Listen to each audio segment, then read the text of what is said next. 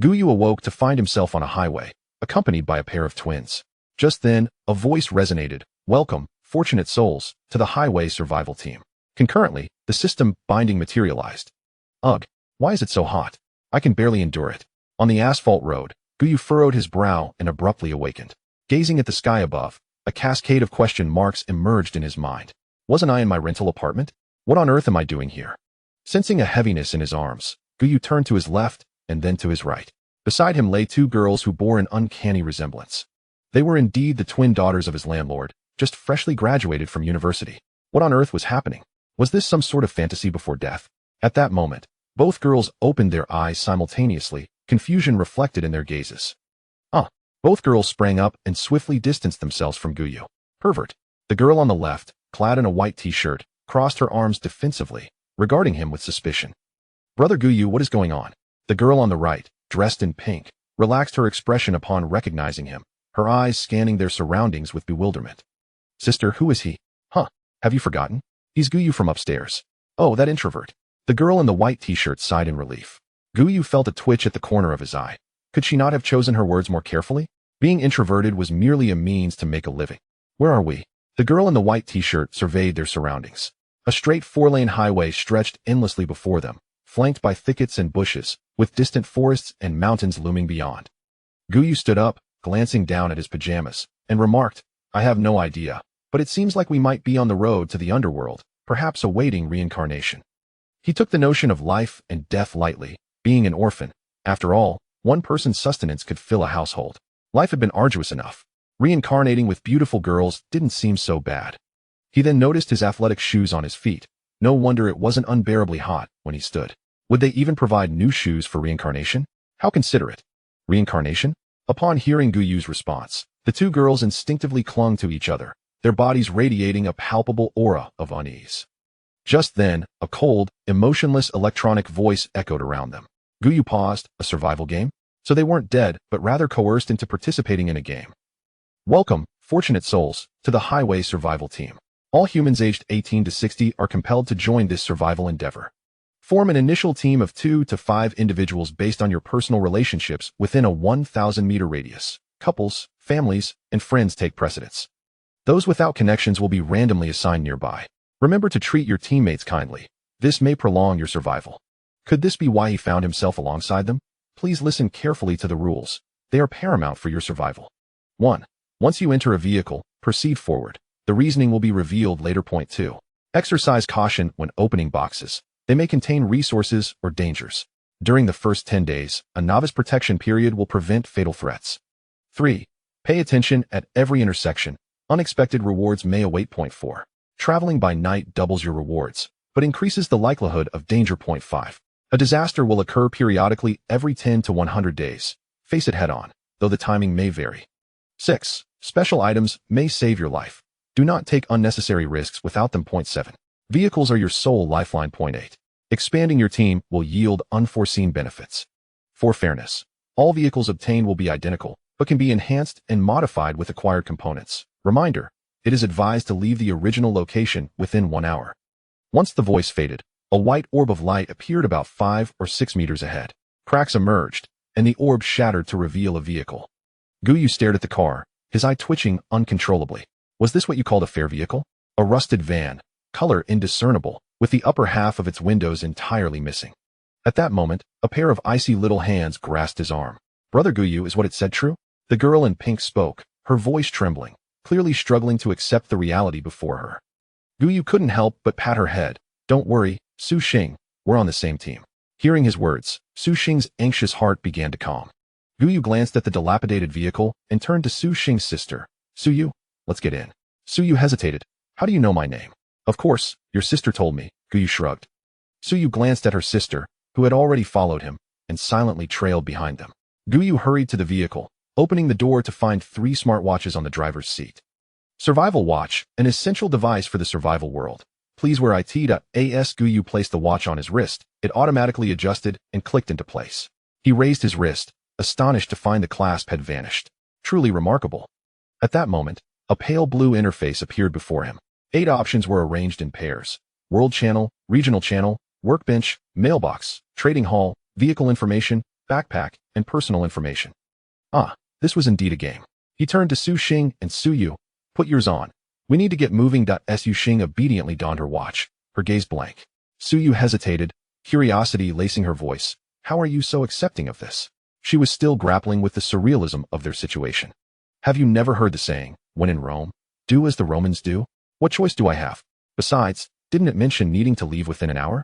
If he could accept his impoverished life, what was there that he couldn't accept? By the way, where's Aunt Su? Gu Yu remarked, noting the absence of one crucial individual. Since the Su sisters had teamed up with him, it was odd that Aunt Su was not present. Su Xing quickly interjected, Mom went to Grandma's house the day before yesterday. She was supposed to return today. Brother Gu Yu, can we find Mom? Su Yu's expression shifted. Instinctively, she looked to Gu Yu. He shook his head. I can't say, but you might try the channels. There's a regional and a world channel. Perhaps you'll have a chance. And how do we bring her here once we find her? Su Xing glanced at the highway ahead. Reflecting on the eighth rule, Gu Yu stroked his chin. Perhaps we'll be regrouped later. He envisioned a plump, beautiful woman. Her chances of survival appeared slim. In a lawless world, a stunning, voluptuous woman would likely struggle to endure. Even with warnings, what difference would it make? Even if she survived, he dared not voice such thoughts to the two young girls. Let's get in the vehicle after putting on our watches.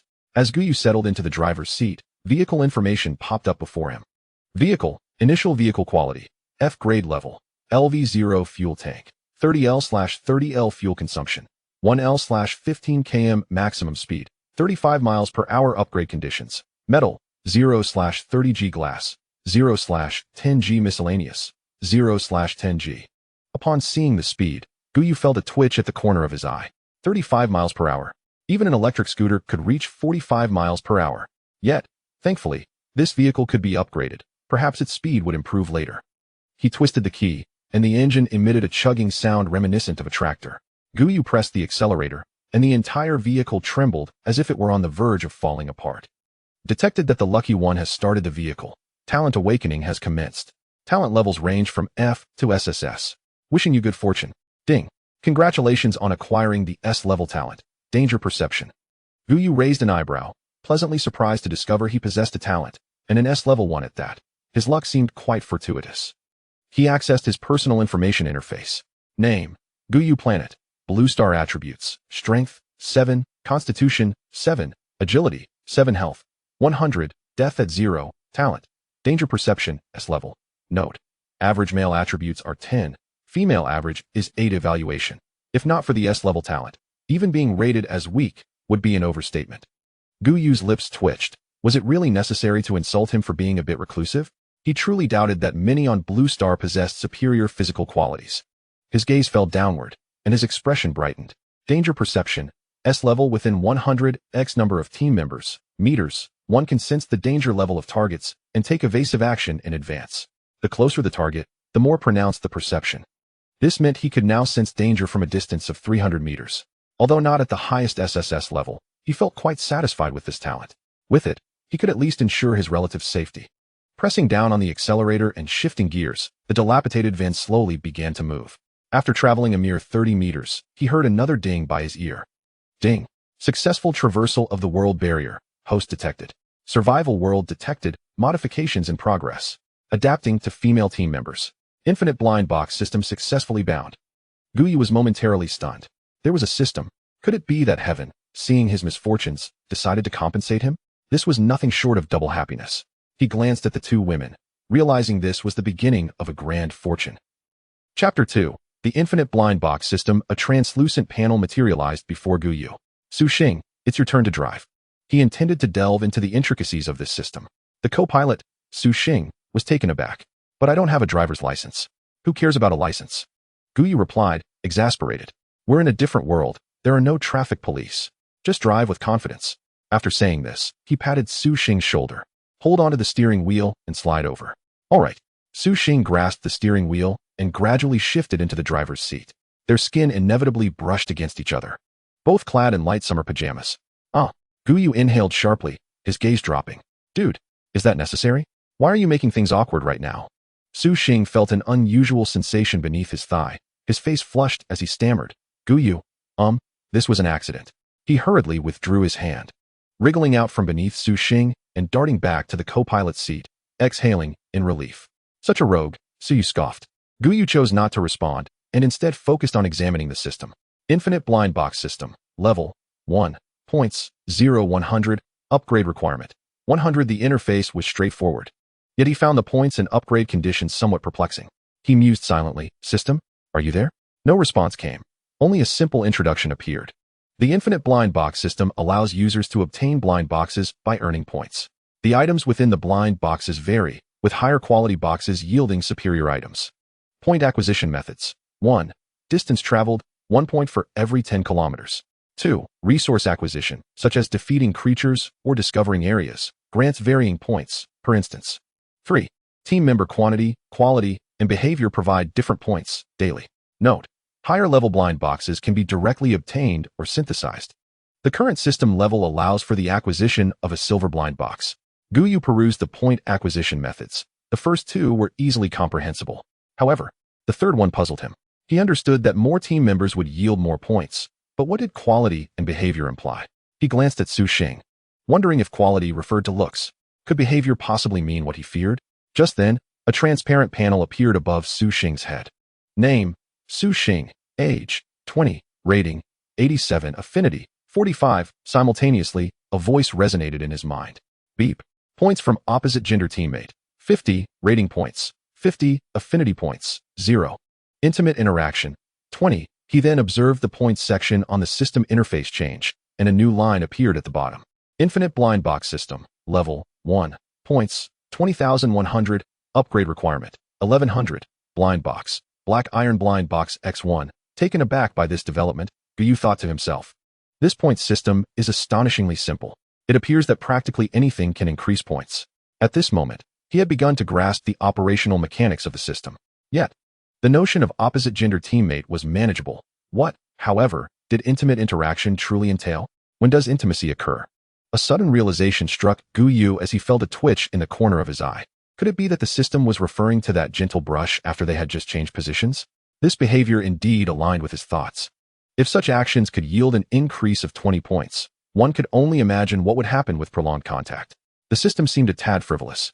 Gu Yu stroked his chin. Since that was the case, he might as well secure the simplest points available. After all, such points could only be earned once a day. With this in mind, he turned to look at Su Yu. What are you doing? Su Yu asked, her arms crossed over her chest. Anxiety etched on her face as she gazed at Gu Yu. Gu Yu felt a wave of embarrassment wash over him. Nothing, he stammered, quickly averting his gaze. Although he had not earned any points from Su Yu, he did receive a notification. Target's favorability not yet at 40. Points cannot be earned. It appeared that acquiring points had its restrictions. In retrospect, Su Xing was indeed preferable. Their rapport was decent. While he had hardly met Su Yu more than a handful of times, a favorability rating below 40 seemed reasonable. Well then, let's see what treasures this mystery box holds. Just as Gu Yu was about to open the box, a voice from Su Xing interrupted him. Gu Yu, look in the backpack. There's a beginner's gift box. I got an axe, a 500 milliliters bottle of purified water, and a 100g bag of bread. Gu Yu paused, and he and Su Yu simultaneously checked the backpack. Inside, there was not only a beginner's gift box, but also a survival manual. However, the backpack's capacity was rather limited, holding only 20 items.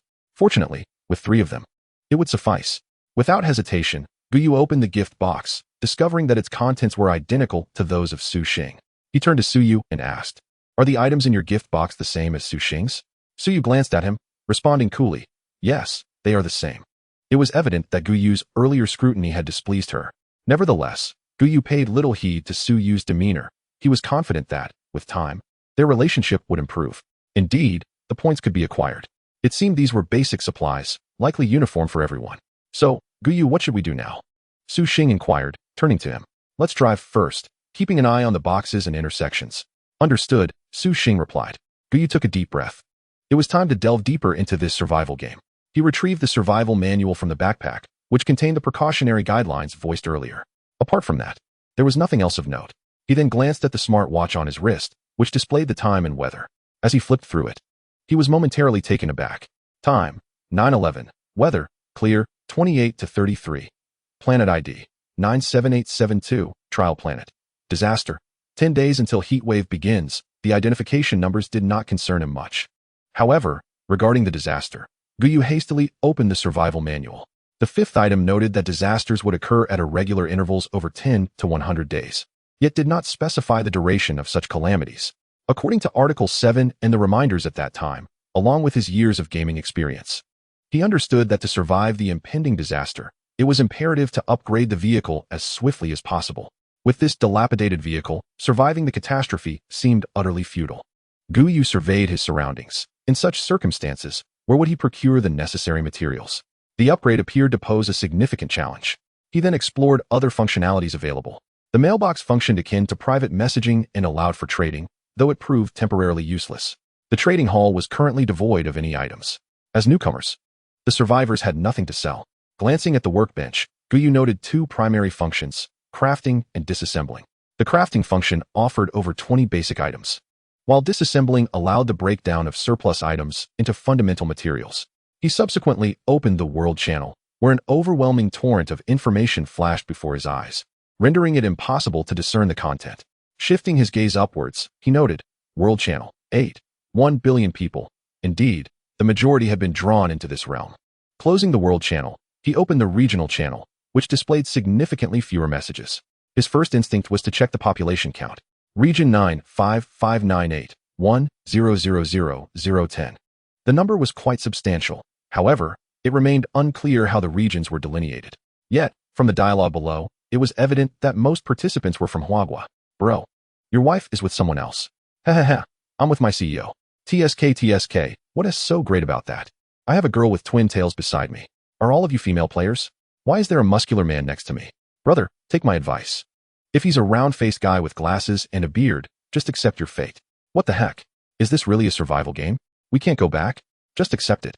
I've already resigned myself. Gu Yu casually skimmed through the messages before closing the regional channel. It was either boasting about teammates or soliciting various resources, which was entirely within his expectations. Everyone was at the same starting line. Obtaining useful information would require collective exploration first. He turned to the two women. What are your talents? We should prepare for what lies ahead. Su Xing was the first to respond.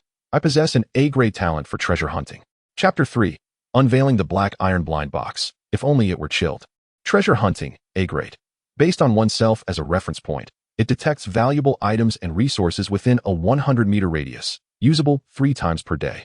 Upon reading the information Su Xing shared, Gu Yu couldn't help but gasp in astonishment.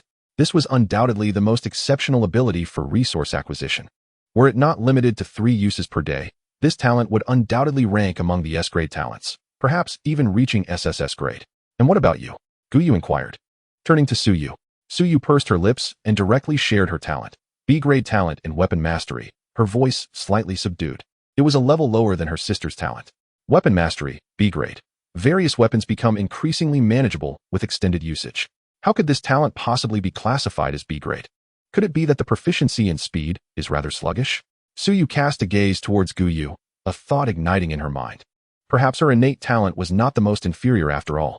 What is your talent? Gu Yu promptly revealed his ability. Upon seeing the S rank, Su Yu was rendered utterly speechless, her morale suffering a significant blow, leaving her in disarray. How could he possibly possess an S rank talent? This was an overwhelming setback for her. Your talent is actually quite commendable. In my eyes, it is at least an S rank. Furthermore, observe that both our talents are of the supportive nature, while yours is combat-oriented. Your role is of utmost importance, Gu Yu reassured her. Su Yu's eyes brightened. Really? Am I truly that valuable? Absolutely. I can assure you of that based on my years of gaming experience. Observing Su Yu's spirits lift, Gu Yu smiled and turned away. He spoke the truth. His and Su Xing's talents leaned towards support, lacking any combat prowess. Although Su Yu's talent was merely B rank, with growth, she could undoubtedly become a formidable asset to their team. The question remained, however, regarding the rate of her talent's advancement. Gu Yu rubbed his hands together, eager to discover what lay within this blind box. He opened the system and directed his gaze towards the black iron blind box in the lower section of his inventory. He silently invoked its opening. The black iron blind box vanished in an instant, and simultaneously, a line of text flashed before his eyes. Open black iron blind box. Received 12 bottles of happy water. Wasn't that the hue of the surface panel? Could it be? Gu Yu hastily opened his inventory, only to find an additional bottle of happy water in the 3rd slot, marked with the number 12.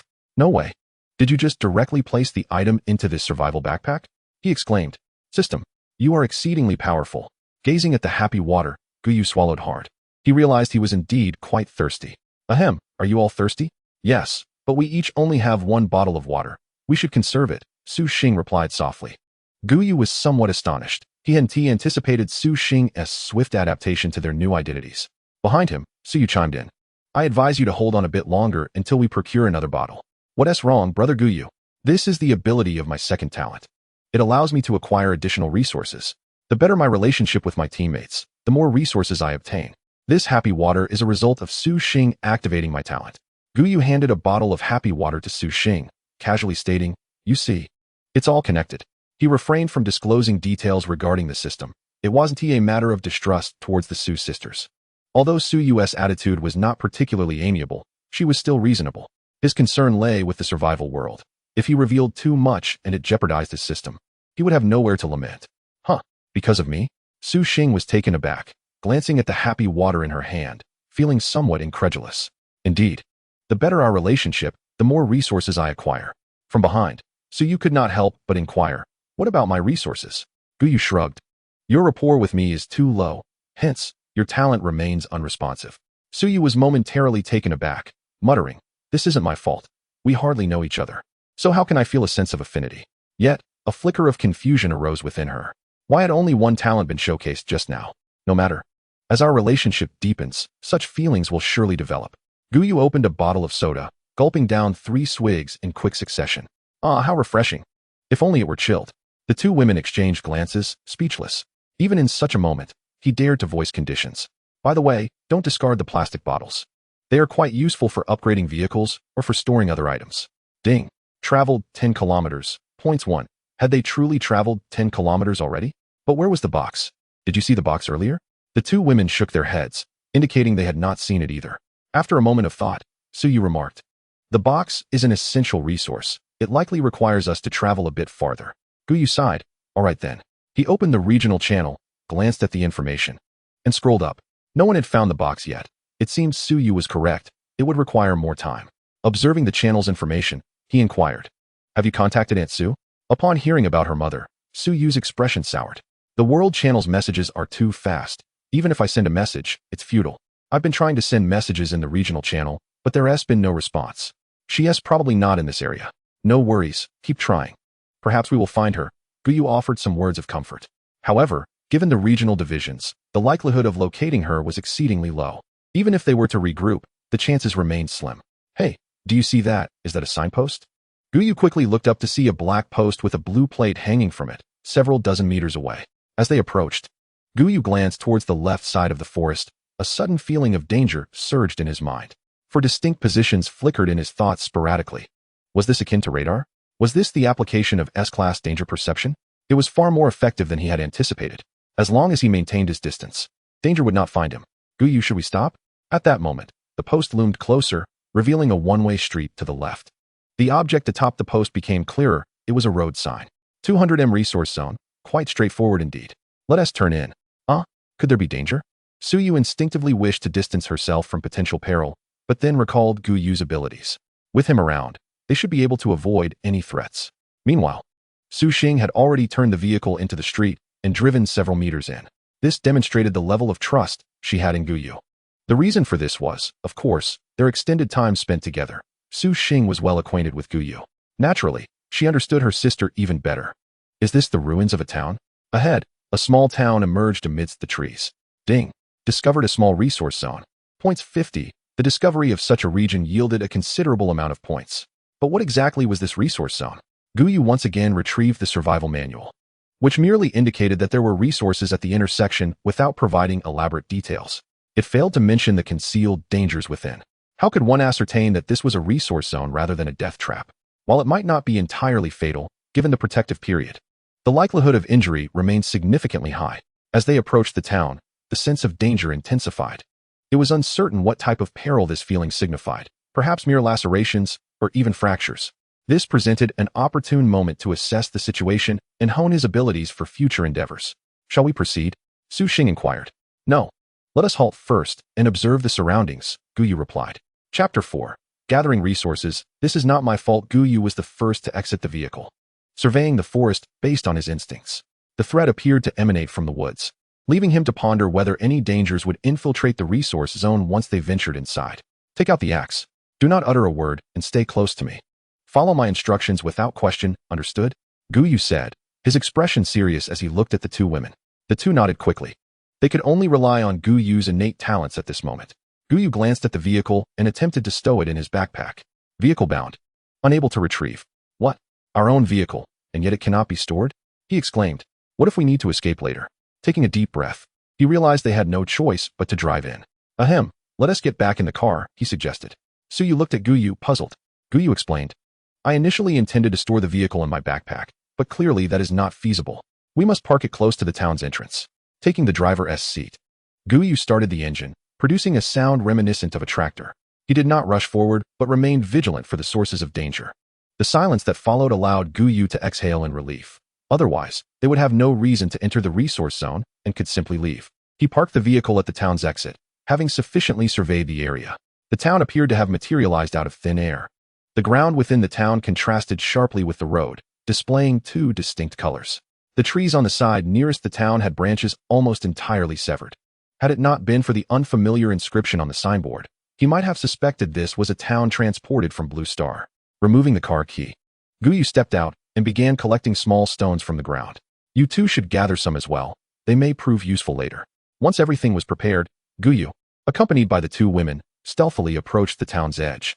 Meanwhile, he kept a watchful eye on the sources of danger, which remained inactive. Gu Yu was perplexed. Had he miscalculated? Or was it possible that, due to the protective period, they would not act? Regardless, they would proceed inside and sort it out later. Su Xing tugged at Gu Yu's arm, whispering, You said? Gu Yu leaned down, asking, What did you say?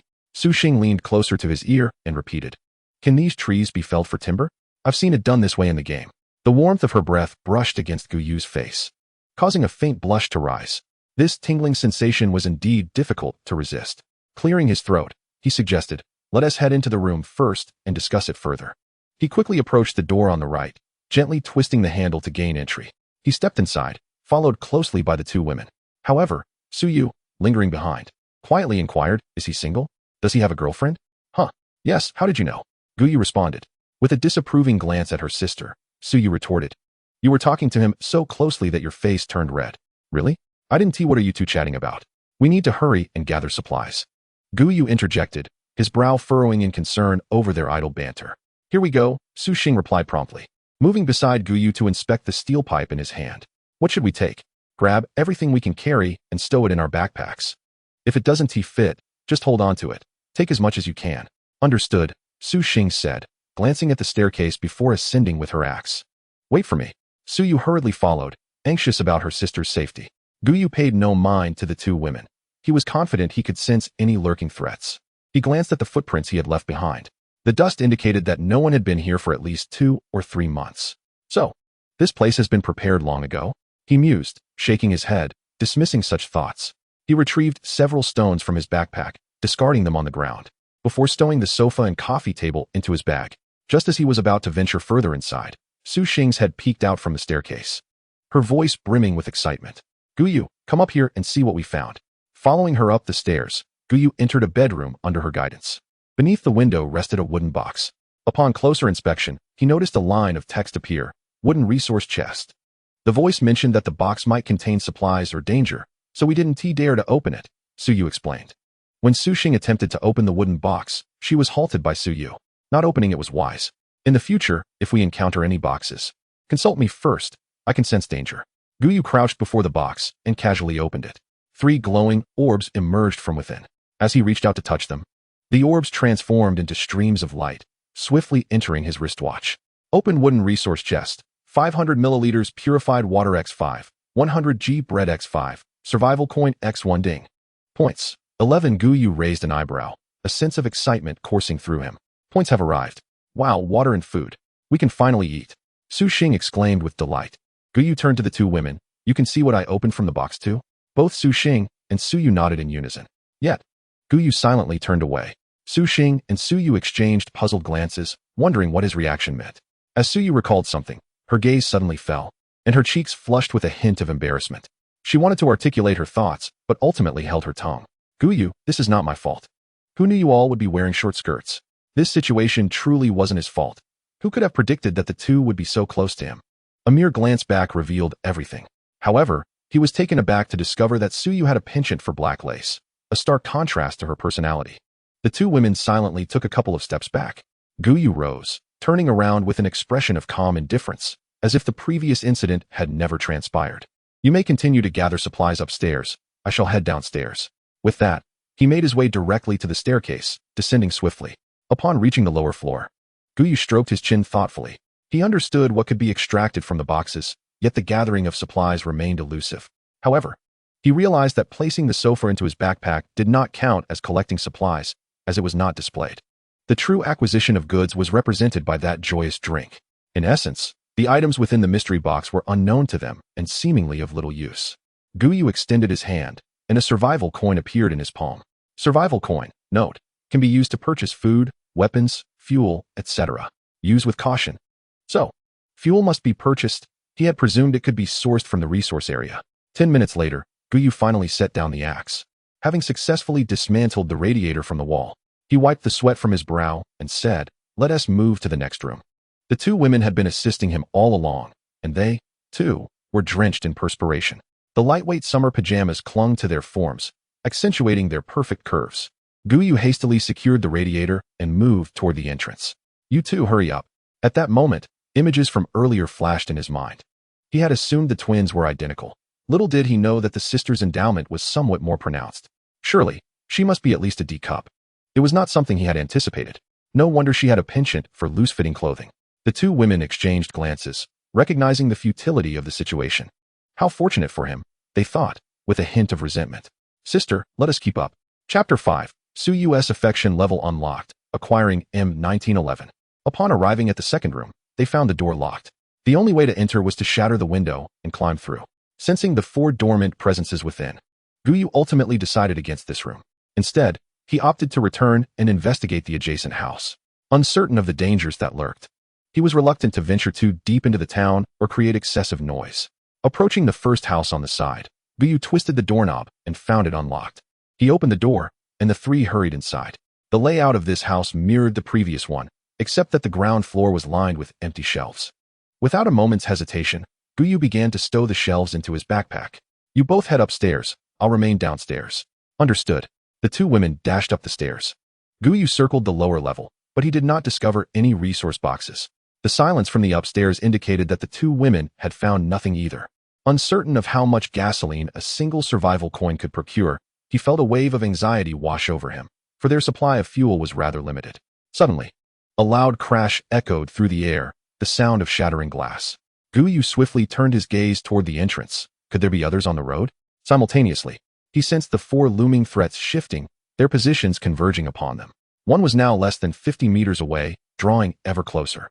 "Brother Gu Yu, I accidentally knocked over a piece of glass." Su Xing exclaimed with a worried expression. "Do not fret. Remain upstairs and wait for me," Gu Yu instructed, moving to secure the door with a firm lock before ascending the staircase. On the second floor, in the living room, Su Yu stood before a window missing a pane of glass, her head bowed like a child caught in wrongdoing. "I'm so sorry. I didn't mean for it to break," she confessed, guilt etched on her face. "I thought since upgrading the vehicle required glass, I could just remove all of it. The windows here are old wooden ones, making them easier to dismantle. We did the same in the previous house. It's all right, just follow my lead for now."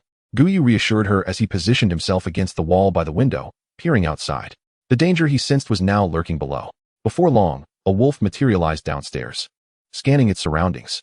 This posed a significant problem, as wolves possessed acute olfactory senses. Would they easily discover their presence?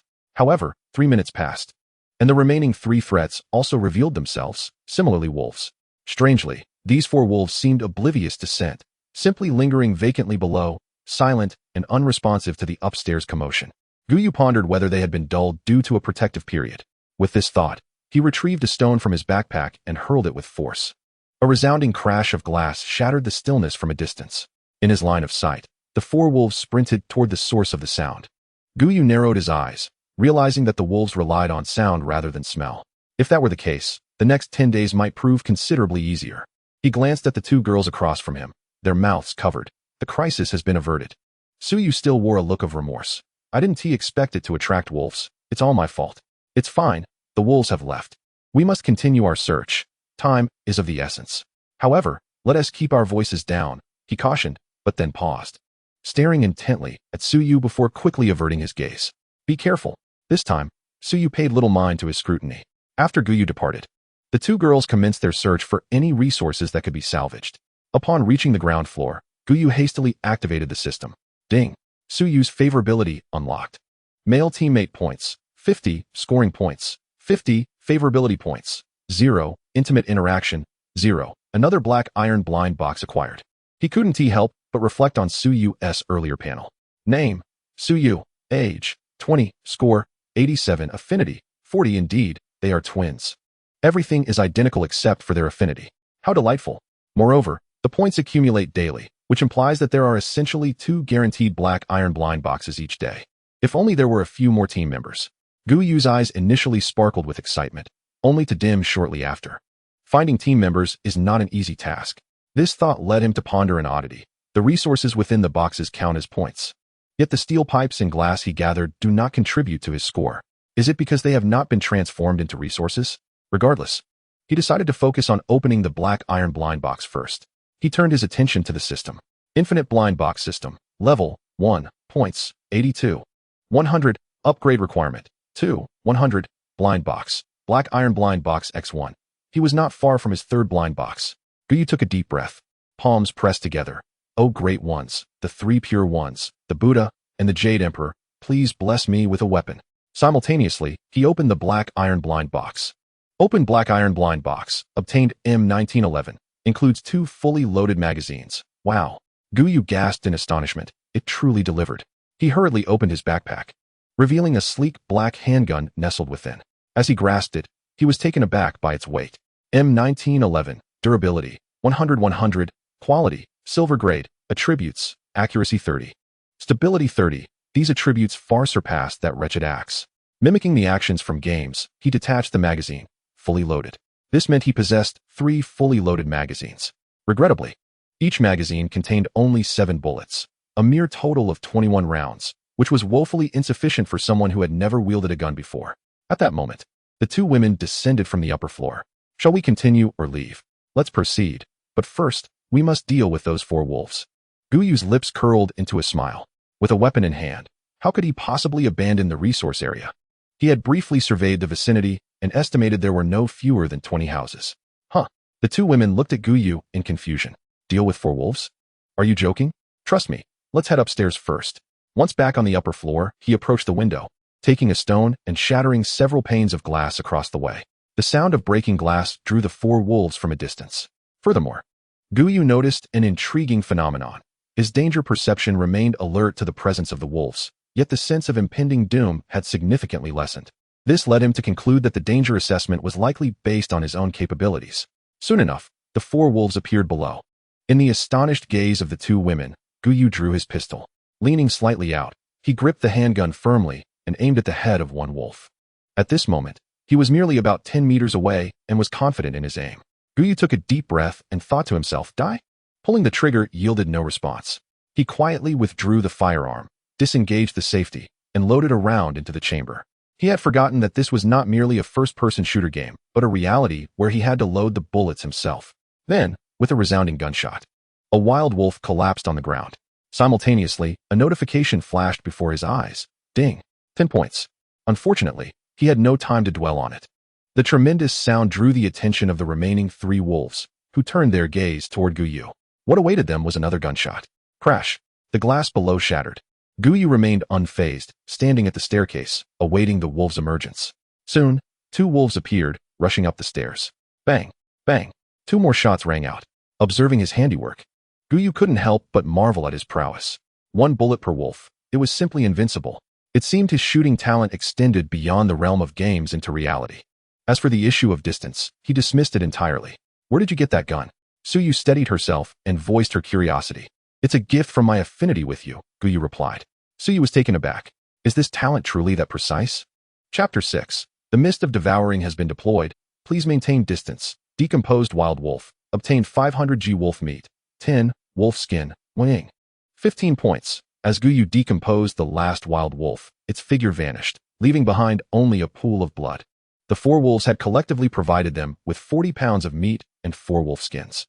To him, this survival world seemed to have consumed his share. Even accounting for bones and entrails, surely one wolf could yield 20 to 30 pounds, yet they ended up with a mere 40 pounds, purely deceptive. What shall we do next? Drive the vehicle in and exchange those supplies for upgrade materials. The group approached the vehicle, with the two women awaiting Gu Yu's guidance. Unbeknownst to them, Gu Yu had become their pillar of support, even for Su Yu. He accessed the vehicle's information interface and noticed, at the bottom, a button he had previously overlooked. Upgrade Material Deployment Zone. He pressed the button with his mind. A green area projected on the side of the vehicle, with the words Deployment Port inscribed upon it. He placed a steel pipe within the green zone.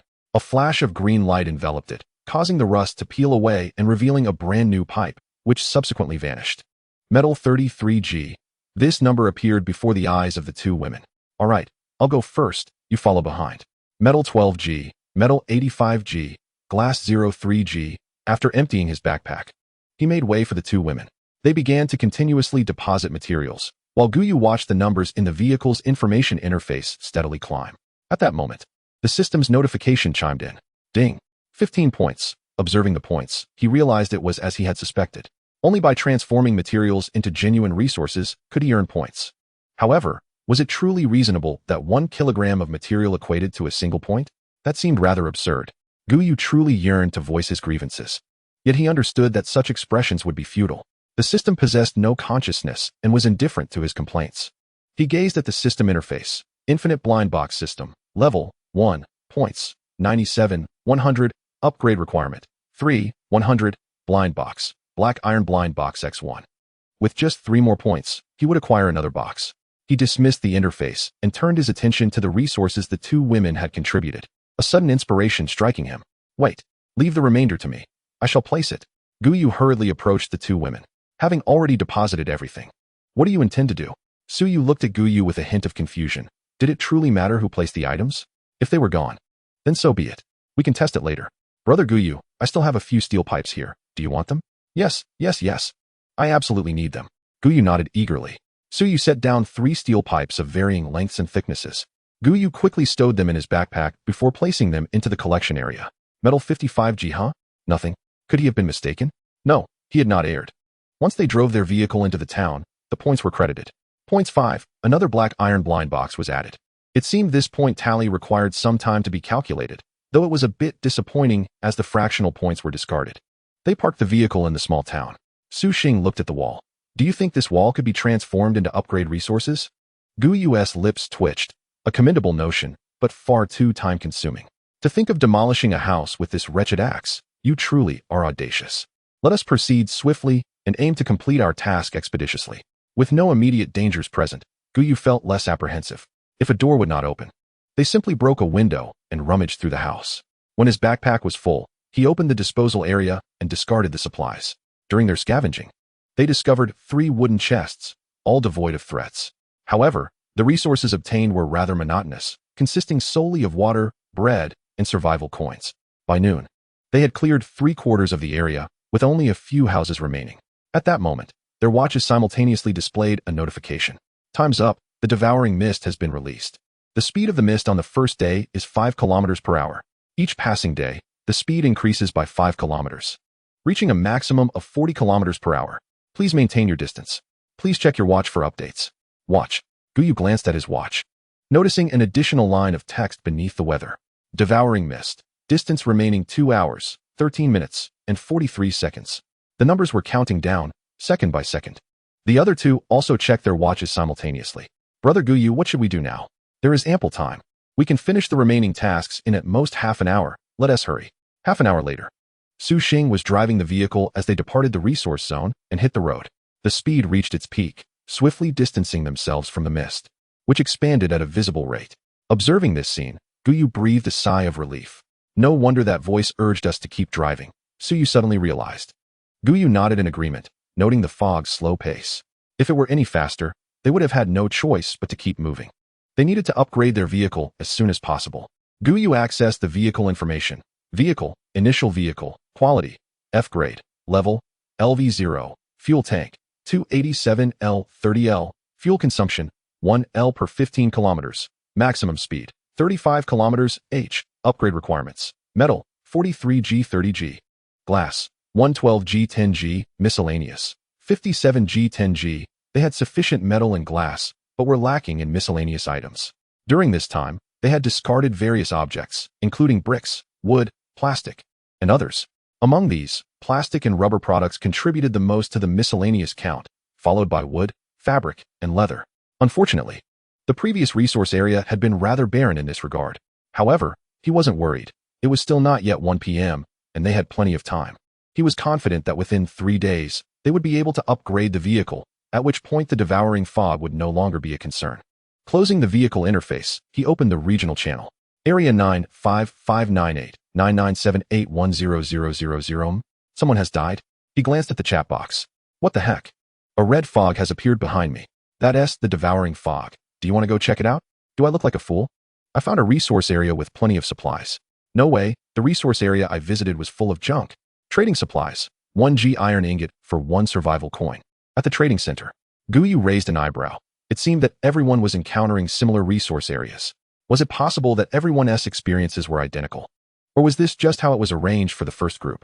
However, one message caught his attention. In the center of the workbench, there was a coin slot. 1 survival coin could purchase 10L of gasoline. Don't waste survival coins. After the statement was made, it provoked a barrage of insults from the person exchanging iron ingots for survival coins, unleashing a flood of grievances. Gu Yu had little interest in such matters and closed the regional channel interface, turning his attention back to the center of the vehicle. In the dilapidated workbench's center, there was indeed a unique, elongated void. All the other items were in disrepair, yet this one stood out as pristine. However, he refrained from inserting a coin. They still had ample fuel. Taking a deep breath, Gu Yu opened the system. Black iron blind box opening. Open black iron blind box. Obtained self-heating hot pot, beef, X10. Gu Yu swallowed hard. This was a delightful find. He could enjoy a fine meal that evening. Then he turned his gaze to the last blind box. Open it for me. Upon seeing the text that emerged, Gu Yu's eyelid twitched. What use is this thing? Brother Gu Yu, I'm a bit hungry. Shall we have something to eat? Su Xing remarked, and Gu Yu felt his stomach rumble in response. Certainly. Let us pause for a meal. Chapter 7. Cool Stockings, Discovering New Resource Area. The vehicle came to a halt by the roadside. Gu Yu took a bite of bread, which he found to be exceedingly dry. How could such parched bread exist in this world? He quickly opened a bottle of pure water to moisten his mouth, while his gaze shifted to the items recently extracted from his backpack. Cool black stockings. Durability, 2020. Quality, bronze. Attributes, speed 20, sensory temperature 5. Another pair of stockings, albeit white. He mused to himself that this system hardly seemed conventional. Who would place such items in a blind box? Why not include some food, or water, or even ammunition? He lifted his head, casting a glance at the sunburned faces of the 2 women. Noticing his gaze, Su Yu regarded Gu Yu with renewed caution and queried, "What are you doing? Given your reaction, how should I respond?" Gu Yu replied, "It seems that this peculiar resource may have originated from you, hence the oddity. You may inspect the attributes at your discretion." He handed the black pair to Su Yu and the white pair to Su Xing. Upon receiving the items, Su Yu's cheeks flushed.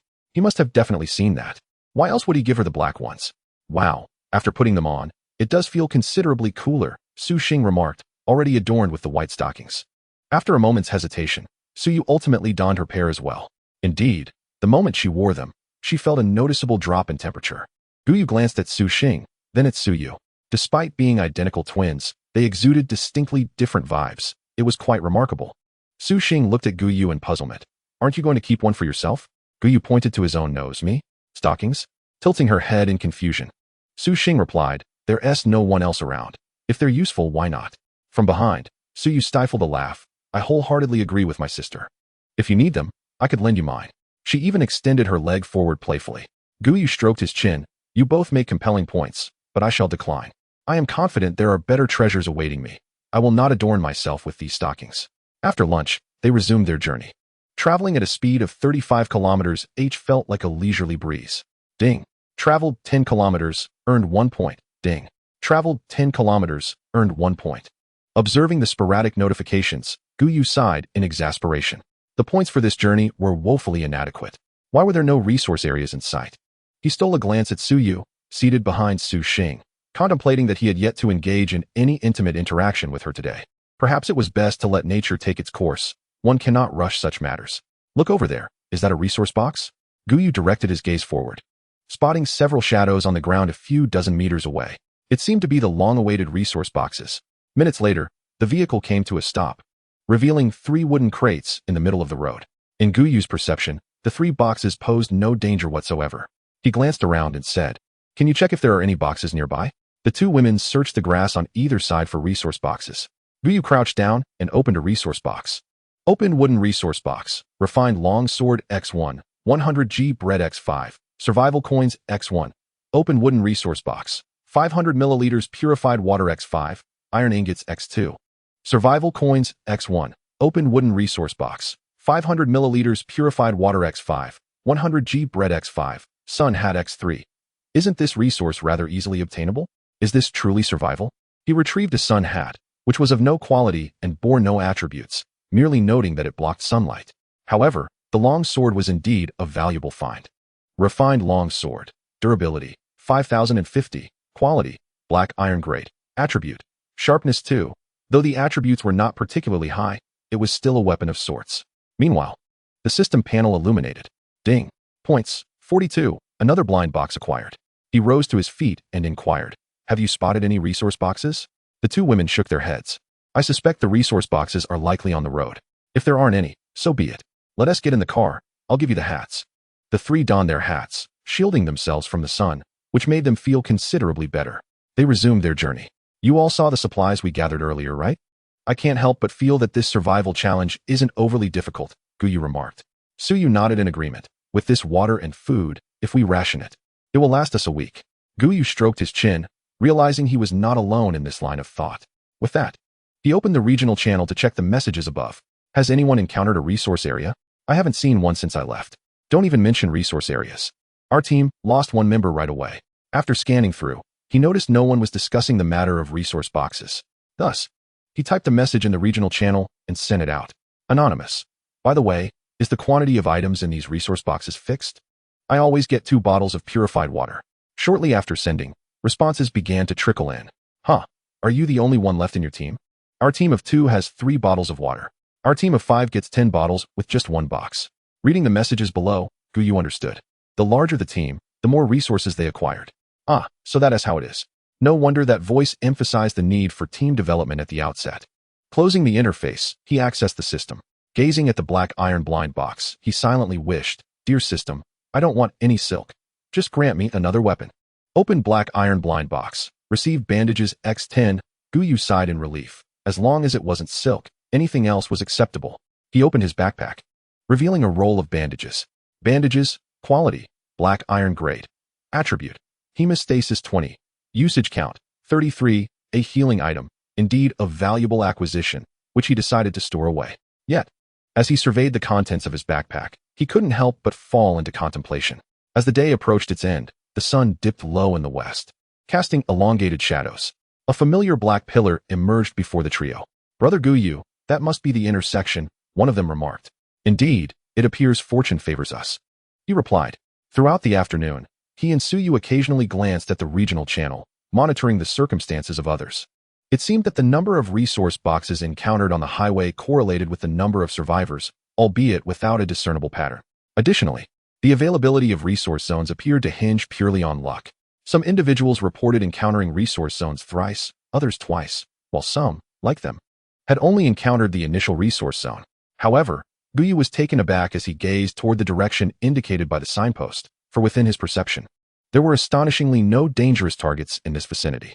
Turning into the road, the vehicle veered right, heading towards their destination, a mere 100 meters away. Just then, the system's points were updated. Ding. Small lumber yard discovered, 50 points awarded. Gu Yu raised an eyebrow. What did lumber yard signify? A new resource zone, perhaps? Wait, had he overlooked something?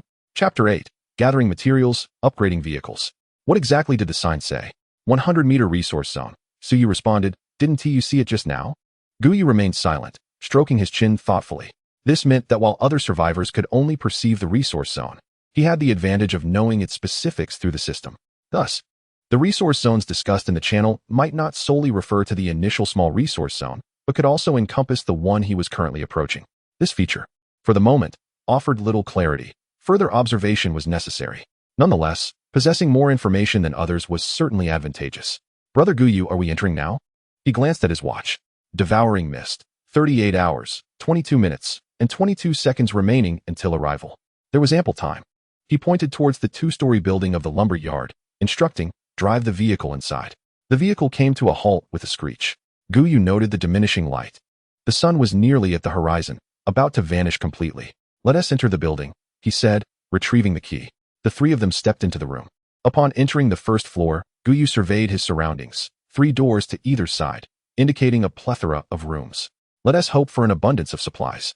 We will search for resources first, and then rest. Remember, every little bit counts. The black iron blind box, while occasionally unreliable, proves genuinely useful. Even those stockings have their merits. Understood. You all head to the second floor while I remain on the first. The trio dispersed. Gu Yu decided to start on the right side. Approaching the first door on the right, he pressed down on the doorknob, but it did not yield. Without hesitation, he retrieved his axe. There was no danger present, so what was there to fear? Bang, bang, crack. As the door creaked open, a cloud of dust enveloped him. He raised his hand to brush it away. A cursory glance around the room revealed a solitary desk, a chair, and a metal filing cabinet leaning against the wall. He methodically opened the cabinet, revealing a plethora of documents, only to discover once again that the inscriptions were indecipherable to him. After a moment of contemplation, Gu Yu returned the papers to their resting place and stuffed them into his backpack. The chair and desk were not overlooked either. While he planned to retrieve the glass before his departure the following day, venturing into the second room, he found the contents mirrored those of the first. The third room followed suit, and Gu Yu scratched his head, pondering the purpose of the copious amounts of timber outside. Yet, he wondered, what could he possibly need with such an excessive supply of wood? In the first room to his left, apart from the previously mentioned items, he discovered a wooden resource box upon the floor. Now this was more like it. Opening the wooden resource box yielded braised beef noodles X3, electronic components X2, summer sleeping bags X3. To his delight, the presence of braised beef noodles promised a hearty meal for the evening. However, upon noticing the last item, he was left speechless. Apparently, the vehicle was not suitable for overnight lodging, hence the inclusion of a sleeping bag. How considerate. Ding. 20 points, another blind box appeared. Oh dear. Acquiring these blind boxes was exceedingly simple. After completing the first layer, Gu Yu approached the vehicle and accessed the disposal area, depositing all the furniture into it. Miscellaneous 31G. Observing this information, Gu Yu furrowed his brow. 6 rooms worth of desks and chairs, even in a state of decay, should surely amount to over 100 pounds. Was it possible that wooden items could only yield 1% of their value as miscellaneous? If so, that was rather disappointing. He recalled that when he discarded a sofa, the miscellaneous count had increased by about 5. Gu Yu stroked his chin, contemplating that if this were the case, it would be prudent to retain the wooden items and place other belongings into the disposal. At that moment, he heard footsteps approaching from behind.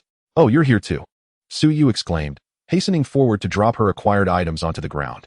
The upper floor served as living quarters, with 4 bedrooms and 2 additional areas likely designated for relaxation.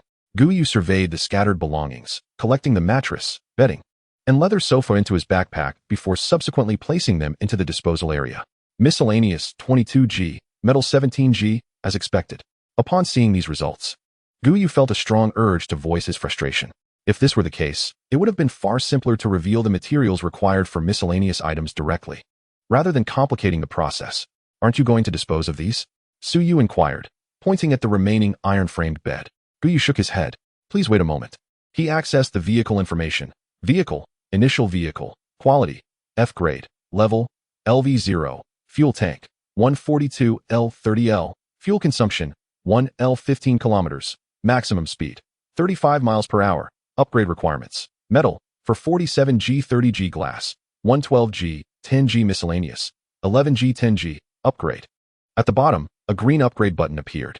Without a second thought, Gu Yu pressed the button to upgrade. A faint glow emanated from the vehicle, and the rust on its surface began to flake away, replaced by pristine metal. Soon, a phantom emerged, completing the car's body. 5 minutes later, the glow faded, revealing a brand new vehicle before the 3 of them. However, it remained a van.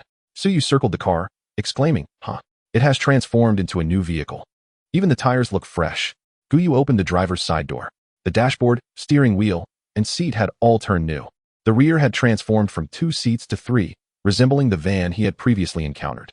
He closed the door and crouched down to inspect the axle, frowning. No, it hasn't completely turned new. The components are still old. Convinced of this, he moved to the front of the vehicle and opened the hood. As he suspected, The engine remained old and worn.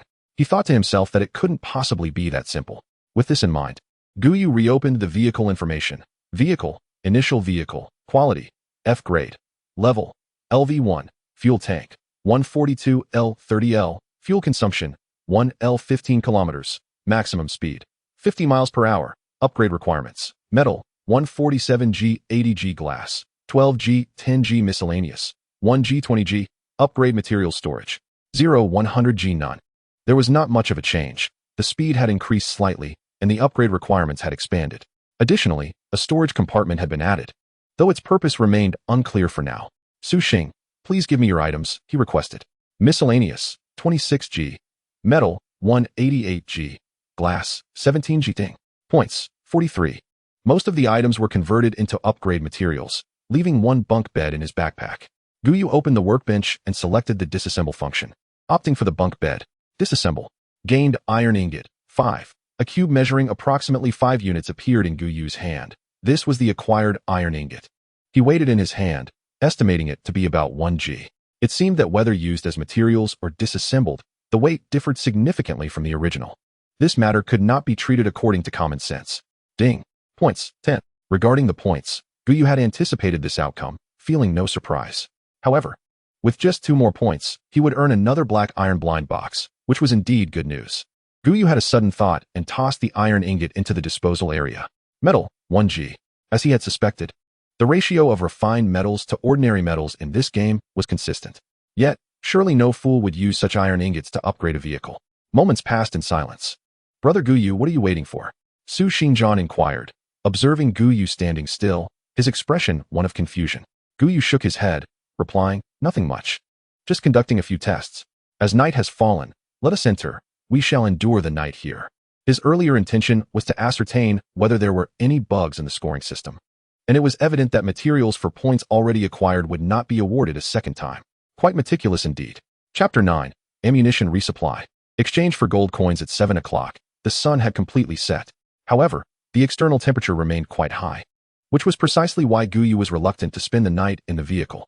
The car was sealed, and the air stagnant, causing the temperature to rise continuously. If the windows were opened, who knew what might come to attack them during the night? It was far better to remain inside the building. In a room on the second floor, a campfire crackled, flames dancing around 3 pieces of wolf meat. Above the wolf meat, a countdown timer displayed less than 10 minutes remaining. Ah, this is truly a blessing, Gu Yu remarked, glancing at Su Yu. You cannot cook, can you? Su Yu's expression stiffened. Mind your own business, she retorted. Gu Yu shrugged and retrieved 3 boxes of self-heating hot pot from his backpack, followed by 3 packets of instant noodles. Which do you plan to eat? The 2 girls were taken aback by Gu Yu's offerings. They were familiar with instant noodles. But what in the world was this hot pot? What is this? Su Yu pointed at the hot pot. Oh, this is a talent-triggered item between Su Xing and me. Gu Yu explained. Su Yu, puzzled, asked, can you trigger this multiple times a day? Roughly that, Gu Yu replied, shifting the topic. Now, let us select our dinner. He was eager not to waste too much time on this matter. Su Xing, contemplating the 2 food options, ultimately chose the instant noodles. Su Yu considered selecting the small hot pot, but ultimately decided to follow her sister's choice. Gu Yu eyed the 2 curiously. Why not choose the self-heating hot pot? I thought girls loved such things. Su Xing pondered for a moment before responding. Brother Gu Yu, let us save such delicacies for later. Very well. I shall defer to your wishes, Gu Yu acquiesced, indifferent to the choice of food. Utilizing the workbench and iron ingots, he crafted a kettle and 3 bowls. He glanced at the system, noting that he was merely 2 points short. You 2 can handle the instant noodles. I shall step outside for a moment. Yet, Su Xing gazed at the pitch-black night outside, recalling that the voice had warned of many dangers at night. Gu Yu pointed to his head. Do not forget my talent. I shall be back shortly. He swiftly exited the room, making his way downstairs. If he could gather 2 more points, he would soon be able to unlock 2 black iron blind boxes. Inside the room, Su Yu turned to her sister, Su Xing.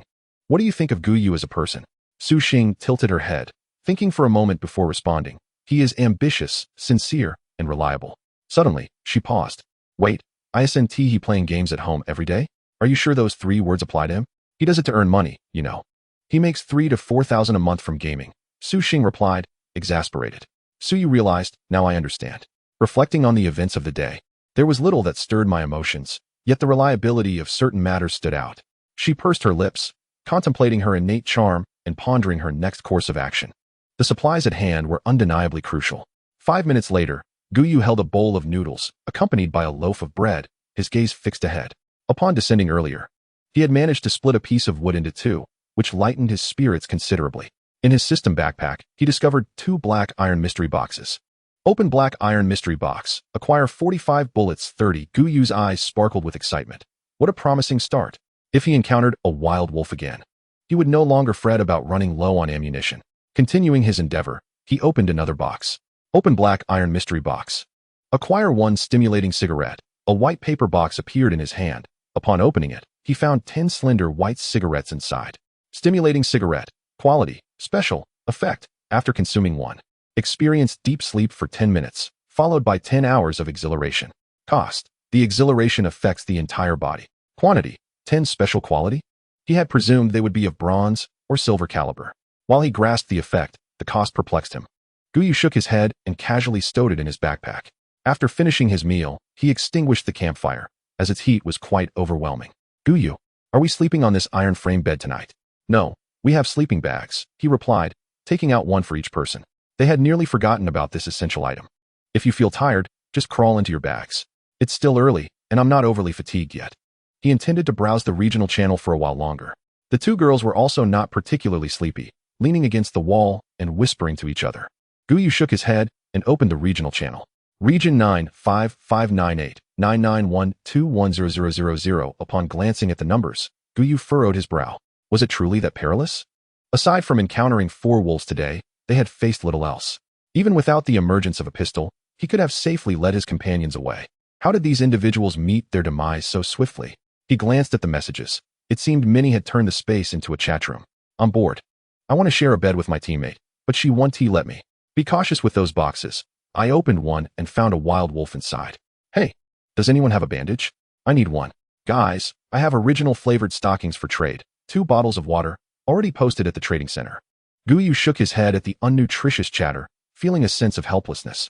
You are all in a survival world. Can't you exhibit a sense of urgency?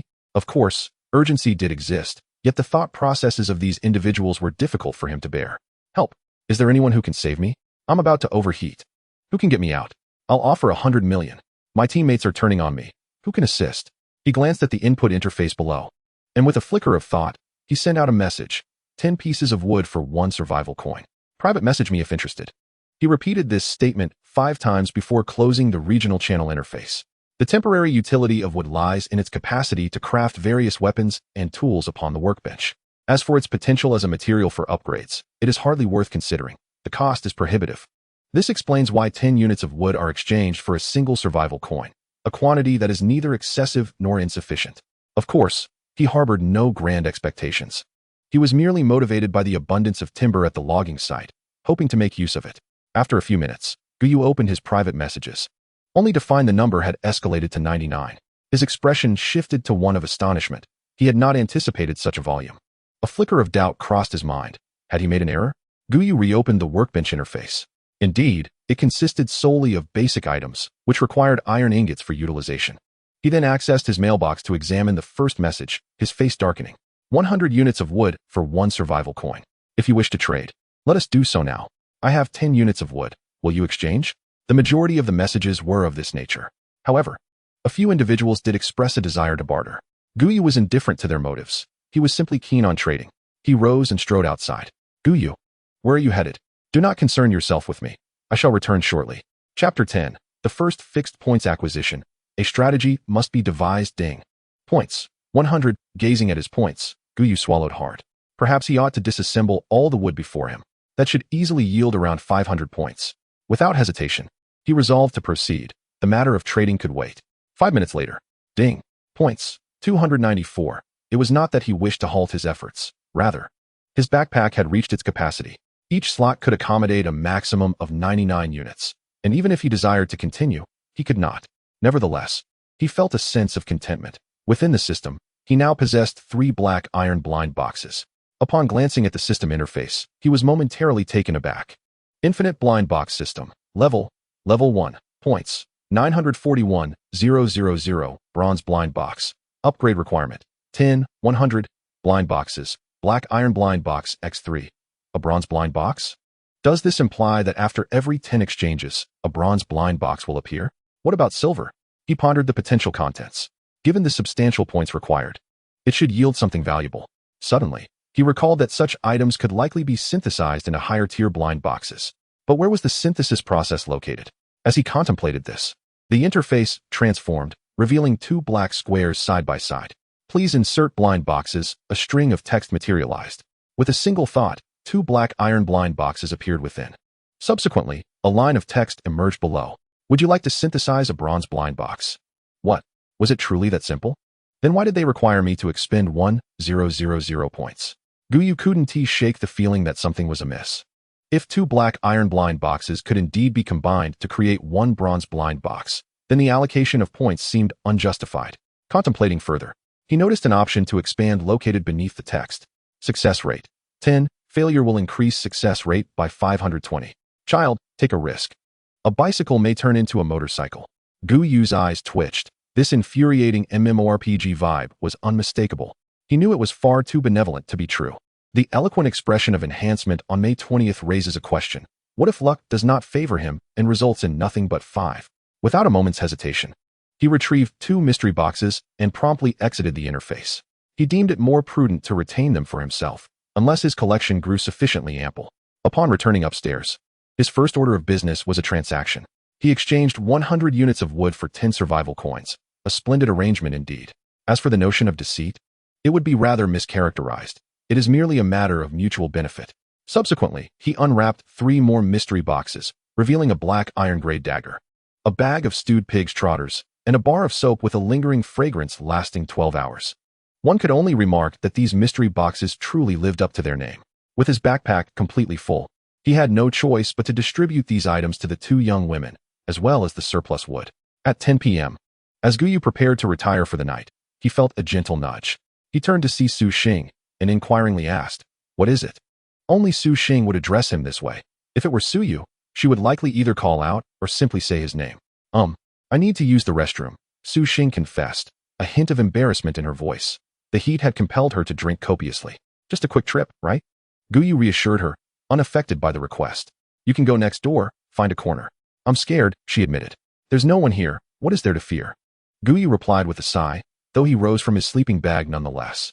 Just as they began to move, they heard a faint voice from Su Yu. I want to go too." The 2 women entered the adjacent room, while Gu Yu leaned against the wall.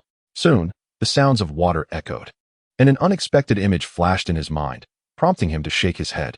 What nonsense! Before long, the 2 women hurriedly exited the room, rushing into the next one. Even Su Yu was too bashful to utter a word at that moment. Eventually, their breaths calmed, and Gu Yu drifted into slumber. They had successfully endured their first night in this survival world, a night of safety. At 7 the following morning, Gu Yu gazed at the score displayed on the system. Muttering, "This isn't right. Where are the fixed points?" Was it not agreed that team points would be consistently acquired each day? It was already 7 o'clock. Why had the points not yet materialized? "Brother Gu Yu, shall we set off now?" "Let us go, but first secure the glass." At 7:30, the system chimed. "Glass 44G ding. Points 4. Gu Yu grimaced at the paltry sum. What good could such a trivial amount do? "Let us go, get in the car." Today, Gu Yu decided to drive himself, as he was now well acquainted with the surroundings and felt it necessary to remain focused. The vehicle slowly departed from the lumberyard, merging onto the main road and gradually accelerating. The fog began to thicken once more. At precisely 9 o'clock, 2 notifications echoed in his mind. Ding. Opposite sex teammate points 50, rating points 50, affection points 0, intimate interaction 0. Ding. Opposite sex teammate points 50, rating points 50, affection points 0, intimate interaction 0. Realization struck Gu Yu. It was at 9 o'clock that the refresh occurred. However, he pondered why the affection points had yet to appear. He glanced at Su Xing, noticing that her affection points stood at 55. Subsequently, through the rearview mirror, Gu Yu glanced at Su Yu, whose favorability rating stood at 50. Although they lacked points, the increase in favorability was remarkably swift. As for intimate interactions, he decided to ponder that further. It needed to feel natural, not overly contrived. After advancing a short distance, 3 dark silhouettes emerged on the street. Resource boxes. Su Xing's expression brightened with joy. Although they were not currently in need of food or water, who would ever refuse an abundance of supplies?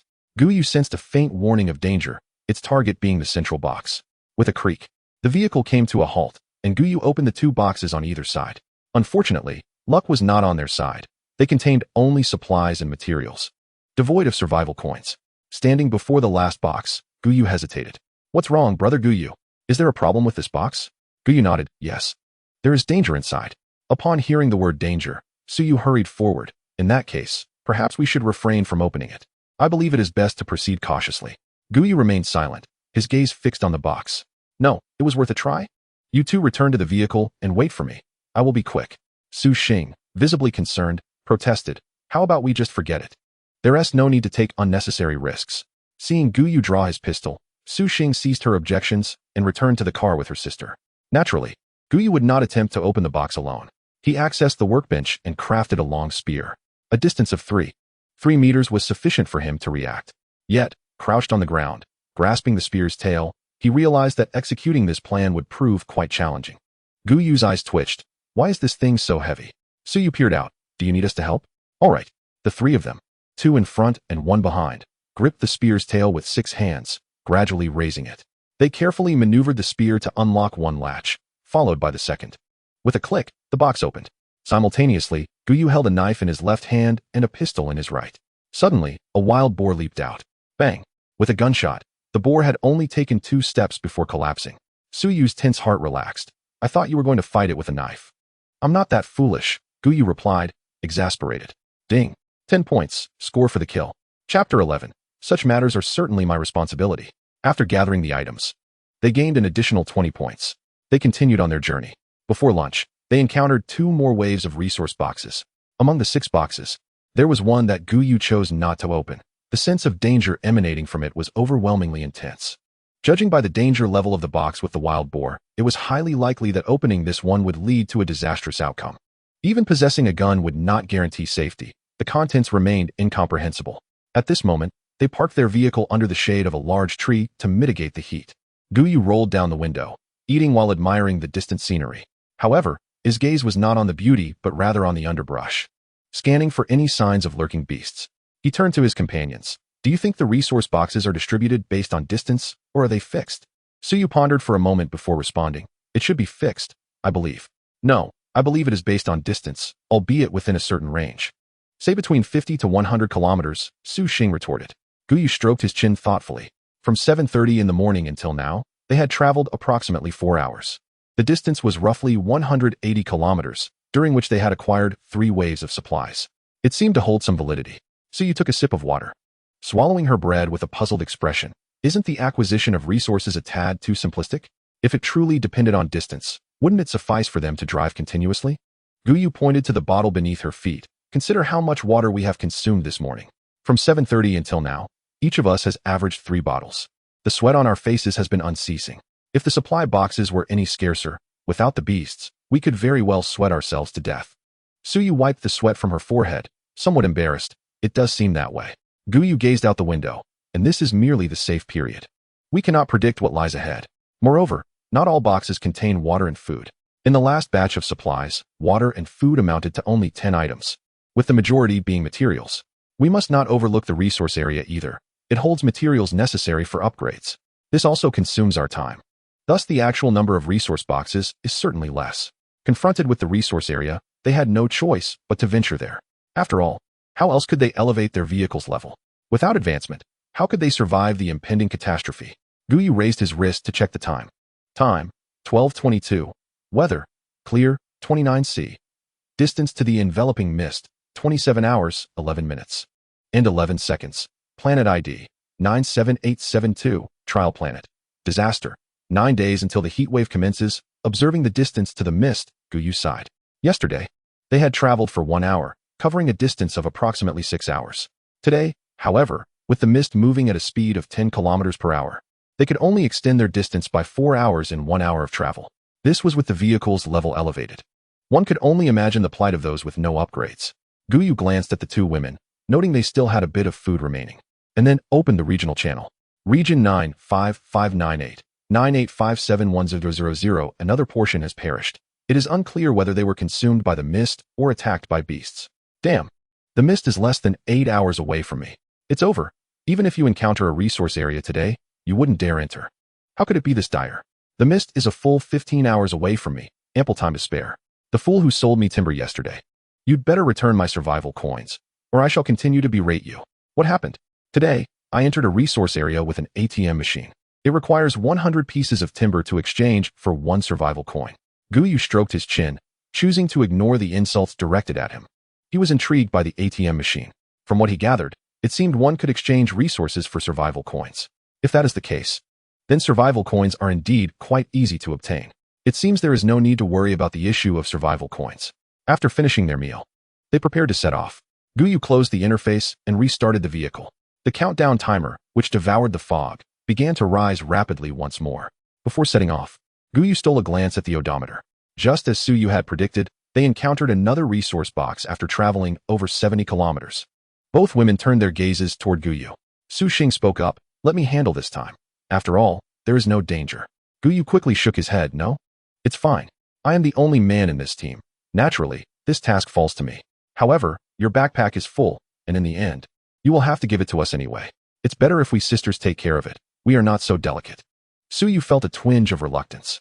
Under the scorching sun, Gu Yu's skin had begun to redden. He could not bear to let him handle everything alone. Gu Yu promptly exited the vehicle. "It's all right, I'll do it." Among the recent batch of resource boxes, 2 had indeed been opened by the Su sisters. Yet, he had not gained a single point, and even if they traded with him, it would be futile. It was then that he realized these resources must be acquired by his own hands to count. Based on this, he surmised that even hunting beasts and gathering materials must be done by him personally. This posed a bit of a challenge. In the future, as the team developed, he could not always be the one to do everything.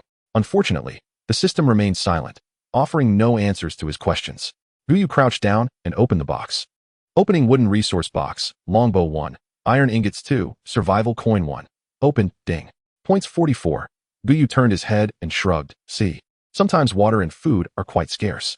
These 3 boxes contributed a mere 10 bottles of water and 5 packs of bread. The points are pitifully low, only 44 points.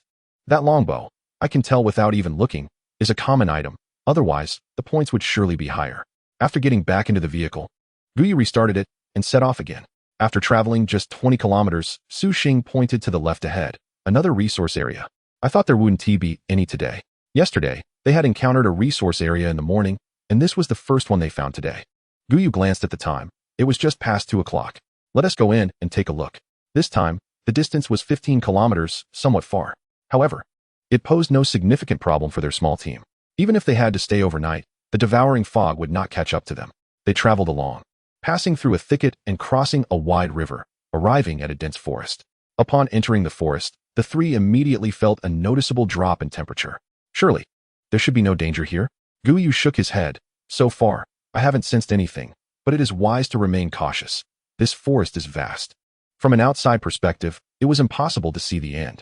His talent range was merely 300 meters. Ding. Discovered a small commercial area, points 50, Gu Yu's eyes brightened. Since it was a commercial area, the variety of supplies here should be quite abundant. Chapter 12, I merely wish to serve as your steadfast support. The favorability points have appeared. 100 meters ahead, a storefront came into view before the 3 of them. Observing the shopfront, Su Yu furrowed her brow. This appears to be a commercial space in a building, yet the upper portion, along with its architectural style and decor, seems utterly dissimilar to any storefront in a small town. Typically, commercial spaces in urban settings are located on the ground floor. These details are not our primary concern. Focus on the shops. By the way, can I utilize my talent this time? Su Xing inquired. The resource zone yesterday morning was exceedingly perilous, and in the afternoon, there was only one house, leaving no opportunity to employ her abilities. Su Xing was now deeply curious about her power. Gu Yu glanced at the length of the road. Let us proceed to the center to maximize our benefits. Arriving in a central area, Gu Yu parked the car. After securing the vehicle, he approached a clothing store and gently pushed the door open, ushering the 2 women inside. This place feels rather perilous, Su Yu remarked, her gaze resting on the bloody handprints on the glass door and the bloodstains on the floor, swallowing hard. There may be dangers, so let us proceed with caution. Gu Yu noted the scattered garments hanging on the walls. Let us head upstairs. On the 2nd floor, there was a bed and 3 cardboard boxes. Gu Yu opened one and nodded in satisfaction. The boxes were filled to the brim with clothing, whether for personal use or as materials for vehicle upgrades. They would prove invaluable. All right, you may activate your talent now. Su Xing nodded, concentrating her thoughts as an invisible ripple emanated from her, expanding outward. Oh, Su Xing exclaimed softly. I can see 5 luminous points. Let us investigate those points first. Indeed, Su Xing led the two of them downstairs, directly toward a nearby bubble tea shop. On the shop's floor, a wooden resource chest materialized before them. So, the treasure hunting function is essentially about locating resource chests? This aligns closely with Gu Yu's expectations. He had anticipated discovering some unique items instead. It seems that way. Is this talent not particularly impressive? Gu Yu shook his head. It is quite beneficial. If we were to search on our own, who knows how long it would take. Gu Yu squatted down and opened the chest before him. A piece of clothing fell to the ground. Gu Yu, I still have space in my backpack. I'll take the next chest.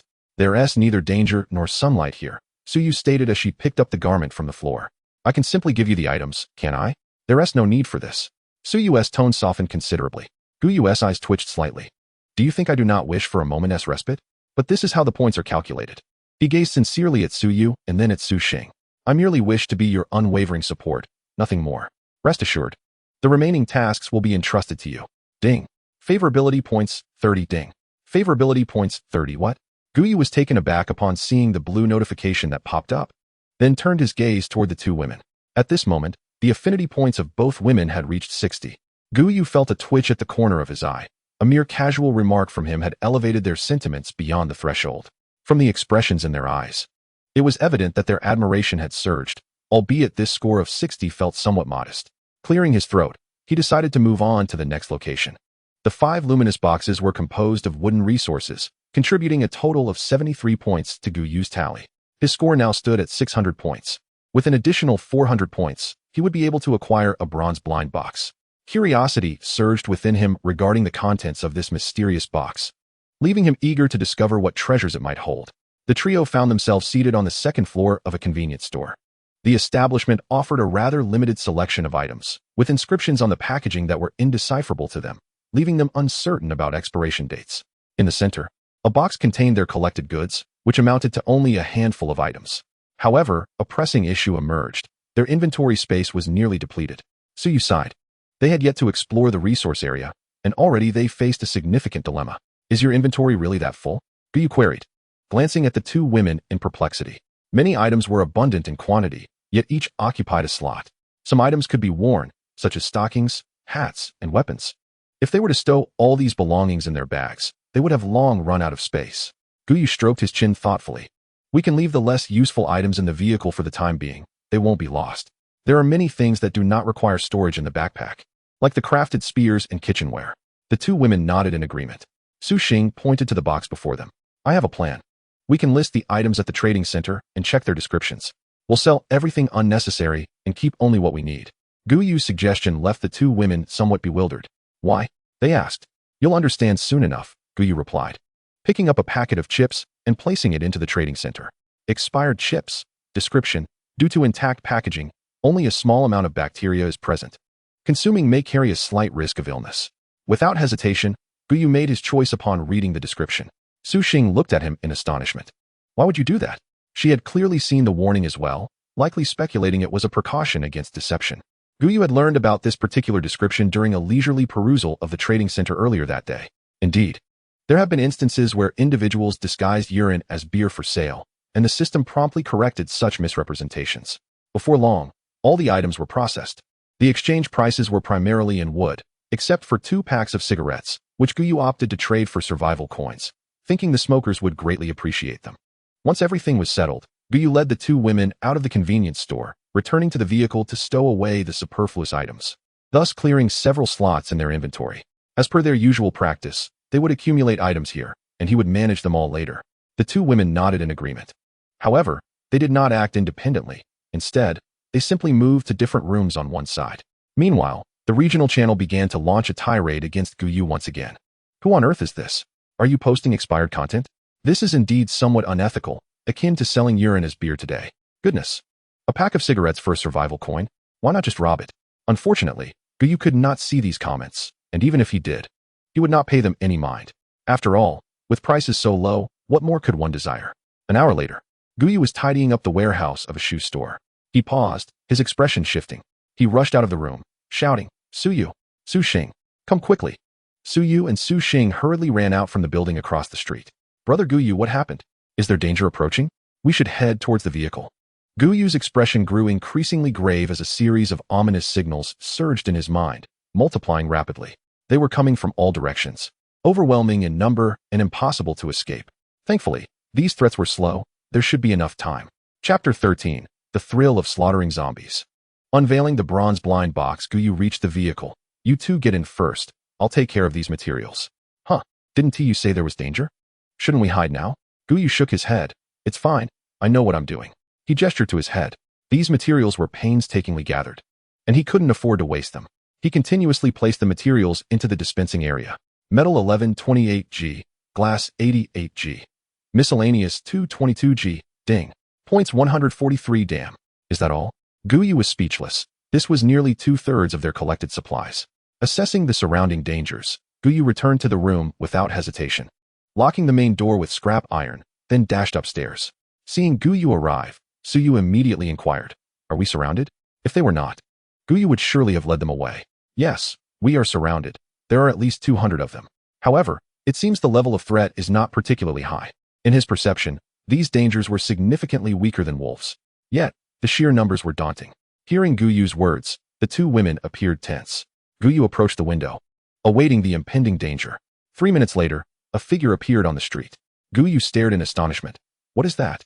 The two women also caught sight of the figure, its pale face and tattered clothing. Su Xing uncertainly remarked, "Is that a zombie from the movies? How could such a thing exist here?" Gu Yu was equally puzzled. He had expected creatures of lesser threat than wolves, never imagining it would be this. Rubbing his chin, he realized that his danger perception had been misleading. Given their numbers, their threat level was undoubtedly far greater than that of wolves. While wolves might only inflict injury, this creature could potentially turn one into a zombie. Gu Yu gazed downwards, contemplating the slow, staggering movements of the zombies. Could this be the reason? It was certainly a possibility. With this thought in mind, he picked up a shard of glass from the ground and casually tossed it into the distance. Crash! As the sound of shattering glass echoed, the zombies simultaneously turned their heads and hurried towards the source of the noise. Their speed was indeed somewhat lacking, but their sheer numbers were overwhelming. Gu Yu surmised that his danger perception assessed individual threats rather than the collective group. What now? We are utterly trapped here. Su Yu looked down at the zombies, her face etched with concern. Behind them loomed the consuming mist. If they remained here, the mist would engulf them completely. Gu Yu sensed the multitude, a thought stirring within him. Let us go downstairs. Upon reaching the lower level, he took a counter from his backpack and barricaded the door. Still feeling insecure, he retrieved a shelf to place in front of him. Then, he drew his long gun and shattered the glass of the door. The two women watched Gu Yu in astonishment, bewildered by his intentions. The surrounding zombies began to converge towards them. Gu Yu tightened his grip on the gun. As the first zombie appeared, he aimed for its head and fired. Fortunately, the zombie's reaction was sufficiently sluggish, resulting in a direct hit. Ding. Points 2, only 2 points? Nonetheless, it sufficed, given the overwhelming numbers. Danger? No, this was an opportunity. The two women exchanged glances, realizing it wasn't as perilous as they had imagined. Gu Yu, I want to help alongside my sister. Without hesitation, Gu Yu declined. No need. I can manage this myself. These points are mine. I cannot let you intervene. Gu Yu, you must listen to me this time. As he continued to dispatch zombies, he remarked, look at this black blood. Once it stains you, it cannot be washed off. The foul odor, ugh. The two women instinctively recoiled, but then realized that with the 3-meter-long gun, it was unlikely to splatter on them. Subsequently, Su Xing disregarded Gu Yu's warnings and positioned herself beside him, drawing a long knife. After contemplating, she turned to Gu Yu. Let us make 2 long guns. Not happening. No matter how they pleaded, Gu Yu remained firm in his refusal. 10 minutes later, Gu Yu panted heavily, wiping the sweat from his brow. Tired? Exhausted? Too exhausted. Yet, he also felt exhilarated. He had dispatched at least 100 zombies, earning over 200 points. He was just shy of obtaining a bronze blind box. Glancing outside, he picked up a stone from the ground and hurled it across. Crash! The sound of breaking glass resonated. Unfortunately, the danger perception did not seem to consider this direction. He set down the long gun and sat on the ground. Su Xing quickly knelt before him, using her clothing to wipe the sweat from his forehead. As she gazed at his rounded features, Gu Yu instinctively swallowed hard. They were too close. He felt that if he leaned forward just 10 centimeters, he could touch her. Ding.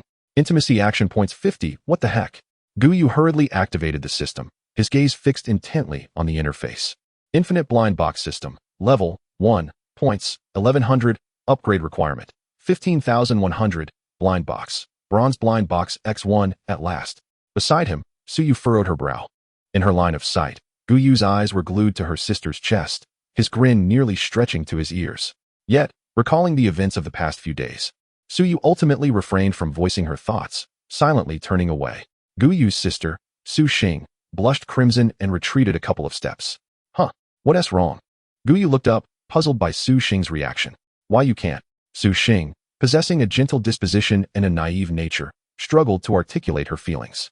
In the end, she could only stamp her foot and approach her sister.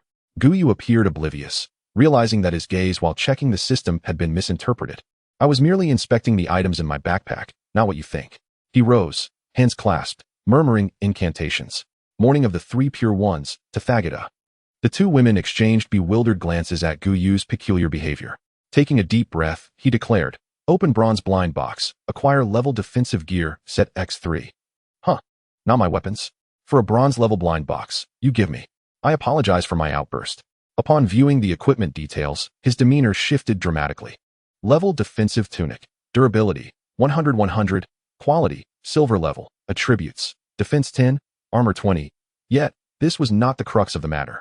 What truly mattered was that this set comprised 5 pieces, a helmet, gloves, tunic, pants, and shoes.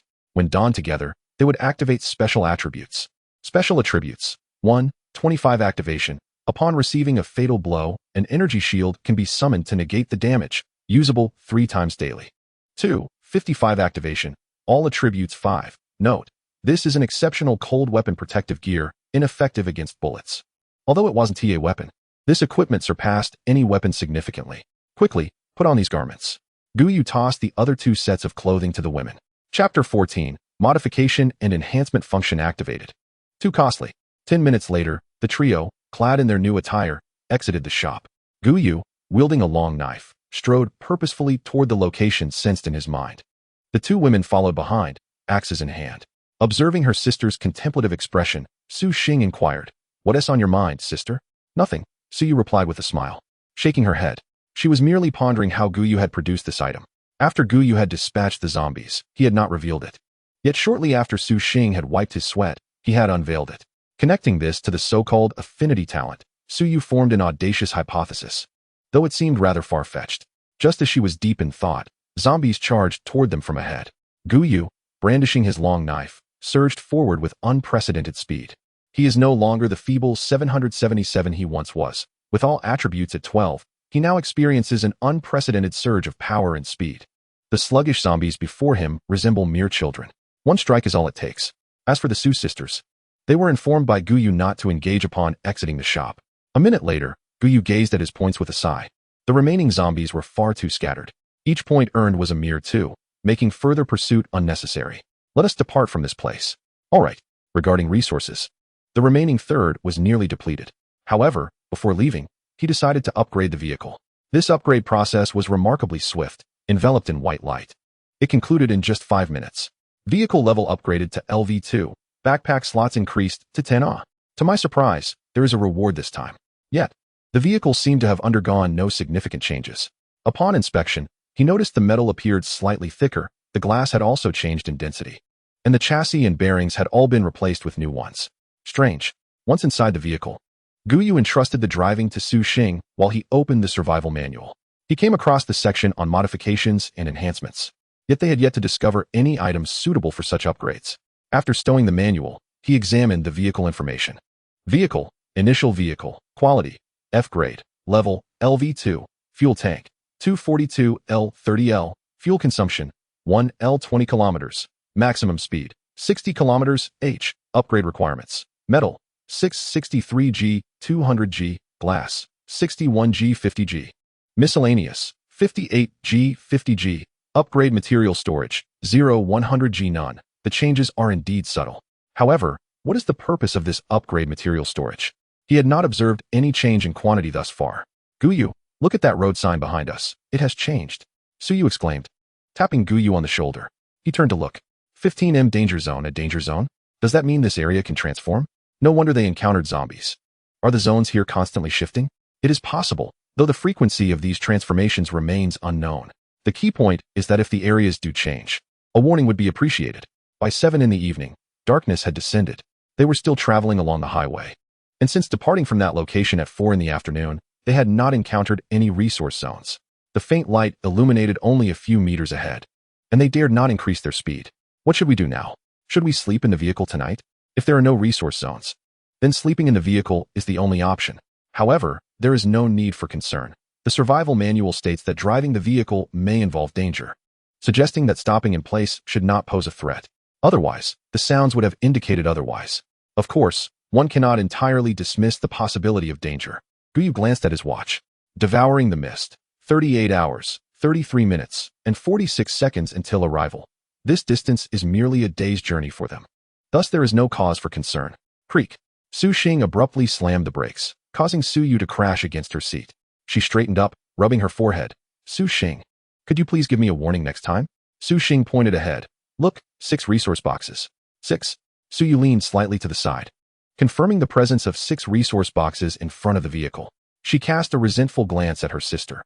Even if they are resource boxes, you should not stop so suddenly. Su Xing sighed helplessly. I saw them just as we were upon them. If I hadn't braked abruptly. All right. Let us not dwell on that. We must hasten. Gu Yu was the first to exit the vehicle, with the 2 sisters following closely behind. Gu Yu approached one of the boxes and casually tossed it onto the grass by the roadside. Although the danger was not high, caution was advisable in the darkness of night. They sequentially opened the resource boxes, garnering not only supplies, but also points. Upon reaching the last resource box, Gu Yu paused in surprise. Black iron resource box. It was indeed of the same grade as the system's blind box. Does this imply that there are bronze resource boxes yet to be discovered? He squatted down and opened the box. Open black iron resource box. 5 iron ingots, 2 survival coins, 5 braised beef noodles, 1 transformation stone ding. 40 points earned. Simultaneously, a line of text appeared on the wristwatches of the 3. Acquired transformation stone. Vehicle transformation and enhancement function activated. This must be the transformation and enhancement the voice spoke of. Gu Yu waved his hand. Let South leave this place first. It is not suitable for conversation. Wait. Su Yu pointed at the box on the ground.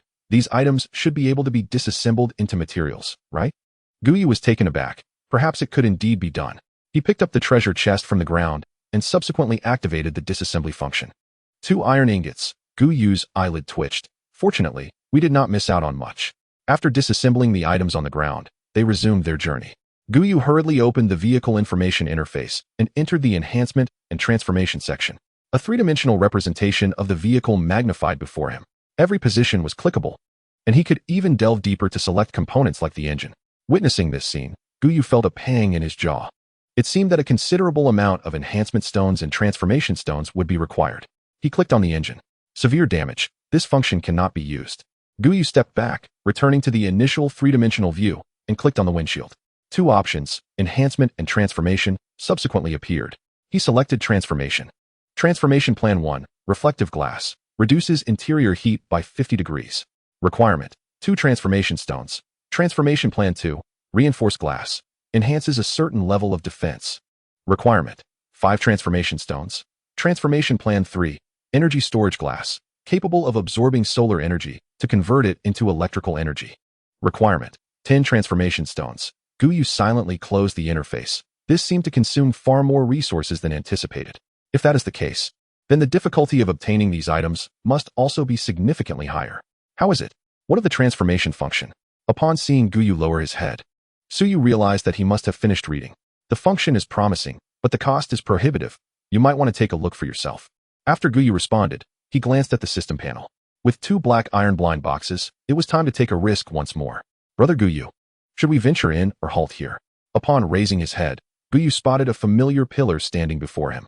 The sign atop it radiated light even in the absence of illumination. 5M Danger Zone.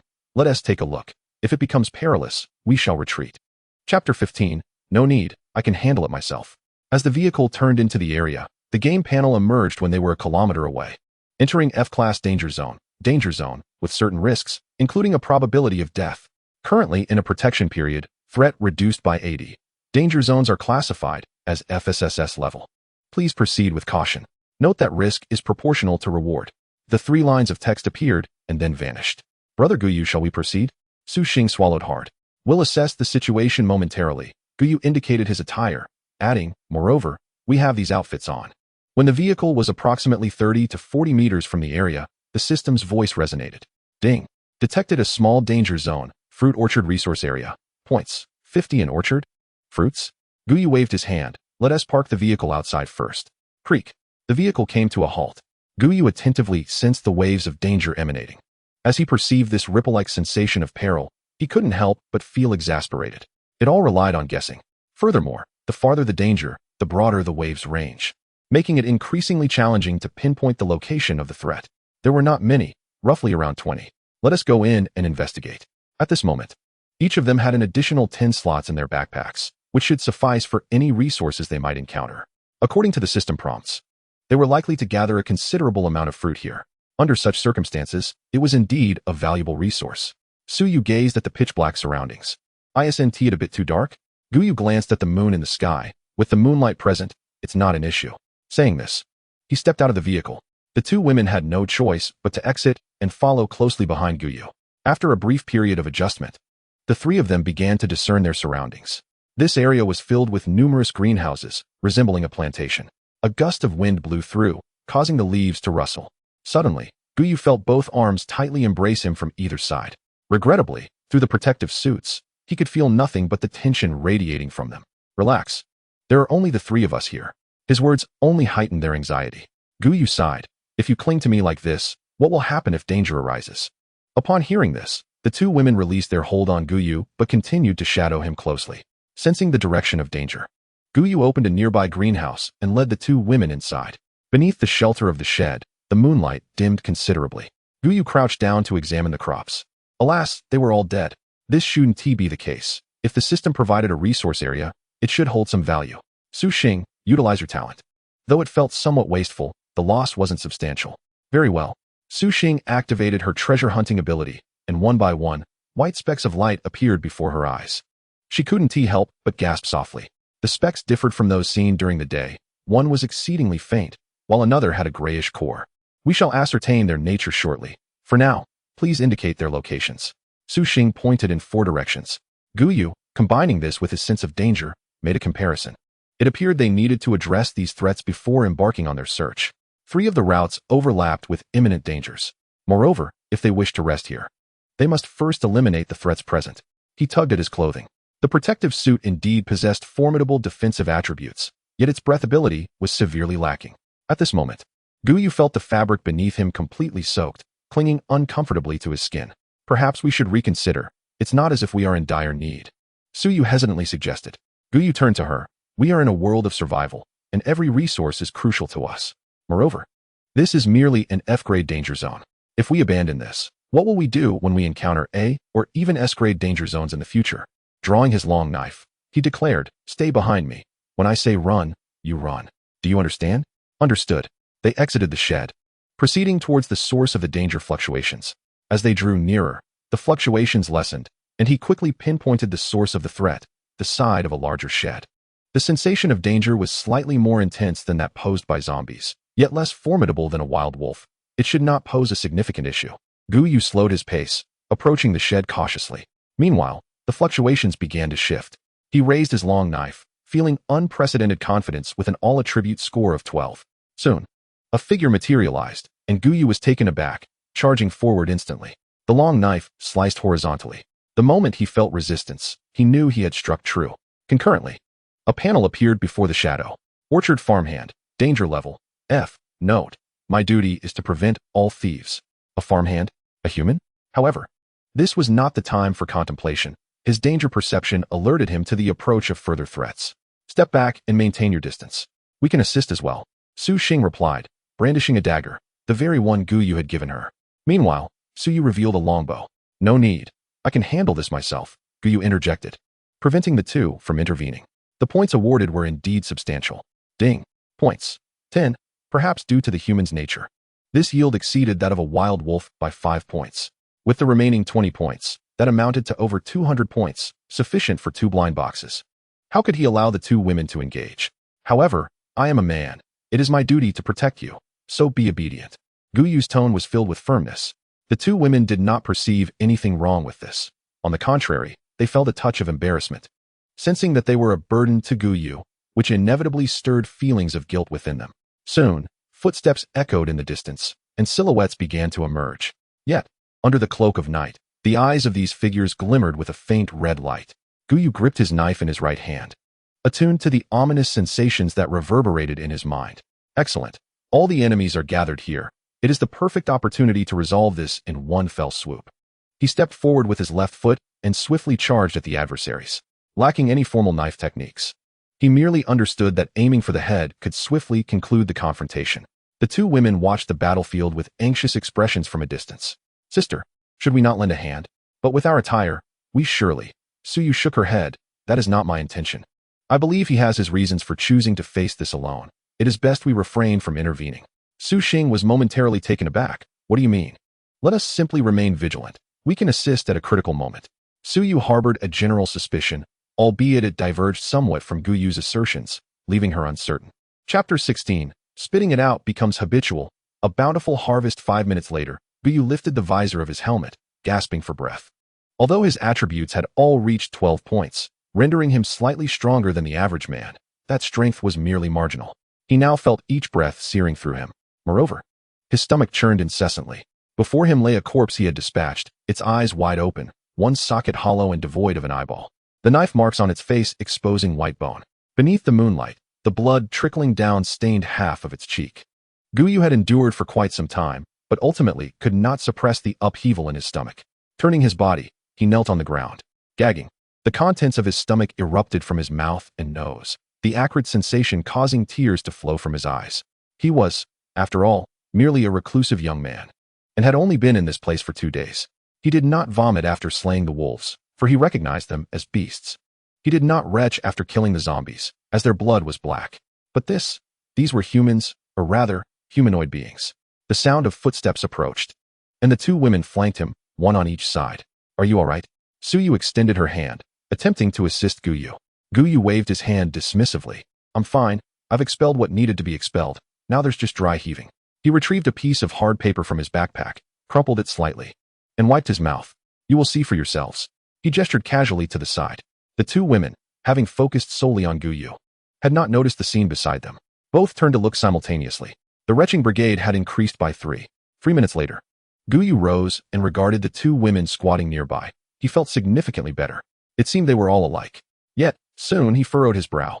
A lingering scent of blood emanated from him, an odor that unsettled him, though it did not reach the point of nausea. At that moment, the two women also rose to their feet. Su Yu gazed at Gu Yu with a look of reproach. Was that intentional? Gu Yu nodded affirmatively. Indeed, it was deliberate. His candid admission left Su Yu at a loss for words.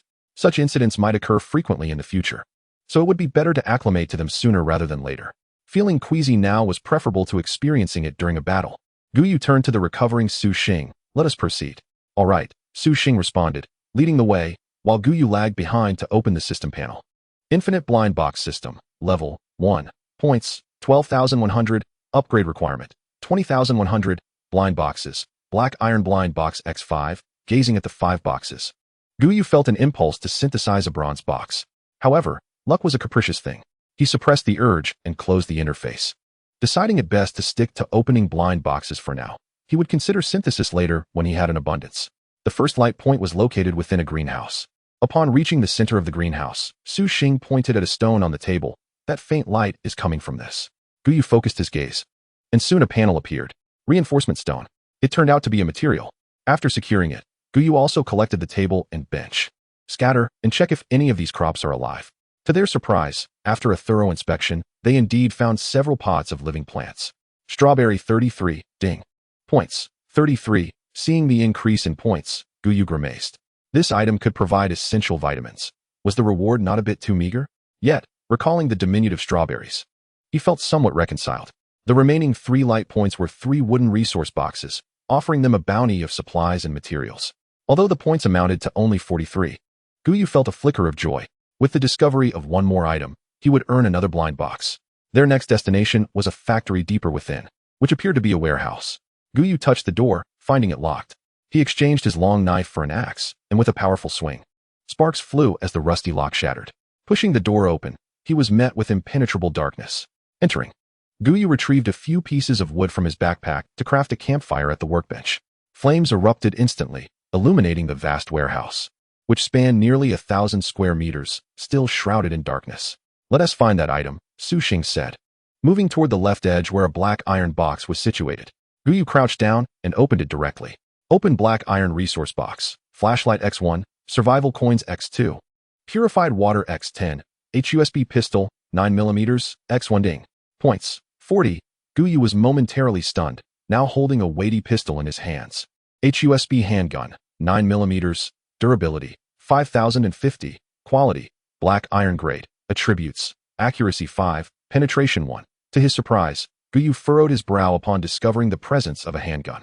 He had assumed that this survival world predominantly relied on melee weapons, not anticipating the existence of firearms. In light of this revelation, he realized the necessity of exercising caution when encountering other teams.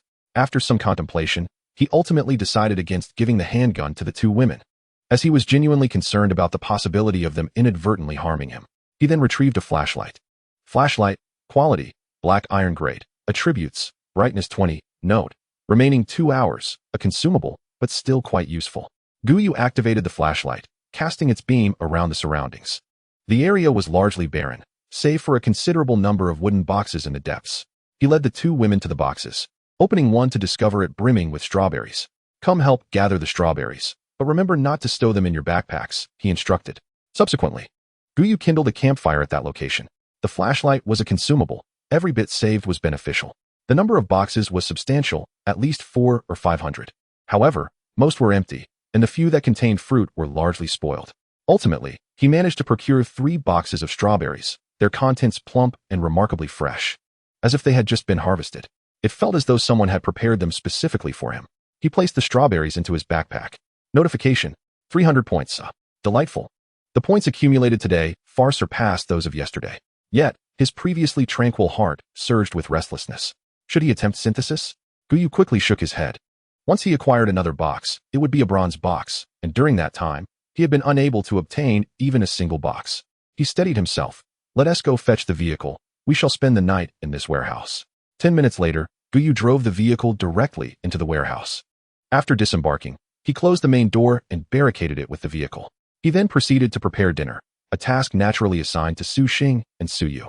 Meanwhile, Gu Yu turned away, clasped his hands together in reverence, and murmured incantations. However, this time, the results seemed rather disappointing. Opening black iron blind box. Obtained purple cloud, strap. 1. Gu Yu felt a twitch at the corner of his eye upon seeing the item from the first blind box. He neither smoked nor had any use for such an item. Pressing on. Opening black iron blind box. Obtained high-grade white liquor 5, acceptable.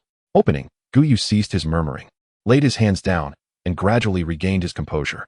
The items could not be deemed unfavorable. They were merely difficult to accept. Opening black iron blind box. Obtained Winchester M1887. Includes 20 rounds of number 12 shotgun shells. What a marvel. Gu Yu clasped his hands together, his face radiating sincerity. To be adaptable is the mark of a true gentleman. Is there a problem? Chapter 17. The gaming area has been discovered, and the opposing team invites all survivors to join. With a clatter, a box of packaged chips, 10 genuine leather belts, and a box of sanitary pads were thrown onto the ground. The two women stared fixedly at the sanitary pads. My 30 slots are once again filled. You may take these. The items in the 9 black iron blind boxes do not have a high duplication rate, and coupled with what I just acquired here, my backpack is insufficient. Gu Yu is now eager to discover how he can obtain more backpack slots. Naturally, the workbench allows for the crafting of storage items, but he has yet to gather the necessary materials. Su Xing and Su Yu immediately reached for the sanitary pads. They were of utmost importance to them. Are these items generated from our affinity? Su Yu inquired. Indeed, Gu Yu nodded, a playful smile gracing his face as he jested. So you must treat me well. The better you are to me, the more items I shall possess. The two women solemnly nodded in agreement. Gu Yu stroked his chin, casting a sidelong glance at Su Yu. Thus far, she had not contributed a single point of intimacy. Yet, she had clearly embraced him moments ago. Gu Yu glanced at his clothing. Could it be that they were not close enough? Once the items were stored, dinner was also ready. During the meal, Gu Yu opened the regional channel. Area 95598 96721000. He had grown accustomed to the dwindling number of personnel. It's over. Tomorrow, the speed of the engulfing fog will escalate to 15 kilometers per hour. It will take me an hour to gain a mere hour's distance. Foolish one. The resources in the initial area are ample for upgrades. Who told you not to enhance? I must warn you, do not enter the danger zone. It is exceedingly perilous. We barely made it out. Nonsense. I acquired 10 enhancement stones in the danger zone.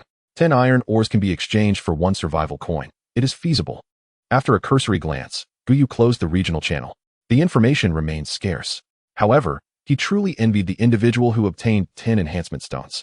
If he were to acquire enhancement stones, he would certainly prioritize upgrading his glass. After dinner, Gu Yu lay back in his sleeping bag, resting his eyes. At that moment, both women approached him, halting a meter away.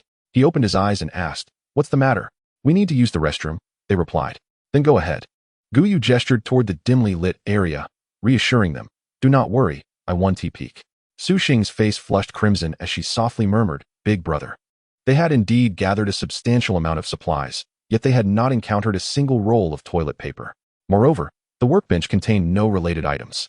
Gu Yu stood up, and a filing cabinet appeared before the two women. He opened the cabinet, revealing the documents inside. "Take these," he offered. Su Yu's eyes twitched slightly. It certainly looked uncomfortable. However, at this juncture, what was there to be picky about? Each woman took a stack of documents and made their way deeper inside.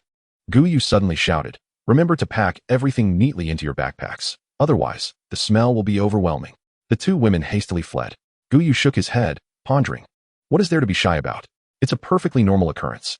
His stomach growled, and he realized he too needed to use the restroom. He glanced in the direction the two women had gone and considered asking if they would mind another person joining them. However, he shook his head and retreated to a corner, isolating himself once more behind the file cabinet. The next morning at 7 o'clock, Gu Yu roused the two women, urging, "Hurry and get up. We must finish breakfast and depart. The consuming mist is not far from us." At that moment, the mist was still 26 hours away. But they needed to allow extra time. Otherwise, lingering in the subsequent resource zones would be too risky. At 8 o'clock, the vehicle set off, continuing down the road. By 9 o'clock, the system's voice chimed in as expected. Ding. Male teammate points, 50. Score points, 50. Affection points, 30. Intimate interactions, 0. This was followed by 2 consecutive notifications, and simultaneously, the system's points underwent a change. Points, 2. 121,000. The bronze blind box was approaching once more. Gu Yu felt a surge of anticipation for this bronze blind box. The last one had provided armor for 3 people, and he wondered what this one would yield. He hoped for weapons, preferably with ample ammunition. Currently, he possessed 3 firearms, yet the quantity of bullets was woefully inadequate. With his accuracy, he dared not use them, fearing the waste of precious rounds, let alone for the two women. As he pondered this, he glanced at Su Yu through the rearview mirror. Her talents could undoubtedly make her a master marksman, as her skills encompassed various weapons, including firearms. However, at this stage, she had yet to engage in combat with an enemy, causing Gu Yu some consternation. While he could earn points by eliminating creatures, if he let Su Yu take the lead, those points would be squandered. Why was there no way to achieve a win-win situation? After a little over an hour, they encountered their first wave of resource boxes for the day, 3 wooden resource boxes. "You two stay in the vehicle. I'll handle these 3 boxes," Gu Yu instructed. Opening wooden resource box. 500 milliliters of purified water, 100 G of bread, survival coin. 1. Opening. Gu Yu shook his head, realizing that no matter how valuable, these wooden resource boxes were still rather meager. He reached for the last box. Opening wooden resource box. Transformation stone. 1. Small water purifier blueprint. 1. Survival coin. 1-0. A blueprint? Ding. 40 points. Once back in the vehicle, Gu Yu promptly retrieved the blueprint. This was the first time he had encountered such an item. And no one had mentioned blueprints in the regional channel. Even the trading center had no mention of them. Small water purifier blueprint. Note. Can purify 1 L of wastewater every 24 hours. He chose to use it immediately, and the workbench automatically displayed a new option at the bottom. Upon clicking it, he discovered only one item could be crafted. Small water purifier. Iron ingots X2, plastic X4, glass X2, charcoal X10. He has the iron ingots. But he is utterly unprepared for the rest. Do you have any plastic or glass items? The two women shook their heads. Su Yu remarked, "We have utilized all our materials for upgrading the vehicle, and our backpack space is insufficient, leaving many items behind." "Very well. It seems we shall have to wait until we encounter the next resource zone." Just then, a voice echoed in the ears of the 3. Game zone discovered. Inviting all survivors to join. Teleportation will commence in 10 minutes. Please prepare accordingly. Game zone. What is this situation? Brother Gu Yu. Do we still need to move forward? Gu Yu waved his hand. No need to proceed. Teleportation will begin in 10 minutes. The vehicle gradually came to a halt. Su Yu, with a worried expression, asked, Gu Yu, do you think this game could be dangerous? Gu Yu shook his head. I am uncertain. But I believe we are merely at the beginning. Even if it is perilous, it shouldn't be too grave. He gestured to his clothing. With this attire, we should be safeguarded from fatal danger. Chapter 18. Zombie Paradise. All about points. He opened the regional channel, which was filled with a cacophony of insults. Is this person out of their mind? It's one thing to open the game zone, but why invite others? Who on earth lacks such basic decency? I glanced at the world channel, where everyone seemed eager to join this game. Do not fully trust that voice. It is possible this game is mandatory. 10 minutes later. This game is a zombie paradise. Survive for 6 hours. Reminder, during the game, external time will not pause. Maintain a safe distance from the devouring fog. Within, you can acquire food, water, supplies, and all manner of resources. Please seek them diligently. Teleportation commencing. A blinding white light enveloped the vehicle, prompting the three inside to shut their eyes. Moments later, the light dissipated.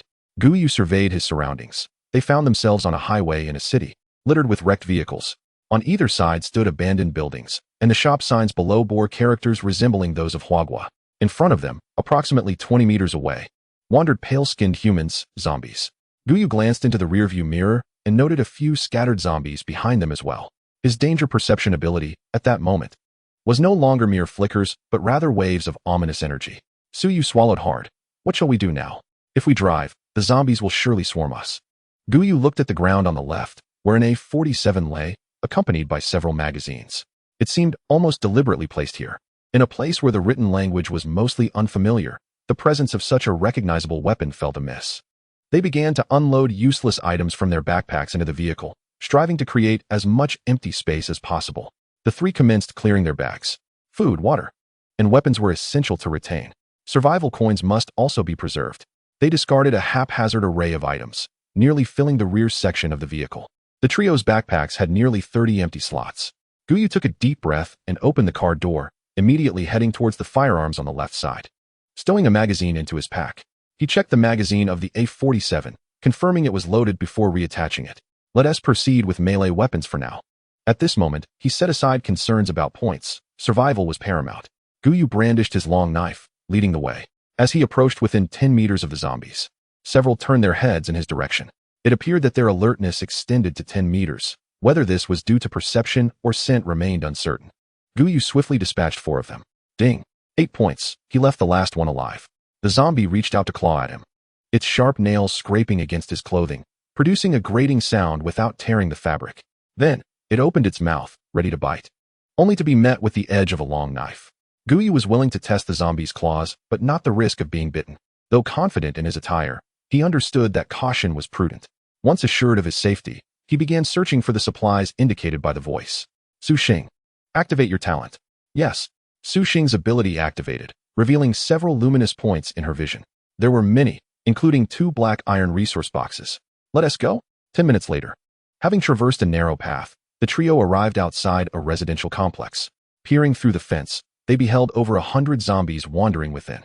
Su Yu instinctively moved closer to Gu Yu, as if his presence alone provided her with a sense of security. Gu Yu spotted a black iron treasure chest on the ground amidst the zombies. We'll climb in. Under normal circumstances, Gu Yu would have found this impossible. However, thanks to his outfit, it was a trivial task. The 3 of them entered the complex. Gu Yu cautioned, even in the heat, do not remove your masks. The helmet is well sealed. Although it allows for airflow, it can be quite stifling. I am drenched in sweat, and I suspect you both are too. And if a zombie reaches out to scratch you, do not be afraid. You can withstand it. The 2 women nodded in agreement. Let us begin, but stay close to me. They approached the zombies, luring those closest to them aside to commence their slaughter. Ding. 2 points, ding. 2 points, ding. 2 points. Despite the modest points, the accumulation from multiple kills added up significantly. Gu Yu estimated that within an hour, they would secure a bronze treasure chest. 5 minutes later, Gu Yu seized the black iron resource box and sprinted towards the 2 women, over 30 zombies trailing behind him. He set down the resource box and, alongside the women, they eliminated the remaining zombies. Su Xing took a deep breath and said, Brother Gu Yu, I feel nauseous. Su Yu quickly nodded in agreement. Gu Yu glanced at the distance. Hurry and vomit. The 2 women lifted their masks and crouched down, retching uncontrollably. Moments later, Gu Yu joined them. Su Yu took a deep breath and looked at Gu Yu. I thought you wouldn't be affected. Gu Yu wiped his mouth and remarked, I initially had no intention of vomiting, but seeing you both lose your stomachs made it impossible for me to hold back. At first, he felt little discomfort. However, the putrid stench wafting from his nostrils, combined with the relentless retching of the two women, eventually overwhelmed him. After expelling the contents of his stomach, Gu Yu felt a newfound sense of relief. He donned his mask once more and crouched down, preparing to open the black iron treasure chest. Suddenly, a barrage of bullets struck the ground before him. Gu Yu's pupils constricted. Run, run, run. He shoved the two women aside and dashed toward the side of the building. Hidden from view, his heart raced. Gu Yu, what do we do now? With a decisive click, Gu Yu chambered a round into his weapon. Of course, we eliminate them. He approached the wall and peered outside. The gunfire was not emanating from across the street, but rather from within it. He pondered whether the assailants were locals or fellow survivors like themselves. Regrettably, he was not a professional and lacked the skill to ascertain their positions. His sense of danger surged. Yet, his gaze fell upon the shuffling zombies, and an idea sparked in his mind. Following the direction of the zombies, he spotted a figure atop a car in the street. Good heavens, they truly have a death wish. You two stay here. I'll retrieve the chest first. Revenge can wait. Acquiring the chest takes precedence. In an instant, Gu Yu bolted forward, seizing the chest and sprinting back. Gunfire erupted once more. Damn it, what a lunatic. Gu Yu cursed inwardly. With such a cacophony of gunfire, it was remarkable anyone could survive. A bullet struck him in the lower back, and he felt as if he had been shoved forcefully. Once he took cover beside the building, he urgently called out to the two women, "Check my lower back." He was still a virgin. This could not be compromised. The two women quickly examined him. There's nothing, they reported. Gu Yu was taken aback. The protective gear must be extraordinarily effective to withstand bullets. At that moment, the external gunfire escalated, occasionally accompanied by explosions. Gu Yu peeked outside, observing the advancing zombies collapsing one after another. He squinted. The gunfire was not from a single source, but rather four. More adversaries? We shall still seek vengeance. He crouched down and opened the black iron resource chest. Opening black iron resource chest. For modification stones, 2 survival coins, 29mm bullets, 2 high explosive grenades. Beep. Points earned. 60. Gazing at the grenades, a sly smile crept across Gu Yu's face. Let us circumvent them. Chapter 19. Is this also worth points? Absorb the watch. Bam. Bam. Bam. Click. Damn it, I'm out of bullets. The man atop the car once more retrieved a magazine from his waist and affixed it to his weapon, unleashing a torrent of fire upon the encroaching zombies. He shouted loudly, "Boss, they've taken the black iron chest. Do not worry, they cannot escape. We will breach the building now. They are certainly hiding inside. Brace yourself. I'm about to drive." The youth on the car, a cigarette clamped between his lips, knelt on one knee, his weapon continuing to spit bullets. The sheer number of zombies is utterly overwhelming. Within the vehicle, 3 individuals wore expressions of resignation. One of them lamenting, "Why are we so unfortunate? Other teams have women, yet ours has none." Another interjected, "Well, perhaps it's for the best in this survival scenario. I'd rather not have any women in our squad. Damn it, let me take a turn." As the vehicle slowly navigated into the community, a horde of zombies trailed behind. Upon turning the corner of a building, they found no trace of Gu Yu and his companions, which came as no surprise. Driving deeper into the neighborhood, they still encountered no sign of them. "Boss, that guy has escaped." Suddenly, an explosion erupted at the corner as a grenade detonated, instantly obliterating the man atop the vehicle. The gunman at the side bore numerous scars, a long gash on his neck oozing blood. He coughed violently, blood spewing forth, his mouth opening and closing in distress. The remaining 2 were startled, questioning the source of the explosion. "Hello," Gu Yu's figure unexpectedly emerged from a window. Swiftly pulling the trigger. Bang. The shotgun unleashed a barrage of pellets, striking the driver directly. The last occupant of the vehicle chose not to retaliate, opting instead to leap from the car. Yet, Gu Yu was relentless. He vaulted through the window in pursuit, firing once more. The man collapsed instantly. Gu Yu raised his shotgun, nodding in satisfaction. Confident in his marksmanship, he refrained from using the acquired assault rifle or handgun, opting instead for a more egalitarian approach. Even with less than perfect aim, he was assured he wouldn't miss this time.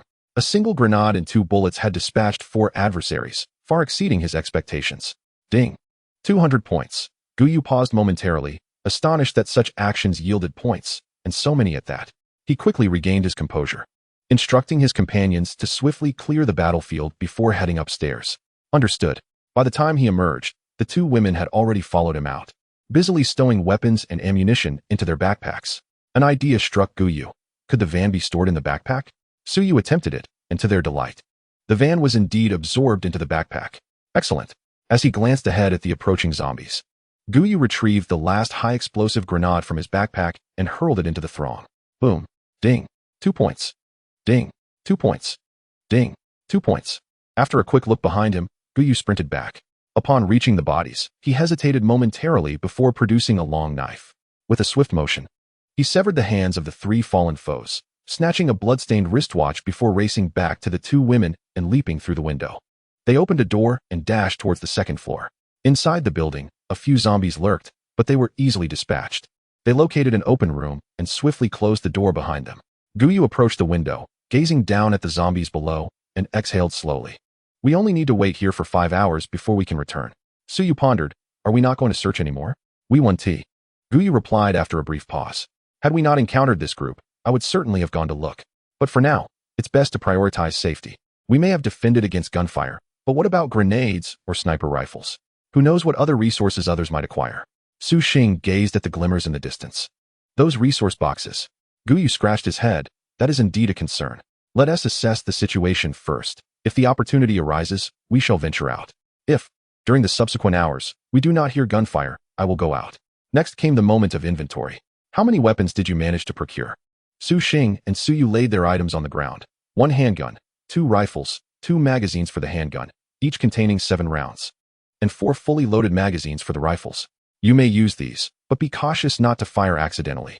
The 2 women nodded and secured the weapons. Gu Yu could tell from the smiles on their faces how much they appreciated it. This reaction was quite normal. Who among the people of Huagua wouldn't display such joy upon handling a real firearm? Then, Gu Yu produced 3 watches, noting that the last one was surrounded by a horde of zombies. Upon seeing the watch, Su Yu suddenly had a realization. Are you thinking of extracting the materials from within? Gu Yu nodded. The challenge lies in how to retrieve them. The backpack is a function of the watch, so logically, the items must be contained within. Could it be similar to the tap function, where you simply tap the watch? Su Xing suggested. Gu Yu agreed. That makes sense. He placed the watch against his own. 1 second, 2 seconds, 5 seconds, nothing happened. After some thought, he turned the watch upside down. Unclaimed watch detected. Would you like to collect the resources within? Gu Yu's eyes lit up. Collect. Iron ingot. 7. Wood. 22. 500 milliliters purified water. 12. Survival currency. 12. Modification stone. 1. As the resources appeared, Gu Yu's brow furrowed deeper. This is rather meager. Observing Gu Yu's changing expression, Su Yu curiously asked, is it useless? It has value, but the quantity is far too low. Oh, I thought it was unusable, she replied. But it's understandable. After all, we are all just beginning. Su Yu silently added, unlike you, who possesses a second ability. Nevertheless, Gu Yu felt a surge of happiness as his points increased by 143. Suddenly, he was taken aback. After the resource acquisition, the text changed. Would you like to absorb the watch? The watch could be absorbed? Without hesitation, he opted to absorb it. The watch in his hand transformed into liquid and flowed directly into his own watch. Absorption successful. Backpack capacity increased by 10. Goodness. So this is how one enhances their backpack. Gu Yu could envision the potential conflicts that would arise when others discovered this method. With that thought, he turned to the 2 women, his expression serious as he cautioned, if we encounter others in the future, we must remain vigilant. Though they were unclear about the reasoning, they trusted Gu Yu's judgment completely. The 2 had long regarded him as their pillar of support. He said what he said. Gu Yu took out 2 more watches, though the supplies within them were not as plentiful as those in the first watch. He surmised that the first watch likely belonged to their captain, which also explained why his points had not increased significantly. Glancing at the system panel, which indicated he was merely 20 points short, an idea sparked in Gu Yu's mind. Ahem, you can absorb these 2 watches. Afterward, Su Xing will come out for a bit. He handed the 2 watches to the 2 women and exited the room. Chapter 20. Could you perhaps kiss my cheek? Su Yu, holding the watch, looked at Su Xing with confusion. Do you know what he asked you for? Su Xing shook her head, a look of bewilderment on her face. I don't know. Su Yu, though eager to accompany her, ultimately chose not to voice her thoughts. After both had absorbed the watches, they exchanged glances. Now I understand why he warned us to be cautious of others, Su Yu responded swiftly. The utility of the backpack was undeniably crucial. Even if they could store some items in the vehicle, how much could they truly accommodate? Su Xing nodded. Sister, I'll go find him. Su Yu watched as Su Xing departed. Outside, Gu Yu paced back and forth, muttering to himself. Shall I ask for a hug? It shouldn't count if it's through clothing, right? No. Thin clothing should be acceptable, but I can't take it off. Then perhaps a kiss. Gu Yu Gij, what are you talking about? The innocent visage of Su Xing appeared before Gu Yu. He turned his head to glance back at the room and pulled Su Xing aside. You know about my second talent. Now, there's a dilemma I'm facing. Su Xing shook her head. Gu Yu Gij, you don't need to explain so much. Just tell me what you need me to do. Gu Yu felt somewhat embarrassed to voice his request. Look at how much trust this child places in him. Taking a deep breath, he leaned closer to Su Xing's ear. Could you perhaps kiss my cheek? No sooner had the words left his mouth than he noticed Su Xing's ears turning a vivid shade of red. Gu Yu Gij, your talent is actually this kind of talent? Is it not? Are you imagining things? Well, if you put it that way. A warm rush swept across his cheek, and he saw Su Xing scampering back into the room. Gu Yu instinctively touched his cheek. Is that it? I didn't feel anything at all. Where's my heartbeat? Where are my emotions? Ding. Ultra-intimate interaction points. 80 gasp. Gu Yu's eyes widened at the points that popped up. Something felt off, very off. Ultra-intimate. 80 points. He opened the system panel, scrutinizing the records until he found the points acquired precisely at 9 o'clock. It was labeled as intimate interaction.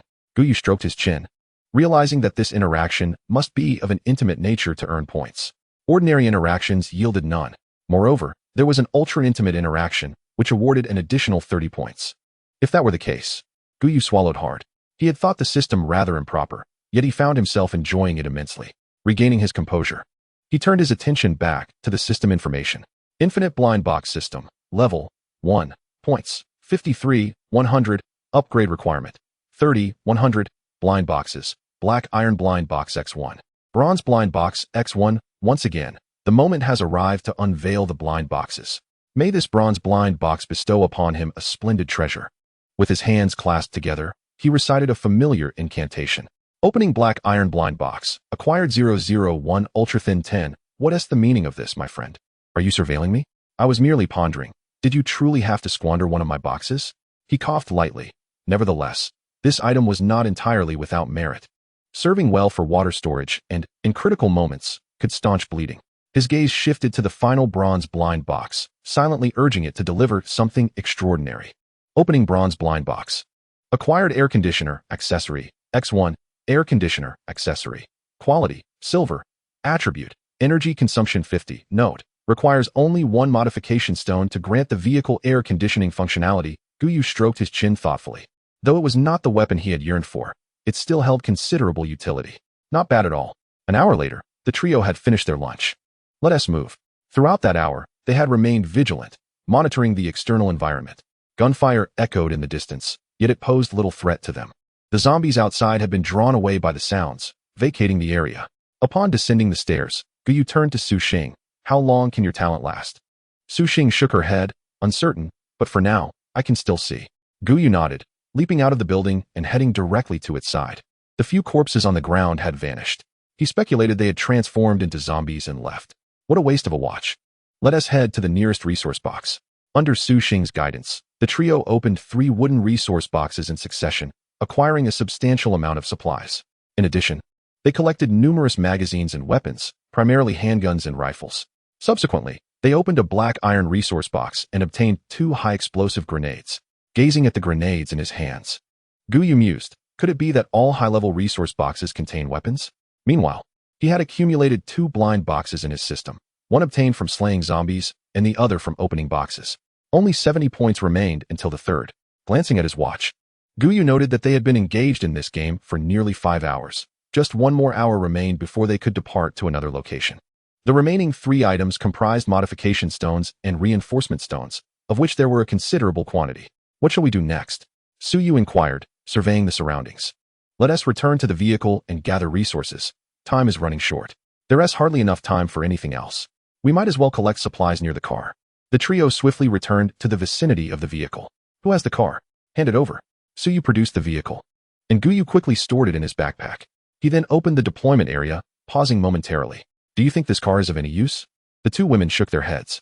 Gu Yu cast a glance at the dilapidated vehicles surrounding him, ultimately refraining from contributing his own to the collection.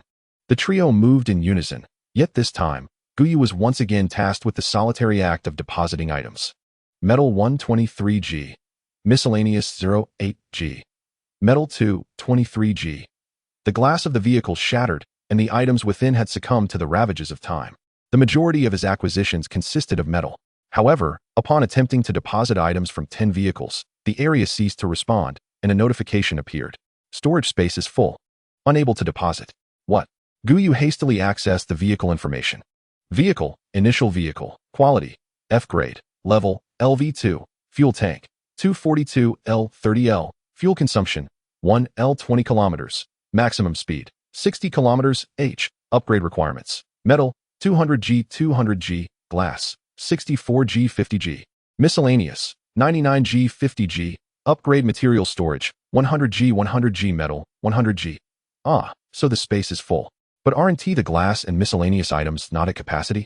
Gu Yu surveyed his surroundings and then entered a shop, retrieving a stack of plastic chairs to place in the deposit zone. A green glow emanated. Miscellaneous 09G. This only deepened Gu Yu's confusion. It seemed the storage was merely restrictive. At that moment, the familiar voice resounded once more. Zombie paradise is about to end. Teleportation will commence in half a minute. All personnel, please return to your vehicles. 30, 29, 28, get in the vehicle. The 30-second countdown concluded. In the distance, Gu Yu could faintly hear a chorus of curses.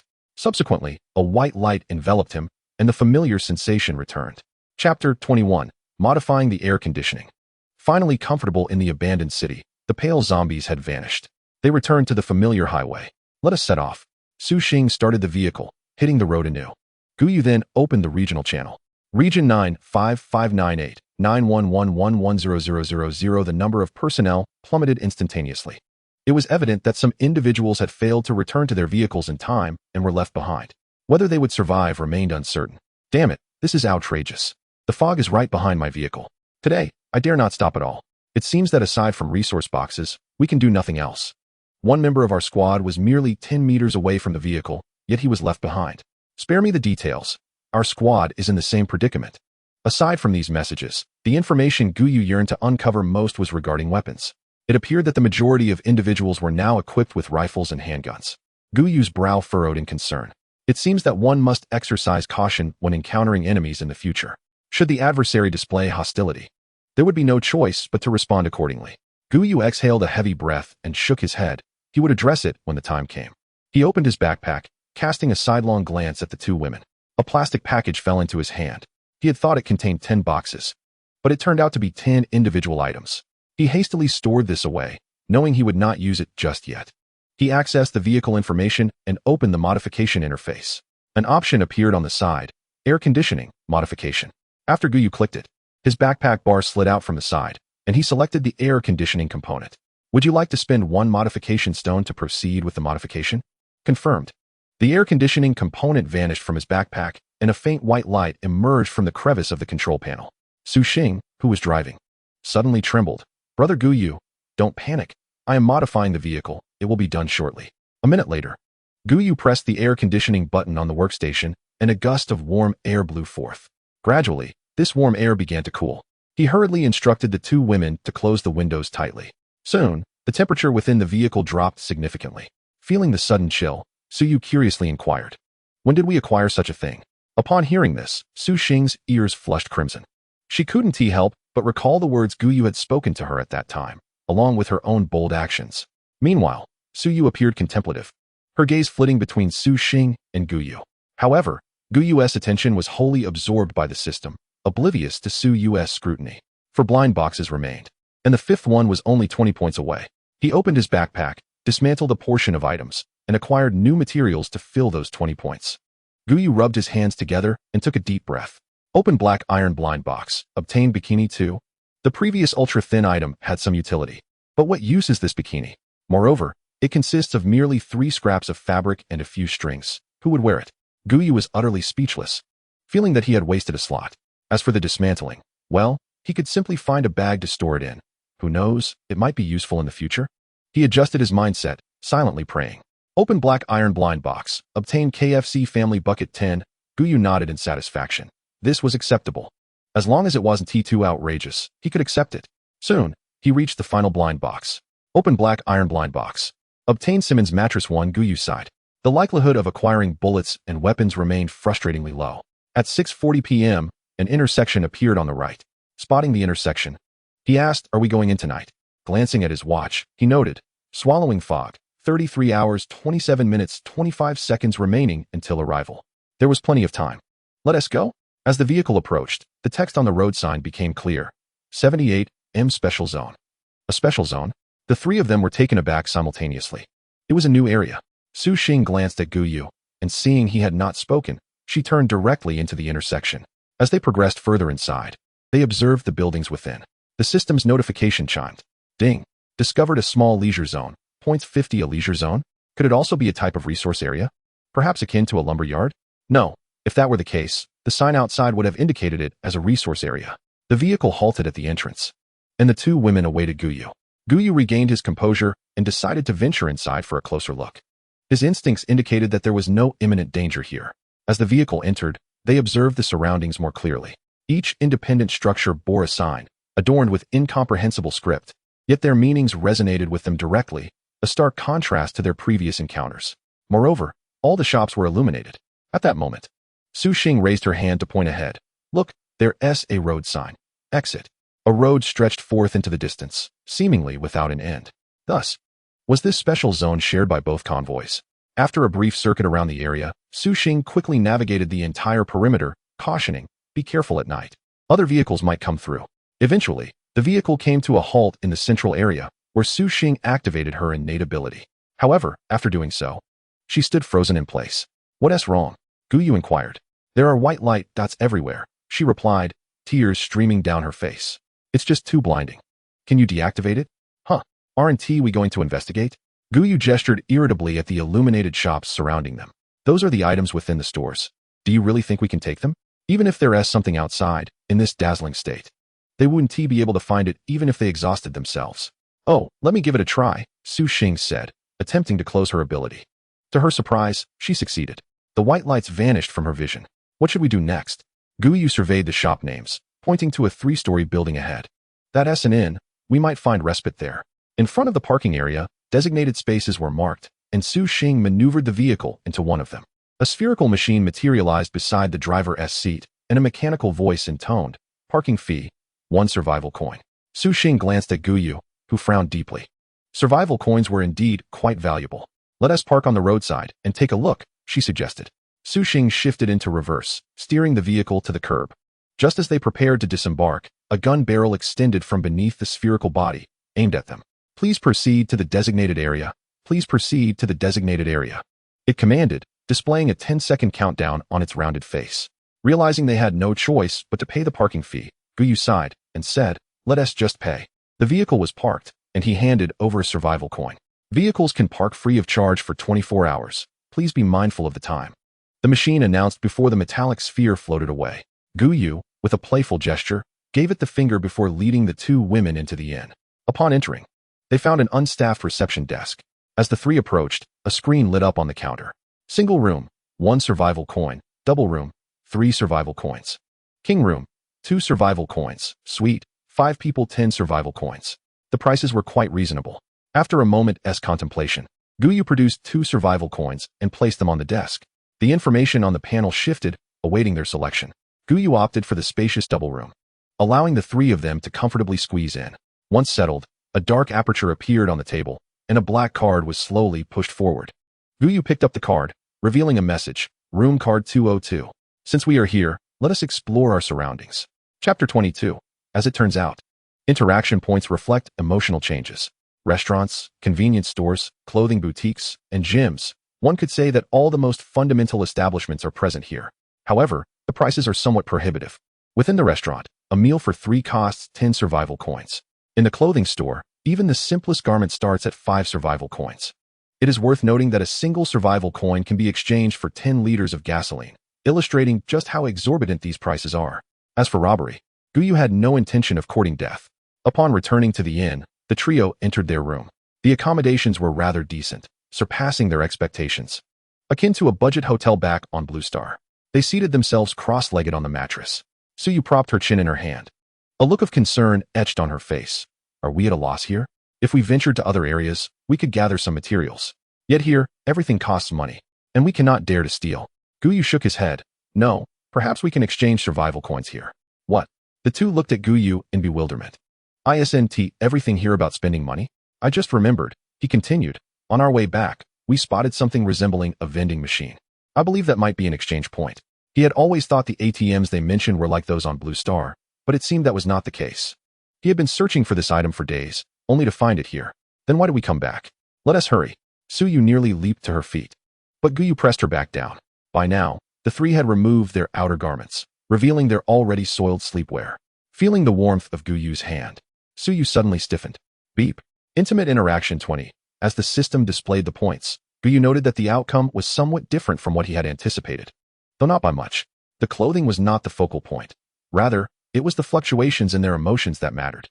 Whether it was Su Xing's flushed face on the first day, her reddened ears in the zombie amusement park, or Su Yu's sudden rigidity in this moment, all represented shifts in feelings. More accurately, they were variations in emotional states. Regrettably, the reward was somewhat meager. Gu Yu withdrew his hand from Su Yu's shoulder, maintaining a calm demeanor as he remarked, "It's nearly 8 o'clock. Aren't you hungry?" Upon hearing this, Su Yu indeed felt a pang of hunger. It was time for a meal. After dining, the three ventured outside. Gu Yu, as per his usual routine, scanned the area, confirming that only their vehicle was present before leading them towards the adjacent street. There, nestled between two shops, stood an object reminiscent of a vending machine. Observing this machine, Su Yu turned to Gu Yu. "Your eyesight is impressive. You managed to spot this." "It's hard not to notice. It's rather distinctive," Gu Yu replied, positioning himself in front of the machine. Curiously, he clicked on the option to purchase. The selection was limited, comprising merely 8 varieties, 80 units of wood and 80 kilograms of metal for a single survival coin. If his memory served him right, it had been stated that 100 units of wood could be exchanged for 1 gold coin. Now, the purchasing price had been reduced to 80 units, effectively swallowing up 20 units in the process. At that moment, another exchange option appeared on the screen, 12 gold coins for the blueprint of a crossbow of black iron quality. What a ripoff. Only a fool would exchange for that. It became evident that the items available for purchase in this so-called ATM were all contributed by other survivors. Gu Yu opened the exchange interface and began to methodically attempt to deposit useless items from his backpack. Provided the price was reasonable, he would proceed with the exchange. After clearing out several backpack slots, he acquired 25 gold coins. With a glint in his eye, he decided to place a KFC family bucket into the exchange. To his astonishment, it could be exchanged for 15 gold coins. How was this exchange rate determined? Was it based on quantity, quality, or rarity? Although he had amassed a considerable amount of gold coins, he had no intention of trading the family bucket. He extended his hand. "Please hand me those 10 belts." After receiving the belts from Su Xing, he deposited them into the exchange. Insufficient quantity, came the notification. It appeared that the number of coins was indeed related to rarity. He made space for the items he considered useless, intent on converting them all into gold coins. Just as Su Xing was completing the exchange, the distant sound of a car engine reached their ears. Gu Yu turned to see headlights illuminating the road ahead. He swiftly pulled down his helmet visor, a firearm materializing in his hand. The safety was disengaged, and he chambered around. Su Yu also promptly readied her weapon. Su Xing turned and asked, "Shall we continue?" "Of course. Now that they are here, we cannot simply retreat.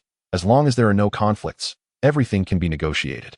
The vehicle in the distance was moving slowly, clearly also a newcomer to this area.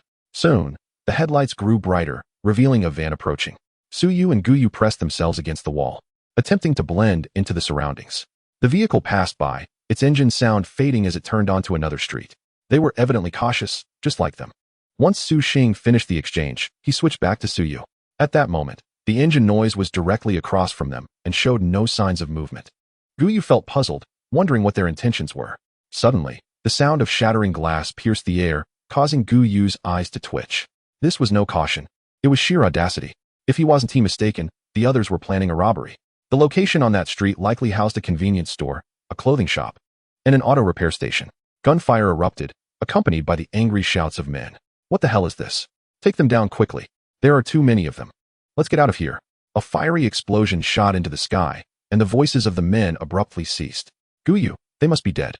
He remarked that in such a place, it was inconceivable to lack a guard force. Fortunately, his prudence kept him from entertaining any erratic thoughts. Otherwise, they would undoubtedly have been the ones to suffer. After Su Yu had completed her exchange, both of them handed all their survival coins to Gu Yu, a modest total of merely 41 coins between them. At that moment, he already possessed 132 survival coins. "Shall we return?" Su Yu inquired. Gu Yu peered through a crack, glancing at the street opposite. "No, let us venture over there. Perhaps there is an unexpected find." The trio circumvented the building and arrived at the street across. The ground still bore remnants of flames, with only a charred vehicle frame remaining amidst the ashes. Gu Yu cautiously approached. Until they neared the frame, nothing impeded their advance. Soon, the dwindling flames had consumed all they could, revealing the interior's condition. Don't be squeamish. See if there are any survival watches, Gu Yu urged, withdrawing a long gun and commencing his search within the vehicle's charred remnants. Amidst the carbonized debris, he unearthed a rifle, now rendered unrecognizable by the fire. He then extracted a heap of iron ingots, which he swiftly stowed in his backpack without a second thought. I found it, Su Xing exclaimed, lifting her visor and immediately rushing aside to retch. Su Yu glanced at her. Upon lifting her own visor, she joined Su Xing in their bout of nausea. Is it really that bad? After all that training, shouldn't we be able to handle it? He circumvented the vehicle. Approaching Su Xing, who was revealing patches of flesh, her complexion paling. A faint, almost imperceptible aroma of roasted meat wafted into his nostrils, ultimately rendering him one of the afflicted. After retching nearly to completion, he rinsed his mouth. Evidently, we still have much to practice. Chapter 23. The resource box has moved further away, suppressing his disgust. He returned to the front of the vehicle, probing the charred remnants with his long gun until he retrieved a watch. After some rummaging, he found another watch in the rear seat by the window. Amidst a pile of half-cooked debris, they had not only been bombarded but also subjected to some form of cutting. Otherwise, it would not have been reduced to such disarray. Gu Yu quickly averted his gaze from the vehicle's interior. If it were merely roasting, he could bear it, but the notion of cutting was simply intolerable. Could it be those floating orbs? Su Xing inhaled deeply, gesturing towards the distant orb that had collected their fare. Perhaps, let us leave swiftly. As for this iron frame, I have no desire for it. I simply cannot bring myself to touch it. Were it not for the watch's potential utility, I wouldn't have even approached. Upon returning to the inn, the trio promptly shed their heavy garments, which clung tightly to their forms. The Su sisters' faces flushed a deep crimson. Su Xing hurriedly dashed into the restroom, leaving Su Yu and Gu Yu standing together, momentarily at a loss for words. Clearing his throat, Gu Yu diverted his gaze from her graceful figure to the window. I shall change on this balcony. You can remain here. As he spoke, he stepped onto the balcony, drew the curtains, and retrieved a set of clothing he had previously left in his backpack. In the room, Su Yu let out a sigh of relief and quickly changed into the garments. A minute later, the three of them sat on the bed, and Gu Yu took out an intact watch, stowing its contents into his backpack. Ding. Points. 175. What a miser. He absorbed one watch and tossed the other to the two women, saying, one of you can absorb it. Su Xing, go ahead. Su Xing nodded, picked up the watch, and absorbed it, expanding her backpack to 50 slots. The two women had alleviated their previous woes of insufficient storage. Gu Yu glanced at the watch and remarked, it's getting late, we should sleep. Su Xing and Su Yu exchanged glances at the bed and agreed. The anticipated scene did not unfold. Gu Yu lay on the right side, close to the edge, with Su Xing in the middle and Su Yu on the left. The two women leaned against each other, maintaining a distance of 20 centimeters from Gu Yu. Soon, their breathing became steady, while Gu Yu found himself wide awake. One reason was that he had never shared such close quarters with girls before, and another was his intention to thoroughly examine the regional channel. Understanding the circumstances of others would enable him to better assess his own situation. Brothers, we have formed a team. Having two squads together makes things far too simple. Team up? Are you certain you haven't merely become each other's mobile resource boxes? They were indeed correct. Teaming up could enhance survival rates. Isn't it common knowledge that killing and looting go hand in hand? Moreover, the watch can increase backpack capacity. I must inform you that certain shrubs along the way yield fruit, and one can also hunt beasts in the forest. Team up? Gu Yu mused, stroking his chin. While this could certainly improve survival chances, it also posed the risk of being hunted down for their watches. He couldn't help but ponder whether the recent spike in deaths was due to encountering danger or being slain by others. As for the shrubs and forests they mentioned, he was already aware of that. However, after glancing at the path beneath the grass and shrubs, Gu Yu abandoned the notion. If a vehicle were to get stuck, it would essentially be a death sentence. He closed the regional interface and opened the world channel. The nighttime world channel was somewhat better than during the day, with noticeably fewer messages. Soon, he discovered the reason. The message-sending interface displayed a limit of 55, indicating that only 5 messages could be sent per day. He scanned the content briefly. Everyone remained anonymous, with their country names following.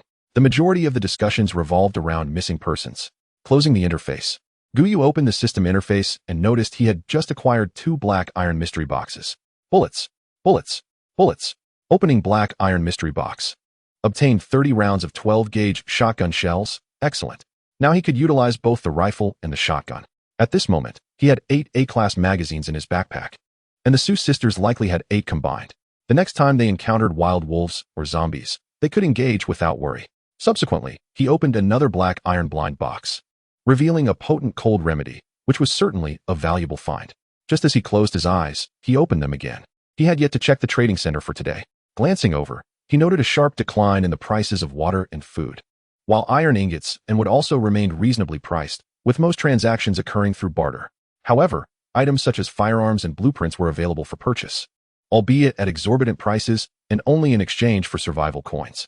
Particularly, the prices for enhancement stones and transformation stones were outrageously high, surpassing even those in the leisure zones he had encountered. Observing this, Gu Yu shook his head repeatedly. The current prices in the trading center were utterly chaotic.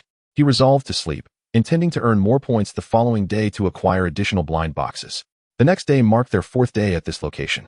The rate of the engulfing mist had reached 20 kilometers per hour, despite the majority of vehicles having upgraded to level 1. The distance to the mist had not significantly increased, leaving them hesitant to stop in search of resources. A slow and cautious pace was imperative. Reflecting on this situation, Gu Yu felt fortunate that they had not rushed initially. Otherwise, this would have become their dire reality. He glanced at his watch. Time, 8:58. Weather, clear, 31. 35. Engulfing mist, 25 hours 54 minutes 11 seconds until arrival. Planet ID, 97872. Trial planet. Disaster, 6 days until heatwave commences. Seeing the temperature, Gu Yu was not surprised. After all, the impending disaster known as a heatwave naturally implied a rise in temperature. However, he pondered to what extent the temperature would escalate during the disaster. It seems we have been traveling for over an hour, yet we have not encountered a single resource box, Su Yu remarked, her gaze fixed out the window. Her voice tinged with confusion. From the regional channel, it appeared that no one had found any boxes thus far. Based on the past 3-day circumstances, the distance to the resource boxes should have gradually increased. I thought we might not find any today, Gu Yu replied, shaking his head. How could that be possible? Perhaps they are only located in resource zones? Gu Yu stroked his chin, contemplating this possibility. Each time they arrived at a resource zone, they had encountered resource boxes. Was it possible that the game had been altered? Ding. Points from alien teammate. 50 score points. 50 affection points. 30 intimacy interaction. 0x2 fixed points secured. However, he wondered why the affection points had not increased. He glanced at the two. Su Xing had an affection score of 81, while Su Yu's was at 79. Remarkably, the affection points remained at 30, which seemed absurd. Could it be that this was the limit of the points? As for intimacy interaction, he hoped to find an opportunity today to make significant progress. 10 minutes later. Oh, is that a resource box? Chapter 24 fled? It turns out this thing can be frightened? Is that a resource box? What is it doing there? Gu Yu looked ahead. The resource box, which should have been on the road, had now appeared amidst the grass on either side of the street. It seemed prudent to slow down the vehicle. As the vehicle came to a halt, 3 resource boxes were visible on either side of the road. Only Gu Yumming furrowed his brow, realizing the ominous fluctuations in his mind. Upon disembarking, he headed straight for the safest resource box and promptly began to collect its contents. You too, lend me a hand, he requested, as he activated his long-range firearm. The first box contained a snake approximately 3 meters in length. Without hesitation, Gu Yumming raised his weapon and fired. After the creature was dismantled, he acquired a tattered snake skin, a venom sac, and 5 pounds of snake meat. The second box revealed a bear standing 2 meters tall, which he swiftly dispatched with 2 shots. This encounter yielded 20 pounds of bear meat, 2 bear paws, and a damaged bear hide. The points earned from both encounters amounted to 100, the majority contributed by the brown bear. Quite impressive. Right after stepping out, he had secured 3 black iron blind boxes. That evening, he planned to prepare a snake stew and grill some bear meat for tasting. If it proved delectable, he would keep it. If not, he would exchange it for survival coins. Snake stew? The 2 women reacted with visible disdain. Do try not to show such expressions. It is surely delicious, he urged. Su Yu quickly shook her head. If it's good, you can enjoy it yourself. We certainly will not partake. At noon, they parked the vehicle aside. The sensation of air conditioning was truly delightful, prompting Su Yu to exclaim. Even clad in protective gear, they felt no heat. Why the sudden comment? Gu Yumming inquired, noticing the regional channel was rife with complaints about the temperature, especially during combat. The external temperature often exceeded that indicated on their watches. Gu Yumming nodded in agreement, glancing out at the cloudless, azure sky.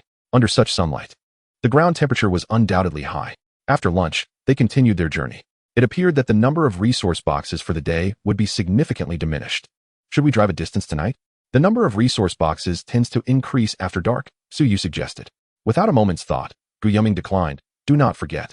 While the resource boxes may double at night, so too do the dangers. But we have not encountered any threats during the day, she countered. Gu Yu paused before shaking his head. It depends on the circumstances. If we come across a resource area, I will certainly choose to stay. If not, we shall reconsider the matter of nighttime driving. At 2 o'clock in the afternoon, they stumbled upon the first batch of resource boxes for the day. By 4:30, they encountered the second batch. What? Are we truly this unlucky, not to find a single resource area? Gu Yu shook his head. Perhaps our luck is simply lacking. He opened the regional channel. Ha ha ha, splendid. Not a single resource area? That makes me happy. What? You encountered none, yet I found 2. Only to have to abandon them. What a heartache. Someone lamented. I assumed we all experienced the same conditions in this area. It turns out we do not. Oh my. Guess what I found? Treasure boxes are everywhere. I am going to get rich. Fool. Be cautious. They might all be fraught with danger. It seemed that their convoy situation was not unique, as others had also failed to encounter a single resource area. However, Gu Yu harbored a profound curiosity regarding the so-called treasure-laden area, hoping to encounter it himself. While others might fear the lurking dangers within, he remained entirely unperturbed. At 7:30 in the evening, Gu Yu occasionally glanced to his left and right. They had now entered the forested region, surrounded by dense foliage that extended as far as the eye could see. In his perception, ripples occasionally manifested, indicative of impending danger. Su Yu leaned back in her chair, exclaiming, I feel as if my legs are about to give out from pain. Sitting from morning until night has truly taken its toll. At that moment, she longed to lie down on the ground. If it becomes unbearable, simply recline the chair, Gu Yu suggested. Su Yu quickly shook her head. How could I do that? My sister is driving. Gu Yu remained vigilant, observing their surroundings, unable to consider lying down. At that moment, a glint caught his eye beneath a large tree ahead. A resource chest had appeared, and it bore the quality of black iron. Hey, arm yourselves. We are preparing to disembark. Gu Yu instructed as the vehicle came to a halt. Just then, he sensed 4 luminous points of energy approaching them, likely wild boars based on their intensity. Su Yu, aim in that direction. Su Xing, take aim at that spot. Do not be frugal with your ammunition. Conserving bullets in the dead of night is ill-advised, especially for us with our limited accuracy. Gu Yu then turned to survey the rear. The sound of rustling branches echoed ominously in the stillness of the night. Soon, a wild boar, tusks bared, burst forth from the underbrush, only to be met with Gu Yu's gunfire. Though his accuracy was not perfect, he managed to hit the target 3 or 4 times. Gunshots rang out behind him as well, followed by the thud of 2 heavy bodies hitting the ground. To his surprise, the last luminous point fled the scene. Was it truly frightened? Remain still. I shall handle the rest, Gu Yu commanded. Handing some items to the 2 women before rushing towards the boar he had slain. He earned 10 points for the kill and 45 for gathering the items. The 2 smaller boars taken down by the Su sisters collectively yielded only 70 points. Gu Yu shook his head. Relying solely on these creatures for points was indeed insufficient. Had there been a resource area, his score would have soared far beyond this. Yet, he favored the zombie amusement park from yesterday. It had been an unparalleled harvest. With the area secured, only the chests remained. There were 6 in total, 5 wooden resource chests, and 1 black iron resource chest. Without a moment's hesitation, Gu Yu targeted the black iron chest first. Opening black iron resource chest, 2 modification stones, 3 survival coins, 5 pure water, 1 vehicle light, accessory. More accessories had been acquired. He quickly opened his backpack to inspect. Vehicle light, accessory. Quality, black iron, attribute. Illumination range 20 meters. Brightness 10. Note, requires only 1 modification stone to grant the vehicle standard lighting functionality. At last, the vehicle's speed could be enhanced. 3 minutes later, ding. Points, 121. Coupled with his remaining points, he had successfully obtained 2 blind boxes. Returning to the vehicle, Gu Yu promptly installed the headlights. Once the car was ignited, a brilliant beam illuminated the distance, casting light even upon the trees lining the streets. Gu Yu, it seems there's no high beam effect, one of them remarked. Gu Yu opened the modification interface, his eyes twitching slightly. To activate the high beam function required 2 modification stones. What a ridiculous demand. Who provides a light without a high beam feature? After a brief delay, the vehicle was equipped with high beams. The car accelerated, swiftly picking up speed. Before long, a dark roadside pole with a blue sign caught their attention. WVE finally arrived. As they drew closer, they discerned the inscription, 22M Resource Zone. Chapter 25. Let us treat it like a puppy. Su Yu stretched lazily, exclaiming, At last, we can rest. My legs feel as if they might burst. You should be more concerned about Su Xing, Gu Yu retorted with a glance. Why aren't you driving? I have my own matters to attend to, Gu Yu shrugged. The points accrued from the journey did not necessitate his personal driving, so why should he bother? It was merely driving, after all, quite a simple task. Noticing a potential argument brewing between them, Su Xing interjected.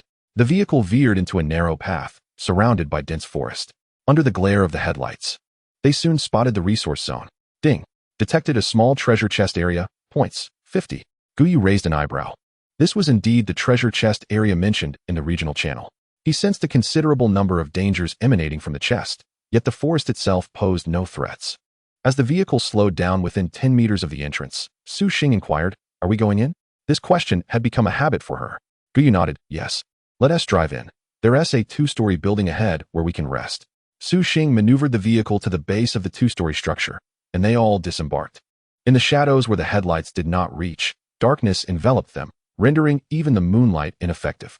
After stepping out, Su Yu moved closer to Gu Yu, glancing back at the ominous dark building, which prompted her to inch even closer, inadvertently pushing Gu Yu forward. He turned to look at Su Yu, but said nothing. After spending several days together, he had come to realize that she was afraid of the dark. In contrast, Su Xing displayed a greater audacity. Let us set aside the treasure chest for now. We should tidy up the cottage and prepare a meal first. Although the building was 2 stories, it was not particularly large, making it easy to clean. Items that needed to be deconstructed were dismantled, while others were discarded into the designated area. A campfire blazed in the second-floor living room. By this time, the 2 women had already set their helmets aside, braving the heat from the flames as they prepared dinner. After 4 consecutive days of high temperatures and constant perspiration, their long hair had become tangled and clung to their heads in a disheveled manner. Observing their attire, Gu Yu remarked, There are no dangers in the vicinity. You may remove your protective gear. He had no ulterior motive. He simply felt that everyone was too warm. Upon hearing this, the 2 women swiftly removed their outer garments and trousers, feeling an immediate sense of relief. As for their shoes, they did not change them. It was not for lack of desire, but rather because their own shoes were left in the car. At that moment, they were clad in short sleeves and shorts they had found earlier in the area, still clinging to their forms as usual. Gu Yu cast a glance at them before lowering his head, focusing intently on the chat channel information. By the campfire, Su Yu quietly inquired, Was what he said last time true? Su Xing looked at her sister in confusion. What do you mean by last time? The time you kissed him, Su Yu replied. Su Xing's face flushed crimson. What are you talking about? Su Yu rolled her eyes. Didn't you ask? Besides, it's not a big deal. Speaking of which, where did you kiss him? Oh, let us not discuss that, Su Yu said, fiddling with her belongings. His talent can provide us with resources. If we could assist him, it would be splendid. What is there to be shy about? Su Xing paused, turning to her sister. You can't be suggesting. Su Yu nodded. After all, it's not like I'll lose anything. It's just like kissing a puppy. The resources Gu Yu mentioned, derived from affection points, were indeed far superior to what they obtained from wooden treasure chests. If it were truly feasible, she would be inclined to pursue it. Then go ahead, Su Xing teased.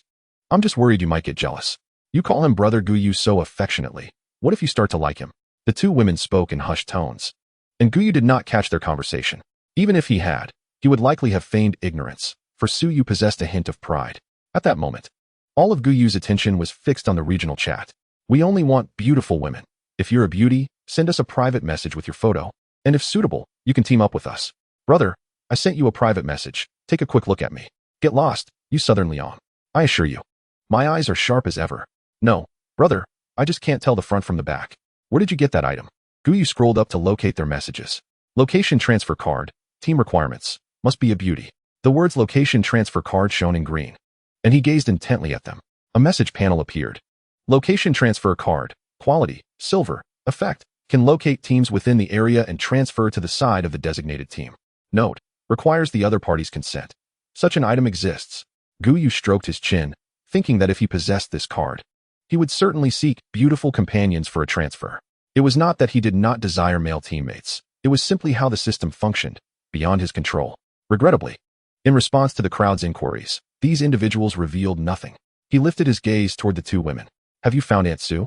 The moment he asked, he regretted it. If they had found her, they would have eagerly informed him long ago. Just as he suspected, his question resulted in a noticeable decline in their spirits. Su Yu shook her head. Every day, Su Xing and I search through the world channel, even revealing our names. Yet, up to now, my mother has not contacted us. She bit her lip, hesitant to voice her next thoughts. Su Xing took a deep breath. Let us not dwell on this. Perhaps we will find her in the future. Dinner is ready. Let us eat, and then head outside. Gu Yu, nursing a toothache, wondered why he had brought this up. Usually, dinner was a time for conversation, but today was marked by an unusual silence. Gu Yu sighed, feeling quite miserable. However, the silver lining was that they were eating significantly faster than usual, to the point where he couldn't distinguish between the snake's soup and bear's paw. 20 minutes later, the trio stepped out of the house. The sisters' spirits had lifted considerably. As they surveyed the scene before them, Su Yu frowned. Isn't this an excessive amount? It could be said that resource boxes stretched from 3 to 5 meters in front of the door, spilling out to both sides and the intersection ahead. The same was true for the 3 directions surrounding the house. Fear not. With me here, there is nothing to worry about.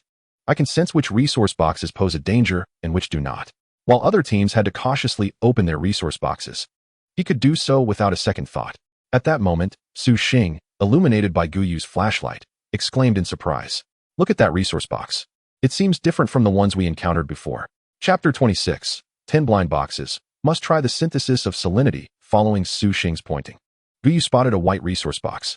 The 3 hurried closer, and a name emerged from the box. Silver resource box. A resource box of a higher tier. Without a moment's hesitation, Gu Yu crouched down and opened it. The 2 women remained silent, watching intently. Opening silver resource box. Strengthening stone X5. Survival coins X10. Basic physique potion X1. UZI submachine gun X1. With 2 magazines. Notification. Points earned. 95. Another weapon in hand. They now possessed pistols, submachine guns, and rifles. All that remained was to acquire a sniper rifle and a rocket launcher for versatility in combat. Gu Yu then shifted his position to open a nearby box deemed safe. The 3 of them were taken aback, as no notification sound accompanied this action. Was it truly an empty box? Gu Yu had never anticipated encountering emptiness here. He opened another box nearby, only to find it empty as well. So, it seemed that a box without danger could very well be void of contents too. Standing before the 2 empty wooden chests, Gu Yu pondered, if they are empty, can't they be dismantled for resources? He promptly decomposed the chests, yielding 4 pieces of wood and 4 points. Stroking his chin, he realized that the points were lost. But directing the 2 women to open the boxes was still a viable strategy. Although he had forfeited points, securing resources was a victory in itself. He turned to the 2 women. You both paused upon seeing Su Xing. How could he have forgotten Su Xing's extraordinary talent? Su Xing, please demonstrate your abilities. I believe that 2 applications should suffice to cover the majority of the area. Soon, a myriad of luminous points appeared before her eyes. Su Xing nodded, it's all displayed. Gu Yu promptly inquired, are there any special light points? Su Xing shook her head, none. It appeared that there was only 1 silver chest. Beside them, Su Yu's eyes brimmed with envy, her expression gradually dimming. Regardless of Gu Yu's or Su Xing's talents, both significantly contributed to the team. And what of her own talent? It had yet to yield any tangible results. Let us go, lead us to it. With Su Xing's abilities, there is no need for him to open those empty chests. As he took a couple of steps forward, he turned to see Su Yu's despondent demeanor. Gu Yu approached her. What are you thinking about? Su Yu feigned calmness. It's nothing, just feels like there are too many chests. Gu Yu shook his head. Your talent is one that manifests later, unlike ours. When I have enough bullets, I fear you might struggle. What nonsense are you spouting? Su Yu briskly walked to Su Xing's side. What kind of ridiculous talk is that? To improve marksmanship, one must rely on bullets, not mere words. Were firearms not available, he would likely have her practice archery. However, firearms were currently the preferred option. Yet, Gu Yu stroked his chin, pondering that practicing archery might also be beneficial. In circumstances unsuitable for firearms, archery proved far more effective than knives. Thus, the decision was made. An hour later. Is that all? Su Xing shook her head. That's it. There are only so many within the talent as coverage. 7 wooden chests and 3 black iron chests were opened. Additionally, 23 survival coins were found beneath the chests, along with 5 modification stones and enhancement stones in various locations. In total, this contributed 317 points to Gu Yu. Mission accomplished. Let us return to the room. Just as they re-entered, Gu Yu called out to Su Yu. Her heart raced at the thought. Surely, he wouldn't ask her to craft arrows? She would spend an hour in the room practicing archery. Good. It seemed she had overthought it. At that moment, Gu Yu beckoned Su Xing, come with me. Su Yu pressed her lips together and opened the crafting center to prepare the arrows. Before long, Su Xing and Gu Yu returned in succession. Out of the corner of her eye, Su Yu noticed that under the glow of the firelight, Su Xing's face was flushed. Without a doubt, she knew what had transpired. She bit her lip and drew her bow to shoot. Bang! An arrow struck the red center of a distant wooden board. in stark contrast to the errant arrows around it. What thoughts occupied her mind at that moment? She could only wonder. Gu Yu glanced at the board before returning to his seat to access the system. Just then, he had once again garnered 80 points from Su crossing, such valuable points. He murmured to himself, this won't do. He can't always be the one to take the initiative. It would be wonderful if they could be a bit more proactive. However, at present, Gu Yu dared not speak to Su Yu about it. After all, their interaction had only spanned 4 days. He steadied himself and gazed at the system panel before him. Infinite blind box system. Level 1. Points. 1, 501, 000. Upgrade requirement. 45. 100. Blind boxes. 10 black iron blind boxes. Once again, he had acquired 10 black iron blind boxes today, and the bronze blind boxes had reappeared. It was evident that obtaining these blind boxes was quite straightforward, not overly challenging. He stroked his chin, contemplating that if the team were to increase in number, perhaps they could earn 10 black iron blind boxes along with 1 bronze blind box in a single day. He pondered when they could finally form a team. Rubbing his hands together, he prepared to open the blind boxes. Yet, he hesitated, considering testing his synthesis ability. Why not take a gamble, transforming a bicycle into a motorcycle? After all, with so many boxes, he felt a touch of reluctance to settle for less. With that thought, the interface suddenly changed. 2 blind boxes were placed within. Synthesis. Failed to synthesize. Success rate. 11. At that moment, the success rate displayed beneath the blind boxes shifted. Success rate. 21. An 11 was still acceptable. He pressed on. Failed to synthesize. Success rate. 8. Gu Yu's eyelids twitched. He continued. As he tossed in blind box after blind box, the success rate steadily increased. By the conclusion of the 5th synthesis, the success rate had reached an impressive figure. Success rate. 65. Gu Yu gazed at the number, letting out a sigh. This endeavor was indeed fraught with pitfalls. The 6th blind box revealed a success rate of 20. Upon seeing this number, Gu Yu's eyes brightened. Even if all were 5s, this box should surely succeed. The 7th box filled the success rate completely. Congratulations. Synthesis successful. However, the upgrade points did not increase, but that seemed inconsequential. Looking at the system's lower section, a newly added bronze blind box brought a heavy sigh of relief. Trading 8 black iron for 1 bronze was not a loss. He inhaled deeply. Opening bronze blind box, obtained 3. In 1 sunglasses x1 what? After expending so many resources, I receive merely a pair of sunglasses? Gu Yu's eyes twitched as he held an exceedingly ordinary pair of sunglasses. 3. In 1 sunglasses. Durability, 30-30. Quality, bronze level. Attributes, vision tint. Note. Press the temple to switch between night vision, infrared, and telescope modes. They do seem quite useful after all. Gu Yu silently stowed the sunglasses in his backpack and then opened the remaining 2 black iron blind boxes. One contained a bottle of concentrated shampoo, and the other a packet of laundry detergent, which he casually handed over to Su Yu. By 11 o'clock at night, the 3 had succumbed to deep slumber. Suddenly, a loud crash echoed from downstairs. A scream pierced the stillness, jolting them awake. Gu Yu hastily donned his clothes, exclaiming, "Hurry up and dress. We have an intruder." Chapter 27. If they dare to act, they shall be executed each night before resting. He would strategically place rudimentary warning devices along the paths he frequented. Previously, these had been mere glass bottles or broken tiles. However, after acquiring high-explosive grenades, he replaced them with grenades. To his astonishment, they detonated today. Judging by the screams, it appeared 2 individuals were involved. Their clothing was carelessly strewn about, not folded. In just over a minute, 3 individuals were fully attired, their footsteps echoing from outside. Gu Yu adjusted his sunglasses to infrared mode, catching sight of 2 figures at the stairwell. With another click, he switched to night vision mode, lowering his helmet for protection. He retrieved the 1887. 2 adversaries were manageable. As one figure emerged, a shot rang out. Bang! The silhouette at the door was propelled backward, crashing against the wall. The footsteps outside abruptly ceased. Ding! 100 points. Watching the points materialize, Gu Yu swallowed hard. The allure was undeniable. He stealthily repositioned himself, lying down at the threshold, his upper body peeking outside. Farewell. The figure appeared bewildered, not anticipating such an exit. Bang! The figure was sent reeling. However, this time, the distance was closer, and the buckshot did not strike a vital area. The foe did not perish immediately. A pistol appeared in Gu Yu's hand, and he fired with composure. Ding! 100 points. The sequence unfolded with breathtaking rapidity, the entire episode lasting less than 10 seconds. At this moment, the 2 women finally reacted, emerging from the room with guns drawn. Their trembling hands betrayed their emotional state. There should still be 2 more downstairs. They are likely injured. I can handle it myself. You two should scavenge from them and do not waste their clothing. Ah, understood. Su Yu nodded, visibly relieved. Soon, 2 gunshots echoed from below. 5 minutes later, the trio convened. 3 watches had contributed a total of 440 points. He needed just 10 more points to claim the bronze blind box. Gu Yu couldn't help but marvel at the abundance of good souls. He distributed 2 of the watches to the 2 women, enhancing their inventory by 10 each. How did they arrive? Su Yu inquired, puzzled. They had thoroughly searched the surroundings while collecting resource boxes, finding only their route. Gu Yu removed his helmet. I just glanced downstairs. There was only our path, so the others must have traversed our route. Su Yu was taken aback. Are you suggesting that there is more than one convoy on this road? That seems implausible. According to the messages on the regional channel, no one has encountered other convoys thus far. Have you forgotten about the special zone? Su Xing quickly interjected. Are you implying that a special zone has emerged behind us? And this convoy came from there?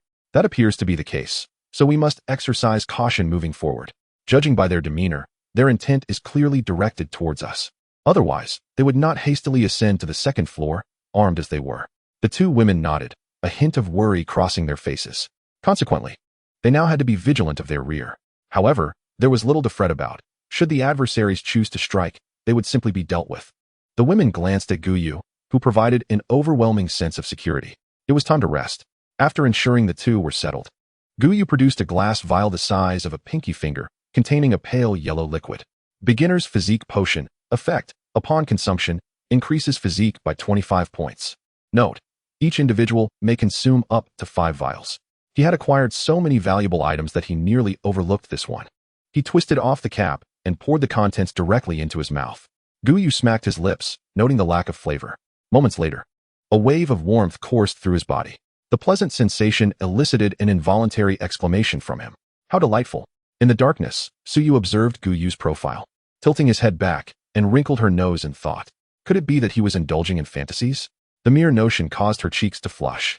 She quickly closed her eyes, banishing such peculiar thoughts from her mind. Unbeknownst to Gu Yu, Su Yu harbored such strange ideas. Had he known, he would certainly have sought to clarify matters. 3 minutes later, the warmth dissipated. He promptly accessed his personal information to check the extent of his gains. Name, Gu Yu. Planet, Blue Star. Attributes, Strength, 7, Physique, 11, Agility, 7 Health, 100, 0 denotes Death. Talent, Danger Perception, S rank. Evaluation, made a small advance, approaching manhood. Fortune favored him, as his physique had increased by 4 points. Yet, his initial joy waned upon reading the evaluation, causing his eyelid to twitch. What did it mean? Approaching manhood? Best to dismiss it, he thought, and swiftly closed the interface. Time, 7:22. Weather, clear 33:37. Devouring mist, 35 hours, 31 minutes. And 41 seconds until arrival. Planet ID, 97872, Trial Planet. Disaster. 5 days until heatwave commences, gazing at the remaining time on the clock for the devouring mist. Gu Yu felt satisfied. A full day and a half remained. However, the mist speed was expected to increase to 25 kilometers per hour today. After each hour of travel, they would only be able to advance by an hour and a half or so. This was still within his acceptable range. The vehicle started, departing from the resource zone. The cool air from the air conditioning blew pleasantly, and the 3 of them wore expressions of contentment. In such weather, having air conditioning made a world of difference. Suddenly, Su Yu leaned in. Have you seen the regional channel? I just opened it. Quickly, look at the number of people. It has diminished significantly. Gu Yu turned his gaze to the upper part of the channel. Zone 9, 5, 598, 841, 3100000. The numbers had plummeted drastically. Do you think it's due to the mist? Or like that group from last night? It was likely a combination of both factors. Even today, some vehicles had yet to upgrade their levels. Gu Yu shook his head, perplexed. The resource zone can be regarded as the area with the least danger. Within its confines, as long as one applies a bit of effort, it is rather simple to elevate one's vehicle by a level. He gazed at the content below. A convoy I am acquainted with has been engulfed by the mist. How could this be? Blocked by a convoy? Is the other convoy unharmed? I cannot ascertain that. Allow me to convey a vital piece of advice. Never let your health points reach 0. Is that not obvious? Take a glance at the trading center. The price of water has surged, and individuals have already begun to exchange survival coins for it. Goodness, how ruthless they are. Gu Yu raised an eyebrow and opened the trading center. The first page was entirely filled with purified water. Purified water X10, price 1 survival coin. Gu Yu stroked his chin, pondering whether this price was excessively high. However, he soon realized the rationale behind it. The rise in temperature has led to increased consumption. After all, not everyone has the luxury of air conditioning. Additionally, changes in the resources within the supply crates and the threats posed by beasts lurking in the forest contribute to this surge. He glanced at the 2 slots in his backpack occupied by purified water. Should he part with some? As for the purifier he had previously acquired, he had crafted it, yet he lacked water resources. Chapter 28. Infinite Ammo Box? Why practice archery when one can practice shooting? Small water purifier. Durability. 50-50. Quality. Black iron effect. Purifies 1 L of wastewater every 24 hours. Indeed, this is a quintessential water purifier, rather than a device that generates water. This implies that one must first possess wastewater to obtain clean water. Currently, the only wastewater available to them is urine. Ahem. With this thought, Gu Yu stroked his chin. If he were to produce 10, no, that would exhaust the 3 of them. They could not possibly generate 10 L of water. TSK, it seems this endeavor will not yield profit. At 9 o'clock, the daily fixed points arrived. Upon witnessing the points, Gu Yu was momentarily taken aback. The points had increased. Ding. Ally points 50, rating points 50, affection points 50, intimacy interaction 0. X2 affection points have risen. He looked towards Su Xing, and a blue panel materialized. Name, Su Xing. Age, 20. Rating, 87. Affection, 88. The affection level has reached 88, indicating that points over 85 yield 50? Is it true that there are further increments?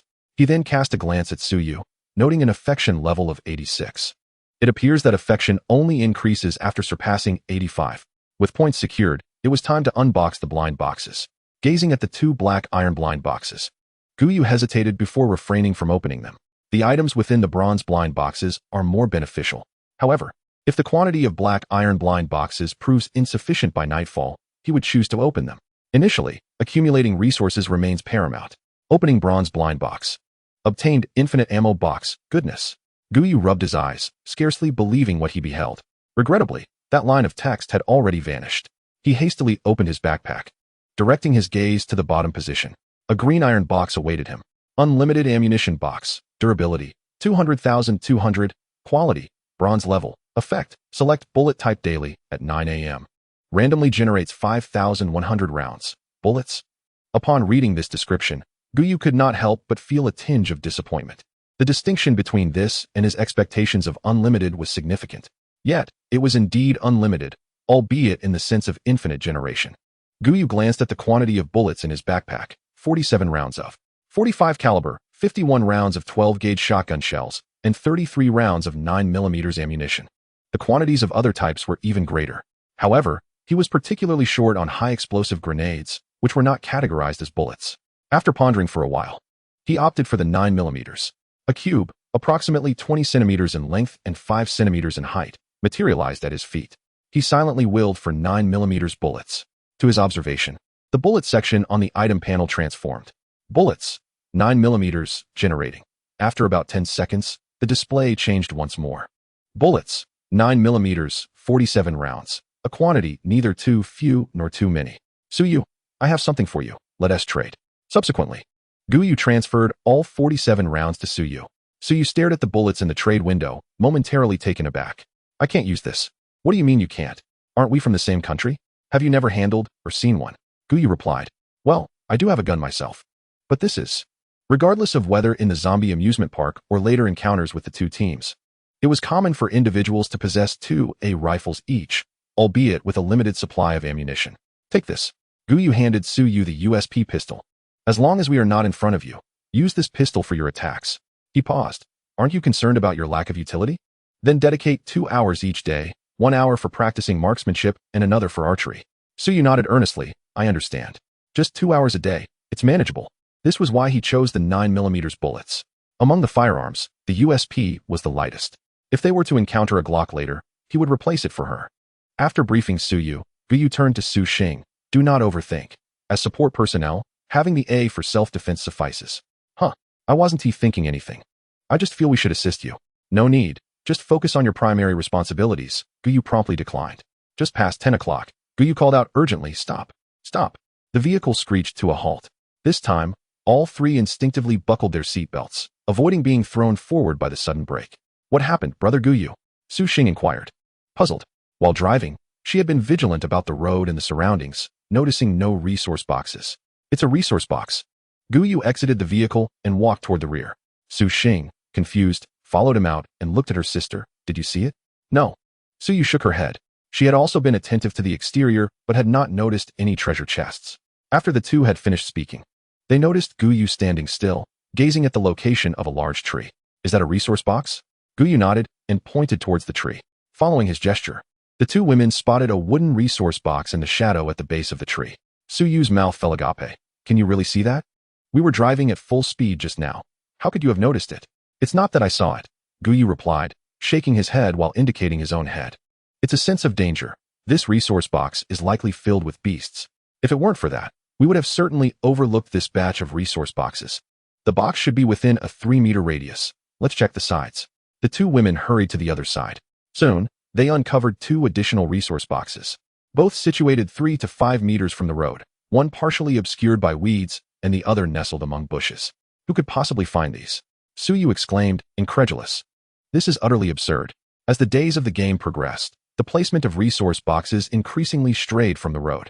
Initially, they were positioned right in the center of the road, but gradually they began to shift away. It was only today that Gu Yu comprehended the pattern. Perhaps in a couple of days, they will be even further away. What?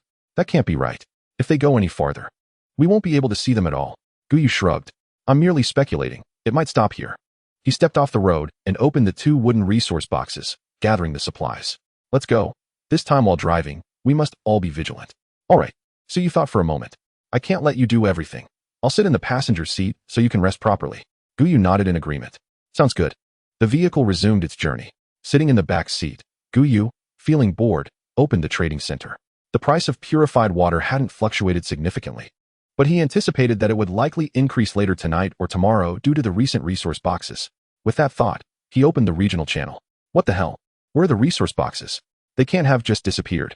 I've been driving since 8 and haven't encountered a single one. Chapter 29, Discovering the Engine. Finally able to enhance power, just as he had suspected, most teams that set out this morning had not encountered any resource boxes. In fact, there was one convoy that left at 6 in the morning in hopes of finding more resource boxes, only to have seen none by now. Of course, some have been fortunate enough to find resource boxes. Let me tell you, these resource boxes are now located 35 meters from the road, so keep an eye on the roadside. What? But I have bushes on both sides. Well, I'm in luck. I'm currently in an expansive grassland area. Thus, the disparity in terrain also altered the ease of resource acquisition for everyone. The only solution now was to reduce speed. After all, the method of resource box distribution was not clearly defined. One could only continuously observe both sides of the road. Gu Yu suspected that this was a deliberate design of the survival world, as it allowed the encroaching fog of devouring to catch up. However, this is of little concern to them for the time being. Over 200 bottles of water? Not excessive at all. He must also consider the impending disaster. Had there been 500 bottles, he would undoubtedly sell a portion. As noon approached, they encountered another resource box. Sitting in the passenger seat, Su Yu was intently observing the sides of the road. Upon spotting the resource box, she urged Su Xing to stop. Yet another wooden resource box. It seems that during the day, we can only encounter wooden ones, Su Yu remarked, her face a picture of disappointment. Well, it appears that only in various regions can one obtain higher quality resource boxes. Besides that, there's only night driving. Gu Yu nodded in agreement. The forest was nearing its end. Let us reach the exit and take a moment to dine. The edge of the forest was not far off. Yet they remained uncertain of the terrain they would soon encounter. Before long, they reached the edge and beheld the outside world, a vast expanse of grassland. The road ahead was dotted with distant hills, likely indicating a large mountain range. It seemed that finding resource boxes would be relatively easy from here on out. In such weather, the grass drooped low, offering no concealment for the boxes. At that moment, Su Yu expressed her curiosity. Yet, looking around, it seems there is no resource area in sight. In her view, not a single structure could be seen. Gu Yu sighed. Can you see buildings 100 kilometers away? At times, he truly questioned Su Yu's intelligence, which seemed to fluctuate dramatically. He added, and the situation may resemble that of yesterday. Su Yu fell silent, realizing she had posed a rather foolish question. All right, let us make haste with our meal and hydration. We must address our needs swiftly.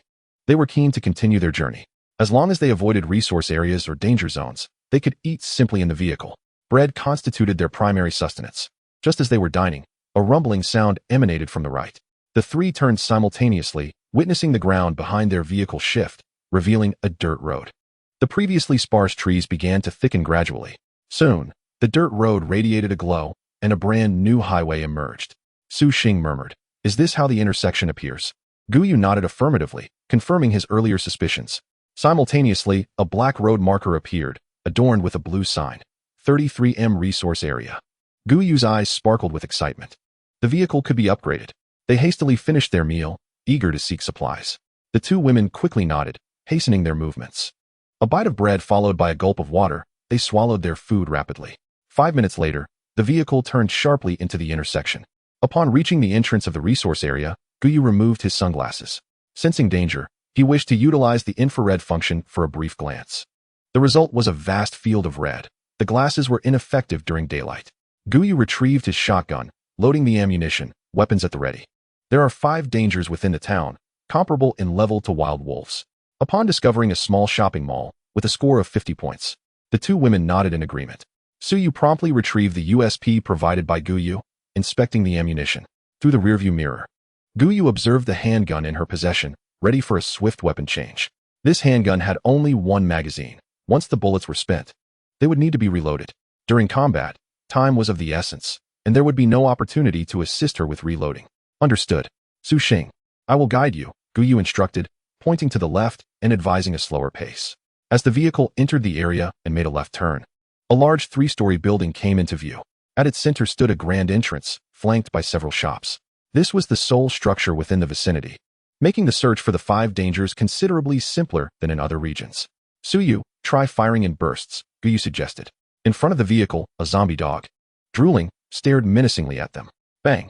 The sound of gunfire echoed as the zombie dog stumbled and charged towards them. Bang! The creature, now just 5 meters away, had its head blown apart. Ding! 10 points awarded. Had Gu Yu delayed in firing, the creature would have reached them. Did you not see the panel? As it is a zombie, the head must be the critical point, he remarked. Su Yu bit her lip. I aimed for the head. But who would have known the bullet would veer off to the shoulder? No matter, there are still 4 left. Ultimately, Su Yu fired 6 shots, managing to kill only 1 zombie dog, while Gu Yu dealt with the other 4. Su Xing inquired, shall we attempt to collect? They gazed at the exposed chest of the rotting zombie dog on the ground.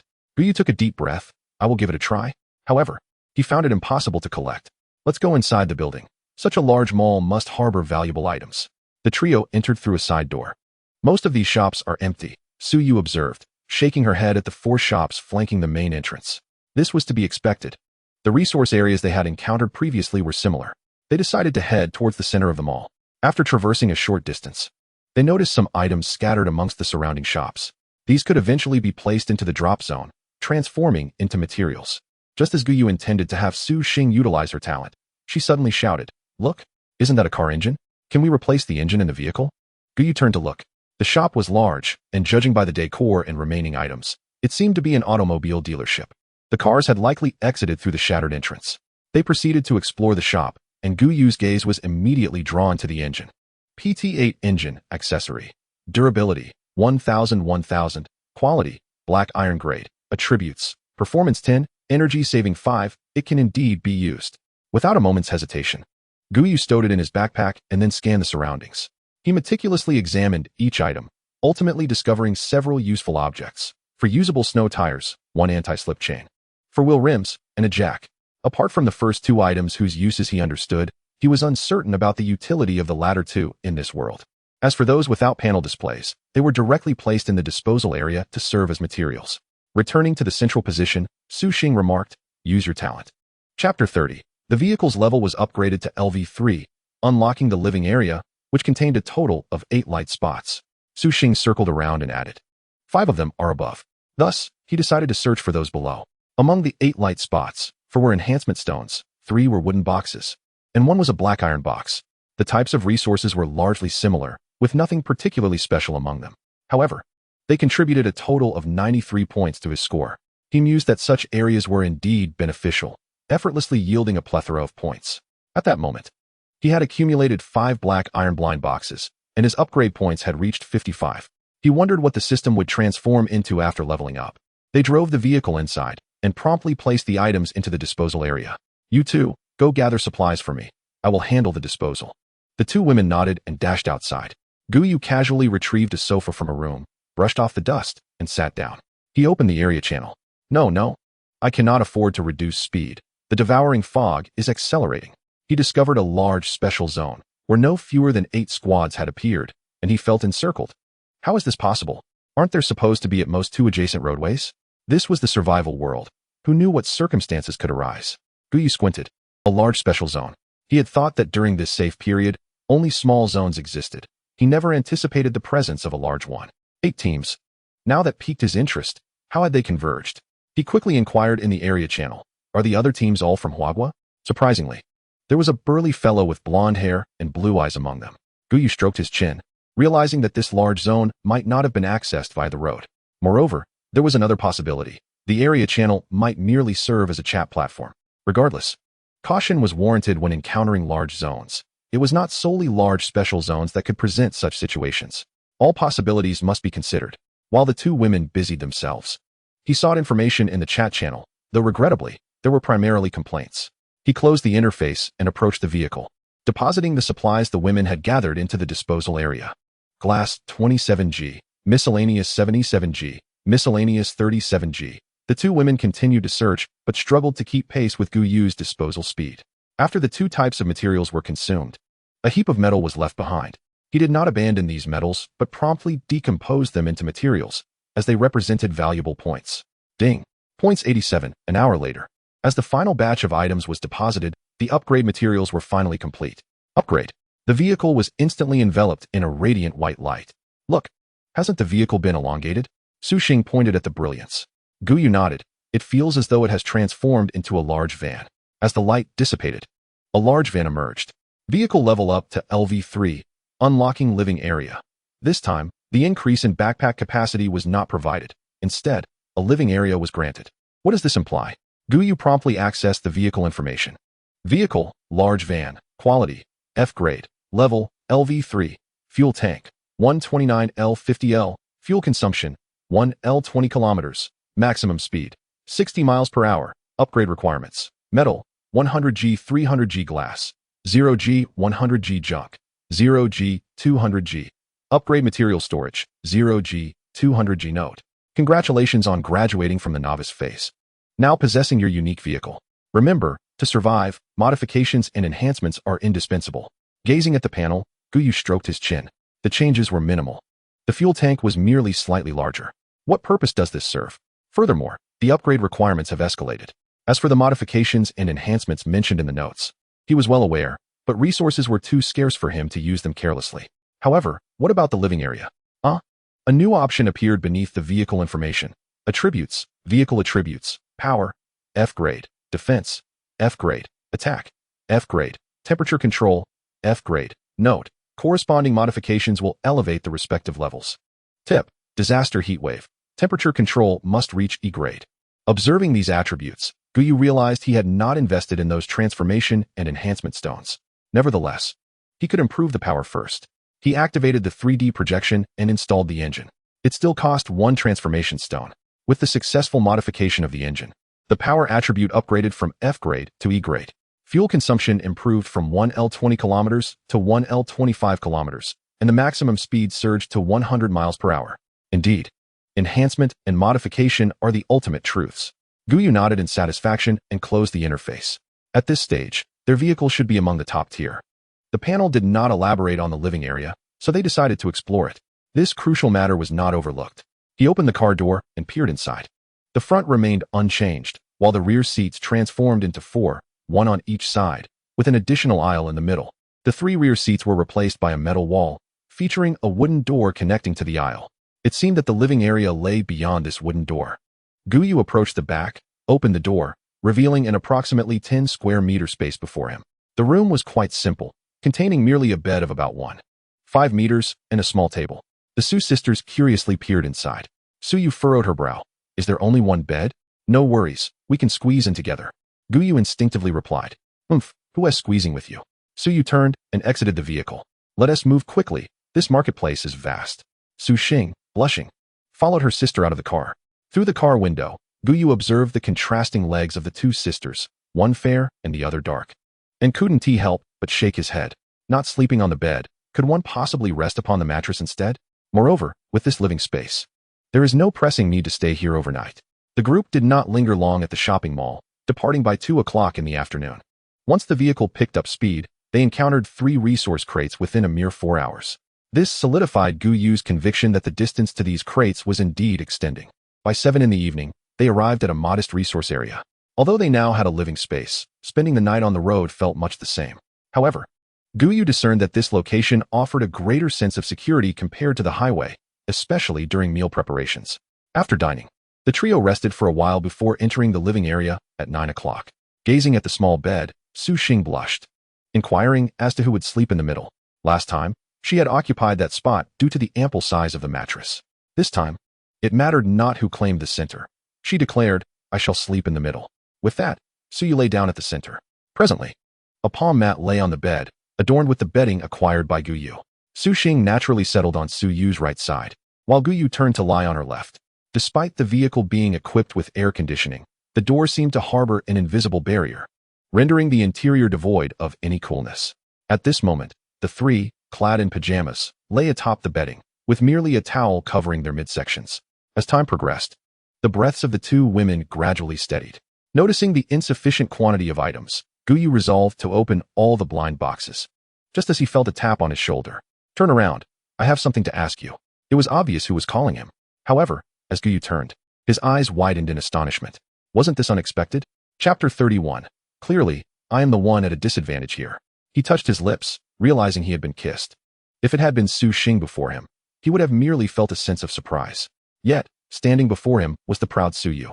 "So, this is what you meant?" Su Yu lowered her head, her hair obscuring her face, and softly murmured, "I inquired with Su Xing when she returned. She mentioned this would be beneficial for you. You had also mentioned something about favorability, so I thought I could do the same." She was aware that her demeanor might render her somewhat difficult to approach, yet she wished to contribute as well. Thus, throughout the day, she had been encouraging herself. What was it to share a kiss? It wasn't as if she would lose a piece of herself. If it could yield essential resources, then all would be worthwhile. "Actually, Su Xing kissed my face, but your effect is even better." Gu Yu glanced at the recent system notification. Ding. Super intimate interaction points. 100. The points exceeded those given by Su Xing by an additional 20. Instinctively, he touched his lips, contemplating whether he should suggest that Su Xing choose a different spot next time. After all, an extra 20 points would be advantageous. Noticing that Su Yu had remained silent for an extended period, Gu Yu raised his hand and gently nudged her. "Have you fallen asleep?" At that moment, Su Yu tightly shut her eyes, utterly mortified. She silently cursed her sister for not expressing herself clearly. Realizing Su Yu's prolonged silence, Gu Yu understood that she was merely shy. Having foreseen the awkwardness that would ensue, Gu Yu turned away, casting his gaze upon the 7 black iron blind boxes within the system. Perhaps this was the norm for resource acquisition. Taking a deep breath, he declared, "Open." Opening black iron blind box, obtained a Medea air conditioner 1. An air conditioner? Did he not already possess one? No. It seemed that no accompanying components were listed, suggesting it was meant for this survival space.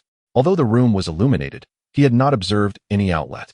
Contemplating this, he rummaged through his backpack. Medea air conditioner. Durability, 500,500. Quality, black iron level. Attribute, energy storage 50. Note, operates in temperatures ranging from -60 to 60 degrees Celsius, solar-powered. Capable of storing energy for up to 7 days. No wonder it was called Medea. It was simply exquisite. It made sense why the design appeared peculiar. Evidently, the black panel was a solar panel. He touched his somewhat sticky neck. It was time to install it. Quietly rising, he approached the wall opposite him. But how was this contraption to be installed? A sudden spark of inspiration struck Gu Yu as he opened the vehicle information regarding modifications and enhancements.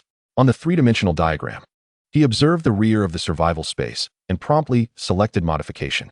Consuming a modification stone, an air conditioner was added to the wall, and a remote control appeared in his hand. The remote was entirely a touchpad, with only a white button for mode switching at the bottom. He pressed the button, and the screen illuminated. Wireless mode. Presumably, this mode utilized the stored power. He touched the start button on the touchscreen, only for 4 large characters to pop up. Insufficient power. Gu Yu's eyes twitched. It was nighttime, so insufficient power was quite reasonable. But could not a new item at least have some power when it was acquired? With a face full of exasperation, Gu Yu reclined back onto his bed. The greater the hope, the greater the disappointment. He felt his emotions had been wasted. He sighed. Nevertheless, he had procured the items. Surely, he would be able to utilize them by tomorrow, so why the rush? Shaking his head, He continued to open blind boxes. Opening black iron blind box, obtained a summer quilt 1. Opening black iron blind box, obtained a box of ham sausages 1. Opening black iron blind box, obtained a bathtub 1. After exhausting the remaining 6 blind boxes, Gu Yu let out a deep sigh. It could not be said that the results were poor. Rather, most items were simply not immediately useful. The night passed in silence. Early the next morning, Gu Yu awoke, finding himself alone in the room. He lifted his wrist to glance at the time. Was it nearly 8 o'clock? Gu Yu quickly rose, only to freeze. His pajamas. Gu Yu was eating. Scoundrel. As Su Yu entered, she immediately covered her eyes. Gu Yu hurriedly dressed. This is clearly my misfortune. Su Yu huffed dismissively. I see you were the one taking advantage. Breakfast is ready, hurry out. Gu Yu muttered under his breath. Who was so domineering last night? In a swift motion, Su Yu stepped forward and covered Gu Yu's mouth. Her cheeks flushed. Sure, don't say that. She glanced back, not forgetting to check her surroundings, confirming that his sister had not arrived. Gu Yu couldn't help but exhale in relief. He blinked, puzzled. What did this mean? Had they done something that warranted silence? Did he remember? Gu Yu nodded in response. Su Yu slowly withdrew her hand. Gu Yu casually remarked, if you want me to keep this a secret, don't forget about that night, gesturing toward his lips. Humph, how naive. With that, she exited the room. Gu Yu shook his head at her retreating figure. Indeed, she was not one to be trifled with. It was still 9 o'clock, and the fixed points had once again manifested. Ding. Male teammate points, 50, score points, 50, affection points, 50. Intimate interaction, 0, x2 every day commenced with 3 black iron blind boxes. What a splendid arrangement. Gazing at the blind box, Gu Yu mused that if their squad consisted of 10 members, this would amount to 10 black iron blind boxes coupled with half a bronze blind box each day. What a delightful prospect. Alas, it was exceedingly challenging. Gu Yu raised his hand to check his watch. Time, 9:01. Weather, clear, 35:38. Devouring fog, 30 hours, 22 minutes. And 12 seconds until arrival. Planet ID, 97872, Trial Planet. Disaster. 4 days until heatwave commencement. As the vehicle roared to life, the countdown for the devouring fog steadily increased. Today marked the 6th day, with the fog advancing at a speed of 30 kilometers per hour. While this might spell trouble for others, it was of little consequence to them. After all, their speed had reached 100 kilometers per hour, even if they drove slowly. They could maintain a speed of at least 80 kilometers per hour. In comparison, the fog's pace of 30 kilometers seemed trivial. Currently, Su Xing was at the wheel. While Su Yu kept a vigilant eye on the sides of the road, Gu Yu lounged lazily against the backrest of his seat. Survival difficult? Was it really? He opened the regional channel to check the population. Region 95598. 8076-10000 compared to yesterday, the number of people had not diminished significantly. He glanced down at the chat area. What kind of vehicle is this level 1? Only 50 kilometers per hour? What a futile upgrade. Nonetheless, if you did not upgrade, you would be left waiting for death. At least this afforded you some time to gather resource boxes. The air conditioning was quite pleasant, significantly reducing water consumption. Does anyone have surplus food and water? I would gladly trade. It was evident that the challenges faced by people were straightforward. The encroaching devouring fog behind them and the issue of resources at hand. Resources had previously been easily attainable, but since yesterday, they had become considerably scarcer. One factor was the increased distance, causing many vehicles to take 2 to 3 hours merely to encounter a resource box. Another was the concealed locations of these resource boxes, leading many to overlook them. Gu Yu shook his head. It was truly dismal for everyone. Chapter 32. With truth in hand, what is there to fear? Shortly past 10 o'clock. They encountered their first resource box of the day. The distance covered today was approximately 180 kilometers. As expected, there had been a slight increase. Fortunately, the rise was not substantial, and overall, it posed little significant issue. There are still 3 wooden resource boxes, but luck has not favored us. For 2 of them contained dangerous resources. Gu Yu inquired, how much meat do we have left? Over 100 pounds, Su Yu replied. Gu Yu's eyebrows twitched in surprise. Is there truly that much remaining? Aside from lunch when we refrain from consuming meat, we eat it during breakfast and dinner. However, there is simply too much. We cannot possibly finish it all, Su Yu explained. After opening the safe box, Gu Yu pondered and accessed the trading center to search for meat. 500 G wolf meat, exchange for 1 survival coin. Wait a moment. He recalled that yesterday it was 3 pounds for 1 coin, and now the price has surged? He then glanced at the purified water, which had also increased. It was now 5 bottles for 1 survival coin. Such a dramatic rise overnight seemed excessive. What was the situation with others' resources? Could it be that a small team lacked even 100 bottles? He stroked his chin. reflecting that the teams he had recently defeated indeed seemed to have very few resources. Thus, it appeared that it was not their poverty, but rather his own abundance. It seems he had wronged them. Gu Yu? Gu Yu? Gu Yu? Su Yu's voice grew louder as she noticed his distraction. Huh, what is it? He replied. I was saying, shouldn't we be leaving? Wait a moment, let us sell a bit first. 5 minutes later, ding. Points, 70. Come, let's sell this meat. In the vehicle, Gu Yu traded the wolf meat he had just acquired to Su Yu. She examined the trading center's prices. Should we sell it at this rate? No. It's 3 pounds of wolf meat for 1 survival coin. What? Are we at a loss then? She had just observed that everyone was trading at 1 survival coin. We are all from Blue Star. I consider this a contribution. Besides, it is merely wolf meat, and I can hardly consume all I possess. Trading it for survival coins is quite worthwhile, he reasoned. Su Yu nodded. I'll take care of it. It was merely a matter of minutes and would not hinder her observation of resources. Around 2 in the afternoon, they arrived at a fork in the road. There's an intersection. Su Yu exclaimed. You don't need to shout, sister, Su Xing replied with a sigh. Soon, they reached the signpost. Danger Zone 47M. It's a danger zone. Shall we enter? Gu Yu mused. Of course, we must venture in. He stroked his chin. Have you noticed how the number of areas has diminished? The 2 women nodded, acknowledging that, compared to before, there were indeed significantly fewer. Do you think it's possible that under normal circumstances, we would never encounter so many areas? The reason we are facing so many is to compel us to expedite our vehicle upgrades to survive the impending disaster. Otherwise, they wouldn't have encountered so much in the first 3 days. Su Yu furrowed her brow. Are you suggesting that once the heat wave activates, we may not find as many resources? Gu Yu nodded. Yes, that is precisely my point. Therefore, we should enter every area we come across, with weapons in hand. What is there to fear? As for whether his speculation was accurate, they would find out by checking the area channel later that night. Entering E-level danger zone, ding. Upon discovering the small hazardous zone, known as the hospital resource area, with a warning of 50 points, Gu Yu gazed curiously into its depths. Was his instinct for danger malfunctioning? How could there be no signs of peril? Should we proceed inside? Su Xing glanced at Gu Yu through the rearview mirror. We must enter. This is a hospital, and undoubtedly, there are medications within. Thus far, the blind boxes have only yielded a cold remedy and some bandages. In such a treacherous environment, pharmaceuticals are of utmost importance. As the vehicle entered the area, the group spotted a 7-story hospital to their left, its appearance suggesting it had stood for quite some time. Park here, Gu Yu instructed, stepping out of the vehicle to assess the foreboding structure. Strangely, despite it being daytime, the hospital courtyard exuded an eerie ambience. Su Yu and Su Xing flanked Gu Yu, one on each side. Perhaps we should reconsider. Everything associated with hospitals feels distinctly unsettling. Su Yu murmured, swallowing hard. Gu Yu shook his head. There shouldn't be anything sinister here. If that were the case, anyone who entered would meet their demise. And it would not be classified as merely ill-level danger. Of course, if you truly wish to leave, we can do so. Su Yu appeared conflicted. Just moments ago, they had discussed how such zones would diminish over time. If she suggested departing now, it seems we might not have the option to leave. Su Xing pointed out, indicating the direction they had come from. A faint blue barrier had appeared at the entrance. Gu Yu furrowed his brow. Was the last hazardous zone we visited the same? Both women shook their heads, admitting they had not noticed that detail at the time. Approaching the barrier, Gu Yu reached out, and words materialized upon its surface. The barrier will be lifted once the hazardous zone is resolved. He stepped to the left, observing that the ethereal blue barrier shifted in response. It appeared they could not exit until the situation was addressed. Draw your weapons and fire upon any threats without concern for ammunition, Gu Yu commanded, donning his sunglasses and activating the infrared mode.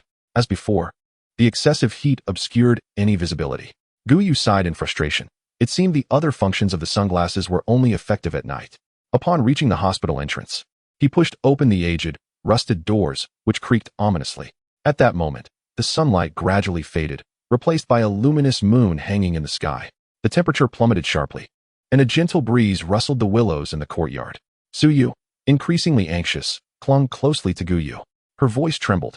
Is it truly impossible for anything sinister to emerge? This situation feels decidedly wrong. Rest assured, it will be fine, Gu Yu reassured her, readjusting his mask and reactivating the infrared mode of his sunglasses. The good news was that it was operational. The bad news was that nothing was visible. Had they genuinely encountered something abnormal? That shouldn't be the case. If it were truly anomalous, it would not simply be classified as E-level danger. Let us proceed inside. With truth in hand, what is there to fear? Under the moonlight, the 3 figures cautiously approached the hospital's entrance. Peering through the shattered doors, they beheld a void of darkness. Gu Yu produced a flashlight to illuminate the expansive hall. Scattered black marks were strewn across the floor of the hall. Upon entering, Gu Yu momentarily paused, lowering his gaze to inspect further, realizing that most were likely traces of blood. This evoked memories of the area where he had encountered a horde of zombies, where similar bloodstains were present. Classified as E-level danger, zombies. If that were the case, it would be understandable. Given that this location was rated E-level, it stood to reason that the zombies here possessed greater strength. With this thought, he holstered his sidearm and replaced it with the A-class weapon. You should also switch to A-class. Remember, if you spot any suspicious targets, shoot to kill. What exactly are we facing? Suyu inquired with urgency. Most likely zombies, Gu Yu replied. Upon hearing this, Suyu visibly relaxed, relieved that it was not something more sinister. Chapter 33. I'm not trying to waste resources. Let's sell it instead. Gu Yu raised his flashlight, casting its beam upon the walls while occasionally glancing towards the corridor. A white wooden door was visible, inscribed with the words pharmacy. He gently pushed the door open, which creaked eerily like the main entrance, resonating loudly in the silence of the space. The pharmacy was modest in size, easily surveyed at a glance. 5 rows of shelves displayed an assortment of medications. Gu Yu turned to the women behind him. I'll keep watch. You two check inside for any panels of medication. Just hold off on taking anything until I've had a look. Once items were taken by the 2 women, he would no longer earn points. Meanwhile, the possessions of other teams typically became loot only after their owners were slain.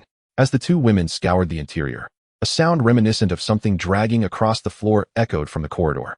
Gu Yu switched his sunglasses to night vision mode, lowered his mask, and aimed his A-class weapon in the direction of the noise, an area of heightened danger, less threatening than a wolf, yet more so than a zombie. Soon, a figure emerged. As soon as the silhouette revealed itself partially, Gu Yu swiftly squeezed the trigger. He exhibited restraint, firing a mere dozen shots before ceasing. The figure collapsed to the ground, and his gunfire triggered a chain reaction. A cacophony of creaks and groans emanated from above. Suyu, hand me the flashlight. Without hesitation, Suyu passed it to him. Gu Yu removed his sunglasses and directed the light towards the fallen body. As he had suspected, this so-called danger was indeed a zombie, and the source of the noise was a chain attached to its left foot. E-level danger. Could it be that the zombies here were different? Gu Yu suddenly recalled various types of zombies depicted in films and television series. The characteristics of zombies varied greatly across different narratives. If they were akin to those in Train to Busan, he mused, it would not be surprising if they were classified as D-level, let alone E-level. Let us head outside and use the vehicles as cover. The sounds from above intensified, suggesting the presence of more zombies, and the corridor echoed with similar ominous noises. The 3 swiftly exited the hospital. As Gu Yu rushed to the gate, he fashioned a sturdy iron chain from the workbench to bind it securely. Only then did he approach the vehicle. Phew. Fortunately, the gate could still open. Had it not, we would have been in dire straits. Suyu patted her chest, contemplating the alternative of confronting the situation head-on. Gu Yu, however, was determined. With so many bullets at his disposal, he was confident they could subdue the adversaries. Brother Gu Yu, I believe these medications might be of little use, Su Xing remarked, producing 6 glass vials from her pocket, each adorned with a display panel. Yet, as she had suggested, the substances appeared rather ineffective. Psychic suppression agent. Effect. Upon ingestion, it slows cognitive processes by 50, lasting 4 hours. Usage. 10-10. In addition, there were agents for heightened mental stimulation and stability. Observing the broken chains on the zombies' feet, Gu Yu pondered whether this place was a psychiatric hospital. Suddenly, a cacophony erupted from the entrance of the facility.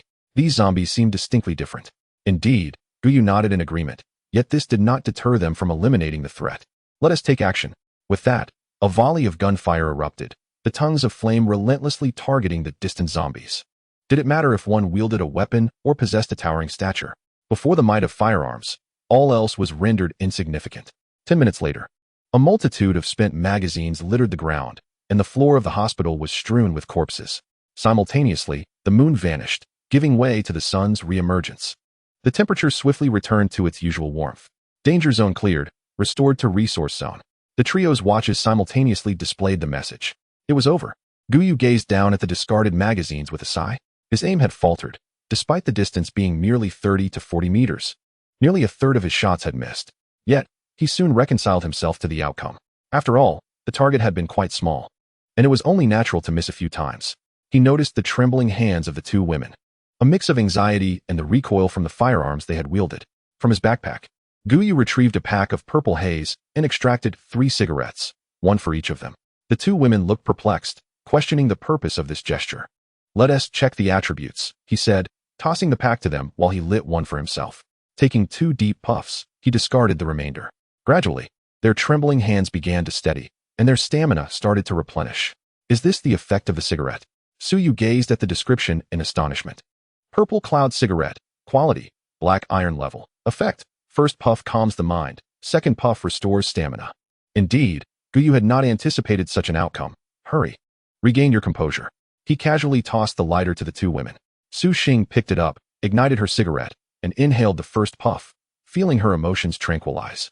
With the second puff, the soreness in her muscles began to dissipate. Instinctively, she took a third puff, coughing and tearing up in surprise. The first 2 puffs had been tasteless, even imperceptible, yet the third was overwhelmingly harsh. As Gu Yu was about to head towards the hospital, he turned around with a look of exasperation. Wasn't the panel clear enough? It stated that only 2 puffs were effective. Gu Yu pointed to the 3/4 of a cigarette but left on the ground. Su Xing kept exhaling, trying to dispel the unpleasant odor lingering in her mouth. Feeling a bit wronged at Gu Yu's remark, she replied, "Isn't it a waste?"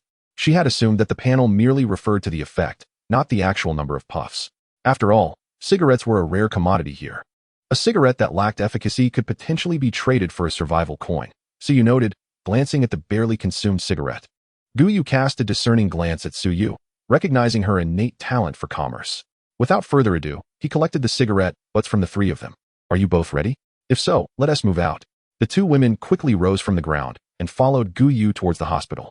Upon entering the courtyard, Su Yu observed the corpses on the ground. Do we need to finish them off? She inquired. No need, if there were any living beings. This place wouldn't have transformed into a resource zone, Gu Yu replied. He made a beeline for the pharmacy inside the hospital, determined to ascertain something. After thoroughly inspecting the pharmacy, he emerged with 3 boxes of medicine in hand. Are you certain that you've checked all areas thoroughly? He asked, eyeing the newly acquired items. The 2 women exchanged glances. Su Xing hesitantly responded, my sister and I were certain that we had examined all the medicines. Gu Yu nodded. I can now confirm one thing. Once a danger zone is cleared, items will respawn. If that is indeed the case, we should revisit danger zones encountered along the way. All right, let us head back. Chapter 34. Is this merely torturing himself? For hours later, as dusk began to settle, Gu Yu stood before the vehicle, tossing a pile of materials into the drop zone. Glass 37G, miscellaneous 123G, a full 4 hours had passed, during which the materials inside the vehicle had been replenished by a quarter. If they encountered similar zones again, just 4 more areas could elevate his vehicle once more. Furthermore, leveraging Su Xing's talent, they had discovered a bronze quality chest, which yielded a card. Enhancement discount card, quality, special, effect, reduces the consumption of enhancement stones by 50 upon use. This meant that enhancing an item typically required 10 enhancement stones. But with this card, only 5 would be needed. While it may seem that reducing the requirement by 5 stones was trivial, consider if the normal requirement was 100 stones. Gu Yu speculated that the cost of vehicle enhancements and modifications would only increase as they progressed. Thus, he decided against using the card just yet. Taking a deep breath, he gazed at his vehicle and opened the 3-dimensional model, immediately selecting the windshield. The same 3 options appeared. Modification Option 1, Reflective Glass, reduces internal temperature by 5 to 10 degrees. Requirement, 2 modification stones. Gu Yu contemplated for a long while before ultimately choosing the first option. He then proceeded to select the entire vehicle body. Modification Plan 1, Defensive Upgrade to enhance certain defensive capabilities. Requires 2 modification stones. Modification Plan 2, Insulation Coating to effectively stabilize internal temperature. Requires 5 modification stones. Modification Plan 3 was disregarded, and Plan 2 was chosen without hesitation. It is noteworthy that during the unlocking of vehicle attributes, a reminder was provided indicating that temperature control must reach at least grade E. As for other considerations, they can be pondered over time. Once the modification was finalized, the vehicle became enveloped in a soft glow. The originally white body gradually transformed into a brilliant silver. Upon the entire vehicle being enveloped in this radiant hue, a message appeared. Vehicle temperature control attribute elevated from grade F to grade E. Gu Yu exhaled a gentle sigh, having fulfilled the fundamental condition to endure the impending heat wave. In an office on the 2nd floor of the hospital, one of the women asked, "Are we really not leaving?" Just as they reached the ground floor, they were called back upstairs. It was already past 7, too late to depart. The engulfing mist is still a considerable distance away. There is no need to rush. Gu Yu replied, kindling a bonfire. Let us begin preparing dinner. The two women nodded and commenced their culinary preparations. Gu Yu, meanwhile, opened the system interface for a moment, then sighed softly. Had he known those blind boxes would yield such results, he might have been able to enhance a bronze blind box. He never anticipated that this perilous zone would bestow such a meager number of points. At this juncture, he was still over 500 points away from a bronze blind box. Reflecting on this, he turned his gaze to the 3 unopened black iron blind boxes. Open black iron blind box. Obtain 30 pop rocks. Gu Yu's eyelid twitched slightly. Isn't this a bit absurd? What use is this? A plain, unadorned packaging bag appeared in his hand. Explosive pop rocks. Quality, black iron level. Attribute, none. Remark, super explosive flavor with an extraordinary level of stimulation. Due to the manufacturing process, it can sustain an explosion for 5 minutes. Remember, use only one bag at a time. Was he misunderstanding, or was this indeed the intended purpose? Pop rocks are meant to be consumed. After all, what a waste of my blind box. Though he voiced such sentiments, he placed the pop rocks into his backpack, carefully adjusting its position. On the left was 001, and on the right, a bikini, snugly positioned in the second row.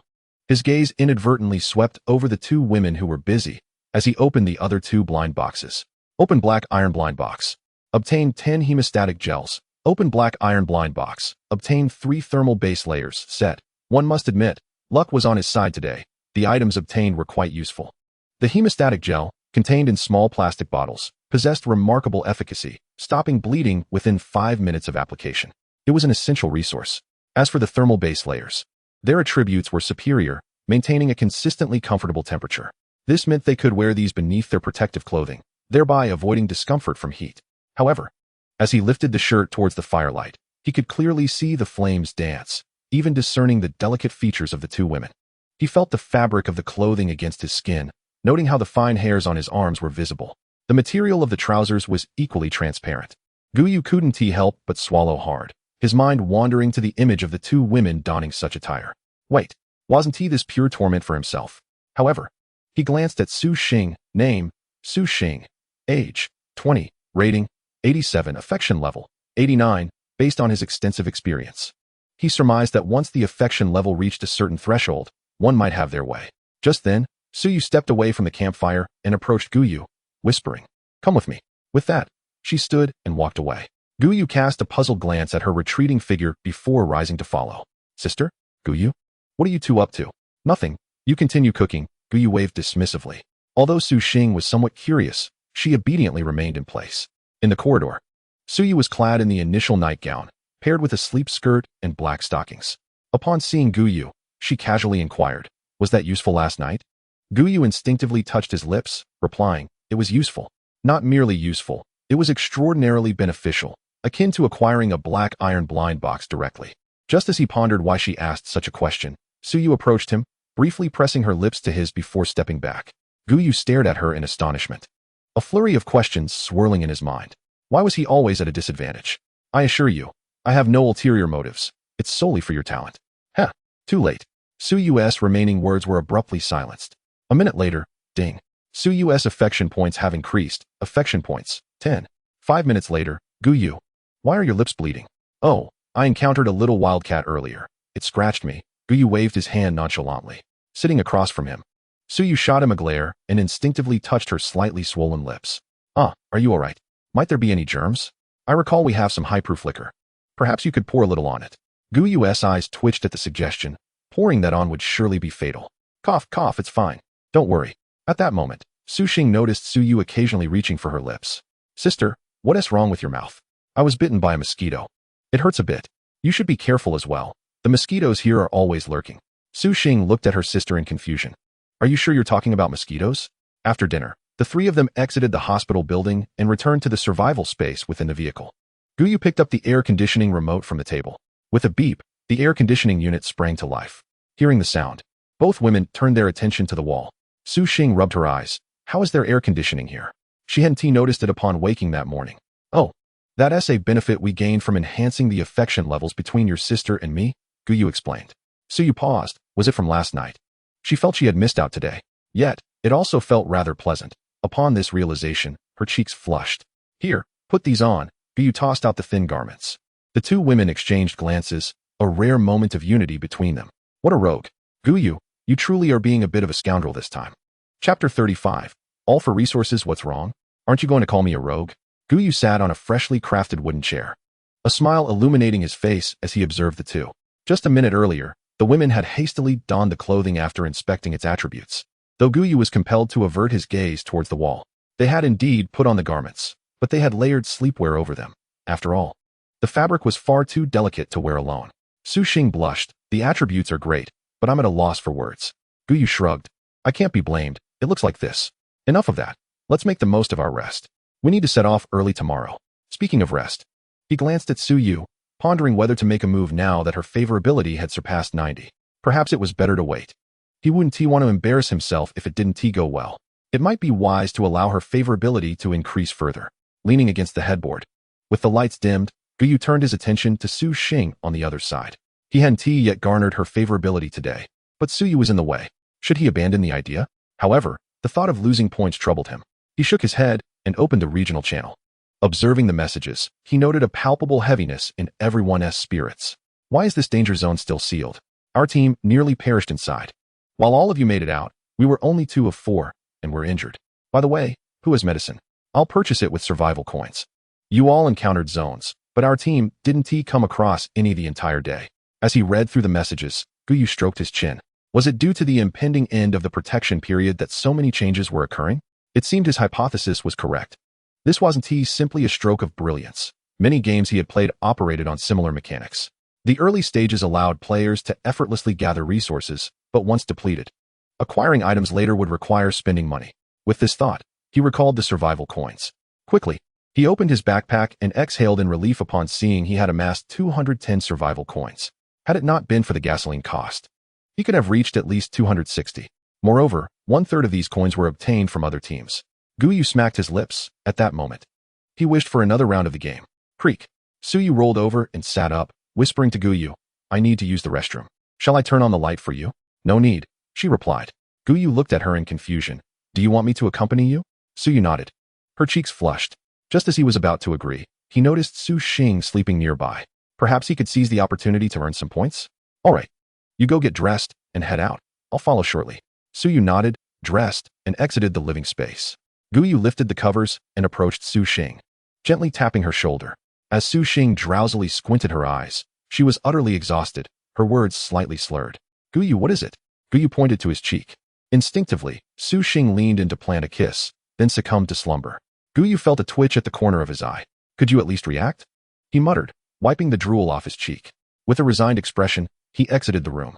Just as he had suspected, there was no emotional response. It hardly counted. He hadn't received any points from her. Sighing, he decided to wait until the morning. Since the refresh was at 9 a.m., anything before that should still count for today. The following morning, Gu Yu opened the door to the living space and found 2 women preparing grilled meat. Hearing the door open, they turned to look at him. Su Yu, beaming with joy, said, come eat. After we finish, we'll set off. Gu Yu nodded in acknowledgement and called out to Su Xing, come here for a moment. Su Yu wrinkled her nose, and once the door closed, she sighed and set down her knife. What a situation this was. Thinking back to the events of the past couple of days made her cheeks flush. She had no idea what her sister was thinking. However, her own intentions were solely for resources. Gu Yu, who had just earned 80 points, emerged with a cheerful demeanor. Su Yu handed him the food and then addressed Su Xing. Let us head to the front. Once we eat, we'll leave this place. Su Xing complied and hurriedly opened the car door, taking her place in the driver's seat. While Gu Yu ate, he glanced at his watch. Time, 7:11. Weather, clear, 35 to 39 C. Devouring fog, 25 hours, 52 minutes, and 12 seconds remaining until arrival. Planet ID, 97872, Trial Planet. Disaster, 3 days until heat wave begins. The remaining time for the devouring fog aligned closely with his estimations. As the vehicle began to move, he instructed, let us travel at a speed of 100 kilometers per hour for the first hour, then decrease the pace. Understood. Su Xing replied without needing to inquire further. She simply followed his lead. Gu Yu was quite pleased with her performance. Today marked the 7th day, meaning that at 9 a.m., the speed of the devouring fog would increase to 35 kilometers per hour. Given yesterday's speed, they would only gain an hour of distance for every hour traveled. Therefore, they would need to be cautious when encountering resource areas later on. Alternatively, they could choose not to linger in those areas tonight, but that would expose them to danger, which was not his intention. Thus far, no one had traveled long distances at night. Even they had only driven for 1 or 2 hours. Of course, It was possible that others had attempted night travel, but had perished as a result. This was precisely why he instructed Su Xing to drive at maximum speed. By doing so, they could gain 2 hours of distance in just 1 hour, which would be advantageous for them. As the clock struck 9, notifications chimed. Ding. Points from male teammate. 50, score points. 50, affection points. 50, intimacy interaction. 0, ding. The points for the male teammate stand at 50, the score at 50, the affinity at 60, and the intimate interactions at 0. The first figure pertains to Su Xing, while the latter corresponds to Su Yu. Indeed, upon reaching an affinity of 91, an additional 10 points are awarded. Furthermore, it is evident from the intimate interactions that the calculation method likely commences from 9 points. This is fortuitous. With the accumulation of 310 points, his total score ascends to over 740, and he is likely to acquire the bronze blind box soon. He then directed his gaze towards the Devouring Mist section. Devouring Mist, 30 hours, 11 minutes, and 32 seconds remaining, perfect. At 9:35, a resource box appeared, prompting Su Yu, who had been vigilantly observing, to exclaim. This time, their travel distance significantly exceeded 200 kilometers, extending the distance to the resource box considerably. The positioning of the boxes remained largely unchanged, with one being conveniently located by the roadside, thus explaining why the resource box was directly ahead of the vehicle. Opening the black iron resource box, 500 milliliters of purified water X5, 50 g of biscuits X5, survival coins X2, lighter X1. The resources remained consistent, albeit with a slight enhancement in food variety. The 3 boxes yielded a total of 52 points, which was better than nothing. The vehicle resumed its journey. Chapter 36, Sister. Have you encountered mosquitoes again? Around noon, they stumbled upon the second batch of resource boxes, still slightly over 200 kilometers away. Gazing at the 3 boxes before him, Gu Yu furrowed his brow.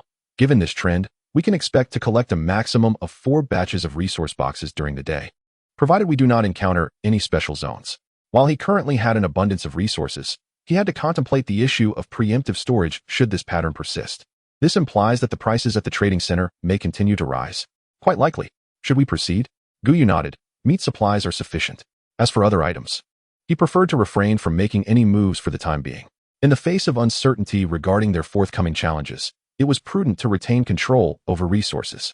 Purchasing supplies from the trading center was not on his agenda for now. At least at this stage, it was unnecessary. Gu Yu glanced at the expanding valley ahead, anticipating their arrival within its confines by afternoon.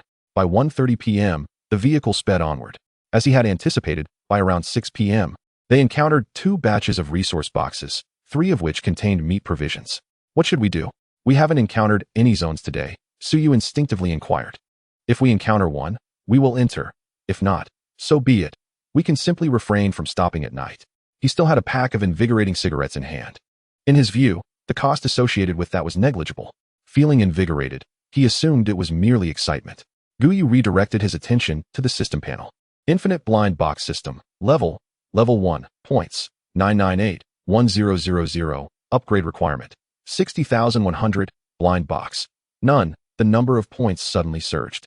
Ding. After traversing a distance of 10 kilometers, he was merely required to advance another 10 kilometers to once again obtain a bronze mystery box. Rubbing his hands together, he felt a flicker of anticipation. We are about to enter the valley, Gu Yu remarked, raising his gaze to the road ahead, which had now descended into the valley. The mountains loomed close on either side. Let us pause at the entrance. We should have our meal first. All right. Gu Yu lifted his wrist to check the time remaining on the Devouring Mist. Devouring Mist. 51 hours, 23 minutes, and 11 seconds remaining. Thanks to Gu Yu's innate talent, they could open resource chests without hesitation. The only time wasted would be during their meal, allowing them ample time to explore. With this time at their disposal, they could freely enter any resource area they encountered. Ding. Obtain Bronze Mystery Box X1. Gu Yu hurriedly accessed the system, taking a deep breath. Opening Bronze Mystery Box, acquired fully stocked refrigerator X1. Although he did not fully comprehend it, he understood that the items from the bronze chests rarely disappointed. He opened his backpack and examined the refrigerator's description. Fully stocked refrigerator. Durability. 500/500. Quality. Bronze. Note. A refrigerator that requires no energy, which will be fully stocked every day. Gu Yu's eyes sparkled with delight. He had anticipated that the items within the bronze mystery box would be of substantial worth. This was equivalent to having a reliable supply refresh point. He stood up and walked inside, but not before reminding his companions, "Let us hold off on cooking until I return." If the refrigerator contains lamb or beef, we must have a feast. The things we hunted, while edible, are frankly lacking in flavor. Wolf meat is tough, and wild boar has a peculiar taste.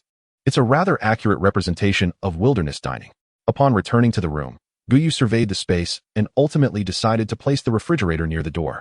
However, upon seeing the refrigerator, his lips involuntarily twitched. This was not quite what he had envisioned. The refrigerator was modest in size, barely exceeding 1 meter, and was only half the standard dimension. Better than nothing, he thought. Taking a deep breath, he reassured himself that at least its capacity was acceptable. Besides, it was a gift. What more could one desire? He inhaled deeply, nervously pulling open the refrigerator door, hoping the contents would be satisfactory. Upon seeing the items inside, he exhaled in relief. At least they appeared normal. The refrigerator was divided into 2 tiers. The first tier held 10 yellow metal cans, while the second contained 10 bottles of unwrapped purified water. As for the door, regrettably, it featured no shelves. He chose to ignore the water for the moment and picked up one of the unmarked yellow cans. Energy drink. Quality, none. Note, consuming restores 20 stamina. Oh, a rather useful item, he mused. Without a moment's hesitation, he stowed both items into his backpack. He then opened the lower freezer compartment. The first tier revealed over 20 exceedingly ordinary ice creams, while the second tier contained an entire chicken. Gu Yu swallowed hard. Chicken. This delicacy is far superior to wolf meat. Even when frozen, it surpasses the latter in quality. The only unfortunate aspect is the lack of seasoning. He closed the refrigerator door and swiftly ventured outside, raising the solidly frozen whole chicken in his hands. Look what I've found. The 2 women were momentarily taken aback by the sight of the chicken. Su Yu, with a puzzled expression, remarked, "Why is it still frozen?" A spark of realization flickered in her mind. Do we have a refrigerator now? It must be due to Gu Yu's extraordinary abilities. Of course, this time it was triggered by Su Xingding. Su Xing's favorability increased, 10 points awarded. Gu Yu felt a twitch in his eye. He had merely mentioned it in passing. Nevertheless, it was quite pleasing. Tonight, we will feast on this. All right, Su Xing replied, glancing out the window. But we can only do so outside, as the valley lies just 50 meters ahead, and we are currently in the grassland area. Rest assured, there is no danger. If there were, I would be aware. They disembarked to start a fire, placing a pot filled with water to thaw the chicken. To expedite the thawing process, Su Xing occasionally held the pot over the flames. In merely 20 minutes, the chicken was almost fully thawed, at least enough to be cut. Gu Yu go? She looked up, realizing she was alone. Ahem, what is it? Gu Yu emerged from the rear of the vehicle. Gu Yu go, how did you come from there? I sensed an approaching danger and merely went to investigate. What about my sister? Su Xing scanned their surroundings, feeling a twinge of concern that she might have wandered off. I just went to the restroom. Su Yu's figure appeared from the front of the vehicle. Sister, did you encounter mosquitoes again? Let us focus on cooking. I can hardly wait. With Gu Yu's diversion, Su Xing ceased her inquiries, taking the long knife from Gu Yu's hand to begin chopping the chicken. After just a couple of strikes, she remarked softly, "It's truly a habit that can be detrimental. I feel as though I could chop it without thawing it first. Cutting it before thawing could actually save time." Indeed, Gu Yu nodded in agreement. Meanwhile, Su Yu touched her lips and shot a glance at Gu Yu. Were it not for the sake of teamwork, she wouldn't make such a significant contribution. Yet, she instinctively licked her lips, feeling an inexplicable anticipation bubbling within her. Chapter 37. Revitalizing cigarettes are indeed invigorating, yet they come with side effects. At 8 o'clock in the evening, each of the 3 held a wooden bowl filled with the chicken they had stewed. Inhaling the familiar aroma, Gu Yu eagerly took a bite. Despite the absence of seasoning, the texture was markedly superior to that of other meats. There was no fishy taste, just a hint of white wine that had been consumed. While savoring his meal, Gu Yu scrolled through the survival channel. Zone 9559878771000. It seems those who have survived have adapted to the current circumstances. The unfortunate ones have vanished. What the? Is this a joke? I haven't seen a single soul in my area all day. I'm just a step away from acquiring the resources needed to upgrade the vehicle to level 2. Hey, buddy, looking to purchase materials? 1 kilogram of glass fetches 2 survival coins, while 1 kilogram of miscellaneous items costs 10 survival coins. How outrageous. It seems like you are a heartless merchant, selling items that should be free in the area at such exorbitant prices. Setting aside the issue of the area, there is something amiss with the resource boxes. Why are they becoming increasingly distant? It appears that today, it is not just him who cannot find them. Many others are similarly unsuccessful. Even those who do encounter them seem to do so only because they were unable to find any yesterday. As for the materials, Gu Yu shook his head. He is now at level 3 and has upgraded the vehicle's temperature control to level E, rendering him completely unperturbed. During dinner, fortune smiled upon them. As they only faced 2 wolf pack attacks, not only did this net him nearly 380 points, but it also provided a bounty of meat, truly a stroke of good luck. At 8:30, the vehicle slowly started moving towards the valley, with Gu Yu at the wheel. Brother Gu Yu, are we looking for a place to rest? Or shall we continue driving? Gu Yu furrowed his brow as he surveyed the area illuminated by the headlights. Nighttime driving is simply not conducive to speed. Let us assess the situation, it's getting late. You two should rest in the back. The 2 girls were taken aback. Was he really going to drive at night by himself? Su Yu shook her head. That's out of the question. We must accompany you. Gu Yu had already done more than enough. Even if they were to drive at night, it should be her responsibility. You lack my capabilities. You wouldn't know when to accelerate or when to halt for battle. If any issues arise, I will notify you. The 2 girls nodded in understanding, albeit with some concern. Su Yu cautioned, you must let us know, okay? Yes, rest assured. Wait a moment. Su Xing's face flushed. She had already begun to contemplate something. She covertly glanced at Su Yu, only to find that her sister had already entered the room. Seemingly oblivious to Gu Yu's words, Su Xing sauntered over to Gu Yu, giving a gentle peck. Ding. Super intimate interaction points. 80, another blind box acquired. Perfect. Once the 2 girls had entered the room, Gu Yu donned his sunglasses, switched to night vision mode, and turned off the headlights. The speed instantly surged to 70 kilometers per hour. It wasn't that he didn't wish to drive faster. Rather, at a greater speed. He would be unable to keep an eye on the treasure chests flanking the road. Just as he drove less than 20 kilometers forward, a turn appeared before him, catching Gu Yu off guard. After so many days of straight paths, why did a turn suddenly present itself? He hastily reduced his speed, only to encounter a series of bends thereafter. Gu Yu's eyelid twitched. This was truly absurd. The curves appeared every 2 to 3 kilometers at times, and stretched for 20 to 30 kilometers at others. In short, the straight roads had vanished.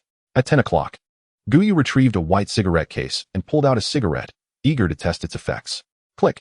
The lighter's flame quickly ignited the cigarette. Gu Yu took a gentle puff, and a wave of drowsiness washed over him. He promptly pulled over the vehicle. No sooner had he stopped than he succumbed to slumber. 10 minutes later, he stretched languidly. Ah, what a delightful sensation. At this moment, his spirits soared. The earlier drowsiness completely dissipated. He merely cast a glance downward, his lips twitching slightly. This contraption ought not to be termed a refreshing cigarette. It should be dubbed a stamina cigarette. It is quite unimaginable how the ensuing 10 hours will unfold. Restarting the vehicle, he continued onward. Due to the multitude of curves, the speed remained persistently low. At 11:30 at night, he finally beheld the resource box. In addition to the resource box, an intersection appeared in the distance. He rose to his feet, involuntarily baring his teeth. Gu Yu adjusted his position and proceeded to open the door to his living space. Time to rise and attend to business. The 2 women groggily opened their eyes. What? The resource box and resource area have arrived. Su Yu and Su Xing instantly awakened, hastily tossing aside their bedding to don their garments. Yet, they neglected to remember that they were clad in autumn attire at that moment. Gu Yu leaned against the doorframe, swallowing hard. It was indeed a predicament. He had to readjust his approach once more. A flicker of doubt crossed his mind. If they were to use these refreshing cigarettes, well, he might need to prepare a supply of purified water. Once the 2 women were dressed, they approached the door. Seeing Gu Yu lost in thought, Su Yu nudged his shoulder. What are you pondering? Nothing. Let us proceed outside. The 3 of them exited the vehicle in succession. In the night, several resource boxes lay upon the ground below the road. Not far off stood a pillar, adorned with a blue sign that, even in the absence of light, was remarkably conspicuous. Resource Area 73M. One could only say that their fortune was truly splendid. After securing the resources, we shall venture to the resource area. With a stroke of luck, we might even accumulate half of the upgrade materials, Gu Yu said with a beaming expression. After all, this was a resource area, far superior to a danger zone. Gu Yu scanned the surroundings, his gaze landing on the solitary black iron resource box. Let us open it first. Opening black iron resource box. 500G braised beef, 5 survival coins, 10 purified water, 1 fine iron crossbow. Among all the black iron resource boxes he had opened, this was rather commendable. Among the remaining boxes, 2 were likely to contain beasts. This time, Gu Yu chose to ignore those 2 and directly opened the other 3 before departing with the 2 women. Once inside the vehicle, Su Yu inquired with curiosity, what about the meat? Knowing that they had slain the beasts encountered over the past 2 days. We won't take it. There is no time to squander here. With a resource area ahead, what need do we have for that worthless item? As the vehicle entered the resource area, It began to navigate left and right. An hour later. What the hell? Ding. Discovered a large resource area. Abandoned city, points 200. It turned out to be a large resource area. This is going to be exhilarating. Do we need to traverse this place? A blue circular ring lay on the ground ahead of the vehicle, accompanied by a blue sign standing beside it. It seems so. Shall we enter now? Gu Yu glanced at his watch. Engulfing mist. 52 hours, 52 minutes, and 9 seconds remaining until arrival. There is ample time. Of course, we shall enter. Chapter 38.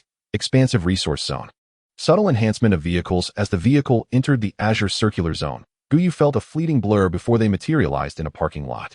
Judging by the surrounding environment, it appeared to be a park. Yet, how would they return? Would they need to come back here? Gu Yu maneuvered the car forward and then disembarked to inspect their surroundings. To his surprise, the blue circle they had just occupied remained functional. After a moment's contemplation, he reversed the vehicle back onto the ring. Would you like to leave the expansive resource zone? Gu Yu dismissed the option without hesitation. Let's proceed. We can set off now. With their escape route secured, the next task was to seek out resources. The vehicle gradually began to move, exiting the abandoned park. On the main road, the greenery flanking the streets had encroached upon the thoroughfare. Beneath the towering edifices, flora had claimed the structures as well. It was uncertain how long this place had stood in neglect. The road stretched infinitely before them. This place seems overwhelmingly vast. Where shall we go? Su Yu surveyed the surroundings. The number of shops was staggering. Could this truly be a city? Su Yu's remark left Gu Yu momentarily perplexed. They had merely 50 hours until the encroaching mist would consume them, and they could only remain here for a maximum of 40 hours. Gu Yu inhaled deeply. Let us locate a shopping mall. It should offer a wider variety of resources. Among miscellaneous items, plastic and knitted fabrics are the most abundant. A mall would be an excellent choice. If only we could find a plastic factory, but such establishments are unlikely to exist in a city. The vehicle sped through the urban landscape. Gu Yu paid no heed to the vehicles lining the roadside, though they offered ample metal. The glass and miscellaneous items were far too scarce. Moreover, the condition of these vehicles was deplorable. Half an hour later, they arrived at the entrance of a shopping mall. After securing the vehicle, Gu Yu swiftly led the two women inside. We must hasten our pace. According to information I previously acquired on the regional channel, these expansive resource zones are interconnected. There have been reports of encounters with 7 other convoys. Observing the scale of this city, Gu Yu surmised that the number of teams here could easily be 3 or 4 times that. In the center of the first floor atrium, countless shattered counters lay strewn about. Their contents long since vanished. Judging by the design, they had likely housed jewelry. Flanking them were clothing stores. Without a moment's hesitation, Gu Yu approached a clothing shop. The entrance was vacant, yet remnants of garments remained within. He began to fill his backpack, subsequently using his hands to gather more. The trio worked diligently, transporting items outside incrementally. Once a sufficient quantity had been amassed, Gu Yu opened the disposal area and discarded everything inside. Miscellaneous, 373G. Metal, 03G. Ding. Points, 37. It seemed that this single mall was enough to elevate their vehicle to level 4. Gu Yu exhaled in relief. They would first return to the vehicle's living space to clear some room in the backpack. Medicines, miscellaneous items, and resources that are temporarily unnecessary should all be placed in the living space. Subsequently, the three continued. Su Yu glanced at the vehicle behind them, asking, "Do we need to leave someone here?" Gu Yu pondered for a moment, casting a glance at the area above the shopping center. "No, we can collect supplies quickly. It takes a maximum of 20 minutes, not several hours. That should be sufficient for them to react." An hour and a half later, Gu Yu opened the vehicle's information interface. Vehicle, van, quality, F grade, level, LV3, fuel tank, 289 L50L, fuel consumption, 1 L 25 kilometers, maximum speed, 100 kilometers H, upgrade conditions, metal, 2788G 300G, glass, 892G 100G, miscellaneous, 1589G 200G, upgrade material storage, 0G 200G. Currently, they were lacking in miscellaneous items. The first floor had nearly exhausted its collection, and the next step was the second floor. Su Yu, you will guard this room on the second floor. If you see anyone, ignore everything else and shoot immediately, understood? Gu Yu pointed towards an open window on the second floor. Su Yu nodded, understood. Gu Yu, somewhat uneasy, cautioned, remember, if anyone approaches, you must shoot. Don't worry, I'm not a child, I know what to do. After several days, her mindset had not become indifferent, but she understood that the vehicle was fundamental to their survival in this world. How could she not know what to do? That's good. Su Xing and I will head out. The two swiftly made their way toward the distant store. Time was a precious commodity for them. If it weren't for the devouring fog, Gu Yu would not be in such a hurry. At the drop-off area, waves of resources were thrown in. Finally, during their 5th round trip, the quantity was sufficient. Upgrade. A white light enveloped the vehicle, and it took a full 10 minutes before it subsided. Vehicle level increased to LV4. Living area space doubled. However, there was no significant change in the vehicle's appearance. When he opened the vehicle information panel, Gu Yu expressed his surprise. The exterior showed no alterations, yet the data had transformed. Vehicle, van, quality, E-grade, level, LV4, fuel tank, 289L 100L, fuel consumption, 1L 25 kilometers, maximum speed, 120 kilometers h, upgrade conditions, metal, 124G 500G, glass, 08G 150G, miscellaneous, 22G 200G, upgrade material storage, 0G 500G. The changes were subtle. Contemplating this, he opened the attributes interface. Vehicle attributes, power, E-grade, defense, E-grade, attack, F-grade, temperature control, E-grade, note, corresponding modifications will enhance respective levels. Note, disaster heat wave. Temperature control must reach E-grade. Gu Yu stroked his chin. 3 out of the 4 attributes had reached E-grade. So, was the vehicle's upgrade a result of this? This upgrade enhances the vehicle's defensive capabilities. It seems that improving the quality of this vehicle is indeed quite challenging. Observing the notes, Gu Yu speculates that elevating the vehicle's level is one aspect, while modifications and enhancements must also be undertaken. Closing the interface, Gu Yu and Su Xing return to the marketplace. Su Xing inquires about their next course of action. Naturally, we must proceed to the center of the marketplace to utilize your talent. Alas, your skill range is rather limited. A radius of 100 meters is, in the context of this city, rather constricted. It would be splendid if you could level up later. Upon reaching the center of the marketplace, Su Xing unleashes his abilities, revealing a multitude of glowing points. Su Xing, brimming with excitement, exclaims, "There are so many this time, at least a dozen." Gu Yu, taken aback, responds, "Isn't this a bit excessive? If one marketplace has this many, how many must there be across the entire city?" The more Gu Yu contemplates, the more he laments the limitations of Su Xing's talent. Come, let us investigate. Suddenly, a barrage of gunfire erupts from outside. Gu Yu swiftly turns to glance towards Su Yu's direction. However, the shots seem distant, not nearby. We will check later. Let us first assess the situation. Compared to resource crates, this mobile backpack is truly a treasure. Chapter 39. The thrill of scavenging their vehicles had already been maneuvered into the marketplace. Alleviating concerns about being discovered, Gu Yu opens his mailbox. Su Yu, are you in that direction? The gunfire appears to be coming from there. He can see flames flickering in another block. All right, we're on our way. Gu Yu hurries with Su Xing to Su Yu's location. Peering through the window, he observes faint flashes of fire across the street, accompanied by sporadic gunfire. Based on his observations, there seem to be at least 5 or 6 different gunshots. Of course, he acknowledges the possibility of misjudgment, as he is not well versed in assessing the number of firearms. Come, let us take a look. Su Yu, taken aback, wonders what they are planning to do amidst the fierce exchange of fire outside. They haven't noticed us. We needn't go, do we? Do you not wish to scavenge for supplies? Oh, then let us proceed. Su Yu, suddenly enlightened, hurriedly pulls Su Xing towards the staircase. Gu Yu smirks at her rapid change of heart. Upon reaching the first floor and entering the vehicle, Gu Yu surveys the interior, noting no changes in its structure. It appears that this evolution pertains solely to the vehicle's body and the living space in the rear. However, there is no time to investigate the latter at present. The vehicle gradually moves through the shattered entrance, inching towards the distant sounds of gunfire. Gu Yu refrains from activating the headlights with the 3-in-1 sunglasses. He needs no additional illumination. As they approach the side road, they spot the source of the gunfire, emanating from 2 shops on the adjacent street. Gu Yu, if we drive over, we will likely be noticed, and they might turn their attention to us, Su Yu observes, noting the positions of the 2 groups, which are perfectly diagonal to each other. No matter how quietly the vehicle operates, it inevitably makes some noise. Do you understand the meaning of the mantis stalks the cicada, while the yellow oriole lies in wait? Jack, how could the opposing firepower be so fierce? Who knows how many weapons they have acquired? I thought we were the only ones well equipped.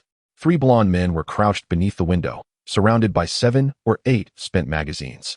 Jack pulled out a crumpled cigarette, igniting it with a flame and taking a deep drag. However, we managed to eliminate all of them, and soon we can claim their watches. This is quite a lucrative haul. Jack, we must consistently target such formidable foes. Rat-a-tat-tat. 3 bursts of gunfire rained down upon the trio before them, instantly turning them into a sieve. See, wasn't he that rather simple? Simple, Yes, but this is a classic case of the clam and the snipe contending, while the fisherman benefits. Gu Yu waved his hand dismissively. It's all the same. Don't get caught up in the details. Head over there and finish off that group. We cannot let them escape. The three hurried across, though Gu Yu hesitated slightly at the sight of the black-haired Su Yu. Should we engage? It's true that here, even our own could pose a threat. However, it was evident that these individuals had already lost their will to resist. Engaging in combat is not an issue, but indiscriminate slaughter has yet to lower their moral threshold to that extent. Gu Yu stroked his chin, pondering the dilemma of whether they were indeed their own. He picked up a flashlight and illuminated the faces of the few below. Their features seemed all too familiar. The previous gunfire was indisputable, as the blonde hair was too conspicuous to warrant hesitation. Yet, the dark-haired ones. Gu Yu leaped into the room, reaching to check the necks of these individuals. Two were thoroughly lifeless, while two still drew breath. He retrieved a bottle of water and splashed it on one of their faces. Soon, the man's eyelids fluttered, and he slowly opened his eyes. The more Gu Yu observed their overall appearance, the more familiar they became. Smack! A resounding slap echoed through the air. Baka! Bang! A gunshot rang out. Ding! Score! 100. I thought their faces looked familiar. It turns out they are from Sakura. Gu Yu raised his pistol, aiming it at another individual. Before pulling the trigger. Ding! Score! 100. Let us gather the supplies and return to the vehicle. The two women nodded, beginning to strip the clothing from these individuals. After much practice, they had finally overcome their initial revulsion. Meanwhile, Gu Yu moved to the other side to search the three blondes. Aside from their clothes and watches, they possessed only a few battle-worn weapons. Naturally, he also collected the magazines. Rat-a-tat-tat. Faint gunfire echoed from a distance. Soon, a cacophony of gunfire erupted from all directions. Gu Yu quickly leaped out of the room. Have you two finished? One woman clutched the clothing while the other carried a gun as they crawled out of the room. Are we done? Do we still need to scavenge for supplies? Su Yu glanced toward the sound of gunfire. Yes, but first, we need to get the car. Back at the vehicle, Gu Yu lowered the window, listening to the incessant gunfire surrounding them. It appears that this large resource area is far more intricate than anticipated. The locations of the gunfire alone number at least 4 or 5. And this is merely the vicinity. Who knows how many more lie beyond the horizon? Considering that some individuals are reluctant to engage in battle, there are at least 4 to 5 dozen teams within this vast resource area. Shall we proceed? Su Yu inquired with a hint of eagerness. Gu Yu's eyes twitched slightly. How could she still be so excited? Patience, let us first sort this out. Gu Yu dismantled all the clothing, storing the weapons in his backpack. Ding. Points. 88. He then retrieved his watch to transfer the items. Acquired. Pure water 32. 100G bread 42. Survival coins 65. Acquired. Ding. Points. 1867. Merely 3 watches had augmented his scores so significantly. It seemed the system was on the verge of an upgrade. Hastily, Gu Yu distributed the supplies from his backpack to the 2 women, clearing out a significant portion of it. Onward. However, the remaining 4 watches yielded poor luck, contributing only a little over 800 points. Gu Yu allocated 3 of the watches to Su Yu, keeping 2 for himself and Su Xing. After absorbing the contents, he couldn't help but be taken aback. The 2 watches had collectively expanded his backpack capacity by 40 slots. This was markedly different from before. How much did you gain? I increased by 40, Su Xing replied. I gained 50, Gu Yu mused while stroking his chin. Was it due to the increased capacity of these watches that their absorption had also intensified? Alas, he could not ascertain how many slots the watches possessed. Su Xing drove towards the direction of the gunfire. Gu Yu, seated in the passenger seat, opened the system interface. Infinite blind box system. Level 1. Points. 19,100. Upgrade requirement. 91,100. Blind boxes. Black iron blind box X21. Bronze blind box X2. He had stumbled upon quite a fortunate find. 11 blind boxes and 1 bronze blind box. One must ask, is that not exhilarating? Moreover, the system's level was nearing an upgrade. He wondered what new features it might confer. However, thus far, he had yet to encounter a silver blind box. Was it possible that a silver blind box could only be obtained through synthesis? If so, that would be rather disappointing. Chapter 40. To acquire fine goods. One must first sharpen the blade. Gu Yu. Do we not want their vehicles?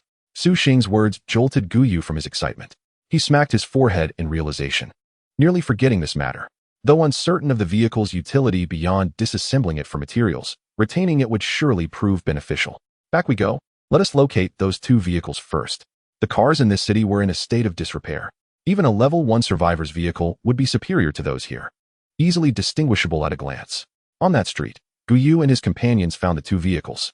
At this point, both were riddled with damage, yet it mattered little. His backpack had ample space. He then stowed the cars within his backpack. Let us proceed onward. However, before they could reach the location of the gunfire, the distant sound of shooting ceased. This indicated that the battle had concluded. One could only surmise that they were somewhat distant, and the vehicles could not be driven too swiftly. Must we continue forward? Gu Yu shook his head. Forget it. Let us return to the previous mall and retrieve what we can. Without the guidance of gunfire, the search was painfully slow and a waste of precious time. Time, after all, was of the essence for them. Upon re-entering the mall, they spent an hour searching for those glimmering points of light. Most were merely indicators of supplies. With only 3 resource boxes available, all of which were wooden chests. In total, Gu Yu earned a meager 87 points, leaving him with a sense of loss. Meanwhile, the outside world remained eerily silent. The gunfire had ceased entirely half an hour prior. Whether it was due to the awareness that gunfire would attract others, or because they had found the resources they sought was unclear. In any case, Gu Yu's hopes of acquiring resources without effort had been dashed. He had been contemplating a system upgrade soon, but it seemed that was no longer feasible. What shall we do next? Both women turned their gazes towards Gu Yu. He furrowed his brow. Absent any other individuals, he would likely have chosen to continue gathering supplies in hopes of upgrading their vehicle further. However, the presence of so many people here made encounters with others likely. He preferred ambushes over skirmishes. Yet, leaving without any gain felt wasteful. Nonetheless, the absence of vehicle sounds nearby suggested they might be alone here. Let us circle the area. If nothing materializes, we shall depart. The trio climbed into their vehicle and left the mall. Finding a suitable area to procure resources proved quite challenging. By dawn, they had only managed to collect a mere tenth of what they needed. This vicinity's shops are woefully devoid of supplies, Gu Yu concluded with a shake of his head. With these items alone, we could not fill the materials required for a single day. As for the mall, they did encounter one in the latter half of the night. But upon seeing the shattered entrance, Gu Yu opted not to venture inside. His gaze fell upon the dilapidated vehicles lining the streets. Though these vehicles were excessively worn, they might still yield some metal. A ripple of thought surfaced in his mind, followed by subsequent waves. This situation reminded Gu Yu of the zombies they had previously encountered. Yet, those had emerged from the outskirts, whereas this time, danger seemed to spring forth unexpectedly. Suddenly, crackling sounds echoed around them. The ground ahead fractured, and a hint of green emerged from the fissures. A new sense of danger surged within Gu Yu's mind. The threat emanating from it felt twice as potent as that of a wild wolf. He quickly instructed Su Yu to move aside. We must head to the park. They executed a swift U-turn, racing towards the park's direction. In that half hour, Gu Yu's heightened sense of danger proved invaluable, allowing him to evade countless strange plants. What are those plants? They appear harmless enough, Su Yu remarked, glancing at a towering vine reaching 7 or 8 stories high. I cannot say for certain, but I am aware that any plant capable of breaking through concrete and growing at such an alarming rate is undoubtedly abnormal. Moreover, my danger sense warns me that they are perilous. Gu Yu deftly maneuvered the steering wheel, guiding the vehicle onto the sidewalk and closely adhering to that side of the street. Suddenly, the plants on the opposite side of the road quivered briefly before settling into stillness. He exhaled in relief and hastened to accelerate away from the area. Sensing the fluctuations of impending danger, he navigated the car through the voids between these ominous waves. Remarkably, not a single plant launched an attack during their journey. Gu Yu found himself at a loss for words. Couldn't one articulate their abilities more clearly? Instead, he was left to decipher them on his own. Previously, he had assumed that the fluctuations emitted by the glowing points were due to the danger perception's inability to determine precise locations. As for the waves encountered upon closer proximity, he merely regarded them as reminders of his innate talent. It was only after he had startled a few plants moments ago that clarity struck him. Within his danger perception's 100-meter radius, the fluctuations generated by the glowing points indicated their alert zones. He had wondered why the waves remained so pronounced even when the plants were visible. After 10 minutes, they finally returned to the original park. From a distance, they spotted the blue halo in the parking lot. What to do now? To the left of that halo stood a towering tree, nearly 30 meters tall, its base encircled by shattered ground. Gu Yu scrutinized the stout trunk and the expansive canopy that cast its shadow over a considerable area. This posed quite a predicament. He paused momentarily, activating the system and taking a deep breath. The 2 bronze mystery boxes had better yield something worthwhile. It had been ages since he encountered a weapon. He urgently hoped for one. Opening bronze mystery box, received a seasoning gift pack X10. What? You are a bronze mystery box, for goodness sake. How is getting seasoning even remotely acceptable? Gu Yu felt a surge of frustration. This was undoubtedly the worst of all the bronze mystery boxes. He shifted his gaze to the last remaining box, contemplating that if this one also proved futile, He would have no choice but to rely on bullets to eliminate the threat. The danger level was more than double that of a wild wolf, which should not pose a significant challenge. It was merely its size that required some time. Of course, the primary concern was the potential waste of ammunition. Opening Bronze mystery box, received a flamethrower accessory. X1. I take back my earlier statement. Oh system. To acquire something worthwhile, one must first pay the price. I misjudged you. Gu Yu muttered under his breath before hastily examining the attributes. Flamethrower accessory. Durability. 500. Quality. Bronze level. Attributes. Temperature 30. Consumption 20. Note. Please fill the fuel tank with gasoline before use. The attributes were indeed impressive. However, Gu Yu furrowed his brow, pondering why the items in this bronze mystery box seemed almost tailored to his needs. Did they provide precisely what one required? Upon reflecting on the other items from the bronze mystery box, he mused that perhaps he was overthinking it. He raised his eyes to the distant tree, contemplating roasting it shortly. Opening the 3D visualization, Gu Yu promptly mounted the flamethrower atop the vehicle, requiring only a single modification stone. He realized that if an item required modification, only one stone was necessary. However, the price escalated dramatically if no modification was needed. Meanwhile, a button for a flamethrower appeared on the workbench. Before using it, Gu Yu filled the fuel tank to the brim and then pressed the button. The gear shifted, replaced by a control lever. Before Gu Yu, a view of the area above the vehicle's roof materialized on the windshield, with a slender barrel at its center. As the door swung open, warmth from the community arrived. Pulling the trigger on the control lever, a slender flame erupted from the barrel, shooting directly at a tree over 30 meters away. However, Gu Yu noticed that the fuel was depleting rather rapidly. Chapter 41. The maid outfit, surely a proper maid. Gu Yu stole a glance at the fuel gauge. To his astonishment, the tank had dropped by 10 units almost instantly and continued to decline, at an alarming rate of 1 unit every 2 seconds. Gu Yu's brow twitched. While the weapon was indeed formidable, the consumption was rather excessive. Fortunately, the tree ahead had already caught fire, negating the need for further action. He released the controller and awaited the tree's complete incineration. Just then, the crown of the tree began to tremble. Fruits started to plummet from its branches. Boom, boom. The moment the fruits struck the ground, they exploded, cratering the concrete beneath. Observing this, Gu Yu wasted no time in reversing his vehicle, distancing himself from the tree's canopy.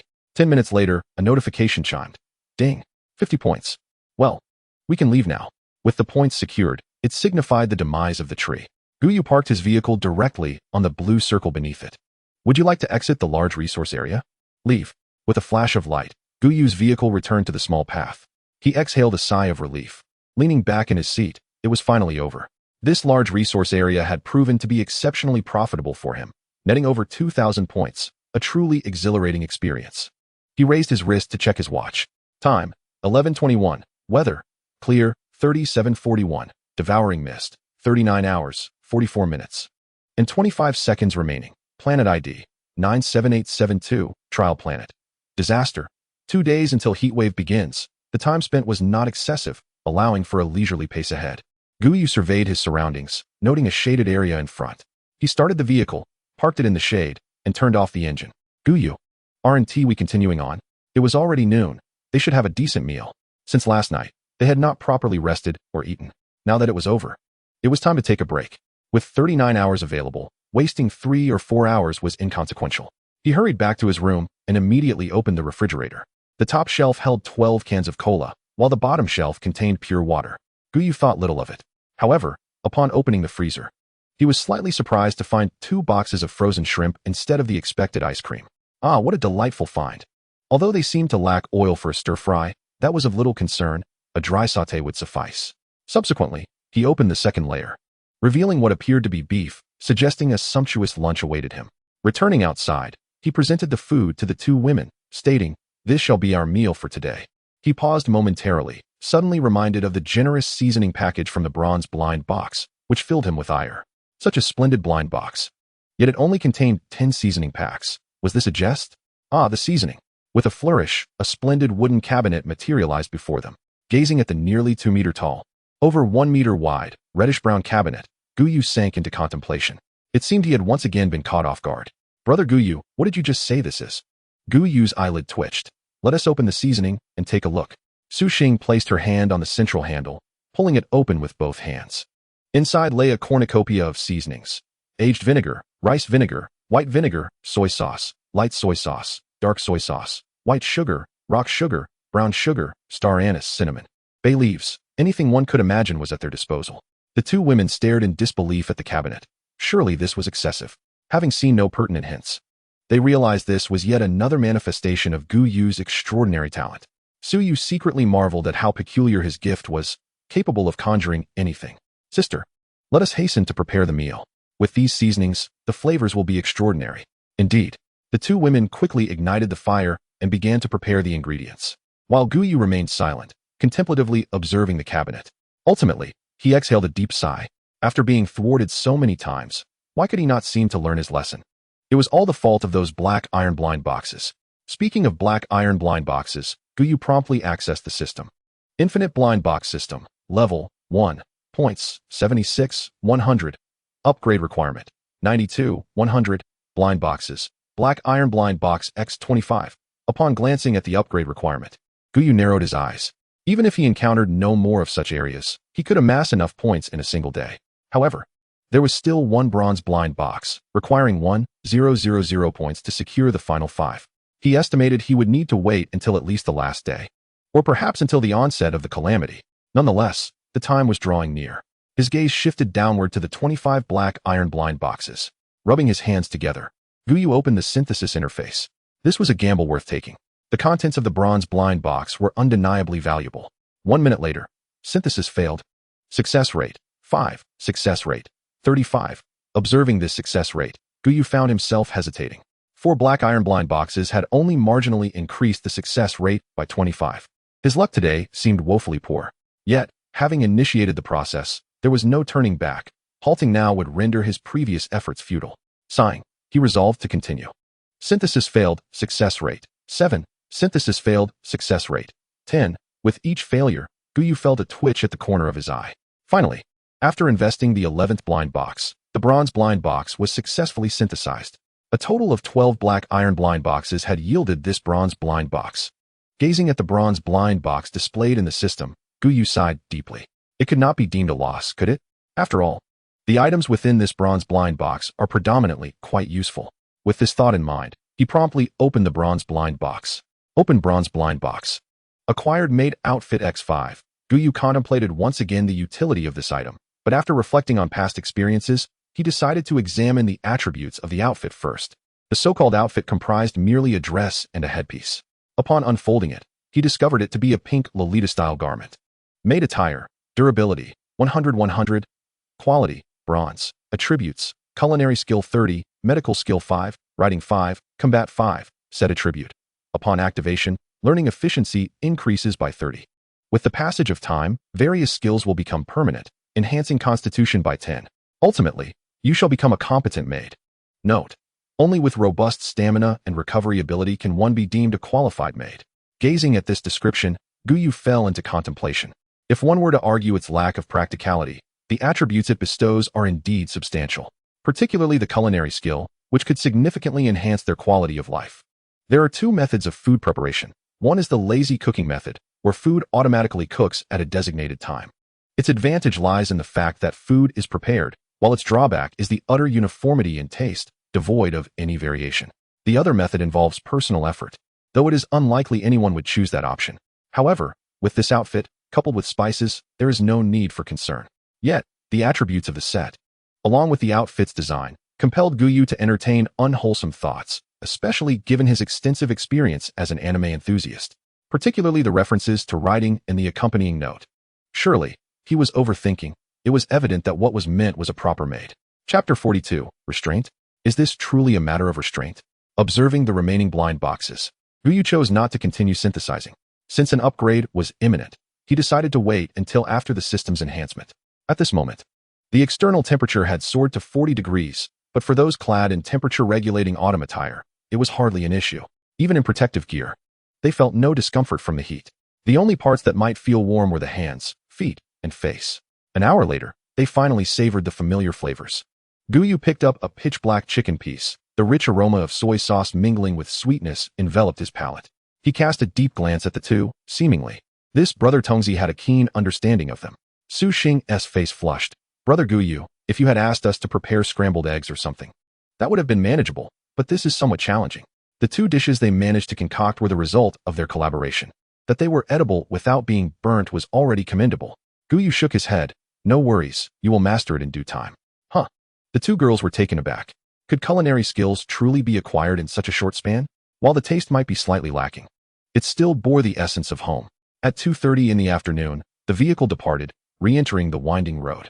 Gu Yu leaned back against the rear seat, opening a regional channel he had not viewed in quite some time.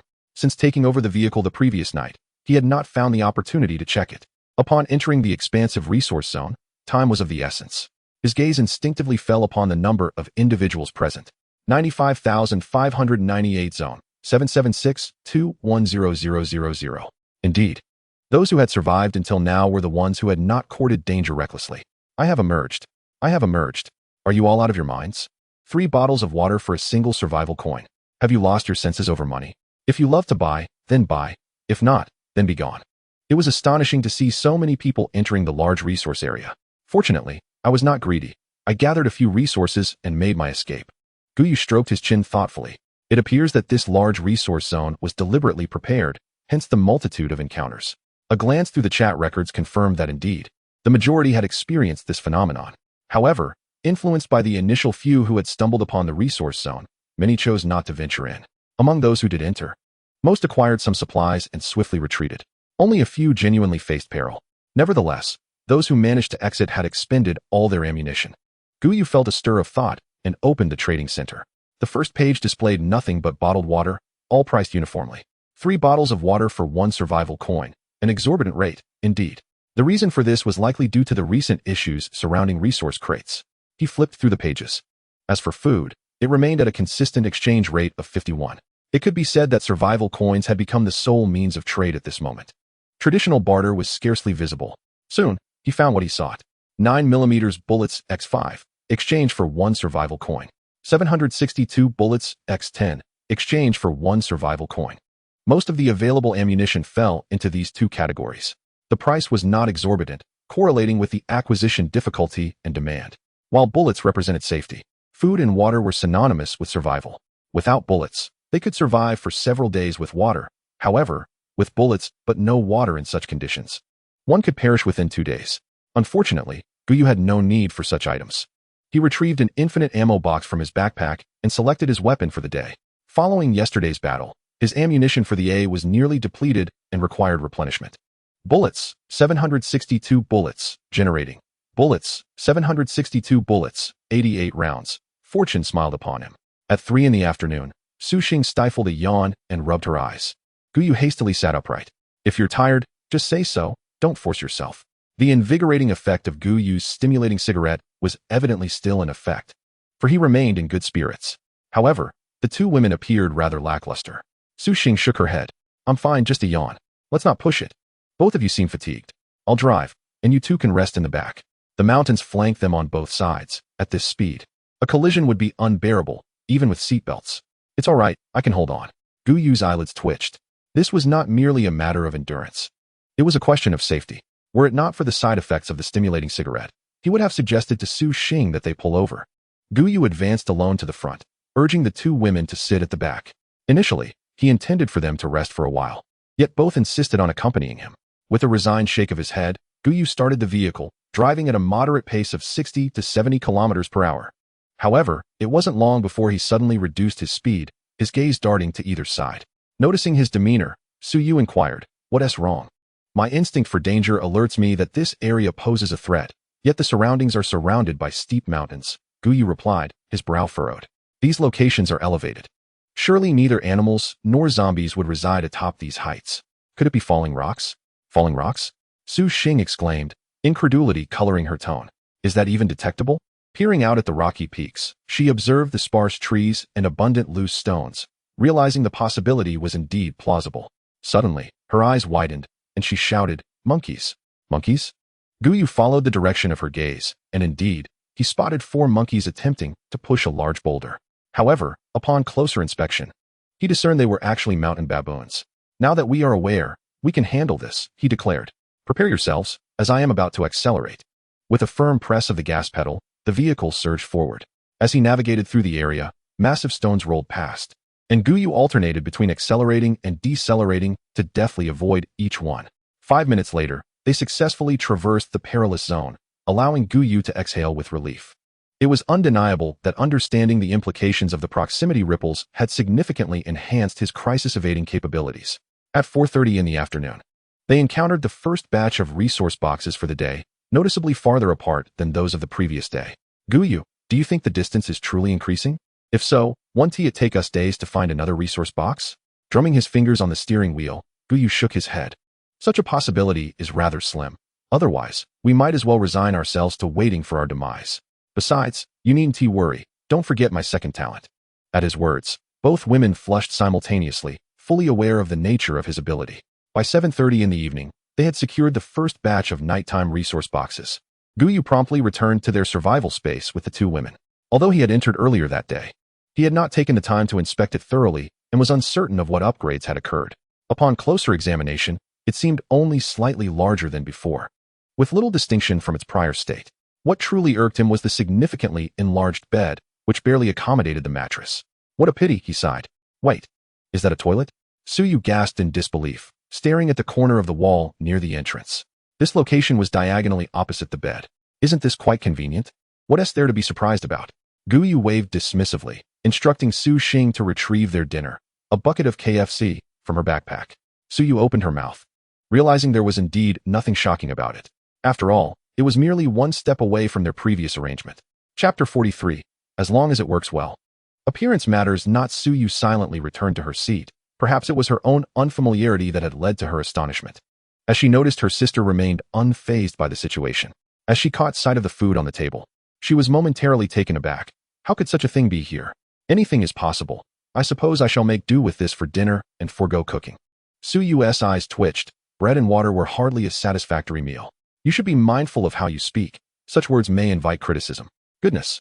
Why is there a toilet over there? Gu Yu, holding a chicken wing, stared in shock at the toilet nestled in the corner. Why is there no partition? Su Xing frowned deeply. Su Yu sighed heavily, realizing that these two had not even noticed earlier. Oh well, given our close relationship, I shall reluctantly endure this minor inconvenience. Gu Yu waved dismissively, displaying a magnanimous demeanor. Su Yu felt exasperated. How can you say it's a loss for you when it is clearly we who are at a disadvantage? As he continued eating, Gu Yu remarked, you see, when you go to the restroom, your sister checks on you, and I suffer a loss once, right?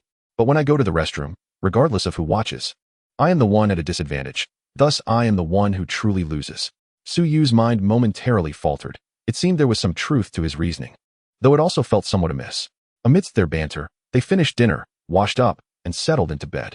With a larger bed, naturally, there was more space. Leaning against the headboard, Gu Yu felt somewhat uncomfortable. The two women were indeed tired. As soon as they lay down, they drifted off to sleep. Gu Yu shook his head. It appeared that the 200 points he had hoped to earn today were beyond reach.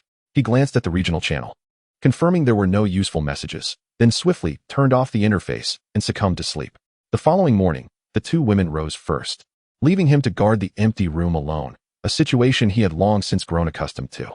After dressing, he was just about to push the door open when he saw Su Yu hurriedly entering. What is the matter? Ding. Super intimacy interaction points. 100 really? You rushed in here just for that. Su Yu maintained her composure, as if the earlier incident had not involved her at all. Don't overthink it. I merely wanted us to acquire more items. By the way, I recall you being able to gather many items daily. Why didn't I see you take any out yesterday? Su Yu deftly shifted the topic. Ah, yes, but this one has a remarkable effect. See for yourself. He produced a purple-made outfit, believing the hue suited her well, while reserving the pink for Su Xing.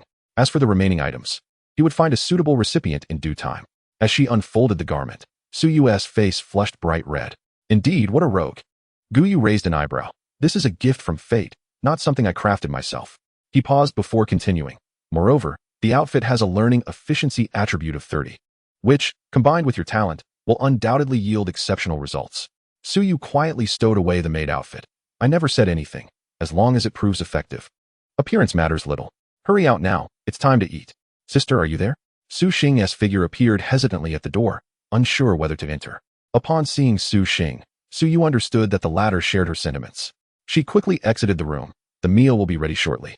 Su Xing cast a glance at her sister and swiftly approached Gu Yu, rising onto her toes. A notification chimed. Super intimacy interaction points. 100. with her head lowered. Su Xing remarked, "My sister is like that, tough on the outside but tender at heart. Well, perhaps she's quite soft overall." "Huh, it's nothing. Shall we go for a meal?" Outside the vehicle, the trio sat on stools fashioned from workbenches, enjoying their breakfast. Gu Yu accessed the system interface. Infinite blind box system. Level 1. Points 211. 000. Level up requirement 95, 100. Blind boxes. Black iron blind box X16. Gu Yu couldn't help but marvel. According to his calculations, it would take at least 6 or 7 days to elevate the system.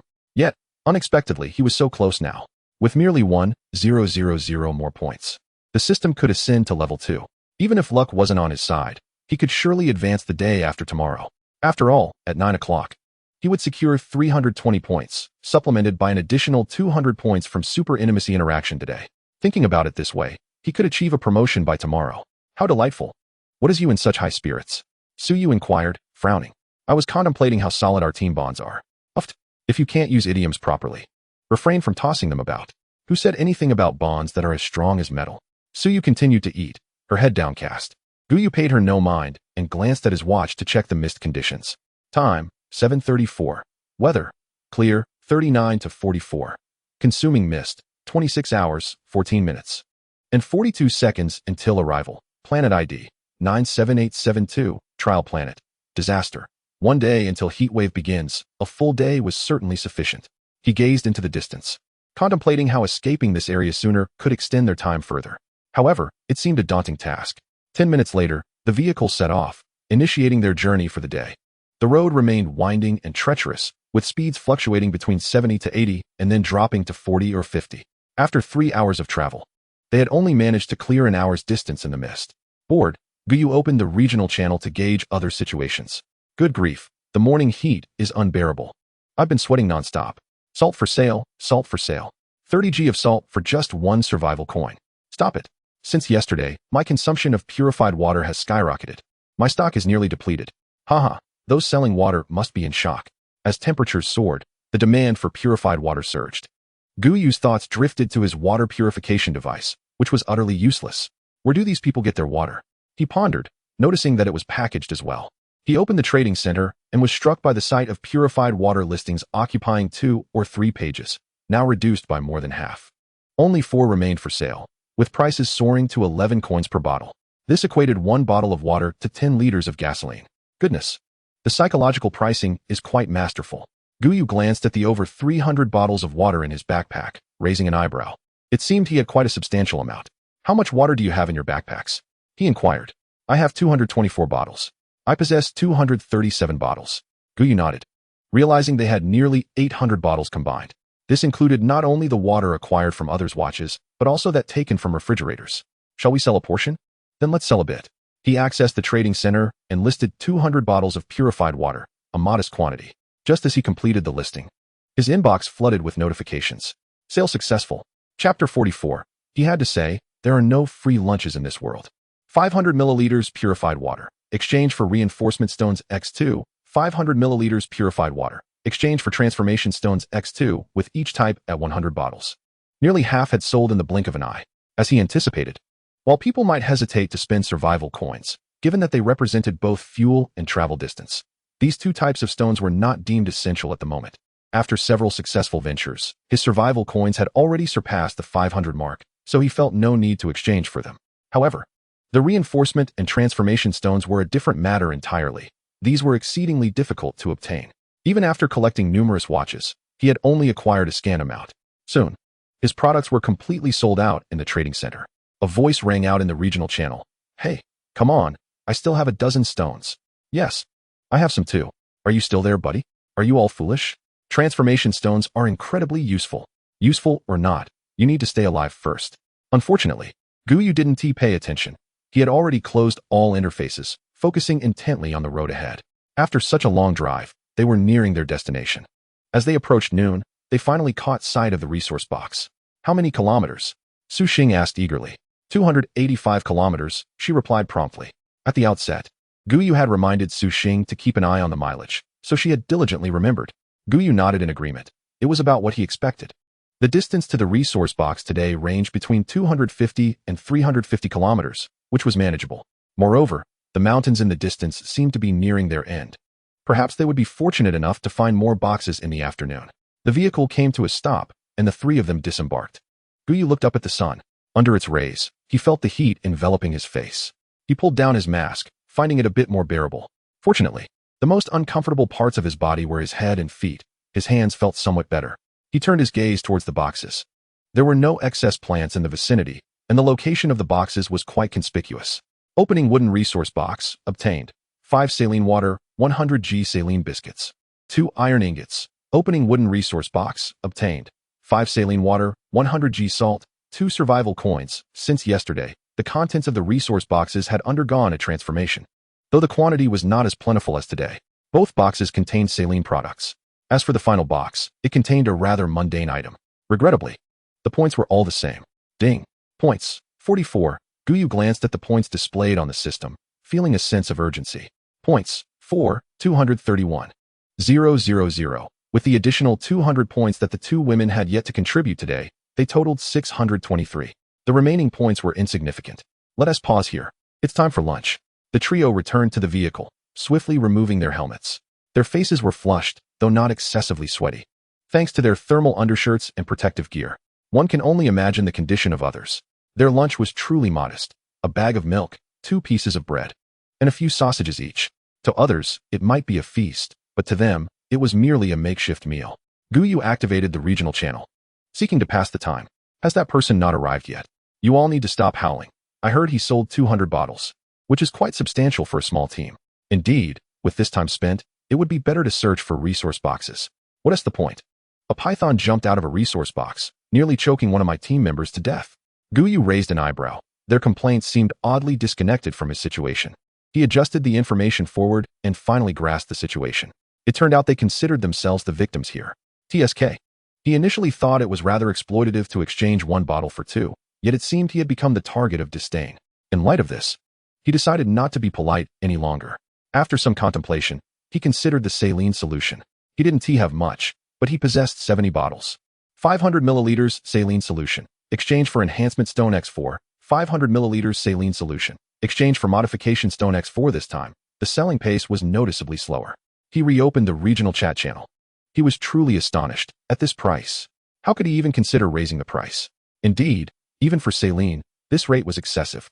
My friend, I advise you to lower your price. Otherwise, when my brothers find you, you won't fare well. The Gale will warn you.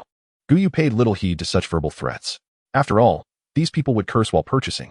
By 4 in the afternoon, they finally departed from the mountainous region, revealing a vast lake beside them. Wow, the scenery here is truly magnificent. Look, there seem to be deer by the water's edge. Gu Yu quickly patted Su Xing's shoulder. Drive carefully and keep your eyes on the road. Su Xing stuck out her tongue, feeling a bit embarrassed, and nodded. Got it. Perhaps inspired by the beautiful landscape, Su Xing's mood improved significantly. Su Yu turned her head. With so many animals around, imagine how much food we could gather if we hunted them. Sister, how could you bring yourself to harm such adorable creatures? Su Xing replied, somewhat exasperated. Su Yu tapped Su Xing's forehead. We are in a survival world. Cuteness is irrelevant. Only by becoming food are they of any value to us. Even if we don't consume them, exchanging for other supplies would also be beneficial. Gu Yu couldn't help but glance at Su Yu, appreciating her pragmatic mindset. He gazed at the lake, merely 50 to 60 meters away, teeming with deer and other small creatures. It appeared to be a veritable natural granary. Yet, could it be too good to be true? He always harbored the belief that fortune does not simply fall from the sky. Are we going, Gu Yu? Su Yu inquired once more. Gu Yu waved his hand. Allow me to sense the surroundings. Within a radius of 300 meters, there were indeed no threats. Why not take a look? As Su Yu suggested, even if they did not consume anything, it could still be sold. Moreover, this all amounted to points. Pull over. I shall take the wheel. In the event of an emergency, he would be able to make a swift exit. They switched places, and as Gu Yu grasped the steering wheel, he veered off the road. No sooner had he done so than his sense of danger ignited, centered around himself. A wave of awareness radiated outward. What was happening? Without hesitation, Gu Yu turned the wheel, promptly returning to the road. Fortunately, his speed was not excessive. Within 10 seconds, the vehicle was back on the asphalt. However, the sensation in his mind persisted, albeit gradually fading. What could this possibly be? Gu Yu, look at the ground we just traversed. Gu Yu poked his head out of the window, glancing back. To his astonishment, A substantial portion of the ground behind the rear wheels had collapsed, transforming the sandy surface into a mass of yellow mud. What on earth was this? Although he did not comprehend the nature of the phenomenon, he recognized that his instinctive sense of danger was undoubtedly linked to it. He exited the vehicle, rifle in hand, and prodded the ground. It quivered like jelly. Su Xing furrowed his brow. Is this a swamp? Though it seems not quite. Regardless of what it was time to depart. He had suspected there was no such thing as an effortless windfall. As for the points, he would forego them. After all, time was not an issue. Chapter 45. A struggle in pink and purple. The vehicle advanced steadily under Gu Yu's guidance, drawing ever closer to the nearby lake. Su Xing, seated in the rear, rested his chin on his hand, admiring the scenery outside. Dining here would undoubtedly be a delight. Heeding Su Xing's words, Gu Yu glanced at the time. It was nearly 5 o'clock, indeed the hour for a meal. After a moment's contemplation, he pressed the brake. Are there any resource boxes? Su Yu's gaze darted around, searching for signs of such boxes. None, he replied. I too believe dining here would be preferable, particularly as the sun begins to set. The sun hung low in the western sky, yet the devouring mist loomed ominously. Do not worry, it will suffice. With that, Gu Yu stepped out of the vehicle. Su Yu raised her wristwatch, checking the remaining time. There was still a considerable amount left. Devouring mist, 36 hours, 14 minutes, and 42 seconds until arrival. She turned to Su Xing, shaking her head in disbelief. Surely, her sister must hold a significant place in his heart. She wondered about her own position. Su Yu quickly dismissed her wandering thoughts, reminding herself that her focus was solely on resources. Yes, it was all about the resources. Outside the vehicle, Su Xing skipped joyfully to Gu Yu's side, glancing back at Su Xing before quickly tapping Gu Yu's cheek. Thank you, brother Gu Yu. This shouldn't hinder our progress, right? Ding. Intimate interaction points, 90. That's a bit of a loss. Ding. Affection points, 20. Oh, my affection points have increased again? That is not a loss after all. He turned his gaze to Su Xing. Name, Su Xing. Age, 20. Score, 87. Affection, 95. How curious, it's 95 instead of 96. It seems that once it exceeds 90, the growth rate of affection slows down. Quite reasonable. It won't affect anything. Dinner must be eaten eventually, so starting now is just fine. Moreover, Gu Yu directed his gaze towards Su Yu. There are animals over there. Begin your training. Since it's all training, mobile target practice is even better. All right. Su Yu nodded. As she spoke, she retrieved a handgun, preparing to shoot by the roadside. Ahem, did you forget something? Su Yu opened her mouth, her gaze involuntarily drifting towards Su Xing, wearing such attire in front of her sister left her, as the elder, with little authority. Su Xing looked on in confusion. What are you talking about? Gu Yu slapped his forehead. I almost forgot this. Here, let me give you a set. He handed a pink-made outfit to Su Xing. Su Xing stared at the clothing in her hands, her mouth agape. Blushing, she lifted her head. Brother Gu Yu, if you want. Her voice trailed off, becoming increasingly soft. What nonsense are you saying? However, Gu Yu soon reacted, regarding Su Xing with an odd expression.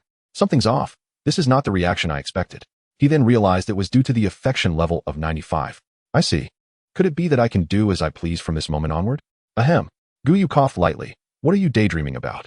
Am I that sort of person? Just look at the attributes. I only brought it out because your cooking skills are lacking. Su Xing examined the attributes, suddenly enlightened, and looked at Gu Yu with an apologetic expression. I misunderstood. I'll go change now. She sprinted back to the car. Su Yu approached Gu Yu, her expression filled with suspicion. What have you done to her? It feels a bit off. It's all genuine. Only sincerity can touch the heart. Really? Gu Yu shrugged. Of course it is. You'll understand when you reach 95. 3 minutes later, 2 figures emerged, one in pink and the other in purple.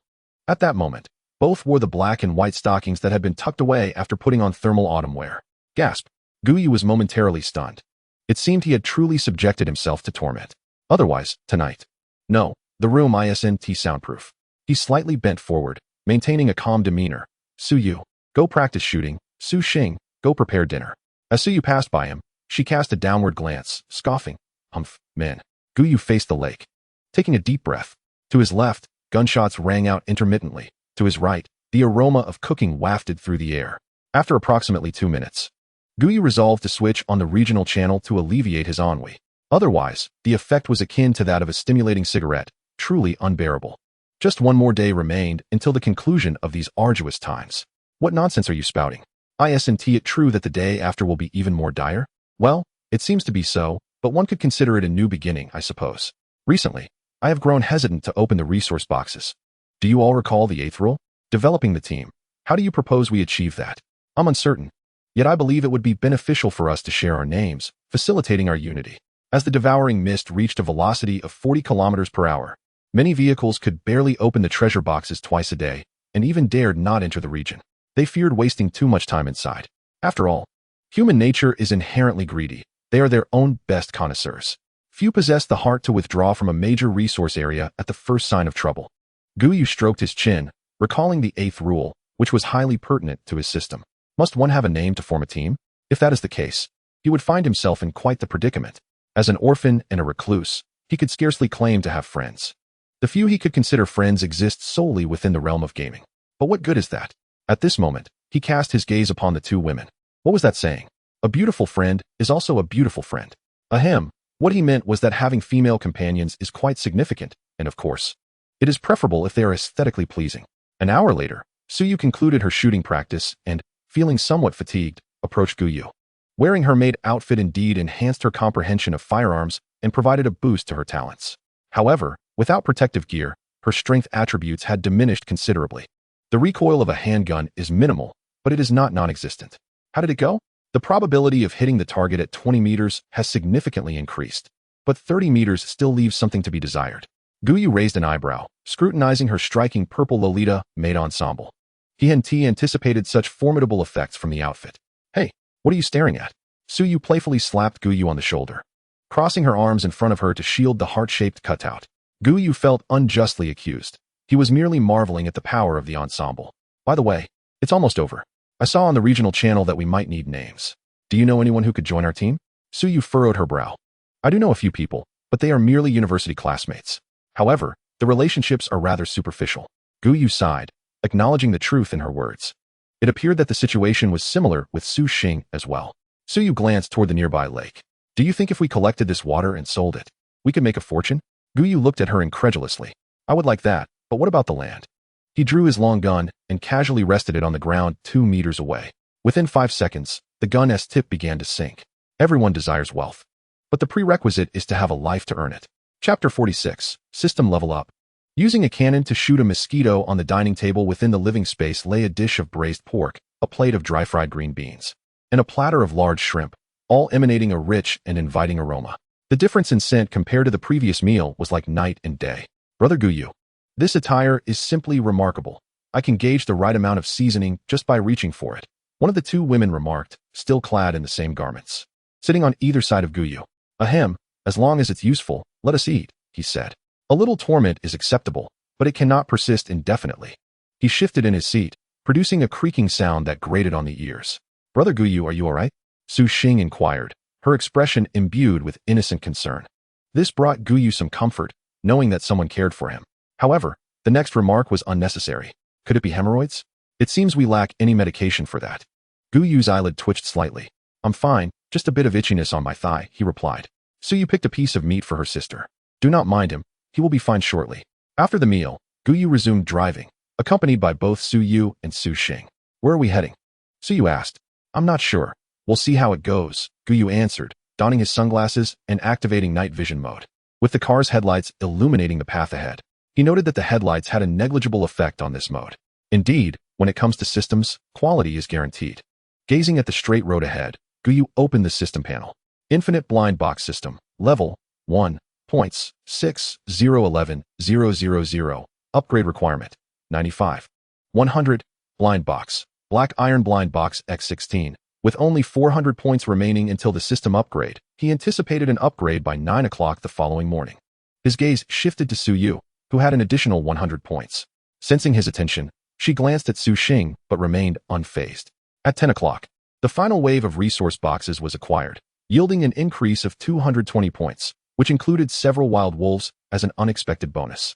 All right, we can take a break now, Gu Yu announced, surveying the vast, open plain around them, concluding that danger was unlikely. Upon returning to the vehicle, Gu Yu and Su Yu lagged behind slightly. Points, 100. He noted. He touched his lips, observing Su Yu's silhouette, pondering why she was so fond of ambushes. Yet, looking at the remaining 60 points, Gu Yu yearned to drive toward a resource area to elevate the system level directly. Alas, it seems I must wait until tomorrow. Time, 8:10. Weather, clear, 39. 44. Devouring mist, 33 hours, 44 minutes, and 41 seconds until arrival. Planet ID, 97872, Trial Planet. Disaster. Heat wave commencing tomorrow. Gu Yu opened his eyes and glanced at the information on his watch. So it begins tomorrow. These 10 days have certainly flown by, ending almost unnoticed. He stretched lazily, sat up, and dressed. It was quite unusual not to receive any greetings. He resolved that when the opportunity arose, he would ensure to accumulate points in the morning. Upon pushing open the door, he discovered that the vehicle was already en route. Upon hearing a sound, Su Yu turned her head and retrieved a plate from her backpack. To guard against the mist, we decided it would be prudent to drive first. Gu Yu, somewhat taken aback, remarked on how there could be so many at this morning hour. He nodded, understanding. Sitting comfortably in his chair, he savored his breakfast while casually tuning into the regional channel. Soon, he awaited the arrival of 9 o'clock for the system upgrade. It was the final day, finally. The last day. Only 10 hours remained until the mist enveloped me. I have survived. I quipped. What if the mist accelerates tomorrow? Wouldn't that mean your demise? Damn, don't curse me like that. He replied. Hey, should we form a team? With the 4 of us men, our survival is assured. Team up. Private message me with your names, hurry. As Gu Yu silently consumed his meal, he pondered the messages on the screen. What if I don't know anyone? Is it random? But if it's random, the team might face issues. Instinctively, he drew his handgun, recalling the initial game instructions. There seemed to be no penalties for eliminating teammates. At worst, one would simply lose a resource box. That thought eased his mind. Before long, the familiar panel materialized. Ding. Obtained a bronze blind box. Ding. System upgraded to level 2.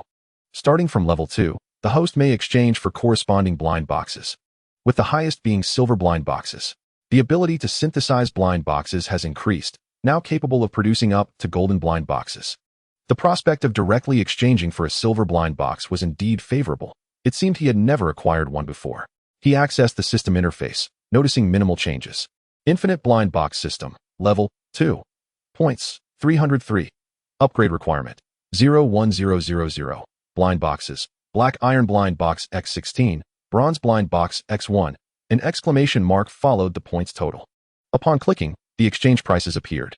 Currently, only silver blind boxes can be exchanged for. Black iron blind box, 100 points. Bronze blind box, 1,000 points. Silver blind box, 10,000 points. Gu Yu felt a twitch at the corner of his eye. The stakes were indeed getting higher. As for synthesis, there were no changes. Exhaling a deep breath, Gu Yu resolved to focus solely on exchanging for bronze blind boxes. However, that might not be entirely wise. While bronze blind boxes were advantageous, they were still challenging to acquire under current circumstances. One must adapt to the actual situation. Of course, the most crucial detail was that 10 black iron blind boxes and 1 bronze blind box both equated to 1,000 points. Yet, in terms of upgrade requirements, one yielded a mere 10 points while the other offered 5. Leaning back in his chair, Gu Yu allowed himself to relax. He had finally accomplished a significant task, one that directly impacted their survival. With that thought in mind, he resolved to synthesize a bronze blind box today. Synthesis failed, success rate 12. Synthesis failed. Success rate 10. It appeared luck was indeed on his side today. Ultimately, he expended merely 7 blind boxes to successfully synthesize 1 bronze blind box. Rubbing his hands together, he eagerly exclaimed, "Come on, grant me something splendid." Upon opening the bronze blind box, he received the FIM 921, accompanied by 5 missiles. Wait, what did he just see? Missiles? And 5 of them. Had he struck gold? Gu Yu indeed desired valuable items, but was this not a bit excessive? What was he supposed to do with this? Hunt wild wolves or zombies? Gu Yu swallowed hard and opened his backpack. FIM 92, durability, 100, quality, silver, attributes, accuracy 30. Power 50. As he gazed at the emblem on his backpack, a sense of familiarity washed over him. Suddenly, a nearly 2-meter-long metallic object thudded onto his lap. The only sensation he could discern was its incredible weight. Looking at the object resting on his legs, realization dawned upon him. A stinger. He couldn't recall the exact model, but he recognized the physical form, having seen it frequently in many renowned AAA titles. However, this contraption was utterly useless at the moment.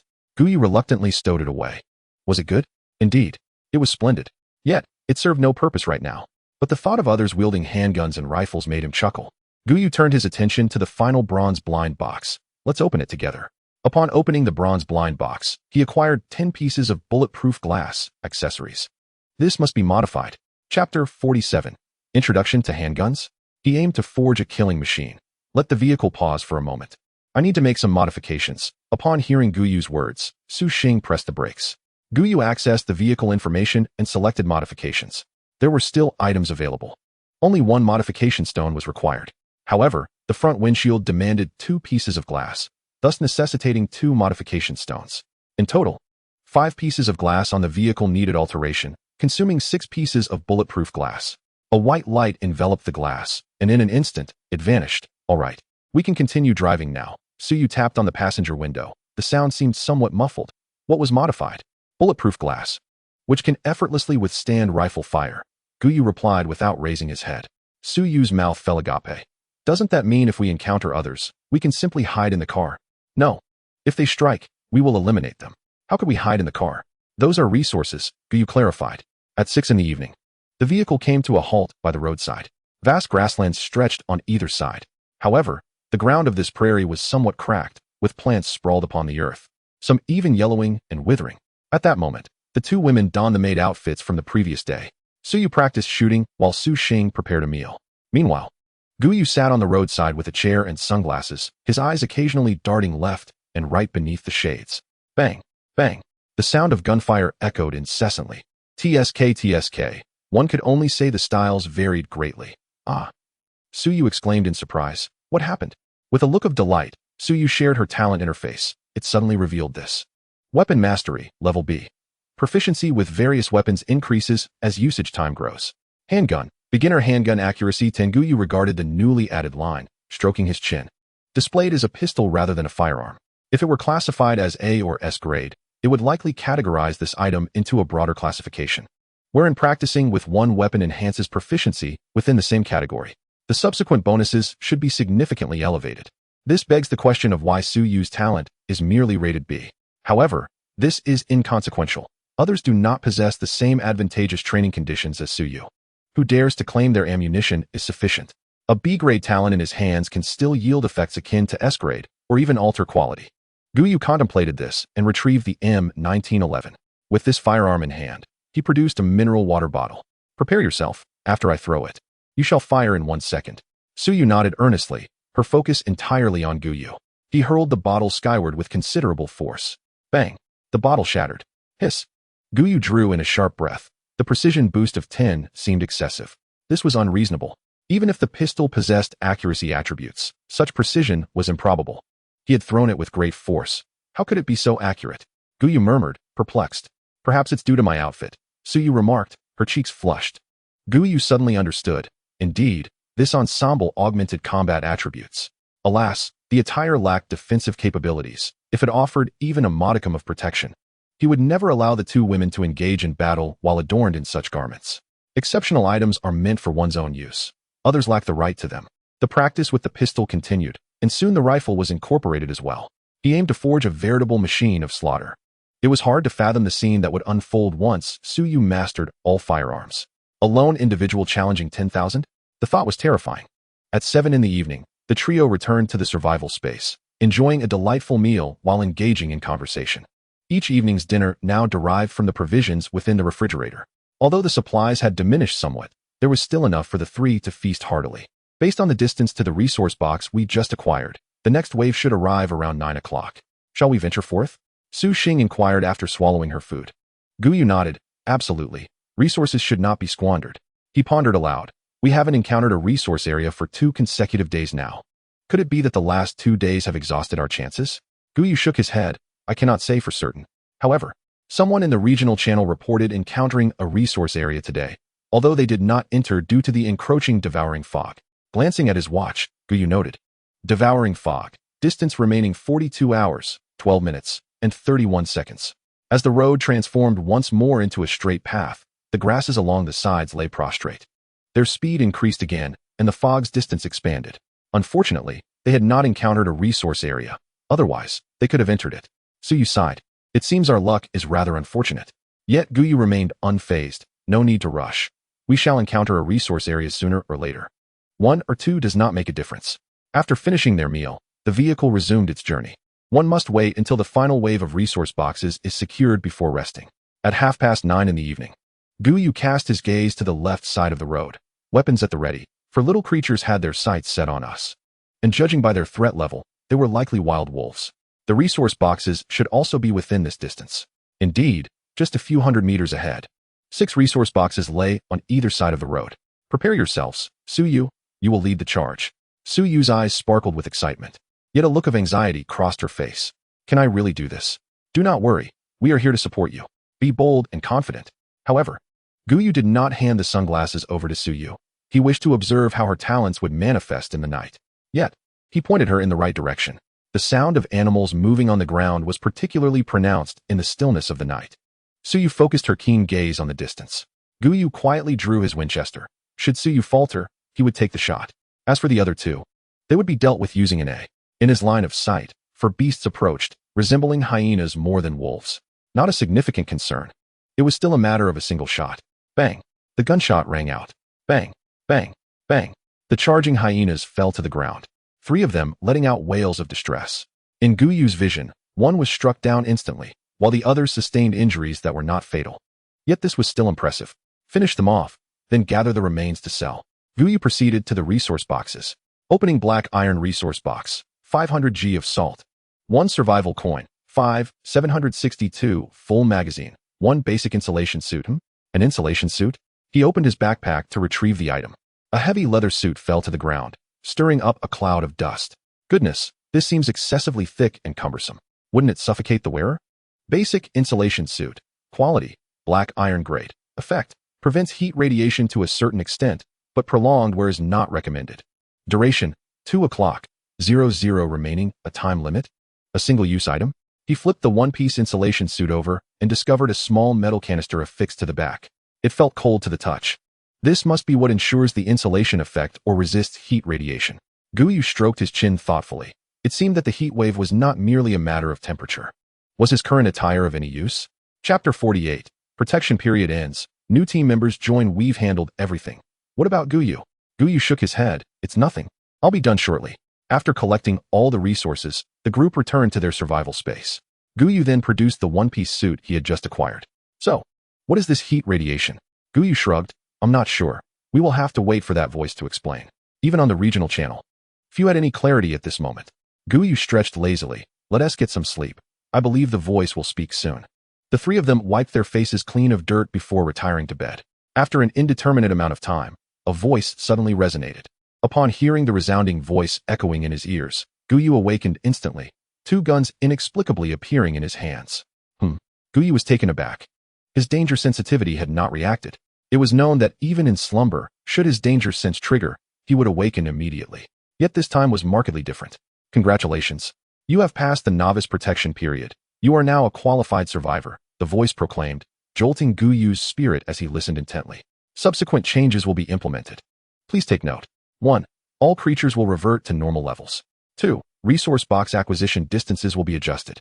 3. The probability of resource zones, danger zones, and special zones will be reduced. The voice paused, allowing Gu Yu to breathe a sigh of relief. These alterations were within acceptable limits. At this moment, the 2 women had also awakened. However, before Gu Yu could utter a word, the voice resumed. The convoy will initiate team mode. You may form your own teams. This team formation will conclude tomorrow at 9 o'clock. Proceed with caution. The 3 companions' watches simultaneously displayed a team interface, which at present contained only their names. Unnamed team, 310. Below, a button read, Find teammates. Lastly, a reminder. Ice beasts exist in various regions and are crucial items for maintaining the insulation suit. Gu Yu waited for a considerable time, yet the voice did not reappear. The survival manual had recorded the prior declarations. Gu Yu nodded. He had anticipated this. However, more pressing was the need to seek teammates. He had not forgotten that his system greatly required companions. Setting that aside, Gu Yu turned to his companions. What are your thoughts on finding teammates? Su Yu and Su Xing exchanged glances and replied, You handle it. We have no objections. Gu Yu nodded in satisfaction and clicked on the Find Teammates button. Please specify your requirements. A blank area appeared for input. As Gu Yu's thoughts flowed, words began to materialize. Su Wanyu, age 38, address, precise location cannot be determined. Please re-enter. Gu Yu and his companions were taken aback. Not possible. Su Yu and Su Xing sighed. It's all right. Perhaps there are other methods. In truth, they had prepared for the worst in their hearts. Gu Yu shook his head. He had no solution either. He glanced back at the interface, and with determination, he thought, Chinese citizen, female, aged between 20 to 30, fair-skinned, beautiful, with long legs, must be attractive, crafting a detailed request of 300 to 400 words. As this was a public function, the Su sisters could also view it. Initially feeling somewhat disappointed, the two women were left dumbfounded. Su Yu murmured, "Your requirements might be difficult for many to meet." Gu Yu, however, was unconcerned with Su Yu's thoughts. He desired ample points to exchange for silver blind boxes, necessitating a significant accumulation of points. Subsequently, he clicked the confirm button. The text on the interface began to diminish until only 20 to 30 words remained. Gu Yu felt a twitch at the corner of his eye. Was this not a waste of my emotions? Subsequently, a line of text appeared before the three of them. Would you like to remain in the current team? Was there any need for contemplation? Naturally, they wished to stay here. After confirming, names began to materialize and then vanish on the teammate search interface. As they sought companions, others were concurrently searching as well. It was a process of mutual selection. Su Xing suddenly remarked, "If no one can meet our requirements, does that mean no team members will join us?" Gu Yu fell into deep thought. Surely, it couldn't be that unfortunate. He recalled the criteria they had just set forth: nationality, gender, age, abilities, personality, appearance. Those were the general parameters. Considering the vast number of people across the nation, could they truly not find a single one? If they could add just one member this time, he would be content. If necessary, he could always relax his criteria next time. 5 minutes, 10 minutes passed, yet the names continued to fluctuate, gradually diminishing in number. Finally, the names ceased to change. Did this signify a successful match? Su Yu inquired. It should be, Gu Yu replied. He clicked on one of the names. Name, Chen Yu. Age, 28. Would you like to communicate? They could still communicate. Gu Yu clicked to confirm, and a woman's image appeared on the teammate search interface. Despite the dirt on her face, her elegance could not be concealed. Hello, would you be willing to join our team? We have. Chen Yu shook her head. I can see the information about your team from my end. I only wish to ask if labor is allocated equitably within your group. Gu Yu raised an eyebrow. Of course it is. He beckoned to the two women. Su Yu and Su Xing, wrapped in blankets, approached him from either side. Chen Yu regarded Gu Yu with a peculiar expression, uncertain whether to choose this team or remain where she was. The scene was somewhat beyond her expectations. After a brief silence, she decided to take a chance, to trust in this survival game. The requirements she had written down were only met by this one team. Thus, she resolved, all right, I have no objections and can join your team at any time. If you have any questions, I can answer them all. No problem. You can join now. Let us get you over here first. Points are what truly matters. Questions? Any issues that can be resolved are not problems. Besides, those who have survived to this point must have already shifted their mindset. What further issues could there be? Chen Yu was taken aback. She anticipated it would go so smoothly. Once both parties confirmed, a beam of white light appeared at the foot of the bed. Chen Yu's figure gradually emerged from within. Gu Yu immediately turned his gaze toward her. Name, Chen Yu. Age, 28. Score, 91. Affinity, 0. The affinity was as expected. But the score was somewhat surprising. Chen Yu stood there in a daze. It was not merely due to Gu Yu's gaze, but rather the astonishing realization that this was not a cockpit, but rather a space furnished with a bed, a table, and various other items. Furthermore, the temperature here was delightfully comfortable and cool, in stark contrast to the stifling heat within their vehicle. Ahem. I extend a warm welcome to this sister as she joins our family, Gu Yu said with a gentle cough, stirring Chen Yu from her thoughts. Chen Yu modestly nodded, expressing her eagerness to be a part of this collective. Gu Yu waved his hand, instructing, Su Xing, please escort Sister Chen Yu to freshen up. He had conceived a clever use for the purifier, to continuously recycle the bathwater. It was rather foolish of him to have taken so long to realize it, causing them to remain in a state of uncleanliness for several days. Su Xing promptly nodded, casually donning her clothing, and led Chen Yu towards the restroom. Gu Yu called out loudly, Su Yu, prepare some late-night snacks to welcome our sister. Was the matter of favorability a concern? It hardly mattered. He was confident that under such circumstances, Chen Yu's favorability would soar to 40 within a day. As for the rest, they would take their time. Chapter 49. The Unparalleled Gift. Truly a marvelous skill. Stop looking. It's all covered up. Su Yu's voice reached Gu Yu's ears. The makeshift curtain was drawn around the restroom area, rendering it completely private. Not even a shadow could be discerned. Gu Yu felt an involuntary twitch at the corner of his eye as he turned his head back to Su Yu. What did you say? He inquired, his gaze falling upon her delicate visage, less than 20 centimeters away. Gu Yu swallowed hard, realizing it was the first time he had observed Su Yu's face with such earnestness. Although she bore an uncanny resemblance to Su Xing, her aura was distinctly different. Unable to withstand his scrutiny, Su Yu averted her eyes. How could she feel so flustered by a mere gaze when she had previously been unfazed by earning points? She quietly asked, "What are we preparing for the late-night snacks?" Gu Yu cleared his throat, his expression turning serious. 1 bowl of instant noodles per person, topped with a few slices of braised beef and 1 chilled bottle of soda each. The contents of the refrigerator refreshed daily at 9 o'clock, after which it could be utilized like any ordinary fridge. Consequently, Gu Yu had chilled a considerable amount of items. "All right, I'll go prepare it now," she replied. Inside the curtain, Chen Yu gazed at the basin filled with clear water. "Is this water meant for bathing?" she asked, instinctively licking her lips. Although she still possessed 20 bottles of purified water, she was hesitant to drink them indiscriminately, having experienced issues with resource allocation in her previous team. "Oh, is there a problem?" Su Xing queried, her expression one of confusion. Chen Yu's eyes twitched slightly. No, nothing at all. Rest assured, we have a wastewater purification device. It's all recycled." Chen Yu nodded in realization, understanding now. She removed her clothing and set it aside, taking a towel from the basin to cleanse herself of the grime. "Would you like my assistance?" Chen Yu quickly shook her head. "No, thank you." Su Xing's large eyes remained fixed on Chen Yu. Feeling a bit shy under her gaze, Chen Yu asked, "Why are you staring at me like that?" "You're much bigger than I am," she replied, ruffling Su Xing's hair playfully. "You're still young. You have plenty of time to grow." The cleansing process was swift. Within 5 minutes, Chen Yu had redressed herself. She did not wish to change her attire, yet this was already the cleanest outfit she possessed. Although the resource zone offered a plethora of garments, none could rival the cleanliness of what she wore. Under Su Xing's guidance, they approached the dining table. At that moment, Su Yu entered, placing 4 steaming bowls of instant noodles upon the table. She then retrieved 4 bottles of soda from her backpack. Gu Yu pondered for a moment before adding 4 sausage links to the table. The time was too pressing for elaborate greetings. Chen Yu stood before the spread, utterly astonished. Pressing? Simple? They had encountered instant noodles before, but she had only received 2 packets. The soda and sausages were entirely new to her. And was the beef truly meant for the noodles? Was it too simplistic? Gu Yu inquired with a smile. Chen Yu quickly shook her head, insisting that it was indeed splendidly abundant. She reached for the chopsticks, but hesitated, feeling somewhat awkward.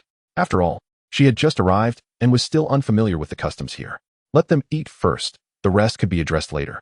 Gu Yu and the others ate with serene composure, for aside from an initial slight setback, their daily sustenance had been delightful, especially after Su Xing donned her maid outfit. The flavors had surged to an entirely new level, and the variety had increased each day. However, Chen Yu's experience was different. The taste of the instant noodles, the texture of the braised beef, and the effervescence of the soda, everything reminded her of Blue Star.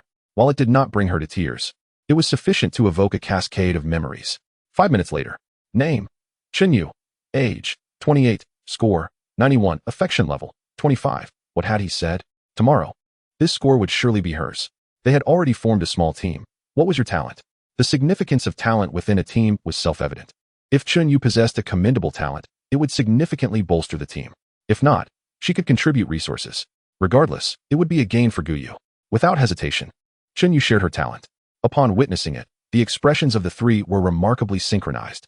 Gu Yu stared at Chen Yu's talent in astonishment, realizing that besides the FSSS rank, there was another level altogether.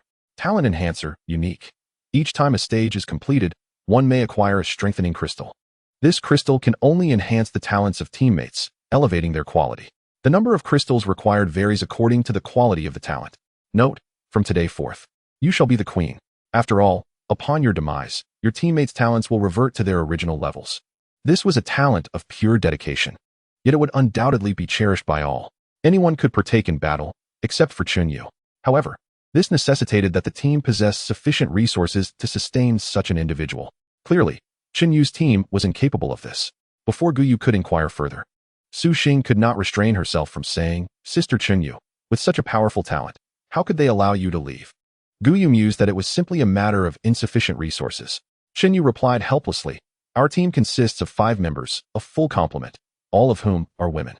Upon hearing this single sentence, Gu Yu could roughly surmise the unfolding events. Naturally, this may not solely pertain to the presence of women. The same could be said for a group of men. It relates to vision. As Chen Yu recounted her experience, it corroborated his thoughts. Within her small team, there was a woman with SS-level talent who, without contest, assumed the role of captain, compelling everyone to heed her directives.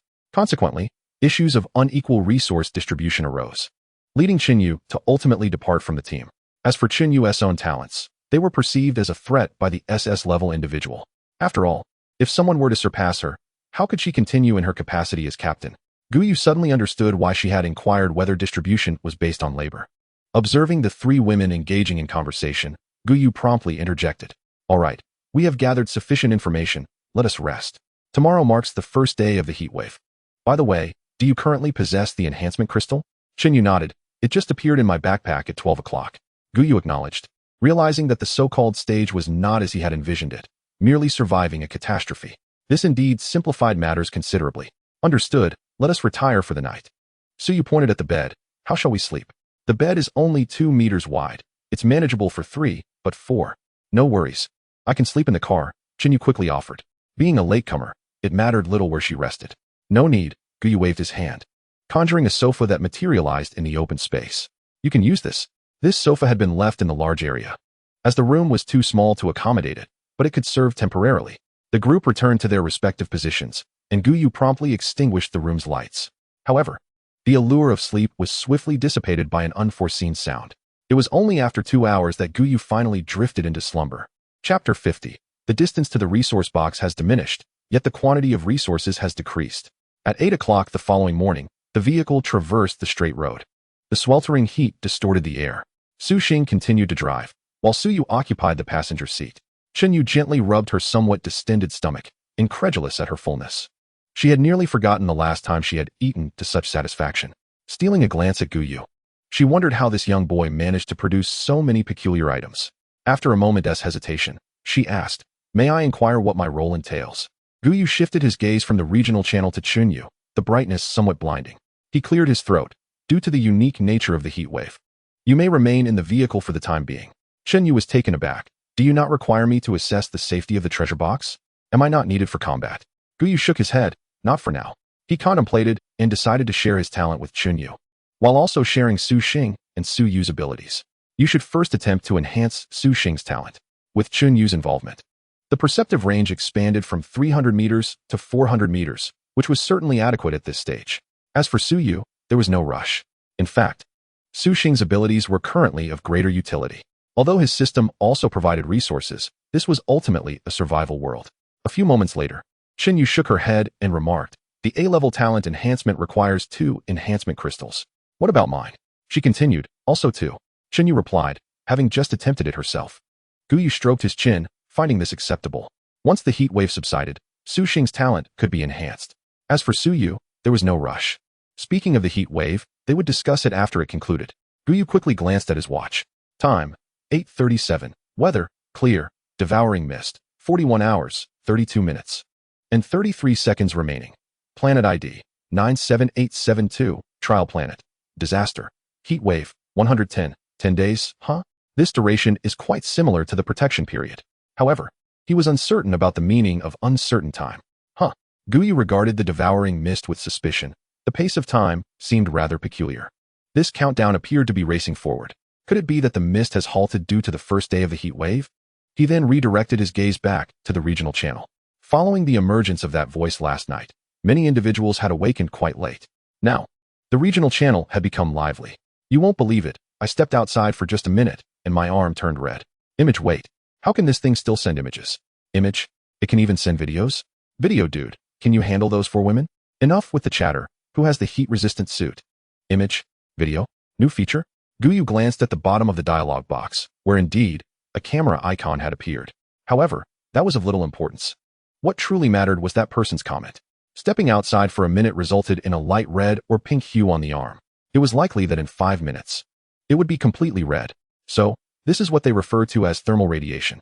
He wondered if the protective gear they wore would withstand it.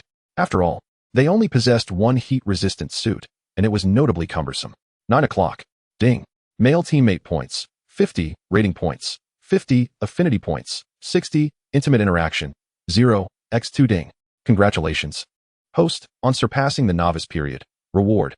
1 silver blind box. Gu Yu was taken aback. There was indeed a reward. A resource box. Just as he prepared to examine the contents of the silver blind box, Su Yu's voice echoed. Gu Yu quickly looked ahead. In the middle of the road lay 4 wooden resource boxes. Distance? Exactly 50 kilometers, Su Xing exclaimed. The distance has shortened? What did that voice mean by adjusting the resource box distance? Never mind, let's set that aside for now. Put on your helmets. If you feel uncomfortable, speak up and get out. The three donned their helmets, pushed open the car doors, and jumped out. Chen Yu opened her mouth, feeling somewhat at a loss, remaining seated. After all, in previous teams, regardless of her involvement, everyone had to disembark together. In that woman's words, this was called sharing both risks and rewards. Gu Yu did wish for her to join them, but they only had 3 of those suits. It is indeed possible to procure her a thermal suit. But what good would it do in a mere 2 hours? Outside the vehicle, as Gu Yu alighted, he felt a wave of heat relentlessly seeping through the crevices of his helmet. Even his hands and feet were assailed by the scorching air. This was utterly unreasonable. Evidently, this suit struggled to withstand the heat wave, yet it was certainly better than having no protection at all. Without hesitation, Gu Yu hastened to the wooden resource chest. Click. Gu Yu and his companions were momentarily taken aback. Opening wooden resource chest, acquired 4 saline solutions for pure water. That's it. Just these? Only 2 types of supplies in the wooden resource chest? Gu Yu quickly opened the 2nd, 3rd, and 4th chests, only to find the same 2 types of supplies, and in reduced quantities. Isn't it supposed to adjust the distance?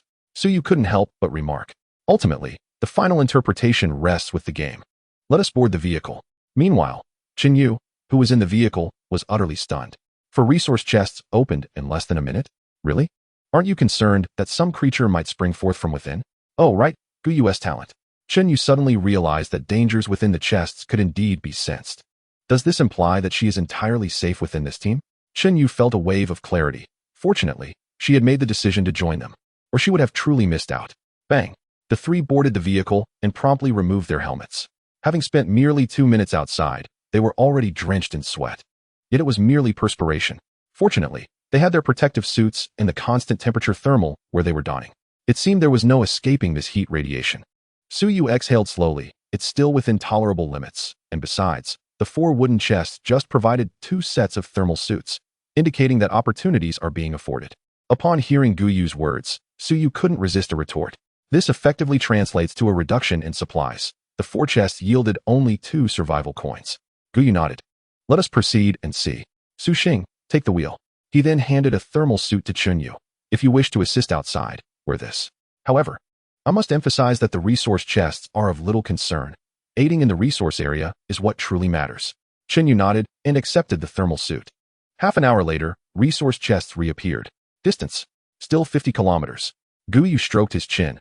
If the next distance is also 50 kilometers, it implies that the resource chest distances for the entire day are fixed at 50 kilometers. Is this what they mean by altering the distance of resource chests? The reduction in resources inside is somewhat understandable, considering the initial increase in the number of resource chests. Chapter 51. Su Yu's favorability reaches 100, unlocking the assistant function. At 11:30 in the morning, opening wooden resource chest, acquired 1 heat radiation potion, 1 survival coin. Ding. Points. 10. Gu Yu raised an eyebrow at the potion in his hand. It seems this game has some merit, albeit limited. Heat radiation potion, quality, none, note, can be applied to 1 square meter of skin, 3 bottles for complete recovery. For humans, this seemingly ample 1 square meter is, in reality, woefully inadequate. Why would he say there is a conscience, but not much of it? With that, they decided to pause at this juncture and return to the vehicle for a meal. Once back in the car, the trio hastily removed their helmets and gloves to cool down quickly. Chen Yu, the last to board, promptly switched off the controls on her thermal suit. The insulated outfit was exceedingly cumbersome and consumed resources rapidly. After merely disembarking 3 times, she had already expended over 20 minutes.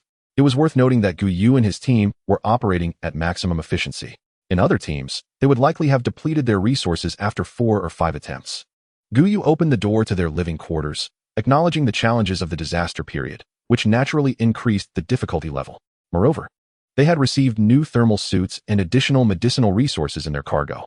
On this note, Su Xing couldn't help but express her frustration. However, the resources are simply outrageous. Even if the quantity is increased, the overall yield remains dismal. After encountering 3 resource boxes, they had confirmed that the distance between them was set at 50 kilometers. Yet, the returns from the morning were significantly inferior compared to their first day. To make matters worse, they had yet to encounter any resource zones. This doesn't affect us too much, remarked the Su sisters, nodding in agreement. Chen Yu, however, appeared bewildered. What did this mean? Wasn't a scarcity of resources a problem? Upon entering the living quarters, Gu Yu advised, given the weather conditions outside, it's not suitable for cooking. Let's just boil some water for instant noodles and bread.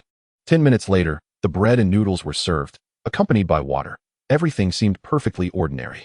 However, after the meal, Chen Yu sensed something amiss. Gu Yu handed out an ice cream bar, stating, "If it's not enough, let me know, there's more." Looking at the chocolate ice cream in her hand, a flurry of questions arose in Chen Yu's mind. Had there really been ice cream in the resource boxes over the past 10 days? Su Xing nudged Chen Yu, urging, "Sister Chen Yu, eat up before it melts." "Ah, all right." She opened her mouth and took a small bite, the icy sensation feeling vividly real. She never imagined she would be able to enjoy such a treat in this environment. Leaning against the back of the sofa chair they had retrieved yesterday, Gu Yu finished his ice cream in a few bites and turned to Su Xing, "Get me a bottle of purified water from the fridge. I'm feeling a bit queasy." Chen Yu paused, her body stiffening as she turned her head. A small refrigerator came into view. "How is there a refrigerator here?" Gu Yu smirked. "Sister Chen Yu, would you like a chilled drink?" Su Xing, "Fetch one." Name, Chen Yu, age, 28, rating, 91, affection level, 35. With just 2 more occasions like this, her score would soar. Gu Yu, satisfied, diverted his gaze back to his drink, taking a sip of the chilled, purified water before accessing the system panel. Infinite blind box system, level 2. Points, 1043. Upgrade conditions, 01000. Blind boxes, black iron blind box X9. Silver blind box X1. The alteration in resource boxes had resulted in a deceleration of his point accumulation. This was a serious concern. As for the conditions for upgrading, based on previous circumstances, it appears that one must consume points to obtain treasure chests, which can then be transformed into upgrade experience. This is not an urgent matter. Gu Yu rubbed his hands together, hoping for good fortune. Let me unveil something splendid. Opening the silver blind box, acquired thermal spray 10. Could this be a mere coincidence? Yet, it no longer mattered. Just by the name alone, he could surmise its purpose. Thermal spray, quality, silver, remarks, when applied to clothing. It can block 99 of thermal radiation. 1 bottle can cover the entire outfit. Gazing at the description on the white metallic bottle, Gu Yu nodded in agreement. It was as he had anticipated. He glanced once more at his points and ultimately decided to wait a little longer. However, the black iron blind boxes could be synthesized into a bronze blind box, so he resolved to open all the remaining black iron blind boxes. By spending 8 black iron blind boxes to create 1 bronze blind box, he would make a small profit. Opening the bronze blind box, acquired GLOC 17, unlimited. 1 unlimited? Could it be what he imagined? A sandy-colored handgun materialized in his grasp, remarkably lightweight. GLOC 17, durability, 1000. Quality, silver, attributes, accuracy 50. Damage 10, special attribute, unlimited. Automatically replenishes ammunition every 10 seconds. What a remarkable item. It made him wish to keep it for himself. Yet, the finest owner of this handgun would undoubtedly be Su Yu. "Su Yu, this is for you." Su Yu looked up, momentarily taken aback by the handgun in Gu Yu's hand. "But I already have one. Perhaps I should give it to Su Xing. She doesn't have one yet." "This is different." Su Yu approached Gu Yu, accepting the handgun, and was momentarily stunned by its attributes. "Unlimited bullets? There's no need to conserve ammunition. I believe your innate talent will surely enhance rapidly." Su Yu gazed at Gu Yu and suddenly lunged forward, embracing him tightly. "Thank you." Gu Yu was taken aback for a moment, patting her shoulder. "In your hands, this item can reach its full potential. Unlimited bullets and weapon mastery are a perfect match." Indeed, not far away, Chen Yu eyed them with a hint of envy. That was a hot weapon, one she had yet to even touch. Throughout the morning, she had gained profound insights into this team. Gu Yu was the captain, and these 2 girls were highly obedient to him. Now, he had just given a gun to Su Yu, even though she already possessed one. She increasingly felt that her choice had been correct. Su Yu rose from Gu Yu, her face brimming with joy as she stowed the handgun away. Without a care for anyone's presence, she planted a kiss on Gu Yu's lips, utterly unrestrained. "Thank you once more." Ding. Ultra intimate interaction points 100. Ding. Congratulations, host. Su Yu's affinity has reached 100, unlocking the assistant feature. Ding. Affinity points 40. The assistant feature opens resource boxes. Acquiring resources, killing creatures will provide the host with 50 points. Please, host, continue to strive. Hey, wake up. It's not that serious. Su Yu waved her hand in front of him. It wasn't as if she had disregarded others, was it? Gu Yu shook his head. "I'm fine, truly." He had not anticipated that a mere infinite bullet handgun would significantly increase Su Yu's favorability towards him. Moreover, he was somewhat taken aback by the system's extensive commentary this time. It felt rather unfamiliar. The existence of an assistant was an unexpected revelation. Could it be that he would no longer need to exert himself personally? Although it was merely 50 points, in perilous zones, Collaborating to vanquish foes equated to a substantial gain of those points. This was indeed a fortuitous turn of events. He glanced again at the system, noticing a new section for assistance beneath the mystery box. There was only one name listed. Su Yu. Hiss. Huh. His gaze instinctively shifted to Su Xing. Star. Lend me your strength. Chapter 52. Chun Yu's favorability unlocked. Quite simple. Time's up. The devouring mist has restarted, with an initial speed of 10 kilometers per hour. Each day, the speed increases by 10 kilometers, peaking at 60 kilometers per hour. Please maintain your distance. Please check your watch for updates. The speed had indeed increased, reaching its maximum by the 6th day. In truth, it wasn't particularly perilous. Such a lengthy duration provided ample opportunity for everyone to upgrade their vehicles to level 3. Gu Yu glanced at his watch. Time, 12 o'clock. Weather, clear, 41:45. Devouring mist. Distance remaining 88 hours, 11 minutes. 23 seconds. Planet ID, 97872. Trial planet. Disaster. Heat wave, 110. For them, the danger was negligible. Su Xing and Su Yu felt no apprehension, and there had been no prior concern. Chun Yu had long since become desensitized. Upon seeing over 40 hours in the morning, she had been stunned. She had never encountered such a lengthy duration. At 12:30, the vehicle resumed its journey. Chun Yu's gaze flitted between Su Xing and Su Yu, not neglecting Gu Yu. In his hand, Gu Yu held a white metallic bottle, meticulously spraying every inch of his helmet and gloves without missing a spot. Rest assured, you two will don that suit. To apply the protective coating, Su Yu and Su Xing were currently clad in a maid outfit. Chun Yu's expression stiffened. I absolutely refuse. Really? A red Lolita maid outfit was tossed into Chun Yu's hands.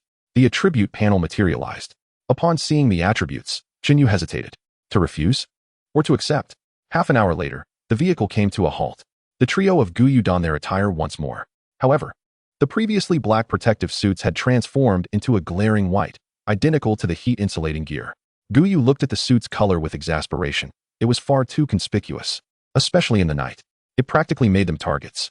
Yet, if the effectiveness was sufficiently formidable, they could linger in the resource zone for as long as they wished. Disembark. Su Yu cautioned, scanning the left side forest. For glowing points drew nearer. The danger level had slightly escalated, but it was manageable. Once they exited the vehicle, Su Yu promptly raised her handgun, aiming towards the left. Gu Yu stepped forward to open the box.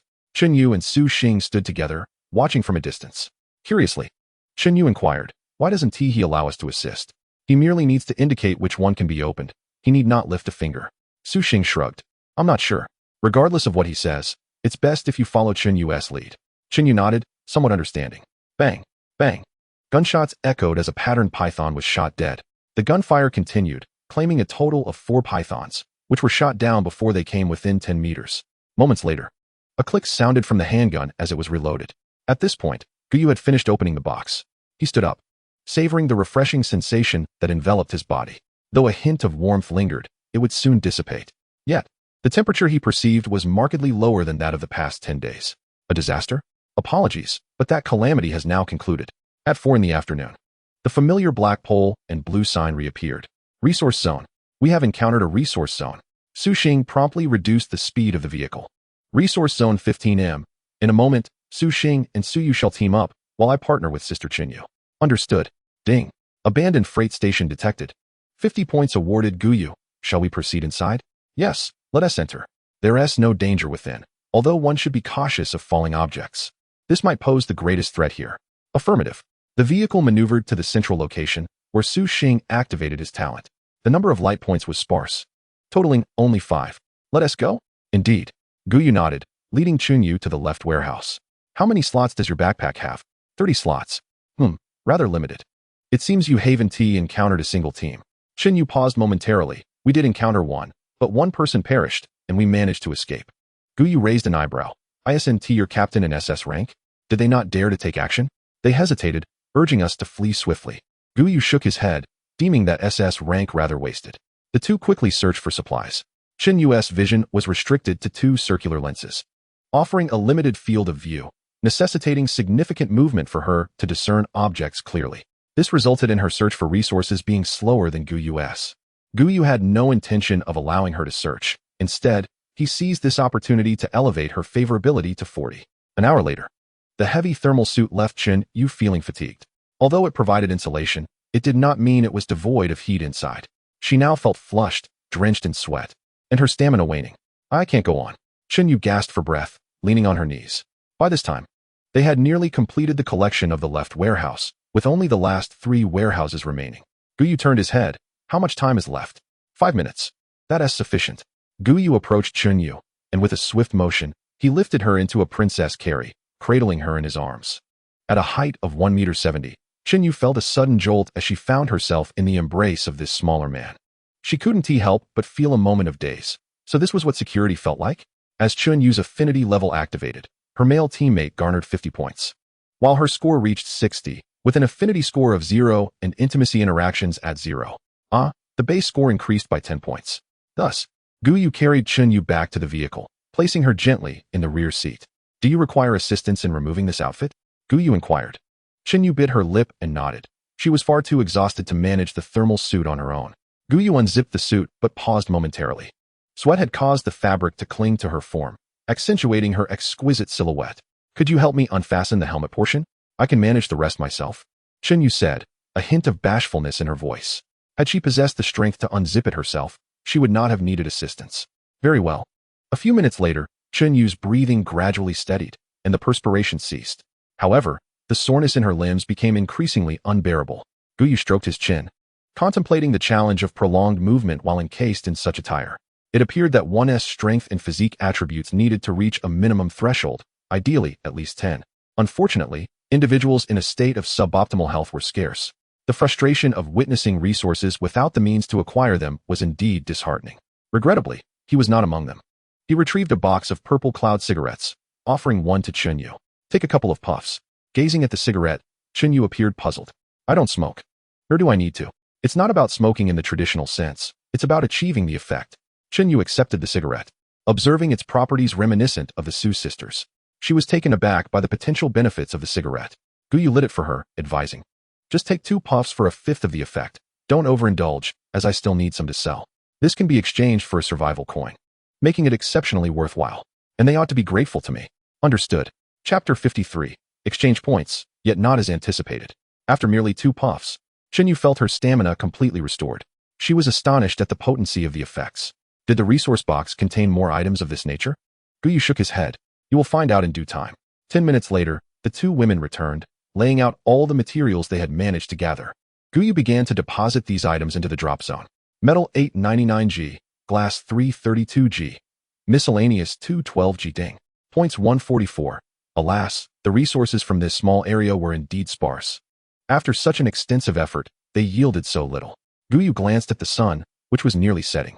Let us remain in this area for the night. Isn't the resource zone supposed to transform into a danger zone? Chen Yu voiced her concerns. While dangers outside were merely wild beasts, anything could emerge within a danger zone. Gu Yu raised an eyebrow. All the better, it's all resources. Chen Yu's eyes twitched. His thought process was certainly unconventional. Meanwhile, Su Xing and Su Yu had begun preparing for their respective tasks. Su Xing hopped into the vehicle to change, emerging in a pink Lolita-made outfit and leaping out with enthusiasm. Gu Yu was taken aback. Have you lost your mind? Thermal radiation. Su Xing scratched her head. I almost forgot. Actually, I don't feel much at all. She touched her arm, sensing nothing unusual, save for a slight increase in temperature on her face and hands. Gu Yu gazed at the sun, now completely vanished. So, this heatwave catastrophe occurs only during the day and not at night? In that case, the calamity isn't as daunting as it seems. He removed his helmet and indeed felt only warmth, devoid of any other sensations. If that's the case, then it's business as usual. Initially, he had planned for Su Xing to wear protective gear while cooking, but it appeared unnecessary now. Chen Yu observed them through the car window. After a moment's contemplation, she stepped out of the vehicle. However, as soon as she did, a wave of heat enveloped her. Within a minute, beads of sweat began to form. Her once dry clothes quickly became drenched again. How do you endure this temperature? This question had lingered in her mind for some time. Initially, there hadn't been any mist spray, of course. Su Xing lifted the gossamer fabric of her sleeve. This attire regulates temperature, so we aren't afraid of the heat. Chen Yu understood now. They weren't much different from being naked last night. A twinge of envy surged within her, and she yearned for a piece of such clothing. Yet, she refrained from voicing her desire, considering it was only her first day. Gu Yu, at this moment, found himself in a predicament. After all, there were only 3 of those thermal suits. Perhaps in the future, there would be an opportunity. But not at present. That is not what I meant. Chen Yu waved her hand. You should stay in the car for now. We'll eat in there once the food is ready. Okay. Chen Yu returned to the vehicle. Gu Yu then turned his attention to Su Yu, who was diligently practicing her shooting in the distance. The ammunition was limitless, and Su Yu's shooting speed had increased. The sound of gunfire echoed through the desolate area. At 8 in the evening, within the living quarters, the four gathered around the dining table for their meal. Gu Yu activated the regional channel. Wait a moment. I've upgraded my vehicle to level 3, yet the speed remains unchanged. Fool, don't you know it requires parts? These items are abundant in various regions, but scarce in resource boxes, came the retort. Forget about the parts. Even though the number of resource boxes has increased, their contents have dwindled. Don't remind me. Our resources are diminishing by the day. Those who sold items before must be dumbfounded. Gu Yu glanced at the two. Noting the rising discontent in the regional channel, he surveyed the numbers. Region 955987521100000. The population had not fluctuated significantly, indicating that there should be no immediate issues. He then checked the trading center, confirming that the situation aligned with the regional channel's report. Water and food had all been removed from sale, leaving only materials available. After the meal, Su Yu settled beside Gu Yu, her weight leaning heavily against him. Ever since their rapport reached 100, she seemed increasingly unreserved around the other two. Gu Yu found this somewhat disconcerting, as he regarded himself merely as a craftsman. This is a safe zone. I wish to continue training. With the possession of this gun with infinite bullets, Su Yu was determined not to squander any time. It was merely 9 o'clock, and there was no urgency to sleep. Gu Yu nodded in agreement, saying, "All right, but you must carry this." He handed the sunglasses to Su Yu, who planted a kiss on his lips and expressed her gratitude. "Thank you." Unfortunately, there were no points to be gained from this. Watching Su Yu depart, Gu Yu shook his head in resignation, feeling a sense of unfamiliarity. If it were Su Xing, well, her affinity seemed to be nearing its peak. It shouldn't take much longer. Chen Yu surveyed the group, her thoughts in disarray. She couldn't help but wonder if she too would end up like this in the future. Late at night, Gu Yu glanced at his system interface, noting that his points had reached 1,500. Should he exchange for a black iron or bronze blind box, or perhaps silver? To acquire silver, he would need at least 6 days' worth of points, which felt rather lengthy. He stroked his chin in contemplation. With an additional team member, he lacked a set of thermal autumn wear and a protective suit. It was likely that more team members could be added after the disaster subsided. Thus, he should secure these 2 items beforehand. The best choice would still be the black iron and bronze, while silver could be addressed later. Having made his decision, Gu Yu promptly exchanged all his points. Infinite blind box system, level 2. Points, 42. Level up requirements, 101,000. Blind boxes, 5 black iron blind boxes. 1 bronze blind box. Assistant, Su Yu as before, only blind boxes obtained by spending points would contribute to upgrade points. TSK. The system's desire for an upgrade posed a significant challenge. Let us see what luck has in store. Just then, a cool little hand wrapped around his waist from behind. Gu Yu froze, slowly turning his head. His eyes, now accustomed to the darkness, met a pair of beautiful eyes gazing at him. "Weren't you asleep?" Su Yu leaned closer and whispered, "I don't know why, but I just want to be close to you." Gu Yu's eyes twitched, if she wished to be close. At least her hand should be steadier. "I've been solo for many years," he remarked. "If you keep this up, I might." Su Yu's action spoke volumes as she turned away, and Gu Yu finally understood. This was what high affinity felt like. In that case, he could. Ding. Communication points. 100. Wow. This is possible. 3 minutes later, Gu Yu turned away, a look of melancholy on his face. Devoid of the joy one would expect from gaining extra points. Was it due to his suboptimal health? This situation was not what he had envisioned. He glanced at the system interface. Today was not the day for such matters. Perhaps tomorrow would yield better results. Gu Yu. At Su Yu's call, he pretended not to hear. Chapter 54. Isn't your affinity too easy to raise? The next day at the dining table, Gu Yu occasionally glanced at Chen Yu. "Sister Chen Yu, why do you keep staring at me?" Chen Yu shook her head, a peculiar expression on her face. "It's nothing. I just think you are quite impressive." Gu Yu regarded Chen Yu with a face of skepticism, sensing an underlying meaning in her words, particularly reflected in her expression. However, he chose not to dwell on it. Having engaged in survival games extensively, he was confident in his abilities. Chen Yu nodded in agreement, though her thoughts wandered elsewhere. The previous night, as she prepared for sleep, she inadvertently overheard their conversation. She had anticipated a sleepless night, yet it concluded far sooner than she expected. Indeed, it was quite surprising. Rather than mock Gu Yu, she was taken aback by his innocence, realizing he was merely a naive young boy. A subtle smile crept across her lips at this revelation. Gu Yu cast a dubious glance at Chen Yu, feeling an inexplicable sense of unease. After their meal, the group returned to the cockpit and resumed their journey along the road. Gu Yu glanced at his watch. Time, 743. Weather, clear, 43:47. Devouring mist, 108 hours, 42 minutes. 23 seconds remaining. Planet ID, 97872. Trial planet. Disaster. Heat wave, 210. Time truly seemed inexhaustible. He reopened the system. Although the joy of the previous night was fleeting, he had nearly forgotten it by now. His years of theoretical experience suggested that this was merely a consequence of being a novice. There would undoubtedly be no issues in the future, especially considering his enhanced physique and formidable endurance. Gu Yu hastily shook his head, dismissing these chaotic thoughts. It had been a long time since he sought blessings. May the universe grant him the fortune to obtain what he desired. Open bronze blind box. Acquired basic strength potion, X5. A potion?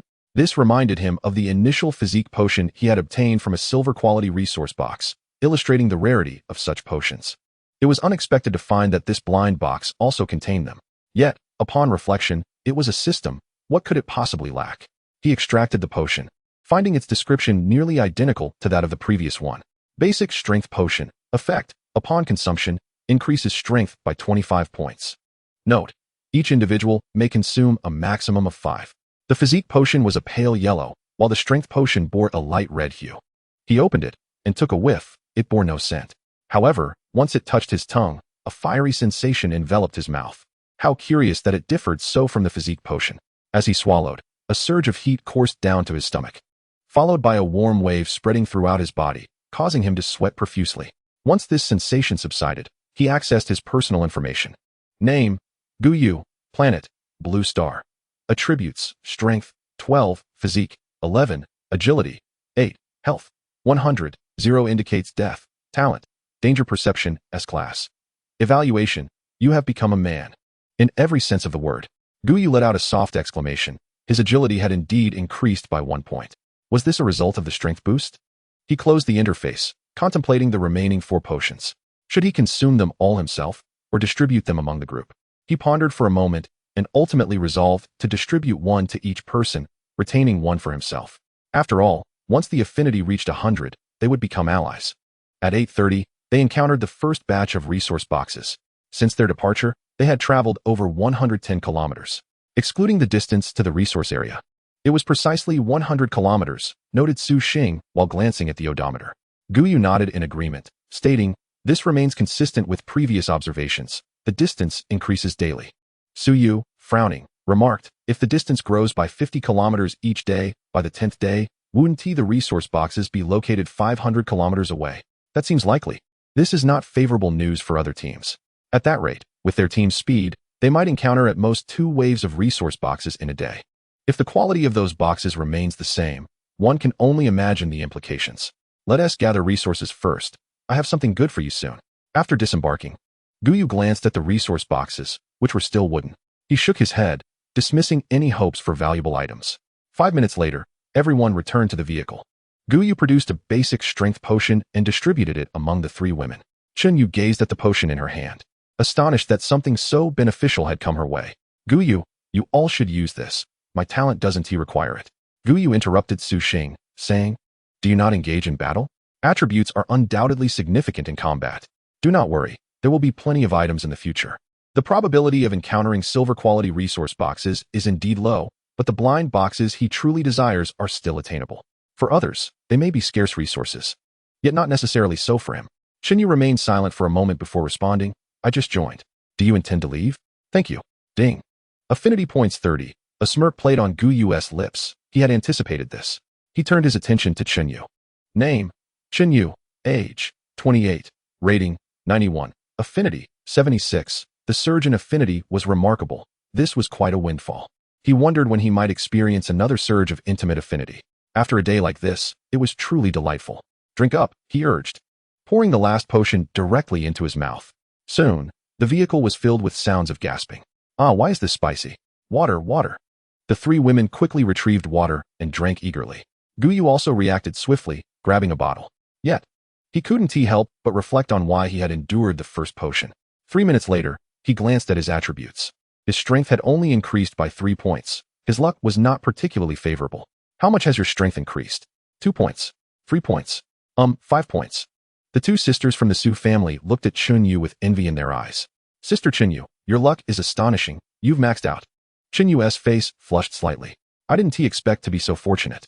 All right, no need to dwell on this. There will be plenty of opportunities ahead. Let us continue driving.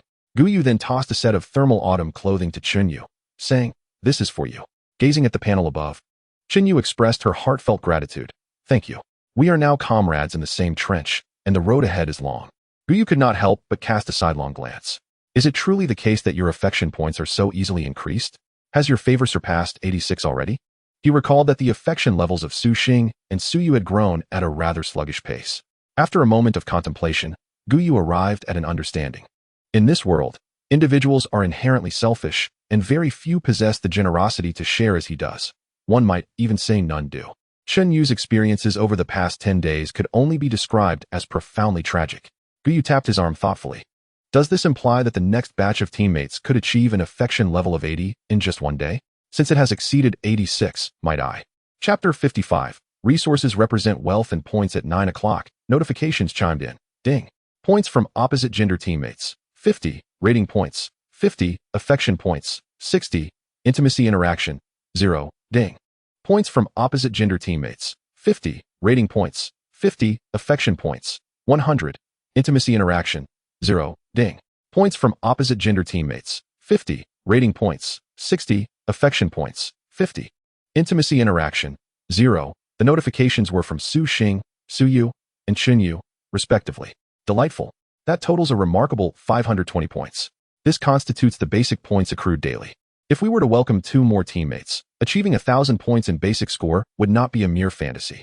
Let us not forget the communication points as well. Although it may be somewhat exhausting, initially it is not too taxing, yet as one becomes more adept, fatigue is inevitable. In due time, a daily bronze blind box will serve as the foundation, transforming this survival world into a speedrun. At 9:30, the second wave of resource boxes appeared. As they had predicted, today featured a series of resource boxes spaced 100 kilometers apart. Tomorrow would escalate to 150 kilometers. This was well within acceptable limits. We are fortunate, as one of them contains a black iron resource box. Gu Yu hastily disembarked, making the black iron resource box his primary target. Opening black iron resource box, acquired 5 pure water, 5 100g loaves of bread, 1 heat-insulating replacement bottle blueprint, special. A replacement bottle? He surmised it referred to the steel bottle from the heat-insulating set, indicating that this item could be exchanged, rather than being a one-time use. The voice had previously mentioned an ice beast. With this thought, he quickly opened his backpack to utilize the blueprint, then proceeded to the workbench. Heat-insulating replacement bottle, special iron ingots X2, plastic X1, ice beast blood X1. Note: different qualities yield different attributes. The design was roughly the size of the steel bottle. However, the most crucial component appeared to be the ice beast blood, a small vial of blue liquid. Yet, they had not encountered any ice beasts in the resource area yesterday. These creatures might be found only in hazardous zones, or were simply elusive. Gu Yu? Gu Yu? What is the matter? Su Yu inquired, pointing towards 3 wooden resource boxes nearby. I'll handle it. The resources within the 3 wooden boxes remained unchanged, identical to those before. As Gu Yu contemplated the meager increase in his points, he stroked his chin thoughtfully. It appeared that the acquisition of points was destined to be curtailed. Not only had the resource boxes diminished in number, but the resource zones had also become scarce, presenting a genuine inconvenience. Get in the car, we must set off promptly. At 11:30, after procuring the final wave of resource boxes for the morning, they halted for a meal. Gu Yu swiftly finished his food and settled onto the sofa, tapping on the armrest. After a brief pause, he glanced at the 3 women who had just completed their lunch. We shall depart without a break. Yes, came the affirmation. The resource boxes continued to be collected in waves. However, aside from the python they encountered yesterday, the wildlife had been conspicuously absent. At 7 in the evening, after the sun had set, Gu Yu finally commanded the vehicle to stop. It was time to prepare dinner and conduct training.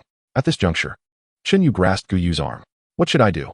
For 2 consecutive days, apart from assisting in the resource zone, she had merely donned her thermal suit to observe them from outside the vehicle, which left her feeling somewhat embarrassed. If you wish to contribute, you may help Su Xing with the cooking. However, you must wear that outfit. Chun Yu froze momentarily, her gaze shifting towards Su Xing, who was clad in pink. Is it absolutely necessary to wear this? Indeed, it is essential. After all, the benefits of this attire are significant. 5 minutes later, a figure clad in red appeared in the kitchen area. With long legs and a broad chest, the combination was simply stunning. Gu Yu raised his wrist. Time, 1914. Weather, clear 44:48. Devouring mist, 168 hours, for minutes. And 44 seconds until arrival. Planet ID, 97872, Trial Planet. Disaster, heat wave, 310. The advantage of traveling at such speed was evident, even during the night. Their time continued to stretch. In the regional channel, the longest time he had seen thus far was merely just over 100 hours. The shortest clocked in at merely over 50 hours. Gu Yu opened the system and noted that his points had reached 970. He stroked his chin, contemplating whether to wait for a bronze blind box or to directly procure a black iron blind box. The bronze blind box likely contained valuable items, yet the quantity was limited.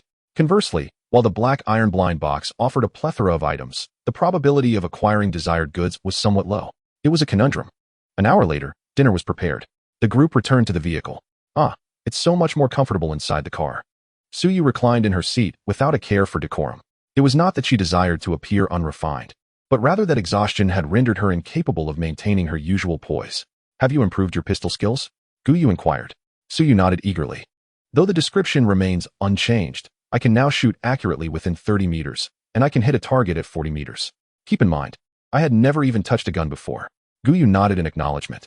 He found himself rather conflicted regarding the enhancement crystals. If given to Su Xing, her innate ability could be elevated. Even if the effect were minimal, expanding the treasure-seeking range should yield greater resources. Resources equate to points, and points signify value. To enhance Su Yu's combat prowess is paramount. However, it appears that they have yet to encounter formidable adversaries, even without relying on Su Yu's combat abilities. They can navigate through challenges safely. Gu Yu set down his chopsticks and turned his gaze towards the three women. Regarding Qin Yu's talent, you are all aware. He deemed it prudent to open the floor for discussion about the talents of the two of you, as this concerns the entire team. I believe we should prioritize enhancing Su Xing, he stated. For my own talent's elevation from B to A may not yield significant improvement. Moreover, at this juncture, our foes are not particularly strong. Even in the face of formidable opponents, sheer chaos can lead to victory. So you did not believe that her talent reaching a rank would bring about any notable changes. She added, at present, resources are of utmost importance. It must be acknowledged that resources encompass not only sustenance, but also materials for vehicle upgrades and modifications. Have you forgotten? The speed of our vehicle is primarily due to the engine, which, although initially discovered rather than identified by Su Xing's talent, can surely be located by him if it remains unseen. Gu Yu nodded, finding Su Yu's perspective aligned with his own. He then turned to Su Xing and Qin Yu. What are your thoughts? Su Xing contemplated briefly before shaking his head. I am uncertain. Qin Yu pondered for a moment, ultimately agreeing with Su Yu. I too believe that combat is not an immediate necessity. With your talent, even if we cannot prevail, we can still make our escape. Gu Yu slammed his hand on the table. Then it is settled. We shall enhance Su Xing first. It seems my initial instincts were correct. With his talent, even if we cannot defeat them, we can still flee. He was confident in their ability to withstand any confrontation, even contemplating the use of a poison dart as a last resort. He was resolute in his belief that no vehicle could withstand the assault of such an attack. Chapter 56. The Resource Zone in Transition. We must enter. At 9 o'clock, they had been on the road for nearly half an hour. Based on the distance covered in their previous resource box acquisition, they should soon encounter a resource box for the night. A resource box. Squeak. The vehicle came to a halt. In the center of the highway stood a row of resource boxes. Fortune favored them, for among the 8 boxes, 3 were of black iron quality. Yet, it was somewhat disappointing that they had not encountered the resource zone all day. Su Xing felt a tinge of disappointment. No, we have encountered something. Su Yu pointed towards a distant glimmer of blue. Gu Yu felt a surge of excitement. Quickly, let us collect the resource boxes first. Then head to the resource zone. He had thought that their points for the day would be concluded. The 4 swiftly exited the vehicle. Gu Yu rushed towards the black iron resource box.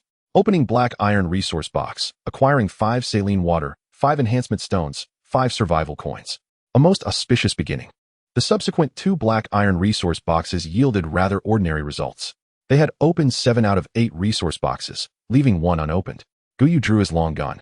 Su Yu, prepare yourself. With his current strength, he was more than capable of handling it alone. Su Yu raised her handgun, aiming at the wooden resource box. Click. The box opened. Nothing emerged, but Gu Yu sensed the danger lurking within. Whoosh, whoosh. 2 wild wolves leapt forth, one to the left and one to the right, moving with astonishing speed. Simultaneously, a gunshot rang out. Pow, pow. Ding. Points 10. The wolves collapsed instantly, 2 bullet holes starkly visible on their foreheads. Gu Yu stroked his chin thoughtfully. Is this what beasts have become after the transformation? They even know to wait and dart to the sides. In the initial days, they might have truly been befuddled. However, now Su Yu had become quite the marksman. Gu Yu approached to gather the 2 wolves. Let us go to the resource area. The vehicle roared to life, heading towards the sign ahead. Resource Area 12M, Danger Zone Transforming. Remarkably, such notifications existed. Brother Gu Yu, shall we enter? Of course, we must. Su Xing deftly turned the steering wheel, driving straight in. Ding. Discovered a medium resource area town, transforming into E-level danger zone in 1 hour 30 minutes. Points 100. Gu Yu marveled at how the system could even display time. What a splendid feature. Would there be others in this intermediate resource area? Su Yu inquired while gazing outside. Uncertain, but the presence of others would be advantageous. After all, they are moving resource boxes. The medium resource area was significantly larger than the small zones. Gu Yu instructed Su Xing to circle the area, which spanned approximately 30 square kilometers. Su Xing's talent required enhancement. Observing the houses on either side, Gu Yu noted they resembled the small town they had initially visited, albeit with translated signage this time. He directed Su Xing to stop in a street bustling with shops. Let us settle here. Such places yield the most resources. Su Xing, utilize your talent. Su Xing nodded. Ah, silver light points. Gu Yu's eyes brightened. Lead the way. Under Su Xing's guidance, they ventured onto an adjacent street. In a corner of a car repair shop on the first floor, a heap of refuse concealed a silver box. Gu Yu rummaged through the debris, revealing the treasure. Chen Yu gazed enviously. Your abilities are remarkable. Sister Chen Yu, your talent is the most formidable. It is unique, he replied. Chen Yu shook her head. Unfortunately, it lacks combat capability. As Gu Yu opened the box, he remarked, each has their role. Not everyone needs combat prowess. Look at Su Xing. Does she possess any combat strength? Click.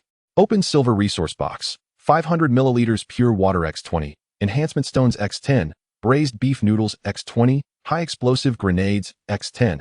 Upon seeing the resources, Gu Yu felt a twinge of disappointment. No potions, not even any accessories. This was rather underwhelming. Although grenades were valuable, they paled in comparison to the importance of accessories. He glanced at the nearly 100 enhancement stones and decided it was time to make use of them.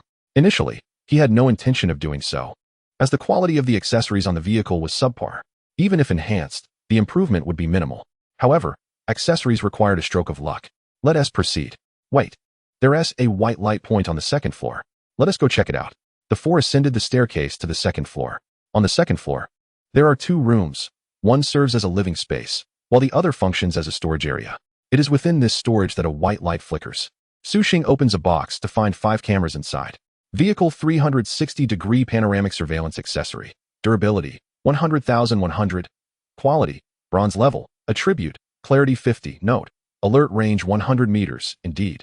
This is a remarkable find. It seems I can finally relax while sleeping in the future. An hour later, after gathering a substantial amount of resources, Gu Yu leads them into a 3-story building, utilizing tools to ascend directly to the rooftop. Are we staying here tonight? Gu Yu nods, stating, in 10 minutes. This area will transform into an E-level danger zone. This spot is a high vantage point. Regardless of the threats we may face, it will suffice. He hands Chen Yu a firearm, advising, use single fire mode. Refrain from continuous fire. After a pause, he adds, you know how to use it, right? Chen Yu shakes his head, replying, no, but I have watched movies. That will suffice, Gu Yu responds. The people of Huagua possess a certain knack in this regard. With 3 days of practice, Su Xing and Chen Yu would likely become proficient, albeit with slightly lower accuracy. Gu Yu glances at Chen Yu, who is sweating profusely, and shakes his head. He had insisted Chen Yu wear a thermal suit, but Chen Yu felt it restricted his movements unnecessarily, especially at night when there was no risk of thermal radiation. After all, with the autumn clothing he wore, the heat was only slightly bothersome. Taking a deep breath, Gu Yu decides to take a chance while there is still time. He opens the system, noting that his points have exceeded 1,400. He begins to exchange them, converting them entirely into black iron blind boxes. Now, it is a matter of luck. Opening black iron blind box. Obtained fatty happy drink. Box 2. The first box yielded such a fortuitous outcome, multiplying his quantity significantly. It seems fortune is on his side today. Opening black iron blind box. Obtained roast chicken 5. Opening black iron blind box. Obtained adrenaline 2 weight. He recalls that ever since the system upgraded to level 2, the items obtained from blind boxes have indeed been more numerous and of higher quality compared to level 1. Even the handgun had become unlimited. Thus, it is not merely luck, it is the effect of the system's upgrade. How crucial this information is, yet the system failed to mention it at the time. This means he truly has the potential to acquire this equipment through the black iron blind boxes. Gazing at the remaining 11 black iron blind boxes, Gu Yu feels a surge of excitement. Let's see what can be obtained. Opening black iron blind box, obtained 3. In 1 sunglasses 1, a glimmer of hope. Opening black iron blind box, obtained camouflage combat protection suit 1. Finally, on the 9th blind box, he acquires a protective suit. He quickly checks its attributes. While it is slightly inferior to their current suits, the overall set effect is decent. For now, this poses no significant issue. He decides not to open the remaining blind boxes, opting instead to take out the thermal spray and begin applying it. Chapter 57. These points are about to explode. It is imperative to make the adversary feel the agony. Current area converted into an E-level danger zone. A series of texts sprang forth from the watch, materializing before several individuals. Look at the sky, Su Yu exclaimed, pointing upwards. The group gazed into the heavens, where a crimson moon emerged, casting an eerie glow. Gu Yu's elder brother, Su Xing, instinctively leaned closer to Gu Yu, feeling unnerved by the moon's presence. Fear not. The situation here is likely akin to that hospital. At worst, it's merely zombies. The howls of wolves echoed incessantly from the surroundings. Gu Yu furrowed his brow. This intermediate resource zone, no. It should now be referred to as an intermediate danger zone, was far too expansive. His danger perception abilities detected no immediate threat, suggesting they were still at a considerable distance. Gu Yu retrieved 2 pairs of sunglasses, handing one to Su Yu, as she represented their primary strength. Adjusting the sunglasses to night vision mode, he prepared for confrontation. Su Yu nodded, placing the glasses upon her eyes and donning her helmet after setting it to night vision. After approximately 5 minutes, flickers of light and fluctuations appeared in Gu Yu's danger perception. He was puzzled. Despite the howling wolves, why was the danger level significantly higher than that of wild wolves? His gaze shifted towards the direction of the light fluctuations, and soon a swiftly moving figure approached with alarming speed. Is that a werewolf? Surely, this cannot be classified as E-level rather than something higher. Gu Yu exclaimed, astonished by the creature's velocity. He raised his weapon, aiming at the rapidly approaching werewolf. Just as it neared, the sharp crack of gunfire rang in his ears. The distant werewolf collapsed to the ground, convulsing. Ding. 15 points. Gu Yu glanced at Su Yu, noting the improvement in her marksmanship. The gunfire unleashed a frenzy akin to disturbing a hornet's nest, as numerous light fluctuations began to appear within his detection range. Chen Yu and Su Yu turned to face behind them, while Su Xing and I remained vigilant on our side, ensuring that these creatures did not approach. Understood. The group repositioned themselves, and the gunfire resumed. Ding. 15 points. Ding. 15 points. Ding. 30 points. Observing the points accumulating, Gu Yu felt a smile tug at his lips. Crisis heralded opportunity. These points were bound to surge. However, the consumption of ammunition was surpassing his expectations. At this moment, 3 empty magazines lay beside him, with 2 more at Su Xing's side. Furthermore, the number of werewolves seemed to multiply. Sensing the dense fluctuations in the distance, Gu Yu sheathed his weapon. The poison spike manifested in his hand. Let us see just how formidable you truly are. He aimed into the distance and squeezed the trigger. Whoosh. The poison spike missile shot forth, and Gu Yu found himself seated on the ground. Goodness. This recoil is excessively strong. Boom. Ding. 30 points. Ding. 30 points. Ding. 30 points. In an instant, his danger perception cleared a vast area. Witnessing the rapid accumulation of over 1,000 points, that missile was indeed worth it. He hurriedly retrieved another missile, reloading it, and adjusting his aim towards Su Yu this time. Gazing at the meager quantity, they ultimately decided to stow it away. After all, there were only 5 in total, each used to diminish their stock. Who could foresee when the next missile would materialize? 2 minutes later, the werewolves retreated, lingering in an area 300 meters away. Is it over?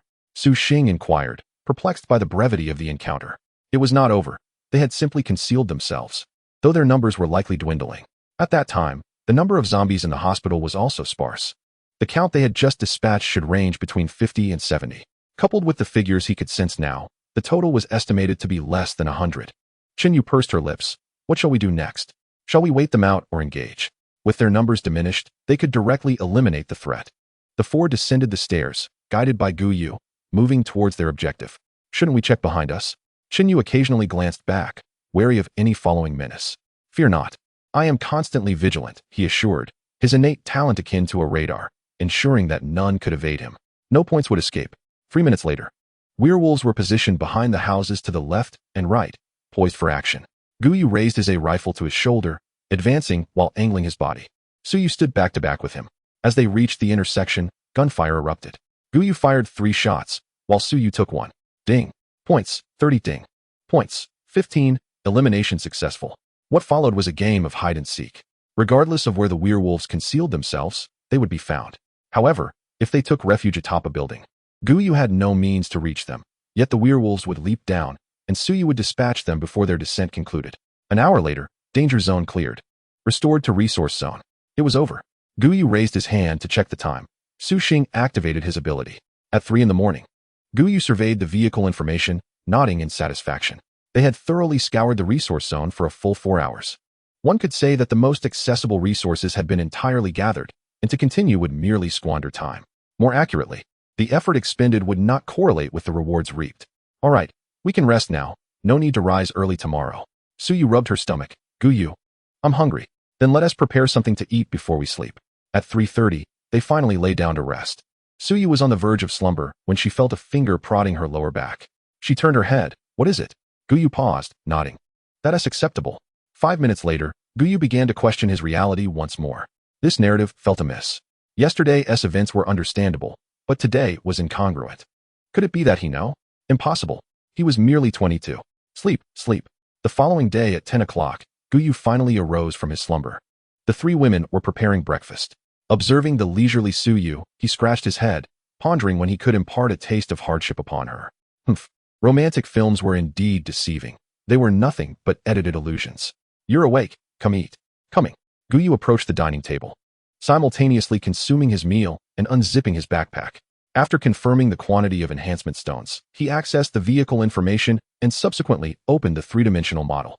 His objective was unequivocal: to enhance the engine before proceeding with anything else. Would you like to spend 10 enhancement stones to upgrade the PT-8 engine accessory? Enhance. Enhancement successful. He hurriedly checked the engine's information, only to be taken aback. Was the improvement rather underwhelming? PT-8 engine accessory. 1. Durability. 972-1000. Quality. Black iron grade. Attributes. Performance 12. Energy saving 5. The performance only increased by 2. The energy saving feature remained unchanged. What a farce. He glanced at the vehicle information, his lips twitching. The maximum speed had risen by a mere 2 kilometers per hour. What significance did such a slight enhancement hold? Gu Yu pursed his lips and inspected the other upgrade options. He soon realized that the only available enhancements were for the engine, windows, and headlights. This indicated that modifications had to be made before any further enhancements could be undertaken. As for the enhancement effects, they were likely tied to the initial condition of the item being upgraded. Gu Yu cast another glance at the enhancement stones in his backpack. Since good items were not readily available, he decided to prioritize increasing the speed for the time being. Chapter 58.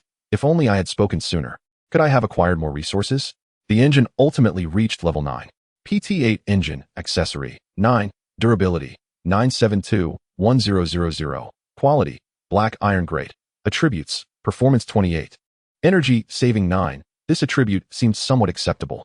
He then opened the vehicle information. Vehicle. Van. Quality. E grade. Level.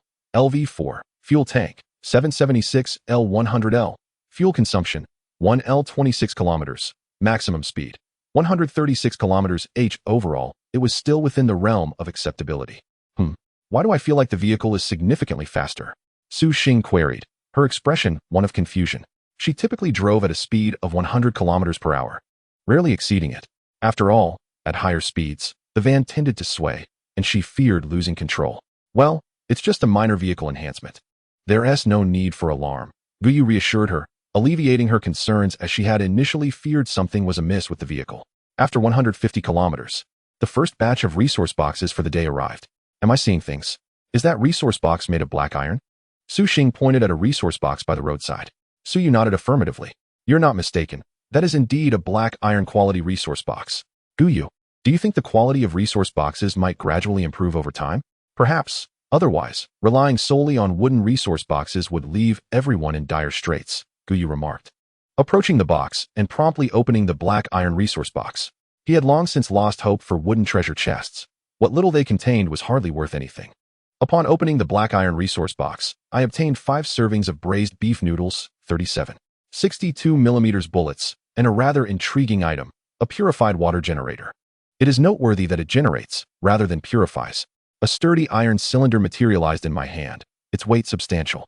Purified water generator, durability, 200-200, quality, black iron note, generates 2 liters of purified water every 24 hours. Indeed, this is a remarkable creation, though lamentably.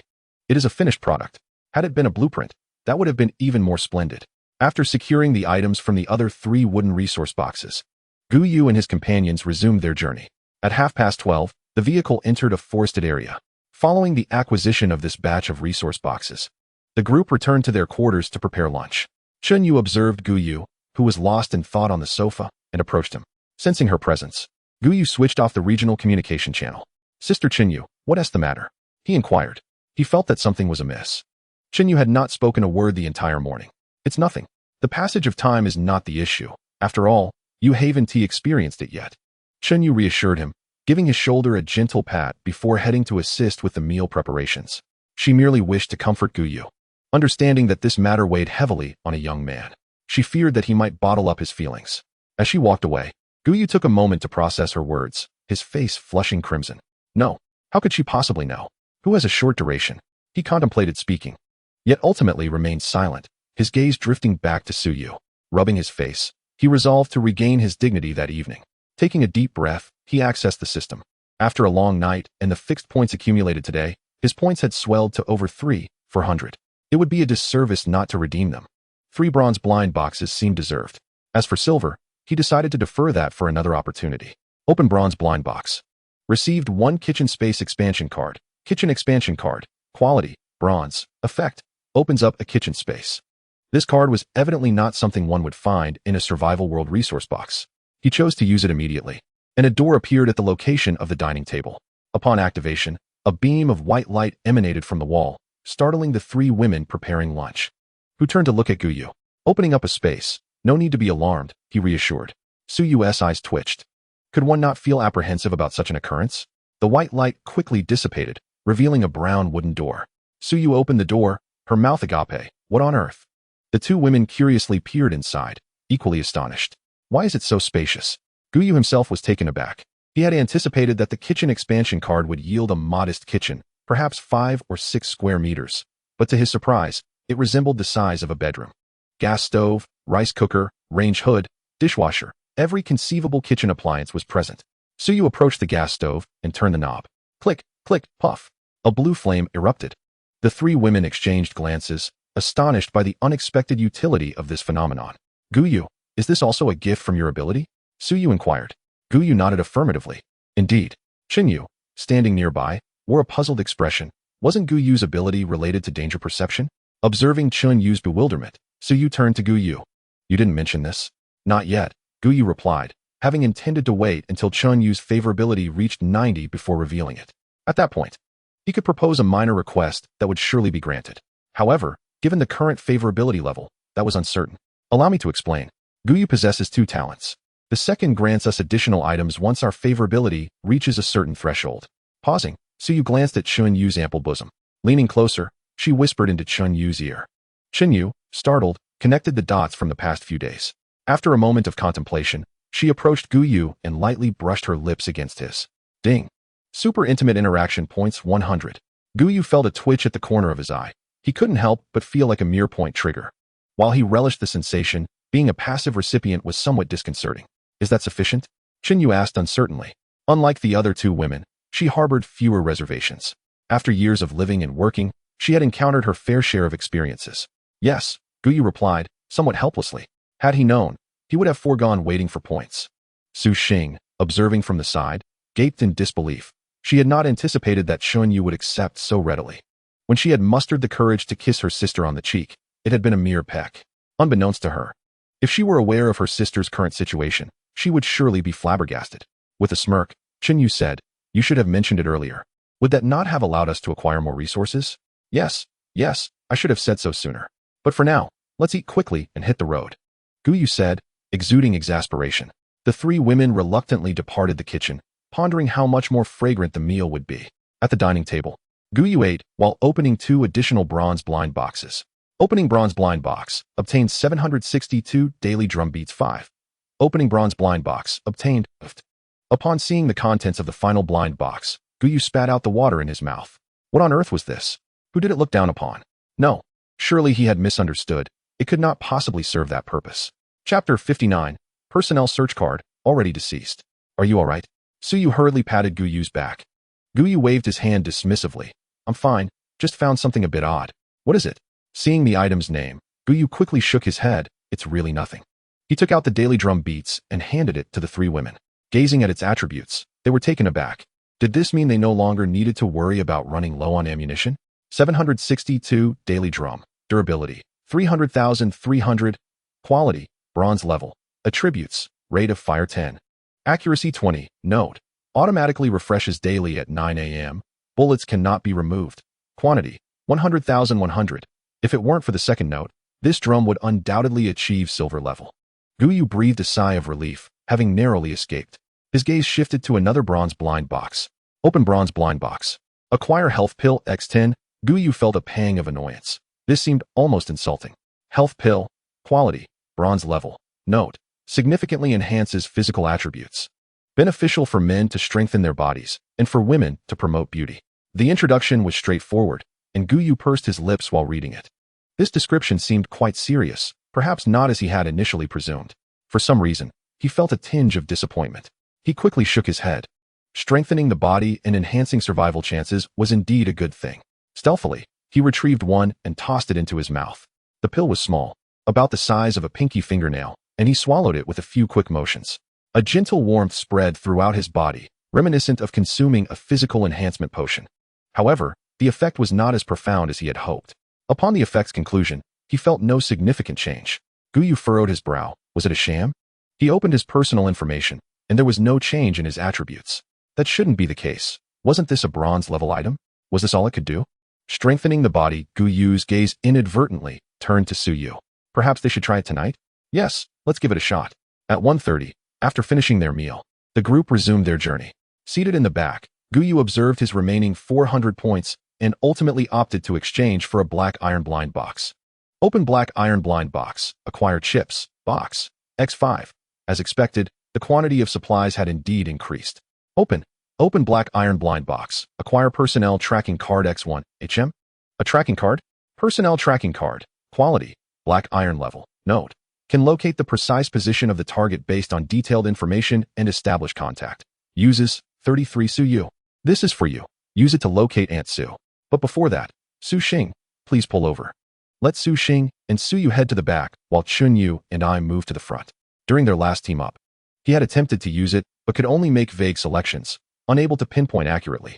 However, he held little hope regarding Aunt Su's situation. Upon receiving the card and reading its introduction, he was momentarily taken aback and then looked at Gu Yu in disbelief. This let us give it a try. I'm not sure if it will work. Suyu nodded and quickly activated it. She promptly entered her mother's information and clicked confirm. The card in her hand emanated a faint glow. Subsequently, a message appeared, and Suyu stared at it in a daze. Sister, what happened? Su Xing asked anxiously. Through the rearview mirror, Gu Yu noticed Suyu's bewildered expression and had already surmised the outcome. It could only be said that Aunt Su had been unfortunate. She's dead, Suyu said, her voice low. Su Xing bit his lip. Could it be a mistake? I have filled in all my mother's information. How could there be any mistakes? Suyu shook her head. Though she had anticipated this outcome, accepting it was another matter entirely. Tears streamed down the cheeks of both women. Speculation is speculation, knowledge is knowledge. Chen Yu inquired softly, what is happening with them? Gu Yu recounted Su Ai's situation. Chen Yu nodded, saying, such circumstances can easily occur. I once knew a team where, on the first day, someone died unexpectedly. Within 3 days, only 3 out of 5 remained. The mortality rate in the early stages is quite high. Those who cannot face reality often succumb to death. Chen Yu drove steadily, her speed surpassing that of Su Xing. The car maintained a speed of 120 kilometers per hour. In less than 2 hours, they encountered a new batch of resource boxes. Gu Yu glanced back at the 2 women, who appeared despondent, and shook his head. Sister Chen Yu, let us handle this. All right. After the 2 disembarked, Gu Yu swiftly gathered all the resources, but did not immediately return to the vehicle. Is there someone you wish to find? There were 3 opportunities available, and Chen Yu could certainly use another. As for himself, he was merely an orphan. After a moment of silence, Chen Yu shook her head. I do not need it. Gu Yu raised an eyebrow. Are you certain? Such an item may not appear again anytime soon. In his view, Yu was 28 years old. Based on the reproductive timeline of the previous generation, her parents would not exceed the age of 55 and were likely nearby. My parents divorced, and I have lived alone for 6 years. They have since formed new families and lead their own lives. Yu spoke in a tone that was remarkably calm, as though discussing someone else's affairs. Gu Yu remained silent for a moment before nodding. I understand. Let us head back.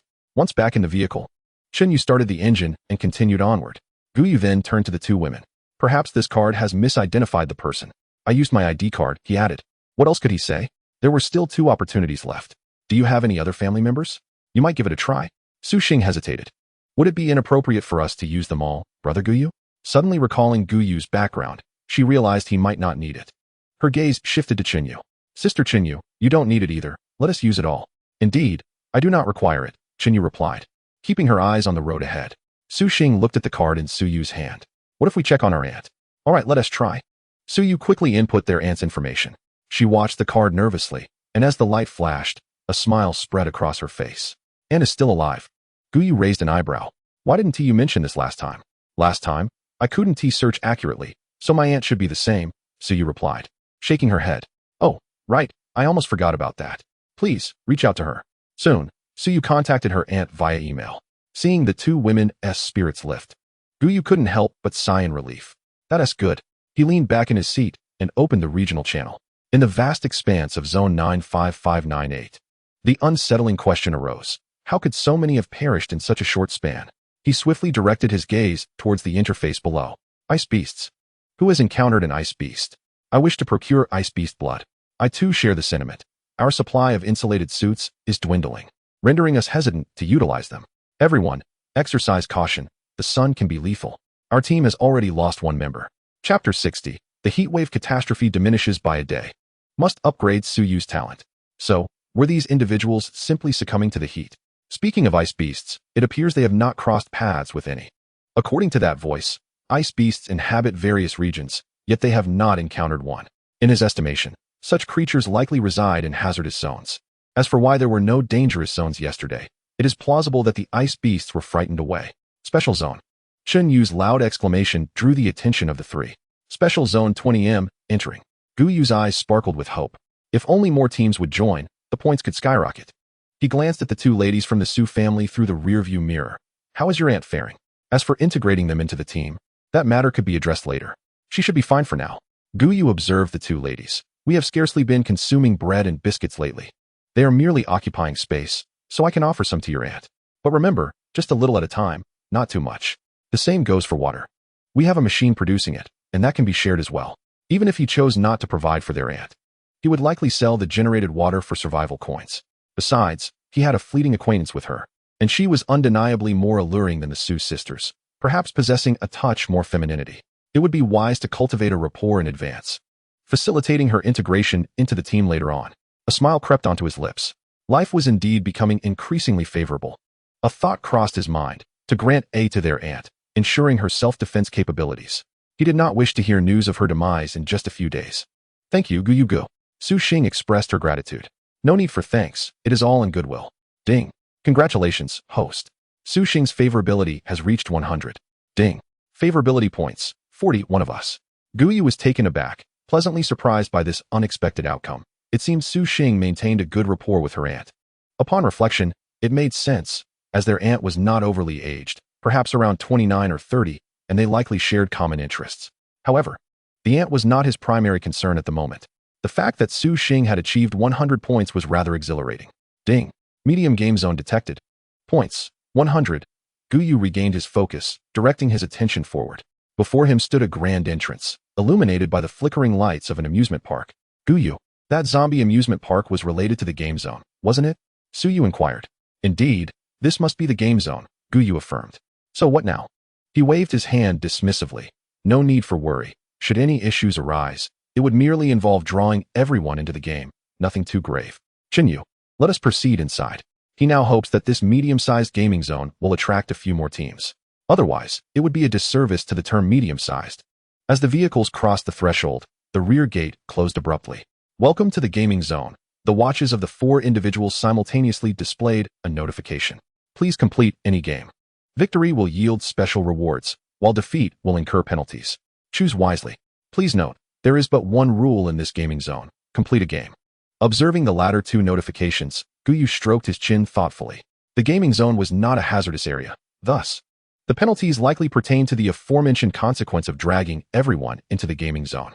The rule seemed virtually non-existent. He decided to drive around and explore. The medium-sized gaming zone was considerably smaller than the previously encountered medium-sized resource zone, measuring merely 2 kilometers in both directions. There were 5 entrances, indicating 5 vehicles could enter this gaming zone. It remained uncertain when the others would arrive. Let us engage in some gaming. After a brief circuit, Gu Yu instructed Chun Yu to stop in a shooting area. The group alighted from the vehicle, and Gu Yu glanced at the firearms displayed on the table. Suyu, you take the pistol. Suyu nodded and approached the table. Shooting game. Please hit the target. There are 5 rounds in total. Suyu opted to participate and selected the pistol. Suddenly, a humanoid target materialized in the open space 10 meters away, accompanied by a message. 10 bullets. A required score of 90 rings. Time limit of 30 seconds. Please prepare. A 10-second countdown commenced. Suyu raised the pistol and, as the countdown concluded, pulled the trigger. 10 bullets in 10 seconds. Score, 100 rings. Congratulations on passing the first round. Wow, my sister is amazing. Su Xing exclaimed excitedly while watching Suyu. Chen Yu nodded in agreement. Her aim is truly impressive. If her marksmanship were not precise, Gu Yu would not have allowed Suyu to engage in this. They had observed numerous entertainment facilities previously, but Gu Yu found each one to be unreliable. The carousel required one to endure for a minute. The roller coaster demanded a heartbeat not exceeding 120. The swing required an impassive expression. And the haunted house mandated a speed below 2 meters per second. While these requirements appeared acceptable, an unsettling feeling lingered. Conversely, this shooting game seemed more reliable, given Su Yu's innate talent. Second round. Prevent the target from entering within 5 meters in 30 seconds. A flash of light heralded the appearance of a wild wolf charging towards Su Yu. Soon, 2, 3, 4, 10 wolves in total emerged. Bang, bang. The shots rang out, and she passed the second round. The third and fourth rounds followed.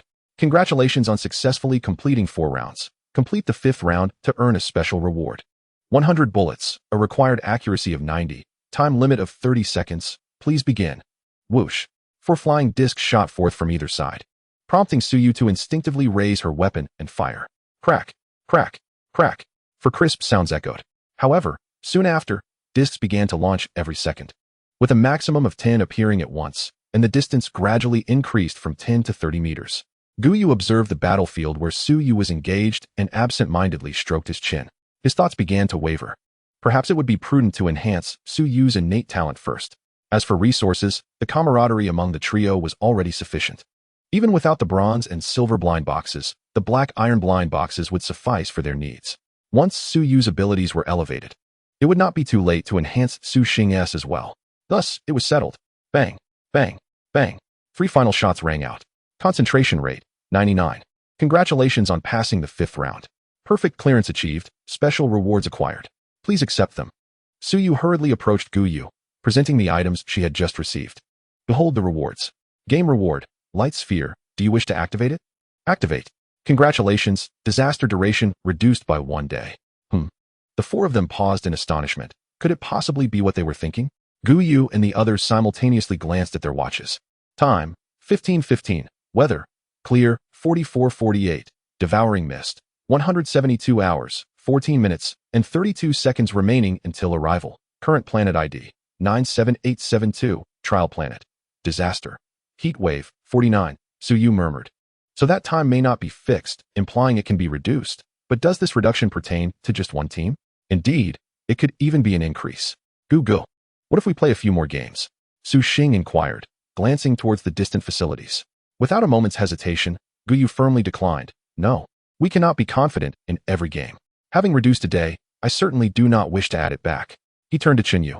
Hand the enhancement crystal to Su Yu, allowing her to enhance her talent. The 3 were momentarily taken aback. Wasn't the initial plan to enhance Su Xing first? However, Chen Yu merely paused briefly before handing a white crystal to Su Yu. Su Yu cast a glance at her sister and promptly utilized the enhancement crystal. Su Xing bore no objection to this. Moments later, Su Yu scrutinized her newfound talent, her brow furrowed. The distinction between B-level and A-level talent seemed minimal. At least from the description, it merely added an additional sentence. To Su Yu, This sentence appeared to hold little value. Weapon proficiency, A level. Upon contact with a weapon, one instantly comprehends its usage, and with prolonged use, proficiency increases. Pistol, minor mastery, pistol accuracy 15. Sighing, she remarked, this enhancement should have been given to Su Xing first. This way, we would have garnered more resources. The difference between B level and A level seemed utterly negligible to her. She felt as though she had squandered an enhancement crystal. After all, based on Chen Yu's talent, a crystal could only be obtained after progressing through each stage. Considering the time frame, the quickest would be 10 days, and the longest could extend to 100 days. Gu Yu stroked his chin, pondering how A level and B level could possibly be equivalent. Upon contact with a weapon, one instantly comprehends its usage. A thought struck him as he retrieved a long spear. Here. Su Yu instinctively accepted the long spear. Gu Yu, brandishing a long knife, advanced towards Su Yu with intent. The two young women beside them appeared utterly bewildered, pondering the situation at hand. Suddenly, Su Yu raised her spear to deftly block Gu Yu's attack, swiftly reversing her grip to thrust directly at his shoulder. Gu Yu promptly retreated to evade the strike. This exemplified the stark disparity between an A-level talent and a B-level talent. Su Yu stared, astonished, at the spear in her hands. Had she truly mastered it so swiftly? She then began to twirl the spear, initially a tad awkward, but soon, after 10 minutes, she moved with remarkable grace. Stopping her movements, she gazed in disbelief at her own hands. This was the mastery of an A-level weapon, an entirely different sensation from that of a B-level. A sudden roar of engines echoed from afar. Gu Yu's eyes lit up. Forget about talents for now. A vehicle has arrived. Let us go investigate. The group hurriedly boarded the vehicle as Chun Yu drove towards the source of the sound. At another entrance, a van enveloped in a layer of armor rolled in. Dekong, what shall we do? What else can we do? We proceed as instructed. If we lose, we must drag everyone into the game. Greetings, Dekong.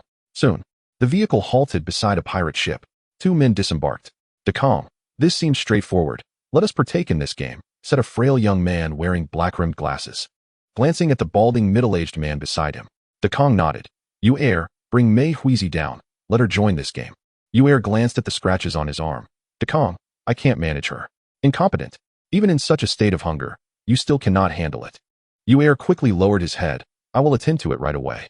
As he watched Yu Er's retreating figure, Dekong snorted derisively. Were it not for the additional resource box at stake, he would not hesitate to eliminate that woman. He rolled up his sleeve, gazing at the gash on his arm inflicted by a sharp blade, a shiver running down his spine. I will eventually see you dead. Before long. Yu Er returned, escorting a woman from the vehicle. Mei Huizi, if you win this game, I will reward you with an extra bottle of water and a bag of bread. Mei Huizi licked her cracked lips, casting a glance at her reddening arm. In a hoarse voice, she requested, please apply some sunscreen for me. Dekang's eyelid twitched as he produced a small porcelain bottle. Use it sparingly, there is little left. Mei Huizi nodded, accepting the bottle, and began to apply it to her arms and face.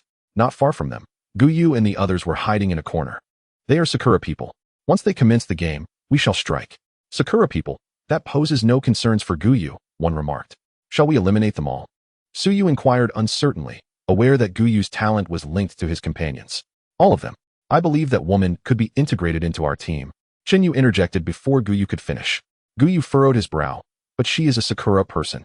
Every additional team member equates to another resource box. Does it not? Moreover, your second talent is score-based, Chen Yu clarified. Yet, you are concerned she may pose a threat, correct? Who says we cannot bind our teammates? Chen Yu shrugged. Gu Yu's lips twitched. Her reasoning was indeed compelling. Binding the team members is indeed a feasible option. After all, the voice merely suggested treating the team better, without imposing any obligatory measures. What are your thoughts? Su Yu and Su Xing shook their heads, expressing no dissent. Su Xing even added, I believe that in future encounters with small teams, we could incorporate women into our ranks and subsequently bind them. Goodness, you are indeed quite ruthless. Gu Yu envisioned a scenario where their team expanded to 100, with the survival space behind resembling a series of metal prisons.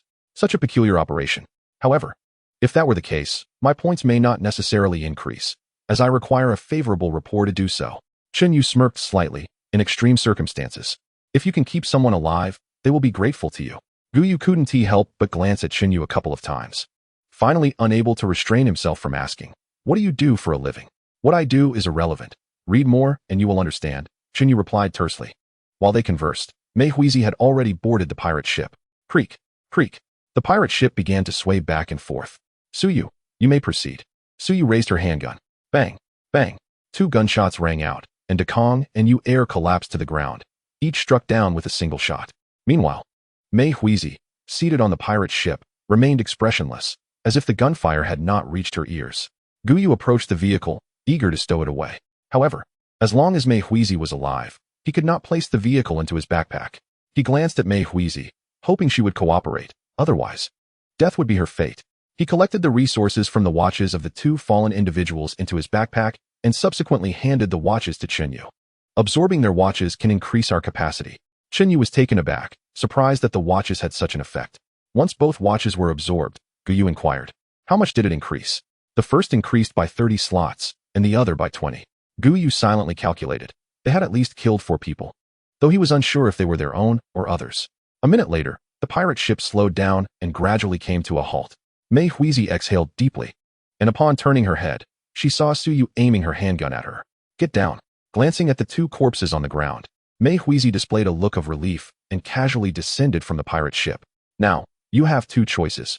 The first is to become our team member, and the second is to be eliminated by us, Su Yu stated coldly, aiming to instill a sense of pressure.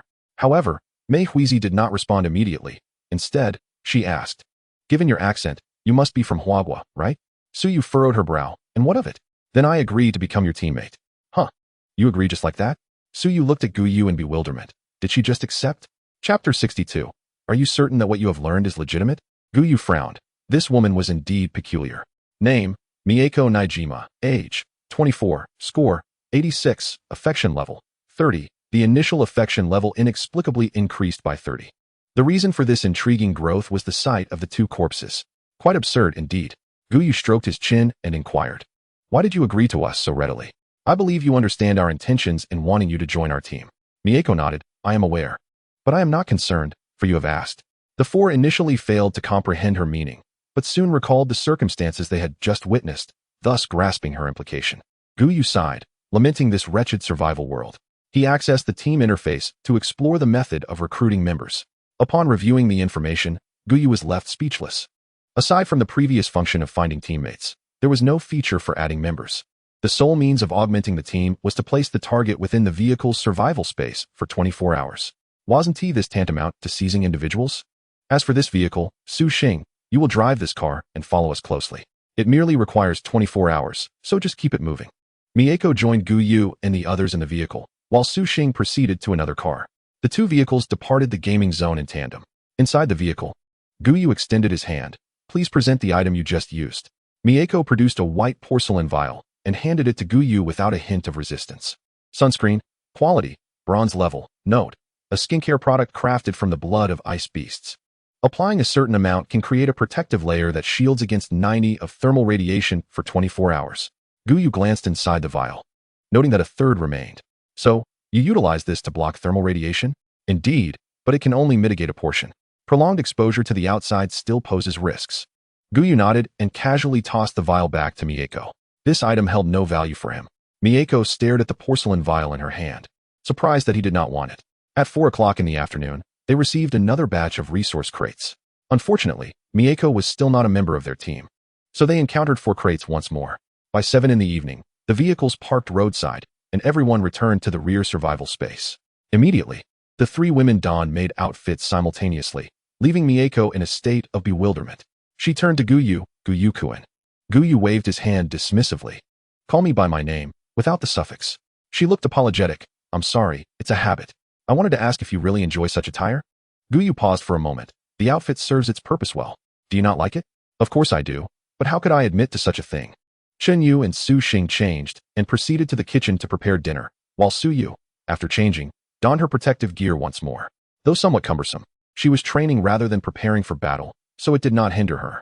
Gu Yu remarked, let's extend the duration of our cold weapon practice and observe the outcome. Acknowledging this, he turned to Mei Huizi once the others became busy. Which district do you belong to? District 56,231. Indeed. It was confirmed that they were not from the same district. Are all the inhabitants of your district from your Sakura clan? Yes. Gu Yu stroked his chin thoughtfully. What a pity that once Mei Huizi becomes part of his team tomorrow, the district may change. Nevertheless, it would be acceptable to exploit a little now. After a thorough investigation into the trading center in her area, he gazed at Mei Huizi with altered perception. Is this how your Sakura people operate? Mei Huizi nodded. This price is quite fair. Gu Yu felt a twitch at the corner of his eye. He had been too kind. He initially intended to exchange a bottle of saline solution for 3 survival coins in her district, only to discover that the price had surged to 6 survival coins. The Sakura people's tendency to exploit one another left the Huagua people feeling inferior. While Huagua might also engage in some exploitation, it was usually within a reasonable market fluctuation. Though they might take advantage, it was done in a manner that was somewhat acceptable. In contrast, the Sakura's approach was purely exploitative. With this understanding, Gu Yu felt bold in his dealings. He presented Mei Huizi with 50 bottles of saline solution and 50 packs of dry bread, suggesting they be sold at a price 1 survival coin lower than theirs. Mei Huizi nodded and began her transactions. An hour and a half later, the table brimmed with an array of dishes. Sitting on a chair, Mei Huizi gazed at the food with uncertainty and asked, "Am I allowed to eat here?" The table was not merely filled with her usual bread and biscuits, but also with steaming stir-fried vegetables and a fish. She sensed a disparity between her lifestyle and that of others. "Of course you can dine here, but once you finish your meal." Gu Yu placed a rope on the table. "You may need to be restrained." Mei Huizi nodded in understanding, having anticipated this. "Let us eat." Ding. New affection level with Mei Huizi unlocked. 50 points for teammate affinity, 60 points for rating, 0 points for affection, 0 for intimate interaction. Points were awarded? Gu Yu was puzzled to see the notification pop up. And teammate points too? Shouldn't Mei Huizi still not be considered a teammate? Could it be that the system deems anyone in the same vehicle as a teammate? This seemed to be the only explanation. How simple it would be to accumulate points if that were the case. After dinner, Gu Yu bound Mei Huizi with the rope. Chen Yu and the others looked at her with a peculiar expression. "Are you certain that what you learned is legitimate?" At that moment, Mei Huizi's cheeks flushed a rare shade of red. Gu Yu silently untied the rope and opted for a different method. "My Gu Yu, how many teachers have you had at home?" Su Yu teased. Gu Yu cleared his throat. "That was an accident. This time it will be correct." After ensuring that Mei Hui was settled, Chen Yu remained behind, while Gu Yu led Su Xing and Su Yu to the front lines. They could not afford to miss the wave of resource boxes that night. Chen Yu sat on the sofa, observing Mei Hui, who was seated on the floor. "What was your relationship with those 2 deceased individuals?" "They were matched teammates." Chen Yu expressed her confusion. "Teammates selected by the system should be those you chose. Yet your rapport with them appears to be strained." Mei Hui shook her head. "I'm not entirely certain why. If it weren't for their pursuit of the resource boxes, I might have already perished." Chen Yu stroked her chin, appraising Mei Hui from head to toe. Though somewhat lacking, she possessed a unique charm compared to the other 3. "Have you ever had a boyfriend?" Mei Hui's mind faltered momentarily, taken aback by the question. "Shouldn't you be inquiring about my character or my experiences?" Despite her confusion, she answered truthfully, "No." Chen Yu glanced towards the entrance. "Whether or not there is, I may need to investigate further." Chapter 63. This is all about points. How could he possibly refrain from combat? Fortune favored them this time with 4 black iron resource boxes. It seemed that this resource modification was not entirely a misfortune. Gu Yu turned his gaze towards the left side of the woods. There are creatures approaching. Judging by the danger level, they appear to be werewolf-like beings, so be cautious. Su Yu nodded confidently. "No worries." As Gu Yu opened the boxes, gunfire erupted simultaneously. Once he had opened all the boxes, Su Yu's battle concluded as well. "Let us collect the items and head to the vehicle." Upon their return to the living space, Chen Yu pulled Gu Yu aside. "What is up?" Leaning closer to Gu Yu's ear, she whispered, "I just conducted a check on her." Gu Yu's eye twitched in disbelief as he looked at Chen Yu. "That is all you did for the check?" Chen Yu shrugged. "Indeed, what else could I do? Is that even possible?" He glanced at Mei Hui. Realizing why her cheeks were flushed like a monkey's behind, he gave a thumbs up. "You're quite something." Gu Yu could hardly fathom that Chen Yu would engage in such antics. "I did it for the team's sake." After all, with Su Yu saying that, I had to lend a helping hand. "Nighttime. Have you taken something today?" Su Yu whispered. "Who are you looking down on? This is the real me, do you understand? Keep your voice down." An hour later, Gu Yu, feeling satisfied, tucked himself under the covers and drifted off to dreamland. The room fell silent once more. On the sofa, Chen Yu tossed and turned, finally letting out a sigh of relief. She had anticipated it would conclude within 10 minutes, never expecting it to extend this long. It was absurd. Phew, finally, I can sleep. The next day, at the dining table, yawn. Chen Yu rubbed the tears from her eyes. Her action triggered a chorus of yawns. Su Xing and Mei Hui followed suit, both appearing drowsy. "What is wrong with you two? Did you go steal cows last night?" Chen Yu shot Gu Yu a glare. "You're the one who went stealing cows." Su Yu kept her head down, quietly eating her meal. Gu Yu was bewildered by the situation, but she seemed to have figured it out. Upon reflecting on this, a flush crept across her face. How could they all still be awake?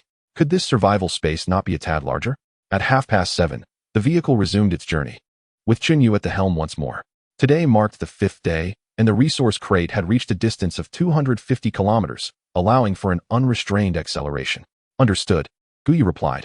He activated the regional channel, which buzzed with lively chatter, primarily concerning the resource crate issue. I'm astounded, after changing the engine. The speed is merely 70 kilometers per hour. Is this a jest? What a subpar engine, yielding such a negligible increase. Enough. You may have some knowledge of engines, but we are utterly lost. The prospect of today's resource crate, spanning 250 kilometers, was daunting. Let me share a secret. The probability of encountering black iron resource crates while driving at night is particularly high.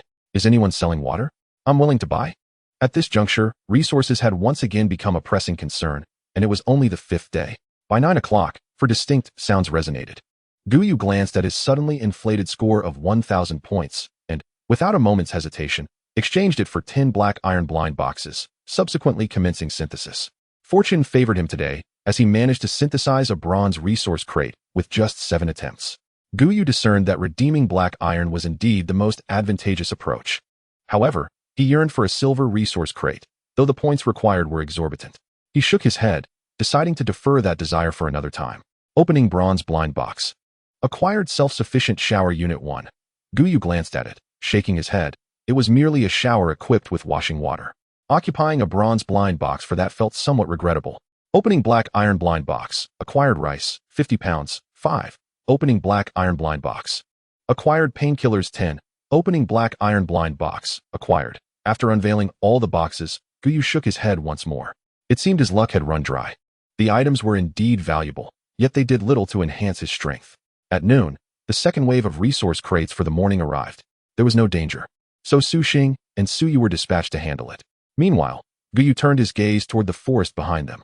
Merely 20 minutes prior, they had exited the woods and found themselves amidst a barren expanse.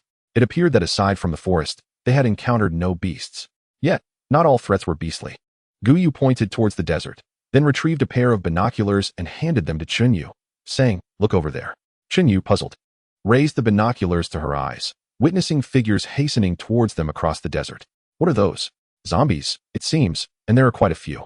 Gu Yu turned to observe the other side of the desert, where more figures appeared. Is it due to our arrival? Gu Yu shook his head. No. They must be moving within this area. I sensed their presence through my danger perception as we neared the forest's edge. I merely did not anticipate such numbers. Given the zombies' rate of movement, they would likely reach the roadway in another 20 minutes. Without them, these zombies would likely not cease their advance. However, upon seeing them, the scenario changes. Shall we engage in battle? Absolutely, for this is a matter of points. How could one refrain from fighting? Su Xing and Su Yu readied their ammunition and prepared for combat. Gu Yu, you should remain in the vehicle. Your protective gear is insufficiently rated. The primary reason, of course, is that Gu Yu's affinity level has not reached the requisite 100 points to be considered an ally. Eliminations do not contribute to points. The three of them equipped their ammunition. Su Yu, you shall handle one side alone, while Su Xing and I will contend with the other. Understood. Gu Yu sensed the emerging fluctuations. The number was not overwhelming, just over 100. TSK, even at 5 points each, that would yield a total of 500 points. 20 minutes later, the sound of gunfire erupted from Su Yu. Gu Yu turned to observe her, noticing that she was dispatching zombies one by one without pause. Such is the advantage of proficiency with an A-grade weapon, far superior to B-grade. Subsequently, Gu Yu and Su Xing also commenced firing. Though their accuracy paled in comparison to Su Yu's, many zombies required 3 or 4 shots to the head before being brought down. After a quarter of an hour, Gu Yu stowed his weapon and glanced at the system. Over 700 points, quite satisfactory. He returned to the vehicle to prepare lunch. Once inside, Gu Yu untied Mei Huizi's restraints. By 4 o'clock, you will no longer need to be bound. Mei Huizi nodded. Her curiosity piqued. Aren't you concerned that I might turn against you? After all, we are not of the same nation. Gu Yu shrugged. I believe you wish to live. He felt no fear, for affinity levels do not deceive. Name, Nishida Mei Huizi. Age, 24. Score, 86. Affinity, 55, through Mei Huizi. He became more assured of one thing. In the later stages, the rate of affinity growth is astonishingly rapid. Chapter 64. The Ice Beast Maze. Talent is useful but limited after lunch. The group rested briefly before resuming their journey. Once again, Mei Huizi was bound. In truth, her restraints were unnecessary given her affinity level, yet formalities must be observed. Around 4 in the afternoon, The convoy came to a halt. Gu Yu approached the vehicle at the rear, raised his hand, and stored it within his backpack. He then moved to his own vehicle and opened the deployment zone. He placed the vehicle at the drop-off point, eager to discover if this complete automobile possessed any additional functionalities. Detected complete vehicle, proceed with fusion? Indeed. He had suspected this vehicle might offer more than mere material decomposition. That would be a significant loss. Fusion initiated. Vehicle fusion successful. Acquired armor components. Acquired modified tires. Acquired. Armor rating upgraded to D grade. Insulation rating upgraded to D grade. Notifications flashed before the women. Chen Yu pondered for a moment before speaking. Does this not imply that in future encounters with other teams, we must consider the integrity of our vehicles? Gu Yu nodded. Not only integrity, but quality is also a crucial concern. Vehicles of inferior quality ultimately serve little purpose beyond becoming upgrade materials. Let us embark. It is splendid that I need not drive anymore, Su Xing exclaimed with delight.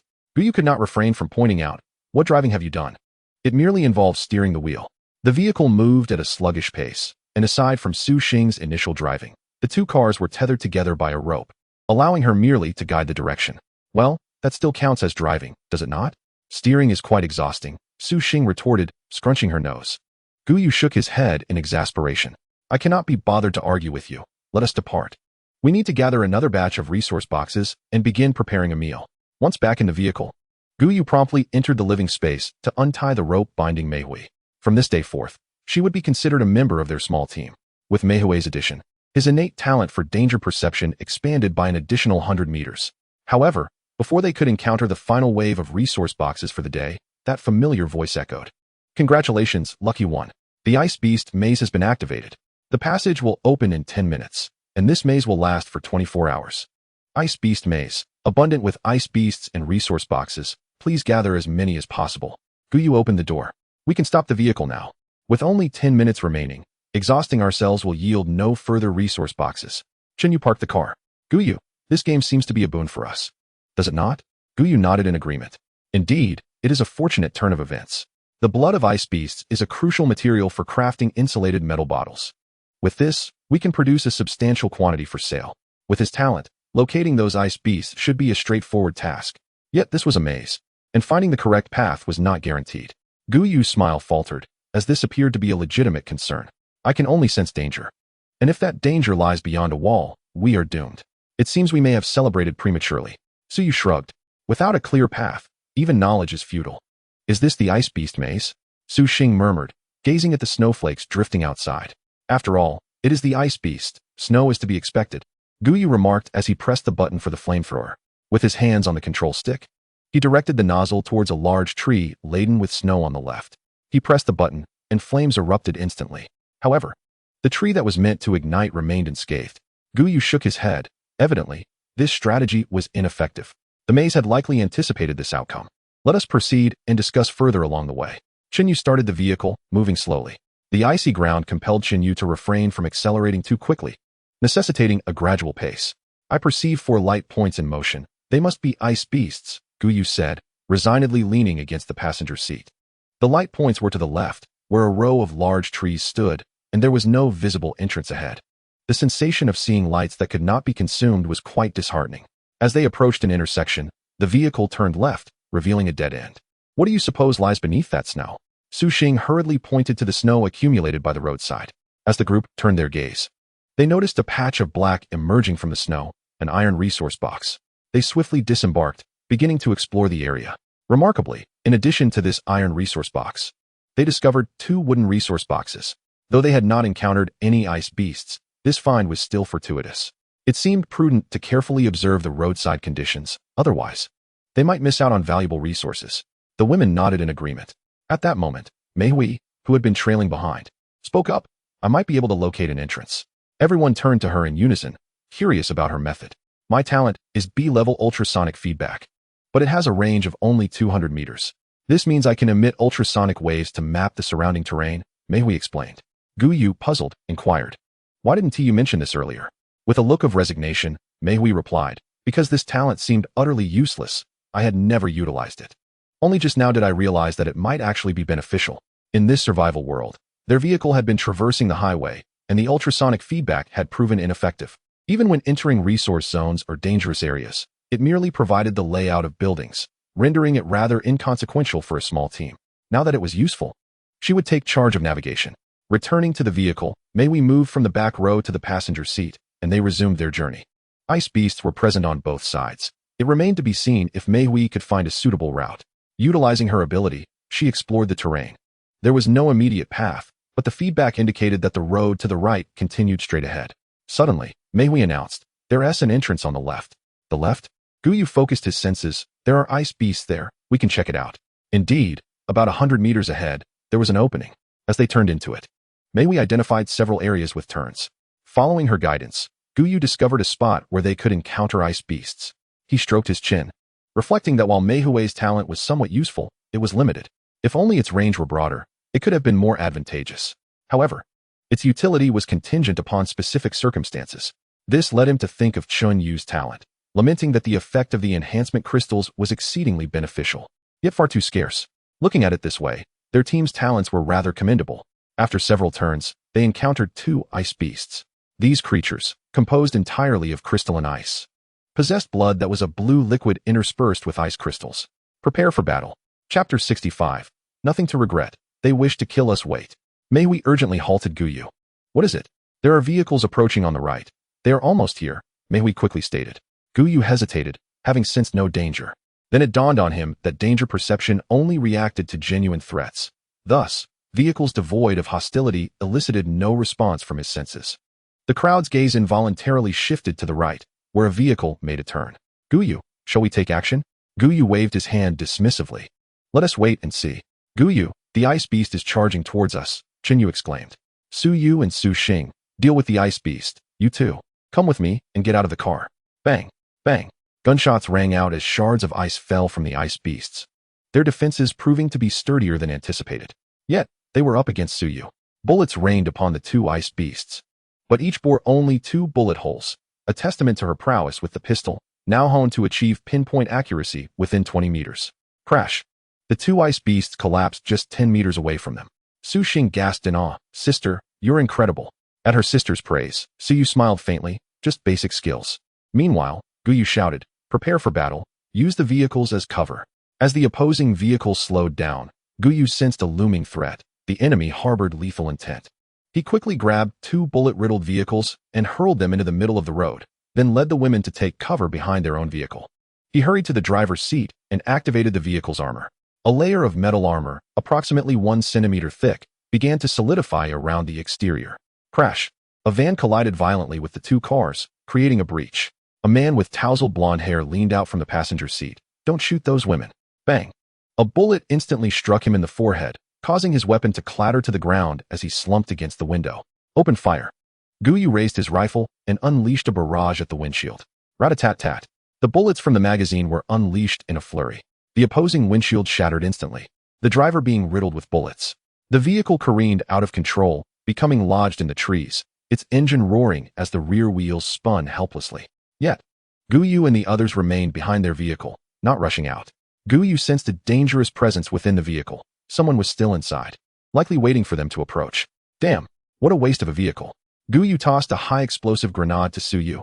Throw it through the shattered windshield. The windshield was nearly obliterated, revealing a gaping hole. Despite this, Gu Yu doubted his own precision. Better to let Su Yu, with her talent for weaponry, handle it. Upon grasping the grenade, Su Yu instinctively acquired the technique for utilizing explosives. Basic methods naturally became part of her skill set. She pulled the pin and threw. The grenade landed accurately within the enemy vehicle. The rear door swung open, and a woman clad in a form-fitting black leather suit leaped out. Boom! The grenade exploded, sending the woman flying more than 3 meters into the trees. Gu Yu swiftly dashed out from behind the vehicle, aiming his rifle at the woman's forehead. The leather-clad woman frowned, scrutinizing Gu Yu. What should be done with her? Should she be kept alive for resources? Su Xing inquired, noticing the woman's appearance. Gu Yu shook his head with a cold smirk. No need. With a swift motion, he ended the life before him, not even inquiring about the nationality of his adversary. Chen Yu, arriving on the scene, gazed at the bullet hole in the foe's forehead and remarked, "It's somewhat regrettable to end it this way." Upon witnessing the event, Mei trembled involuntarily, feeling a surge of gratitude for having survived. "There is nothing to lament. They merely sought to kill us," Gu Yu replied, shaking his head. "Su Xing, go collect the remains of those 2 ice beasts. We shall set off anew." "Understood." Gu Yu cast a glance at the woman on the ground, shaking his head once more. Did he not desire companionship? Of course, he did. Encountering a convoy was challenging, and finding one with women was even more so. Yet, who could fathom why the woman before him had a favorability rating of merely 50? Indeed, embarking on such a venture had only yielded negative sentiments, which was utterly absurd. Based on the positive favorability scale, that 50 most likely indicated animosity. He was perplexed. Having never met her, how could there be such a profound negative impression? Gu Yu removed the watches from the three bodies, discarding the corpses and securing their vehicles. Meanwhile, Su Xing had successfully collected the blood of the ice beasts. Is this quantity too meager? He pondered, noting that a single ice beast had yielded only 2 vials of blood. Furrowing his brow, he expressed his concern. This seems insufficient and not what we anticipated. It should be the norm. Let us proceed. Blood is trivial. Points are what truly matter. After defeating 2 ice beasts, Su Yu earned 50 points. Even if the blood obtained was only 50, it still contributed to his score. The demise of the 3 individuals granted him an additional 200 points. Gu Yu poured the resources from the 3 watches into his own, boosting his score by over 300. Though financially strained, he still amassed a respectable tally. In just 10 short minutes, he had accrued nearly 700 points, which felt rather gratifying. With his current points reaching 1,000 once more, he was entitled to a bronze blind box and a few black iron blind boxes. Truly splendid. Rubbing his hands together, Gu Yu decided to take a gamble. I shall exchange for 10 black iron blind boxes, he declared, subsequently placing 2 of the blind boxes for synthesis. Synthesis failed. Success rate 17. Synthesis successful. What is this? He exclaimed, bewildered. A success rate of 27 had yielded a successful synthesis? Previously, he had achieved success at a minimum rate of 74. Was today a fortuitous anomaly? Gazing at the remaining 7 blind boxes, he resolved to attempt once more. However, luck seemed fleeting. The 7 blind boxes barely coalesced into a bronze blind box. Gu Yu was nonetheless content, as it was an unexpected delight. With 2 bronze blind boxes in hand, an idea sparked within him. He then cast the blind boxes into the synthesis. Success rate 20. Failure will increase the success rate by 1030. Child, take a chance and transform a bicycle into a motorcycle. The success rate had shifted. It appeared that the quality of the blind boxes used for synthesis influenced the outcome. A bronze blind box cost 1,000 points, while a silver one was priced at 10,000 points. Even with the worst luck, synthesizing 10 boxes was still worthwhile. Gu Yu stroked his chin, contemplating the possibilities. It seems that the most effective use of this system is to exchange for black iron blind boxes, followed by continuous synthesis, which proves to be the optimal approach. As for the accumulated experience points for leveling up, it is likely that directly redeeming for silver would yield less than what could be gained from 10 bronze exchanges. Gazing at the 2 bronze blind boxes, Gu Yu pondered while tapping his arm. He decided to wait a little longer and consider synthesizing a silver blind box instead. With a swift motion, he closed the system interface, making his decision with a sense of satisfaction. Chapter 66. No killing, just taking away at 7 in the evening. The local time here aligns with the outside world. The vehicle halted in the center of the road, and Gu Yu led everyone to the living space at the back for dinner. Su Yu, remember to go train later. We'll start our meal right after you finish. Su Yu nodded. Don't worry, I'll head there shortly. What do you plan to practice?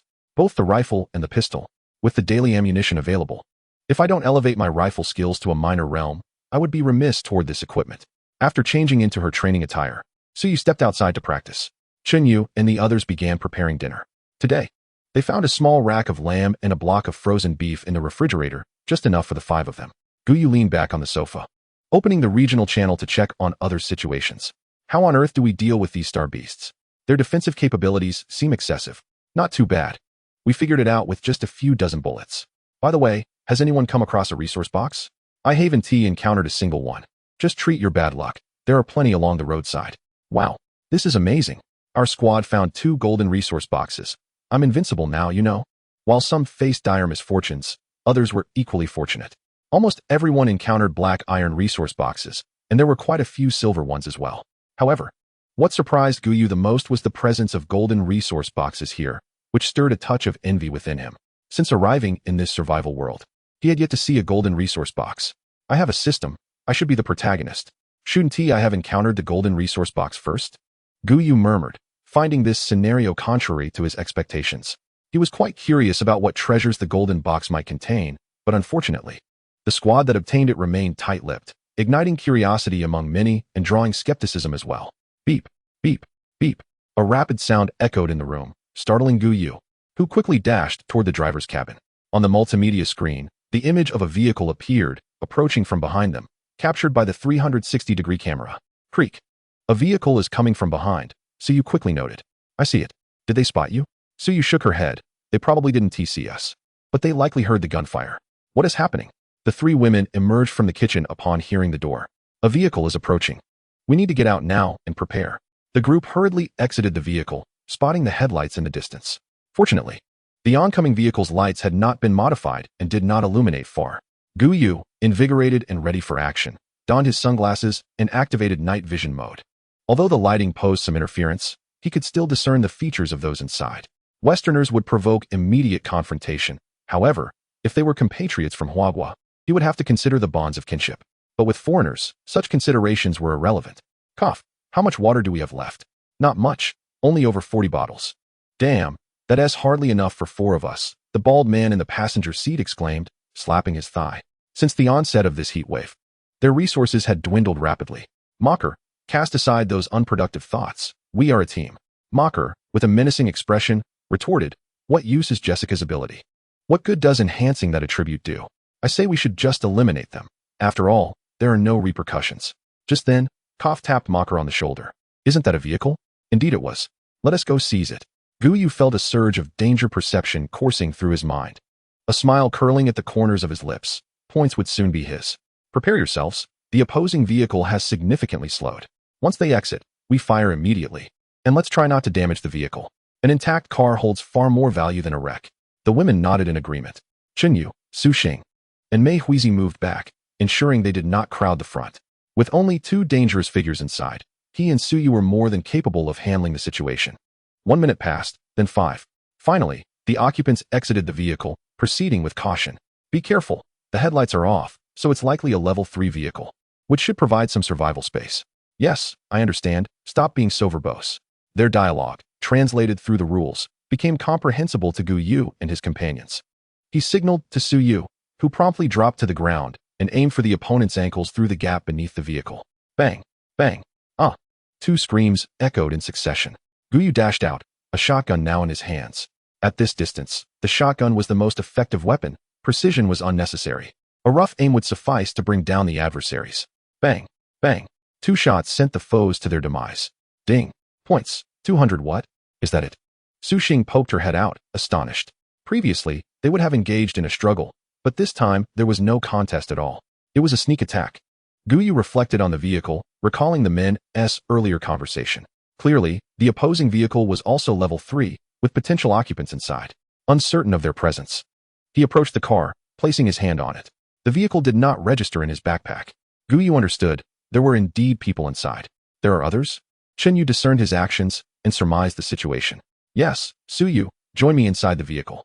You all take their watches and secure them. Gu Yu opened the rear door and stepped inside, making his way to the back door. He placed his hand on the handle and pressed gently, but the handle yielded no response. Is it true that only members of our team can open the door? Suyu inquired. Gu Yu nodded, perhaps. Wait for me a moment. He hurriedly exited the vehicle, hoisting a lifeless body onto his shoulder. Given his current attributes, he was capable. Otherwise, it would have been impossible. He placed the corpse's hand upon the doorknob. The previously immobile handle began to turn, and he glanced at Suyu. Be ready to aim and fire. Suyu, with a serious demeanor, raised her handgun, prepared for action. As the door creaked open, a man's voice resonated. Kafu, has the battle concluded? A shot rang out, the bullet piercing through the man's skull. Ding. 50 points awarded. Suyu swiftly redirected her aim at a blonde woman crouching in the corner, brandishing a silver pistol. Should we eliminate her as well? The blonde, momentarily stunned, quickly adjusted her weapon towards the bed. Bang. The silver pistol slipped from her grasp. I suggest you remain still. I cannot guarantee your head will remain intact otherwise. This one would not be killed but taken instead. Her favorability was at 0, which posed no significant issue. A score of 82, though slightly low, was still points earned. It was regrettable that the vehicle could not be taken. The maze's terrain was treacherous, and transporting it would hinder their speed. However, it could be dismantled for resources. Suyu retrieved a rope, the very same used by Mei Hui. Do not resist. Chapter 67. What did he say? The favorability has surpassed 60. Upon witnessing Gu Yu and Suyu emerge, the women understood the situation had been resolved. Yet, Upon noticing the blonde woman following them, Chen Yu's expression turned peculiar. Are you gathering different types of beauties? She remarked, pointing at the blonde. This is a resource. Let us not dwell on that. Dismantle all vehicles we can. Chen Yu immediately objected. I believe we should keep her for future assimilation. Gu Yu furrowed his brow. Why? This vehicle is of low quality and lacks modification. Absorbing it would yield little benefit. Did you not notice that the distance from our room's sofa to the opposite wall is slightly greater? Gu Yu recollected, realizing it indeed seemed a bit spacious. Are you suggesting that while their vehicles are inferior, if there is living space, it can be expanded, albeit marginally? After absorption, the increase in area would amount to merely 3 or 4 square meters. If that's the case, then let us not dismantle it. Su Xing, you will oversee this vehicle tonight. Understood. The women proceeded back to the kitchen to continue preparing dinner. After connecting the vehicle, Gu Yu ventured into the living space, only to find Chen Yu examining the other occupants. Are you inspecting Mei Hui, and now Jessica as well? Gu Yu's eyes twitched. Without turning, Chen Yu replied, it's for the sake of favorability. Gu Yu's lips curled slightly. It is unnecessary. Some individuals merely serve as tools for points. In his view, some individuals are merely placed in vehicles, serving as automatic point accumulators. Not everyone deserves the same treatment as the Su sisters. Chen Yu. Chen Yu rose gracefully and strolled to his side, remarking, little man, you know, sometimes a man's intellect is governed by his base instincts. Gu Yu's lips twitched slightly. I failed to comprehend your words. A minute later, a notification chimed. Ding. Ultra-intimate interaction points. 100. Chen Yu touched her lips and raised her hand. Do you understand now? Gu Yu could not help but sigh, realizing why the online masters often advised men to safeguard themselves when outside. He waved his hand dismissively. All right. I understand. He had pressing matters to attend to. After taking a couple of steps forward, he paused. Could you ensure she is properly attired before you leave? TSK. ISNT it better to do it yourself? Chen Yu remarked, yet she returned to assist before heading to the kitchen. At that moment, only the two of them remained in the room. What are you planning to do? Jessica struggled, finding herself not only bound by ropes but with her hands secured behind her back, fearing she might have concealed other weapons within her backpack. Were you initially part of the same team, or did you join later? After a brief hesitation, Jessica replied, we regrouped later. It seemed that, at this stage, most teams were indeed reformed. After all, the greater the number, the more resource boxes encountered. However, it appeared their relationships were less than cordial. From today onwards, you shall be a member of my squad. Jessica glanced at the ropes binding her. Are you certain this is how one treats a teammate? This is unavoidable. Once I ascertain your safety, I shall untie you. Now, open your mouth. Jessica widened her eyes. What are you suggesting? Open my mouth. Observing her expression, Gu Yu understood her misinterpretation. What sort of thoughts are you entertaining? I merely intend for you to drink water. Gu Yu produced a bottle of purified water and twisted off the cap. Her lips were parched and cracked, a clear indication of her dehydration. Is this truly for me? Indeed, and there will be dinner later. Given her current state, he believed that a bottle of water along with a meal would likely elevate his points beyond 60. Jessica parted her lips, and Gu Yu placed the bottle's opening to her mouth. Soon, half the bottle was consumed. No more? Jessica shook her head. I wish to save some for later. This bottle should be mine, correct? She inquired cautiously. That is certainly not an issue. Name, Gwen Jessica. Age, 24. Score, 82. Affection level, 30. What did he say? The affection level increases more significantly as time progresses. He sensed that 60 was not the limit. With this thought, he felt a spark of inspiration and opened his mailbox, composing a message to send. Now, he could only wait. Half an hour later, the meal was served. Let us eat at the table. I believe you understand what is appropriate and what is not. Gu Yu untied her ropes and guided her to a chair. Upon seeing the food laid out, she displayed an expression reminiscent of Mei Hui at that moment. Everyone had long since grown accustomed to it. Your situation is indeed unique at the moment, so please do not take offense. Once we ascertain that everything is in order, you will become a member of our team.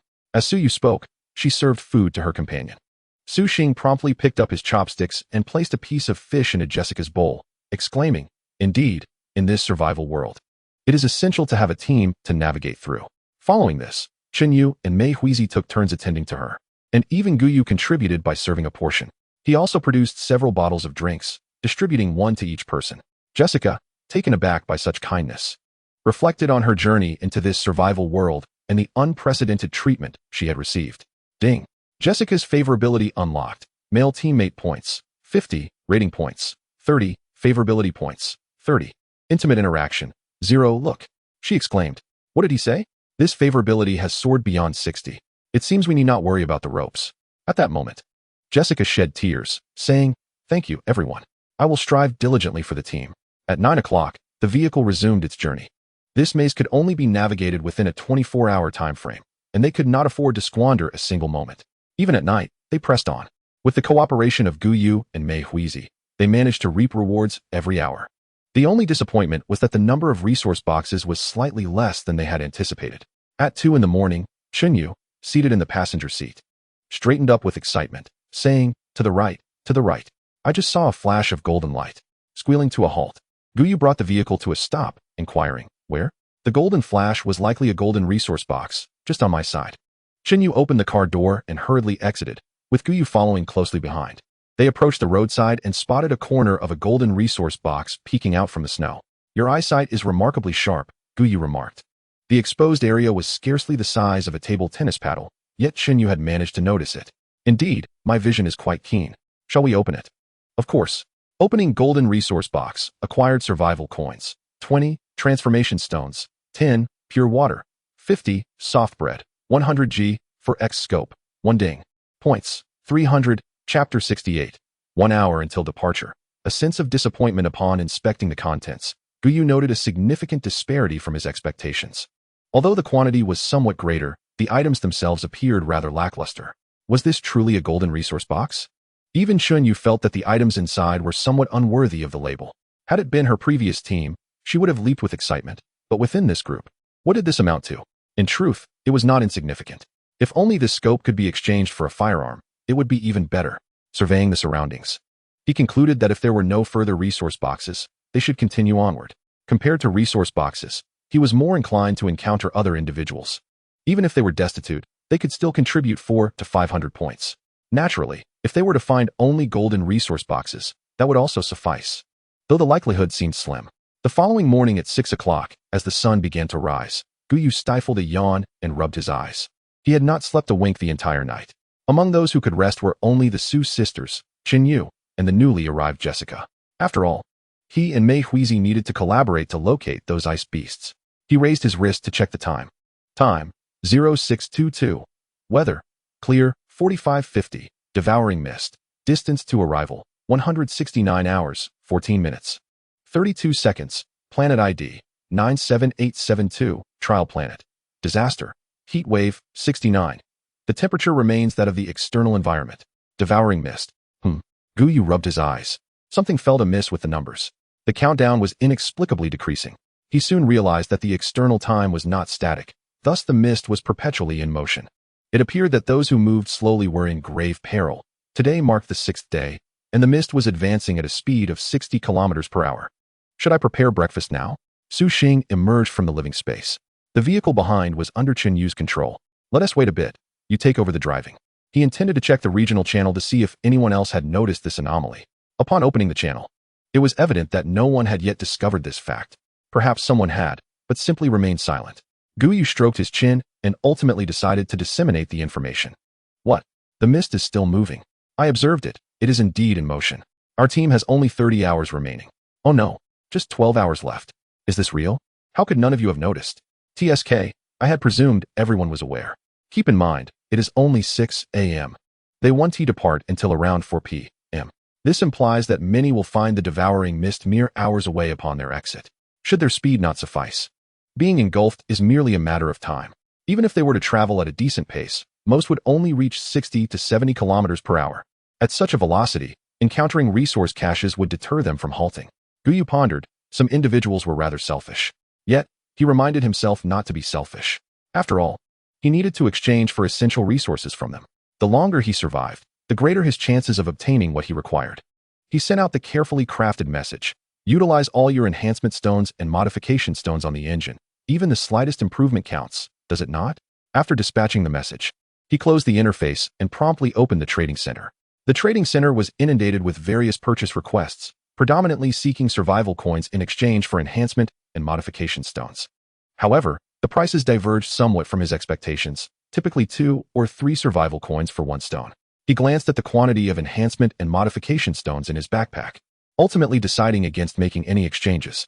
At 9 a.m., a series of system notifications appeared, causing his points to skyrocket instantaneously. Delightful, It was exceedingly gratifying. He accessed the system panel. Infinite blind box system. Level 2. Points 2,172. Upgrade requirement 631,000. Blind box. Bronze blind box X2. Assistance. Su Yu. Su Xing. With over 2,000 points, he could commence exchanging for blind boxes once more. Perhaps the silver blind box would soon be within his grasp. He turned his gaze toward Xinyu. Name. Xinyu. Age. 28. Score. 91. Affinity. 99. Has it already reached 99? The speed truly is astonishing. Once she reaches 100, another ally will be added to his ranks. He glanced once more at Meihui and Jessica, who had scores of 89 and 79, respectively. Quite impressive indeed. No wonder he received such an abundance of points. At noon, the vehicle came to a halt beside the road. The group returned to their living quarters. Gu Yu. A total of 60 vials of potions, Su Yu remarked with evident delight.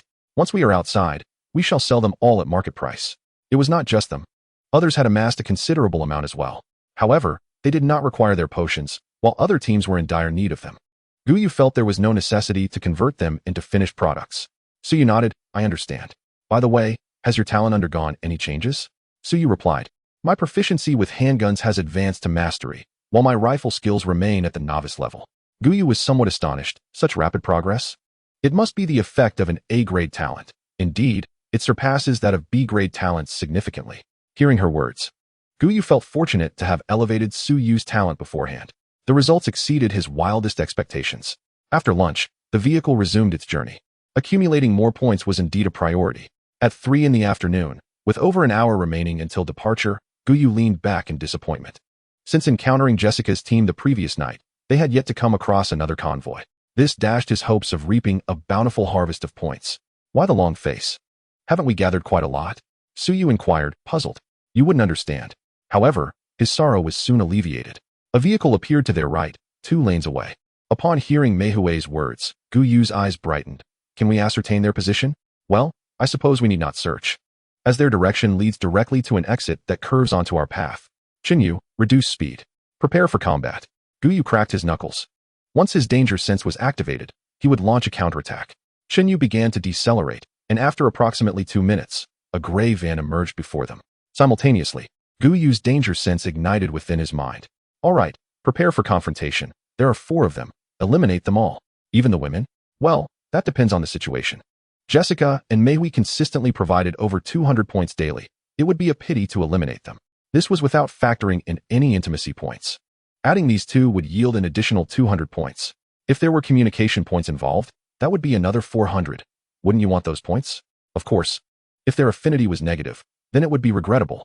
Jessica, Meihui, and Xinyu remained in the vehicle while he and Su Yu, along with Su Xing, disembarked to face their adversaries.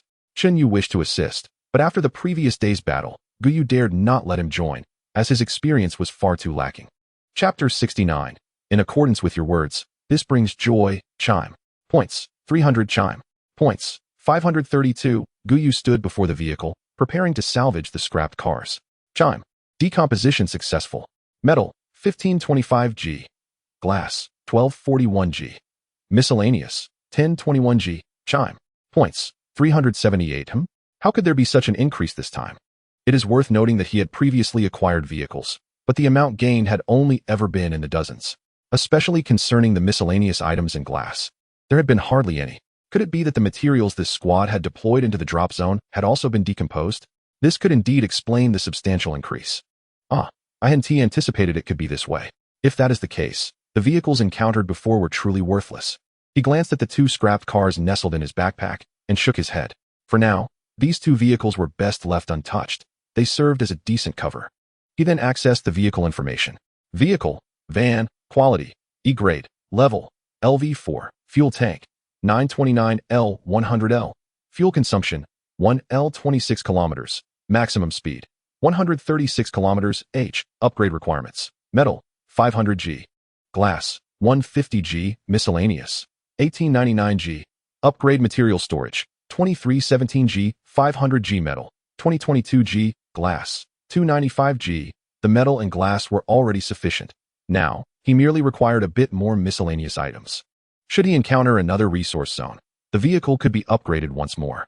Gu Yu, have you finished? Hurry and get in the car. Xinyu exclaimed excitedly as she opened the door. What is going on? You'll see once you come up.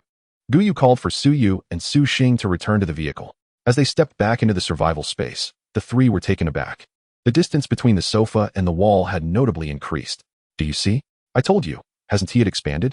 I believe this vehicle must have consumed others, as the increase this time is far greater than the last. At that moment, the entire living room space had nearly reached 50 square meters, surpassing even that of some small studios. Gu Yu nodded, quite pleased with this transformation. There was ample space, and with more people, it felt less cramped. Gu Yu, aren't you a bit too composed? Huh, what else should I do? Xin Yu leaned closer to Gu Yu, whispering, with more space. You needn't worry about disturbing others. Aren't you happy? In accordance with your words, this indeed brings joy. Yet, one must admit, she spoke the truth. Ahem. What nonsense are you spouting? Am I that kind of person? He could not bring himself to concede, even if that were the case. Xin Yu shrugged. There is still over half an hour until we return. Should we continue? Gu Yu glanced at the impressive 3,500 points displayed in the system. Continue? What a ridiculous notion. We shall rest and await our return. Gu Yu settled onto the sofa, promptly converting all his points into black iron blind boxes, totaling 35. He then initiated the synthesis mode. In a world where the black iron blind boxes gradually vanished, they were replaced by bronze blind boxes. The final 6 black iron blind boxes yielded unfortunate results, failing to deliver any success. Yet, Gu Yu found himself lacking sufficient points. He turned to the few women engaged in conversation and waved to Xin Yu, Su Xing, and others, requesting their company to the kitchen for a private matter. He was in dire need of a boost in points, even if just the ordinary kind. A minute later, Gu Yu's satisfaction was palpable as he received 300 points. Su Yu and Chun Yu maintained their composure as they resumed their chat with Mei Huizi, while Su Xing, blushing, kept her head lowered. Mei Huizi, curious, inquired about the team's captain's remarks and Su Xing's demeanor. It's nothing. She might just be feeling warm. She'll be fine shortly. Gu Yu reassured them as he gazed at the system interface, exhaling deeply. Blind box, bronze blind box X8. He had amassed a total of 8 bronze blind boxes. It was evident that synthesizing black iron blind boxes was the most cost-effective approach. The next step was to synthesize silver blind boxes, with a base success rate of 20. However, failure could increase the rate by 10 to 30. Better to attempt one at a time. It was essential to note that failed synthesis results would remain in the interface until the process was completely finalized. Rubbing his face, Gu Yu felt a tinge of anxiety. After all, these were bronze blind boxes, not black iron ones. He placed 2 bronze blind boxes into the system and initiated the synthesis. Failed synthesis. Success rate, 21. As anticipated, he pressed on. Failed synthesis. Success rate, 17. Observing the dwindling success rate, Gu Yu licked his lips, realizing he could only synthesize 1. Failed synthesis. Successful synthesis. Just as he had expected, he managed to synthesize 1, and he felt a sense of satisfaction. Taking a deep breath, he recognized that 1 silver box from 3 bronze boxes was indeed a significant gain. Opening silver blind box, acquired RT20, infinite. 1. What is this? His eyes widened as he examined the description in his inventory. This item seemed capable of causing utter devastation. RT20, durability, 1000. Quality, silver grade. Attributes, range 25. Rate of fire 50, special attribute, infinite. Automatically replenishes 1 bullet every 10 seconds. Switch, seamlessly alternate between standard, explosive, and armor-piercing ammunition. Cooldown, 1 hour. Note, 20mm caliber anti-material sniper rifle, designed to deal with every obstinate individual. An exceptional item, without a doubt. He quickly retrieved it from his inventory. A formidable firearm, complete with a tripod and a massive scope, rested against his leg. Su Yu, this is for you, he announced. The group, engrossed in conversation, turned to Gu Yu, their eyes widening as they beheld the weapon in his hands. Jessica and Mei Huizi stared in astonishment at the colossal firearm. What was going on? Were they not all accustomed to handguns, rifles, and submachine guns? What was this sniper rifle doing here? Su Yu and Su Xing were merely taken aback. Is this really for me? Su Yu asked, her face alight with joy. Certainly, only you are worthy of possessing it. When combined with Su Yu's innate talent, this becomes an invincible force. He expressed his intent to transform Su Yu into a machine of annihilation, and that ambition must be realized. With this, he is eager to see what kind of ballistic armor could withstand this anti-material sniper rifle. It is worth noting that the Barrett's caliber is merely 12.7mm. This 20 caliber, however, is truly terrifying to contemplate. Su Yu leapt into Gu Yu's arms, exclaiming, "Ah, I adore you."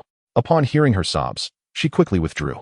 Gu Yu gasped for breath, remarking, You nearly took my life with your affection. Does she truly grasp the extent of her feelings? Su Yu chuckled playfully, seizing the firearm from Gu Yu's embrace, declaring, I'm off to practice shooting. Chat, what is there to discuss? It's time to train. She paused, recalling that their conversation was prompted by the approaching deadline. Resolute, she vowed that tonight she must master the sniper rifle.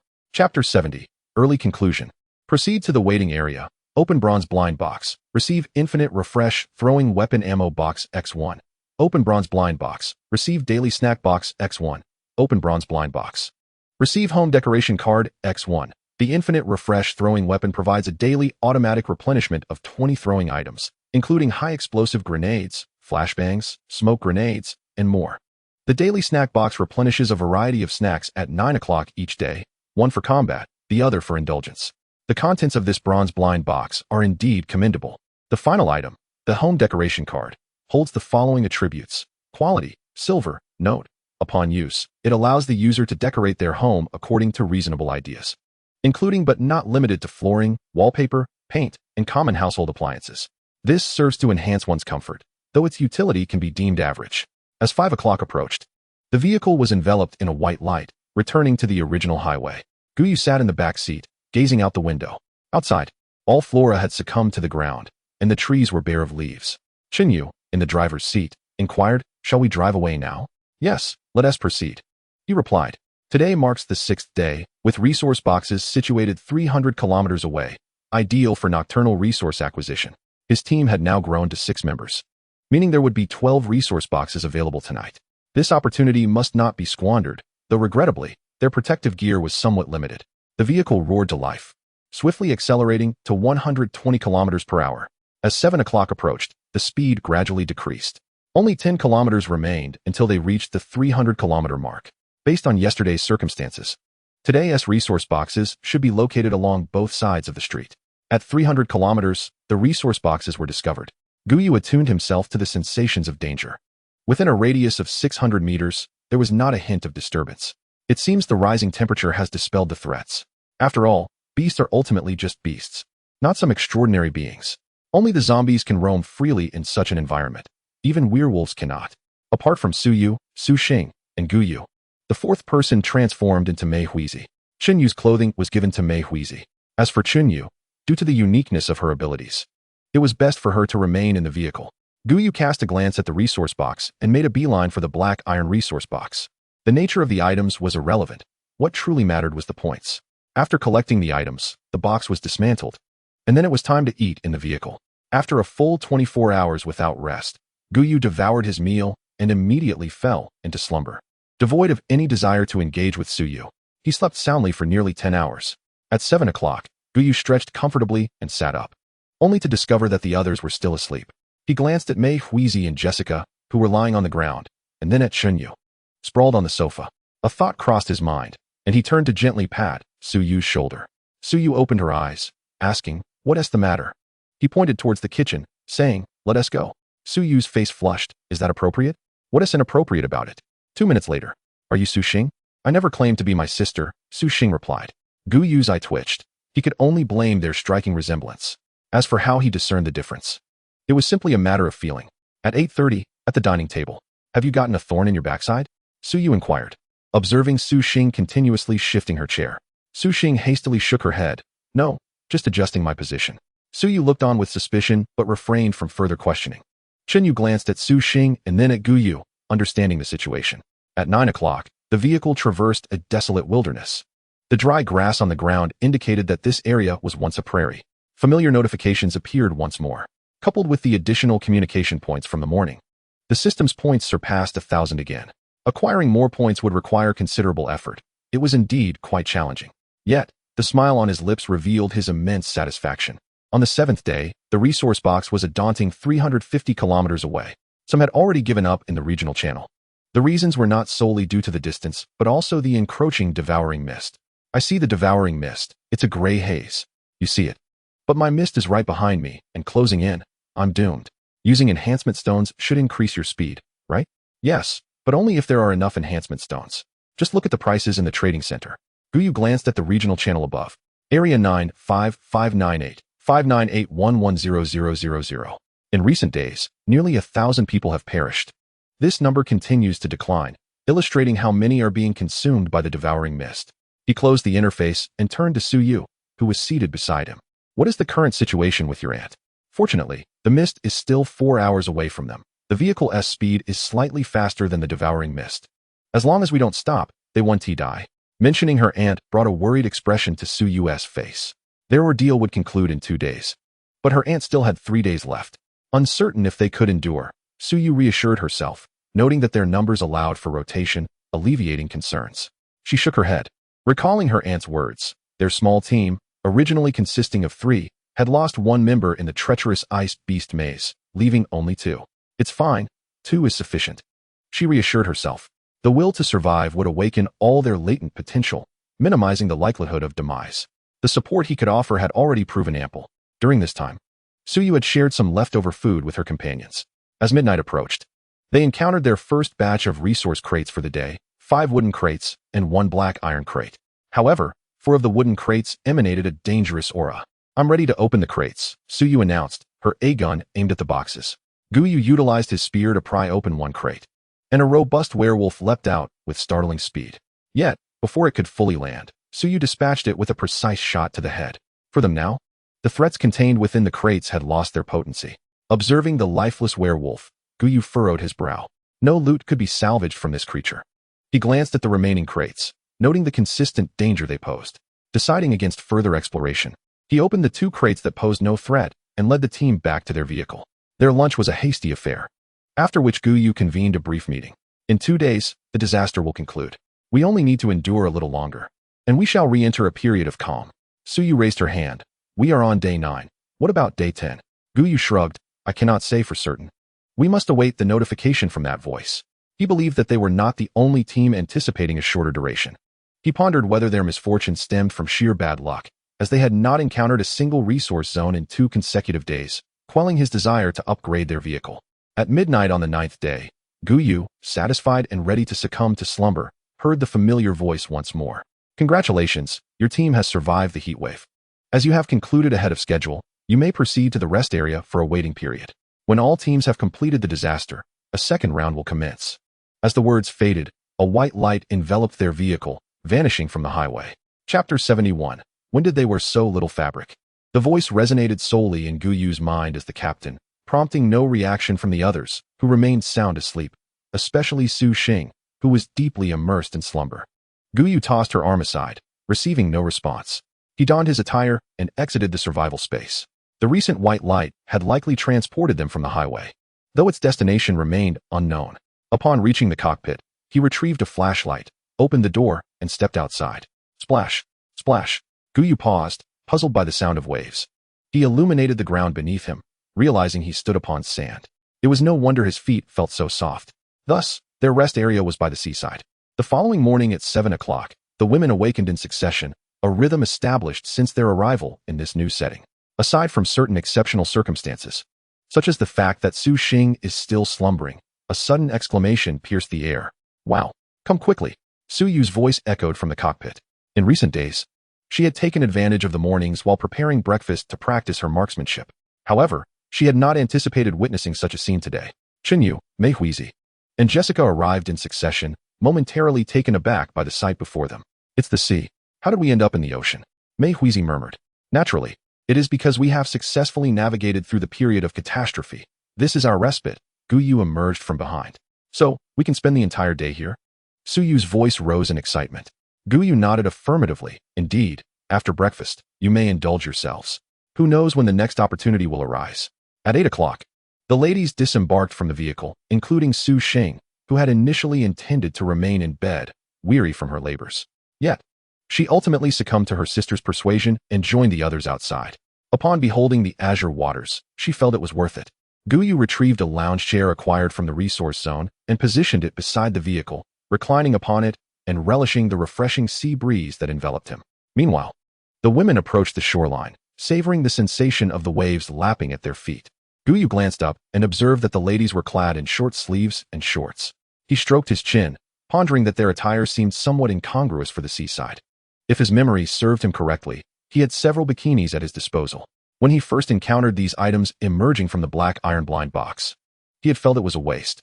Yet now, They appeared to be quite valuable. Hey, if you're going to play by the sea, you must change into something more appealing. Otherwise, it would be a shame to squander the water. The women turned in unison at the sound of his call. They had no glamorous outfits. Their wardrobe consisted solely of combat attire. Even the garments obtained from the commercial district of the resource zone were merely standard tank tops and shorts, some even being menswear. However, upon seeing the items Gu Yu held, they were momentarily taken aback. Where did those come from? One inquired. Wait a moment. They exchanged glances. Su Xing whispered. He can't possibly expect us to wear those, can he? Surely he wouldn't wear them himself. Chen Yu shrugged. She then approached Gu Yu, with the others following closely behind. Before long, the women had changed into their new attire. Chen Yu and Jessica exhibited a nonchalant demeanor, with Jessica even flaunting her figure in front of Gu Yu. Su Yu, though not as uninhibited as Chun Yu and Jessica, managed to accept the situation. Su Xing and Mei Huizi felt somewhat at a loss, as they had never donned such scanty fabric before. 3 pieces of cloth combined couldn't even make a dishcloth. However, under the guidance of Chun Yu and the others, the two gradually became more at ease, albeit not as liberated as Chun Yu and Jessica. The most exhilarating experience, however, belonged to Gu Yu. Yet, he lamented the absence of other forms of entertainment. A brief glance confirmed that they were on a small island, approximately 1 square kilometer in area. Aside from a few coconut trees, nothing else was discovered. It was utterly a desolate island. Gu Yu, come over and play. Chen Yu beckoned him with an outstretched hand. Gu Yu glanced at the time. You all go ahead. I will join you shortly. With less than half an hour until 9, he knew that time waited for no one. Chen Yu trotted over and grasped Gu Yu's hand, pulling him towards the sea. Gu Yu, with an expression of resignation, had no choice but to follow her into the water. But why were they venturing so deep? Hey, I can't swim. Isn't the water supposed to be at waist level? Gu Yu exclaimed incredulously at Chen Yu. She smirked. That's precisely the point. Ding. Super intimacy interaction points. 100 ding. Congratulations. Host. Chen Yu's affection level has reached 100. Affection points. 40. Seeing the system prompt, Gu Yu felt even more speechless. You were stuck at 99 affection points for so long, and now it only takes this to reach 100? Minutes later, Chen Yu cheerfully said, how about I make you a late-night snack tonight? With such kindness extended towards him, he felt it would be impolite to refuse. Of course, that sounds wonderful. As Chen Yu tugged on Gu Yu's arm to move forward, he suddenly pulled her back. Ahem, wait a moment, it's not convenient right now. Chen Yu blushed slightly. I didn't anticipate that. It's nothing, just a talent, Gu Yu replied nonchalantly. Chen Yu's eyes twitched. She wondered who it was that had been so bold the last 2 days. She decided not to pursue that topic further and turned her attention to Mei Huizi and Jessica. Their talents are beneficial to you, right? Indeed, Gu Yu affirmed. Each of them contributes over 200 points daily, so they are quite useful. Then should we recruit more? Chen Yu inquired. Gu Yu shook his head. It might be feasible in the early stages, but the likelihood diminishes significantly later on. After enduring numerous calamities, the women who manage to survive are no ordinary individuals. Chen Yu disagreed, shaking her head. My perspective differs from yours. I understand your concerns. It's merely potential hostility, isn't it? Breaking their limbs, then? Gu Yu glanced at Chen Yu, questioning whether this was truly a woman's idea. What did you do before? Is this something a young person in this new era would conceive? Crossing her arms, Chen Yu replied, what does my occupation have to do with it? Isn't that how movies portray it? Fair point. Gu Yu stroked his chin thoughtfully. Next time we encounter someone with negative affection points, we should just break their legs then. However, we lack sufficient space in our vehicle. Oh, the space will only increase in the future. At 9 o'clock, the familiar prompt reappeared. 200, 200, 210, a series of 5 notifications rang out, totaling an increase of 870 points. Gu Yu felt a sense of relief. After playing in the sea with the girls for a while, he returned to the beach and headed straight for the coconut trees. Observing the coconuts above, he drew out an axe and struck the trunk. Minutes later, a coconut fell to the ground. Transforming the axe into a machete, he carved a hole in it. Taking a sip of the coconut water, his eyes lit up. The flavor was far superior to the coconut water he had purchased at the supermarket. His gaze swiftly shifted to the remaining 20 or so coconut trees. Come help. And chop the coconuts. Chapter 72. The Su family's gene is truly exceptional. At noon, the 5 women donned matching maid outfits. Apart from Su Yu, the other 4 were busy preparing lunch. As for Su Yu, she was immersed in her training. Gu Yu had to admit that, in terms of dedication, none present could rival Su Yu. Half an hour later, the food was ready. The charcoal fire was ignited, and the cooking commenced. Jessica squatted on the ground, observing Su Xing's actions. Who would have thought I'd have the chance to enjoy barbecue in a survival world? Mei Hui quickly nodded in agreement. Indeed. And I never expected to have such meals every day. Chen Yu brought out a box and placed it before the women. Here. This is what Gu Yu asked me to bring. As they gazed at the assortment of snacks inside, the two women widened their eyes in surprise. Though they knew it was Gu Yu's doing, the delight was still palpable. Meanwhile, Gu Yu reclined on a lounge chair, feeling no need to intervene. He merely awaited the meal. 95,598 zone, 5266100000. It was astonishing that so many had perished today. This might very well be the deadliest day since the heatwave began. Curse that ice beast maze. If it weren't for it, we wouldn't be in such dire straits. All right, I have just 1 hour left. I haven't complained at all. If we can hold on until midnight, we'll survive. Gu Yu shook his head. He had already offered his assistance, but he could hardly sell them enhancement stones. Advising them on what to do and providing them with ice beast blood was the extent of his aid. At lunch, everyone moved inside the vehicle. Compared to the sweltering heat outside, the air-conditioned interior was a haven of comfort. Gu Yu enjoyed a piece of grilled meat and nodded in satisfaction. Su Yu's culinary skills had improved remarkably. By the way, how is your aunt faring? She's fine. Given the current situation, she should be safe. Gu Yu nodded in relief. That's good. At midnight tonight, our team will welcome 2 new members. His points would surely increase. However, he glanced at Su Yu and Su Xing, realizing that some points might need to be sacrificed. In the afternoon, thanks to Gu Yu's special attention, Meihui and Jessica's favorability scores reached 91. It was anticipated that within a few days, they would hit the coveted 100 points, which pleased Gu Yu immensely. Of course, communication points were equally important. At 5 in the afternoon, Chen Yu placed a cup in Gu Yu's hand. Gazing at the goji berries floating within, Gu Yu fell into contemplation. What does this mean? You've overexerted yourself today. You need to replenish. Gu Yu's eye twitched.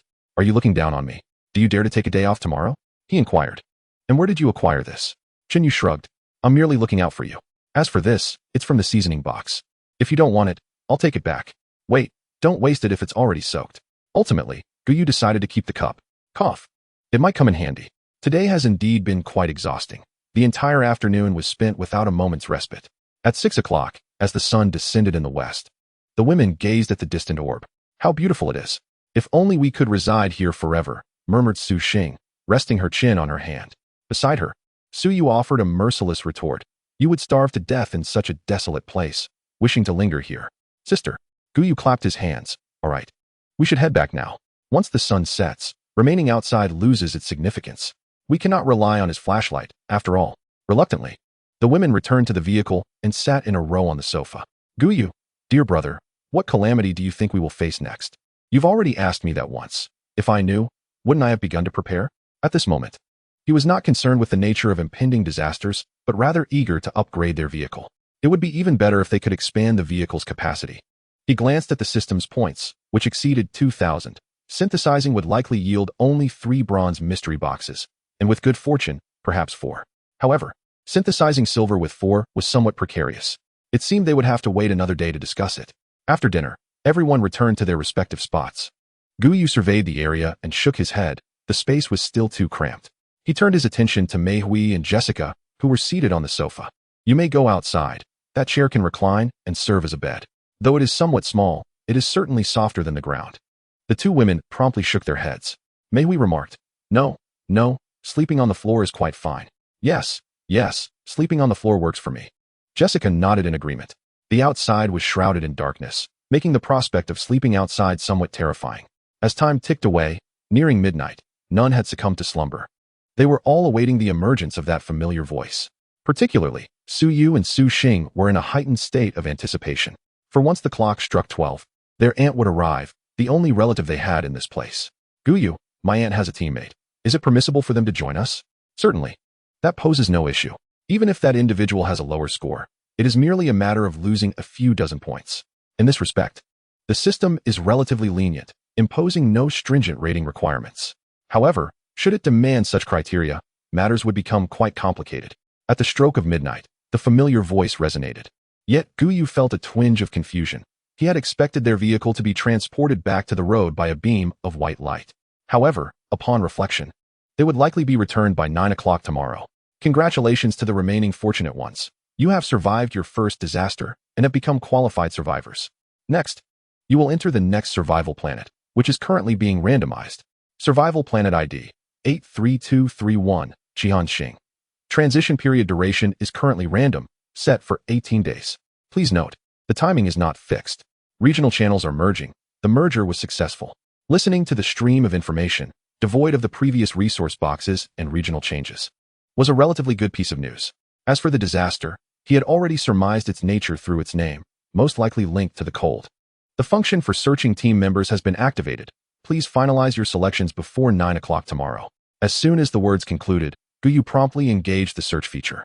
As for whether the women would leave the team, did that require contemplation? Their affinity was not something they would abandon lightly. However, Gu Yu found himself in a quandary. Uncertain of how to articulate his thoughts. Gu Yu, I'll let you input the details, said Su Yu. Around 30 years of age, gentle disposition, like a neighborly sister, 36E. My goodness. Such dimensions must indeed be hereditary. Unfortunately, the Su sisters fell somewhat short. After entering nearly 100 words, this was all Su Yu could conjure to describe her aunt. It remained uncertain how much would endure. Upon clicking confirm, a portion of the text was erased. Su Yu gazed anxiously at the screen. Gu Yu patted her shoulder, reassuring her, do not fret. You have ample time to test before 9 o'clock. The information on the screen continually transformed, yet it was notably diminished compared to the initial attempt. In merely 3 minutes, results materialized. It's my aunt. It's my aunt. Su Yu exclaimed with enthusiasm. Su Xing grasped Su Yu's arm, equally exhilarated. Name, Su Yu. Age, 30. Communication status, available soon. A woman with disheveled hair and a haggard appearance emerged, looking even more forlorn than Chun Yu had at that time. Aunt, can you see me? Su Yu squeezed beside Gu Yu, momentarily forgetting her attire was an exceedingly thin autumn top. Chapter 73. Is this perhaps a tad too stimulating? At that moment, Su Xing also appeared beside them, flanking Gu Yu and greeting their aunt. Aunt, please agree to join us. Su Yu looked bewildered at her two nieces, questioning the meaning of their attire. Gu Yu cleared his throat. Aunt, I extend an invitation for you to bring along your team. Ah, all right. Su Yu nodded, still in a daze. The other party has agreed for you to continue as captain. The two teams have merged. Two beams of light materialized before the sofa, revealing the figures of two women. Ding. Su Yu's affinity unlocked. 50 points for male teammate. 50 points for rating. 0 affinity points. 0 intimate interactions. Ding. Shangguan Yu's affinity unlocked. 50 points for male teammate. 50 points for rating. 0 affinity points. 0 intimate interactions. Gu Yu raised an eyebrow. Did they contribute to affinity right upon arrival? He glanced at Su Yu and Su Xing, realizing they must have informed each other that he was the provider. Quite commendable. Indeed, two supportive partners. His gaze shifted to the two women. Name, Su Yu. Age, 30. Rating, 89. Affinity, 65. Name, Shangguan Yu. Age, 29. Rating, 86. Affinity, 60. What a lucrative turn of events. It was evident that beauty begets beauty. Aunt, let me take you to the shower. Su Yu and her friend Shangguan Yu were still in awe of the spacious room. The refreshing temperature pulled Su Yu and Su Xing toward the restroom. Chun Yu approached Gu Yu and whispered, Are you enjoying this now? What are you talking about? That's Su Yu and Su Xing's aunt. Gu Yu replied, looking exasperated. Am I the kind of person who would say that? I was merely discussing resources. What were you thinking? Chun Yu observed Gu Yu with a mischievous grin. Isn't it the same thing? Sighing. Gu Yu had initially thought Chun Yu was of the aloof type, but he was utterly surprised. Nonetheless, sometimes making a reasonable sacrifice isn't out of the question. All right, let's hasten to prepare the late-night snacks and make a proper welcome. Oh, do you want to eat first? Smack. Chun Yu quickly covered her backside and darted to the kitchen, enlisting Mei Huizi and Jessica for assistance. Gu Yu stroked his chin, realizing he might not get to enjoy the late-night snacks tonight. Su Yu gazed at the bucket before her. Is this suitable for bathing? Absolutely, it's all in used water. Shangguan Yu licked her lips. Should we not drink it? Su Yu suddenly slapped her forehead and retrieved 2 bottles of purified water from her backpack. Auntie and Aunt Shangguan, please drink. This is bathing water and can be recycled. The two hesitated upon receiving the water, as water resources had always been scarce for them. If it weren't for the support from Su Xing and Su Yu, they would have perished from thirst long ago.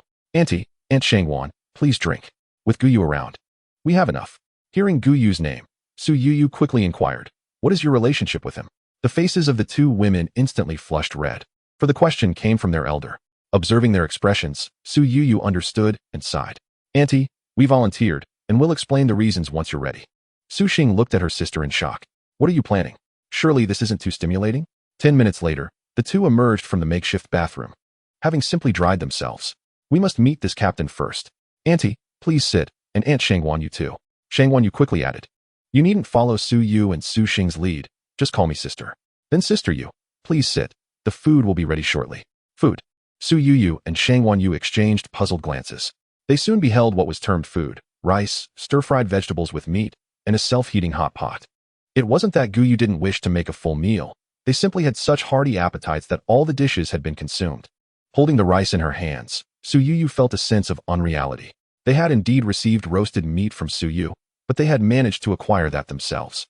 However, this dish and rice seemed rather outrageous. Until now, they had never heard of anyone possessing such things. Please eat. Starting today, we are family. All right. Su Yu sampled a bite of rice, savoring the familiar flavor. Gu Yu then produced a large bottle of orange juice and poured some for the two women.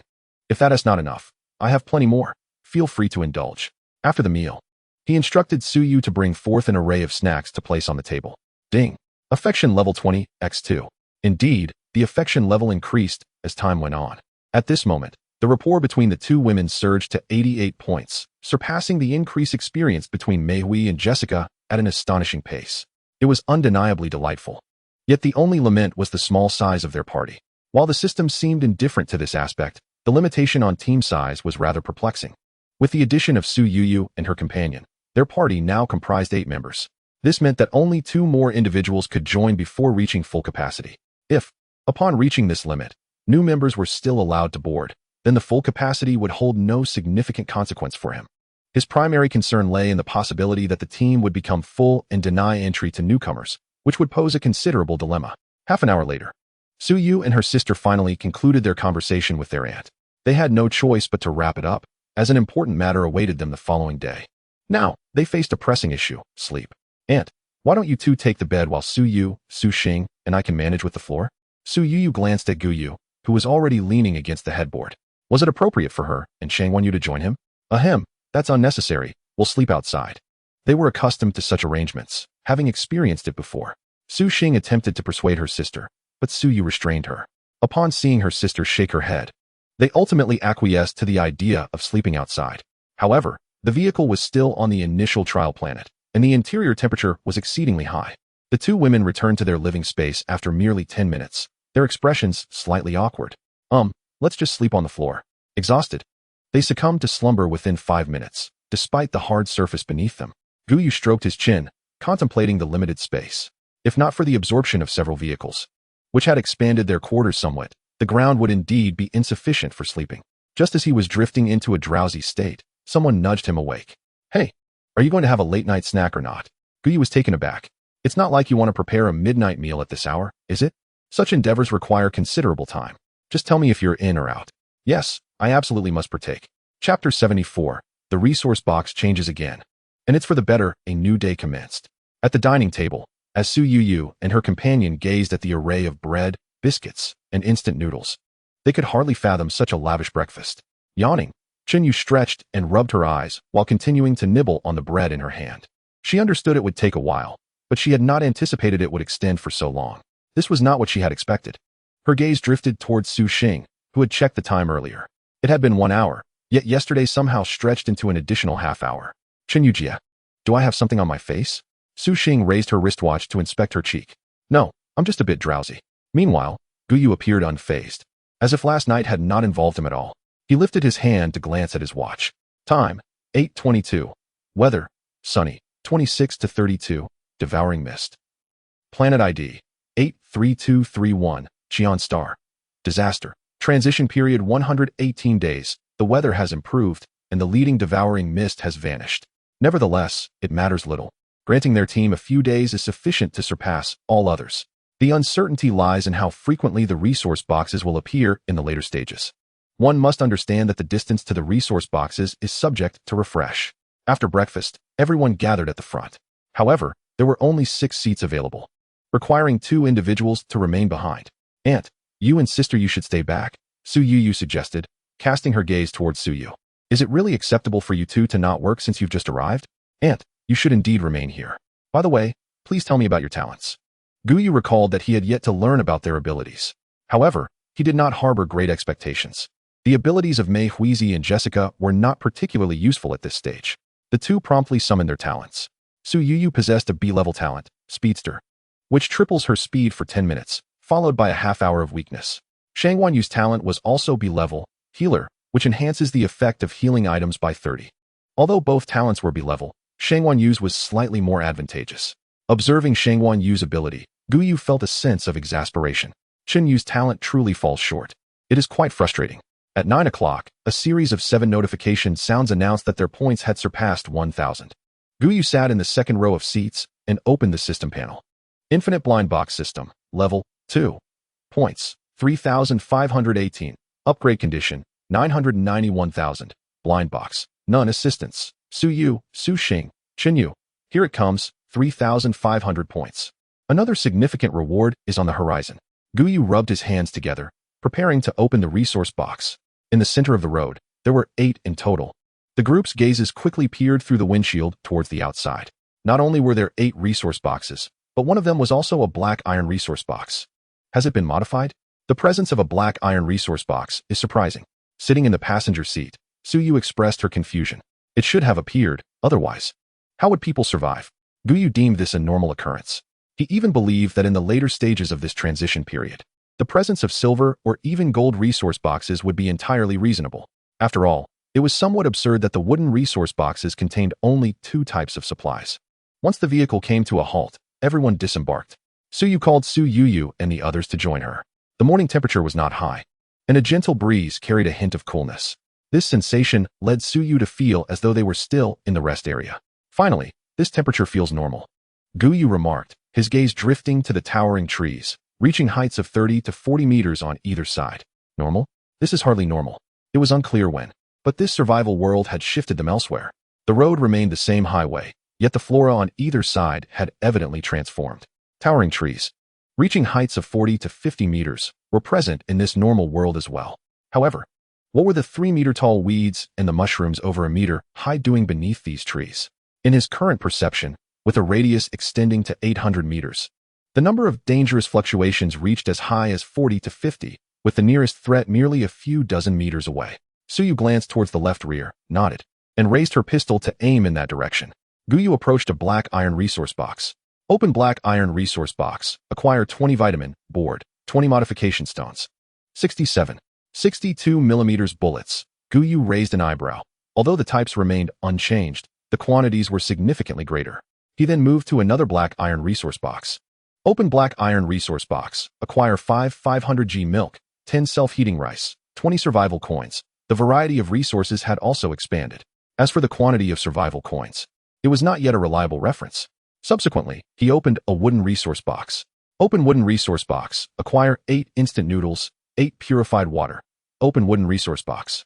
Acquire 8 instant noodles, 8 survival coins. Having opened 8 resource boxes, he gained a fundamental understanding of the resources. Firstly, the quantity was equal to the number of team members, which was expected, as it had been the same previously.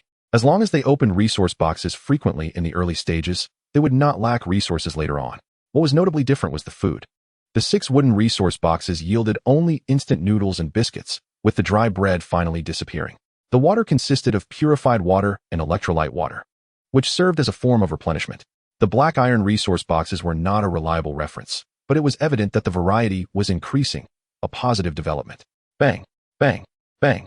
3 consecutive shots rang out, and 3 towering wild wolves, each standing 3 meters tall, collapsed to the ground. Su Yu nearby couldn't help but gape. Was this really her once fragile niece? How could her marksmanship be so precise? This didn't appear to be ordinary wild wolves. Su Yu approached the carcasses, noting their overly large size. After gathering, one of them yielded an astonishing 50 pounds of wolf meat.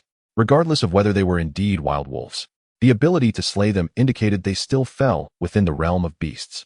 Gu Yu furrowed his brow. Something felt amiss. Surely, no peculiar creatures would emerge next. Let us go, get in the vehicle, and continue driving. The next 50 kilometers also revealed 8 resource boxes, including 2 black iron resource boxes. The following 50 kilometers yielded the same results. Gu Yu, it seems our luck isn't merely fortuitous. It appears to be predetermined, Chen Yu remarked. Gu Yu nodded in acknowledgement.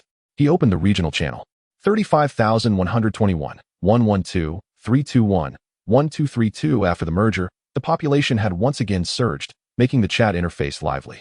It was not solely due to the increase in numbers, but also because they had been granted a new lease on life. Free from the fear of being engulfed by the fog. What a relief. Each time there are 6 resource boxes, at least one is a black iron box. Hey, our team of 7 has 6 wooden and 1 black iron. Isn't that unfair? Come on, don't say that. Haven T, you noticed the increase in the number of beasts? Not only are there more, but they're also larger. Have you ever seen a rat the size of a meter? I refer not to the tail end, but rather to a collective endeavor. Gu Yu continuously scrolled through the information. Upon synthesizing the data, he discerned a pattern.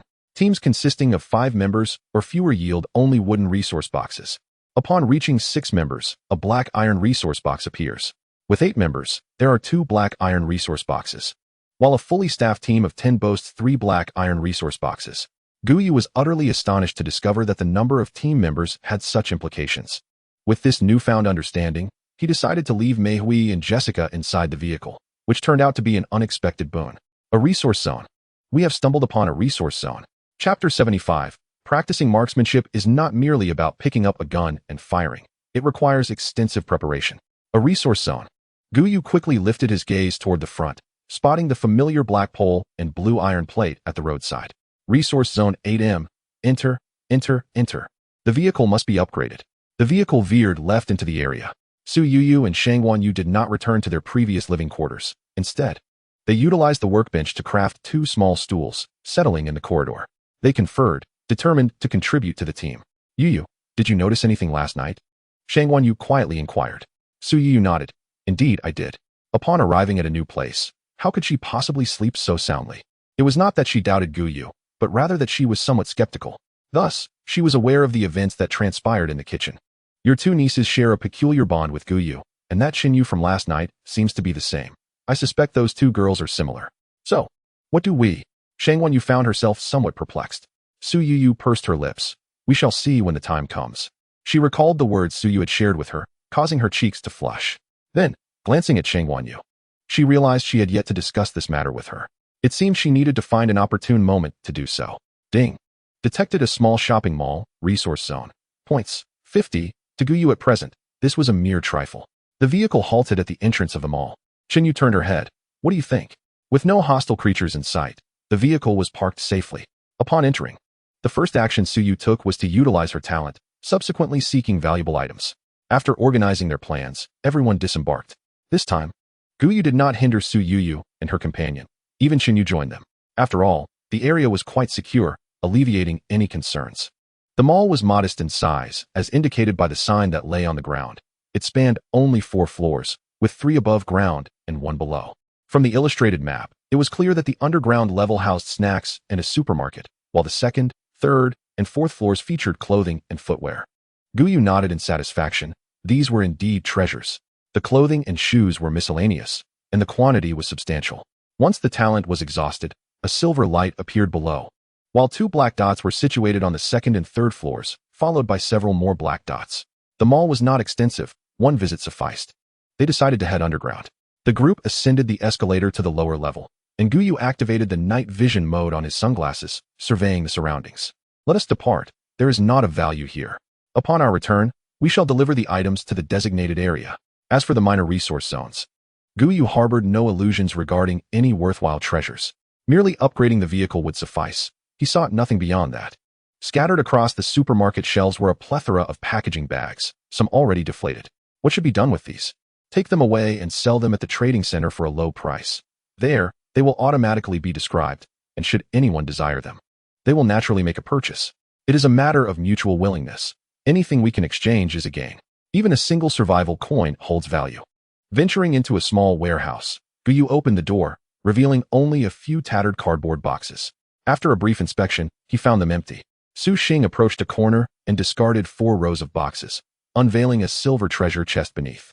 Ah, had it not been for the treasure-seeking ability, this resource chest would undoubtedly have been overlooked. Who could have imagined that such a treasure lay hidden beneath a pile of boxes? Gu Yu knelt down and opened the resource chest. Opening silver resource chest, 500 milliliters pure water, 50 survival coins, 100 braised beef noodles, 1 remote-controlled C4 explosive, 200 G. Gu Yu raised an eyebrow. While he could comprehend the other items, what was this explosive? Surely, he would have no use for it. Shaking his head, he gathered the belongings and, after meticulously inspecting the lower level with the women, returned upstairs to seek out additional resources. By the time they had located all the supplies, the clock had struck past 11. Let us dine first. After our meal, we shall commence the transportation of goods. Very well. Subsequently, under the astonished gazes of Su Yu and Shang Yu, the 5 made uniforms. What does this mean? I cannot comprehend, Shang Yu remarked, casting a questioning glance at Gu Yu. Did he truly favor this style? She swallowed hard. We shan't be required to wear such garments, will we? Su Yu shook her head in confusion. I have no idea. After spending over 20 days here, she had yet to see anyone don such attire. Do not dwell on it. Let us assist. The two approached Su Xing. Su Xing, allow me to help you. Su Xing declined. No need. Auntie, you lack this outfit. And the dishes you prepare may not be palatable. Su Xing handed the hem of her dress to Su Yu, who then noticed its attributes. I see now. It seems we have overthought it. What is it? Su Yu urged Shang Yu to touch the fabric, and she too realized her earlier misconceptions. Meanwhile, Su Yu ascended to the second floor, extending her sniper rifle out the window and firing at a distant tree. A series of footsteps echoed from behind her. Recognizing the sound, Su Yu understood who it was. A pair of hands encircled her waist. They were all downstairs. No worries, Su Xing will be cooking for a while. We have ample time. Su Yu's cheeks flushed. After all, they were on the second floor, right at the staircase's entrance, and anyone ascending would surely catch sight of them. I still need to practice shooting. Just in time for some interference training. Su Yu pressed her lips together and repositioned her glasses on the scope. Meanwhile, downstairs, Su Yu cast a curious glance upward. Does Su Yu practice shooting every day? Su Xing nodded, affirming, indeed, otherwise, how could her marksmanship be so exceptional? That is true. But why has the sound ceased? Su Xing paused momentarily, explaining, shooting isn't merely about picking up a gun and firing. It involves a great deal of preparation. I see. An hour later, in the living space, everyone was seated, enjoying their lunch. Su Yu couldn't help but marvel at Su Yu's rosy complexion. Finding a good team makes all the difference. Her niece looks radiant, unlike her and Shang Yu, whose faces have dulled due to prolonged malnutrition. Aunt, stop staring at me and eat your meal, Su Yu urged, hurriedly placing several chopsticks full of dishes into Su Yu's bowl. Suddenly, Chen Yu couldn't suppress her laughter and quickly lowered her head to shovel rice into her bowl. Gu Yu shot her a glare before stating, everyone, let us eat quickly. We'll take a 10-minute break before we begin moving. All right. The brief interlude passed. At noon, as they stepped out of the vehicle, a familiar voice echoed once more. The content was anticipated, yet for some teams, it must have felt like a bolt from the blue. Chapter 76. Vehicle level up to LV5, area redefined. Time S up, the devouring mist reinitiates. The mist's position is readjusted to encircle the vehicle, extending to a distance of 1,000 meters. The initial speed is set to 10 meters per hour. Each passing day, the speed increases by 1 meter, peaking at 20 meters per hour. Please maintain your distance. Note, for every 100 kilometers traveled, the mist distance increases by 10 meters. Upon reaching 1,000 kilometers, it will extend by 100 meters. One survival coin can reduce the distance by 10 meters. Please check your watches for updates. Why does it seem so much more challenging than before? Chen Yu furrowed her brow. According to this, it appears nearly impossible for them to widen the gap. I don't think it seems too difficult. We merely need to maintain maximum speed, right? Su Xing questioned, perplexed. Gu Yu shook his head, clarifying. Keep in mind that on our first day, traveling 100 kilometers takes about an hour, which merely offsets the distance. If we don't travel at night, the distance will shrink by 80 meters. And this is just the first day. If it's 20 meters after one night, we could be down by at least 160 meters. Remember, the transition period lasts 18 days. Sustaining a distance of 1,000 meters may prove challenging. Su Xing scratched her head, feeling quite bewildered. We don't need to worry. We still have survival coins at our disposal. Even in the later stages, we will be able to cope. However, one thing is certain. From this moment onward, survival coins are not merely for purchasing fuel, but are also vital for survival. Vehicle level upgraded to LV5, doubling the living area and restructuring it. Yet, there was little change in the data. Everyone hurriedly boarded the vehicle. Departing from the resource area. Once on board, Gu Yu immediately made his way to the rear living area. He was eager to see what this area had transformed into. Upon entering the house, Gu Yu immediately noticed the changes. It resembled a proper dwelling now. The floor remained concrete, and the bed was gone, leaving only a dining table and a sofa. On the left wall, 2 doors had been added, while another door appeared on the right. The left side contained a master bedroom and a secondary bedroom, both furnished with 2-meter beds, the master being their original one. Behind the door on the right lay the bathroom, which contained only a toilet, devoid of any other fixtures. It was convenient, as he could place a shower area within the bathroom. This layout was indeed peculiar. As for the kitchen, it remained unchanged, along with the solitary toilet. The entire space was approximately 120 square meters. This transformation was remarkably timely, accommodating 8 residents with ease. Subsequently, Gu Yu retrieved the renovation card and began to modify the room. As items such as the sofa, coffee table, and wallpaper were finalized, the room swiftly assumed a new appearance. Half an hour later, Gu Yu nodded in satisfaction. The quality of life had significantly improved. Returning outside, he found that a new resource box had arrived. Su Xing curiously observed Gu Yu's return. "Brother Gu Yu, why did you take so long?" "You'll find out tonight." "Huh? What do you mean?" "Let us go. We need to handle the box first." 8 resource boxes, still with the same configuration, were managed before they set off again. Gu Yu glanced at his watch. Time, 15:11. Weather, sunny, 26 to 32. Devouring mist, 98 hours, 21 minutes. 1 second until arrival. Planet ID, 83231, red cold star. Disaster. Transition period 118 days. Gu Yu looked at the dashboard ahead. The speed had reached 120. Given previous circumstances, the time for the devouring mist would have been increasing exponentially. However, now it was steadily decreasing. Gu Yu stroked his chin, meaning that only upon reaching 100 kilometers would the distance directly reduce by 10 meters. Time would also diminish at that point. Those who traveled slowly would face difficulties. Fortunately, there was a 1,000-kilometer mark to increase by 100 meters. Overall, the early phase seemed manageable. He closed the watch interface and opened the regional channel. "I initially believed that switching to an 80-kilometer engine would render us invincible, but it has been altered. I've calculated. It's not a significant issue." "Not a significant issue. Are you not aware that a medium-sized resource area requires 5 hours? Not to mention the danger zones. XXX, UXXX. Regarding resource area concerns, Gu Yu had contemplated solutions, either driving at night or spending money. Thus, since resistance was futile, at 7 in the evening, Gu Yu instructed the vehicle to stop. "Gu Yu, are we not continuing?" Devouring mist, 98 hours, 37 minutes, 1 second until arrival. Gu Yu shook his head. "It's merely a reduction of just over an hour. By running 1,000 kilometers tonight, we will gain 10 hours.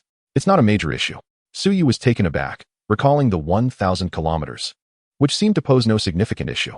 Working outdoors at noon rendered evening efforts unnecessary. Returning to her room to utilize the kitchen seemed more prudent. As the women entered the living space, they paused in astonishment. "So, this is the transformation brought about by the vehicle upgrades?" Curiosity piqued, they opened one room after another. "Wow, the master bedroom even has a bed, and there is carpet on the floor." They were astonished that after reaching level 5, there was even renovation involved. The girls were brimming with excitement. At last, they had a bed to sleep in. Even if they had to sleep on the floor, it wouldn't be as hard as before. Cough, cough, what are you all thinking? This renovation is all for naught, Su Yu and Shangwan Yu remarked, somewhat puzzled. They understood that Gu Yu's talent could bring resources, but they were unaware of the specifics of those resources. "Brother Gu Yu, I didn't expect you to have such things too. Just basic skills. Let us focus on cooking first. You'll have time to explore later tonight," Gu Yu replied, preparing to sit on the sofa for a rest when Su Yu pulled him back. "What is the matter? Should Aunt Shangwan be informed about your talent?" Gu Yu clicked his tongue. "Well, it's something that should be shared." Su Yu shot him a glance. "I see you're quite eager. What nonsense. I'm merely considering the team's well-being. Do you think I'm not exhausted? I'm equally fatigued here." "Huh, you're just stubborn," Su Yu retorted, turning to walk outside. She had only practiced her shooting halfway at noon, as the interruptions were too significant. "Wait, how is your talent faring now?" "Proficient in handguns. Moderately skilled with rifles, a novice in sniping, and a beginner with throwing weapons." As for knives, Su Yu counted off. Gu Yu was indifferent to cold weapons. As long as he excelled with firearms, that sufficed. "Very well, continue your practice," she encouraged. Settling onto the sofa, Gu Yu activated the system. He had intended to synthesize early in the morning, but time had slipped away. Rubbing his hands together, it was time to test his luck. Points, 4,718. If fortune favored him, a silver blind box was certainly within reach. As for the golden blind box, Gu Yu shook his head. One should not be overly ambitious. Better to wait until the team had grown stronger. Chapter 77. Who says we have too many things? Composition successful. 47 black iron blind boxes had been synthesized into 9 bronze blind boxes, leaving 3 black iron boxes. Gazing at this data, Gu Yu couldn't help but wonder if he was experiencing a stroke of good luck today. It was akin to 5 synthesizing into 1. Such statistics were truly formidable.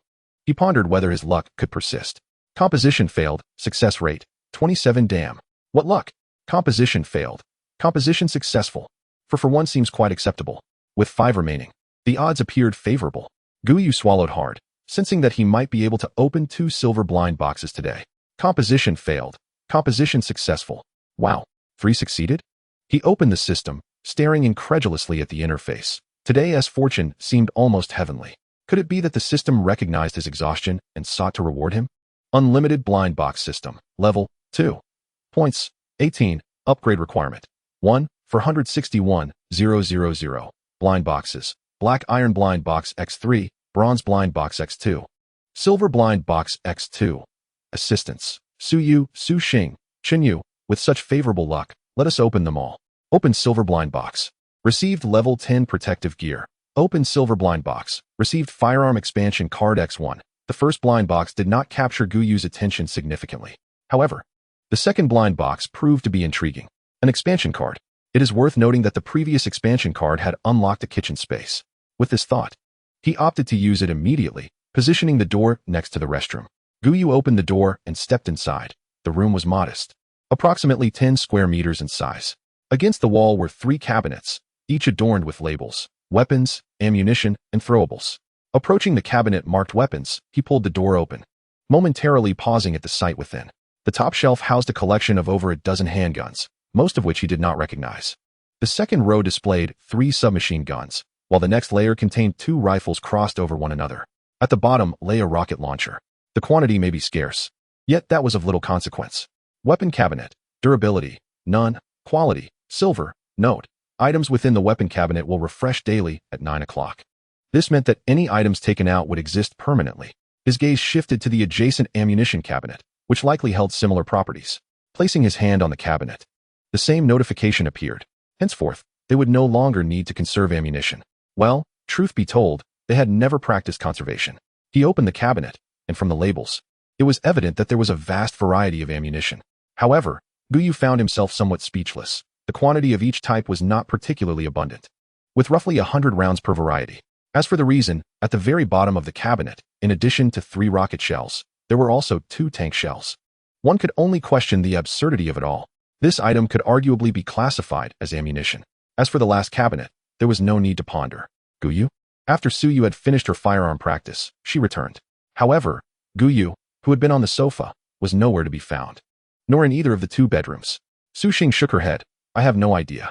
We were just preparing the meal. Perhaps he went to the restroom, since there's an extra door. Just then, Gu Yu pushed open the door.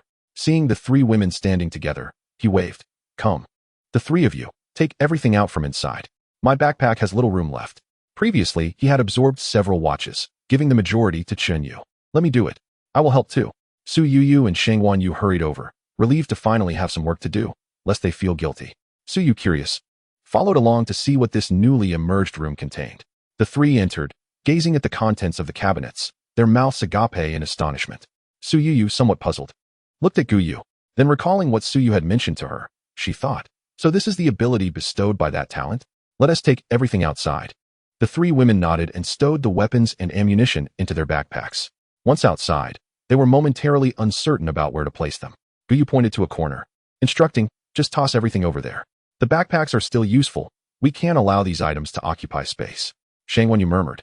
Others typically put their belongings in their backpacks to prevent teammates from stealing them, yet he just leaves them here. Su Yu shrugged. What can we do? We have too much stuff. Meanwhile, Gu Yu glanced at the system and ultimately decided to open one of the bronze boxes, saving the rest for synthesizing silver blind boxes, as the items found within the latter were exceptionally valuable. Opening bronze blind box, obtained vehicle modification part 1. The name alone suggested it was a fine item. However, this particular part was different from others. It was a card. Gu Yu chose to use it, and 3 design options appeared before him. The first option retained the van shape but transformed the front into a bullet-shaped design, adding a sloped panel above the driver's seat. The second was a pickup truck, featuring numerous lines along its sides. The third option presented a sports car with an extremely low chassis. Upon viewing these 3 choices, Gu Yu immediately dismissed the third option. Evaluating the remaining 2, he ultimately decided to maintain the original style. One was familiar, while the other would blend in among a fleet of vans without standing out. Unlike the pickup, which would be far more conspicuous. He opened the vehicle information.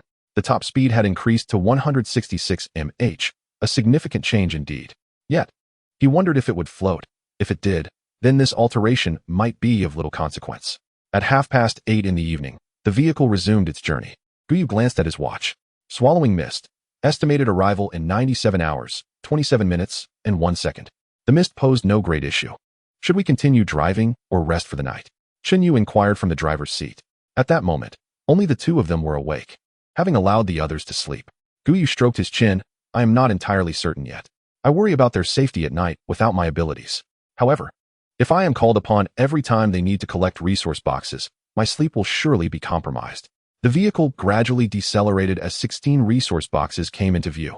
I reckon many will opt to drive at night, Chen Yu remarked with a smile. A gleaming silver treasure chest shone brightly under the car's headlights, distinctly visible. However, not every team would encounter a silver chest. It likely still depended on the number of participants, just as it did during the day. Gu Yu exited the vehicle and added, yet they will still choose to drive at night, for as the mist speed increases, our ability to maintain pace will become problematic. Currently, a speed of 60 to 80 km/h was the standard. Meanwhile, enhancement stones and modification stones were no longer visible in the trading center. Survival coins had become the current currency of choice. Gu Yu surveyed the boxes and set aside 4 wooden resource boxes. Beasts, perhaps? We shall see. Let us open the resource boxes first. Chapter 78. Unveiling the Golden Blind Box, acquiring a group resurrection card and 16 resource boxes, offering over 500 points in total. Merely one silver resource box provides over 200 points. Gu Yu felt fortunate that he had not opened all those blind boxes. Based on these values, if the vehicles continued uninterrupted throughout the night, accumulating 4,000 points should be effortlessly achievable. However, that was evidently impossible. By 1 a.m., he had to retire for the night. Otherwise, he would be utterly fatigued the following day. There was another option, the invigorating cigarettes. Yet, their effects were rather outrageous, and more importantly, there were only a few, scarcely sufficient for his needs. However, Gu Yu pondered, he could summon Su Xing and Su Yu, complemented by Mei Huizi. This should pose no problem. Mei Huizi's innate ability could serve as a diluted version of his own talent.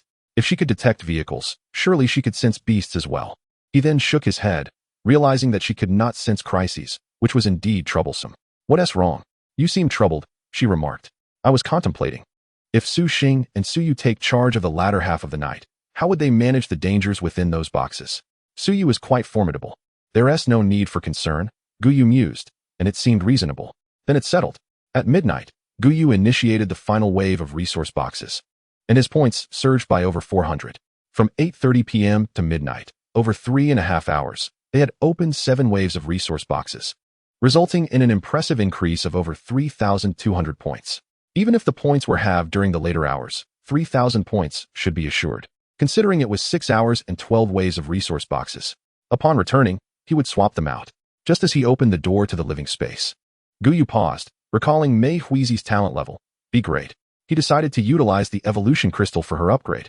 Chen Yu was taken aback. Aren't you going to strengthen Su Xing and Su Yu first? In her view, Gu Yu should prioritize enhancing the two of them. As for his own talent, it would suffice as long as new team members continued to join. The misty conditions were likely to remain consistent this week and the next. To conserve survival coins, their nocturnal travel would increase, making Mei Huizi's abilities crucial. Chen Yu realized this was indeed the case. The two returned to the living space and headed directly to the master bedroom. Su Xing and Su Yu had just awoken, while Mei Huizi rubbed her eyes. Having just sat up, this is for you. Elevate your talent. Mei Huizi looked bewildered that this item was being used for her. She quickly shook her head. This should be for you to enhance. You are responsible for safety during the latter half of the night. Accepting the enhancement crystal with a serious expression, Mei Huizi vowed, I will perform well. One crystal elevated Mei Huizi's talent from B grade to a grade. Subsequently, she shared her ability. Ultrasonic feedback, a grade. Every 10 seconds. It automatically forms an image of everything within a 500-meter radius in the mind, with the image lasting for 1 minute. Chen Yu found this talent rather peculiar.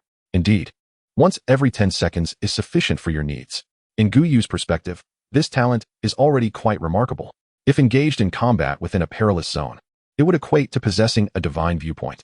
Coupled with his innate ability, it becomes akin to having X-ray vision. After the handover concluded, the vehicle resumed its journey. In the master bedroom, he urged, stop fooling around and go to sleep. He tossed Chen Yu's arm aside.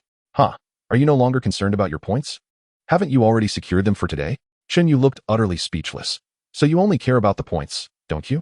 Gu Yu, in exasperation, turned his head. Sister, it's almost 1:30. We need to rise early tomorrow, so let us not cause a ruckus. He truly felt at a loss.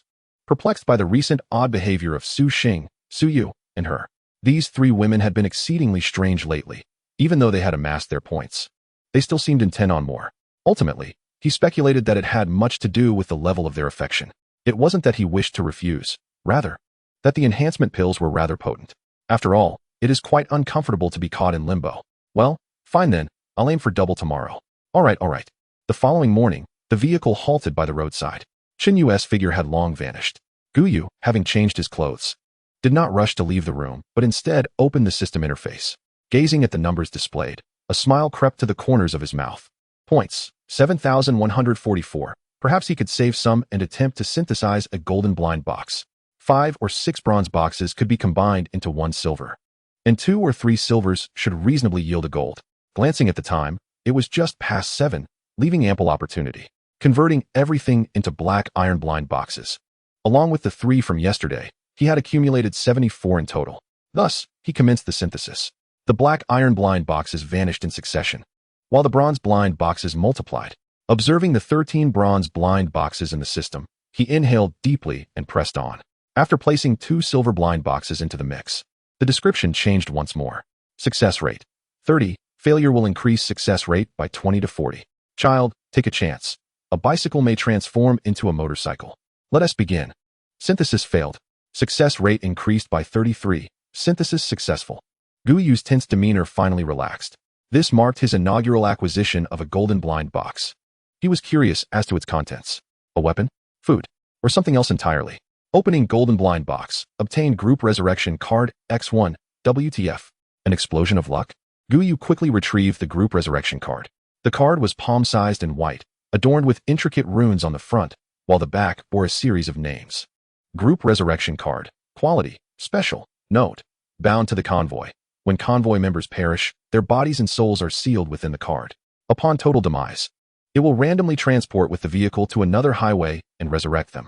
Indeed, a special quality item, and it proved to be remarkably unique. This effectively granted the squad an additional life. He hurriedly stowed the card away. Gu Yu took another glance at the system. Blind boxes. Black iron X2, bronze X1. Silver X1. He decided to retain these for the time being, intending to focus on golden blind boxes moving forward. This item was undoubtedly a tier above the silver blind boxes. Will I ever be this fortunate again? With a soft creak, Chen Yu pushed the door open. You're awake? The meal is ready. We're waiting for you. After Gu Yu took his seat at the dining table, everyone began to eat. As he dined, Gu Yu activated the regional channel, noticing no change in the number of participants. Once team members became significant, people ceased to exploit them recklessly, fearing their departure from the convoy. This mist seems far simpler than last week. My time has only decreased by 2 hours, he mused. That's because your driving speed is swift. We, on the other hand, lost 6 hours in a single day. It's no jest. Survival coins are worth having. Most vehicles had traversed the night before, leading to an increase in the acquisition of survival coins. The threat posed by the mist felt significantly diminished. Gu Yu shook his head, reminding them that the game's mist was ever shifting. If a 24-hour game were to occur later, those slower teams with fewer survival coins would face dire circumstances. Chapter 79. Just wait. This is not enough. The following day mirrored the previous one, with the distance to the resource box extending to 100 kilometers. Gu Yu, do you think he might actually increase it by 50 kilometers daily? By the 18th day? Wouldn't that amount to 900 kilometers? Perhaps. Who can say for sure? We can only focus on our own performance. The distance to the resource box had changed, yet its quality remained the same. 6 wooden items and 2 black iron ones. After collecting the items, Gu Yu turned towards the nearby woods. Chen Yu 5. Aim your guns at that spot and eliminate the target with minimal ammunition, understood?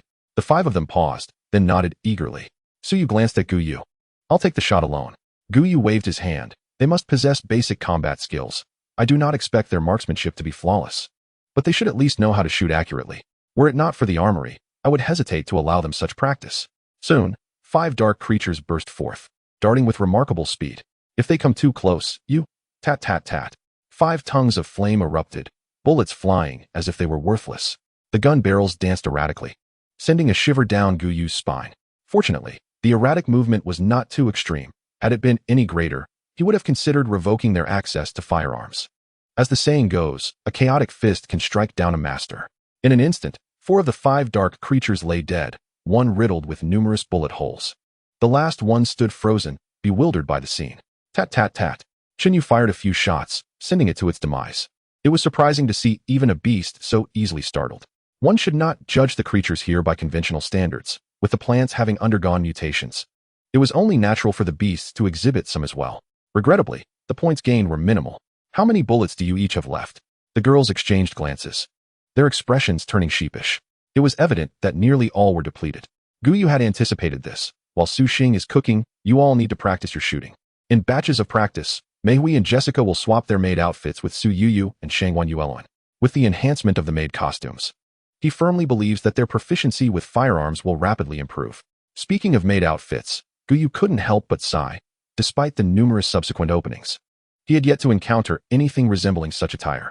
Perhaps they should consider introducing some black iron blind boxes? Even if maid outfits do not emerge, similar items could still be acquired. After some contemplation, Gu Yu deemed it worth a try. Yu, dismantle those beasts, and then we shall depart. It wasn't long after they boarded the vehicle that the system notification for 9 o'clock arrived. Gazing at the thousands of points accumulated, Gu Yu felt rather indifferent. After all, amassing 6,000 or 7,000 points in a single night had dulled his senses. However, he surmised that tonight might not be as fortuitous, with a box every 100 kilometers.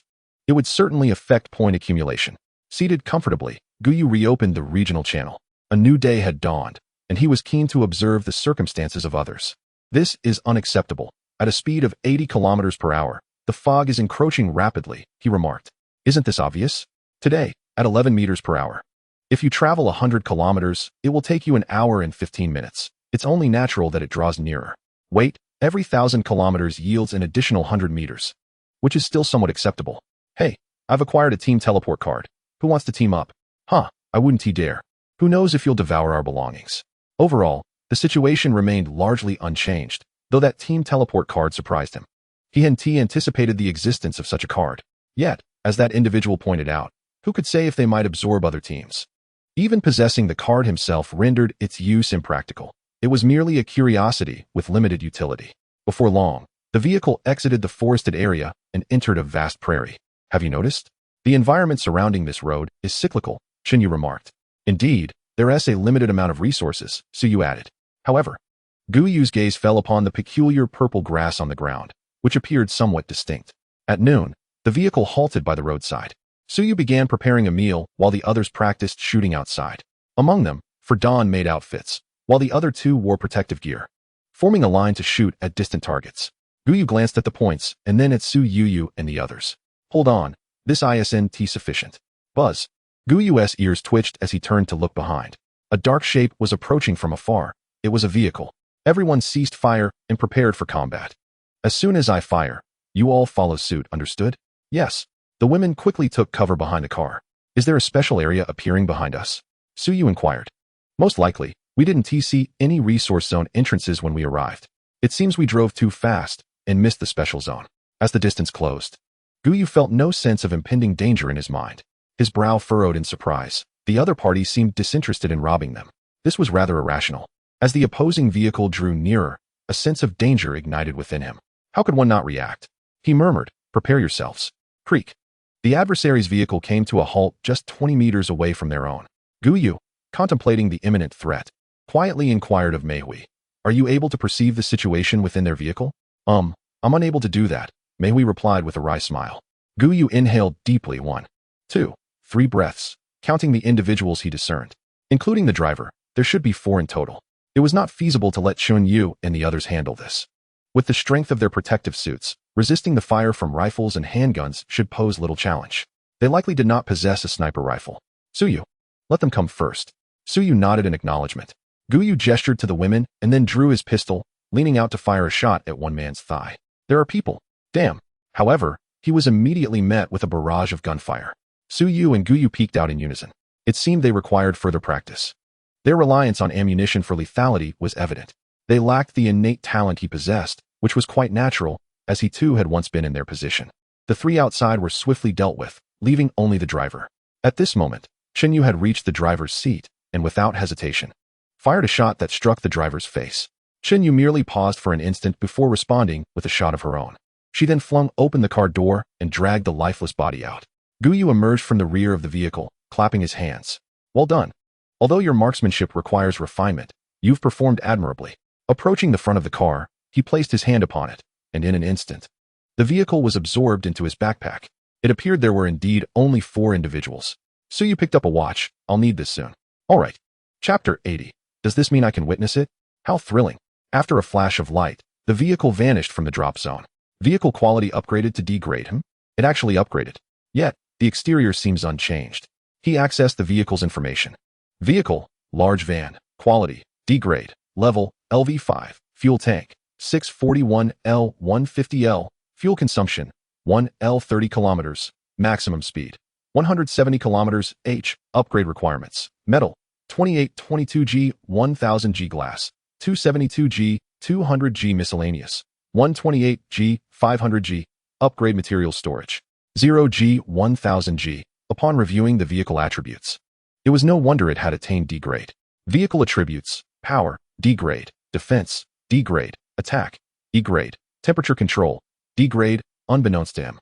3 attributes had already reached degrade, with only the attack attribute remaining at E-grade. It seemed he would need to devise a method to enhance offensive capabilities moving forward. Although firearms could be directly modified on the vehicle, the effectiveness of such modifications was rather poor. Returning to the vehicle, Gu Yu transferred all items from the 4 watches into his own. It must be said that even those who are impoverished possess a certain depth. Though his points are not plentiful, he still has accumulated 200. As for the watches, he retained 1 for himself while bestowing the remaining 3 upon Su Yu and Shangguan Yu. Ding. Su Yu's favorability points increased by 20 ding. Shangguan Yu's favorability points increased by 20. Gu Yu cast a glance at the 2 women. His intentions were merely to gather resources, allowing them to stow the items in their bags independently. Yet, it feels somewhat awkward that they must increase their favorability towards him. After this brief interlude, everyone gathered around the dining table, enjoying a meal while engaging in conversation. However, Su Yu and Shangguan Yu appeared somewhat burdened with thoughts. Having encountered death, they were still grieving the loss of their teammates. Yet, this was their first experience with actively taking a life, which rendered their appetite somewhat absent. Gu Yu exchanged a knowing glance with Su Yu, who nodded in response. After finishing their meal, they decided to rest for half an hour before setting off again. The women were somewhat taken aback. After all, Gu Yu had previously mentioned reducing their rest time due to the fog. However, upon seeing Su Yu lead Su Yu and Shangguan Yu into a room, they realized that for these 2, this was indeed their first encounter with such a grim reality, making it difficult for them to accept. Yet, this is the world of survival, and one must force oneself to adapt to the altered circumstances. Meanwhile, Gu Yu settled onto the sofa and accessed the system. Infinite blind box system. Level 2. Points 2, 914. Upgrade requirement 2, 171. 000. Blind boxes. Black iron blind box X2, bronze blind box X1, silver blind box X1. Assistants: Su Yu, Su Xing, Chen Yu, with nearly 3,000 points amassed. Although the accumulation may slow down, he anticipated that in the coming days, earning 2,000 points daily would pose no challenge. The upgrade condition had now been fulfilled to 1/5 of its requirement. Gu Yu rubbed his chin, contemplating the current situation. Perhaps once this transitional period concludes, the system could very well advance to level 3. He was curious about the changes that would accompany such an upgrade. It was certain that new tier blind boxes would be unlocked, yet based on the current rate of points acquisition, even with new levels available, obtaining them might still be elusive unless his team size doubled. Gu Yu massaged his temples, finding the matter quite vexing. At that moment, a pair of cool hands pressed gently against his temples from behind. A soft, mature voice inquired from behind him, "What troubles you?" Chen Yu's tone was gentle. To her, Gu Yu resembled a younger brother. Observing the complexity of his emotions, she felt compelled to alleviate his burdens. She understood that the safety of the entire team rested upon his shoulders, amplifying his stress. Gu Yu sighed. "It concerns my second ability. It is upgradable." He briefly elaborated on the potential higher rewards that could be unlocked. Upon hearing his words, Chen Yu smiled and shook her head. "You are overthinking it. Even if you cannot acquire higher resources, what difference would it make? Relying solely on those basic resources, can we truly thrive?" He comprehended the rationale. Yet the allure of the items within the golden blind box was simply irresistible. Regarding the matter of the revival cards, he found it difficult to articulate his thoughts. In such an environment, who could predict what psychological dilemmas may arise? What if, emboldened by their ability to revive, several women launched a self-destructive assault on him? That would be an utter waste. I understand this, yet superior resources signify an enhancement to our quality of life, do they not? Perhaps, in time, Your inferior resources may very well diminish. Gu Yu paused, contemplating the possibility. If that were the case, would upgrading still hold significance? Otherwise, it would be nothing more than a spectacle, untouchable.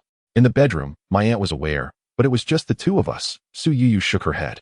Understanding and adaptation are two distinct matters. Su Yu, you need not worry about us. We are fine, said Shang Wanyu with a forced smile. The recent battle was merely a surge of adrenaline. Once the adrenaline subsides, they would indeed feel somewhat shaken. Su Yu nodded, relieved. If all is well, then according to Gu Yu, we will eventually converge on the road, and confrontations with foes are inevitable. Upon hearing Gu Yu's name, Su Yu's thoughts sparked, and she glanced at the door, softly inquiring, have you and Su Yu already? Hearing Su Yu's question, Shang Wanyu perked up. Nothing could be more therapeutic for her than gossip. Su Yu maintained her composure and nodded, indeed. It was unclear when she had become so nonchalant about such matters. Su Yu exchanged a knowing glance with Shang Wanyu, and indeed, she had guessed correctly, just like Chinyu. But they had not yet. Su Yu's lips twitched. You truly know everything. Aunt, you two should rest for a while. I will call for you shortly, Su Yu instructed, leaving the two behind as she departed alone. It was not to allow them to process the recent fatalities, but rather to reflect on her earlier words. She had spoken with Su Yu about this. As for Shang Wanyu, she was uncertain whether her aunt had shared the same sentiments. After Su Yu left, Shang Wanyu turned to Su Yu. So, his second ability is. She gestured with her hands. Su Yu shot her an exasperated look. Why must you be so blatant? It should be, don't you think? The weapon depot that appeared yesterday was undoubtedly a result of his abilities, Shang Wanyu mused. Then I might be able to witness aunt, and, how exhilarating. What nonsense are you spouting? Su Yu's face flushed crimson. The image flashed in her mind, and she quickly shook her head. This was utterly absurd. At 12:30, the vehicle resumed its journey. On board, Su Yu and Shang Wanyu glanced at Gu Yu from time to time, their minds echoing Su Yu's words. Everything is for survival. Chapter 81. Not all beings are human, some are beasts.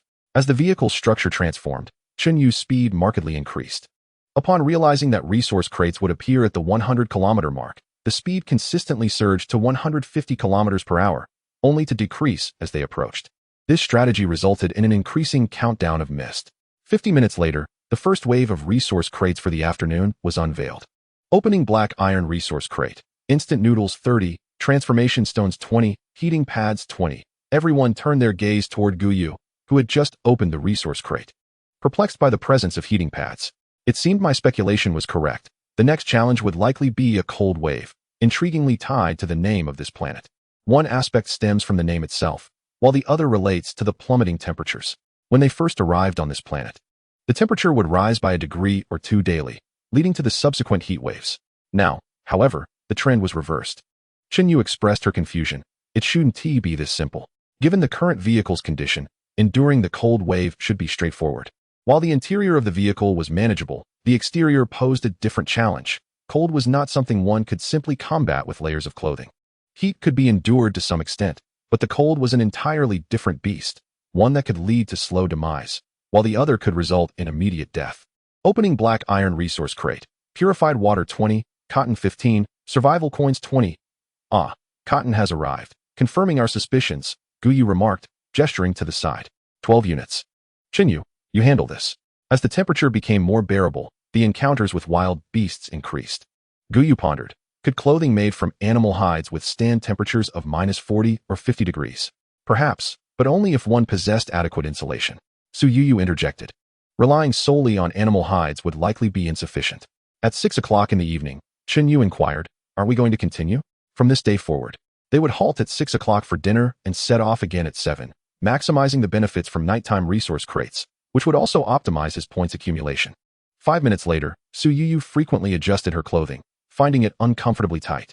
Ha ha ha, you're going to make me laugh to death, exclaimed Shang Wanyu, unable to contain herself at Su Yu's continual fidgeting. The impoverished cannot comprehend the wealthy, Shang Wanyu thought, her expression stiffening. This is acceptable, I assent it. After all, it is only the second gear. She cast a glance behind her, relieved to find Gu Yu absent. Shaking her head, she dismissed the notion. His presence or absence bore no significance to her. She raised her rifle, aiming at a distant stone on the ground and fired. Bang! Bang! Inside the vehicle's cabin. The clothing was allocated to Su Yu and Shang Wanyu, while Mei Hui and Jessica assisted Su Xing in preparing dinner. The evening meal was relatively lavish, requiring more time. Having assistants expedited the process. Meanwhile, Gu Yu lounged on the sofa, perusing the trading center. With the emergence of black iron resource crates, certain teams found their resources multiplying. Consequently, the offerings in the trading center also expanded. However, all transactions had shifted predominantly to survival coins, with enhancement stones following as a secondary option. After flipping through several pages, Gu Yu closed the interface with a sigh. Food and water are the primary concerns, with useless blueprints occupying a mere fraction of the resources. While the remainder is scant, the regional channel is open. 35,121, 111, 621, 1232. Why is this small team not releasing their hold?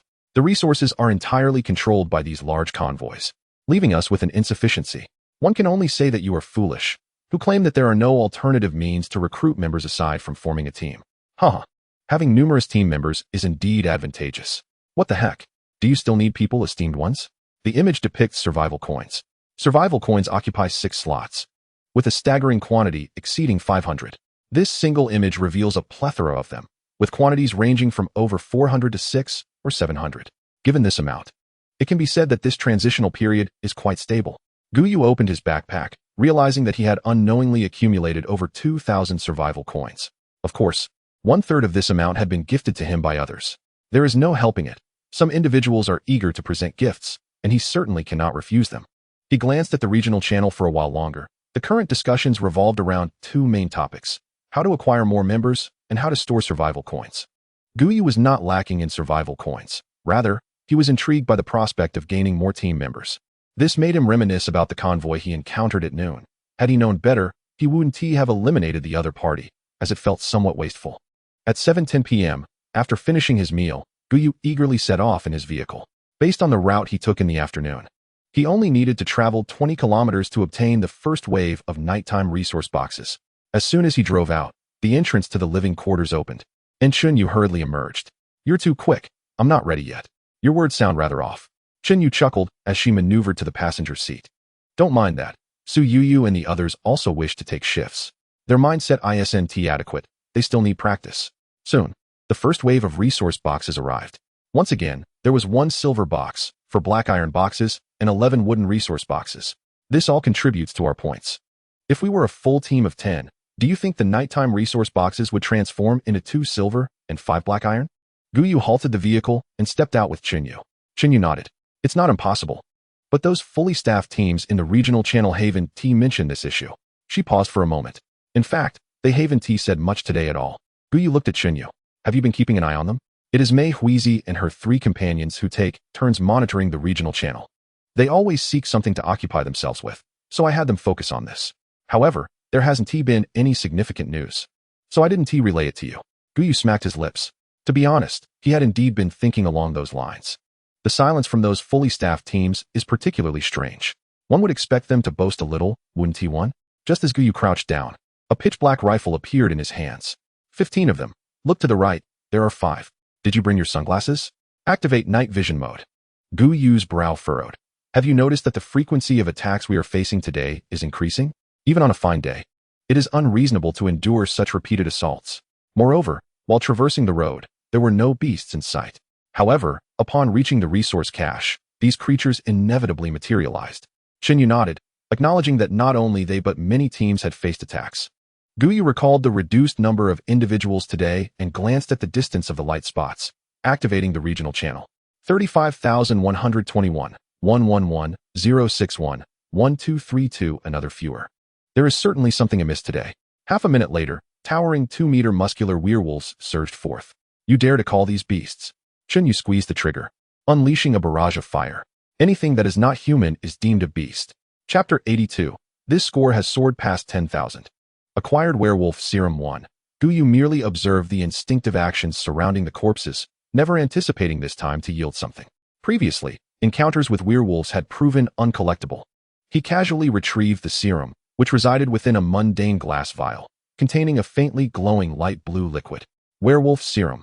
Quality: black iron level. Note: offers 2 options. 1. Lose half of one's sanity and transform into a werewolf, enhancing defensive capabilities threefold for 5 minutes. Afterward, sanity requires 1 hour to recover. 2. Transform into a werewolf for 1 hour, capable of withstanding frigid temperatures. Recovery thereafter leads to a state of weakness lasting half an hour. Upon examining these effects, Gu Yu concluded that the second option was paramount, akin to the function of thermal gear. Yet, this was only the second day. How could such a thing manifest so soon? Was it not a tad premature? Xin Yu approached to scrutinize the serum. Werewolves actually yielded something. Did that mean we missed out? It was absent before, yet present today. However, did we not encounter one during the day? That was too distant. Once back in the vehicle, Gu Yu hastily opened the regional channel and sent a message. Where were the leaders of the fully staffed teams? It had been a while since he last saw them. Those fully populated squads are in dire straits, seemingly besieged by a pack of wolves, all bearing injuries. It's not just a mere misfortune, over 30 wolves are involved. Word has it that one squad encountered more than 20 werewolves and remains trapped. Nonsense. We are faring well. It's merely 20-odd werewolves, and I can easily accelerate away from them. 20-odd werewolves. Accelerating 1T suffice. The peril posed by these werewolves is far greater than that of their predecessors. Should these dozen werewolves draw near, they could easily overturn the vehicle. Thus, this squad likely suffered significant losses. As each team recounted their circumstances, some began to comprehend the situation. Gu Yu realized that the number of beasts indeed increased today, specifically targeting convoys comprising 6 or more members. Although 5-member teams also encountered beasts, the numbers remained manageable, around 3 to 4. Smaller teams typically faced only 1. Conversely, as the squad size exceeded 6, the number of beasts encountered escalated, particularly during the night. Many small teams have recently encountered the first wave of resource boxes during the night. Just as they opened the boxes, more than 30 beasts surged forth from the side.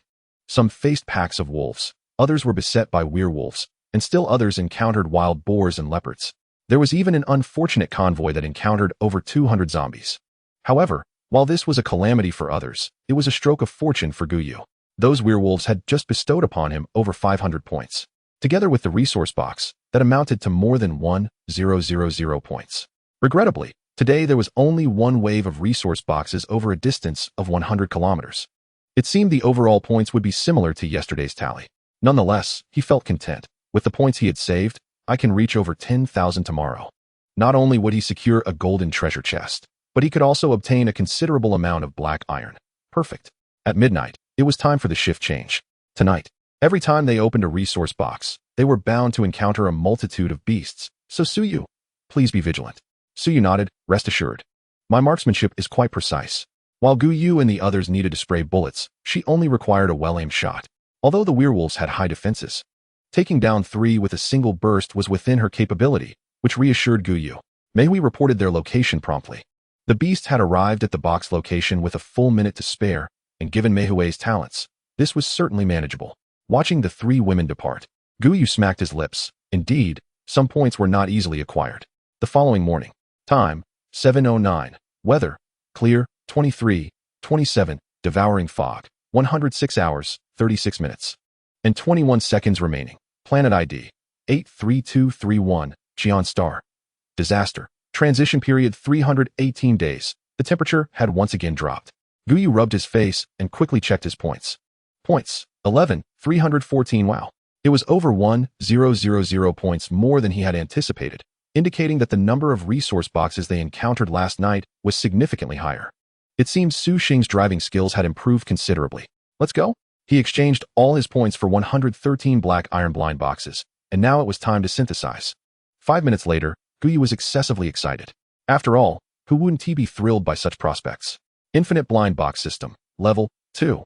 Points, 14, upgrade conditions, 330.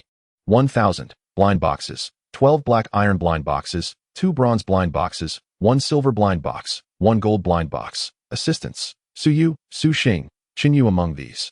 There were blind boxes with a success rate of less than 50 that still yielded successful outcomes. Let us open them all. Opening gold blind box. Obtained 2 vehicle-mounted heavy machine gun, infinite. Parts, what a remarkable stroke of luck. Gu Yu glanced at the attributes. It automatically replenished ammunition every hour, with each round consisting of 300 bullets. 2 parts meant 600 bullets. A splendid acquisition, though typically impractical. When encountering vehicles, he would certainly prefer them to be unscathed, for only intact vehicles would provide the necessary space and materials for deployment. Additionally, if the beasts were too severely damaged, the resources obtained would correspondingly diminish. Indeed, it proves quite effective in combating the undead. Subsequently, 2 heavy machine guns were affixed, elevating the attack attribute to a commendable C grade. Open silver blind box. Obtain Traveler's Cloak X10. Traveler's Cloak. Durability, 500,500. Quality, silver grade. Attributes, speed 50, evasion 30. Special attribute, Traveler, speed 500, duration 5 minutes. Cooldown, 10 minutes. This item is particularly advantageous for both pursuit and retreat. Open. All remaining blind boxes were opened without exception. Weapons, ammunition, food, and medical supplies were once again replenished. However, the maid outfit he yearned for eluded him. His interest lay not in the appearance, but rather in the effects it conferred. Gazing at the last black iron blind box, Gu Yu shook his head and casually opened it.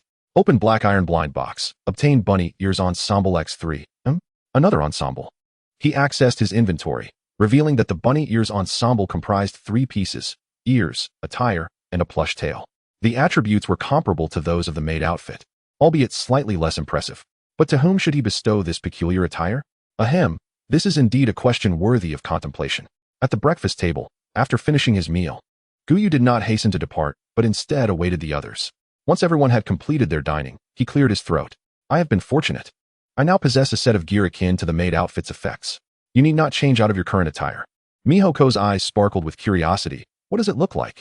The only ones who changed their outfits frequently were the 4 who had joined later. Although the garments were somewhat embarrassing, their effects were undeniably impressive. Well, you may allocate it as you see fit. Upon observing the meager selection of garments on the table, which paled in comparison to the maid outfit, the expressions of the 4 stiffened. The maid outfit, despite its heart-shaped embellishment, remained a relatively ordinary Lolita costume. In contrast, this new ensemble, excluding the 2 decorative pieces, could easily be mistaken for swimwear at a pool. Despite its eccentricity, the item maintained commendable effects. The decision was left to their discretion. Chapter 83, C-Class Danger Zone. Abundant points. Ultimately, the item fell into the hands of Su Yu and Shang Wanyu. What surprised Gu Yu most was that Chunyu had claimed the last piece. Curiously, he inquired of Chunyu, "Did you not already possess one? Why take another?" Chunyu leaned closer to his ear. "Do you have an affinity for rabbits?" Gu Yu inhaled sharply, taken aback by her cleverness. "Ahem, let us set out. Today marks the 3rd day, with 150 kilometers to a cache of resources. Time is of the essence.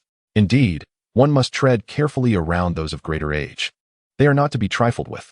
Contemplating this, he glanced at Su Yu and Shang Wanyu, hoping they would not prove troublesome. Having driven merely 20 kilometers, a danger zone materialized at the roadside. To enter or not, without hesitation, they proceeded directly inside. Turning the vehicle right, Gu Yu commanded it to halt after 15 kilometers. Ding. Detected medium danger zone, Werewolf Manor. Points, 100. Entering C-Class danger zone. With their capabilities, they should be well equipped to handle a C-Class challenge, should they not? Their location was in a corner, rendering the entirety of the perilous area invisible to them. However, based on the system's notifications, it appeared they were confronted by werewolves, Class C, with strength comparable to that of nocturnal werewolves. He cast a glance at the sky, which seemed unaffected. The hospital they had previously visited had inexplicably transformed into darkness. According to the cinematic portrayals from Blue Star, werewolves under a full moon were said to possess double their usual strength. This indicated that they would face a multitude of werewolves with amplified abilities. Considering this, the situation did not appear dire. It was worth noting that his vehicle was equipped with 2 heavy machine guns. Let us proceed, Chunyu commanded as he drove into the danger zone. Instantly, a barrier formed behind them, sealing off their exit. Contrary to their expectations of darkness, a notification from the watch emerged. You have entered a medium danger zone. Due to its peculiar nature, please wait momentarily. Medium danger zone activating. 15 seconds. This implied that they needed to assemble 5 teams before commencing the endeavor. Gu Yu stroked his chin, pondering the unexpected fortune. Currently, their team consisted of at least 4 members, possibly as many as 7 or 8. Excellent. This is a chance to earn points. He glanced at the still bright sky outside. Chunyu, let us explore the surroundings. However, the vehicle's accelerator showed no response. Chunyu pressed the gas pedal twice, yet there was no reaction. Gu Yu sighed in exasperation. It seemed they had to wait. Shall we disembark and proceed on foot? Suggested Suyu. Getting out is out of the question. Moving on foot would be too slow. Gu Yu turned to Meihui. Does your talent sense anything? At this stage, the danger zone had not officially commenced, so his talent remained dormant. Meihui nodded. I do sense something. It's displaying a map of the vicinity, though the range is somewhat limited. I can only detect a cluster of buildings. She pointed out of the window toward a group of stone-constructed houses, with fields stretching before them. In the distance, towering structures loomed, presumably the so-called Werewolf Manor. Half an hour later, 5 teams had gathered. C-Class Danger Zone activated. The sky abruptly shifted from day to night, with moonlight illuminating the ground. Gu Yu gazed at the sky, where a massive crimson moon, 10 times the size of blue stars, hung in the heavens, causing him to gasp in awe. He wondered if this red moon would confer any special advantages. Shortly after, he detected numerous light points emerging, their danger level exceeding that of nocturnal werewolves by threefold. Although this surpassed his expectations, it remained within manageable limits. If the danger exceeded fivefold, it would pose a significant challenge. Start the vehicle, let us move. At this moment, Gu Yu had taken the seat beside the driver. He pressed a button on the driver's console, causing a control lever to emerge in the passenger seat, accompanied by a small holographic display showing the view ahead. Reducing their speed to 20 kilometers per hour, they proceeded cautiously. The screen revealed towering black wolves, each over 5 meters tall, charging towards them. Rat-a-tat-tat. The heavy machine guns on either side of the vehicle began to fire incessantly. Ding. Points earned. 100 ding. The points surged at a visible speed. And Gu Yu found it increasingly difficult to suppress a smile. In just a minute, his score had risen by 3,000 or 4,000 points. Who could remain unhappy in such circumstances?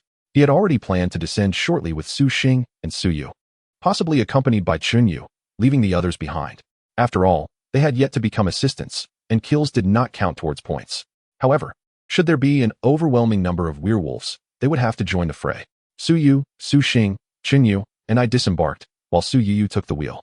The three of us not only donned protective suits, but also wore cloaks of travelers. The originally silver cloaks transformed into black upon entering the outside world. Gu Yu raised an eyebrow, surprised by this unexpected feature. He had been pondering whether the bright colors would make them targets. Su Yu took the center position, while Su Xing covered the left flank. Each of the three aimed in different directions. As for the rear, his senses detected no werewolves. Presumably, the other 4 teams experienced similar situations. At this thought, he glanced to the right. It was too far. Even with night vision mode, the vehicles remained invisible. However, an encounter was inevitable. The sound of gunfire echoed continuously, and points kept increasing.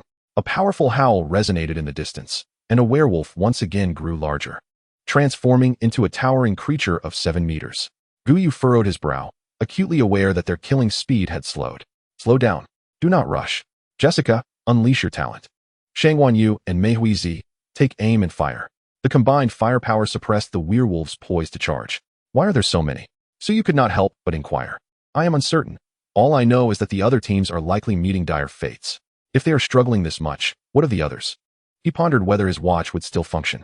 Fortunately, this wave of attacks soon concluded. Gu Yu sensed the situation ahead. The remaining werewolves retreated into one of the estates. Just then, Mei Zi shouted from the rear. Vehicles have appeared on the right side, but it seems they are all dead. Dead? What is the situation with the werewolves? They had vanished upon entering the estate. Gu Yu took a deep breath, retrieved a rocket launcher from his backpack, and loaded a rocket. Aiming at the estate ahead, he pulled the trigger. Boom. The estate erupted in an explosion. A cascade of information flashed before him, and his score surged by over 6,000 points. Watching the numbers jump, Gu Yu loaded another rocket and targeted a different estate, adding another 6,000 points to his tally. In his perception, the werewolves remaining in the nearby estates were few. He pressed onward. Chapter 84. The battle concludes. Points. 55872. What on earth is that commotion? It appears to be a bomb. Where on earth did they acquire such a thing? Never mind that. What should we do now? A vehicle sped away, while behind it, the transformed werewolves pursued at an alarming speed, closing the distance rapidly. Boss, we've emptied 10 magazines and barely taken down 30 of them. This is utterly futile. What use are you to us? Boss, they're retreating. Aside from 2 annihilated convoys, the remaining 2 had barely survived thanks to their vehicles. Yet they were equally at a loss for what to do next. A palpable confusion enveloped them. Had they known the C-Class was this formidable, they would have never entered. Boom, boom. 2 explosions resounded, causing the central mansion to collapse in ruins, flames erupting violently. The 3 convoys gazed in bewilderment. What on earth was the convoy that had led them here? The expressions of the 3 captains turned grim in an instant. After dispatching the werewolves, they would undoubtedly turn their attention towards them. Damn it. Surviving the werewolves only to perish at the hands of their own kind. Yet, at that moment, Gu Yu did not follow their anticipated course of action to annihilate the last 2 mansions. Instead, he made his way towards the rear right. Gu Yu, are we ignoring that side? First, let us search for the watch, then we'll scour this area for resources. Once this becomes a resource zone, we will explore further. Chun Yu's eyelids twitched. He truly was a master of opportunism. Nevertheless, she appreciated it. Minutes later, they discovered a nearly scrapped vehicle. The metal panels were marred with claw marks, the glass shattered, and remnants of corpses lay scattered on the ground. However, it seemed relatively intact. It appeared these werewolves only killed but did not consume. Come on, let us start searching. The seasoned women surveyed the fragments with furrowed brows but felt no urge to vomit. After all, one becomes desensitized after encountering such things repeatedly. After rummaging for about 10 minutes, they found 3 watches. Wait a moment, didn't this squad consist of only 3 people? Mihoko, how many people were there just now? 5. Gu Yu scanned the area, there were only 3 here. His gaze fell upon the vehicle, and he placed his hand on it. The vehicle was uncollectible. Goodness, they must have been hiding inside this car. Glancing at the 3 golden retrievers on the ground, Gu Yu picked up one relatively intact paw and hopped into the vehicle. He retrieved a high-explosive grenade from his backpack, opened the car door, and promptly tossed it inside. Bang! The door slammed shut. Boom! A muffled sound emanated from within. Ding! Points. 100. Well, it seems there was still one person alive. Gu Yu opened the door and, with a sweeping glance, spotted a figure struggling to crawl into a corner by the window. Bang! Ding! Points. 100. A flawless resolution. 10 minutes later. Should we remain here or proceed forward? Gu Yu assessed his sense of danger. Let us wait a moment. No need to rush. Currently, all the werewolves were congregated within the mansion, their intentions unclear. Logically, given the current intelligence of the werewolves, they should instinctively retreat, fully aware of their destructive capabilities. Yet, it is indeed perplexing that these werewolves choose to remain. Gu Yu cast a glance at the crimson moon above. Could it be that this entity strips them of their intellect? It is not entirely outside the realm of possibility. Gu Yu activated the system. Infinite blind box system. Level 2. Points. 38, 722. Upgrade requirement. 3, 301, 000. Blind boxes. None assistance. Su Yu, Su Xing. Qin Yu, eliminate them all. Annihilate every last one. With only 2 remaining, they could yield an additional 18,000 points. There is no need to wait for the conclusion. His system could ascend to level 3 in no time. He never anticipated such rapid advancement in system upgrades. 20 minutes later, the howls of the werewolves echoed once more. However, within Gu Yu's perception, the number of werewolves appeared to dwindle. The remaining werewolves, however, grew increasingly perilous. Good heavens, is this truly a sea-level threat? Retrieve the landmines and all the grenades. We are preparing for a significant offensive. Moments later, the women exited the vehicle and began to lay the landmines. The operation was straightforward. Merely dig a hole and place them inside. There were not many landmines, just over 20. However, the grenades were plentiful, and they were all gathered together. Subsequently, Gu Yu instructed the team to withdraw 20 meters.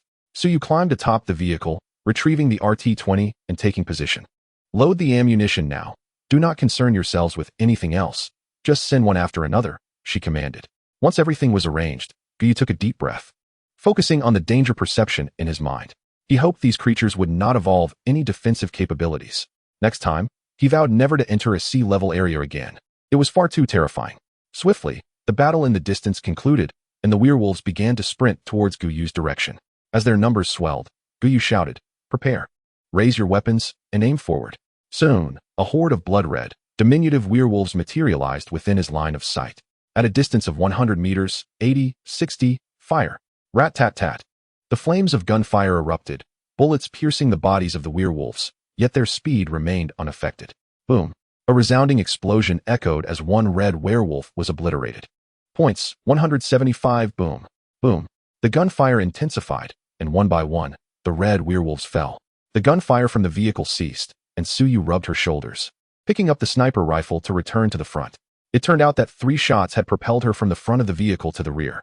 At that moment, she felt excruciating pain in her shoulder. However, the battle was far from over. Now was not the time to pause. The vehicle was stocked with various medicines brought by Gu Yu, so there was no need for concern regarding treatment. Boom. A thunderous explosion sent 4 or 5 red werewolves soaring into the sky. The gunfire persisted for a full 10 minutes before finally ceasing. The spent shells beneath Gu Yu's feet had formed a small mountain. He lowered his weapon, declaring, "It is all over. Danger zone cleared, restored as resource zone." The sun re-emerged. Gu Yu sat directly on the ground, a box of purple clouds appearing in his hand. With his left hand trembling, still gripping the rifle stock, he extracted a cigarette. "Would you care for one?" The 3, 1 man and 2 women, nodded in agreement. As they ignited the cigarettes, their spirits were instantly calmed, and their strength gradually returned. After a few puffs, They extinguished the cigarettes, yet none of the four rose to their feet. Although they had regained some composure, a palpable fatigue lingered. Gu Yu and the others hurriedly disembarked from the vehicle to assess their condition. Gu Yu, are you all right? Gu Yu waved his hand dismissively. I'm fine. Let Sister Shangwan check on Su Yu's condition and administer treatment swiftly. That 20mm caliber sniper rifle, after prolonged use, would surely lead to complications if there were no fractures. He took a deep breath and reopened the system to check his points. Points, 55872. A little exhaustion is welcome. Indeed, it's truly splendid. Chapter 85. Such an obvious matter. No need to inquire further. The area here seemed significantly smaller than anticipated, and the resources were not as plentiful as imagined. Su Yu felt a sense of disappointment. After all, they had spent a full hour here following the battle, even utilizing Su Xing's talents to their fullest. Regrettably, the limited area was insufficient. Let it be small, this can still be considered an unexpected gain. Su Xing began preparing lunch, while the others engaged in their own practice. Once everyone was organized, Gu Yu retreated to the master bedroom, opening the system to exchange for blind boxes. Infinite blind box system, level 2. Points, 33. Upgrade requirement, 9401000. Blind boxes, Black Iron Blind Box X610. Assistance, Su Yu. Su Xing, Chen Yu. Gu Yu rubbed his face. Mustn't get too excited, mustn't get too excited. Yet how could he contain his exhilaration? A staggering 610 black iron blind boxes. Surely, at least 10 golden blind boxes would emerge from such a bounty. However, Gu Yu took several deep breaths and glanced at the upgrade requirements.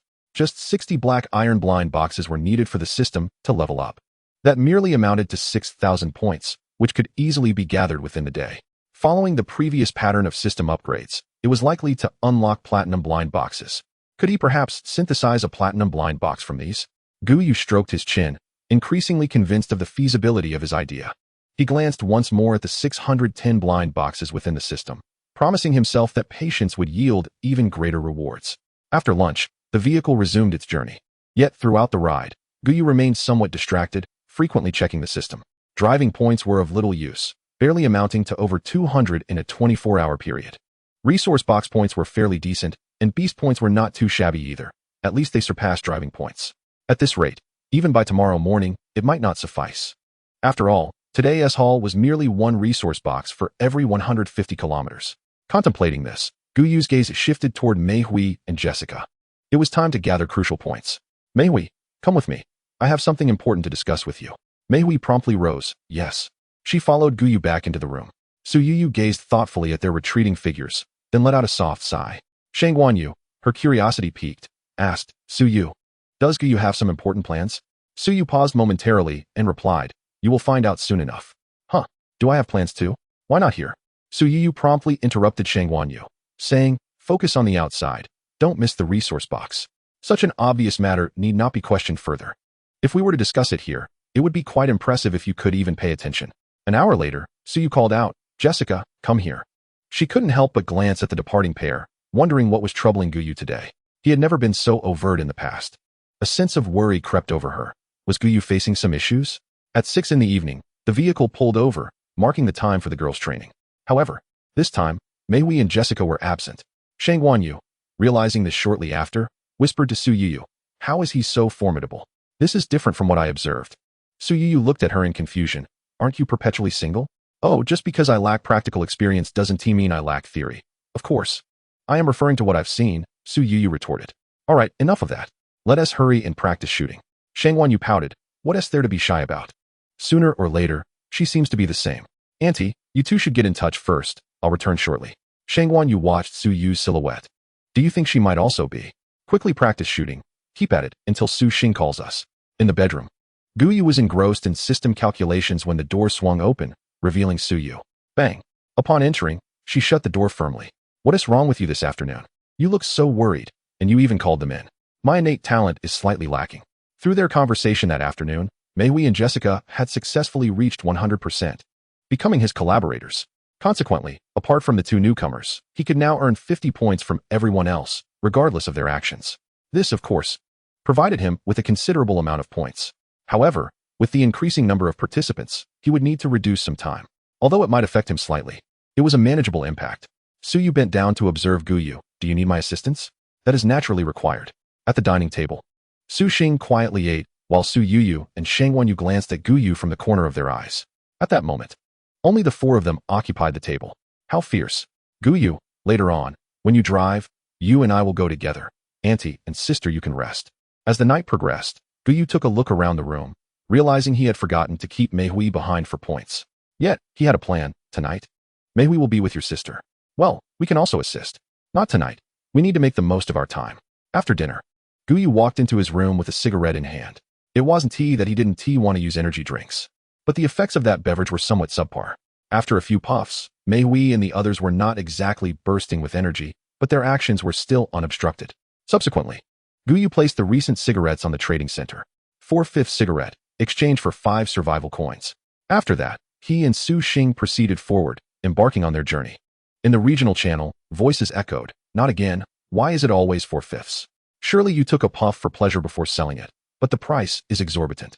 Indeed, it's astonishing that anyone would buy it at such a steep rate. Do you think it's possible that the first fifth of the cigarette possesses some unique effect?" The occasional emergence of cigarettes had become customary for the crowd, yet the peculiar nature of the 4/5 cigarette piqued their curiosity. One such cigarette might be acceptable, but the fact that every single one was identical was perplexing. This led to suspicions that the first fifth indeed held some extraordinary properties. Regrettably, most had never encountered analogous items. As the vehicle continued its journey, resources were being acquired, and Gu Yu watched his points steadily rise. At 11:45 in the early morning, just as Gu Yu was about to open a resource box, his eyes suddenly gleamed with excitement. Get in, get in." Su Xing swiftly dashed back and hopped into the vehicle. Gu Yu immediately grasped the controller for the heavy machine gun. His system was about to upgrade. Are there many? Quite a few, but they pose little danger.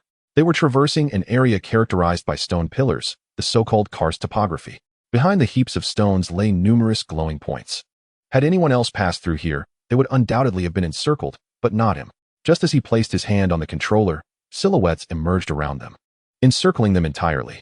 Chapter 86, System Upgrade. Unveiling the Platinum Blind Box, it was a horde of zombies. He had not anticipated encountering such entities after the emergence of giant creatures and werewolves. However, one should not underestimate their threat. It was far from negligible. Gu Yu squeezed the trigger, bullets weaving through the throng of zombies. Yet, it was crucial to strike their heads to secure a kill, leaving much to chance. Ding. 50 points, ding. 50 points, ding. 50 points, boom, boom. The sound of relentless impacts resonated from the rear of the vehicle. What should we do? Activate the flamethrower and incinerate those behind us. Fear not. Even if the vehicle sustains damage, it can be repaired. Su Xing hastily activated the flamethrower, gripping the control lever, directing the nozzle backward. A 30-meter stream of flame erupted instantaneously, igniting the zombies entirely. The rate at which Gu Yu's points accumulated surged dramatically. Ding. 25 points. Ding. 25 points. Although he had lost half, Gu Yu was indifferent to such losses, given the overwhelming numbers. Half an hour later, Gu Yu exited the vehicle.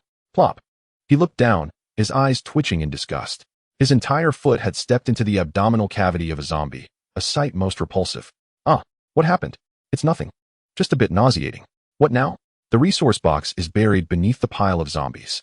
A horde of 600 or 700 zombies besieged them, their lifeless bodies strewn across the surroundings. Fortunately, the rear had mostly been reduced to ashes, but in the front, intact corpses lay scattered. The task of transporting them was undeniably grotesque, especially since many had been turned into mere sieves by his bullets. Yet, there was no option but to proceed. After expending considerable effort, the two managed to extract 16 boxes, their bodies stained with dark blood and remnants of flesh. Once the boxes were opened, they hastily returned to the vehicle. You should shower first. I will summon Su Yu and the others, Gu Yu remarked, shedding his clothes entirely. He then donned a garment haphazardly and roused Su Yu, Mei Huizi, and Jessica, instructing them to continue driving ahead while he leisurely settled onto the bed and accessed the system. Points. 25, 822. This wave of zombies had yielded over 230,000 points, far surpassing his expectations. Let's upgrade. He contemplated briefly, opting not to redeem all his points, but rather to exchange for 60 blind boxes for the upgrade. Beep. System upgraded to level 3. From level 3 onward, the point consumption for redeeming blind boxes is reduced by 50. Golden blind boxes can now be redeemed. Blind box synthesis capability enhanced. Success rate correspondingly increased, allowing synthesis up to platinum blind boxes. Beep. Blind box lottery mode activated. The overall situation aligned with his expectations. though the point consumption was somewhat unexpected. He felt a wave of relief for not redeeming all his points. Otherwise, he would be in distress. Gu Yu, intrigued by the lottery mode, activated it, revealing a spinning wheel reminiscent of roadside lotteries. It featured tiers from black iron to platinum, alongside diamonds, epics, and legendaries, although the area allocated for the legendary blind box was nearly as slender as a hair. Should one be fortunate enough to win, he would commend the system for its fairness. Gu Yu stroked his chin, contemplating that this configuration likely applied to resource boxes as well. Currently, the resource boxes were nearly at silver, and he had scarcely encountered any gold ones, let alone the others. It seemed the path ahead was exceedingly arduous. He turned his attention to the lottery introduction. 1 draw costs 100 points. A 10 draw offers a 10 discount, while a 100 draw offers a 30 discount. A 10 draw guarantees 1 bronze blind box, and a 100 draw guarantees 1 silver blind box. Raising an eyebrow at this information, Gu Yu considered that the 100 draw might be more advantageous. 99 black iron blind boxes could potentially yield around 4 silver boxes, plus the guarantee would make it 5. In contrast, direct purchases for 7,000 points would yield approximately 4 silver boxes, with luck possibly resulting in 5. Moreover, one must remember that not all lottery draws would yield black iron. If fortune favored him, he might even draw a gold box, leading to explosive outcomes. A platinum draw would be utterly invincible. The probability of the lottery can be enhanced using points. Gu Yu glanced below the roulette and indeed spotted an upgrade button. Upon activating it, a new panel emerged. Lottery wheel, level 1, black iron blind box probability, 80, bronze blind box probability, 10, legend, 001. Would you like to spend 100 points to upgrade? Such an affordable price. I must upgrade and see what happens. Lottery wheel, level 2, black iron blind box probability, 75, legend, 005. Would you like to spend 1,000 points to upgrade? I knew it. Gu Yu felt utterly exasperated, pondering how such fortune could possibly exist. He closed the frustrating interface and redirected his gaze to the final line of the description. Gu Yu's smile froze. Blind boxes appearing on the lottery wheel cannot be synthesized. Must you impose such restrictions? Nevertheless, it indicates that the lottery might yield high returns. It merely depends on one's luck. He exited the lottery interface and opened the synthesis option to observe any changes. Gu Yu placed a black iron blind box into the mix. Success rate, 15. Failure will increase by 15-20. The success rate has altered, albeit slightly diminished. It remains favorable overall. Subsequently, he synthesized 11 black iron blind boxes into 2 bronze blind boxes and inserted them into the synthesis. Success rate, 25. Failure will increase by 20-30. If viewed in this manner, then synthesizing silver into gold should yield a success rate of 35, with a failure increase of 3,040. Gu Yu glanced at the synthesis before shifting his gaze back to the lottery. He would try both in due course, but for now, he would commence with the synthesis. As he continuously drew manhwa, an increasing number of high-level blind boxes emerged. 10 minutes later, Gu Yu took a deep breath, feeling the exhilarating thrill of gambling. Infinite blind box system, level 3. Points, 19,822. Upgrade requirement, 0100000. Blind boxes, 2 black iron, 1 bronze, 2 silver, 9 gold. Assistants, Su Yu, Su Xing, Xin Yu, Mei Huizi, Jessica. Gu Yu inhaled deeply and placed 2 gold blind boxes into the synthesis. Success rate, 40. Failure will increase by 35-40. Oh, it has changed. The discrepancy from his expectations is rather significant. However, upon reflection, it is understandable given the levels yet to come. Nonetheless, this is still quite impressive. He continued the synthesis, ultimately acquiring 3 platinum blind boxes. Gu Yu was exceedingly pleased with this outcome. Blind boxes, 2 black iron, 1 bronze, 2 silver, 1 gold. 3 platinum. I hope the first platinum blind box yields an item of platinum quality. Opening platinum blind box. Received light protective inner armor set X10. Opening platinum blind box. Received soul mask X10. Opening platinum blind box. Received advanced agility potion X10, chapter 87. It seems that this endeavor is the most profitable, yet the upgrades yield little. Protective inner armor set. Durability, 10001000. Quality, platinum level. Attributes, defense 150, armor 100, special attribute, isolation, can evade thermal detection. Liquidification, one can transform into various forms according to one's own desires. After the transformation, a duration of 1 hour is required to undergo a second change. Note, each individual may don only one set of this equipment. It provides perfect defense against projectiles of 20 mm caliber and below, while ensuring survival against those below 50mm caliber. Albeit caution is advised. Gazing at the ensemble in his hands, which bore no significant difference from ordinary thermal wear, Gu Yu inhaled sharply. This ability was rather formidable. A 50mm caliber weapon. That must be artillery, right? The prospect of withstanding artillery fire was astonishing. However, he mused that if one were to suffer a gunshot to the head, such protection would surely be futile. Safeguarding the ensemble. He then retrieved a black mask that perfectly concealed his face, its surface composed of a matte material. War Soul Mask. Durability, 1000. Quality, Platinum. Attributes, Defense 150. Calmness 50. Special attributes. War Soul. Upon entering combat, combat efficiency increases by 100. Slaughter. The more kills achieved, the calmer the mindset. Effects dissipate half an hour after ceasing killing. Note. Do you aspire to become a machine of slaughter? Wear this and charge into a throng of thousands. Gu Yu swallowed hard. The combination of these two items rendered him nearly invincible. An immediate augmentation of 300 in defense suggested he could indeed face 50mm caliber weaponry with composure. Truly, the platinum quality was unparalleled, eclipsing all other equipment. Lastly, he examined a high-grade agility potion, which bore similarities to the strength and physique potions, albeit with enhanced attributes.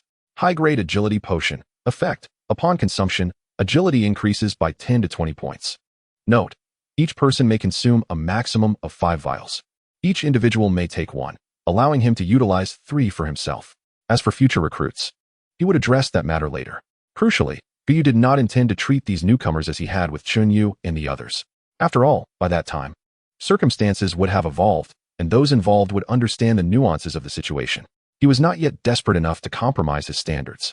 Therefore, the newcomers would merely serve as conduits for his points, contributing daily without further obligations. Creak. Brother Gu Yu, I'm done washing. You can come in. Su Yu called out, peeking her head through the door. Her hair was damp, and she was wrapped in a towel. Gu Yu glanced at his watch and rose. Let us wash again. Wait, Brother Gu Yu, it's too late. I'll be quick. Do you think I believe that? An hour and a half later, Gu Yu placed the half-awake Su Xing onto the inner side of the bed and tucked her in. He subsequently retrieved 3 vials of potion and consumed them. Once the energy dissipated, he opened his long-neglected personal information. Name, Gu Yu, affiliated planet, Blue Star. Attributes, Strength, 19, Physique, 15. Agility, 49, Health, 100. Talent, Danger Perception, S grade. Evaluation. If you can't win, you can always run. You are a qualified escape artist. His luck was mediocre, yet he felt a sense of satisfaction. However, upon seeing that evaluation, Gu Yu often found himself contemplating the prospect of calling for help. His attributes are incomparably more powerful than those of an ordinary person. To call him a competent escape artist is utterly absurd. The following day, after breakfast, Gu Yu distributed the 7 potions. There was no need for further explanation. They simply had to drink them. Agility not only enhances one's movement speed, but also significantly improves reaction time, which is invaluable in combat. Gu Yu anticipated the words the women were about to utter and preemptively silenced them. After all, these were high-grade potions, and they likely wished for him to partake. However, one could only consume 5. What benefit would remain for him? Once the women had finished their potions, Gu Yu retrieved 2 pieces of equipment. Su Yu picked up the gear, her expression one of astonishment as she gazed at Gu Yu. Is it possible? You possess this many items of such quality all at once. If it were food, water, or ammunition, Su Yu would not have been as surprised, having grown accustomed to such quantities. Yet, considering he had only produced a limited number of golden quality items previously, presenting an entire team's worth of platinum gear at once seemed unreasonable. It is due to them that my talents have evolved, Gu Yu indicated towards Mei Huizi and Jessica. Realizing this, Su Yu instinctively directed her gaze towards Su Yu and Shang Wanyu. Su Yu cleared her throat, prompting Su Yu to quickly avert her eyes. All right, let us hasten to change our attire. We must continue our journey. Gu Yu paid no heed to their chatter as he exited the room and proceeded ahead. Rather than opening the remaining treasure chests, he wished to try his hand at a lottery. He decided to reserve the remaining blind boxes for future use, exchanging them for high-quality blind boxes with points. As for the ordinary blind boxes, they would be entirely allocated for the lottery, as they could not be synthesized. Taking a seat ahead, he accessed the system. Points, 22,451. Yesterday, Su Yu and the others performed admirably, accumulating a substantial number of points. Spending 7,000 to test his luck posed no significant burden. He opened the lottery wheel and scrutinized its level. Gu Yu hesitated momentarily. It was merely 1,000 points. Should he give it a try? Let us give it a shot. Lottery wheel. Level 3. Black iron blind box probability. 60. Bronze blind box probability. 20. Silver blind box probability. 15. Legend. 015. Would you like to spend 10,000 points to upgrade? It seems this upgrade is not too costly. The change this time is considerably more substantial than before. However, based on this upgrade, the subsequent expenses may become burdensome. Setting those thoughts aside, he decided to draw first. Ding. Consumed 7,000 points, preparing for a 100 consecutive draws. With a mere thought, the wheel began to spin. Acquired black iron blind box X1. Acquired, skip. Ding. Acquired black iron blind box X54, bronze blind box X21, silver blind box X17, gold blind box X8. Oh my, it appears this method is far more rewarding. If points were used, he would only be able to procure at most 2 gold boxes, with perhaps 1 or 2 remaining. However, the sole drawback remains the lamentably low acquisition rate of platinum chests. As for the higher ones, he dared not even contemplate them. Subconsciously, he glanced at the score, 15451, and the upgrade requirement, 7010000. He was uncertain whether it was due to the lottery or if this was merely how the points were calculated. In his estimation, those 7,000 points should equate to an increase of 140. Nevertheless, he decided to give it a try. He exchanged points for a black iron blind box, and the number following the upgrade requirement incremented by 1. It appeared his assumptions were correct. It was indeed due to the lottery wheel. Rubbing his hands together, he thought, "Let us open all these blind boxes." Open black iron blind box, received 100 pure water. Open black iron blind box, received 50 self-heating hot pot. Meanwhile, the women behind him had also changed into their attire, the black battle soul masks hanging from their shoulders. Just as Su Xing was about to call out to Gu Yu, Su Yu held him back. "Sit tight." Chapter 88. The egg-shaped object is a bat. Opening 100 blind boxes consumed a full half-hour of his time. This was unavoidable, given the sheer volume of items. His backpack was already overflowing. He had no choice but to discard some onto the ground of the rear space. However, today, food and daily necessities occupied a significant portion, followed by various weapons. Unfortunately, he had already acquired an arsenal. Such ordinary weapons no longer piqued his interest. If only they were weapons with infinite ammunition, he might have been more intrigued. As the clock struck 9, 7 notification sounds echoed. Over 1,000 points were now in hand. Gu Yu sat in his chair, opening the window to let in the cool breeze, his spirits exceptionally buoyant. Today marked the 4th day. Based on previous patterns, the resource box should be 200 kilometers away.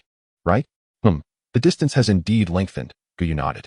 Thus far, since their departure, they had yet to encounter the first wave of resource boxes, despite their vehicle speeding along at 150 kilometers per hour. At that moment, the car began to decelerate. Gu Yu observed the scenery outside slow down and could not help but wonder. Surely, they hadn't reached their destination yet? A crossroads appeared ahead, and everyone turned their gaze forward. Not far away, a junction emerged, surrounded by stone pillars of varying sizes and thicknesses, obscuring the paths to the left and right. Which way now? Chen Yu leaned over to look at Gu Yu. That was indeed a conundrum. Continuing forward was certainly an option. Treating the absence of a junction as inconsequential, most would likely choose this route. However, he was more inclined towards acquiring the watch. Thus, the optimal choice would be to turn left or right. Yet, there was a concern. What if they found themselves ahead of another team? It was likely they would not encounter anyone. Still, that was of little consequence. It was all a matter of chance. Left turn. Chen Yu resumed driving, steering towards the left. However, the situation diverged from Gu Yu's expectations. He had envisioned encountering another crossroads, allowing them to make a right turn and thus appear on the opposing team's roadway. Yet, the reality was they had already come across a resource box without encountering any junction. Was it possible there would be no crossroads at all? Uncertainty lingers. First, let us address the targets that surround us. Here, we still encounter zombies. However, compared to the night, their speed seems significantly reduced. The points awarded remain quite satisfactory, though the only drawback is their relatively sparse numbers, yielding just over 1,000 points, far less than last night's bounty. After securing the resource box, we set forth once more.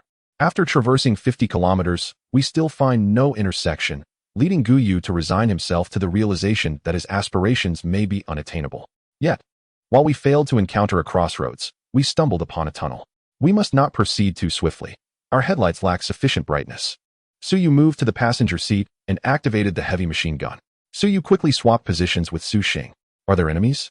Gu Yu peered into the inky darkness outside. No, I merely harbor concerns. You all should keep an eye on the walls flanking the highway. The women gazed through the windshield at the sides. The tunnel walls were not the anticipated concrete, but rather rugged stones. As we advanced, the sides appeared to widen further.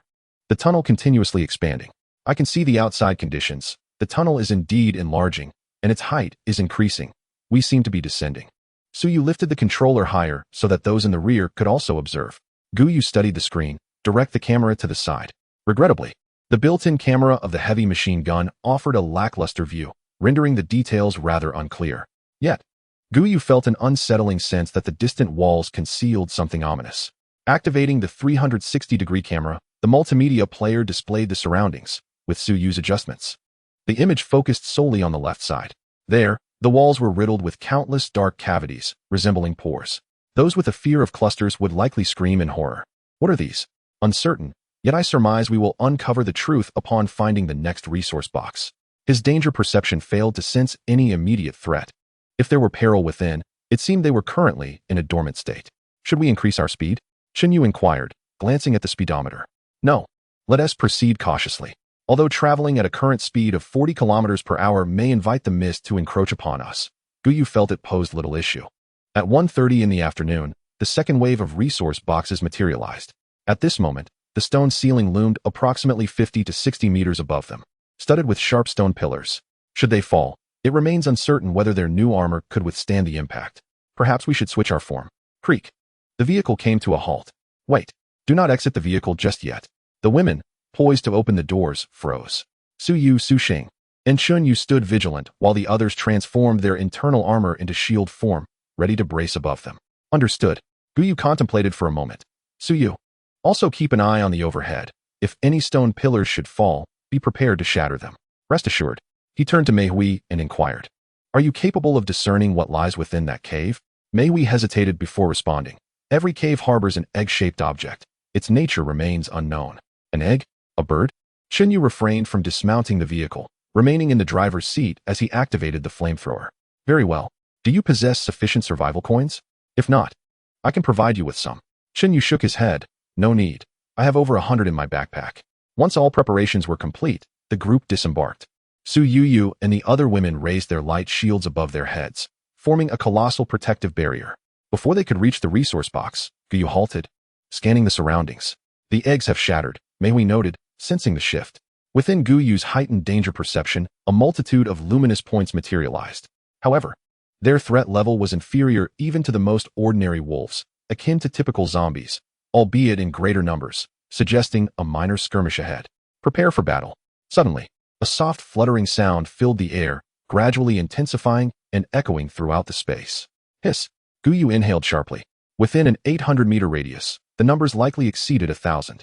Yet, he addressed the vehicle. Everyone, return to the vehicle.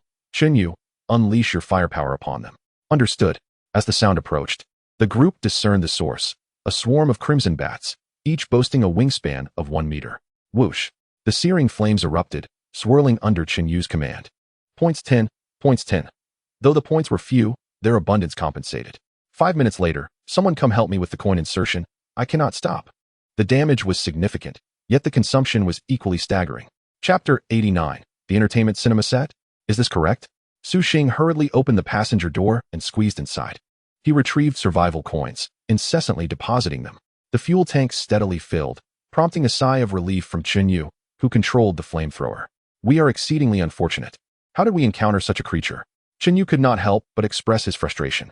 In such a short span, just how many survival coins have we expended? And judging by the noise, their numbers seem substantial. Gu Yu glanced upward. The stone pillars appeared devoid of danger. It was not mere misfortune, but rather a stroke of luck. Although he had spent considerable survival coins, he had also accrued a significant number of points. Overall, it was not a loss. Gu Yu then activated the regional channel. Do not enter the tunnel. It is swarming with bats. My car windows are nearly shattered. Accelerate and burst forth. The tunnel is approximately 500 kilometers away. What is happening? Why has everyone entered the tunnel? A significant portion of the convoy had encountered the tunnel. Gu Yu scrolled forward, concluding that any convoy that turned had fallen into this predicament, while those proceeding straight faced no issues. In essence, it was greed that led to this misfortune. Had they not aimed to obstruct other convoys, such an event would not have occurred. However, compared to him, other teams fared worse, missing out on 2 treasure waves. 5 minutes later, the number of bats began to dwindle. Cease the use of the sprayer. Employ firearms for the remainder. Shield yourselves. Rat-tat-tat. Rat-tat-tat. Bang. Bang. Bullets incessantly erupted, while stone pillars fell from above. However, they remained a considerable distance away, as their firing position was not directly overhead. After a further 10 minutes, all the bats were vanquished. Gu Yu approached the chest and opened the resource box. After securing all the supplies, the vehicle resumed its journey. The next wave of resource boxes brought another encounter with bats, followed by the emergence from the tunnel. At last, we are free. Qin Yu felt an overwhelming sense of relief.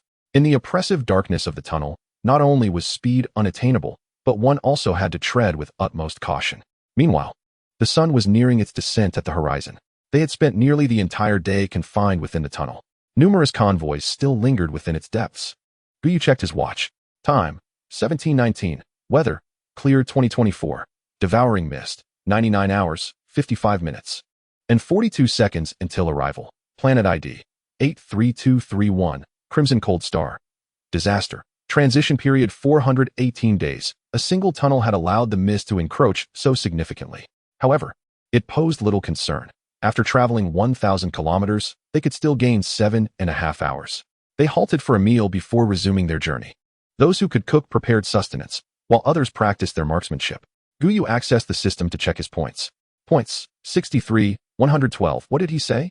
Even if he hadn't delivered the final blow, each bat was worth 10 points, and the total from the two ways was approximately over 4,000. He suddenly realized that while the conditions for upgrading the system had become more stringent, acquiring points seemed increasingly effortless. If he could encounter a few more tunnels and sea-level danger zones, it wouldn't be long before his system could ascend once again. With the points in mind, Gu Yu felt a surge of excitement. Should he opt for a lottery draw or synthesis? After much contemplation, he decided to indulge in both. He spent 20,000 points to exchange for 400 black iron blind boxes. Glancing at the upgrade section, he confirmed his suspicions. Spending points directly contributed to the quality of the blind boxes, thereby increasing his total by 400 points. Clearly, to achieve an upgrade, direct exchanges were the way to go. He then commenced the synthesis process. This time, he successfully synthesized 2 platinum blind boxes, a stroke of good fortune. Opening platinum blind box, acquired vehicle-mounted self-loading 100mm mortar component X1. Gu Yu quickly inspected its attributes. The term self-loading referred to its capability of infinite ammunition, automatically reloading one shell every 30 seconds after each shot, with a range of 6 kilometers. While it could be deemed useful for long-range engagements, it could also serve its purpose in medium to high danger zones. For instance, during their previous encounter with the sea-level werewolf manor, this equipment would have allowed him to remain concealed in a corner, relentlessly bombarding distant targets. Opening platinum blind box. Acquired entertainment cinema set X1. A platinum box. An entertainment cinema set? Is this appropriate? Is this merely a waste of my resources? He methodically retrieved the items, an 80-inch television, a complete set of speakers, and a black iron box. According to the description, one merely needed to connect the two devices using the iron box. It contained all films, television shows, music, an animated series produced by Blue Star over the last 50 years. Gu Yu shook his head, finding it acceptable. At dinner, everyone gathered around the table. Su Xing immediately spotted the television. Oh, Gu Yu, did you bring this too? Can it really be used? Gu Yu pressed the remote, and a variety show began to play, leaving the women astonished. While they could comprehend the refrigerator and air conditioner, after all, they merely required electricity, this device seemed equally plausible. Capable of direct playback given the resources. I feel our convoy must be the most comfortable among all, one remarked. With a plethora of food options, an inexhaustible supply of weapons and ammunition, and now entertainment facilities, they were practically invincible. However, do not indulge in leisure just yet. We shall discuss enjoyment once the mist transforms into another form. If we are not driving at night, the mist could catch up with us. Su Xing, chewing on her chopsticks while gazing at the television, asked, so, after we complete our mission, can we watch it during our rest? This was certainly not an issue for Gu Yu, as long as it did not disrupt the convoy. Wonderful. If only we could also have a computer. Gu Yu, somewhat exasperated, replied, you think it's that simple? Can you just wish for something to appear? After dinner, Gu Yu glanced at the newly opened golden blind box and cast a look at Su Xing. What do you have to say for yourself? He approached the wall and placed a computer, along with its desk and chair, in position. Su Xing, who was watching television, was momentarily stunned. Gu Yu, you really managed to get a computer? Yes, and it's filled with games. Quite absurd, I assent it. Was it possible that the system recognized their exhaustion and sought to provide them with some relaxation? Are we departing now? Chen Yu emerged from the bedroom. Yes, but do not stay up too late. We need to change shifts at dawn. All right, we'll finish this segment and then retire. The women huddled on the sofa, their eyes glued to the screen. Gu Yu shook his head in resignation as he and Chen Yu exited the living space. Having been here for over 20 days, the atmosphere had been rather stifling, though no one spoke of it. Gu Yu waved his hand dismissively. I haven't said anything. As long as it doesn't hinder our tasks, feel free to do as you please. Chen Yu smirked, leaning closer to Gu Yu's ear. Is that so? Then tonight, after we finish driving, who among us is truly the man? Chapter 90. Embarrassment. It was utterly mortifying. At 9 o'clock, the first wave of resource boxes appeared. Gazing at the resource boxes by the roadside through the windshield, Gu Yu felt a sense of ennui. In his perception, the danger level registered at merely over 40. The threat level suggested that each box might contribute a mere 100 points, aggregating roughly 4,500 points. This was evidently diminishing. One could only wonder what the situation would be like by the 10th day. Shall we disembark? You stay in the vehicle and control the heavy machine gun. As for the flamethrower, let us refrain from that. 10 minutes later, upon returning to the vehicle, Gu Yu activated the regional channel.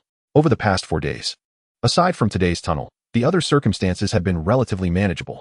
Apart from a few complaints regarding the fog, there were no other voices of discontent.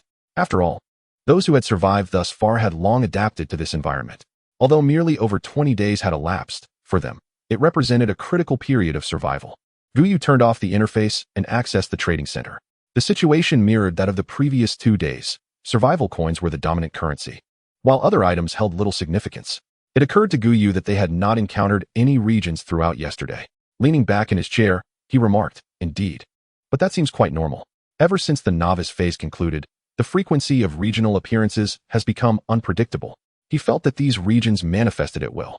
When they chose not to appear, several days could pass without a sighting. In the regional channel, there was a rather unfortunate squad whose vehicle level was stuck at level 3, waiting in vain for a resource area, enduring 3 days of stagnation.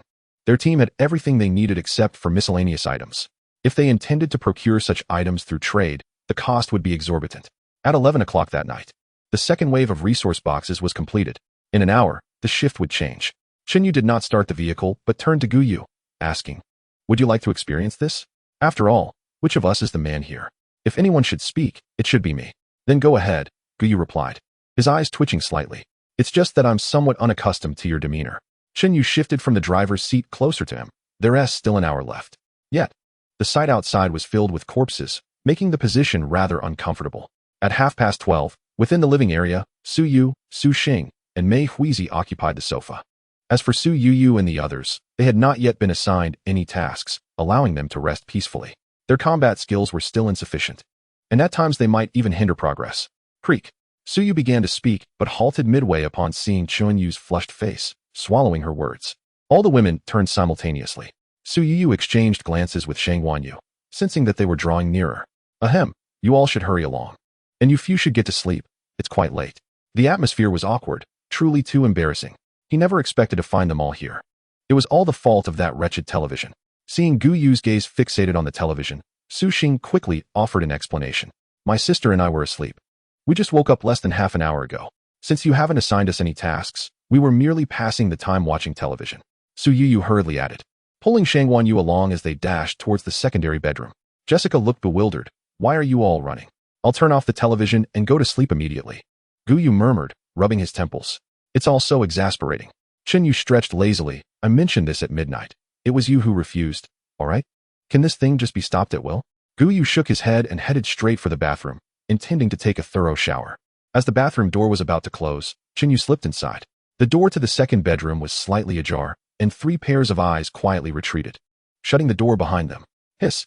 He was a bit ruthless. I felt a shiver of fear. Time to sleep. At 3 in the morning, Gu Yu was lost in slumber when the door suddenly swung open. Gu Yu, Chen Yu, wake up. Su Yu burst in, hastening to the bedside to jostle the two. Gu Yu instantly opened his weary eyes, bewildered. What is going on? We've encountered a resource zone. Gu Yu shook his head, attempting to shake off the lingering drowsiness. However, the heaviness of sleep was overwhelming, prompting him to retrieve a pack of cigarettes. After glancing at the white box, he quietly set it aside. I'll wash my face and rouse the others. 10 minutes later, Gu Yu sat in the back row, yawning. The others were in a similar state, having just fallen asleep. This was the most exhausting time. Was there anything to invigorate them? There was indeed an abundance of items, too many for him to recall. Yes. Su Yu quickly produced an unwrapped plastic bottle from her backpack. Chewing gum. It can help wake you up after eating. The quality isn't high. Just a black iron tier item. She would pop one in while driving. Gu Yu accepted a piece of gum and began chewing. He instantly felt revitalized. How many kilometers? 120 kilometers. What? That far? Ding. Medium resource zone, Wanxiang Tiandi community. Detected. Score 100. Really? This community can be considered a medium resource zone? It seems so small. Yet, as the vehicle entered, he realized he had underestimated it. However, the resources here were surely scarce. Before him loomed a grand entrance to the community. And just beyond it stood a 4-story villa. Thus, Wanxiang Tiandi was a villa district. It was indeed peculiar for a villa area to bear such a name. I think I know this community. It's an affordable villa district in Yangcheng, Chen Yu remarked, gazing at a large stone within the area. Gu Yu was not surprised. After all, the name was unmistakably Chinese. Do you know how many villas are in this community? Are they all about the same size as this one? Yes. They're quite similar, though the central villa is slightly larger. Gu Yu assessed the situation in his mind, shaking his head. There was no danger. If there is no danger, let us split into 2 teams. Let us not stray too far apart, and remember to notify each other when moving to the next area. He turned to Mei Huizi. Stay vigilant with your abilities. If you spot any vehicles, inform us promptly. We will rely on you to identify targets, as your skill does have its limitations. Understood. Disperse. Gu Yu led Su Xing and Chen Yu towards the villa. Externally, the villa appeared quite new, with no signs of damage, though the ground was overgrown with weeds. Gu Yu raised his fist and smashed a window. Let us go inside. Upon entering, Gu Yu glanced down. There was still a considerable amount of dust, indicating that the villa had remained untouched for quite some time. Can you discern how long this house has stood here by examining the dust? The women shook their heads. It was an unreasonable expectation. Well, let us commence our work and begin searching for resources. Chapter 91. It is a matter of talent requirements, which does not concern me. The villa area can be summed up in one word: impoverished. Of course, this is relative to Gu Yu. His small team had only discovered a silver resource chest and 3 wooden resource chests. The items obtained held little significance for Gu Yu. The primary goods consisted mainly of debris and glass. Alas, in regard to the current vehicles, this quantity was indeed pitiably scant. Gu Yu, a vehicle has entered. Su Yu's voice echoed through the headset. Gu Yu's expression shifted. Can you ascertain its country of origin? The one with the yellow hair. It's anyone's guess, came the response. Yellow hair is sufficient. That clearly indicates a foreigner, so he can act with confidence. He promptly led his team to rendezvous with Su Yu. Where did they stop? In that villa across from us. We just observed that it belongs to Westerners. Mei Hui pointed through the window. Is there any other vehicle? None were found. Gu Yu nodded. The presence of even one was a stroke of fortune. He pondered how long it would take to encounter other teams again. Let us go. Exiting the house, the group advanced toward the opposite villa. Upon reaching the rear of the vehicle, they peered through the rearview mirror. No one was inside. Gu Yu signaled and began to approach the villa, taking cover by the wall, waiting for the occupants to emerge. 5 minutes later, the sound of a door creaking open echoed. Let us dismantle this entrance. It's rare to come across a resource zone. Thomas, do not lay your filthy hands on me. If you do so again, I shall sever your hand. A chilly female voice rang out. Chen Yu glanced at Gu Yu, bringing her wrists together. Gu Yu contemplated for a moment and nodded. This had been prearranged. Any women encountered subsequently would be captured. With points as the only objective, nothing else mattered. Gu Yu raised his firearm and peered out, firing a shot. A series of light points materialized in his mind, revealing only 3. This is odd. Why are there only 3? Bang, bang. Su Yu leaned out, firing 2 shots that resulted in the immediate demise of 2 men. The last woman, poised to retaliate, gazed at the 8 figures appearing at the doorway and silently lowered her weapon. At that moment, any act of defiance would surely lead to her demise. Gu Yu regarded the woman before him. Sarid Kai, age, 27, rating, 45, favorability, 10 bang. The woman's eyes widened in shock as a crimson hole appeared in her forehead. She never anticipated that they would take action. This was not what she had envisioned. Not only was she bewildered, but Chun Yu and the others were equally perplexed. Was it not said that points were the objective? Even if her favorability was low, could it not be restored? Gu Yu shook his head. You do not understand. This talent comes with conditions. That day, out of sheer boredom, he had scrutinized the system closely. In the conclusion, she noticed a hidden phrase indicating that a score of at least 60 was required. In other words, only a score of 60 could unlock the points, rendering the prospect of 45 utterly futile. The voice truly possessed a deceptive quality. He had presumed that even if the individual did not attain a score of 90, they would at least achieve an 85, yet the reality was a mere 45. It was a waste of his emotions. The crowd exchanged glances, oblivious to this information. They had always believed that as long as the teammate was female, it sufficed. Yu pondered for a moment, scanning the faces and physiques of those present, and suddenly arrived at a conclusion. She approached Gu Yu and quietly articulated her deduction. Was it not necessary to possess both a commendable physique and an attractive appearance? Ahem, indeed it was so. Gu Yu paused for a moment before adding, "This is a matter of innate requirements and has nothing to do with me." He was certainly not that kind of person. Truly not. Gu Yu turned his head, saying, "Make sure to hold on to the watch. We shall proceed." He approached the car, placing his hand on it, only to be taken aback. The vehicle had not been stored away. Someone was indeed present in the living space. "Suyu, get in the car with me. But before that, I require a handprint first." After acquiring a handprint, Gu Yu opened the door, and Suyu's gaze shifted as she aimed her firearm at the figure on the bed. Gu Yu did not sense any danger, likely because the individual was asleep.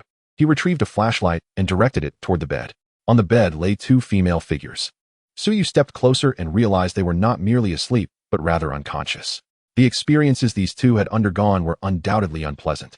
Gu Yu glanced at the two, noting one had a score of 72 and the other 80. "Bring them back to the car and secure them with chains." "Very well." Suyu descended to summon Yu, and together they carried the two women from the vehicle. Subsequently, Jessica was assigned to guard them. 2 hours later, as dawn broke, Gu Yu, yawning, sat at the dining table, lethargically consuming his meal. "Su Xing, you three take the lead in driving this morning. In the afternoon, Yu and I will take over." Su Yu raised her hand. "Then we will follow you and Yu." Just then, they heard groans from behind. The two girls had awakened. Provide them with some water and porridge to ease them into consciousness. The two girls, bewildered by their unfamiliar surroundings, seemed disoriented. Was this not the inside of that car? Perhaps having endured inhumane treatment, their expressions were somewhat numb. Gu Yu had anticipated this reaction. Otherwise, he would not have contemplated that after this encounter, those met in the future would not become teammates, but merely serve as tools for points. He would provide sustenance, and they would offer points. It was a most reasonable arrangement. At noon, Gu Yu awoke from the master bedroom's bed. Beside him, Yu rested her chin on her hand, gazing at him with a gentle smile. Gu Yu had grown accustomed to this. After reaching a goodwill level of 100, everyone began to behave strangely, and he had become used to it. Speaking of which, only Su Yu and Shang Wanyu remained. Was it their connections with Su Xing and Su Yu that rendered you hesitant? Yet, Shang Wanyu seemed to have no such relation. Of course not. It was merely that there had been no time until now. This evening feels just right, as Su Xing and Su Yu are resting. Would you like to raise an eyebrow at Yu? Brother Tongzi, perhaps it would be best to allow them to return to their original selves. This situation is somewhat unbearable. The two entered the living room, and Gu Yu's gaze fell upon the two women bound in the corner, his expression considerably brightening. When the affinity levels were revealed, he was taken aback. One affinity reached 72, while the other hit 78. He hurried to the kitchen, inquiring about who was responsible for this. Just this morning, their affinity was still at 0. How had it suddenly increased so dramatically? Jessica timidly raised her hand, explaining, "I noticed they weren't in good spirits, so I chatted with them and gave each a piece of bread and some water. No need to be anxious. I merely wish to ask, did you inform them that we rescued them?" Jessica nodded vigorously. Gu Yu stroked his chin, realizing it was indeed the case. He beckoned Jessica to follow him to the master bedroom. It was still daytime. Gu Yu shot a glare at Yu, who had a tendency to divulge everything. From Jessica, Gu Yu learned that these two women were not originally part of their team. They had joined just 4 days prior, during the last selection. The first thing that had happened upon their arrival was that they were stripped of all supplies in their watches. However, this was of little consequence, as there was not much to begin with. Subsequently, they became mere tools, increasing the number of treasure chests without receiving any supplies in return. Over the past 4 days, each of them had only consumed 2 pieces of bread and 2 bottles of water. At this moment, Jessica whispered, "These 2 women have not been touched because the woman you killed and those 2 men." Gu Yu couldn't help but glance at Jessica's azure eyes, wondering how she was so similar to Yu. Nevertheless, he had no intention of doing anything to the 2 women, still viewing them merely as tools for gaining points. Yet, he found it hard to comprehend why the woman he had killed had a score of only 45. Why did those 2 men forsake these 2 attractive ones for that woman? What a ludicrous situation. I'm perplexed as well, Jessica continued. But they mentioned that woman's talent is devotion. Anyone who interacts with her can increase their attributes after a few encounters. Gu Yu was left bewildered, pondering such a peculiar ability. "Let us untie them shortly. They will follow you from now on." Jessica was taken aback. Untie them? But they are no longer in danger. with their affinity so high. After sharing a meal, it would easily rise to 80. Just as he envisioned, they were untied and fed at noon. Even though they had porridge, their spirits were high, and their affinity surged directly to 90. He had never achieved such a score so effortlessly. He mused that perhaps in the future, if he casually tossed a pile of food their way, they would be immensely grateful. This thought gave him pause. What if he managed to raise their affinity to 100, but did not keep them close? Would he still benefit from that affinity? He quickly checked the system, but found no information regarding this. Could it be that this was indeed feasible? At 1 o'clock in the afternoon, the vehicles resumed their journey along the road. 2 cars, one in front of the other. The rear vehicle housed the 2 girls. This time, Gu Yu had no intention of absorbing this car. He merely allowed it to follow closely behind. Chen Yu sat beside Gu Yu, positioned by the window, gazing at the vehicle tailing them. Are you planning to place those who join later in the back car? Gu Yu nodded. Indeed, more individuals will gradually join us, but they are not officially team members. Chen Yu paused for a moment. Wait, your talent. Oh, just as you imagined. There is no need to be a team member for it to remain effective. At most, his sense of danger would not stack. As for the remaining 2 vacant seats, they could address that later. He was in urgent need of conducting a test. He would commence once he encountered someone with a score of 60. At 4:30 in the afternoon, the vehicles halted, having yet to come across a resource box. It was time to prepare a meal. Everyone began to take action. The 2 girls in the back appeared somewhat bewildered, uncertain of what they should do, yet hesitant to intrude. Jessica found the 2 and instructed them to wait there. They could join the vehicle once the others were finished. Shortly after, the 2 girls observed the women here, each wielding firearms, continuously practicing their shots. Sister, their number of weapons surpasses that of our previous team. Indeed, being part of such a convoy instills a sense of security. However, it seemed the others had no intention of. Little sister, as long as we are alive. Gu Yu stood before the vehicle, studying the sign ahead. Special Zone 43M. It had been 2 days since their last encounter, and now they met too. What fortuitous luck. He wondered what kind of special zone this was. Regardless of its nature, it would surely host a convoy. He now hoped to find female members within the convoy who scored above 60. This way, he could test his hypothesis. Should he succeed, he would gain a certain advantage every day in the future. Wait, if success were truly attainable, why wait for a convoy? With this thought, he hurriedly opened the rear door of the vehicle. He paused and called out, Chen Yu, come in. Chen Yu secured her firearm and walked towards Gu Yu, then followed him back into the vehicle. It's almost time for dinner. You're not planning to come now, are you? There is not enough time. Gu Yu raised his hand and pressed firmly on her forehead, leaving a red mark. You could have eased up. This is just the beginning. Oh my. Gu Yu winced from the pain, wondering how she could be so reckless. I have serious matters to address. Hearing this, Chen Yu composed herself. She initially thought Gu Yu wanted to unlock a special approach. The 2 sat on the couch as Gu Yu articulated his thoughts. Chen Yu clapped her hands. This is simple. First, we determine if the person meets the criteria through photographs. If they do, we can directly send them supplies. Gu Yu rubbed his temples. I've considered that method too, but how do we ensure they willingly send me their photographs? Chen Yu brought the distant snack box closer. Sending this information to the regional channel. Your inbox instantly filled to 99. Gu Yu nodded. That is a plan. Please send me a photo via email. Should I change my outfit? Chen Yu produced several pieces of clothing. Huh. Gu Yu couldn't help but chuckle. Indeed, one often finds humor in moments of helplessness. I was merely jesting to lighten the mood. Chen Yu raised her watch and took a selfie. Gu Yu hurriedly opened the image, but it failed to display. He then recalled Su Yuyu's situation at that time. Send me a video. After connecting via video, like Su Yuyu before, the information appeared. He then remembered that Su Yuyu's points had only increased to over 60 upon her arrival, which had granted him those points. Gu Yu's head throbbed as he pondered the reason. Was it because she had later become a team member? Yet, these 2 women were not true team members. They were merely verbal members in his eyes. Chen Yu noticed Gu Yu's furrowed brow once again. What's wrong? Gu Yu contemplated and spoke candidly. Chen Yu realized, so, your talent encompasses this ability as well. No wonder your actions are so decisive. Gu Yu nodded, believing that as long as the system was not mentioned, there would be no issue. After a moment of reflection, Chen Yu offered her interpretation. Perhaps it's because Su Yu has always been the one providing. You only knew her name, and you came to confirm the situation, which led to that moment. However, I believe you should give it a try. After all, practice yields true knowledge. If confirmed, you could have the 2 women or Su Yu handle the selection, while you manage the final distribution. Indeed, you truly are a wise assistant. Chen Yu wiped her face. Next time, remember not to leave drool. Chapter 93. Dragon Boat Game? Surrender immediately. Gu Yu poured out the contents of the snack box, even retrieving chilled beverages and beer from the fridge. He then opened the regional channel. As it was already the 5th day, discussions naturally gravitated towards the mist. Gu Yu ignored it and posted the item information. In a fit of generosity, I have decided to sponsor some individuals. Looking for females, and a pretty face is appreciated. The moment his message was sent, a brief pause enveloped the regional channel. Wait, what did I just see? Chilled cola and beer? They had encountered chips and snacks before, but they were scarce and expired. They did not find these items particularly appealing. Moreover, they could purchase such items if desired. However, the latter two caught their attention. Cola was familiar, but what was this chilled beverage? Bro, although I'm a man, I possess a daughter's heart. My blade is sharp and precise. I believe I can handle it too. Little brother, I can sing any tune. The majority were merely envious, doubting Gu Yu would truly give away items. Meanwhile, Gu Yu was completely oblivious to the regional channel and focused on his inbox. Gazing at the interface, which had persistently displayed a count of 99 new emails, he felt a throbbing headache. This task undoubtedly required Su Yu and her companions to handle it. He scrolled down to the bottom of the interface to begin his review. Male. Gu Yu's lips twitched. Despite clearly requesting female candidates, these individuals continued to send irrelevant messages. Finally, after sifting through more than 30 emails, he encountered a female applicant.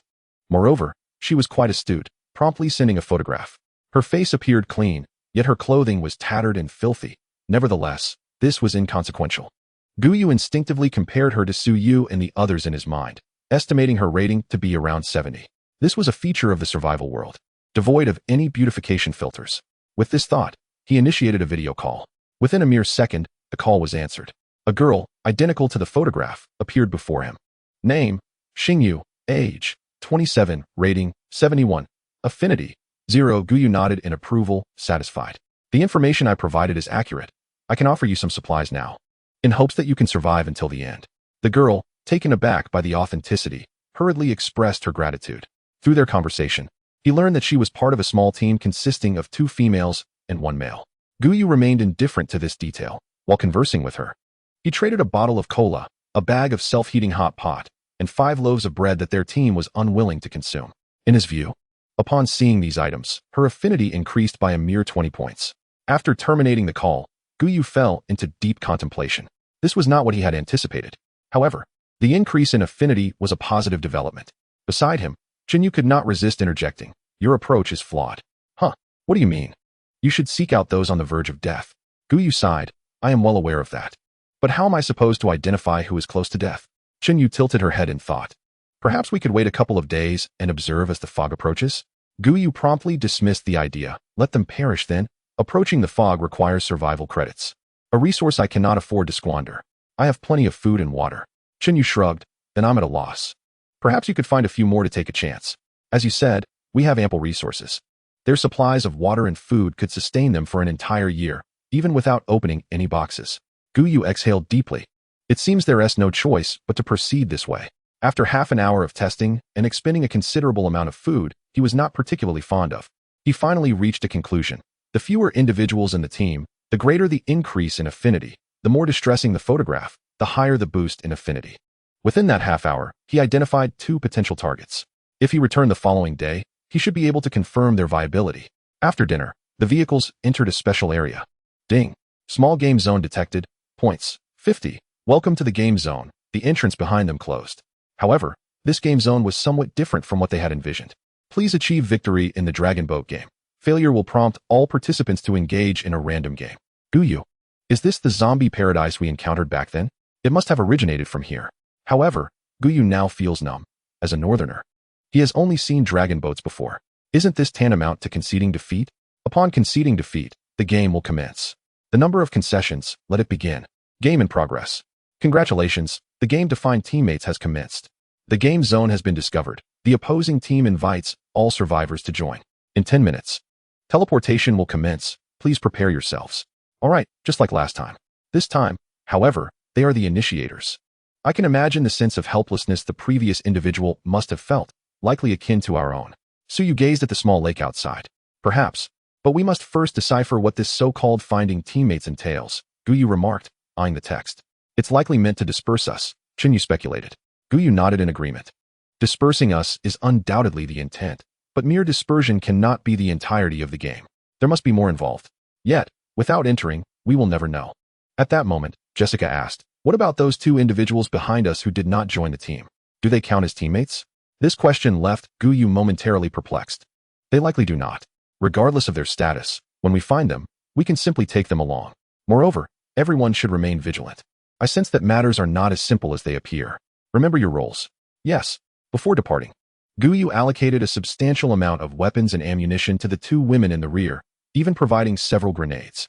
Once everyone donned their gear, they awaited the appointed time. This game involves finding teammates and surviving for 24 hours with them. Reminder, during the game, external time will not pause. Please maintain a safe distance from the engulfing fog.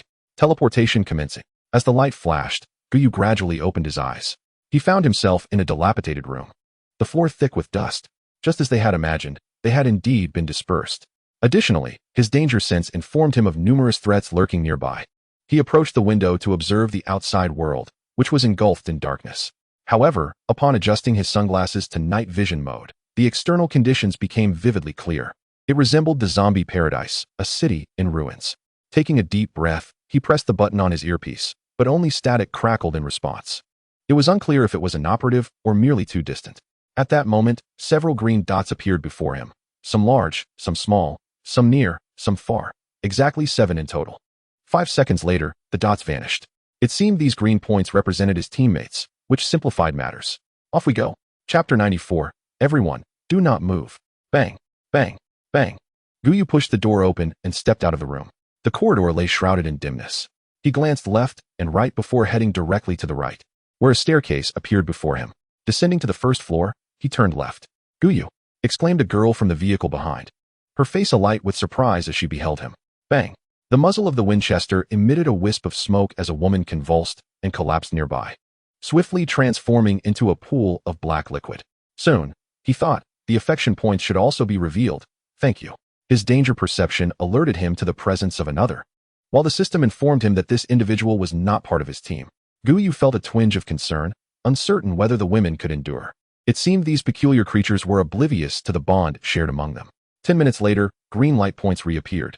Gu Yu hastily turned his gaze towards the building on his right, where Su Xing's head emerged from the 3rd floor. Gu Yu, brother. Stay right there, and do not move. He swiftly entered the building. Bang, bang, rat-a-tat-tat. He fought his way through 7 or 8 strange beings, accumulating over 1,000 points by the time he reached the 3rd floor.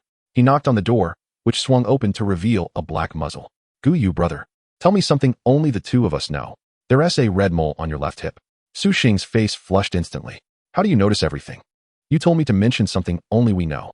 Let's go find the next person.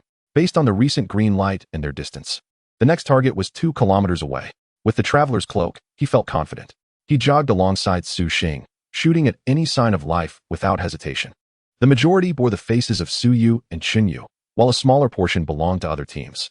After dispatching another foe, Gu Yu couldn't help but comment. At this distance, your presence here only confirms your inauthenticity. He turned to Su Xing.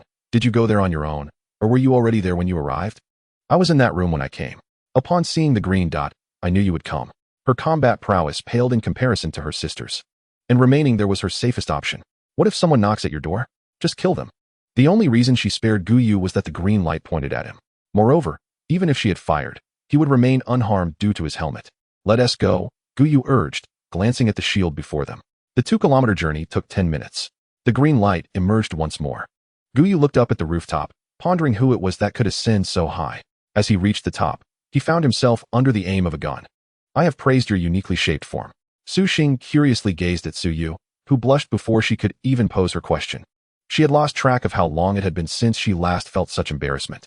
Gu Yu's words were truly difficult for her to face. Come, let us seek the next one. The 2 women followed behind him, with Gu Yu leading the way, not requiring Su Yu's sharpshooting skills. Su Xing, filled with curiosity, inquired. What shape? Silence.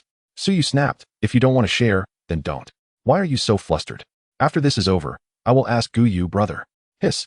Su Yu inhaled sharply, gripping Su Xing and gritting her teeth. If you dare to ask, I will. Well, you'll regret it. Who told you not to say anything? Su Yu's eye twitched, lamenting the loss of her once innocent sister. How could such matters be disclosed to others? Under the leadership of Gu Yu, everyone was successfully located. Among them, only Su Yu and Shang Wan Yu sustained minor injuries. Yet with Shang Wan Yu's treatment, the issues were manageable. And what of the other 2? The women shook their heads. I have encountered them twice, but both instances were mere illusions. Gu Yu sighed. lamenting the fleeting nature of the points he had earned. Just like that, they vanished. At that moment, familiar points of light reappeared, this time manifesting as 2 blue orbs. Oh, so they too can be found? Let us depart. The group set off once again.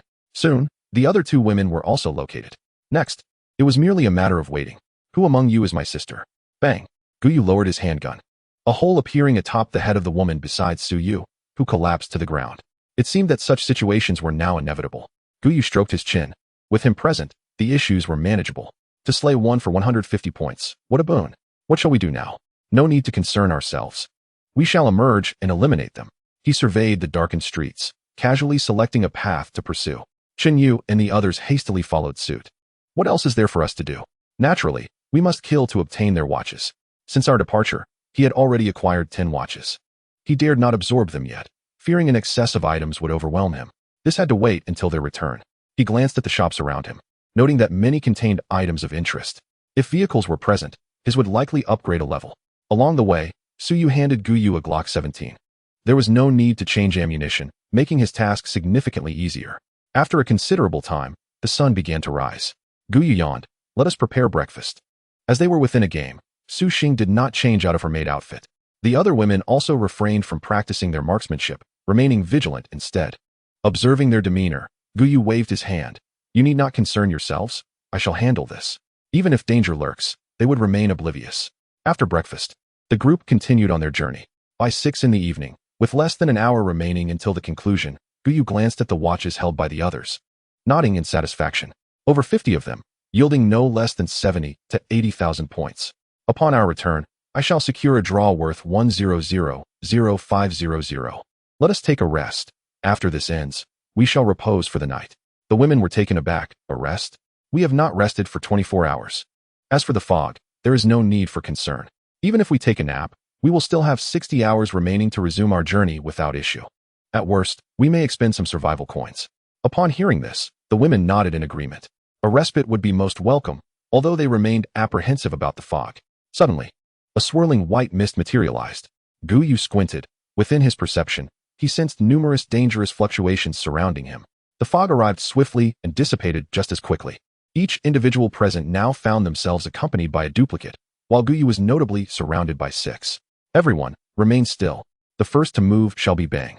Having attempted so many times, what is the purpose of this?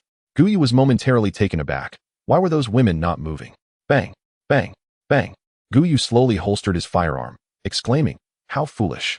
How could they not discern the truth? In fact, even without Gu Yu's abilities, one could easily deduce the situation. The reason being, these liquid entities did not possess any backpacks. Chapter 95. Do not just stand there, tidy this up for me. He was confident that many could recognize this fact. Well, it's done. Gu Yu put away his weapon, and now all that remained was to wait. Around 7 o'clock, a flash of white light enveloped them as they returned to their vehicle. Hand over your watches. You all may resume your tasks, he commanded. Su Yu glanced towards the door. Are we still stationed within this gaming zone? We remain here. It is safer to stay put. Subsequently, Gu Yu picked up a watch from the ground and began to transfer resources into his own. Gained points, 2022. Gained points, 1216 during this time. Gu Yu also utilized materials to craft several storage boxes, placing the surplus resources within. He absorbed a few watches to increase his backpack capacity. At last, he managed to gather all the supplies. He set aside 30 watches for the other women to use. Taking a deep breath, Gu Yu accessed the system. Infinite Blind Box System, Level 3. Points, 148,421. Upgrade requirement, 6701000. Blind Boxes, Black Iron Blind Box X3, Bronze Blind Box X2, Silver Blind Box X2, Gold Blind Box X2. What a thrill. The points provided by the watches amounted to over 70,000, and the peculiar creatures he had defeated yielded over 20,000 points. Coupled with his initial balance, he reached a staggering total of 150,000. Such an abundance. He simply could not utilize it all. Rubbing his hands together, Gu Yu prepared to engage in the lottery. This time, he aimed for 10 consecutive draws. No, wait. First he should upgrade. Ding. Lottery wheel upgraded to level 4. Lottery wheel, level 4. Black Iron Blind Box Probability, 40. Bronze Blind Box Probability, 325. Silver Blind Box Probability, 20. Legendary, 03. Would you like to spend 100,000 points to upgrade? Regrettably, the points required for upgrading did not contribute to the progress bar, which was somewhat disappointing. However, was the progression to legendary status not rather slow? He estimated that even if he advanced another level, it would be remarkable if the legendary status reached 0. 5. Taking a deep breath, Gu Yu initiated the draws. 1 minute later, ding. Obtained black iron blind box X36, bronze blind box X33, silver blind box X18, gold blind box X10, platinum blind box X2, diamond blind box X1. Goodness, a diamond blind box. What extraordinary luck is this? Seizing the moment, he decided to draw once more. Ding. Obtained black iron blind box X41, bronze blind box X31, silver blind box X20, gold blind box X7, platinum blind box X1. This was still quite acceptable. However, in order to facilitate the system upgrade, he would only draw twice today. Soon, he would exchange for 400 black iron blind boxes to enhance the points provided by the system. Next comes the opening of these non-combinable boxes. The first target, undoubtedly, is the elusive diamond blind box. Opening diamond blind box, obtain survival space duplication card 1, a duplication card. Survival space duplication card, quality, diamond level. Note, designated to duplicate a layer of space connected to the survival space. And the size of the duplicated space changes accordingly as the original space enlarges or diminishes. This diamond level? Gu Yu gazed at the card, utterly perplexed. Isn't it merely an additional living space? What significance does it hold? This is nothing like the diamond level he envisioned. Shouldn't a diamond level grant him a doomsday weapon, or at the very least, a nuclear bomb? If not a weapon, then a nuclear-powered engine would suffice. That would be deserving of the diamond classification. He couldn't comprehend it. However, it mattered little, for it was a complementary acquisition. Opening platinum blind box. Obtained pool party development card 1. Gu Yu's eyelid twitched. What is this again? Once more. Opening platinum blind box. Obtained powerful snow tires set 1. Opening, an hour later. Brother Gu Yu, shall we eat? Su Xing hastily approached Gu Yu. Brother Gu Yu, what is this? At that moment, the area before the sofa was cluttered with a plethora of items. There stood a refrigerator taller than a person, a completely black bicycle, boxes of snacks and beverages, and bags of rice and flour that had completely surrounded Gu Yu on the sofa. It had become quite a hassle for him to extricate himself. Gu Yu snapped back to reality, glancing around him, and was equally astonished. He had merely opened a series of boxes. How could so many items have materialized? He looked at his backpack, which was now entirely full. This was merely the bounty from his 2 rounds of box openings. He realized that the quantity within these blind boxes seemed to have increased. Can you believe that a black iron blind box could yield 20 bags of 50 pounds of rice? Or that bullets could come in packs of 500? It was simply too much. Call them back and tidy this up. I'll go now. Su Xing quickly dashed out of the survival space. A minute later, the women returned. Despite Su Xing's prior warning, they were still taken aback by the scene.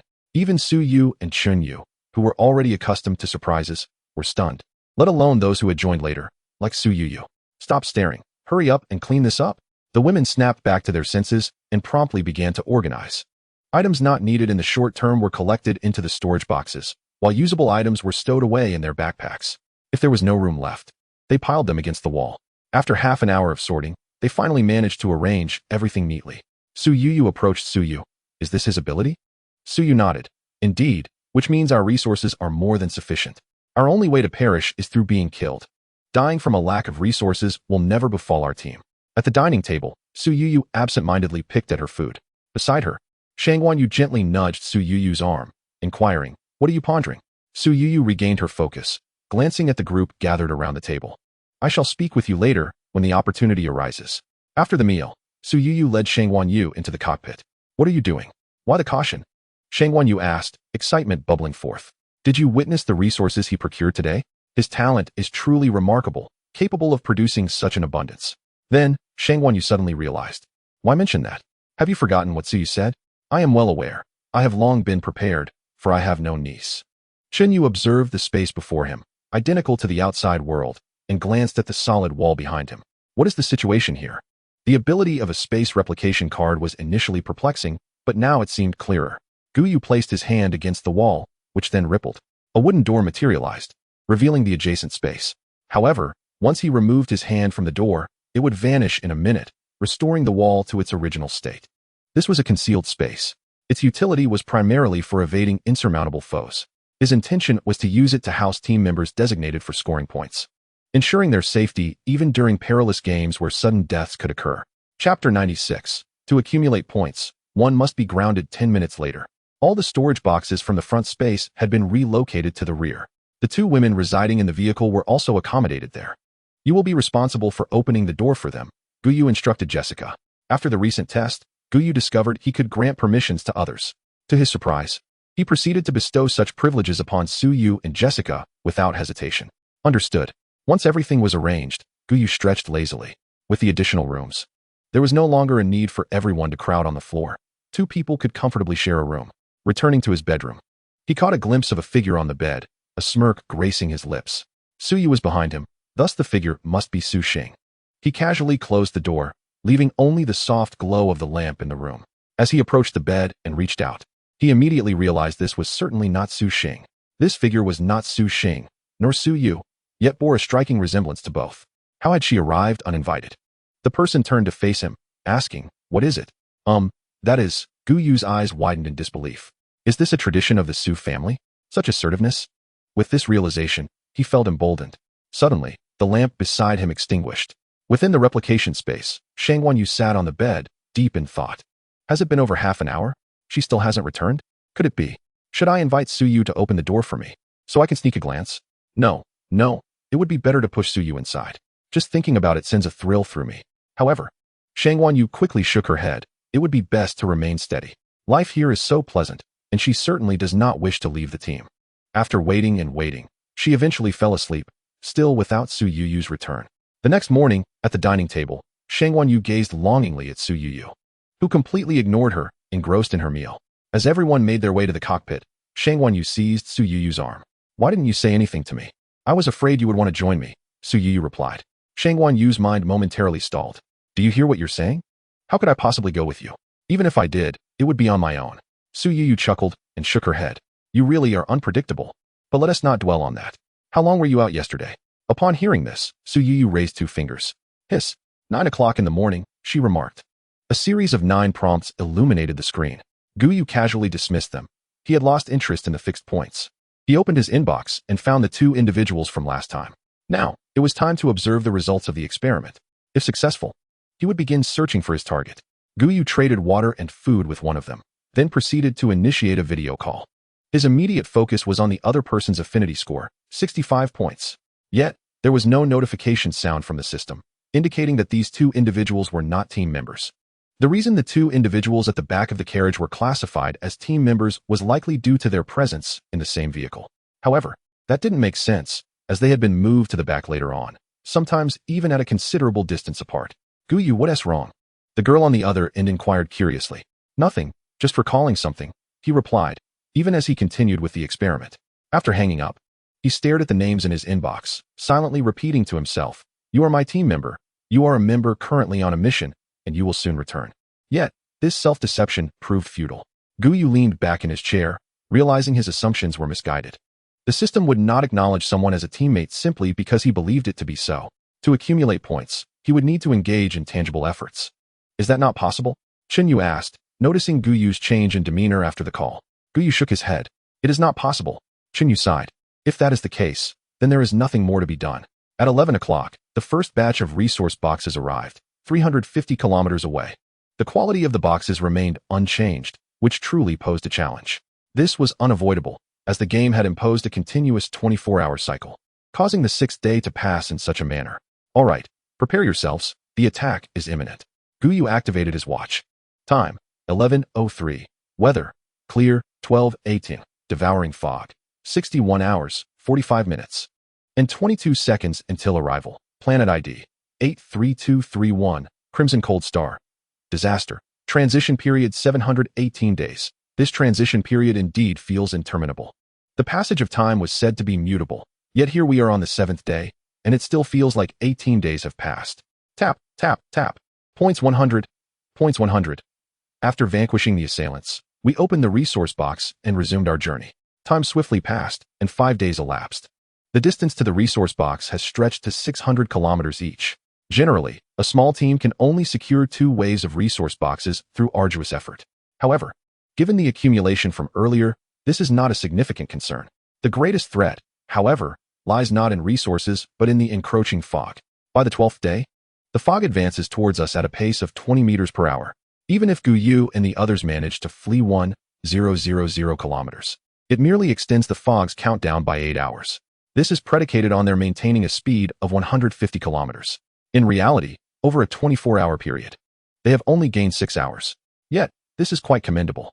After all, some convoys are facing a daunting 30-hour countdown to the devouring fog, which continues to diminish. Gu Yu believes that starting tomorrow, the time for those convoys will decrease rapidly. The reason for this is the snowfall outside. Since this morning, snowflakes have begun to fall from the sky. By noon, the flakes had grown larger. Once a layer of snow blankets the road, increasing vehicle speed will become a formidable challenge. Around 11:30, a resource box appeared. Everyone disembarked. The snow is not particularly heavy, yet everything is cloaked in white. Gu Yu gazed at the barren ground. Then his perception heightened. Suyu, be cautious. It appears that white creatures are approaching. Indeed, on the left side of the ground, something was darting about. Judging by its form, it seemed to be a white wolf. Wolves have appeared again. Rest assured, my vision remains keen. A total of over 20 white wild wolves were slain. Gu Yu glanced around. It felt much lonelier than before. Since the 10th day, they have emerged on the boundless plains. There are no trees, no green grass, only yellow sandy terrain. Today, it has transformed into a realm of white snow. And it seems likely that by nightfall, the ground will be entirely blanketed. Gu Yu, if this road gets covered, how shall we discern it? Gu Yu shook his head. I am not entirely certain. Perhaps there will be markers. Without them, this road would hold no significance. Chapter 97, a new game, where the victors may retreat to the rest area. After lunch, they returned to the front of the vehicle. The snowfall outside intensified again, concealing the streets. Yet, the anticipated markers did not appear. Gu Yu, what do we do now? Chinyu, seated in the driver's position, looked at the situation outside with a hint of bewilderment. Without a road, how can we navigate this vehicle? Let us try driving forward for a bit, Gu Yu suggested. If there truly were no road, perhaps that explains the boundless expanse of plains before us. The vehicle commenced its journey, having traversed scarcely 100 meters when a tremor coursed through it, likely due to the rough terrain beneath. With a jolt, we veered off the road. Should we backtrack? Chinyu inquired, turning to glance at me. Let us attempt to reverse, I suggested. Yet, having only just strayed from the road, we found ourselves still on the unpaved path after retreating 40 or 50 meters. Gu Yu gazed out at the heavy snowfall and declared, activate the flamethrower. Let us melt the snow surrounding us. Under the searing flames, the snow on the ground swiftly liquefied, revealing a bare expanse of 50 meters in every direction. However, the road had vanished without a trace. At this moment, Gu Yu could ascertain with certainty that our forthcoming journey would be one of sheer randomness. With no road to navigate, could this truly be called road survival? It is worth noting that during the 80s and 90s, many regions were characterized by such unpaved paths. Thus, asserting that this was all road was not entirely erroneous. The vehicle resumed its course, devoid of any destination, perpetually advancing forward. Gu Yu observed the fog that enveloped his watch, coming to understand why this fog formed in circular patterns rather than pursuing from behind. For it seemed that the current fog merely calculated the distance traveled, indifferent to whether one moved forward or not. Now it all made sense. Outside, the snow continued to fall, gradually accumulating on the ground. The unpaved surface rendered it less slippery, yet it also meant that once the speed exceeded 100, further acceleration became intolerable due to the jarring bumps. By 6 o'clock in the evening, we reached the location of the second wave of resource crates. Gu Yu promptly checked his watch. Time, 18:33. Weather, snow, 40. Devouring fog, 98 hours, 55 minutes. And 43 seconds until arrival. Planet ID, 83231. Chihan Star. Disaster. Transition period 1,218 days. The fog had accelerated to a pace of 20 meters per hour. Given the current speed of our vehicle, for every hour we advanced, the fog would recede by an hour. This was even with the nighttime speed maintained at 100 kilometers per hour. At this rate, in just over 3 days, the time would reach zero. Adding in the distance of 1,000 kilometers plus 100 meters, this equated to a 5-hour regression of the fog. Thus, in a single day, the time would advance by approximately 14 hours. This meant we had a maximum of 1 week. Gu Yu raised an eyebrow. Time was ample. He could only hope that the conditions of the ground would not change unfavorably. Suyu surveyed the snow-clad surroundings, pondering, from which direction may danger arise. To her surprise, she could not discern any targets with her unassisted vision. Adjusting her glasses to infrared mode, she was momentarily startled, having nearly forgotten that they possessed a third mode. Swiftly, she recalibrated her vision. In the left side of the snowy expanse, she detected an infrared response. Tap, tap, tap. Suyu activated the pinpoint shooting mode. requiring merely 2 shots to neutralize a target. Her accuracy had reached an astonishing level. After concluding the elimination, Gu Yu opened all the resource boxes. The resources within remained largely unchanged from before. Gu Yu shook his head, expressing his discontent. The resources show no variation whatsoever. At this juncture, food and water were not the paramount concerns. What truly mattered was the survival coin. Presently, the survival coin signified the extent of one's endurance, particularly for those teams with little time remaining. Yet, this reality did not seem to affect them. The women continued their marksmanship practice as usual, while others busied themselves with cooking. Gu Yu returned to the vehicle and activated the regional channel. Region 35121, 6743111232. Within a mere 3 days, the population had plummeted from 9,300 to 6,700. The primary cause of death, 80, was due to the fog, while the remaining 20 perished either at the hands of beasts during box opening or from other survivors. Adapting to this environment was futile. One must be formidable and possess a reliable vehicle to survive. Gazing downward, Gu Yu lamented, "This is untenable. My vehicle can reach a maximum speed of 120. But on this wretched terrain, I can barely manage 100. This is the limit." The endless expanse ahead rendered the thought of 120 miles per hour laughable. "Can you even afford repairs?" "My friend," he mused, "I apologize, but I have an abundance of materials. I am in urgent need of survival coins, willing to buy them in bulk. The fog is merely 100 meters away. I implore your assistance." Gu Yu stroked his chin, ultimately relinquishing the notion of increasing his speed. He was not devoid of survival coins. Even if they became necessary later, he could afford to expend them. The sensation of pushing his vehicle to 120 km/h was something he had no desire to experience. His singular thought was to see if he could reduce the days left in this final stretch of 5 days. The passage of time had become somewhat numbing. Unfortunately, since their last encounter with the game zone, they had yet to come across another. However, while they had not located a game zone, someone had initiated a game. At 9 o'clock in the evening, as Gu Yu and Chun Yu drove ahead, a voice resonated in their ears. "The familiar game has returned. Game zone discovered. The opposing party invites all survivors to join. Teleportation will commence in 10 minutes. Please prepare yourselves." The two remained unfazed, with Chun Yu maintaining her speed without a hint of hesitation. They were uncertain of the nature of this game. Gu Yu reclined in his seat, pondering. The specifics of the game are inconsequential. Simply being able to spend a day in a different locale is a welcome change. If the weather is favorable, that would be even better. He had already envisioned the forthcoming calamities. As for the duration, it was likely akin to the transitional period. The thought of enduring 18 days of this frigid, snowy weather made his scalp tingle with apprehension. 10 minutes later. This game is a hunter game, with a duration of 6 hours. Reminder, during this game, external time is paused, and upon death, all players will await a collective return. Once inside the game, exercise caution. Rankings will determine the days you can potentially reduce. No rewards for rankings below 100,000. Rankings between 10,000 and 99,999 will reduce time by 1 day.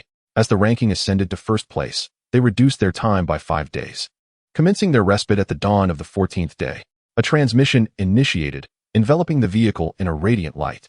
Subsequently, Gu Yu found himself amidst a thicket, with Chun Yu by his side. Scattered around him were Su Xing, Su Yu, and others, all deeply asleep. Gu Yu, with an expression of exasperation, noted how soundly they slumbered. Awake, Su Xing and the others slowly opened their eyes, taking in the verdant surroundings of the forest, momentarily taken aback by the situation. "I suggest you check the badges before you." Chun Yu pointed to the iron plate affixed to her chest. In Chapter 98, it truly appeared that they were hunters within the game.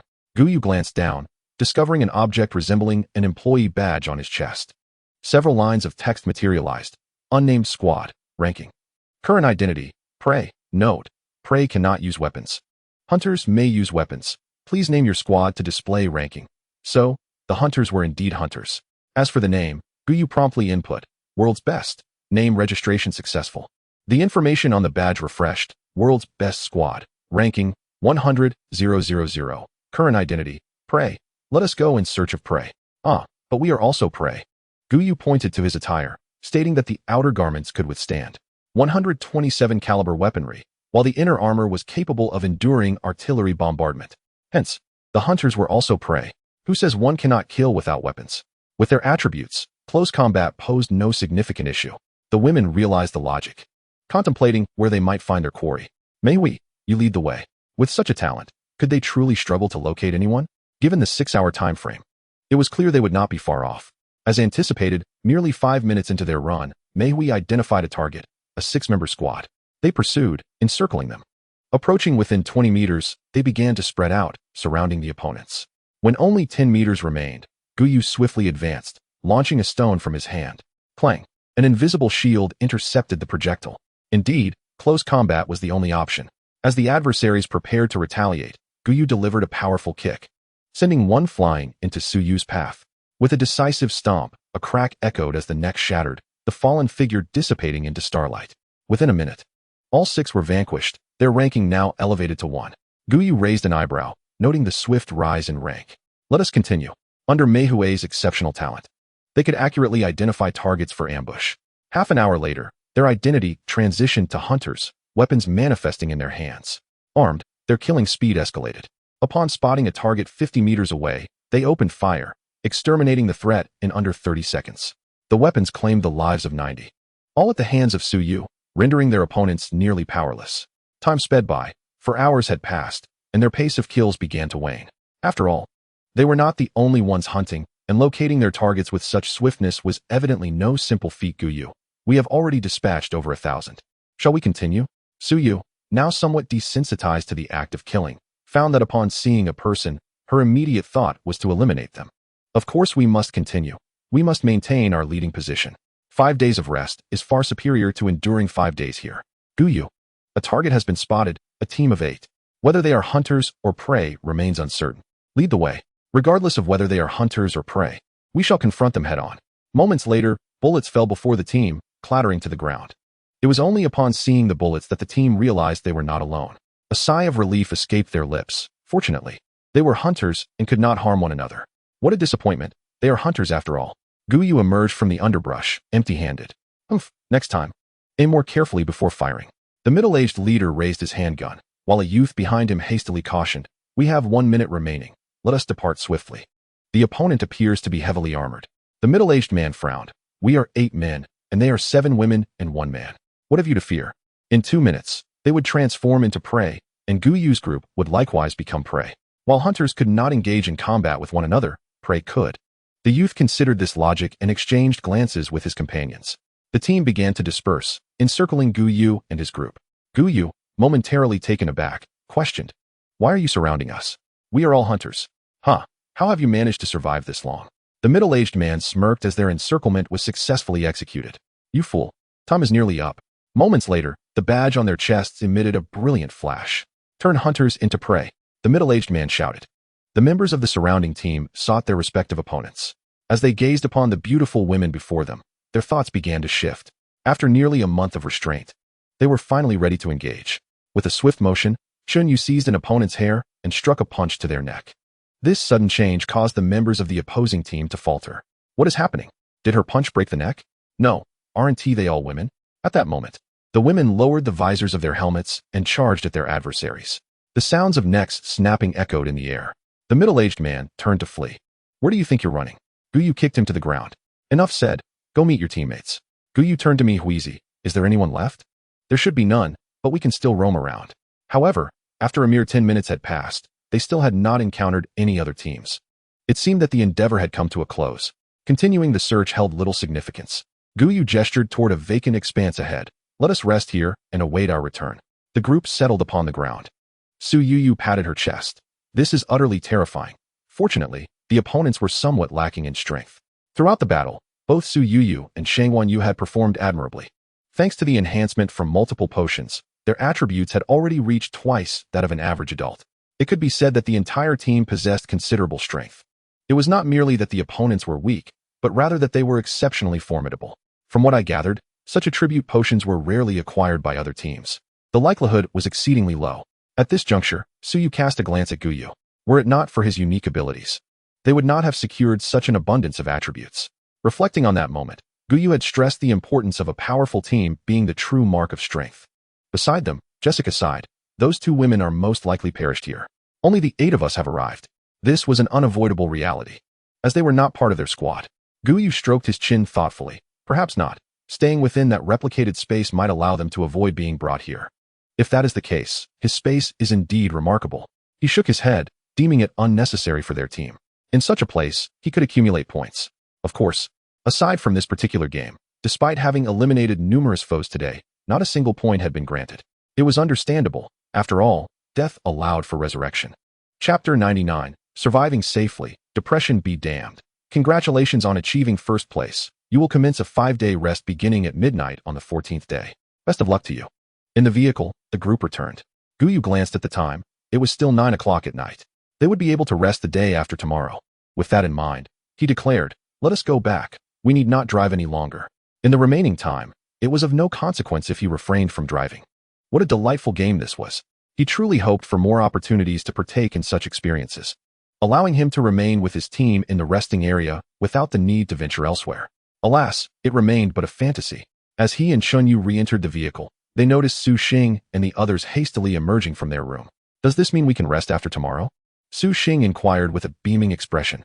Gu Yu nodded. Indeed. After a moment of hesitation, Su Xing quietly asked, "So tonight?" Observing her demeanor, Gu Yu glanced at the others. Such matters need not be broached at this moment. Though everyone was already aware, voicing it could lead to some awkwardness. However, the situation was not as he had imagined. He had misread the atmosphere. "We need not drive through the night, correct?" she asked, her expression revealing her trepidation. "No, we shall not. Everyone can rest normally tonight. Then may we watch television?" "You are akin to watching television." He cast a glance at the crowd. Noting that aside from Chun Yu and Su Yu, everyone else awaited his response. He nodded, somewhat resigned, and said, "Very well, but do remember to retire early tonight. There remains another day ahead." Although only 2 waves of resource boxes were left, the necessities must still be claimed. "By the way, Jessica, do not forget to release those 2 individuals. Keeping them confined raises my concerns about their potential depression." The rear merely involved spatial replication, yet it only duplicated the space itself. The bathroom contained nothing but a toilet, while the kitchen and armory held merely the space, devoid of any contents. Not to mention the sofa and television, which were entirely absent. "All right, I understand." Jessica quickly rose and approached the wall, where a wooden door swung open. 2 women emerged, chatting and laughing. Observing their demeanor, Gu Yu realized he had overthought the situation. They were alive and well. The idea of depression was absurd. Shaking his head, Gu Yu retreated to the master bedroom. He finally had a legitimate day of rest. Leaning against the headboard, he activated the regional channel to assess the current circumstances. "Damn it, I was killed the moment I entered. That damned space. You cannot move, yet your thoughts remain active. Do you know how I endured those 6 hours? Ha. Our team has secured 3 days of rest. We have no cause for concern. How enviable, we gain nothing. Since you are all heading to rest, why not sell some divine coins? Indeed, let us sell a few coins." The subsequent content primarily sought to persuade the fortunate teams who had obtained rest time to sell coins. However, within the entire region, only a handful had acquired rest time, and it was quite limited. It was impossible to sell. Gu Yu shook his head and scrolled upward. The majority of comments revolved around lamenting that deadly space. Most individuals had endured around 3 hours, with the unfortunate ones spending 5 or 6 hours trapped. The sensation of time slipping away while being unable to move was disheartening. Nevertheless, it was evident that the crowd had become desensitized to death. Now, even as the mist loomed closer, the most they sought was a survival coin. Whether they lived or not had become inconsequential. In other terms, they had grown utterly numb. After casually glancing, Gu Yu turned off the regional channel. He then accessed his system to commence a lottery synthesis. "If I must spend, then let it be. What purpose does saving serve?" 10 minutes later, open Platinum Blind Box. Acquired Pool Party Card X10. What is this? Was there not a development card previously? I have yet to utilize that, and now this appears? Pool Party Card. Quality. Special. Note. Upon use, one may obtain a standard 25-meter swimming pool and various accompanying facilities, lasting for 24 hours. After reading the description, Gu Yu realized this was not the same as the previous card. Quite intriguing. He could reserve it for use during his rest. As for the other blind boxes, they contained the same items, with nothing particularly extraordinary emerging. The weapon with infinite bullets has provided some intriguing items, such as this one.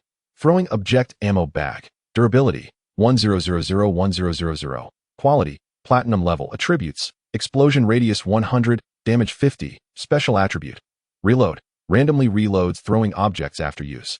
Gamble, refreshes existing throwing objects with a 50 chance of obtaining 5 throwing objects with 10-fold damage, but will not refresh again within half an hour. Cooldown, 30 m. Ultimately, the quality of items can sometimes hinge on sheer luck. The following day, The atmosphere among the women was notably more cheerful than usual.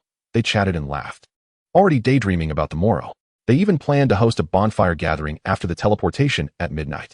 Consequently, they began to procure some wood. Previously, wood had been deemed nearly useless, taking up valuable space in their backpacks, and they exchanged most of it for materials.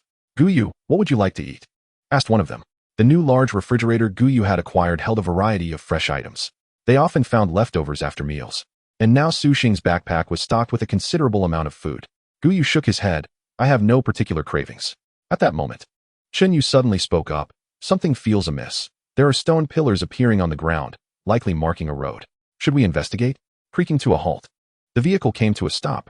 The group turned to see two clusters of stone pillars emerging on either side of the vehicle, clearly resembling road markers. We've been wandering aimlessly. How could a road materialize in front of us? Su Yu inquired, puzzled. Logically, even if they had exited, it seemed improbable for a road to appear so fortuitously ahead of their path.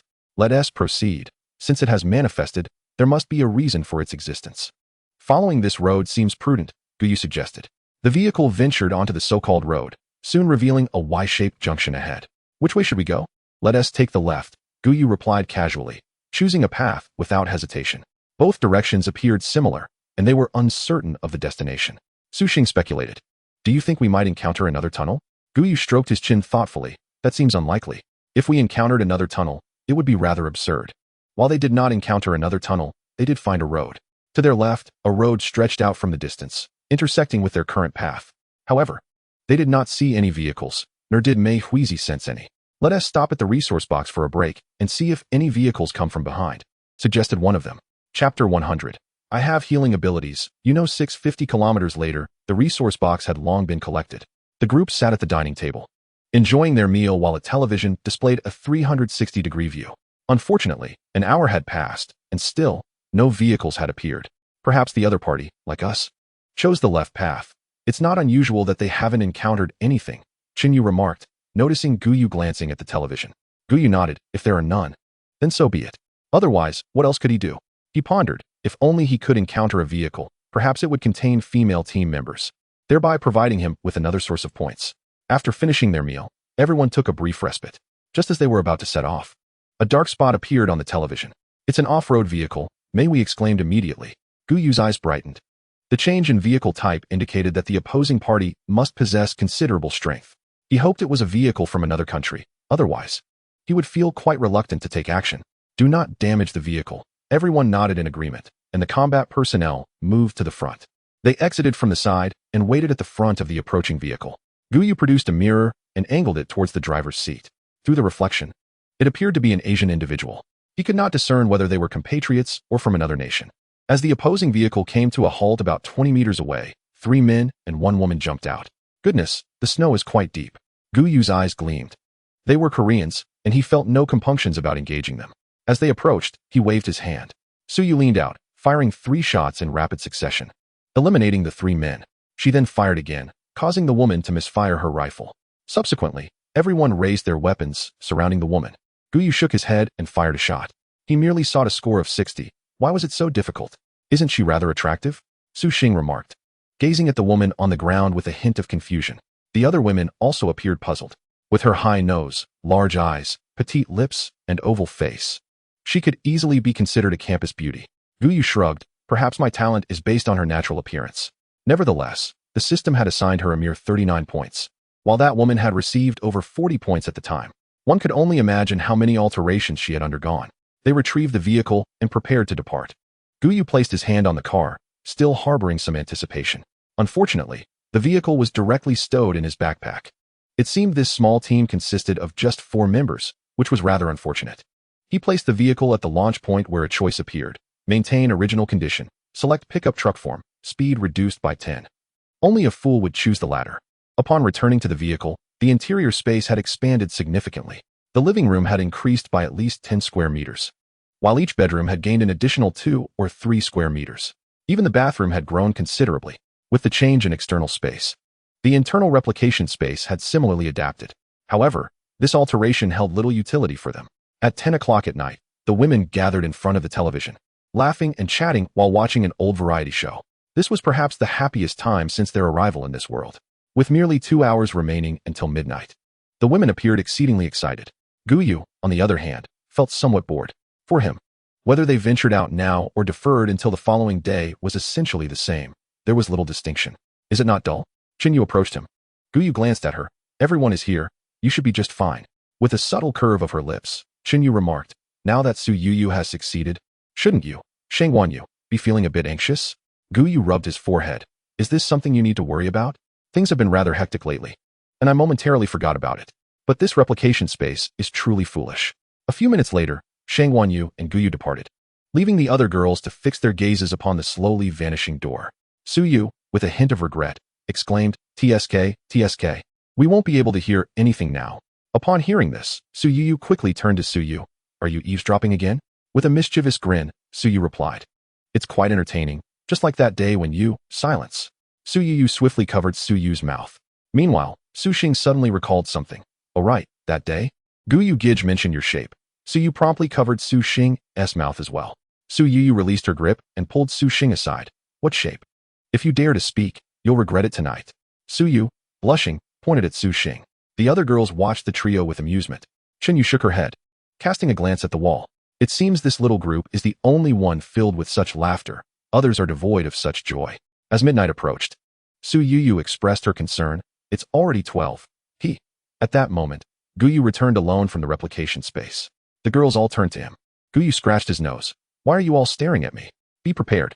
Yu coughed lightly. She said she wanted to sleep for a bit. And we shouldn't worry. Gu Yu settled onto the sofa, closing his eyes to rest. Yu approached him. Do you really consider yourself a workhorse? It's been almost 2 hours. Are you out of your mind? He replied, it has nothing to do with me. It's all her doing, and I can't help that. It should have ended long ago. Who knew Yu would be so excited? He whispered, don't worry, I'm aware of it. As the clock struck 12, the familiar white light reappeared. Once the light faded, the girls rushed forward. Yu turned on the car lights, illuminating the area, and they were momentarily taken aback. This can't possibly be by the seaside. Indeed, there was water, but the surface was unnaturally tranquil. The girls exited the vehicle. Gu Yu also stepped outside, retrieving a collection of lamps and a battery from his backpack, setting them up.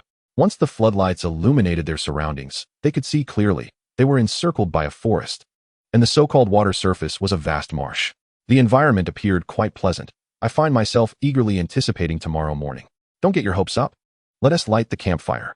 Although it may not serve much purpose, it's still nice for ambience. A massive pile of wood was ignited, the flames casting a warm glow around them. The girls began preparing various items, arranging tables and chairs, and taking out pre-prepared ingredients for the final touches. As for Gu Yu, the girls instructed him to simply wait aside. His assistance was unnecessary. Gu Yu reclined on a lounge chair, rocking gently while gazing at the stars above, feeling a profound sense of tranquility. If only I could remain here indefinitely. Gu Yu chuckled and shook his head, dismissing such impractical thoughts. Just as everyone had finished preparing the ingredients, Yu emerged from the vehicle. Why did you come down? Su Yu asked, somewhat taken aback. She had been resting for quite some time. I possess healing talents, you know, she retorted with a hint of pride. Chapter 101. All for the team. Upon seeing Yu's smug expression, the others were left speechless. So, we are the ones suffering, while you are not, right? Su Xing's eyes sparkled as she bounced over to Yu and pulled her toward the table. In that case, you should toil a bit more. Yu's expression stiffened. No way. That is absolutely out of the question. How could she manage alone? The group chatted and laughed as they prepared the food. An hour later, it was time to eat.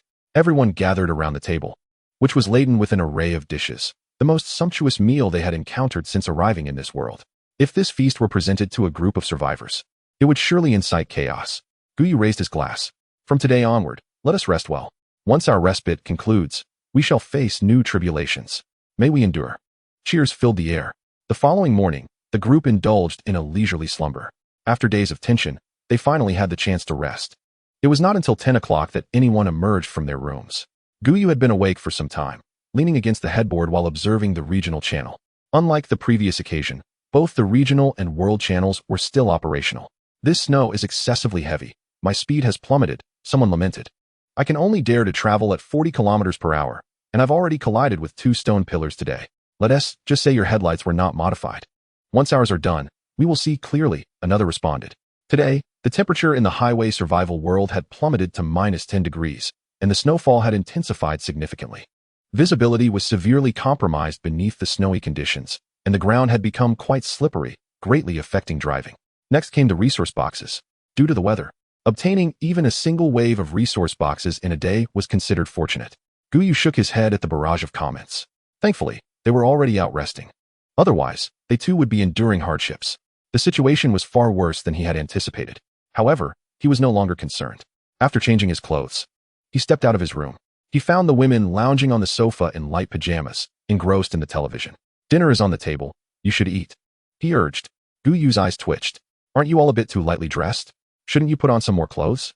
Their attire rendered him somewhat uncomfortable. After finishing their meal, Su Xing inquired, Aren't you going out to play? As she retrieved a chip from a bag, she continued, We just went outside. But it was nothing but trees, quite dull, really. Beside her, Qin Yu added, We had originally intended to play in the lake, but the water doesn't seem very clean. As long as the lake water is sufficiently clear, they are willing to dive in. This is simple, let's venture outside. Upon entering the outside world, Gu Yu retrieved a card for the pool party and activated it. A standard swimming pool materialized before them, and the ground began to expand outward. Sun umbrellas, lounge chairs, changing rooms, and shops appeared one after another. The women gasped in astonishment. Such wonders existed. All right, it's time to have some fun. You can check out that shop. The swimsuits inside should be available for you to choose from, Gu Yu suggested, pointing to a swimwear store. The manifested shops were quite petite, each merely over 10 square meters, with a total of only 5 establishments.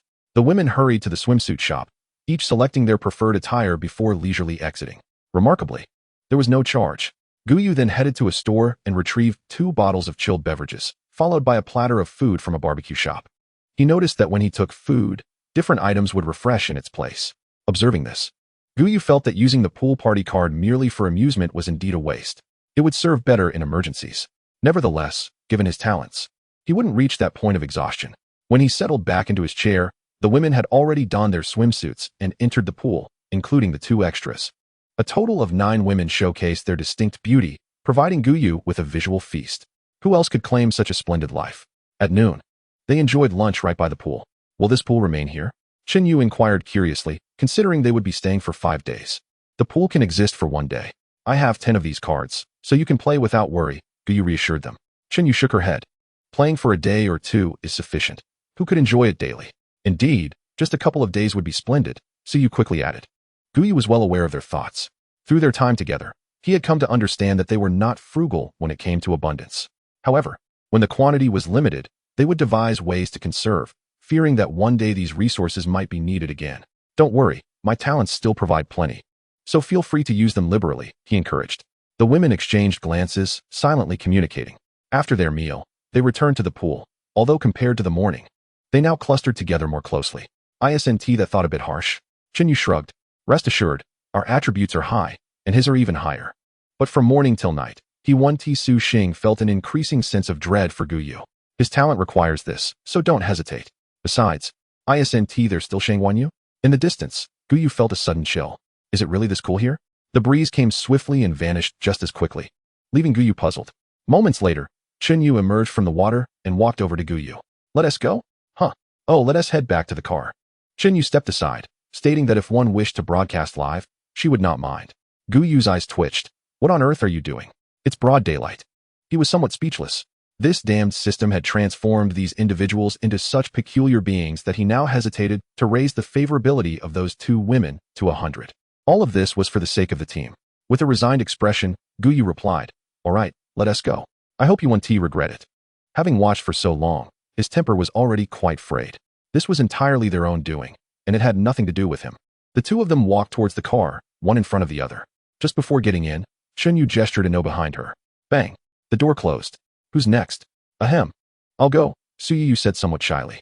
After the women discussed the order, they lost interest in playing in the pool and all gathered at the shore. Su Yu pondered for a moment and asked, What do you think the quality of these supplies is related to? Su Yu tilted her head, contemplating. Frequency? An hour later, Gu Yu exhaled a deep breath. Beside him, Qin Yu sat up, dressed, and got off the bed. Gu Yu was taken aback. Where are you going? I'm thirsty. Gu Yu nodded. Now that she mentioned it, he felt a bit thirsty too. Bring me a bottle of soda. All right. A minute later, the door opened again, and a bottle of soda was placed on the bedside table. You should rest as well. Gu Yu shifted his gaze from the regional channel, only to be momentarily stunned upon looking up. What are you doing here? However, the words that followed offered him no opportunity to respond. And then they fell into a cycle. At 11 o'clock at night, the women on the sofa watched the bedroom door. Su Xing, how is he? Su Xing thought for a moment. He seems quite normal, different from what I expected. They were unaware of the specifics regarding the restorative pills. The key issue was the effect, which Gu Yu found quite embarrassing to articulate. Su Yu pursed her lips. This doesn't seem right. Initially, it was only 3 to 5 minutes. The few who joined later instantly turned their gazes toward her, questioning whether the disparity was too great. At that moment, hearing about Gu Yu's heroic exploits, the women laughed heartily. For Gu Yu now, this was simply a dark chapter in his past. TSK. I remember it clearly back then. I just didn't expect him to become so formidable now. Chen Yu smiled, adding, if only we had smartphones back then. I would have recorded everything. Creak. You all tell me, what is going on today? Gu Yu could not help but feel exasperated. Since the afternoon, it had been one thing after another. If this wasn't prearranged, he would stand on his head to wash his hair. Everyone saw the pool, right? That made us think of your talent. Recently, what we've gone through. Chen Yu shared their thoughts. Due to the fog in the previous period, they had been forced to drive incessantly. In their eyes, Gu Yu's talent must have diminished in frequency. After all, they had hardly any time, except for driving, eating, and sleeping. Upon careful consideration, it appears that there have been remarkably few instances. This signifies a considerable depletion of resources, which consequently led to the recent scene. Gu Yu finds himself both moved and helpless. Where's my talent? While I certainly require it, the necessity is not so dire that it should manifest in this manner henceforth. Exhaustion is not an issue. Consuming 10 revitalizing pills is but a trifling matter for him. Yet, such indulgence may lead one to lose their ambition. Moderation is essential in certain matters. Otherwise, why would there exist the term the tomb of heroes in a land of soft comforts? Although he is no hero, he is indeed a man. With that understanding, such occurrences will be avoided in the future. Given Gu Yu's sentiments, all previously arranged engagements for the next 2 days will be entirely cancelled. Gu Yu, I must tell you, the arrangements with Su Yu and Su Yu are truly regrettable. Before Shang Yu could finish her sentence, Su Yu and Su Yu swiftly covered her mouth. The moment has passed. There is no point in bringing it up now. Ouch. Gu Yu felt a pang in his heart for having missed out. It would have been somewhat inappropriate to mention it himself. I'm hungry. Let us hasten to our meal. At the dining table, Su Yu and Su Yu strategically positioned themselves on either side of Shang Yu, eager to prevent any further comments. I ask, is it really necessary? Regardless, In an agile motion, Su Yu stuffed a shrimp into Shang Yu's mouth. No, thank you, this is delicious. Su Yu followed suit, blocking Shang Yu's mouth with a piece of potato. I must say, after several attempts, Shang Yu quickly gestured with her hands and mimicked a zipper motion across her lips. She had grown wary. These two cared not for the temperature of the food, shoving it into her mouth regardless. The resting period passed swiftly, and before they knew it, it was already noon on the final day of their respite. This marked the last day of their leisure. By the lakeside, they sat in a row, each with a fishing rod in hand. Chen Yu stretched lazily. The end is near. A new beginning is imminent. Tomorrow, will you not gain yet another talent enhancement crystal? It will appear at noon. Whom shall it be bestowed upon? Gu Yu glanced at either side. The only potential candidates for enhancement seemed to be Shang Yu and Su Yu. Among their talents, only Shang Yu's appeared somewhat beneficial. As for Su Yu's swiftness, he deemed it of limited utility. Alas, it is a dilemma. Best to hold on to it for now, prioritizing the enhancement of Su Yu's capabilities. Ensuring combat efficacy is paramount. His own abilities can wait for the next occasion. 800 meters is already sufficient. In truth, he yearned to enhance Su Xing's abilities. Yet the uncertainties were too great. At this stage, her powers seemed of little use. I've caught a fish, Su Xing exclaimed, pulling the fishing rod with a small fish dangling from the hook. Size matters not, the catch is what counts. After all, Su Xing was the only one to have reeled in a fish, while the others had yet to catch a single one. Chen Yu propped his chin with both hands. What shall we do this afternoon? Shall we drive around and see if we are indeed the only ones here? Or if others have arrived? You don't mean to confront other teams, do you? That is a possibility, but it will depend on the circumstances. Thoughts undoubtedly abound. Yet he hesitates to take action. Primarily, he wishes to ascertain whether the location they inhabit constitutes a planet or merely a designated area. At 2 in the afternoon, Gu Yu drove his vehicle down a narrow path. This must qualify as a road, albeit a rudimentary one. In the passenger seat, Chen Yu squinted in disbelief. A path amidst this forest seemed improbable. Despite being merely a dirt road, it nonetheless represented a thoroughfare. If a road exists, it implies access to other destinations. They had indeed located a site, yet it was devoid of any inhabitants. All that lay before them was a vast expanse of grassland, accompanied by a two-story wooden cabin. In the distance, a few cows and a dozen sheep grazed peacefully. Gu Yu halted the car and approached the cabin. So the path they had taken was merely an alternate resting point? Presently, that appeared to be the case. Gently, Gu Yu twisted the doorknob, discovering it was unlocked. The door swung open effortlessly. Upon entering, he found himself in a living room furnished with wooden furniture. Gu Yu ran his hand across the coffee table, finding it devoid of dust. Let us remain here. It is the last afternoon we have. With no people to be found, a change of scenery would suffice. Su Xing pointed towards the flock of sheep outside the window, suggesting, do you think we could slaughter some sheep to take back to the road world? We can certainly attempt it, yet I suspect it may not be feasible. The survival world would hardly present a loophole, he replied. An hour later, they had a total of 10 sheep, amounting to 200 pounds of mutton, and 4 cows, yielding 800 pounds of beef. Gu Yu questioned his own judgment. Such a significant oversight seemed implausible. Was it merely the meager quantity of meat? As darkness descended, they kindled a bonfire. Beneath the framework, charcoal flames flickered, with 2 whole sheep roasting above. On the adjacent iron plate, several steaks sizzled, remnants of the 2 sheep and 1 cow. Chen Yu sat beside Gu Yu, both gazing at the starry sky. I've begun to understand why he granted us this respite, she mused. Gu Yu raised an eyebrow. Why? To provide us with a glimmer of hope, allowing us to persist in this survival world, Chen Yu posited, propping her chin on her hand. Otherwise, what purpose would this resting area serve? There would be no need to diminish their will. Gu Yu casually placed his soda aside. Do not overthink it. When it's time to enjoy, we should relish the moment. Speculating serves no purpose. After this respite, they would once again plunge into the survival world, with the prospect of further breaks, only to transition once more. This cycle would continue, with no clear end in sight. Perhaps, if fortune favored them, the survival game would offer a means to return to Blue Star. If luck turned sour, it would result in the annihilation of all Blue Star denizens here. Gu Yu's thoughts were simple. If enjoyment was within reach, he would savor it. If not, he would focus on survival. Should they deny him the right to live, he would find himself at an impasse. On the planet ID 83231, Jihan Star, a calamity of severe cold, 115, has struck. Upon awakening, Gu Yu immediately glanced at his watch. In merely 5 days, the temperature plummeted to a frigid -37 degrees.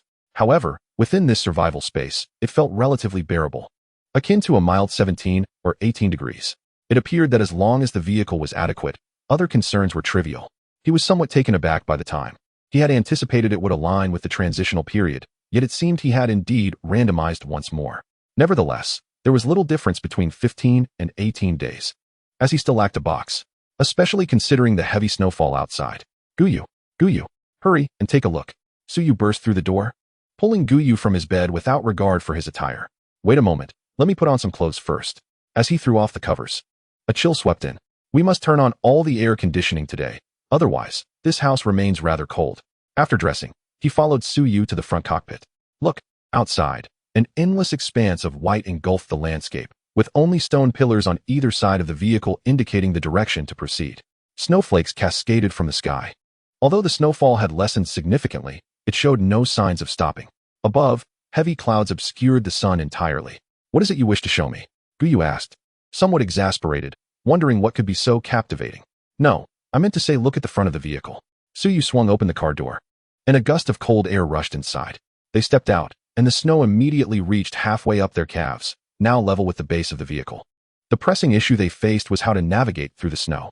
The front of the vehicle was also buried, though the snow had yet to compact. The vehicle could still maneuver through it, but over time, the relentless wind and snow would solidify it. At that point, increasing their speed would become a formidable challenge.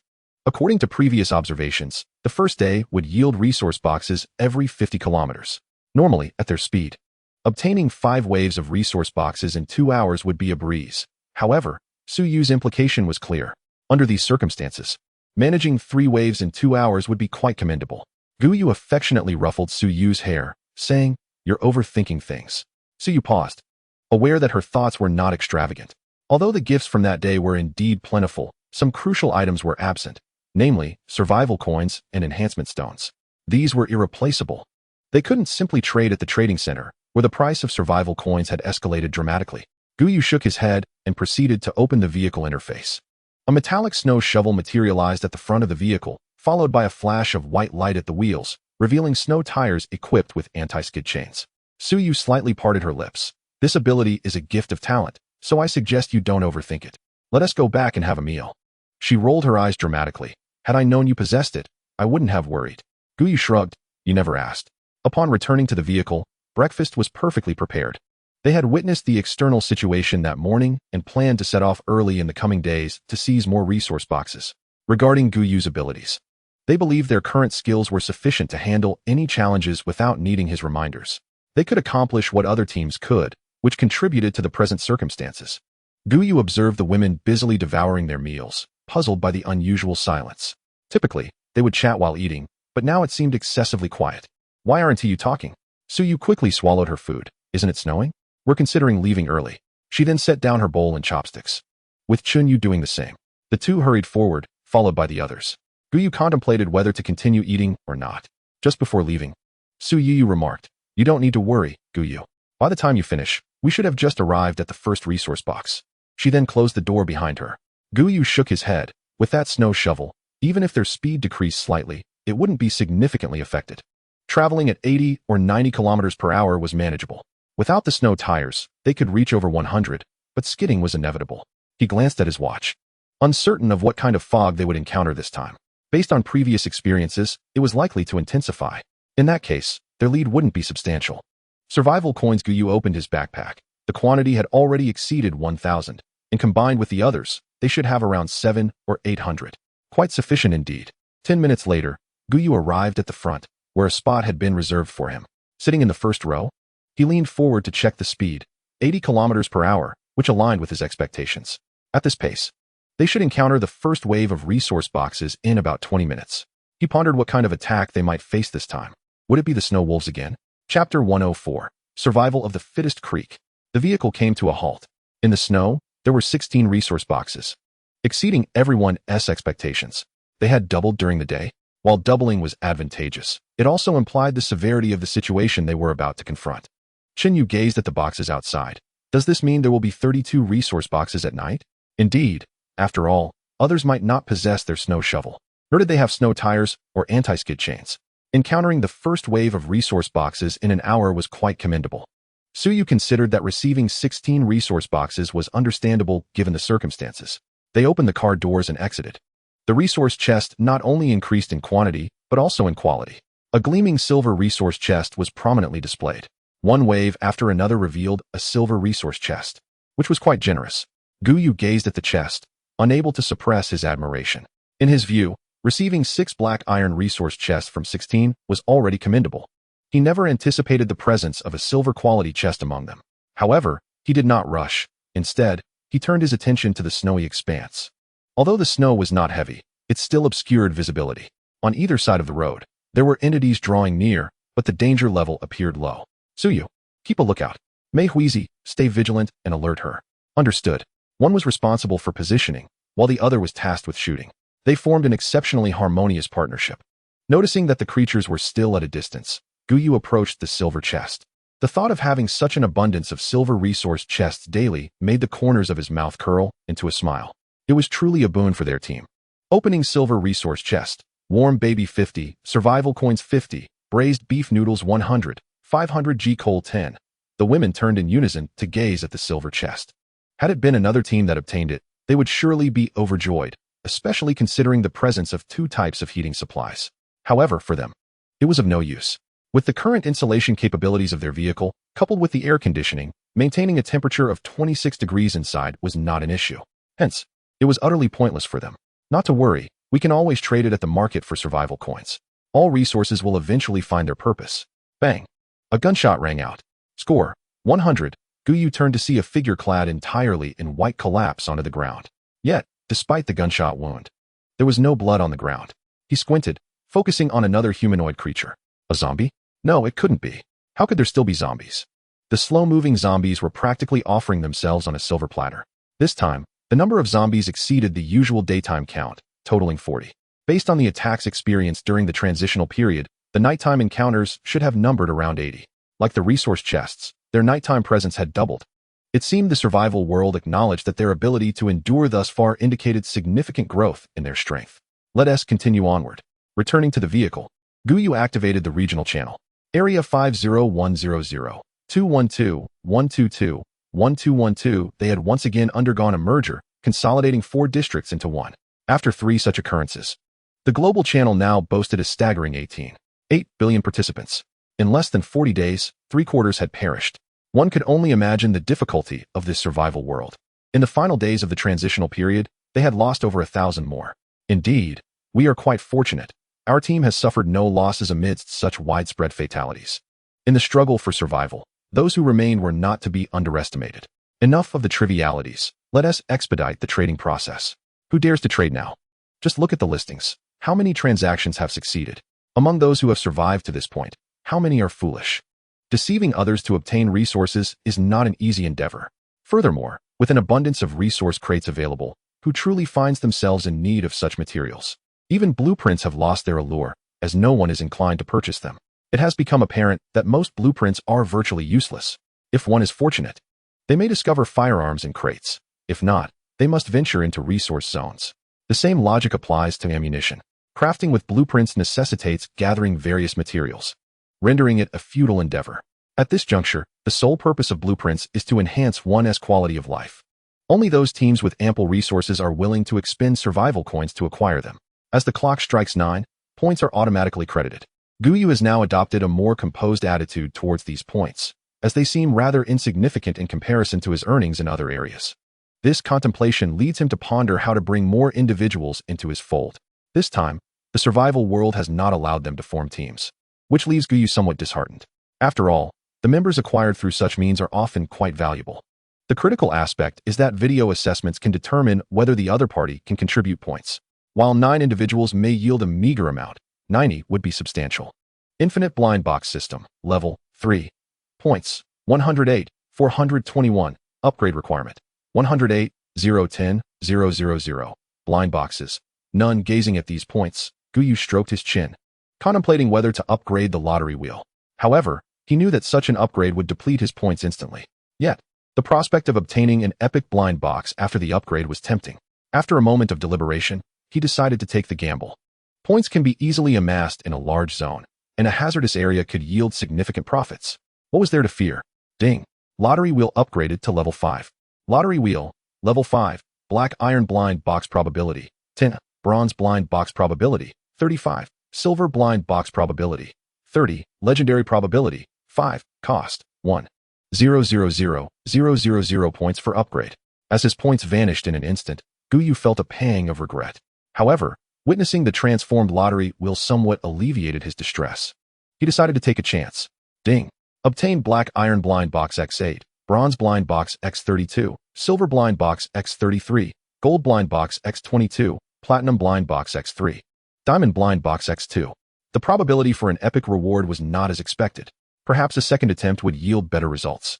Glancing at the system, he noted the remaining points exceeding 1,000. He would revisit this matter later. 2 diamonds would suffice. He would not ask for too much. Opening diamond blind box. Obtained arc engine part X1. Could this arc be what he imagined? Arc engine part. Quality. Diamond level. Remark. Usable for 1,000,000 years. Thus, he would no longer need to purchase gasoline. This discovery would save him a considerable amount of survival coins. While he possessed a sufficient quantity of survival coins, the arc engine would surely enhance his speed. It was precisely as he had envisioned. Once the vehicle's promotion was completed, its speed attribute ascended directly to grade A. The reason it did not surpass grade S is likely attributed to other factors concerning the vehicle. Its peak speed reached an impressive 250 km per hour. At that point, should all components of the vehicle be replaced, its velocity could be further enhanced. Gu Yu rubbed his hands together, gazing at another diamond blind box. Open diamond blind box. Obtain team member invitation card X10, Chapter 105. With such an impressive physique, it should be feasible. Team member invitation card, quality, diamond level, note, upon use. Forcibly establish a connection with the target and invite them to join the team without occupying a team member slot. Hiss. Such a power is undeniably domineering. Does this imply that by utilizing this card, he could directly acquire 10 team members? Wouldn't his talent then expand to an astonishing 18 kilometers? Gu Yu abruptly sat up, startling Chen Yu beside him. What happened? Are you coming with me to the back? Huh. Chen Yu glanced around at the other team members seated stiffly. Isn't it inappropriate at the moment?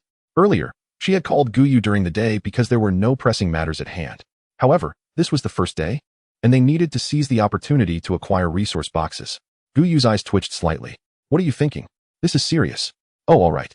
Chen Yu followed Gu Yu to the back. He produced a card and placed it in Chen Yu's hand. Upon seeing the card's description, her eyes widened in disbelief. Isn't it? How can your gifted item even alter the rules? Is this reasonable? In her perception, the resources obtained should adhere to the world's established rules. Yet clearly, this card transcended the confines of this realm's regulations. Never mind the intricacies. I intend to use this now. You are responsible for keeping an eye on them afterward. Since they were team members, he had no intention of binding them. He merely hoped that those who arrived through this method would behave reasonably, easing his burden. If all else fails, he would have to consider binding them afterward. Moreover, he had already envisioned recruiting the 2 Western women as team members, thereby extending his talent range to 2 kilometers. Naturally, they would remain in the replication space for the time being, along with the subsequent 10 individuals. All of them existed in the back, while only these few could be in front. After all, so many days had already passed. Before long, the first woman appeared, a 33-year-old matron, possessing both beauty and an exquisite figure. Her score was 88, with a favorability rating of 0. Soon after Gu Yu provided food, water, and clothing, her favorability skyrocketed to 60. This is no issue at all. Gu Yu granted Chen Yu 1 replication space privilege. Chen Yu led the matron to the door and opened it. Let her take a shower. Subsequently, the second and third women arrived.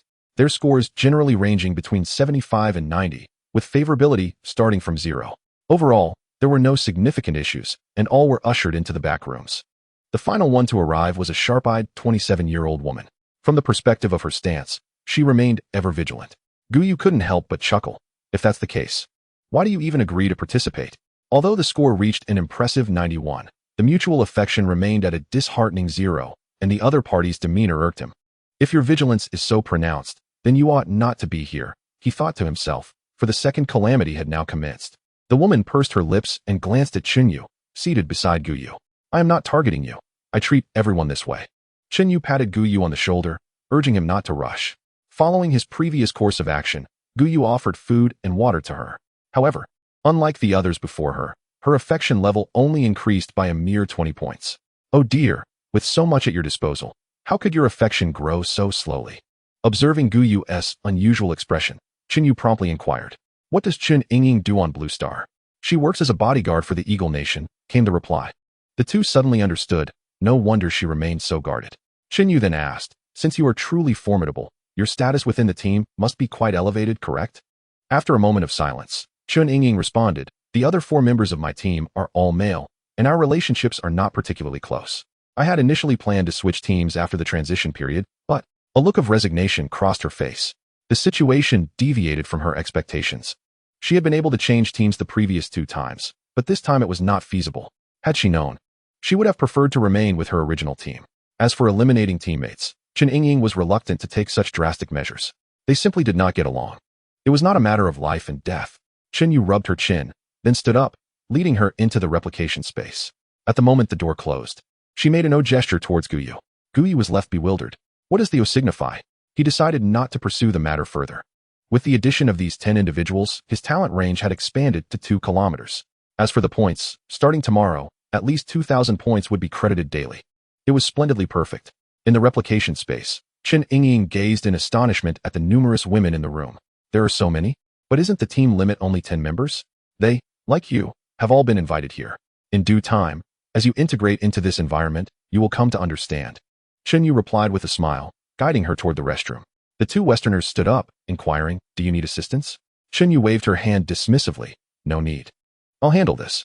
While she was indifferent to the other women, she was particularly keen on Chen Yingying. A bodyguard from abroad surely possessed combat skills far superior to theirs.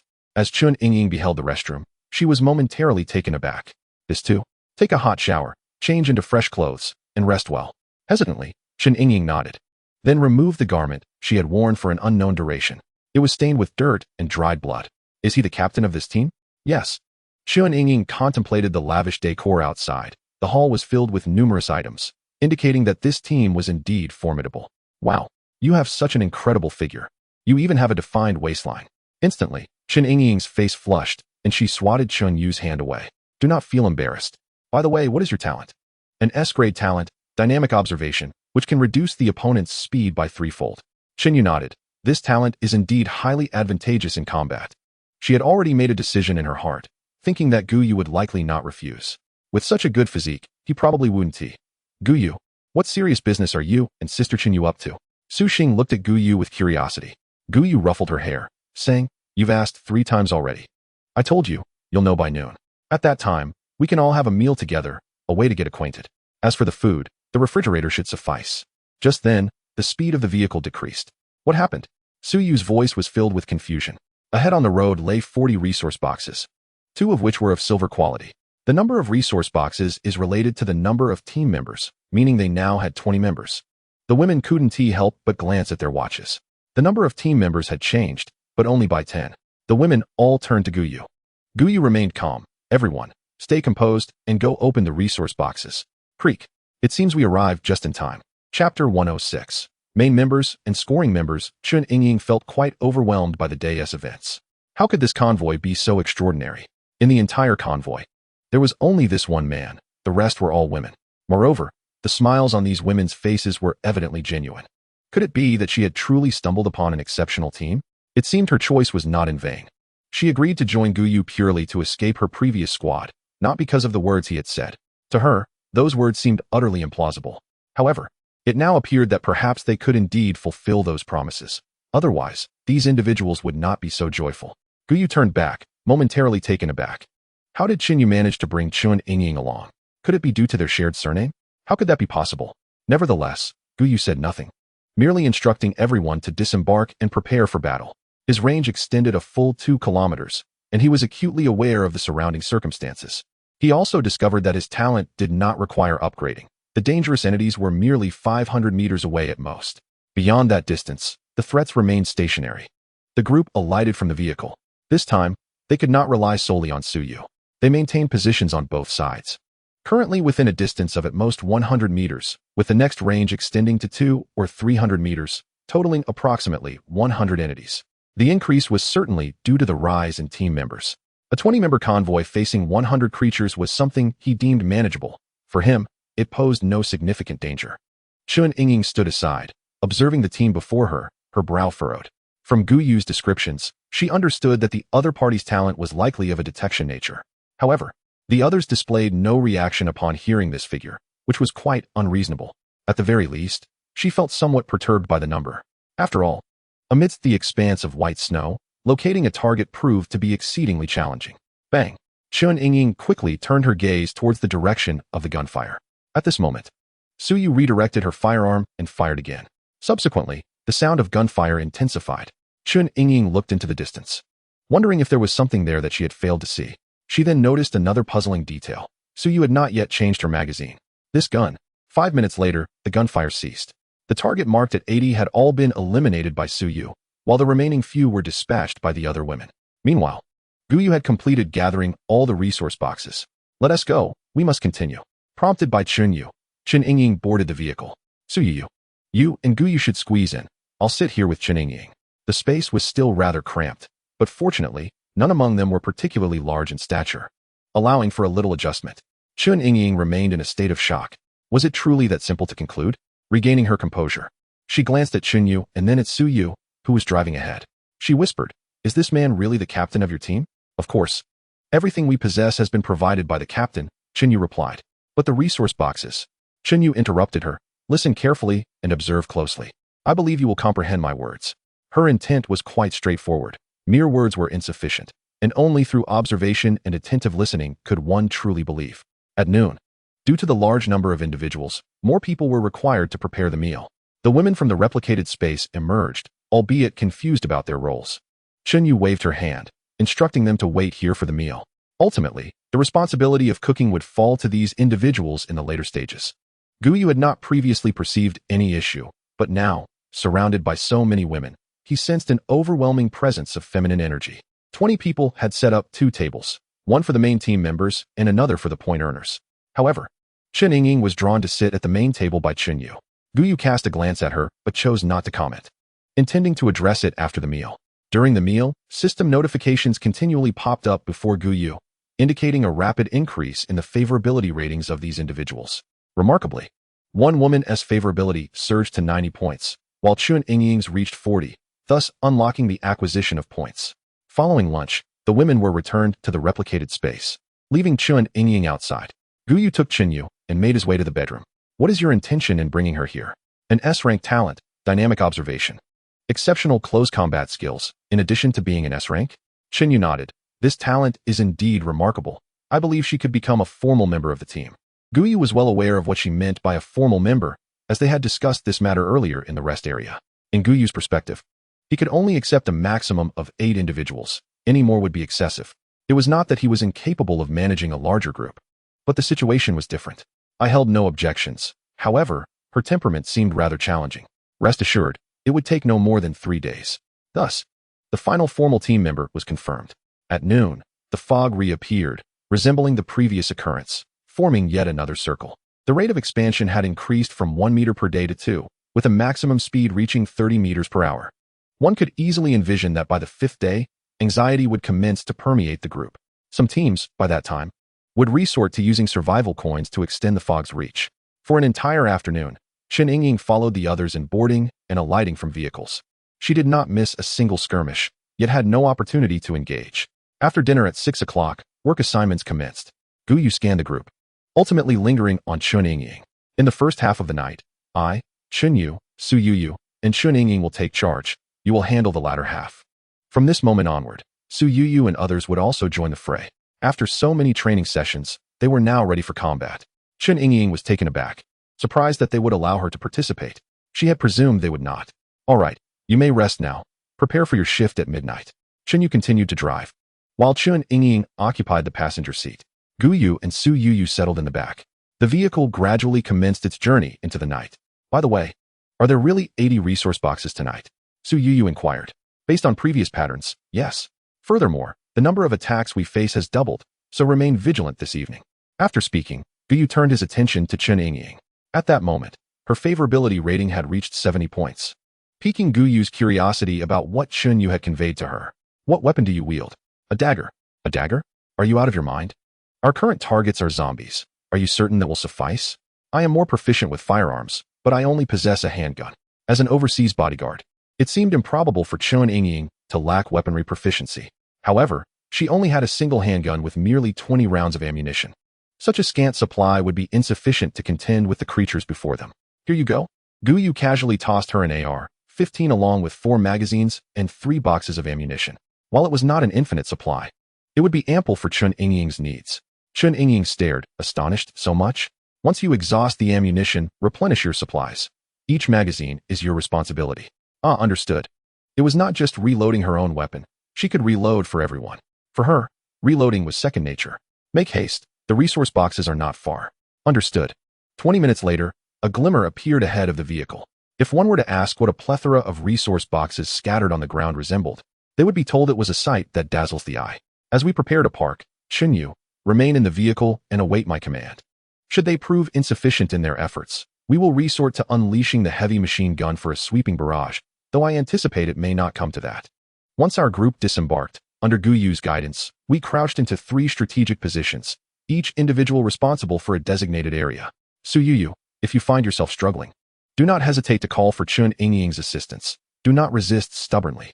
Gu Yu then turned his gaze towards Chun Ying, who was still clad in protective gear, her body trembling uncontrollably. Did you not wear that thermal undershirt? Chun Ying stammered, attempting to suppress her shivering frame. What thermal undershirt? Never mind. Let us deal with this wave first. Are you certain you can manage? With that trembling body, can you even shoot accurately?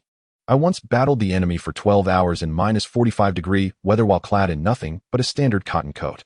Gu Yu inhaled sharply, recognizing her formidable spirit. Given her resolve, he refrained from further comment, resolving instead to have her change clothes once the battle concluded. A series of fluctuations materialized in his mind, the numbers consistent with before, but now doubled in the night. This meant each of them would confront 50 foes, a manageable challenge. He adjusted his glasses to night mode and lowered his visor. Ready, he affirmed, preparing his equipment. In such circumstances, even if they were engaged in close combat, fear was not an option. The first gunshot resonated. Score 200, Gu Yu noted the points accrued from his kill.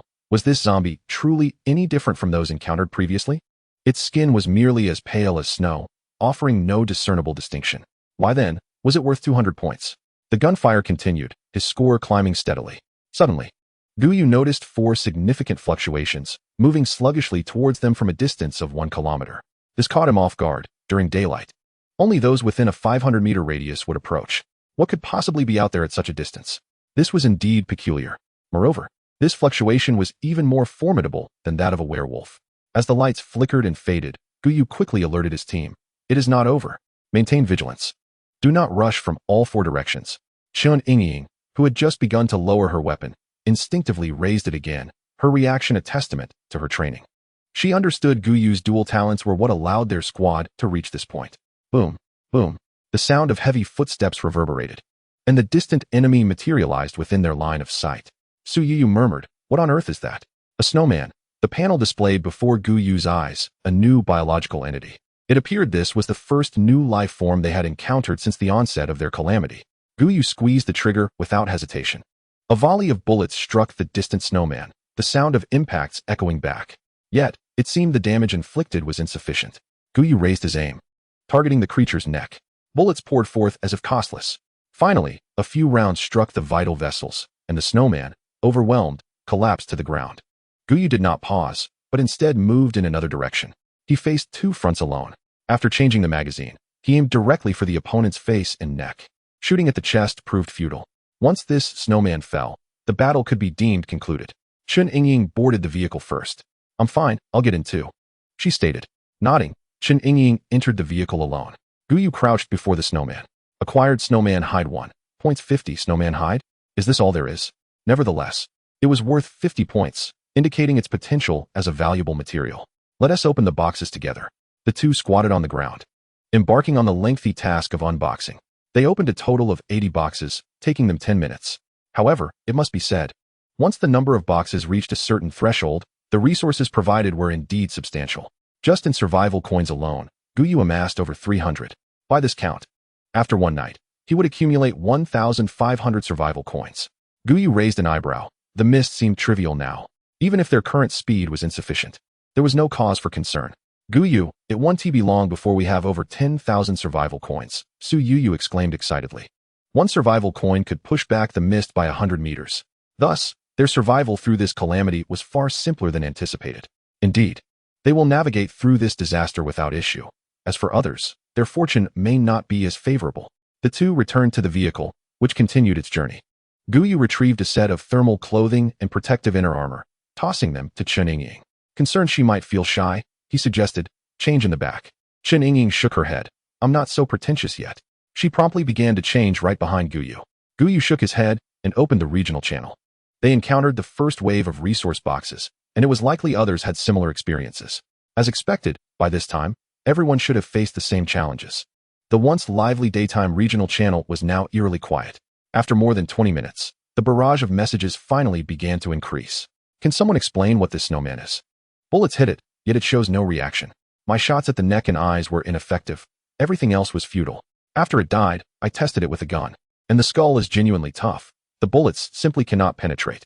Our 10-man squad encountered 2, and we nearly perished here." The resource boxes indeed doubled again, from 2 times to 4, while this escalating difficulty left many in dismay. Some even hoped for a swift return to the previous state. 50,100 zone, 211-022, 1212. This number continued to fluctuate downwards. One can only imagine how many teams were stumped by this first wave of resource boxes. He estimated that after the first wave concluded, many would likely choose to rest in place. As for acquiring survival coins, most would opt for trading. Though it was a loss, it was a means of preserving life. Chapter 108, 10 minutes of sleep. 6 hours of activity after he resolved the second wave of resource boxes, the changes in the regional channel aligned closely with his expectations. Approximately 1/3 of the participants opted to halt their progress. According to their reasoning, they could simply rise a little earlier in the daylight. Gu Yu merely shook his head at this. Such an approach rendered their chances of survival exceedingly slim. He stroked his chin, contemplating that if this trend continued, it wouldn't be long before few remained. What would they do when no one was left? The following day, Gu Yu, as per routine, accessed the system to review the gains. During the early hours of the previous night, they had acquired 5 waves of resource boxes, resulting in a total point increase of 150,000. Presently, the system displayed Infinite Blind Box System, Level 3. Points, 335, 421. Upgrade requirement, 115,010. 000. Blind box. None. What on earth? An increase of over 180,000 in the latter part of the night? This was implausible. After all, the points earned from their efforts in defeating foes amounted to merely 50. Was this from 9 waves of resource boxes? 3 waves in 2 hours? At that moment, resource boxes continued to accumulate. Gu Yu glanced at the time. It was just past 7 o'clock. Another encounter was imminent. He hastily donned his clothing and rushed outside. The external world remained shrouded in darkness. What was going on? Hadn't the sun risen at this hour yesterday? The sound of gunfire echoed from outside. Upon hearing the door open, Su Xing, seated in the driver's seat, turned her head. Brother Gu Yu, you're here. Have you all been here since then? Gu Yu inquired. Su Xing nodded. Yes, we noticed the sun hasn't risen yet, so it must still be considered night. Gu Yu observed the fluctuations in his mind, confirming it was indeed night, with numbers significantly exceeding 100. How peculiar. It was still dark. Actually, perhaps not entirely. Su Xing pointed to the left. Look over there. The sun is nearly rising. A pale light illuminated the horizon, indicating dawn was approaching. He glanced at his watch, 7:25 a.m. Compared to yesterday, the sun had already risen by this time. Was it possible that the days were becoming darker and the dawn later as time progressed? If that were the case, it seemed those individuals might be in for a rough time. Once assured of the safety of those outside, Gu Yu sat down and opened the regional channel. Unsurprisingly, the teams that had intended to leave early were now in a state of disarray. What nonsense is this? Wasn't it bright at 6 o'clock before? Not to mention, yesterday the sun had risen at 6:40. So, it appeared that since yesterday, the dawn had been delayed. What does it mean for our team that we woke up at 5:30? One mused. Consider it a testament to your vigor. Indeed, this is quite unfortunate. 10 minutes later, the women returned to the vehicle. We'll prepare breakfast shortly. Gu Yu, please wait a moment. Su Yu and the others hurried towards the back of the car. No need to rush. We can keep breakfast simple, Gu Yu suggested. After a moment of thought, he added, you all have been busy through the night. Why not catch up on some sleep this morning? We have enough people now. 4 to a group shouldn't pose much of a problem. Su Yu considered this and agreed. All right, then we shall take a nap. At 8 o'clock, the vehicle resumed its journey. Unlike the first day, this time there were only 4 individuals inside the car. Gu Yu settled into his seat and activated the system. After a prolonged contemplation, he decided to conduct a lottery draw. Subsequently, he exchanged for a plethora of treasure chests. The system undeniably required an upgrade. Relying solely on the lottery was rather sluggish. Moreover, with the current high success rate of synthesis, the losses were minimal. Not to mention, the points were exceedingly easy to accumulate now. Infinite blind box system, level 3, points, 21, upgrade requirement, 7788100000. Blind boxes, black iron blind box X6568. Gazing at the upgrade requirement column, Gu Yu fell into deep thought. He nearly overlooked the fact that a single black iron blind box now only required 50 points. Furthermore, each blind box still contributed 1 point. Thus, he surmised that he merely needed to acquire an additional 120,000 points to elevate the system. Wait a moment. Gu Yu was astounded by this realization. If his memory served him correctly, the last system upgrade had occurred less than 10 days ago.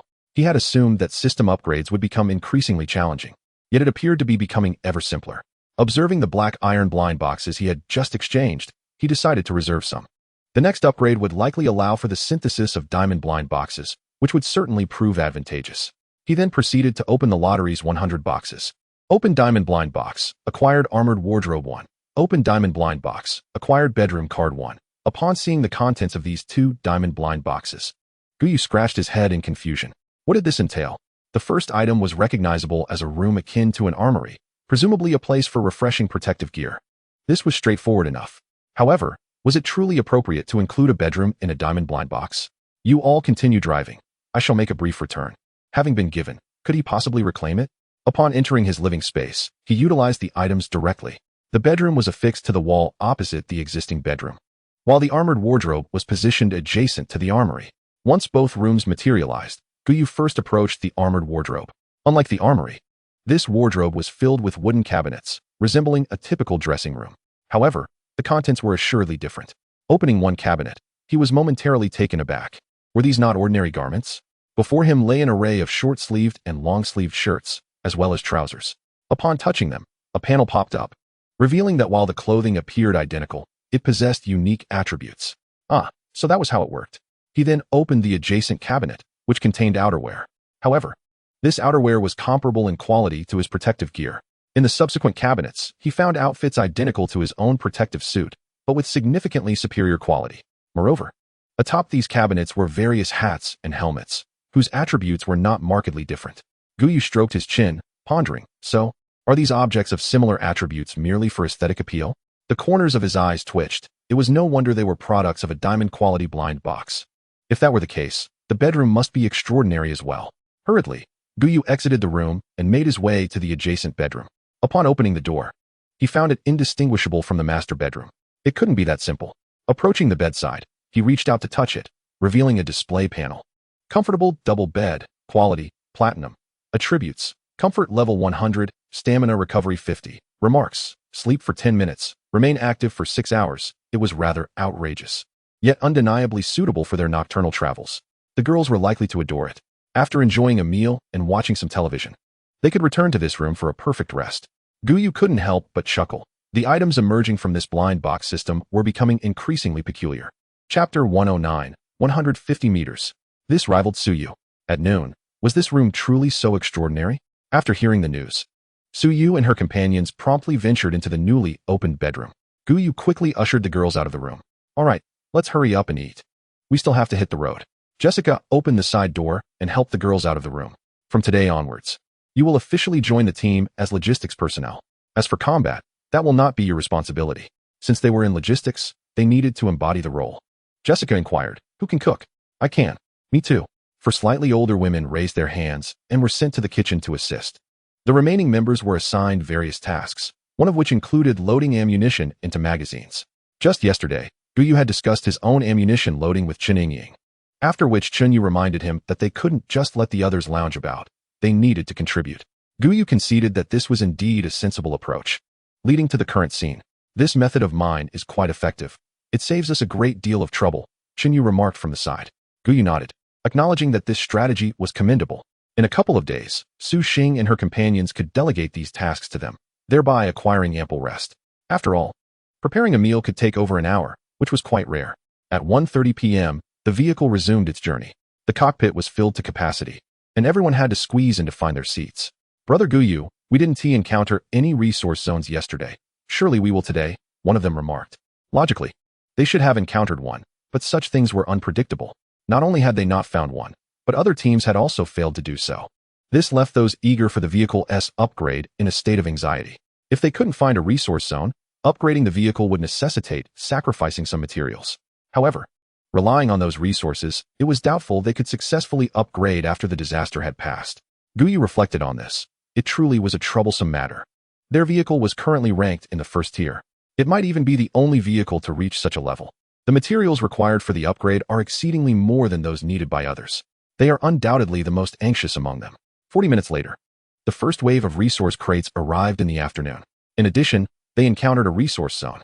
Finally, they stumbled upon a resource area, though its size remained uncertain. They hastened to eliminate their adversaries. Understood. Su Xing saluted playfully.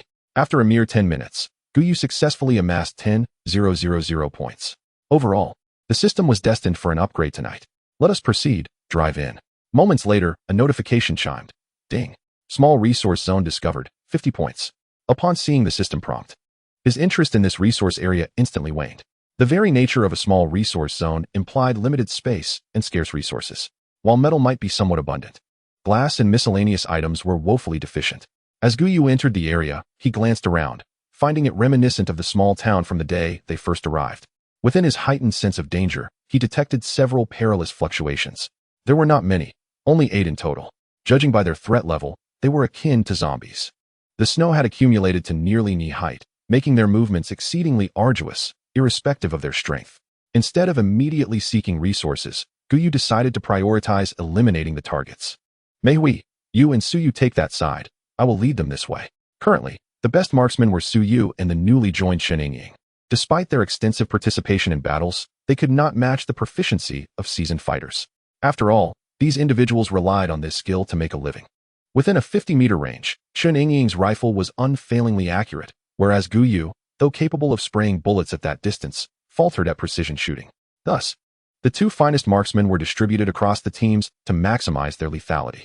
In a few minutes, Gu Yu's group encountered the creatures they were to eliminate, several white-haired monkeys. No wonder those light points moved with such speed. They were monkeys. These creatures leaped from rooftop to rooftop, covering distances of 7 to 8 meters in a single bound. Clearly not ordinary beings. Can you handle this target? Gu Yu inquired. Chun Ying remained silent, delivering a rapid 3-shot burst. One monkey plummeted from midair. Gu Yu quickly realized he had posed a superfluous question. The adversary possessed dynamic vision, an S-rank ability. With her marksmanship, she was virtually invincible.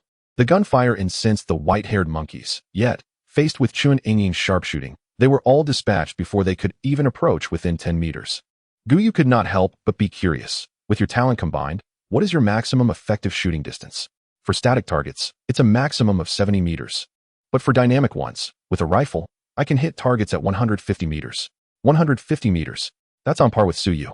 Truly a combat talent, exceptional indeed. Once Su Yu's side had dealt with their targets, both groups commenced their search for resources throughout the entire small town. In the midst of their search, Su Xing located Gu Yu. My talent has detected a golden light spot. It must be a treasure chest of gold resources. Let us proceed. A golden resource chest is indeed a remarkable find. 10 minutes later, the two discovered the gold resource chest in the attic of the largest 3-story building in the town.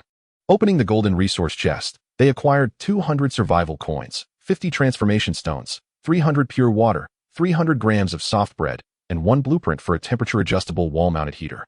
It also provided a blueprint of golden quality. For Gu Yu, the most valuable items were the survival coins and transformation stones. However, for others, the wall-mounted heater was the most crucial resource. The vehicle levels of the others were slightly inferior, and the temperature within their living space was steadily decreasing, especially as they lacked air conditioning. With this heater, their living environment could become warm and comfortable. Gu Yu examined the materials required for the heater. They were not numerous. Metal and glass could easily be procured, although the metal demand seemed substantial.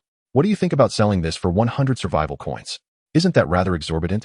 It is merely a heating device. Gu Yu shook his head. This is different. With this, they can comfortably weather this disaster. To be frank, he even believed the price to be low.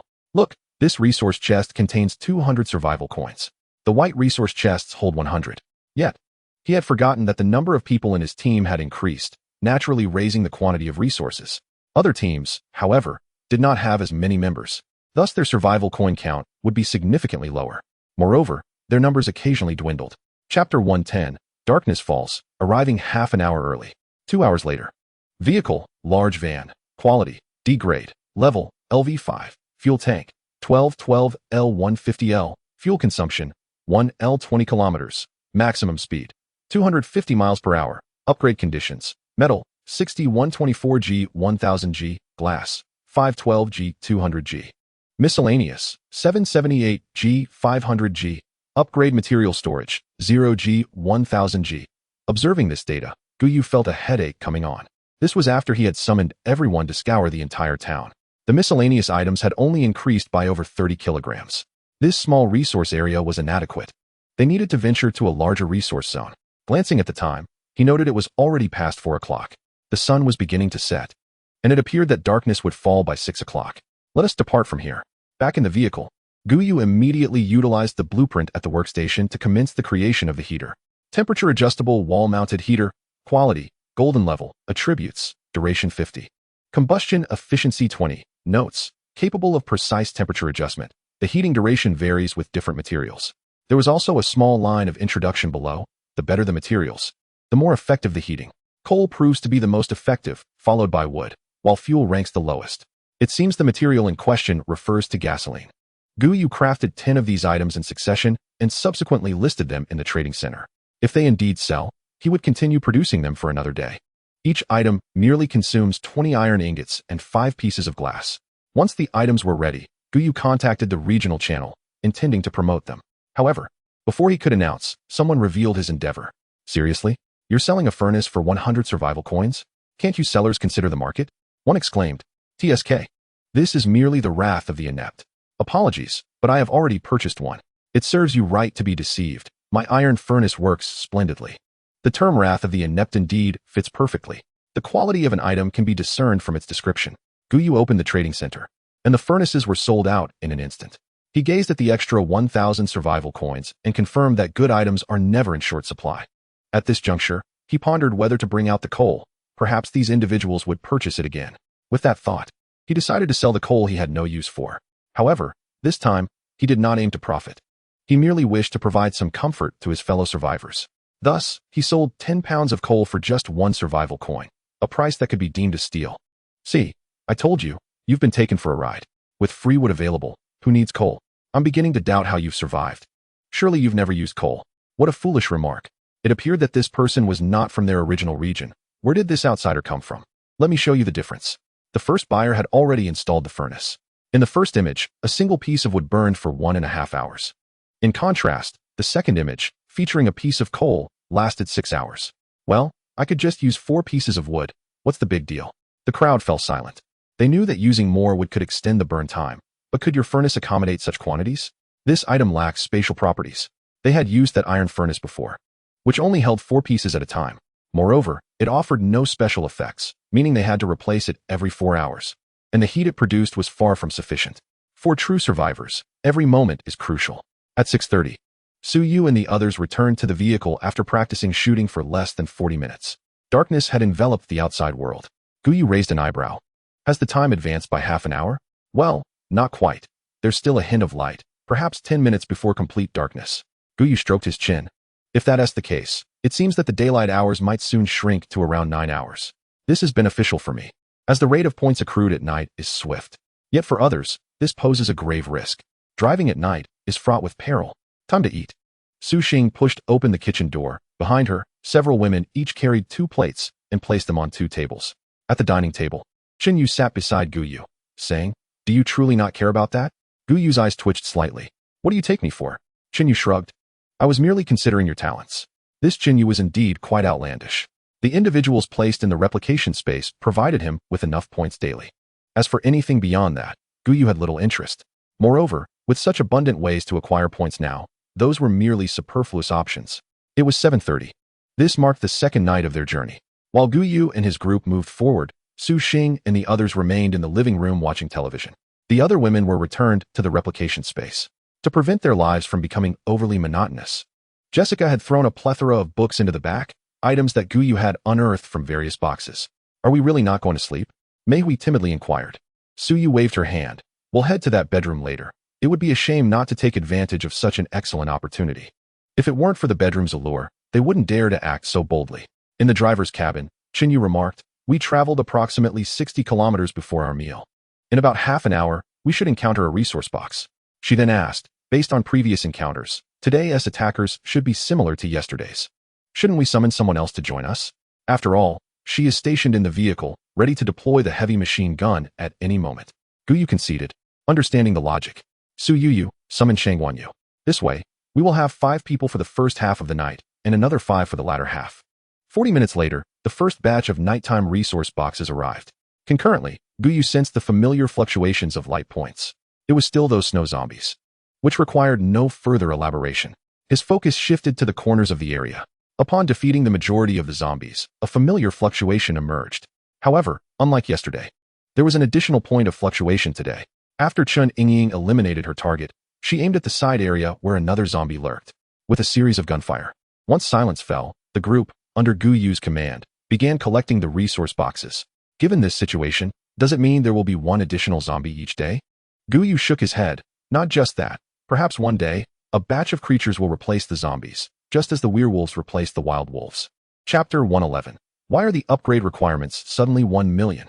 The subsequent events mirrored the first batch. 5 snowmen remained. Based on this trajectory, the teams ceasing their nighttime travels would increase significantly. It appeared that the value of survival coins was set to soar. Returning to the vehicle, Gu Yu opened the regional channel, only to encounter complaints from the nighttime travel teams. "I can't believe this. 5 snowmen today, and it's 5 snowmen again. Don't worry, the next wave will still be 5 snowmen. Isn't this denying us any chance of survival? Given the current situation, it seems likely that tomorrow may witness the emergence of 6 snowmen. Indeed, under such conditions, venturing out in a vehicle at night could prove perilous, potentially leading to fatalities." Gu Yu glanced at the population count above. 50,100 District, 207-112-1212. It is not a matter of potential casualties. Rather, some have already succumbed. During the day, the numbers remained relatively stable, but with the onset of night, the rate of mortality began to accelerate. He dismissed the interface and opened the trading screen. Currently, The most advantageous exchange for survival coins remains the transformation stones and enhancement stones. Beyond that, ammunition and weaponry are available, while food and water are nearly non-existent, save for rare special provisions. Gu Yu, we have encountered another resource zone. Gu Yu turned to see a pillar standing on the left side. Let us proceed inside. 10 minutes later, a notification chimed. Ding. Medium Special Zone, Commercial Center, detected, points, 100. The vehicle entered a space featuring 5 streets, with a 4-story mall visible to the left. Observing this scene, Gu Yu sighed. Once again, a place where resources are unattainable. Here, one could only purchase weapons. Attempting to seize them would likely result in a fate similar to that of the unfortunate squad, directly eliminated by the resident robots. Shall we remain here? Of course. But let us park the vehicle to the side and turn off the headlights. If resources are out of reach, we might as well capture some individuals. The entrance they had just traversed faced another street. In medium zones, there are typically 4 passageways or a teleportation array for arrival. Regardless of the method, vehicle convoys can access this area. They plan to seize the opportunity to capture suitable individuals from any incoming convoy. However, after an hour of waiting, they saw no signs of life, no shadow of a person, nor the sound of approaching vehicles. Shin Yu turned to Gu Yu. It's already past 11. Shall we continue to wait? Gu Yu pursed his lips, acknowledging the hour wasted. Let us wait another half hour. If nothing materializes, we shall depart. Half an hour later, Gu Yu shook his head in resignation. Let us go. We're leaving. We have a place to reside now and need not stay in this hotel. Remaining here serves no purpose. As they departed, Gu Yu's gaze lingered in the rearview mirror. Regrettably, until the area faded from view, he did not catch sight of a single light. Truly, this had been a fruitless venture. At midnight, during the shift change, Su Yu and Su Xing arrived, brimming with vitality, a stark contrast to individuals just roused from slumber. Did you use that bedroom? Indeed, but it has a drawback. Once you've rested the requisite time, you simply cannot sleep again. Su Xing had hoped to linger a bit longer, only to find that lying there brought her no drowsiness, even when switching rooms. It was evident that the room could not function as a conventional sleeping space, but rather served solely for shift changes. After all, there are times when one does not necessarily need to sleep, but could merely rest in the embrace of drowsiness. I understand. You all should go now. Gu Yu glanced at the room before ultimately deciding to return to his own quarters for rest. At that moment, Chen Yu abruptly seized Gu Yu's arm. Gu Yu turned to look at Chen Yu, his eyes brimming with caution. He longed for a restful slumber, not wishing to overexert himself. What does that look mean? Chen Yu asked in confusion, having yet to utter a word. What are you planning to do? Can we use that room? Afterwards, we can watch some television and unwind. Gu Yu, at a loss for words, thought to himself, is this all? You all can do as you please, as long as it doesn't hinder our main tasks. Anything goes. Really? Then you should come with me. Afterwards, I'm too tired, I need to sleep. Gu Yu forcefully withdrew his arm and rushed into the room. What was wrong with him? Perhaps he fears you. Chen Yu rolled her eyes. Stop talking nonsense. We finally have some time to relax. You all better not squander it. Su Yu glanced towards the bedroom. Should we take a nap first? No, let us watch first. When we can't keep our eyes open any longer, then we'll sleep. From now on, we can truly live as if a day lasts 24 hours. Utilizing all our sleeping time for entertainment is simply splendid. The group of women settled onto the sofa, turning on the television, engrossed in the show. They were not particularly aware of what was being aired. They simply craved the ambience. In the room, Gu Yu was not asleep. Instead, he accessed the system. Infinite Blind Box System, Level 3. Points, 105,321. Upgrade requirement, 7788100000. Blind boxes. Black Iron Blind Box X6568. Gazing at the points, Gu Yu felt a pang of frustration. If it weren't for that damned special area delaying his time, his points would have accumulated significantly. He was just shy of around 10,000 now. It appeared he would have to wait until the following morning to address this matter. Today, with 100 kilometers, he could encounter at least 5 waves throughout the night, each wave yielding 30,000. The next day, Gu Yu directly exchanged for blind boxes, prioritizing the elevation of his level. Ding. System upgraded to level 4. Now eligible to exchange for platinum blind boxes. Black iron blind boxes have been removed. Blind box synthesis capability enhanced. Can now synthesize up to diamond blind boxes. The changes were minimal, remaining quite similar to before. The only distinction was the removal of the black iron blind box. In truth, the resources from the black iron blind box were also commendable, as they were abundant and had a fair chance of yielding valuable items. Nevertheless, it didn't matter, for he had amassed sufficient points. Infinite Blind Box System, Level 5. Points, 241,321. Upgrade requirement, 0100000. Blind boxes. Black iron blind box X 8780, 241,000 points. Merely a day's work. Leveling up was effortless. With a conversion rate of 500 for 50 points, he could increase the upgrade requirement by 24,000. Achieving level 6 in just 4 days. What? Why has the upgrade requirement suddenly soared to 1 million? Did you consume that extra 100,000? Previously, the increments were tenfold. And now it has escalated to 100-fold? Is this reasonable? This drastic change indeed caused him considerable distress. Was this some kind of jest? If the requirement was truly 1 million, would that mean he needed 40 days? It appears that the situation is somewhat acceptable. Should one encounter a large danger zone in the midst, the duration could indeed be shortened. Overall, the impact is not particularly significant. Gu Yu chose to disregard this and decided to first synthesize a batch of diamond-quality blind boxes. Creak. Gu Yu noted that it was still dark outside at 7:30. Chapter 112. The constant temperature natural world, quite absurd. Gu Yu dressed himself, and by the time he emerged, it was nearly 7:40. Outside the window, the faint light of dawn had only just begun to appear. Given these circumstances, it seemed that daylight today might not arrive until around 7:50 or even 8. Thus, it appeared that twilight was encroaching just after 6 o'clock. The speed at which night extended was even swifter than Gu Yu had anticipated. At this rate, it was uncertain whether the day would even last a full 8 hours. At this moment, Su Yu inquired. You mentioned that the new day is typically updated at 9 o'clock. If it gets dark past that time, will the distance to the resource box be extended? It shouldn't. He replied. I believe this timing is fixed. Regardless, we shall find out in a couple of days. After dinner, the rotation commenced. Gu Yu moved to the front, finally having the opportunity to synthesize. With nearly 9,000 blind boxes, he wondered how many diamonds he could procure. His desire for an upgrade was fervent, as at that point, he would be able to synthesize epic blind boxes directly. The thought alone was exhilarating. Taking a deep breath, he initiated the synthesis. Synthesis failed. Success rate 16. Synthesis. Blind box. Black iron blind box X1, bronze blind box X4, silver blind box X3, gold blind box X3, platinum X3. Diamond X15. After half an hour, he arrived at the pivotal moment. Synthesis of the epic. However, as he placed 2 diamonds into the machine and observed the display, Gu Yu found himself engulfed in profound doubt. Is this correct? Shouldn't the success rate consistently improve? Why has it decreased instead? Success rate 5. Increased by 510 after failure. The probability of synthesizing an epic blind box was, astonishingly, even less than that of the initial bronze. Yet, upon further reflection, this seemed somewhat reasonable. Gu Yu even believed that the success rates for the gold and platinum blind boxes should be diminished as well. What a mess. Gu Yu inhaled deeply. System brother, respond to me. What on earth is going on? You cannot genuinely treat this as a game. Nevertheless, the system remained silent, unresponsive to Gu Yu's pleas. Is it a matter of luck then? He was undeterred. Synthesis failed, success rate 5. Synthesis failed, success rate 5. Synthesis failed, success rate 5. Success rate 20 could it be? Was his luck this dismal? A fluctuation of 510, all at the lowest tier? Gu Yu glanced at the system. There were still 11 diamond blind boxes remaining.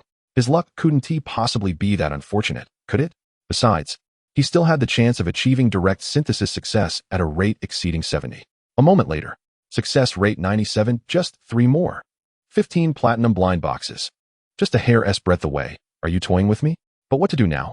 Ding. Detected in the synthesis panel, there are incomplete items. Shall we proceed with the synthesis? Is it still possible to synthesize? Synthesize. Ding. Currently, it is a platinum blind box. 50,000 points can increase the success rate by 1. Reaching 100 guarantees success. Gu Yu harbored considerable skepticism, suspecting the system was attempting to deceive him out of his points, yet he possessed no evidence. Taking a deep breath, he spent the points. The key was that he had no choice. Even if he used his points to exchange for a bronze blind box, it was contingent upon having no items in the synthesis panel. With items present, it was utterly impossible. He hastily opened it, eager to discover what it was. Opening an epic blind box, obtained a constant temperature natural realm, 10 square kilometers. What is this? He quickly opened his backpack, and the new item still appeared as a grand door. Constant temperature natural realm. Quality, epic. Note, a natural world of 10 square kilometers, with normal time flow. Suitable for planting and breeding, etc. What does this mean? It provided a world? Although merely 10 square kilometers, it genuinely constituted a world. Is this real? Gu Yu suddenly stood up. How far is it to the first wave of resource boxes? About half an hour, I reckon. Then wait for me. I must return for a moment. Gu Yu hurriedly dashed back to his room. Bang! The sound of the door closing caught the attention of Su Xing and the others in the room. Under their curious gazes, Gu Yu approached the armory and installed a green door onto the wall. Gu Yu pulled open the door, momentarily frozen in place. Su Xing, Su Yu, and the others, intrigued, abandoned the television and gathered around him, soon mirroring his astonishment. After a lengthy pause, Su Yu skeptically inquired, "Am I hallucinating? Or did I just see a sheep run past? I don't know, but I also saw a waterfall." The women's gazes turned toward Gu Yu, their curiosity piqued by the situation. They were not surprised by the appearance of a kitchen, warehouse, or dressing room, even a duplicate space, as those were merely rooms with special functions.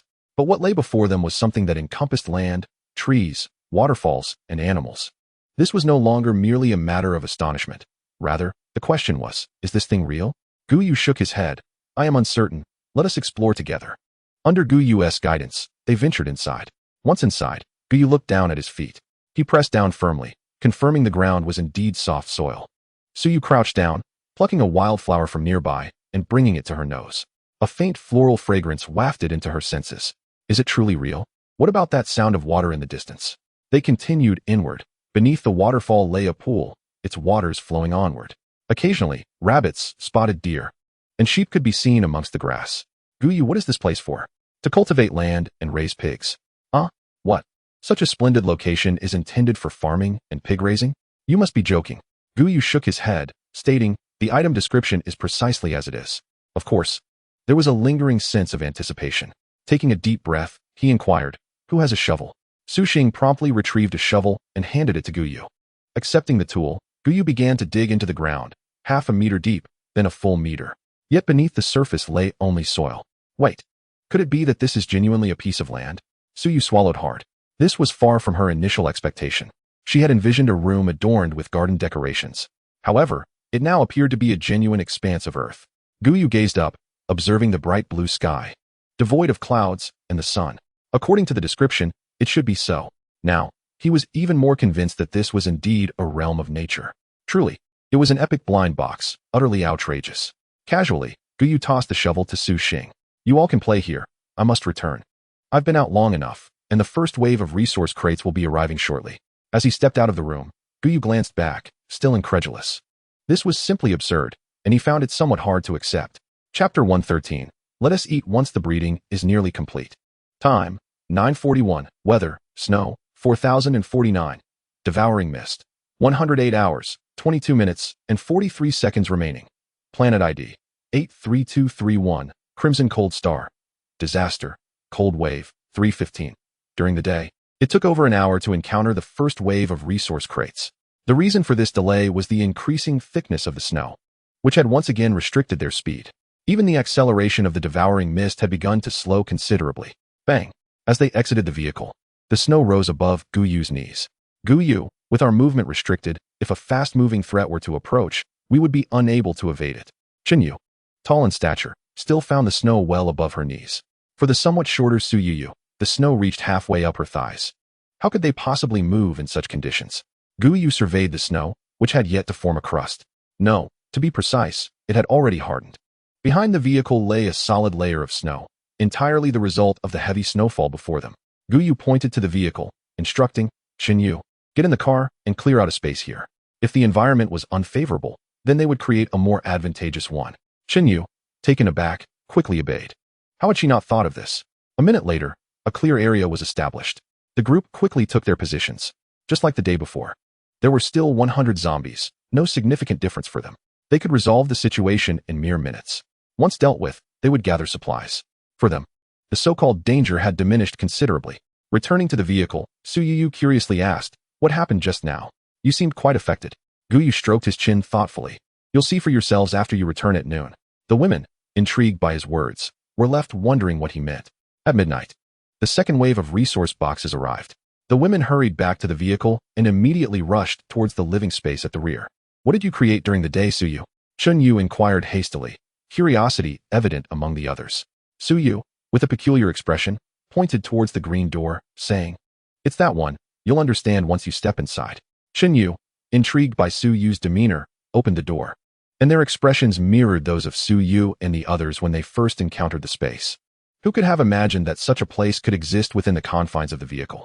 Chen Yu turned to ask, is this a natural observation room? Su Yu shook her head. No, follow me. Under Su Yu's guidance, they arrived at the base of a waterfall. Before the pool of water lay a deep pit, now deeper than the one Gu Yu had excavated, reaching a depth of 5 meters, with the ground still composed of soil. Witnessing this scene, Chen Yu and the others gradually comprehended the reality. This was not a natural scenic room. It was a pure, unadulterated space, a realm suitable for farming and breeding. As Su Yu understood it, after stating this, she pointed towards a nearby thicket. Look, there are rabbits over there. The group turned to see 2 rabbits grazing. Chen Yu narrowed her eyes, observing, that rabbit seems to be pregnant. It won't be long before it gives birth. She contemplated the implications. If they encountered more animals, they should refrain from killing them, opting instead for domestication. However, given the wild beasts they had encountered thus far, few seemed suitable for consumption. The wolf meat was notoriously tough, while wild boar meat was nearly impossible to cook tender, and the flavor left much to be desired. Thus, it seemed wise to avoid disturbing the local wildlife for the time being. As they exited this space, they spotted Gu Yu lounging on the sofa. Chen Yu promptly approached him. Gu Yu, let's refrain from disturbing the resources here for now. Why not? He asked, still considering roasting a rabbit that evening. Although the freezer had yielded rabbit meat, it was frozen and utterly different from the freshness before them. Moreover, they had spotted silvery fish in the pond that appeared quite delectable. We can wait for them to breed. Once they have multiplied sufficiently, we can feast, Gu Yu mused. Stroking his chin.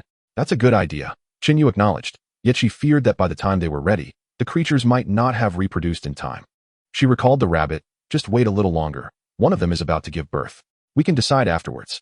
However, the situation soon took an unsettling turn. At 6 in the evening, the sun set half an hour earlier than the previous day.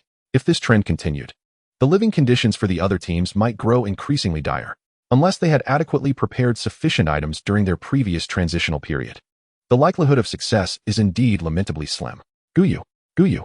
Chen Yu opened the car door and urgently called out. What is it? Hurry. Jumping out of the vehicle, she seized Gu Yu's hand and rushed toward the rear living quarters. They made their way into the natural space, navigating left and right until they arrived near a rabbit burrow, where several small white rabbits were hopping about. Isn't it just a rabbit's nest?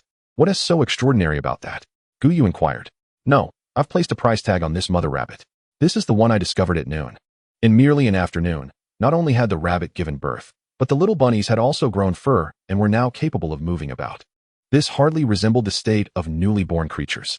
Gu Shuo conjectured that the flow of time here must be considerably accelerated. We must leave quickly. Our lifespans cannot withstand such depletion. Chen Yu shook her head. I conducted a test this afternoon. The flow of time is identical. 1 hour here equals 1 hour outside. This indicates that only the animals here are affected. Contemplating for a moment, Gu Yu led Chen Yu to the pond beneath the waterfall. At that moment, under the radiant light of the sky, the silver fish in the pond sparkled with glimmers. Their numbers surpassed what he had observed that morning, and many of them were indeed small fish. Goodness, does this mean their diet needs updating? Gu Yu thought immediately of consumption. According to my estimates, time for these small creatures here equates to roughly 10 to 20 days for each day they experience. Of course, this is merely conjecture. Perhaps the time dilation varies across different species. At the very least, the growth rate of these fish was somewhat astonishing. Chapter 114. What a nonsense, just commit suicide ultimately. The rabbit was not consumed. Gu Yu intended to test how this time system functioned, assigning the task to Jessica. Currently, Jessica's abilities proved to be of little use. Given their attributes, increasing by a point or two was entirely unnecessary. After dinner, Jessica delved into the task, commencing her documentation. 10 square kilometers is vast, and thus Gu Yu provided her with an electric bicycle. Wait, you have one of these too? The nature of talents is unpredictable. They encompass a myriad of possibilities. Gu Yu had not only procured this, but even had electric toy cars for children. However, most had been disassembled for materials. Gu Yu clapped his hands. All right. It's merely a breeding ground. It doesn't require excessive attention. Time is of the essence. We must continue our journey. As night fell early, their mealtime was also advanced, and by around 7, they resumed their journey on the road. Perhaps due to the third day's circumstances, the survival world was intensifying their trials. Outside, the heavy snow gradually escalated into a blizzard. Even with enhanced headlights, visibility dwindled to a mere few meters. The vehicle's speed was immediately curtailed, unable to accelerate. The stone columns on either side were barely discernible beneath the raging snow. The road occasionally twists and turns, making it impossible to drive swiftly. Gu Yu, what should we do? At this pace, it will take at least 3 hours to reach the first resource box area by night. Moreover, Chen Yu gazed at the view outside, noting that combat would also present challenges. The night vision and penetration effects are quite poor. As for infrared detection, zombies lack any infrared response. We can engage in normal combat. Even if we are approached, our equipment will ensure our safety. With such gear, we need not worry. After hearing Gu Yu's words, the women felt considerably reassured. Gu Yu activated the regional channel. The atmosphere within the channel was more ominous than the impending darkness at 6 o'clock. What a futile endeavor. We might as well commit suicide. Our convoy can only maintain a speed of 20 kilometers per hour. It will take nearly 8 hours to reach the resource box 150 kilometers away. Forget it. We won't drive at night. But what are we to do? Given the current situation, the night may extend to 16 hours. Shall we abandon the resources? This is clearly leading us towards doom. Gu Yu clicked his tongue. This catastrophe was on a hellish scale compared to the last. And this is only the second one. Perhaps the subsequent disasters might be simpler. The harsh cold is not merely due to the chill, but rather because of the snow and those creatures. I have an idea. We could split the team, allowing the larger group to break off and form smaller squads of 5. Upon reading this suggestion, Gu Yu felt compelled to exclaim, "Truly, you are a genius." Yet, what practical use does this hold? As expected, he was met with criticism. Had it not been for this blizzard, it would indeed have been a good idea. However, the pressing issue at hand is the snow, not the dangers they must face. Gu Yu shook his head and closed the interface. This time, even if he wished to assist, he could not. It was past 10 o'clock at night. After enduring numerous hardships, they finally arrived at the location of the first resource box. Chen Yu, responsible for driving, pressed the brake and shook her weary arms. This was the most exhausting drive I have ever had. Su Yu, it will be your turn soon. With less than 2 hours remaining, she truly felt unable to continue. Su Yu nodded in agreement. Gu Yu sensed the fluctuations in his mind. While the quantity remained unchanged, the movement speed had evidently decreased. It seemed that the storm not only affected them, but also had a significant impact on these creatures. However, amidst this turmoil, there were some fluctuations that moved noticeably faster. It appeared to align with his thoughts. The creatures were undergoing a change, albeit only partially this time. Whether they were wolves or werewolves remained uncertain. They disembarked, preparing for battle. With Jessica assigned to manage that area, Gu Yu allocated Shang Yu to Su Yu's team. Now, only 3 members of their team were prepared to engage in combat, with Chen Yu remaining in the vehicle. As soon as the car door opened, a fierce wind rushed in, instantly dispersing the warmth inside. Bang! The door was shut. Chen Yu maneuvered the vehicle, clearing the surrounding snow. 3 individuals centered around a vehicle, each controlling a different direction. Beneath the swirling snow and wind, the efficacy of night vision goggles became significantly pronounced. Su Yu, are you capable? Su Yu swallowed hard, responding, I can manage. Didn't you say this attire can withstand attacks? It can indeed endure, but remember to call for help. Currently, the weakest link in the team was Su Yu. As the tremors drew nearer, Gu Yu raised his rifle. 10 seconds later, the battle commenced. With a focus on the target. Besides zombies, there were also fast-moving creatures. Chun Yingying's spirit surged, her gaze resolute. The sound of gunfire erupted as Chun Yingying fired first. Following suit, Gu Yu and Su Yu also pulled the trigger. While firing, Gu Yu remained vigilant for any disturbances. Su Yu, it's heading your way. Su Yu scanned the surroundings, but where was the target? She could see nothing at all. Suddenly, a white figure burst forth from the snow.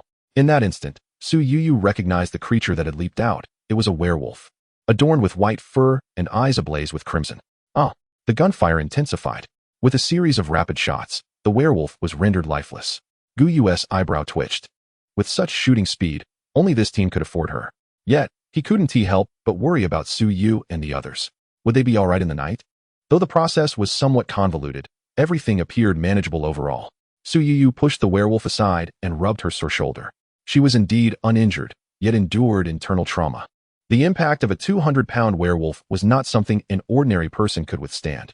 Now, only 5 or 6 snowmen remained. Once they were eliminated, the journey could resume. 5 minutes later, they returned to the vehicle. Do we need to continue? Chen Yu inquired. The clock was nearing 11 p.m., even if they pressed on. They could only cover 50 kilometers at most. Let us proceed, allowing them a shorter distance. Chen Yu nodded and started the vehicle, moving forward. At midnight, Gu Yu led them back to their room. You all go ahead and drive. I'll catch up shortly. Su Yu and the others were taken aback. Glancing at Chen Yu, the circumstances tonight were somewhat unusual, causing him to feel uneasy about their safety. Su Yu nodded, all right. Gu Yu promptly entered the bedroom. Lying down to drift into slumber, This was his first experience using it. Upon awakening, he felt remarkably rejuvenated. This device was indeed effective. He rose and made his way forward. Tonight, the threats had transformed. Chapter 115. Peeking at you? Do I need to? As Gu Yu finished speaking, the women collectively gasped. Was this change not a bit too drastic? It was only the third day. The challenges that lay ahead were unimaginable. You need not worry too much. The survival world ultimately offers a way out. Gu Yu retrieved a bullet. This is from the supply crate we found tonight. Pure silver bullets. Quality, silver grade. Note, inflicts 200 damage to werewolves. With these bullets in hand, there is no need to fear werewolves. In Gu Yu's perspective, the resource box tomorrow should contain a considerable number of such bullets. The only concern may be the snowman.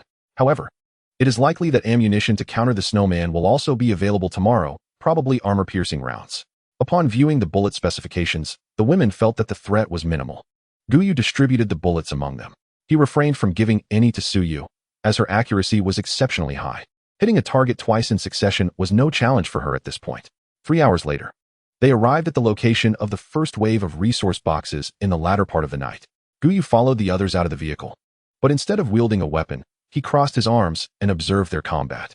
As long as the battle went smoothly, there was no need for him to intervene. 20 minutes later, the skirmish concluded.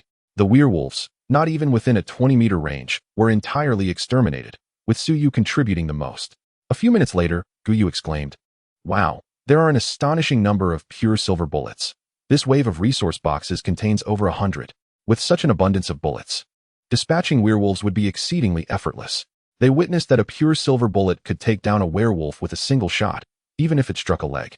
Upon returning to the vehicle, Gu Yu said, "All right, the rest is up to you. If you encounter something formidable, just call for me." However, he believed that such a scenario was unlikely to occur. Once back in the living space, Gu Yu turned towards his bedroom, but couldn't help glancing at the green space. Has Chunyu or Jessica come out? Chunyu shook her head from the sofa. Not yet. Gu Yu then shifted his steps towards the green door. Upon entering, it was still daylight within. Gu Yu observed the sky, which remained blue. Was there truly no night here? What was the principle behind this? Did plants not require rest? Unfortunately, with his limited education, he could not fathom it. 10 minutes later, he located Jessica. You haven't been here since dinner, have you? Jessica replied, slightly embarrassed. I'm not as capable as the other sisters in many aspects. Now that I can contribute, it's really no trouble. She thought simply. Being able to assist made her content. Otherwise, she felt somewhat guilty about the monotonous tasks she performed daily. Gu Yu waved his hand dismissively. Everyone has their areas of expertise. He gazed into the distance at the rabbits. What is the current situation? Jessica pointed towards the rabbits and recounted her discoveries of the day. Gu Yu swallowed hard. This space was even more remarkable than he had imagined. Those adult rabbits were indeed the same as the ones from during the day. Was this reasonable? A day here seemed to equate to a month for the rabbits in the outside world. Did this imply that a litter could be produced every 3 days, and then be ready for consumption in another 3 days? Gu Yu couldn't help but recall the other creatures he had seen earlier, such as cattle, sheep, and pigs. What of the others? I believe that the growth cycles of these plants are quite similar. They simply take a long time to mature, resulting in minimal variation. The only noticeable difference is that the belly of the mother goat is considerably larger than during the day.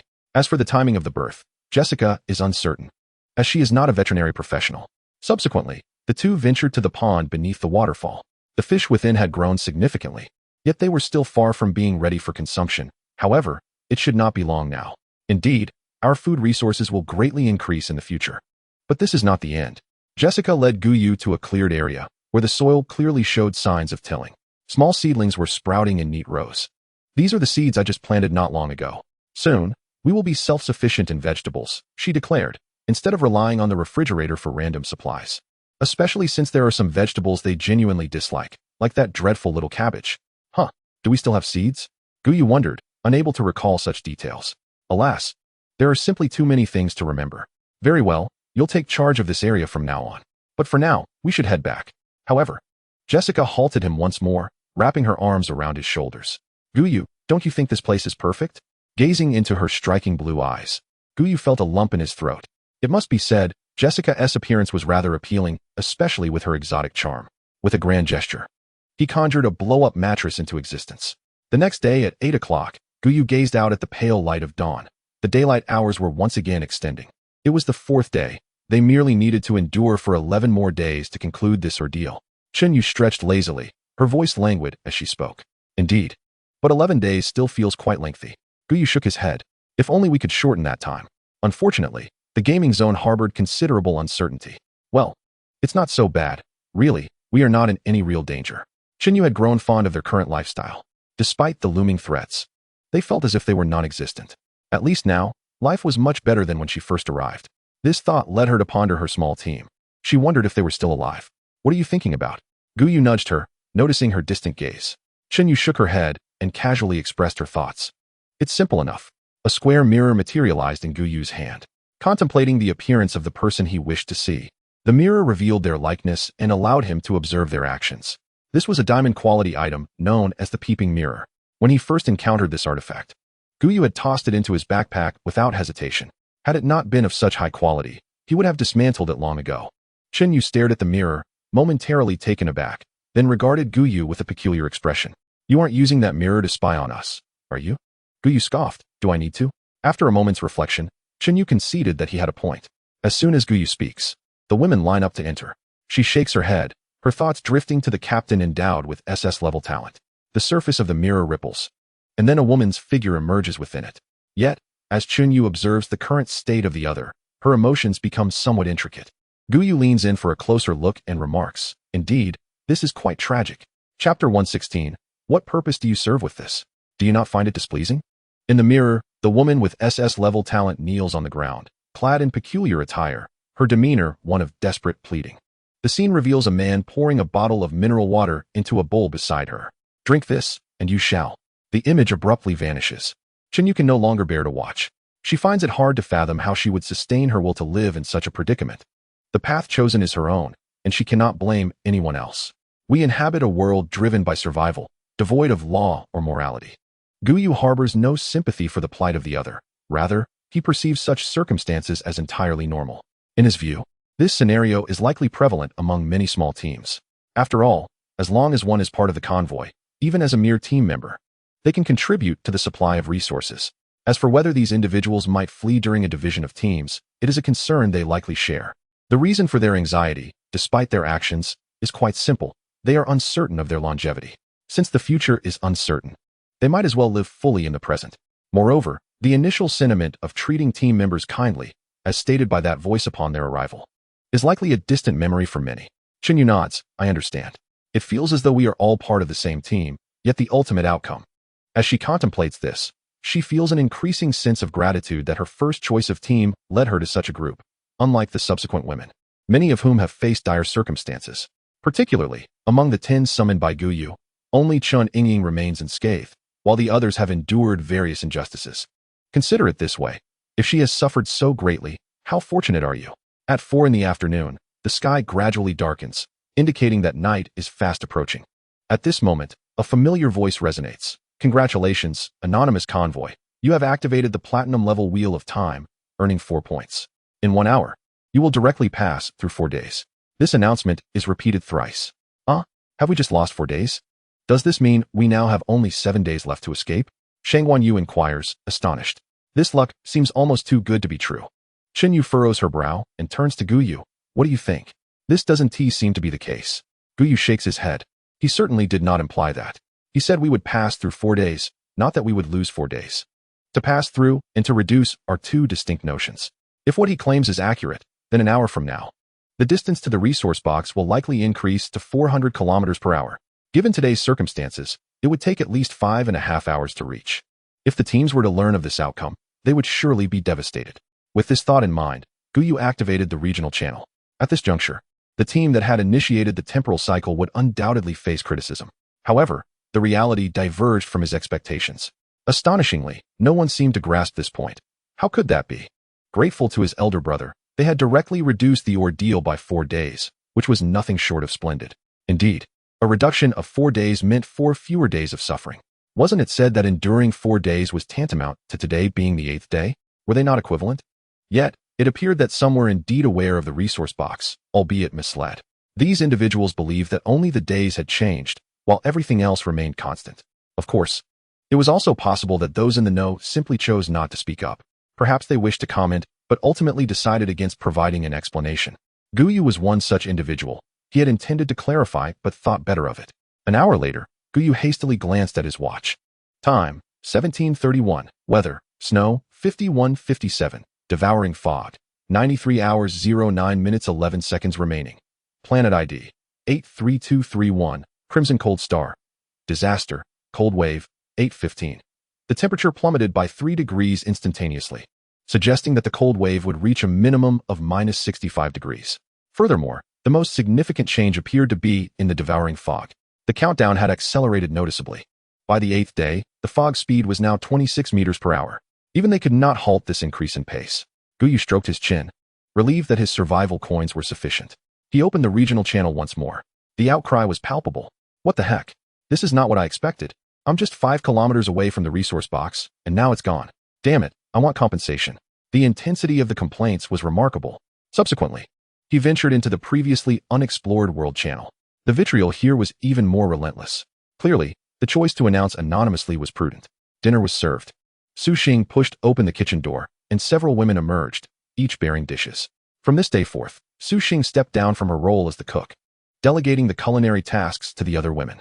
She expressed her delight at this change. Bouncing over to Gu Yu's side, she inquired, "Do you have any maid outfits left?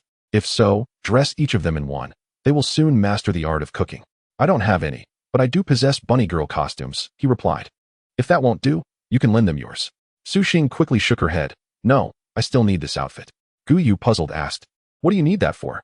Standing on tiptoe, Su Xing whispered in his ear, "Don't you like it?" Coughing lightly, Gu Yu replied, "Let us eat." He slipped his hands into his pockets and leaned slightly forward. Meanwhile, Su Yu approached Su Xing, her expression one of confusion. "What did you say to him? Why is he acting like this?" "First, tell me what shape it is," Su Xing replied. "I see you seem to be courting death." The changes in the survival world have not significantly affected Gu Yu's team.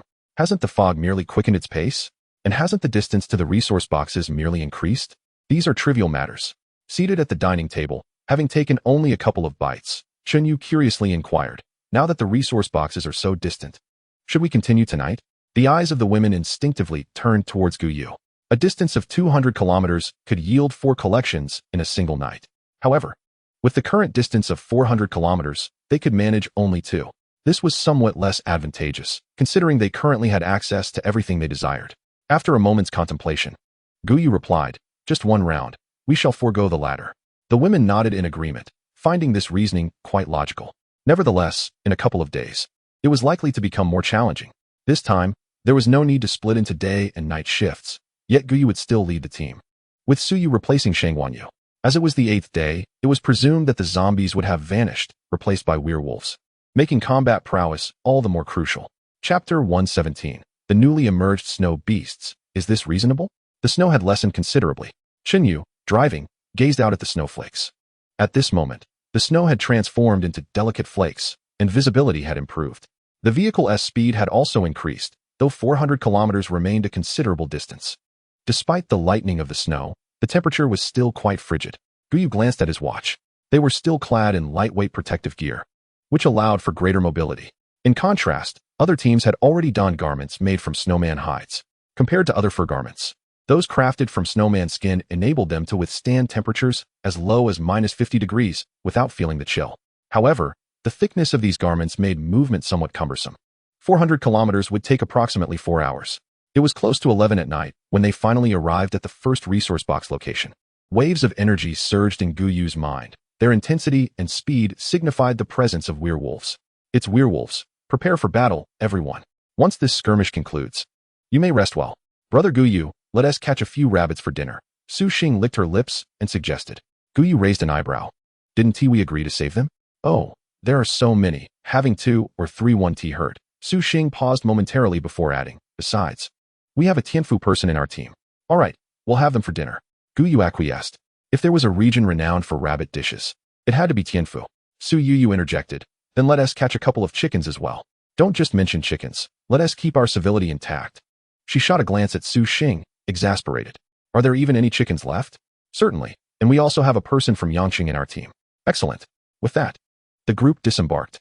When 10 individuals struck simultaneously, even 200 werewolves would be no match. The number of snowmen matched Gu Yu's expectations, totaling 8. However, one of the snowmen differed from the rest. Towering nearly 5 meters tall, it was a mass of bulging muscles. Ordinary bullets barely penetrated its surface, sinking in less than a centimeter. Meanwhile, its face was adorned with a steel helmet, effectively safeguarding its vulnerabilities. Is this reasonable? Gu Yu couldn't help but scoff. One could only imagine how other teams would despair upon encountering such a creature.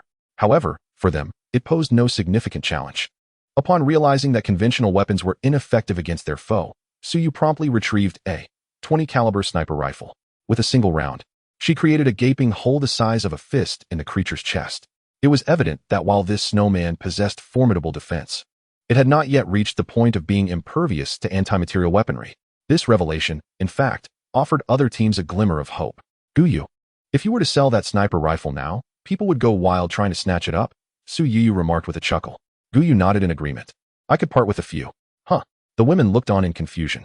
What if that weapon fell into the wrong hands? Gu Yu gestured to his protective clothing. This outfit can withstand missiles. What is there to fear? However, he intended to sell only standard caliber sniper rifles, avoiding the larger calibers. Although his protective gear could withstand sniper fire, the impact was still painfully jarring. After tidying up, the group returned to their vehicle. Jessica swiftly opened the portal to the replication space, allowing those within to step out. She instructed one of the Heavenly Mansion inhabitants and a Yangqing resident to wait in the kitchen while the rest of them entered the natural space. Ah, Gu Yu, come quickly. Su Xing's head peeked through the green door, her face alight with excitement. Just as Gu Yu settled onto the sofa, he reluctantly stood up. What is going on? Come quick. Under Su Xing's guidance, they arrived at a meadow. To their astonishment, dozens of adult rabbits frolicked about, with several appearing significantly larger than the others. What is the meaning of this? Gu Yu thought to himself, recalling that there shouldn't have been so many. Su Yu pointed into the distance. Look at those cows and sheep. They've all given birth. Qin Yu indicated a nearby pond, when we just passed by there. The fish seemed to have grown considerably as well. Gu Yu stroked his chin, contemplating the implications. The only plausible explanation for such occurrences was that time had indeed passed in this natural space, altering its very essence over the 4 days. Is this reasonable? He mused, believing it to be merely a passage of time. Little did he realize that they had genuinely experienced 4 days. But why had they not felt it? Are you thinking what I'm thinking? Qin Yu inquired. Yes, for days have passed here, yet we felt nothing. If that were true, we should be ravenous. Qin Yu shrugged. Perhaps everything else changed while we remained unaffected. Well, that is the only explanation, Gu Yu conceded. In that case, we don't need 2 or 3 of them. There is no need to take them out. Let us clear a space here and craft directly in this natural environment. Let us also have a sheep, and we'll catch a few more fish. Gu Yu had long been preoccupied with the fish, which appeared utterly delectable. The group of women hastily returned to their living space, summoning others to begin preparations for a picnic. Gu Yu approached a thicket, where he discovered the ground strewn with fruit. Remarkably, these fruits retained their ripe condition, an anomaly that intrigued him. He recalled seeing them that very morning. Logically, a day in the outside world should equate to 10 days here, yet they had not spoiled. Qin Yu squatted beside him and remarked, Do you think this place possesses some preservation properties? Gu Yu hesitated, replying, Are you suggesting there is a preservation function here? Qin Yu shrugged. I can't say for certain, but it certainly appears that way, which defies logic. Logic?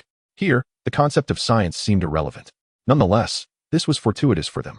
Initially, Gu Yu had intended to assign the points-earning team members to harvest fruit daily, but it seemed unnecessary now. However, when Gu Yu visited the patch where they had previously cultivated vegetables, he found that some of the fast-growing crops had matured. Some had even begun to produce seeds. It seemed they needed to harvest from the soil promptly. Gu Yu nodded. You should inform them to be mindful of the timing for harvesting. Understood, she replied. With this newfound resource, they need not worry about food diversity. While the others prepared the meal, Gu Yu settled onto a bench and opened the regional channel. Region 50100-192-322-1212. The number of participants had diminished once more, yet the rate of decrease was significantly slower than at the outset. It was evident that, in comparison to earlier, the group had adapted reasonably well. Death had stemmed entirely from the abrupt changes, along with that terrifying snowman. Chapter 118. The relationship with the local fauna. 8 fatalities were manageable, but the snowman's defense was bewildering. Defeating it was not the issue. The concern lay in the potential emergence of creatures they could not overcome. The ordinary sniper rifle, despite its capabilities, merely discharged standard bullets. It took 10 shots to bring it down. This sudden appearance of a 5-meter-tall snowman had subjected everyone to extreme duress. Fortunately, its large size had rendered it slower. Each team leveraged their firepower to continually suppress the foe. After gathering the resource box, they swiftly departed. As for the kill, they had opted to forego that pursuit. They were not lacking in snowman pelts. However, Soon someone spoke up, redirecting their focus back to the colossal snowman. I must tell you, garments crafted from the snowman's hide are lighter and more flexible than those made from ordinary snowmen, offering superior insulation. Upon receiving this information, the group felt compelled to engage with the snowman. Setting aside insulation, the ease of movement was indeed enticing. Gu Yu shook his head, predicting that the resource box would likely yield corresponding equipment items the following day. In the past, such items typically appeared in advance. Now, they manifested on the same day. Just like the pure silver bullets they had acquired previously, he estimated that the resource crate would either contain a formidable sniper rifle or powerful armor-piercing rounds. Half an hour later, with the increasing number of people, the preparation of the meal became significantly more efficient. They not only roasted a whole lamb, but also prepared various lamb skewers. Dinner is served. As he gazed at the feast laid out before him, Su Xing felt his mouth water. Gu Yu, seated at the table, shook his head at Su Xing's reaction. Our usual meals are quite good. Is it necessary to look so eager? Su Xing shook his head. This is different. Normally, we eat to fill our stomachs, but now it's about savoring the experience. These are two entirely different concepts. He quickly picked up a piece of roasted rabbit meat and placed it in his mouth. His eyes lit up instantly, and he continued to pick at the rabbit with his chopsticks, unable to stop eating. Gu Yu looked on in disbelief. However, upon tasting a piece himself, he had to admit that the roasted rabbit was indeed delectable. But something felt amiss. They had previously caught rabbits. Yet this flavor was far superior to what they had made before. The other girls took turns tasting it, and were equally surprised. Could it be that the chef from Tianfu was exceptionally skilled? Su Xing quickly shook his head. Her culinary skills are about on par with mine, not significantly better. Qin Yu, perplexed, asked, then how could this taste so extraordinary? The seasonings were all from our available supplies, and there was nothing different. Gu Yu, who had remained silent during their discussion, began to sample each dish. Whether it was rabbit, lamb, or fish from the pond, every flavor was exquisite. He set down his chopsticks, concluding that the quality had nothing to do with culinary skill, but was entirely attributed to the animals in this environment. If he recalled correctly, they had caught those larger rabbits. Typically, larger rabbits tend to have inferior meat quality. After all, why would one choose to roast squab rather than pigeon? Yet now, the meat was remarkably tender. Does this mean that the creatures raised here all possess such quality? Gu Yu nodded. It seems so. Now it makes sense why that introduction mentioned it. A good environment isn't merely for admiration, it's meant for utilization. Su Xing's eyes sparkled with curiosity. If we were to capture other animals and keep them here, would their meat quality improve? That should be the case. Gu Yu nodded, but then added, however, let's not get ahead of ourselves. There is currently nothing we can raise. We certainly can't keep a werewolf or a yeti here. Even if they were edible, I wouldn't dare to consume them. These two are purely humanoid in appearance. Perhaps we could wait for the next transition period. That could work. During the transition, we might encounter various small animals, even some birds. They enjoyed their feast. While those who learned that the large yetis were superior to the ordinary ones quickly set out in their vehicles, eager to enhance their team's capabilities before it was too late. An hour later, Gu Yu and the others reclined in their chairs, relishing the natural scenery. Gu Yu, are you going to sleep soon? Tomorrow morning, we shall set forth once more. A distance of 400 kilometers is unnecessary. I shall indulge in some television then. The next day, on the 9th day, at 9 in the morning, the vehicle's headlights pierced the pervasive darkness outside. At what time does the dawn intend to break? Su Xing could not help but voice his frustration. With the faint light of day yet to appear, the external conditions remained indiscernible. Based on previous patterns, daylight should emerge around 9:30, while nightfall typically graces the hour of 4. To Gu Yu's mind, the day has dwindled to a mere 7 hours or so. After all, it is only the 9th day. A measure of time must be preserved. The situation transpired to be even later than Gu Yu had anticipated. It was not until nearly 10 minutes past 9 that a sliver of light graced the horizon. It seems the duration of the night's darkness is likely to commence even earlier. Qin Yu inquired, given that night descends so early, shall we still only require one wave of resource boxes? Gu Yu stroked his chin, pondering. On this 9th day, a single wave of resource boxes spans 450 kilometers. At the pace of 70 kilometers per hour from the previous night, over 6 hours would be necessary. If night falls at 4, that would lead to darkness at 10. Yet, if we drive a bit longer in the daylight, we might secure an earlier arrival. Let us drive for now and deliberate further in the afternoon. Gu Yu activated the regional channel. As expected, the conversation erupted into fervor once again. Recently, such commotion has become commonplace in the regional channel. The calamity they faced was, indeed, challenging to accept. Is this truly the case? Almost 10 o'clock, and the dawn emerges. Does that not leave but a single wave of resource boxes for the day? Not to worry, another wave is bound to arrive at night. which is still favorable. Let us not forget that yesterday, there were 8 snowmen. Today, there are 9, one of which towers over 5 meters. The teams brave enough to confront the snowmen are, after all, somewhat scarce. At 11:30, a signpost appeared by the roadside. We have lost 4 days in the middle and encountered fewer resource zones. The sight of this sign reminded everyone that, in comparison to resource boxes, resource zones prove far more beneficial to them. There was little to be done. They could only hope this was a large resource zone. As if responding to their collective anticipation, they indeed discovered a substantial resource zone. Ding! Large resource zone, Wasteland City, discovered. Points, 200. An entrance to a teleportation passage materialized ahead. Shall we enter? Let us wait. We can go in later to bring them out. Ensuring they fill their magazines completely while checking their weapons and equipment. Once we complete this area, their vehicle should be eligible for an upgrade. Chapter 119. Why is everything in ruins? Each large resource zone spans a considerable area, inevitably housing numerous convoys. The exact number of convoys remained unclear even to Gu Yu. However, it was certain that the count would not fall below 50. The only regret for Gu Yu was that this location was not a danger zone. Had it been, he could have effortlessly amassed hundreds of thousands of points today. Half an hour later, everyone had filled their magazines, and all personnel in the rear were returned to the point space. Onward. The vehicle entered the teleportation array. With a flash of light, it emerged into the ruins of a city. Outside, there was no snow, and the sun shone brightly. Gu Yu rolled down the window, and a wave of heat rushed in. It appeared that such expansive regions were not situated on the original planet. Which direction should we proceed? At that moment, the vehicle found itself at a crossroads, surrounded by ruins, and Xun Yu was uncertain which way to drive. Gu Yu surveyed the surroundings and suggested, "Let us head straight ahead." The vehicle began to move slowly as Xun Yu eased off the accelerator. At that moment, Su Xing's abilities would have proven most invaluable, yet they were too constrained. Xun Yu's talent, ultimately, fell slightly short. If only he could gain a couple more perks each time. The wasteland was vast, and after traveling 7 or 8 kilometers, they still remained within the city limits. Are there truly resources here? While uncertain about the availability of resources, Gu Yu sensed they might be in trouble. Everyone drew their weapons, preparing for combat. Gu Yu opened the car door and leaped out. "Xun Yu, you drive. Su Xing, deploy the heavy machine guns." Understood. The roof of the vehicle instantly extended 2 heavy machine guns as Su Xing grasped the controls, his gaze fixed intently on the screen. Meanwhile, Gu Yu led the women to the front of the vehicle, cautiously advancing. When they were within 20 meters of the nearby ruins, Gu Yu halted. He pointed towards the collapsed buildings flanking the street. "There are strong fluctuations here, more powerful than werewolves, but weaker than yetis. Exercise caution." The group nodded, raising their firearms to aim at both sides. Gu Yu then produced 2 grenades, tossing one. Boom, boom. The grenade exploded, sending a cloud of dust into the air. Soon, the fluctuations began to move rapidly. Sensing the disturbances, Gu Yu realized they were not among the ruins, but underground. "Be careful. They're not in the ruins, but below us. Su Yu, keep a close watch on the manhole covers." Su Yu held a firearm in each hand, directing them at 2 manhole covers. Moments later, bang.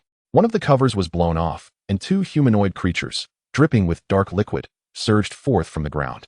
Da-da-da. The 2 creatures that had just emerged were instantly taken down. Su Yu remained unfazed. She feared no creature that could be dispatched by gunfire. Subsequently, more creatures began to emerge, but each was swiftly eliminated by Su Yu. Chun Yingying attempted to fire several times, only to be outpaced by Su Yu. She couldn't help but marvel. This is what talent looks like. Stay vigilant. There are manhole covers in 3 directions, left, right, and behind. The gunfire attracted the nearby creatures. Yet their numbers were not overwhelming, only 20 or 30 at most. 5 minutes later, the vehicle continued onward and finally discovered a relatively intact building. By its name, it seemed to be a small shopping mall. Su Yu poked her head out, asking, "Shall we go inside?" Gu Yu shook his head. "You all stay here. This situation is different from before." Had it been at the outset, he would have undoubtedly led everyone to act together. However, now he felt it necessary to leave some people in the vehicle. Vehicles with owners cannot simply be collected. Yet the notion that they can be towed away is quite absurd. One can only hope that when they finally locate the resources, they do not return to find their vehicle missing. Where would one seek justice in such a situation?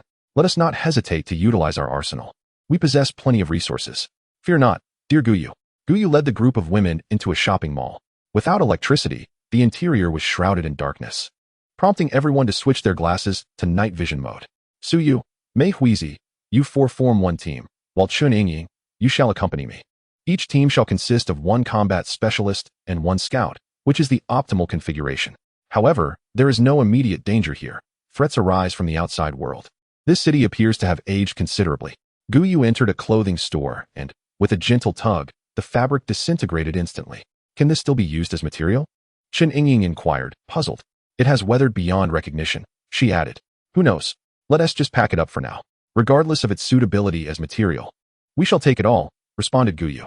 After 2 hours, the group exited the mall. This world has endured for so many years. Yet the sofas are in such disrepair, Su Yu remarked, unable to suppress her criticism. It could be said that the glass and metal within the mall were the best preserved. The condition of everything else was lamentable. Gu Yu discarded their findings into the disposal unit and observed the information that appeared. He felt a sense of relief. The outcome was far better than he had anticipated. These garments could still contribute some miscellaneous items, albeit 30 less than usual, which was still acceptable. Once everything was settled, Gu Yu surveyed the surroundings. Mei Huizi, have you spotted any vehicles? Mei Huizi shook her head. None. Gu Yu furrowed his brow. The absence of vehicles was troubling. Has no one discovered this place yet? This is unexpected. Shall we set off again? Of course, we shall proceed. The vehicles resumed their journey forward, intermittently discovering 1 or 2 intact shops along the route, collecting resources within, and subsequently eliminating the creatures that oozed black liquid. Thus, they meandered, covering nearly 100 kilometers. A faint blue barrier obstructed their path. Within lay the city, while the outside was enveloped in lush forest. Through the barrier, Gu Yu and his companions beheld swathes of dark creatures. The city appeared even larger than anticipated. Even if their current location was not the epicenter, the city's lateral span must be at least 150 kilometers, with a vertical extent of around 100 kilometers. This was indeed much grander than imagined. No wonder we have yet to encounter any vehicles, Gu Yu lamented. It seems the prospect of capturing anyone here is slim. Let us continue along another street. Are we pressing on? How far is the mist? Gu Yu raised his hand to check.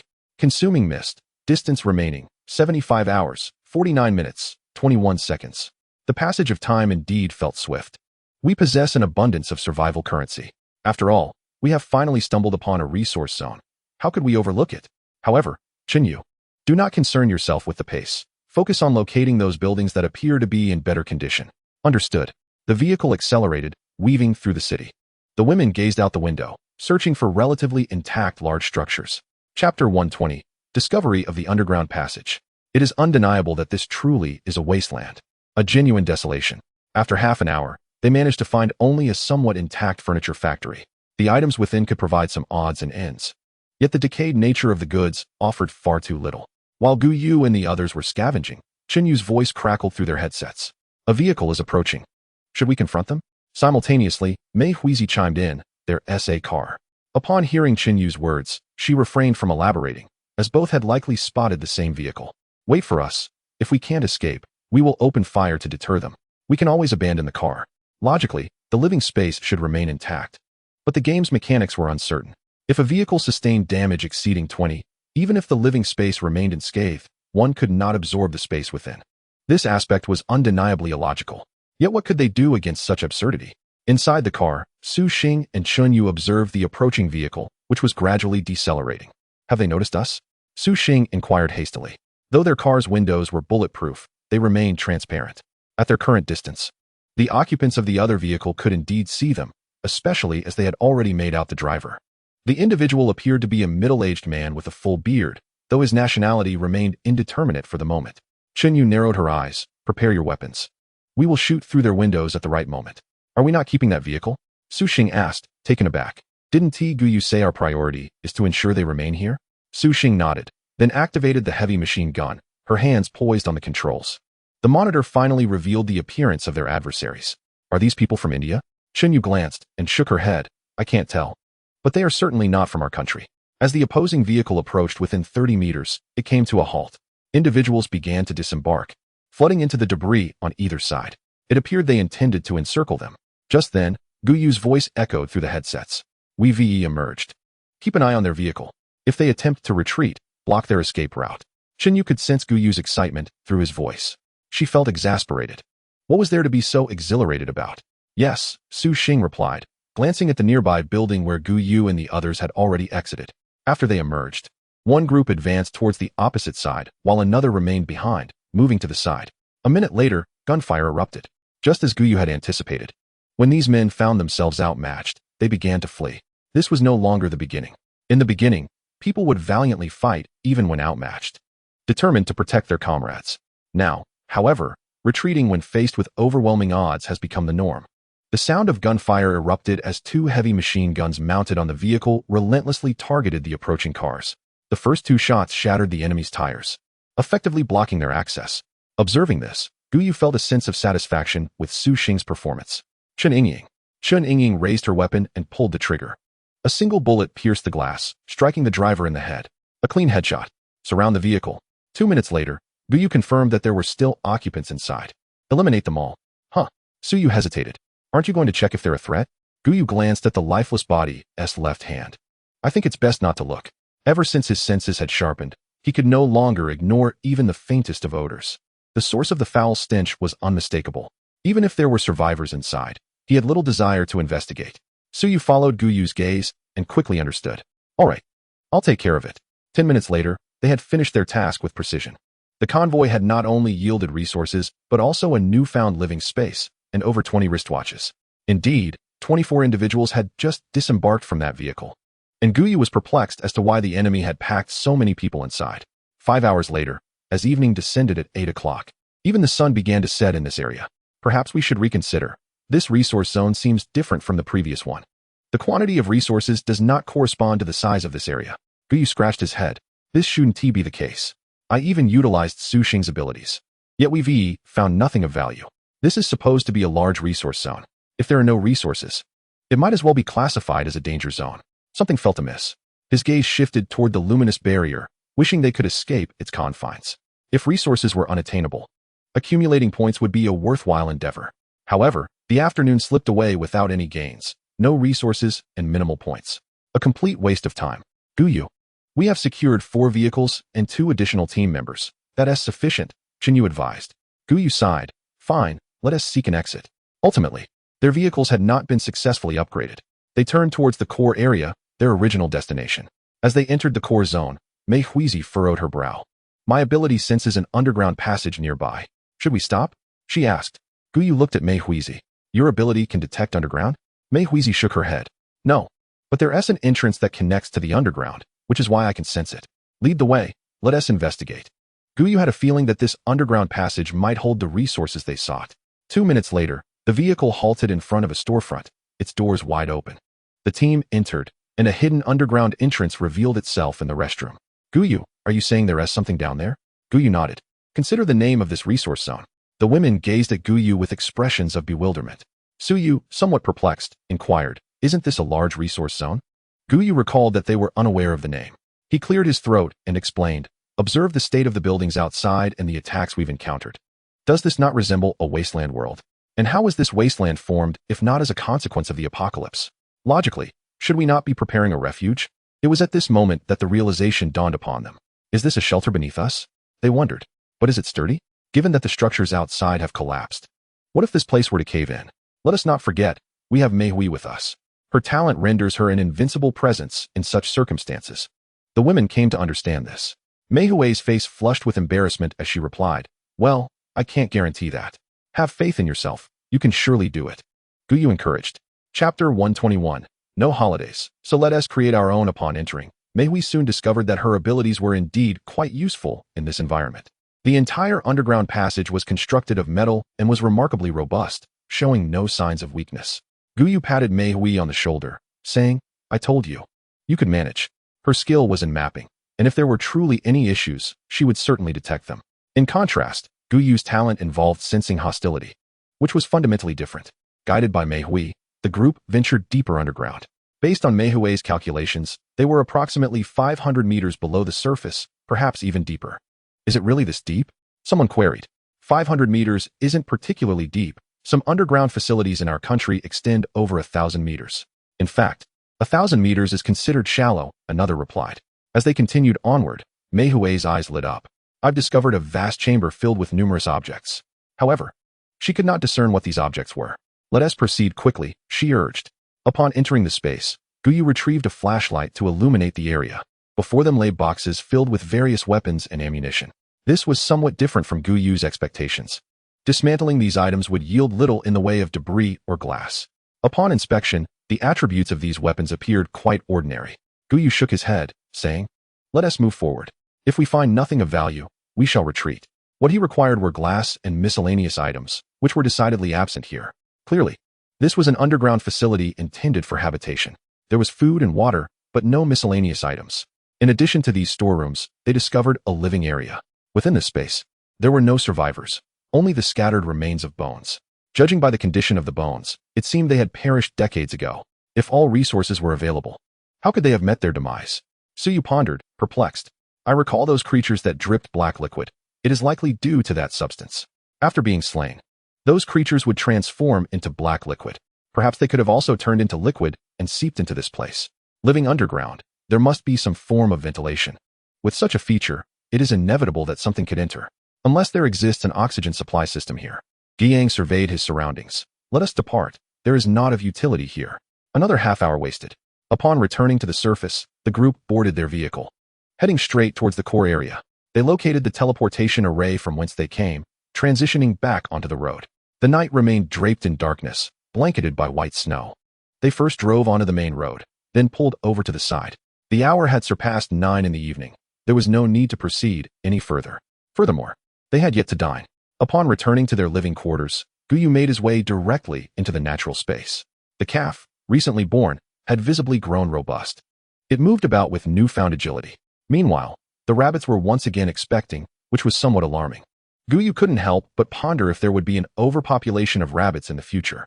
However, with so many of them present, it seemed unlikely that these rabbits would be afforded such an opportunity. At 10:30, dinner was prepared. How long do you think we must remain in this world?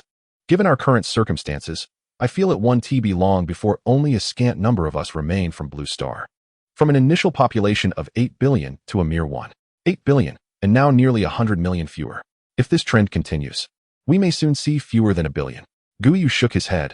Let us not dwell on such thoughts. We must focus on our own well-being.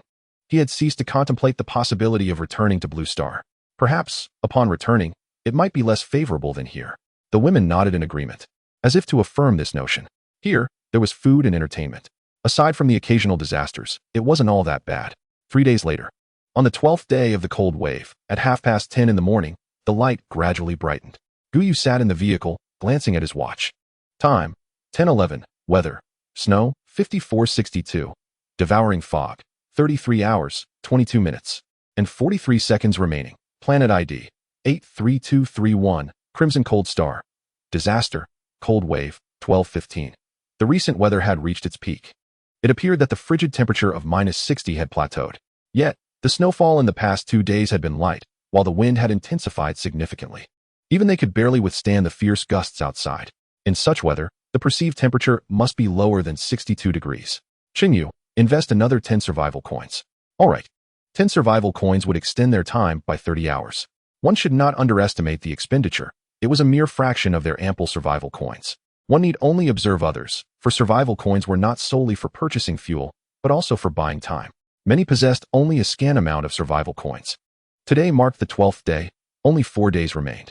Su Yu gazed out at the swirling snow and wind, feeling compelled to voice her sentiment. She had seen enough of the white snow and had no desire to linger further.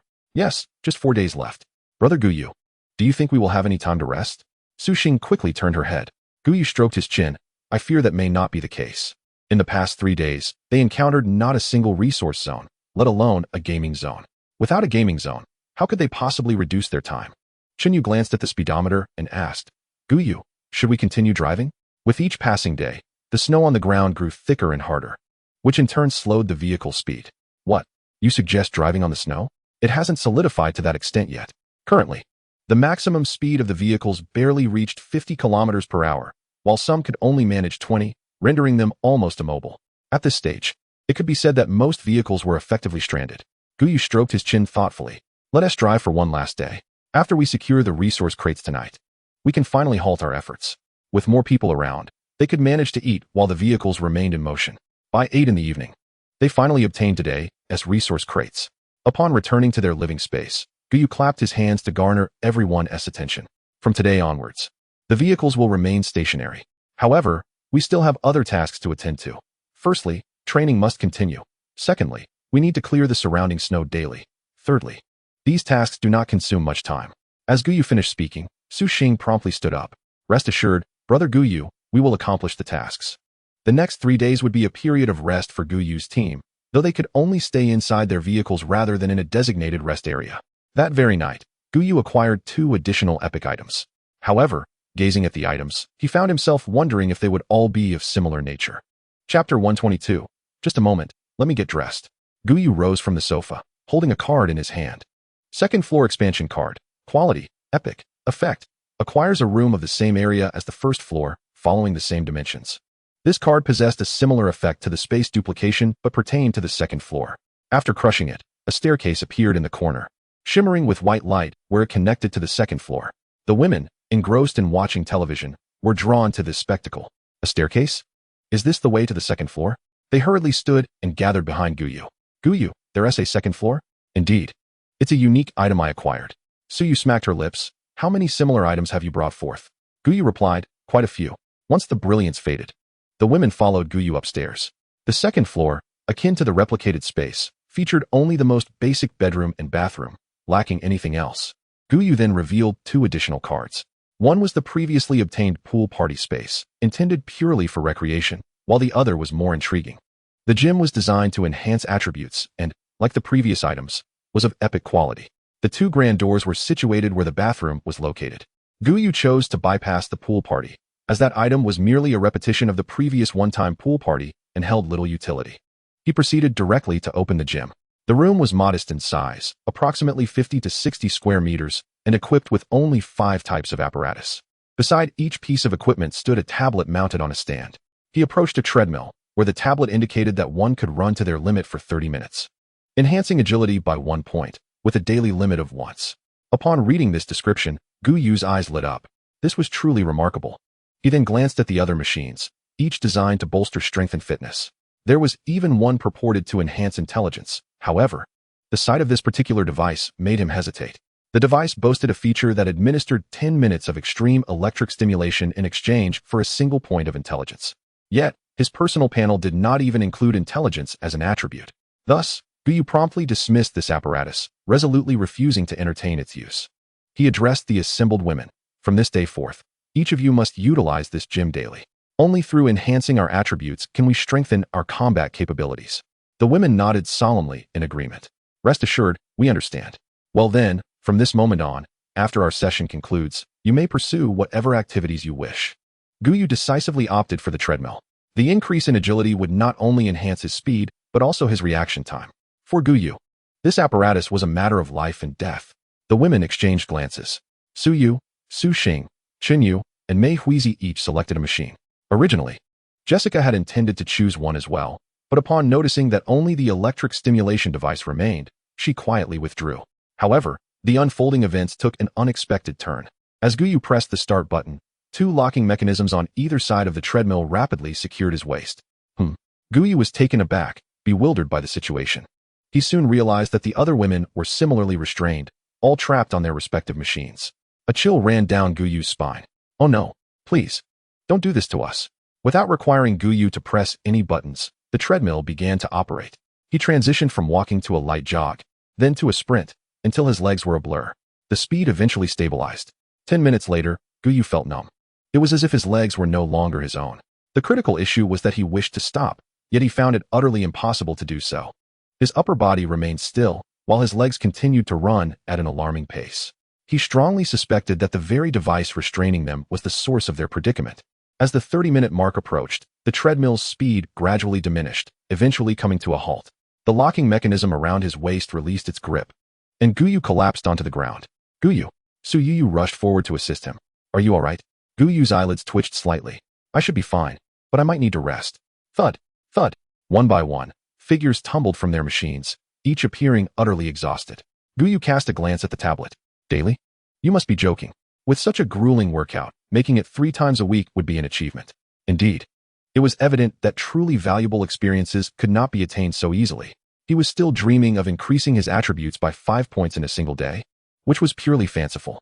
Su Yu and her companions escorted Gu Yu and his group back to their quarters before proceeding to the living room. Should we go upstairs?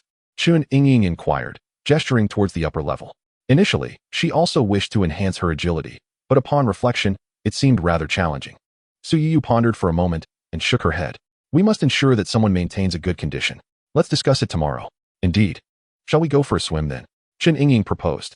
The other's eyes brightened at the suggestion, and Su Yu nodded in agreement. Let's go.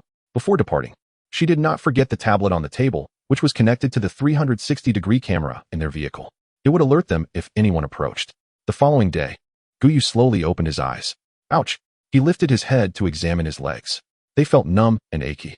Are you certain this is about increasing attribute points and not about enduring punishment? He accessed his personal interface, and to his surprise, his agility had indeed increased by a fraction. However, the difficulty of acquiring those points was quite apparent. Creak. Oh, Gu Yu, you're awake? Shang Wenyu entered, holding a glass bottle. I forgot to use my talent yesterday. The others have already recovered, and you're the last one.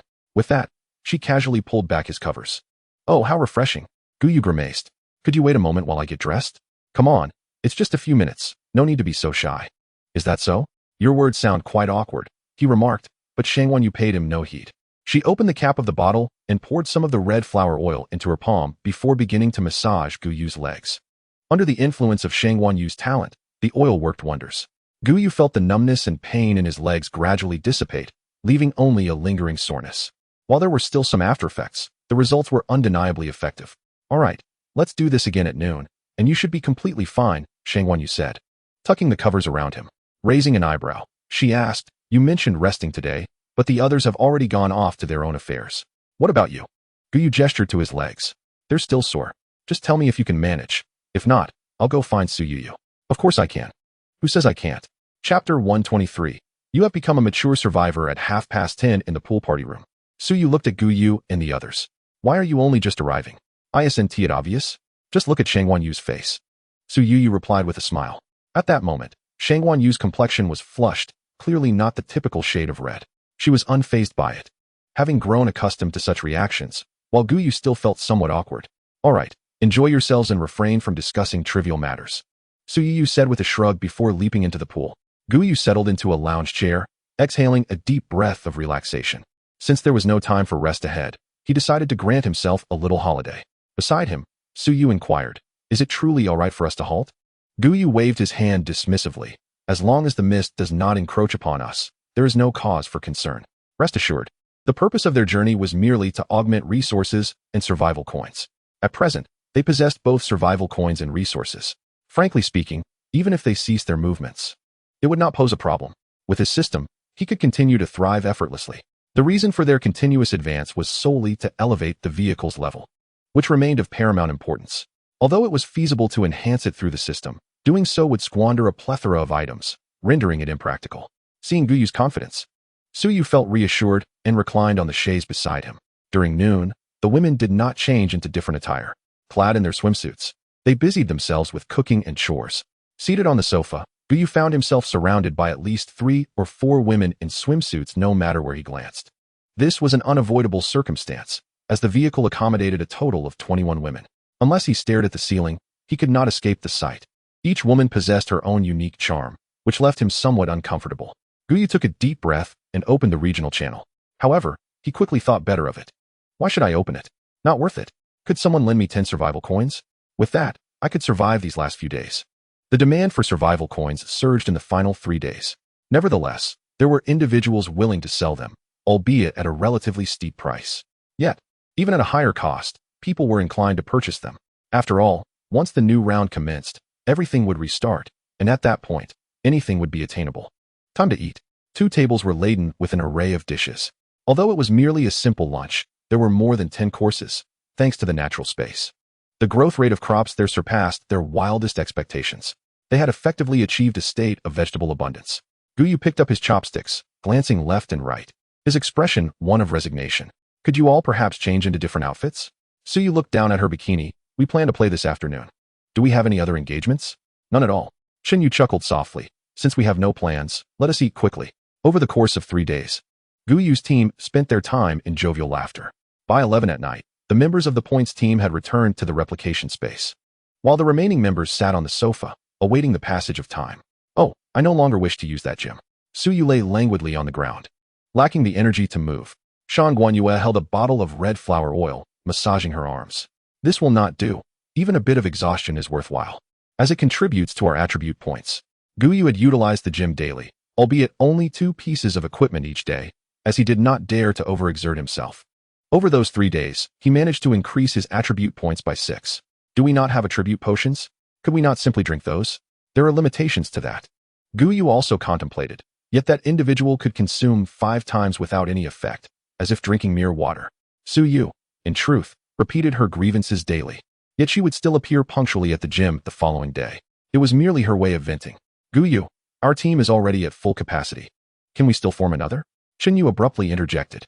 Gu Yu shrugged. I am uncertain. Logically, it should not be possible. However, who knows if this survival game might introduce any alterations? What if the number of team members is allowed to increase? At noon, the announcement echoed. Congratulations. You have successfully navigated the second disaster, and you are now a seasoned survivor. You shall now enter a new transitional period lasting 11 days. In light of the impending increase in difficulty, the alliance system has been activated. We wish you the best in overcoming the new calamity. We shall meet again. Upon hearing these words, Gu Yu shook his head in resignation. It seemed the team dynamics would remain unchanged. As for the alliance, Gu Yu held no interest. While an alliance could indeed bolster combat strength for their team, it represented merely an encumbrance, offering no enhancement to their innate abilities. Gu Yu stretched lazily. Well, there's nothing more for us now. Let's return to rest and prepare for a new day. The women switched off the television, tidied up the refuse, and retreated to their respective chambers.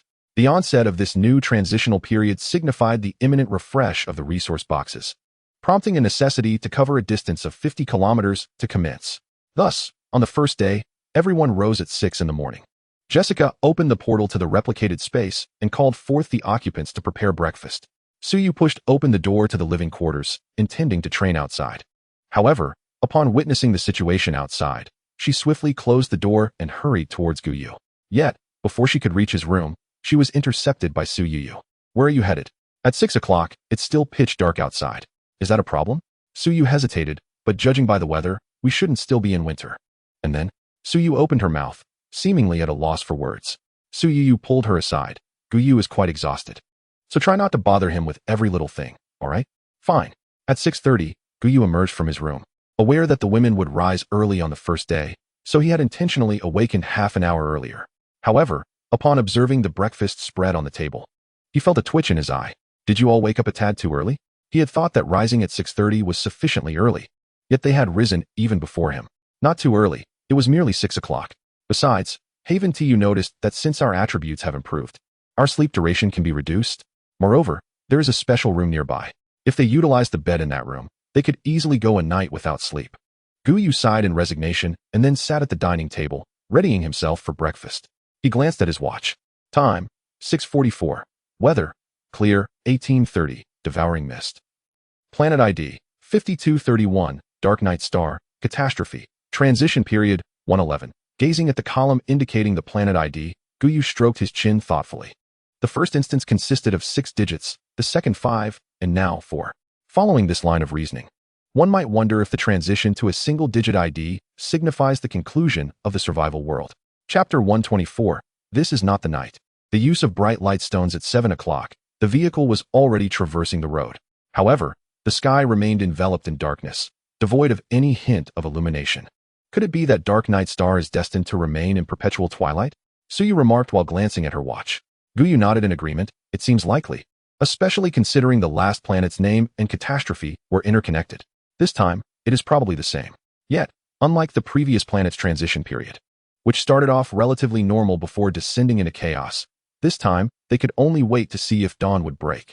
Regardless of the darkness, the resource boxes had indeed refreshed. However, instead of the anticipated 88 boxes, there were only 44. The calculation method had evidently changed. During the cold wave, as long as the sun did not rise, it was deemed night. Never mind, let's open the boxes. This time, the resource boxes primarily contained black iron, with a noticeable reduction in wooden boxes. To his surprise, Gu Yu even discovered a silver-quality resource box among them. It appeared that as time progressed, the quality of the resource boxes continued to improve. Open black iron resource box, received bright light stone X10, survival coins X40, pure water X50 bright light stone. Gu Yu took the stone in his hand, and as it illuminated with a faint glow, the surrounding darkness was instantly dispelled. Staring at the revealed ground, Gu Yu was left bewildered. Isn't this supposed to be night? How can this be right? Even if it dispels the darkness, shouldn't it merely weaken it? It seems to create a boundary. Gu Yu, could this be a modified item? One of the girls inquired. Gu Yu shook his head. No. It's merely a decorative item for the vehicle. He then turned the flat side of the stone around and peeled off a layer of plastic film, subsequently affixing it to the front of the vehicle. Within a 5-meter radius in front of the vehicle, the darkness was dispelled. The women observed the scene, glancing around at the surrounding gloom. So, this isn't night, but rather a form of black substance? Should we apply them all? Gu Yu pondered for a moment. Let us experiment first. The effect of this stone lasts only 2 hours. He anticipated that in the forthcoming period, this stone would prove to be a vital item, undoubtedly commanding a high value. However, the specifics would depend on the quantity of stones available. After opening all 44 boxes, they collectively obtained 120 stones. The women began assisting in applying the stones. They soon discovered an intriguing phenomenon. As the number of stones on one side reached a certain threshold, the area of dispelled darkness expanded. 1 stone covered 5 meters, 2 extended to 6 meters, 3 reached 10 meters, 5 encompassed 20 meters, and 10 stones stretched to 50 meters. The more stones they applied, the larger the area of dispelled darkness became. The women turned their gaze towards Gu Yu, awaiting his guidance. After all, this object appears to possess immense utility. We have night vision goggles, so let's temporarily set the luminous stone aside. Thus, the vehicle bore 10 on the front, while merely 1 was affixed to the remaining 3 directions. The vehicle continued on its path. As time passed, the hotel came into view, and a faintly glowing sun ascended. However, it seemed as though the brightness had been dimmed to the lowest possible setting. The world, though slightly illuminated, remained shrouded in darkness. Yet, when considering the luminous stone, one might infer that this darkness is constituted of a peculiar substance. It seems that for the foreseeable future, they shall dwell perpetually in this gloom. But what purpose does this serve? A new resource point has emerged. Chen Yu cautioned as the driver. Prepare yourselves. Danger is approaching, Gu Yu advised, turning his gaze to the encroaching darkness outside. In his perception, something was drawing near. He adjusted his sunglasses to night vision mode. The darkness receded, revealing white figures in rapid pursuit. Gu Yu switched his sunglasses back to normal mode, and within the shadows, only a fleeting silhouette remained. Accelerate, and Yu, fire a shot to test its efficacy. Bang! A bullet pierced the darkness, shattering the silhouette. Yet, moments later, it reformed. Yu was taken aback. It had not perished. Gu Yu contemplated and retrieved a luminous stone. Luminous stone. Quality. None. Note. Affixing it will bestow light upon you, darkness and light. Yu, affix this to your firearm. Yu accepted the luminous stone and attached it beneath the magazine, as that was the most comfortable position. Bang! The gun fired. A beam of white light erupted forth. Instantly, a hole was blasted through the dark expanse ahead, and the fleeing silhouette succumbed, vanishing from Gu Yu's perception. So, this is the so-called light it brings. Wherever it is affixed, there is illumination. Absurd. However, it also became evident that the consumption of luminous stones would be substantial. For now, with few targets, Yu could manage alone. But what about when there are more? What if the distance increases? The quantity of luminous stones consumed in a day is indeed a concern.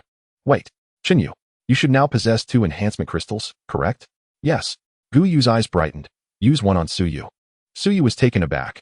I am already sufficiently capable. Try it. If the S-level upgrade is not pronounced, I shall not provide you with another next time. Yu nodded. Very well. She took the crystal from Chen Yu and subsequently enhanced her talent. Upon witnessing her new talent, Yu stared in astonishment. This change seemed quite significant. She promptly revealed her talent. Weapons Master, S-level. Upon contact with a weapon, one becomes adept in its usage, and with increased usage time, proficiency grows. Additionally, there shall be a 10 cubic meter armory, with weapons automatically restored to optimal condition. The description has changed, and an additional line of text appeared. Furthermore, all pistols and rifles have vanished, transformed into both firearms and melee weapons, all at a mastery level. Firearms, mastery level. Accuracy 30, melee weapons, mastery level. Accuracy 30, let us experiment with the so-called restoration of weapon condition. Yu, perplexed, queried, how do we test this? Gu Yu produced a long rifle and, with a forceful motion, snapped it into 2 pieces. You give it a try? Huh. Store it in your weapon space. Yu promptly complied, and soon she sensed the rifle was restoring itself at an eerie pace. In merely 10 seconds, the severed rifle returned to its original form. She couldn't help but form her mouth into an O shape. Was this truly absurd? She hastily retrieved the rifle, her voice brimming with excitement. Look, it's fixed. Gu Yu nodded, confirming his earlier thoughts. If melee weapons function this way, what about firearms? Gu Yu handed her an unloaded pistol, instructing, place this inside. After 5 seconds, Suyu retrieved the pistol. Contrary to Gu Yu's expectations, it had not automatically generated ammunition. However, the scratches had healed. Was this truly the optimal state? What use was it? Shouldn't a firearm's best condition be a fully loaded magazine? Brother Gu Yu, why not try giving the bullets to my sister? Perhaps this device can automatically load them. Chapter 125. Is this not auto-aiming? Upon hearing Su Xing's suggestion, Gu Yu handed the bullets to Suyu. She swiftly stored both the weapon and the ammunition in her space. Within her perception, all 30 bullets had seamlessly entered the firearm in merely 3 seconds. This was indeed remarkable. Suyu promptly retrieved the weapon, now fully loaded. Gu Yu stroked his chin thoughtfully. But your equipment is the infinite ammunition version. This capability seems rather redundant. In other teams, Suyu's skill would be formidable, yet within this team, its utility diminished significantly. Considering Gu Yu had provided her with weapons that required no ammunition whatsoever, Suyu shook her head. No, it still holds value. At that moment, the vehicle came to a halt. Suyu extracted her weapon and affixed a luminous stone to it before leaping out of the vehicle. To the astonishment of the onlookers, Suyu wielded a rifle in each hand, sweeping her gaze left and right. The firearms began to discharge bullets, each round striking a phantom figure and shattering it. The remarkable aspect was her ability to shoot effortlessly with both hands. A mere glance sufficed to ensure an accurate hit. Gu Yu's jaw dropped. Was this not auto-aiming? Did you even aim? In just a minute, the phantoms lurking in the darkness were eradicated. Gu Yu swallowed hard. Don't you need to aim? Suyu shook her head. No need for deliberate aiming. A quick glance at the position is all it takes to secure a kill. Gu Yu gave her a thumbs up. You're incredible. With Suyu's ability, future battles were poised to become exceedingly straightforward. Those 2 crystals were truly worth their weight in gold. In his perception, each bullet Suyu fired corresponded to a wave of energy dissipating. It is truly an enigma beyond comprehension. This is merely at the S level. One can only imagine what it would be like if it were to reach the SS level. Let us open the boxes swiftly and continue without delay. Even the dangers that emerged from the boxes were effortlessly dealt with by Suyu with a single shot. However, a pressing issue has arisen. It is impossible to collect the ethereal creatures. Even the beings that leap forth from the boxes are but phantoms. Among them is one such ethereal entity. Gu Yu refrained from instructing Suyu to fire, as he was intrigued to observe what transformation this phantom would undergo upon exposure to the luminous stone. As the box was opened and the apparition materialized, it stood frozen in place as if ensnared by a spell of immobilization. Gu Yu understood. This luminous stone was far more effective than he had anticipated. They resumed their journey in the vehicle. Upon returning to the car, Gu Yu promptly activated the regional channel. The utility of the luminous stone was immediately evident to the convoy that had acquired it. Its effects were indeed remarkable, once directed at the boxes. Those ethereal beings dared not approach. It was an injury-free completion.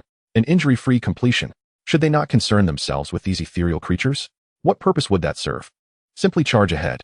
Nevertheless, it seemed that there had been no discussion regarding the use of the luminous stone to eliminate the ethereal beings. After contemplation, Gu Yu decided to relay this information through the regional channel. What? This object can also be affixed to firearms? I believe it unnecessary. It suffices to attach it to the vehicle, as the enemy cannot mount an offensive against us. I concur. Gu Yu shook his head, bemused by the short-sightedness of these individuals. It is merely the first day. These ethereal beings cannot yet breach the luminous stone's radius. But what of the days to come? What if the enemy finds a way in? Passive defense pales in comparison to proactive offense. Such a principle seems lost on them. Regardless, he had done all he could. The remaining matters were no longer his concern. He deactivated the regional channel interface and accessed the system. Infinite blind box system, level 5, points, 31,802. Upgrade conditions, 132-20100-0000. Blind box. The only conundrum lies in the paltry points these phantasmal figures provide. A mere 50 points for one. Is this reasonable? The danger they pose is evidently high, yet the reward is only 50 points. Gu Yu found this perplexing. Could it be due to their ethereal nature? He stroked his chin, realizing that his prospects for accumulating substantial points in the future may be significantly diminished. Fortunately, he still had an abundance of points from his companions. Eyeing these points, he resolved to try his luck with a draw. As for exchanges, he would defer that until he had accumulated more points. After concluding a round of draws, fortune smiled upon him, yielding 2 epic blind boxes. He rubbed his hands together, curious about the contents within this time. Surely, it wouldn't be something related to his living space. which he currently had in abundance. Gu Yu took a deep breath. Opening epic blind box. Obtained 5 luminous stone pillars. Opening epic blind box. Obtained 10 luminous S rifles. The luminous stone pillars measure 10 centimeters in diameter and 20 centimeters in length. A device capable of dispelling darkness across a 50-meter radius, the number of which can be stacked. After perusing the introduction, Gu Yu promptly accessed the vehicle modification interface. Without uttering a word, he installed all the luminous pillars atop the rear of the vehicle. In an instant, the surroundings illuminated a vast expanse, banishing all shadows. The women were momentarily taken aback. Then understanding dawned upon them. Such a feat could only be accomplished by Gu Yu. He then turned his attention to the Mingguang rifle. Mingguang S-type rifle. Durability, 500/500. Quality, epic. Attributes, purification 100, precision 100. Note, always monitor the consumption of Mingguang stones. Gu Yu opened the magazine. Instead of bullets, it was filled with pieces of Mingguang stone. He found himself perplexed. Couldn't he simply affix the stones to the weapon for a similar effect? After all, it was merely an attribute enhancement. Was there a significant difference? Xinyu, how long until the next location? 10 minutes. Gu Yu nodded, deciding to experiment shortly. 10 minutes later, he alighted from the vehicle. However, due to the luminous pillars, the ethereal beings refrained from entering, complicating his ability to test the firearm. Realizing this, he ventured towards the edge. Gu Yu, what if those ethereal creatures charge in? Su Yu hurriedly followed, her concern evident. Gu Yu pointed to the Mingguang stone affixed to his chest, reassuringly stating, "Fear not, I am not so foolish." He had already applied one before exiting the vehicle. Approaching a distance of 10 meters from the edge, he raised the Mingguang rifle and pulled the trigger. The weapon discharged a beam of light, silent and unobtrusive. Upon striking the ethereal beings, rather than perishing instantly as a bullet would, they began to transition from darkness to a luminous white, eventually dissipating into starlight. Is this meaningful? Points, 400 indeed. It is profoundly significant. Without hesitation, Gu Yu retrieved 2 Mingguang rifles and handed them to Su Yu, along with 100 Mingguang stones. You will use this firearm. Su Yu looked bewildered, but I have other firearms. Isn't the effect the same? Gu Yu replied sternly, trust me. The points for kills may be fewer, but purification points are plentiful. This is the weapon to employ. Chapter 126. What you're referring to is a light bulb. After Su Yu switched firearms, Gu Yu's points surged at a visibly rapid pace. A smirk graced his lips. This was the pace he had anticipated. Had he utilized ordinary equipment, he would have accrued far fewer points. As afternoon approached, he discovered another advantage of this weapon, the longevity of the Mingguang stones.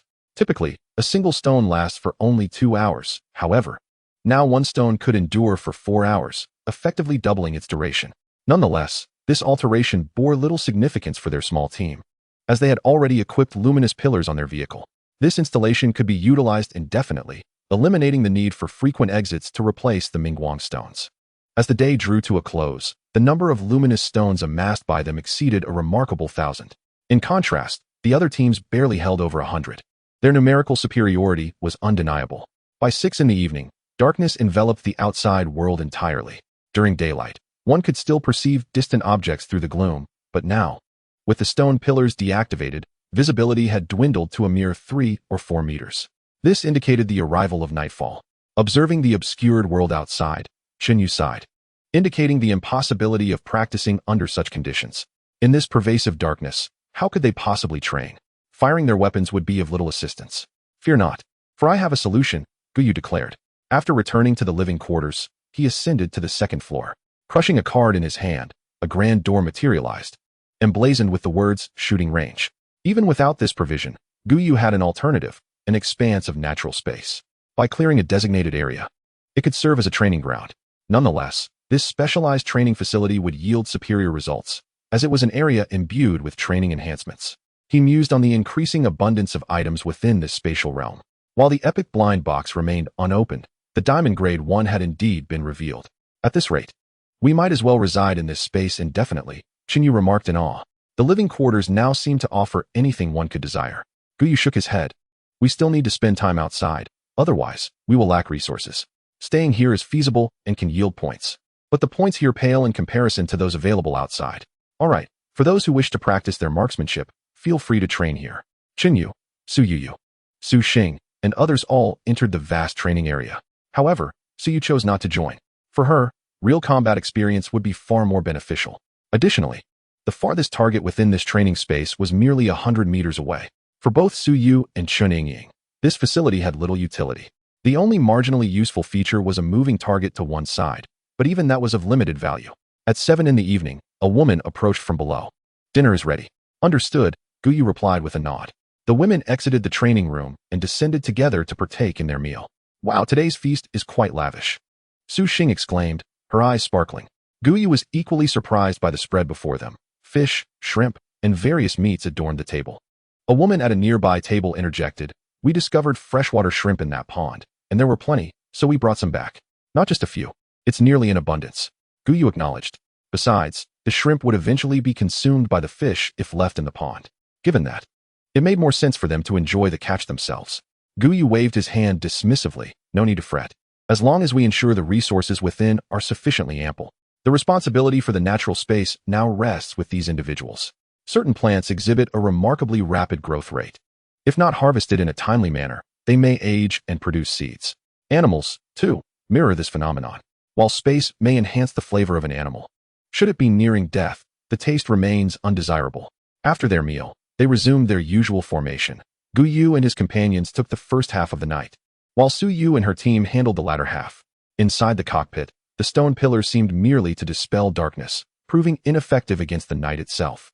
Were it truly effective against darkness, one would be referring to a light bulb. "You have a way with words," Chin Yu remarked, her expression one of disbelief, as she started the vehicle and moved forward. "By the way, how many were there during the day?" 20. "Ah, is that all?" Su Yu and the others turned to him, having expected a greater number. "We're currently in a transition phase. If there were that many, it would be quite problematic. Moreover, have you seen how many shots Su Yu has fired?" This thought reminded them that indeed, Su Yu had not fired many shots, which likely contributed to the swift conclusion of the encounter. Soon enough, the resource boxes for the night arrived, totaling 88, with no change in their quantity. Upon disembarking, Chun Ying raised her gun, becoming a key player in this battle. The number of illusory creatures present at night had reached 40, yet for Chun Ying, this posed little challenge. With a slight expenditure of time, she resolved the conflict. Gu Yu's gaze fell upon the boxes, and one golden quality box caught his attention, eliciting a raised brow. "Not bad, not bad. Overall, the resource boxes are rather splendid. Let us gather the resources and continue on our path." In contrast to their swiftness, some teams were faring poorly. After all, Chun Ying's ability to swiftly locate and eliminate targets was entirely reliant on the night vision mode of her goggles. Without such functionality, Gu Yu would have resorted to affixing a luminous stone to a heavy machine gun for a comprehensive barrage. However, others lacked such options. Yet, for the sake of these abundant resources, they had no choice but to engage in combat. During the day, they could discern a vague silhouette. At night, they were left to rely solely on conjecture. "Our team of 6 will simply unleash a barrage. Anything we hit is a gain. How can you ascertain a kill? Just fire for 3 minutes, and then check. It's that simple." Nevertheless, it must be said that this method indeed proved to be the most effective. The kill rate could soar to 99, leaving that one unfortunate soul to sheer bad luck. The sole drawback lay in the excessive consumption of resources. Over the course of a single day, some teams had depleted nearly 1/5 of their ammunition supply.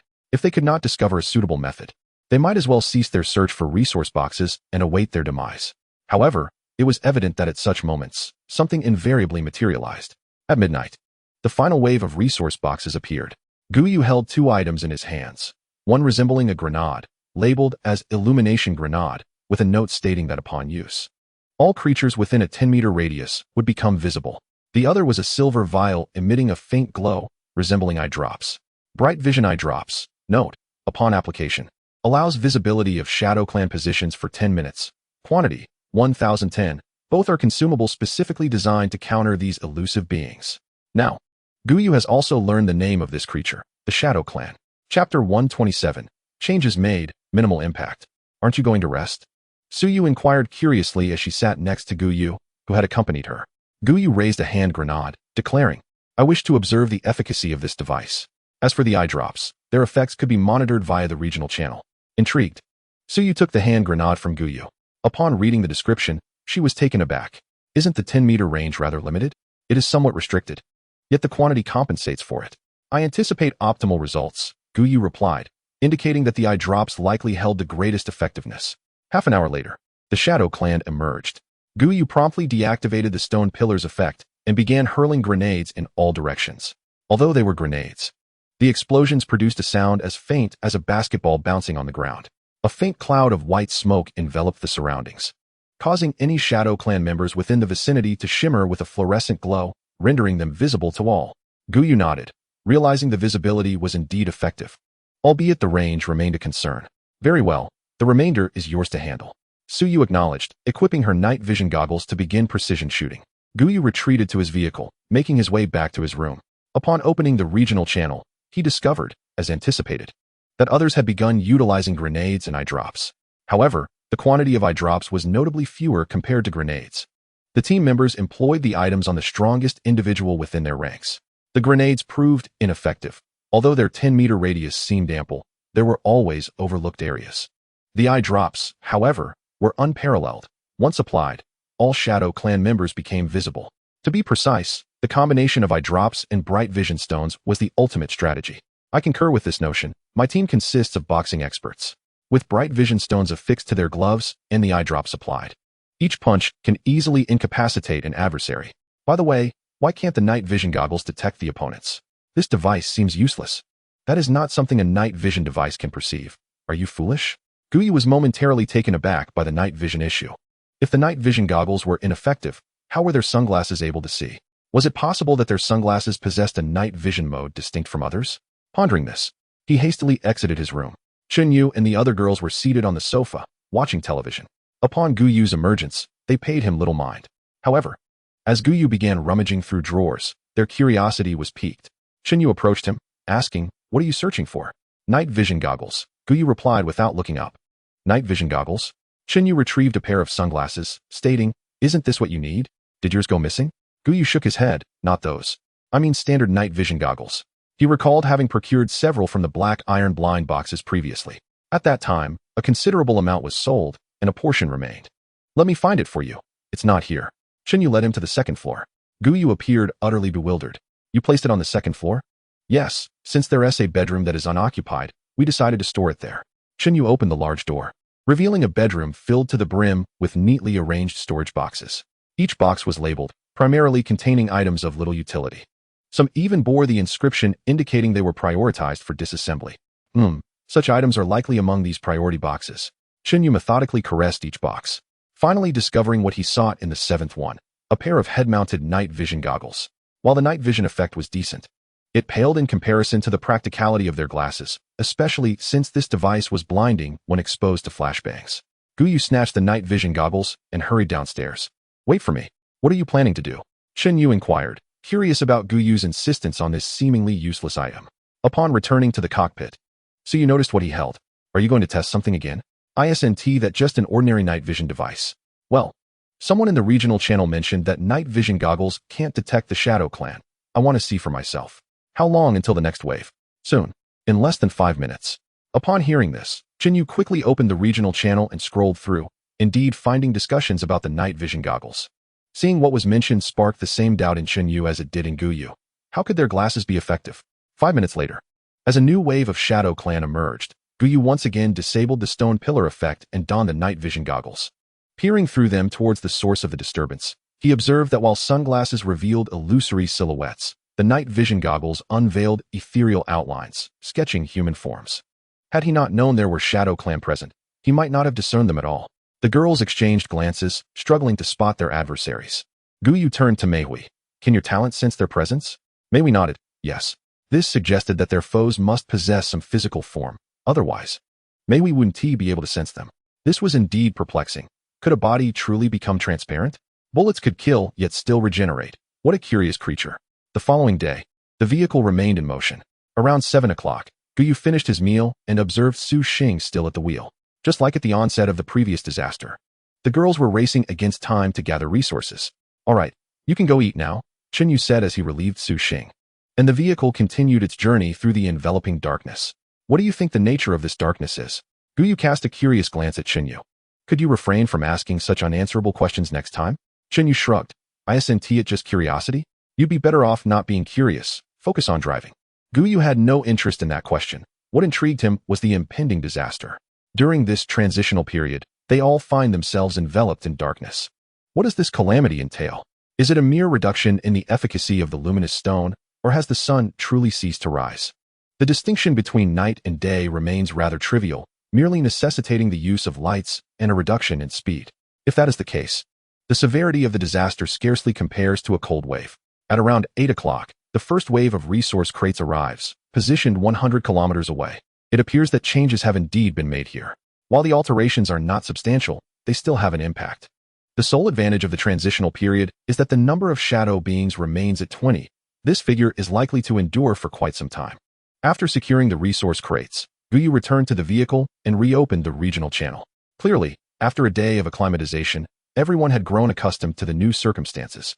This familiarity is, of course, largely due to the effects of the revealing grenades and eye drops, which have significantly enhanced their comfort.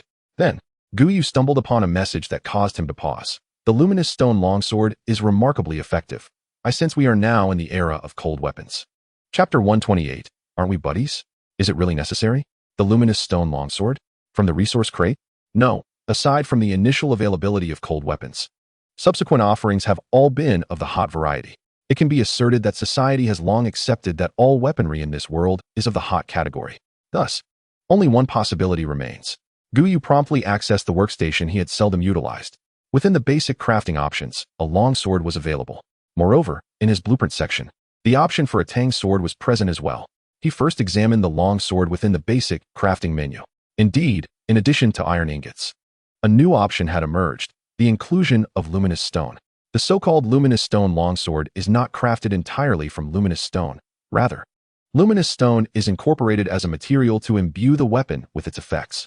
He then glanced at the blueprint section for the tang sword, which similarly allowed for the addition of materials. With this in mind, he proceeded to craft a tang sword.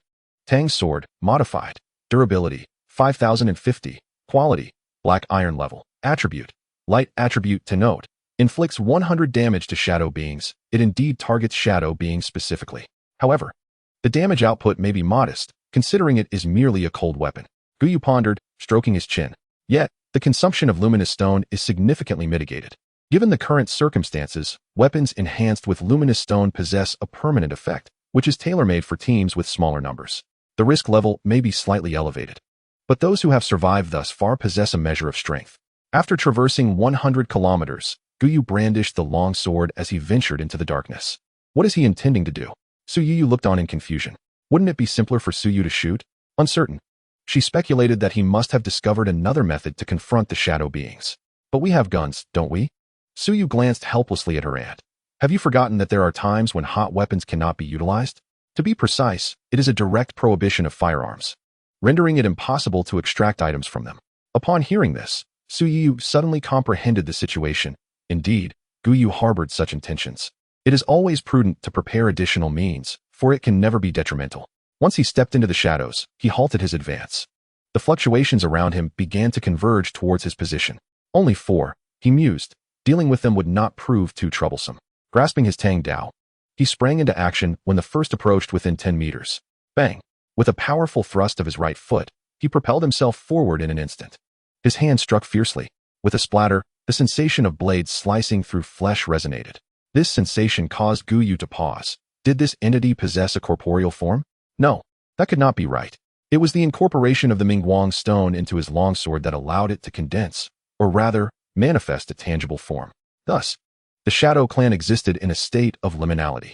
Ordinary bullets merely dispersed their illusory figures, while the true forms required the Mingguang stone. At this juncture, Gu Yu finally grasped the nature of the Shadow Clan. Just then, a fluctuation abruptly vanished and then reappeared behind him. By the heavens! Gu Yu instinctively retrieved his Mingguang rifle and fired a volley without hesitation. His eyelids twitched. Could you not wait until I finish my trial? After dispatching the entity, Gu Yu's tense demeanor relaxed. This was indeed the first time he learned that such beings could teleport. Fortunately, they had employed the Mingguang stone from the outset, preventing the darkness from encroaching. Otherwise, they might have easily fallen into peril. The remaining members of the Shadow Clan were left for Su Yu to handle. In the future, shall we resort to cold weapons? Gu Yu shook his head. No need. This is merely a backup measure. The more methods one prepares, the less flustered one will be when confronted with challenges. At 12:30, there was no need to stop, for someone was preparing a meal. Chen Yu drove the vehicle, maintaining the original speed. This journey was far more pleasant than the last cold wave. There was no necessity to rush. As for the devouring mist, it was akin to the previous transitional phase. There was no cause for concern regarding their arrival here. The sole source of Gu Yu's dissatisfaction was this resource area.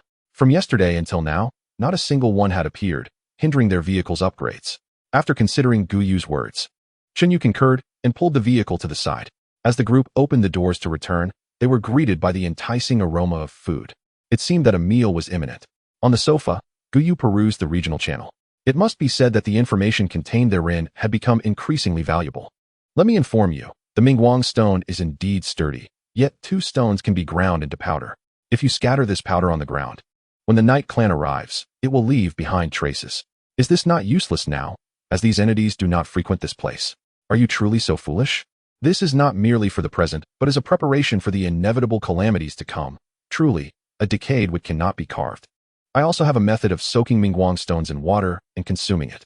Of course, there are unreliable notions, much like the one just mentioned regarding soaking the stones in water. Under normal circumstances, the luminous stone is merely a white rock, revealing its extraordinary effects only upon use. At this juncture, a particular piece of information garnered everyone's attention, specifically, a video. Is this a town? My friend, heed my warning. Do not touch anything and leave this place at once. We wish to live, so please, for the love of all that is good, quell your curiosity.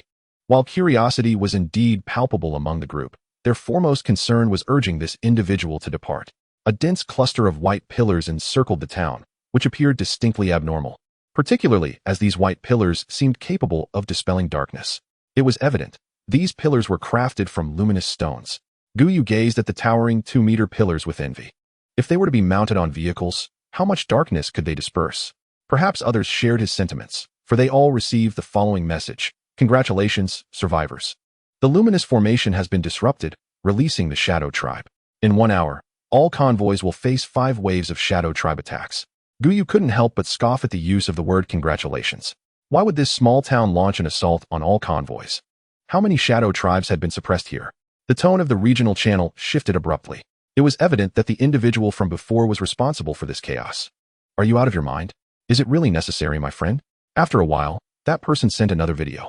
In it, 4 2-meter white stone pillars stood at the corners of a vehicle, with darkness dispelled within a 500-meter radius. Silence enveloped the crowd. If they encountered such a situation, they might very well dismantle the pillars. However, this did not deter them from continuing their tirades against him. Gu Yu closed the interface. Hurry and eat. Then prepare all luminous stone weapons. Not just firearms, but also cold weapons must be ready. As battle loomed, the women refrained from indulging, stopping when they were only 70% full to begin their preparations. Chapter 129. The Danger Zone, scurrying about with luminous stones. An hour later, Gu Yu sensed continuous fluctuations in his awareness. In just one wave, over 100 Shadow Tribes appeared. Surely, they wouldn't breach this area, right? Su Xing inquired. Gu Yu shook his head. Under normal circumstances, the Shadow Tribes wouldn't, but this time, they seemed to possess greater strength. Su Yu, armed with dual pistols, appeared unfazed. Do not worry, I am here. Soon, the Shadow Tribes approached the perimeter. Su Yu's firearms erupted in a flurry of bullets, her gaze darting around to pinpoint the positions of each shadow creature. However, the sheer number overwhelmed them, making it ultimately impossible to fend them off. At that moment, several dark figures emerged from the shadows, ignited by white flames. Yet, the Shadow Tribe seemed undeterred by this luminous fire, charging towards the group. Awaiting them, however, were bullets imbued with the power of luminous stones, which swiftly extinguished their lives. Yet, Gu Yu discerned something unusual. Ordinary firearms typically require 2 to 3 shots to neutralize a target. Indeed, circumstances have shifted. Under normal conditions, affixing a luminous stone to a firearm ensures a one-shot kill. However, the current situation demands 2 or 3 shots. Should these shadow creatures accelerate even slightly, they would swiftly breach their defenses. Gu Yu cast a glance at Su Yu and Chen Yingying, confident that with their presence, the creatures would be unable to advance. Alas, the other teams may face dire consequences. As the first round concluded, the second wave of attacks commenced immediately.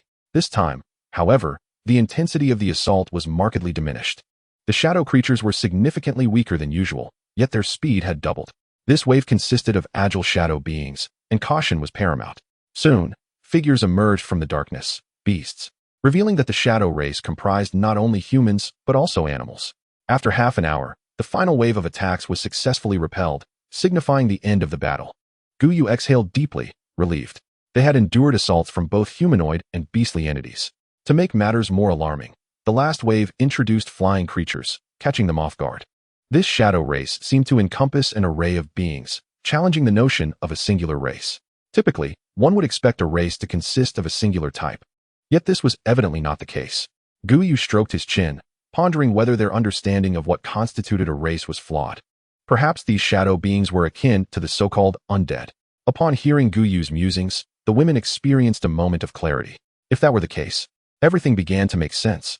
"Let us depart," he declared, suggesting they forego rest after such a lengthy skirmish and proceed directly on their journey. Once back in the vehicle, Gu Yu promptly activated the regional channel. Their battle had concluded, yet others were still engaged in conflict. The channel was eerily silent, devoid of conversation. Surprisingly, the numbers remained unchanged, which took Gu Yu aback. Not a single soul had perished, a notion that seemed rather absurd. After approximately 20 minutes, someone finally broke the silence. "This shadow race is maddening. Our team has lost 3 members. We plastered luminous stones all over the vehicle, and with a single collision, we took down a horde. We didn't even exit the vehicle, merely creating shooting openings in the windows. Wait a moment, why didn't you all disembark? Why hasn't anyone mentioned this?" Gu Yu realized the reason for the initial survival. It was likely that those who had gone mad were the ones who perished. This revelation also illuminated the nature of the shadow race's attacks. It seemed they targeted the mind, which was intriguing. However, someone soon interjected, "Wait, did you really just allow your teammates to perish? If you affix luminous stones to your bodies, you can heal." At this remark, Gu Yu nearly choked on his own saliva. So those individuals had been slain needlessly? He had observed the casualty count, which was no less than 1,000. Gu Yu stroked his chin again, realizing the luminous stones possessed such remarkable properties. It is not surprising that he remains unaware, for their team possesses formidable strength, rendering them impervious to the attacks of the Shadow Clan. He shook his head and closed the interface. It can be said that this assault depleted a considerable amount of the luminous stones stored by various teams. Should a few more incursions occur, it is likely that many of these teams may perish here. At 3 o'clock in the afternoon, Gu Yu noted another sign ahead. The group looked toward the roadside, where a signpost stood. "Resource area." Upon seeing this pillar, Gu Yu's eyes gleamed with excitement. Did this not imply that their vehicle was about to ascend in rank? "Let us venture inside." 20 minutes later, entering D-Class Danger Zone Ding. Detected small-scale danger zone, town resource area, points, 50, a danger zone, indeed a valuable find. As the vehicle entered, the passage behind them sealed shut. Suddenly, the sky brightened, and figures began to materialize. The town had regained its former liveliness. The group stared in astonishment at the scene before them. This danger zone appeared vastly different from previous encounters. "What shall we do now, Gu Yu?" The scene outside prompted Gu Yu to furrow his brow. Their vehicle was right here, yet these individuals did not cast a glance in their direction. Were these people not human? "Let us ascend to the high ground in the town center.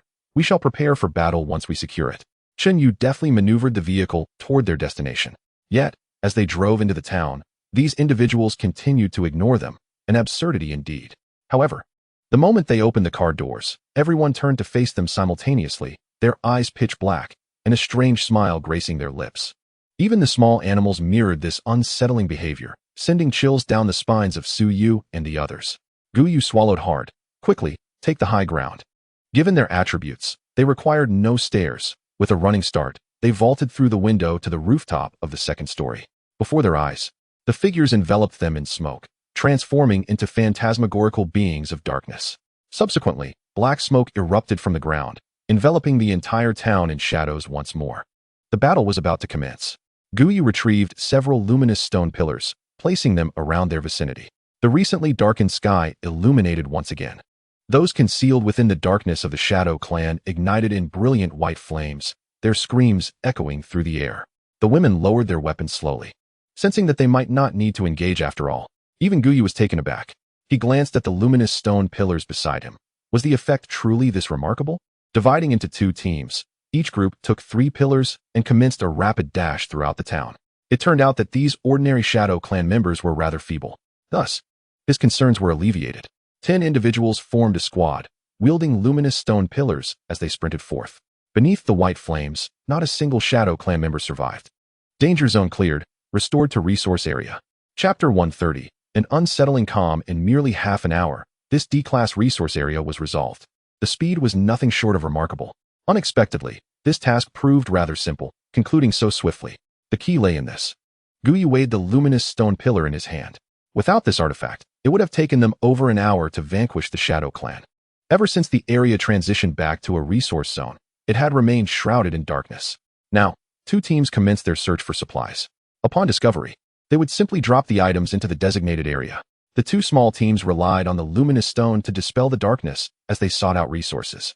However, the current resource zone was far inferior to its predecessor. The available items were alarmingly scarce. After 2 hours, the entire resource zone had been thoroughly scoured. Why were there so many resources at the beginning, yet so few later on? Su Xing pondered, looking perplexed. Logically, one would expect an increase in resources over time, aligning with common sense. I suspect this world intends for us to level up in the early stages, while later on, we must rely on hunting others for progression, Gu Yu remarked. After all, they could consistently acquire materials from the vehicles of their adversaries. Unfortunately, luck was not on their side, as the materials they found were woefully insufficient for upgrading their vehicles. Su Xing nodded in realization. Gu Yu's theory seemed plausible.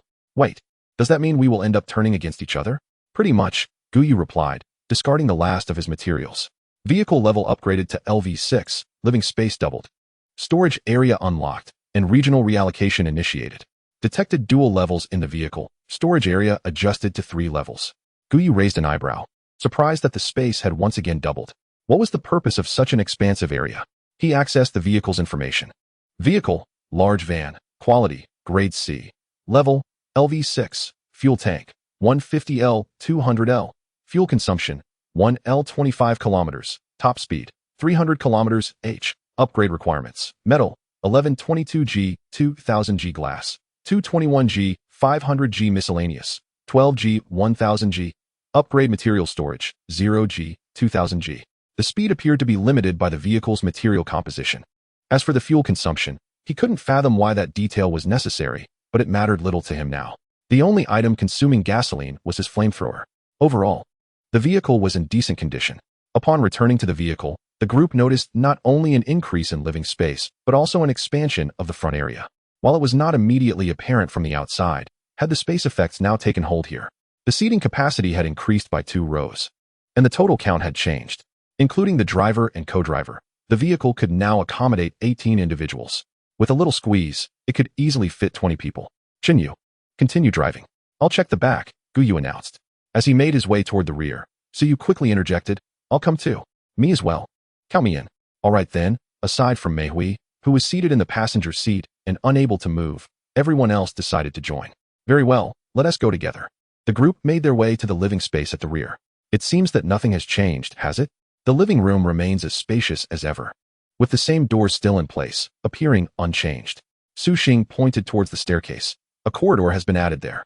Everyone hurriedly entered the corridor, leading to a space slightly smaller than the living room. Additionally, there were several doors. Gu Yu opened one of the doors, revealing the kitchen. Furthermore, there was a restroom and 4 bedrooms. This indicates that there are now 6 fully functional bedrooms on the first floor, along with an additional quickly recoverable bedroom. Wow. Does this mean we no longer have to crowd together? Su Xing's eyes sparkled with excitement. Even with 1 bedroom upstairs, they were still quite cramped, especially since 1 bedroom was utilized as a storage area. The addition of a 3rd-tier storage area implies that they could now have 7 bedrooms available for living, significantly easing their situation. Subsequently, the group ascended to the 3rd floor. The so-called storage space consisted of metallic cabinets, each featuring 20 small doors. Gu Yu leaned against one of the cabinets, and a backpack interface materialized. Each small door corresponded to a backpack slot. He surveyed the area. The entire 3rd floor was not particularly large, approximately 70 square meters. Within this space, there were 4 rows of 18 containers, translating to an additional 360 slots. This indeed alleviated the issue of excess supplies, yet for their team, it still felt somewhat insufficient. Tonight, let us sort through the supplies. We should disassemble anything unnecessary or place it in the disposal area, Gu Yu proposed. The women exchanged glances, and Su Yu stepped forward. Is that really a good idea? Those supplies seem quite useful, she said. Gu Yu looked at Su Yu with confusion. But aren't the items on the 2nd floor mostly useless? What if they are useful? After all, many supplies cannot be obtained from resource boxes. Ultimately, under the persuasion of the women, Gu Yu relented. At 7 in the evening, the women returned to the vehicle to dine. After finishing their meal, they proceeded to the 2nd and 3rd floors to begin organizing the items. Gu Yu sat downstairs for a while, then curiously made his way upstairs to see how they were managing. Upon reaching the 3rd floor, He found a chaotic array of items scattered about. The women were busy classifying these items into the cabinets by type, while those with only 1 or 2 pieces remained in the storage boxes. Gu Yu, you don't need to come up. We can handle this ourselves, Su Yu said as she promptly ushered him back downstairs. Returning to the first floor, Gu Yu, feeling somewhat idle, took a stool into the natural space. He retrieved his fishing rod and began to fish. 2 days passed in the blink of an eye. Today marked the 5th day, and the distance to the resource box had reached 250 kilometers. It seems the only change during this transitional period is the resource box, Su Xing remarked. Munching on a bag of chips, Gu Yu nodded in acknowledgement. Indeed, during the transitional phase of the cold wave, there was a discernible variation in temperature. However, this time, there has been no change whatsoever. Neither the temperature nor the strength and numbers of the Shadow Clan have altered. This has left them somewhat disoriented, as they have never experienced such simplicity before. It is not only the women who feel this way. Even those in the regional channel are somewhat unsettled. For 2 days now, the number of individuals has remained unchanged, which speaks volumes about the safety of their situation. Some have even speculated whether something significant is brewing beneath the surface. Why do I feel that this safety is excessively profound? I cannot endure it any longer. If there is no escalation, I can't shake the feeling that calamity is looming. In the next disaster phase, there will be repercussions. Chapter 131. It was said not to move, yet you insisted on doing so. The sound of rapid gunfire echoed as the crowd stood by, observing Su Yu's solo performance. Since there were consistently 20 Shadow Clan members during the day, no action was required on their part, except for that one occasion when someone activated a luminous stone array. How tedious. This time seems excessively simple. Su Xing crouched on the ground, boredom written all over her face. After experiencing the previous level of difficulty, this current challenge felt almost trivial. Gu Yu sighed in resignation. You lament during difficult times, yet find boredom during simpler moments. You truly are a paradox. Hey, I was just joking. I would relish such ease every day, but I can't help but feel a bit apprehensive about what lies ahead. The present circumstances eerily resembled the calm before a storm, which was somewhat difficult to accept. At 1 o'clock in the afternoon, the group set off once more. However, scarcely had they traveled 100 kilometers when an incident arose ahead. They had entered a brilliantly illuminated area. It's a luminous stone pillar array, Su Xing exclaimed, pointing towards the distance. Not only was there a luminous stone pillar array, but a road also led in that direction. Chen Yu slowed the vehicle. Gu Yu, should we proceed? She posed this question because there were not just one but numerous arrays, and the road ahead began to twist and turn. The expanse of light seemed to stretch infinitely. Gu Yu was taken aback by the sight before him. Hold on, let me assess the situation. He promptly opened the regional channel to determine whether they were the only ones encountering this, or if it was a widespread occurrence.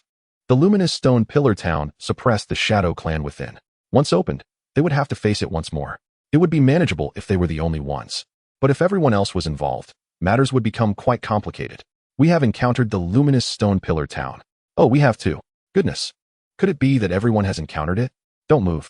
I implore you, do not disrupt this array for the sake of that luminous stone.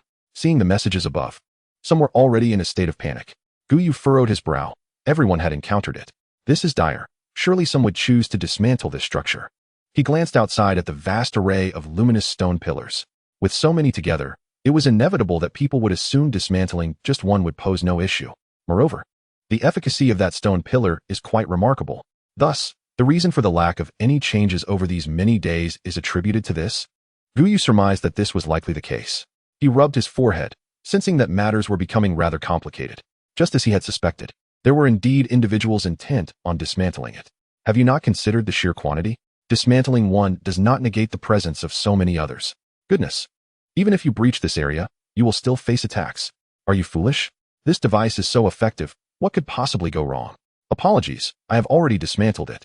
But I only removed one from a particular location, and the radiant formation remains unchanged. Subsequently, a video was released. 8 stone pillars were arranged on a vehicle, and the surrounding radiant formation continued to shine brightly, without any alterations. Perhaps it is precisely due to their abundance that no changes were observed. Gu Yu stroked his chin, pondering whether they should also give it a try. Beside him, Su Yu, who was also observing the area channel, inquired, should we consider attempting it as well? Gu Yu hesitated for a moment before ultimately shaking his head. Let us refrain from dismantling anything for now. We already have some on our vehicle. Even if we do dismantle, it can wait until we exit this area. It is preferable to avoid interference whenever possible. The vehicle accelerated once more, navigating through the twists and turns of the area. Soon, They encountered the first wave of resource boxes for the afternoon. The Shadow Tribe, which was expected to appear, was conspicuously absent. This was, after all, logical. With so many radiant stone pillars, how could they possibly manifest? At 4 o'clock in the afternoon, they remained within this area. Chen Yu could not help but exclaim, "What an expansive area this is. I cannot see the end on either side." Moreover, the connecting roads were widening, rivaling the main thoroughfare in breadth. Just then, beams of black light emanated from the towns, causing the radiant stone pillars to illuminate brilliantly, swiftly suppressing the encroaching darkness. What is happening? It remains unclear. It seems there has been an uprising among the Shadow Tribe, which has been quelled. Gu Yu furrowed his brow, sensing that the situation appeared precarious. If the pillars were to suppress, Gu Yu suddenly paused. Could it be that these radiant formations are interconnected? If that is the case, Gu Yu reopened the area channel. What is this black light? Enough of this nonsense. Behind my convoy, a horde of massive shadow entities engulfed in white flames is pursuing us. Gu Yu quickly opened the image, gasping in shock. Dozens of creatures, significantly larger than the other shadows, were captured in a running posture. Behind them, tendrils of black light surged skyward. Clearly, those black lights were likely emanating from the regions they had dismantled. Observing this scene, Gu Yu felt a wave of relief that they had refrained from taking action. Simultaneously, a group below mocked them. "We warned you not to act, yet you insisted on doing so. Thank you, survival world. This time it is not a collective incident." Indeed, had it been a collective event, everyone would have suffered the consequences. Boom. A thick black beam reappeared, only to be suppressed once more. Chen Yu, accelerate. We must hasten our exit from this area. Chen Yu sighed helplessly. Do you want to take a look at the situation ahead? How are we going to get out of here? Gu Yu turned to glance, momentarily at a loss for words. What on earth was this? They had been driving for quite some time, and it seemed there were possibly thousands of small towns in this vicinity. He checked his watch. It was already 5 in the afternoon. It appeared they would be staying here for the night, just as he had anticipated. As the clock approached 6, darkness began to envelop the surroundings, yet they were still surrounded by a succession of small towns encased in stone pillars. Gu Yu, what should we do now? Let us just stop here, he replied with a sigh. What else could he do? It seemed impossible to exit this region. The view stretched endlessly before them. He harbored serious doubts that they would escape this space anytime soon. Nevertheless, Gu Yu made a point to advise, we must keep an eye on the tablet tonight. The tablet was linked to a 360-degree camera, allowing Ha-Si-Ku to monitor everything occurring outside. Don't worry, we understand, came the reply. In such an environment, it was essential to remain vigilant. They had returned a bit earlier than usual, and dinner had yet to be prepared. Gu Yu opened the regional channel once more. The situation appeared dire. Those activating the bright light array dared not stop their vehicles. According to their accounts, although they had temporarily eluded the Shadow Clan, as soon as the vehicles halted, it wouldn't be long before the Shadow Clan would catch up again. Each time darkness emerged, more Shadow Clan members would appear. One unfortunate soul claimed there were over 1,000 Shadow Clan members behind them. Chapter 132. Gu Yu, are you treating the car like a bumper car? Others were suffering, and Gu Yu felt powerless to assist. All he could do was hope they would learn from this experience and refrain from seizing everything that glimmered. He believed that after this ordeal, they would surely gain wisdom. But for now, survival was paramount. After dinner, the women began to arrange the duty roster. Me. Su Xing raised her hand eagerly. Gu Yu was not surprised. After all, guarding the tablet allowed one to sit on the couch and watch television. As for why they could not all watch together, that was simply because there was only one television, and her preferred shows were not necessarily to everyone's taste. Gu Yu did not interfere with their arrangements, but instead ventured into the natural space. After several days of development, this area had transformed into a veritable animal paradise, particularly the population of rabbits, which exceeded Gu Yu's expectations. However, upon reaching the vegetable garden, his expression froze. The well-tended crops had been nearly devoured, and a few rabbits were still gnawing at what remained. He hastily opened his workstation and crafted several fences to enclose the area. Upon returning, he would instruct them to replant the crops. Next, he took out his electric bike and surveyed the surroundings. The entire natural zone had effectively evolved into their granary. A night passed in silence. The next day, as dawn broke, the vehicles resumed their journey along the road. The scenery remained unchanged, with intermittent flashes of dark light serving as reminders of their location. In the ensuing 6 days, we surely cannot remain here indefinitely, can we? Chen Yu inquired, her gaze drifting toward the horizon. It is uncertain, Gu Yu replied, shaking his head. From the current circumstances, it appears there is no end in sight. Gu Yu, a vehicle is approaching from the left, Manhwa suddenly interjected. The left? Gu Yu swiftly turned his attention to the left window, where only a series of bright lights were visible. obscuring any view of the purported vehicle. Moments later, a car emerged from a narrow path. What should we do? Chen Yu asked. Ram into it. What else is there to consider? Of course, we must collide with it decisively. Chen Yu nodded in understanding and pressed the accelerator firmly. The engine roaring to life. The speed surged to 120, crashing forcefully into the rear of the opposing vehicle. The momentum propelled both vehicles forward until, at a bend in the road, Chen Yu forcefully shoved the other car off the highway, sending it crashing straight into a luminous stone pillar. However, the anticipated halt did not occur.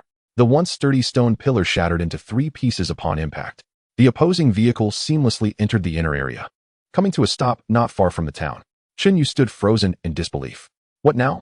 She recalled Gu Yu's words about the stone pillars being exceptionally sturdy. They should withstand even a hammer-esque blow or gunfire. Why did they shatter so easily? Do not panic, I will take a look, Gu Yu said as he leaped from the car, approaching the stone pillar and applying pressure with his hand. The luminous stone pillar cracked instantly, splitting in 2. He picked up a fragment from the ground, which crumbled to fine powder at his touch. This was not consistent with his previous experience. Could it be that the prolonged suppression of these shadow beings had caused them to weather?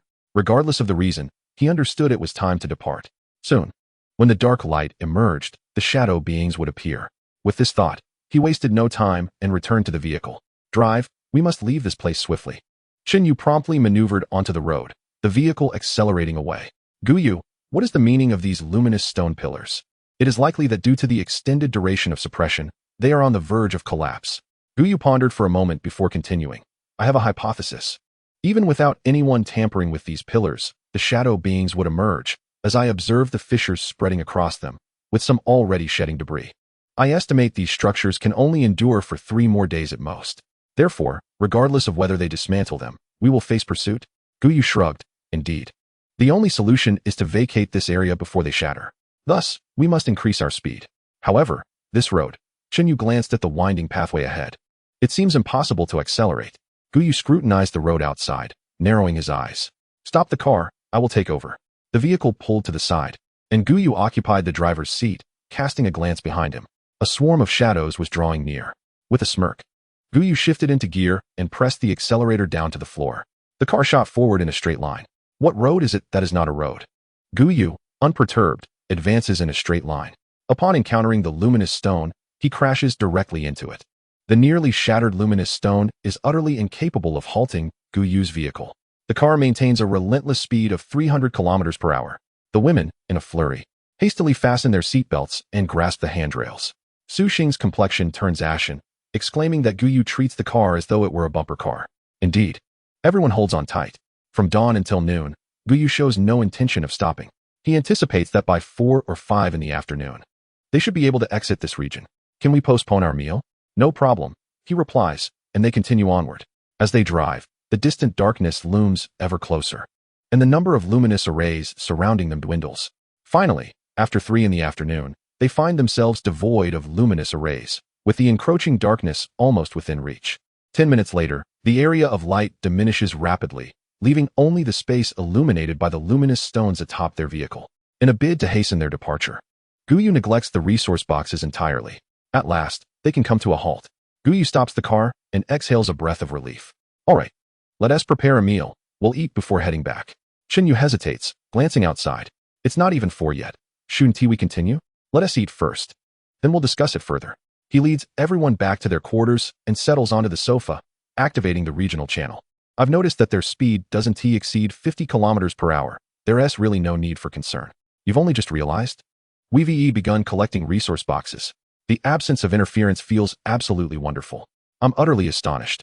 I encountered a madcap convoy that sent me flying. Strangely enough, I've already seen quite a few convoys here. Our roads must be interconnected. Gu Yu scanned the channel but found no one addressing the issue of the luminous stone pillars. Had they truly not noticed the problems with those pillars? In Gu Yu's view, the surge of shadowy creatures was likely not due to interconnected formations, but rather the overwhelming dark light emitted by the damaged formations that had obliterated other luminous stone pillars. With a sigh, Gu Yu mused that he was indeed a good person. He addressed the regional channel, stating, "The luminous stone pillars are failing. They are expected to shatter within 2 days. Everyone, flee while you can." Chapter 133. The collapse of the luminous array region. Upon reading this message, aside from a few who remained oblivious, most in the regional channel took heed and began inquiring. Unfortunately, Gu Yu had already closed the interface. It was commendable enough that he had spoken. Couldn't he possibly reiterate everything to them? At this moment, on a highway, a black van halted near a luminous array. Captain, they are closing in from behind. Hurry. I know. We have jet boosters, so what is there to worry about? The captain waved his hand dismissively and swiftly approached the luminous stone pillars. He scrutinized the surface of the stone pillar, which was riddled with an intricate web of cracks. With a forceful grip, he squeezed it, causing fragments to cascade down. Damn it. Let us move quickly and activate the jet propulsion. The formation is truly compromised. With a thud, the captain leaped into the vehicle. Indeed, it's malfunctioning. It won't hold much longer. The vehicle roared to life, its speed instantly surging to 150 kilometers per hour. Like Gu Yu, he disregarded the stone pillar entirely, opting instead to ram through it. He began preparing to insert coins, resolute in not pausing. The teammate in the passenger seat gulped nervously and nodded. Understood, boss. In his hand, he clutched a multitude of survival coins, poised to insert them at any moment. The captain at the helm pressed a red button, and two stout black tubes at the rear of the vehicle erupted with blue flames. The speed escalated rapidly, 180 kilometers per hour, then 200 kilometers per hour. The black iron pipes behind them gradually transformed to a fiery red hue. The velocity soared to 500 kilometers per hour. Meanwhile, the passenger incessantly fed coins into the machine, each insertion causing a pang of regret. This contraption consumed fuel at an alarming rate, 2 liters per second, an extravagance most would dare not indulge. After an indeterminate number of coins were sacrificed, they finally burst forth from the perilous zone. The jet engine ceased its operation. For the ensuing week, it would remain inactive. The jet propulsion? It seems to have some utility, Gu Yu mused, nodding in satisfaction at the items within his backpack. Had he possessed this device earlier, their escape might have been swifter. Although it drained survival coins at an exorbitant rate, to him, the quantity he held was but a trifling sum. Dinner time. Came Su Xing's call from the distance. Coming. In the blink of an eye, 2 days had passed. The vehicle cruised along the highway. In just 2 more days, calamity would fully descend upon them. Time indeed flew by. Su Yu leaned back in her seat, reflecting on the fleeting nature of time. Never before had she felt it pass so swiftly. At that moment, the ground trembled, reminiscent of an earthquake.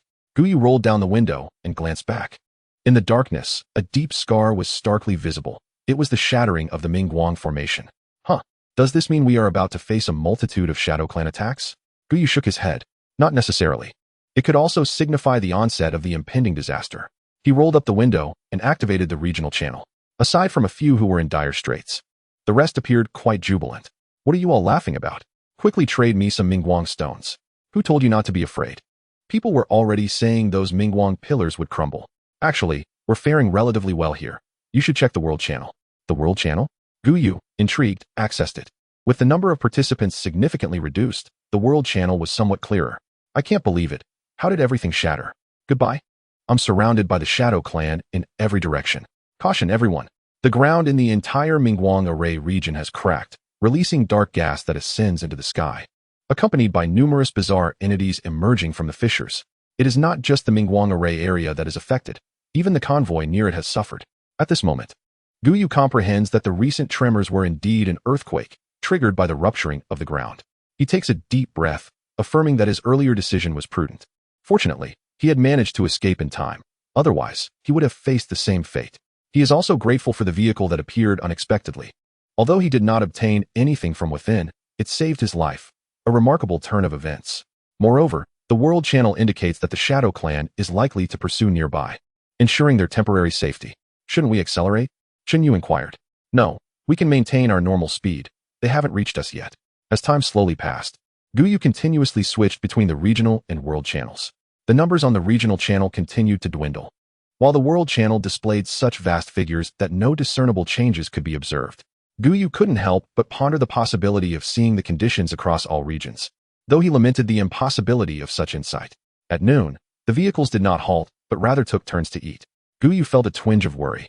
Even though the situation behind them was not visible, what if they were caught up by their pursuers? At 2 in the afternoon, the second wave of resource boxes arrived, and the vehicles came to a stop. Gu Yu, is there anything yet? Gu Yu shook his head. No. Since we departed from the Mingguang Array region, we have not encountered the Shadow Clan, as if they were all confined to that area. More precisely, they have not appeared since we entered the Mingguang Array region. I suspect we will only face them again when the calamity commences. However, by that time, The number and strength of the Shadow Clan will likely be significantly greater than now. At 9 in the evening, the vehicles parked by the roadside. Do we truly not need to continue? No, we should be well ahead, so there is no risk here. You all should prepare for the impending disaster. Yet, instead of a disaster, they were greeted with a pleasant surprise. At midnight, congratulations on achieving a top 10 position among all convoys. You will receive 2 days of rest. As you are in first place, you may choose from the following 3 rest areas. Option 1, Golden Coast. Option 2, Freshwater Lake Amusement Park. Option 3, Sky Garden, a rest area. They had unexpectedly encountered a resting place once more. As Gu Yu sat up from his bed, his door was pushed open, revealing Su Xing, Su Yu, and the other girls. Brother Gu Yu, we can rest again. Which one should we choose? Gu Yu shook his head. Any of them will suffice. You may choose. Upon hearing this, the girls began to deliberate. We already have a pool, so let us skip the coast. In that case, we might as well forego the lake as well. After much deliberation, the women unanimously decided to choose the Sky Garden. Gu Yu nodded in agreement, stating, then this shall be it. The moment he confirmed. The entire vehicle was enveloped in a radiant white light, signifying the official commencement of their vacation. Chapter 134. I'm not a child. You know, the women were filled with curiosity regarding their resting location. As the white light dissipated, they rushed outside. Gu Yu contemplated for a moment. Since they would be sleeping soon anyway, he joined them. Wow, are we in the sky? Su Xing inquired with wonder. They found themselves on solid ground, with a fluffy white cloud drifting not far ahead. The silvery moonlight bathed the cloud, casting a soft halo. This land was adorned with a myriad of flowers, creating winding pathways.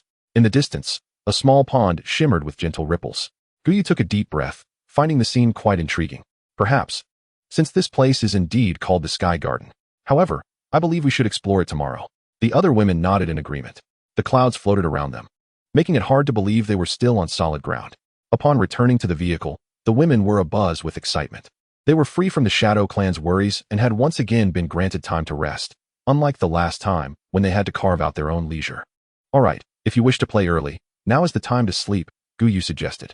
Su Xing quickly hugged Gu Yu's shoulder, exclaiming, but we can't sleep right now. How about we have a bonfire party? Gu Yu playfully pinched Su Xing's cheeks, pulling them to the sides. Would you like to see how much rounder your face has become? It was apparent that Su Xing's once oval face was gradually transforming into a cherubic visage. Gu Yu believed that soon enough, she would possess a round face. Su Xing was momentarily taken aback and quickly turned to her sister. Su Yu, upon being looked at, instinctively touched her own face.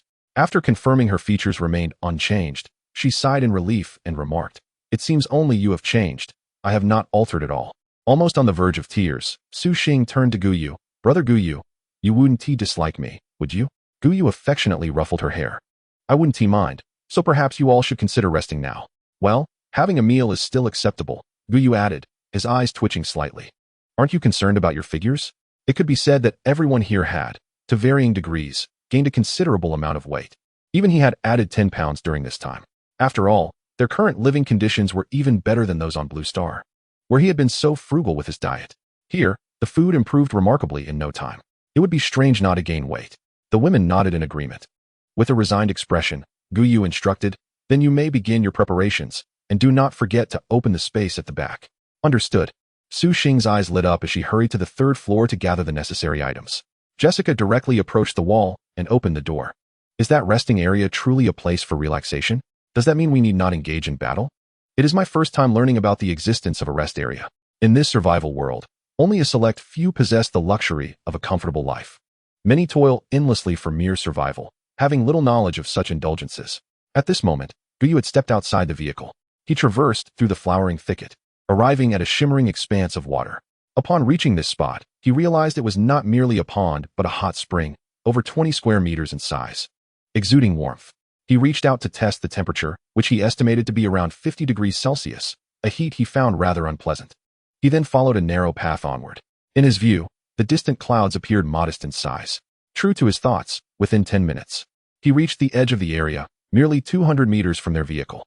Cautiously, he peered over the edge to find a sea of white clouds below, confirming that they were indeed at a considerable altitude. An aerial garden, indeed suspended in the sky. He gazed in other directions and realized they were situated on a floating isle. Moments later, he returned to the vehicle. At this time, the women had set up lights, illuminating their surroundings. As the enchanting scenery unveiled itself, their eyes sparkled with wonder. The vibrant flowers exuded delightful fragrances, irresistibly captivating them. Oh, I hesitate to light a fire in such a beautiful place. Su Xing expressed her inner conflict, torn between cooking and preserving the environment. You're being foolish. Why must we start a fire? Cooking on a grill is just as effective, Su Yu replied, exasperated. A campfire merely adds a layer of formality. Why insist on it? Ah, I had forgotten. Gu Yu clapped his hands together. Everyone, please take note. There are no guardrails here, and below us lies a sea of clouds. We are surely at a great height, so keep away from the edge. A fall could be fatal. The women nodded in understanding. Gu Yu then reclined on a lounge chair, gently swaying back and forth. Staying here eternally wouldn't be such a bad idea. It seemed he had expressed a similar sentiment before. Before long, Chen Yu's voice echoed from afar. Gu Yu, look what I've found. Gu Yu opened his eyes to see Chen Yu rushing towards him. What is it? Come with me. Chen Yu pulled Gu Yu along as they ran into the distance. You all start preparing the meal. We'll be back shortly. The two figures quickly vanished from view. Su Yu rubbed her lips thoughtfully. I can't shake the feeling that Chen Yu is up to something in that wild grassy area. Shang Wanyu nodded in agreement. After all, she did something similar last time. Su Xing blinked innocently. What did she do? Children shouldn't pry into adult matters, Su Yu chided playfully. Su Xing puffed out her chest defiantly. I'm not a child, you know. Shang Wanyu raised an eyebrow, glancing at Su Xing, then at Su Yu and Su Yu. How is it that the genes of the Su family are so remarkably potent? In the distance, Chen Yu and Gu Yu continued to run forward, covering a distance of over 500 meters. Is it really this far? Indeed, I also believe this was the first square, but it appears otherwise. This place is even larger than anticipated. At that moment, Chen Yu halted her steps. Gu Yu followed suit, staring blankly at what lay before them. Before the two of them, a dual carriageway with 4 lanes emerged. How can there be a road here? Chen Yu shrugged. I too am curious as to why it exists, and look how long this road stretches. She pointed into the distance, where the road continued to extend endlessly. Gu Yu quickly retrieved an electric scooter, and with Chen Yu aboard, they proceeded forward. Soon, they reached the edge of the island. Approximately 15 kilometers from their vehicle, yet the road still persisted ahead. Gu Yu hesitated to drive further. Approaching the edge, he extended his hand to probe. Discovering the absence of any barrier, Chen Yu joined him. Do you think we might one day find ourselves in a place like this? Perhaps. Chapter 135. Why not find out? What were you two up to? Su Yu inquired with curiosity. Naturally, engaging in the activities of intimacy, Chen Yu raised an eyebrow. Su Yu rolled her eyes. 15 minutes. Is that enough time? Beside them, Gu Yu's lips twitched. Could you speak more elegantly? What is this conversation? Ahem. Let us communicate properly and make the most of our time. He shook his head and reclined back on his lounge chair. As time passed, their conversation grew increasingly uninhibited. Although Gu Yu had grown accustomed to it, he sometimes still felt uncomfortable. At 1:30 in the evening, the late-night snacks were ready. 2 tables were filled with people, everyone chatting and laughing. This is what life is about, Su Xing exclaimed, finishing her juice. None of those present were drinking alcohol. Even Gu Yu abstained. Beverages were their preference. Indeed, this was life, albeit only for 2 days. Chen Yu couldn't help but sigh. Gu Yu, how much longer do you think this will last? The women turned their gazes towards him. Gu Yu, exasperated, replied, I've already said. Such matters should not be directed at me. I have no idea. After a brief pause, he added, however, I suspect it will conclude after 4 or 5 more occurrences. Chen Yu asked curiously, why do you say that? Look at the planet number on the watch. It has already transformed into a 4-digit figure. I believe when the number reduces to a single digit, it should come to an end. Gu Yu shrugged. Of course, this is merely my speculation. The women collectively glanced at their watches. Indeed, the planetary number was only 4 digits. They had never noticed this aspect before. They had always assumed the numbering was arbitrary, unaware that it possessed such functionality. Then we shall observe the next number. If the numbering continues to decrease, it would indicate that upon reaching a single digit, it is likely to conclude. Gu Yu had one thought unvoiced. If the number reaches a single digit, and the first is 9, then perhaps the duration will extend even longer. The following morning, daylight broke. Gu Yu stepped out of the vehicle and into the outside world. He observed the women busily preparing breakfast. Why not utilize the kitchen in the vehicle? Such a splendid environment. Wouldn't it be more delightful outdoors? Gu Yu glanced around. The scenery during the day was indeed far superior to that of the night, and although the sun hung in the sky, the temperature here was quite pleasant. Working outside was undeniably comfortable. By the way, we discovered a luminous circle over there, but we dared not enter. What? You could have just accompanied us. Su Yu and Su Xing led Gu Yu towards the direction of the hot springs, eventually arriving at the location Gu Yu had visited yesterday. However, this time, a blue circle had manifested on the ground, something he had failed to notice the previous night. This looks somewhat akin to a teleportation array, Gu Yu mused, observing the blue circle, which indeed resembled those large resource area teleportation arrays. What do you mean? Suyu retrieved a drone from her backpack. We intend to utilize this device. Fortunately, you have arrived, so we can explore together. She placed the drone within the luminous sphere. Instantly, the drone vanished into the circle. Suyu eagerly glanced at the screen on the controller, where a new scene emerged from the drone's perspective.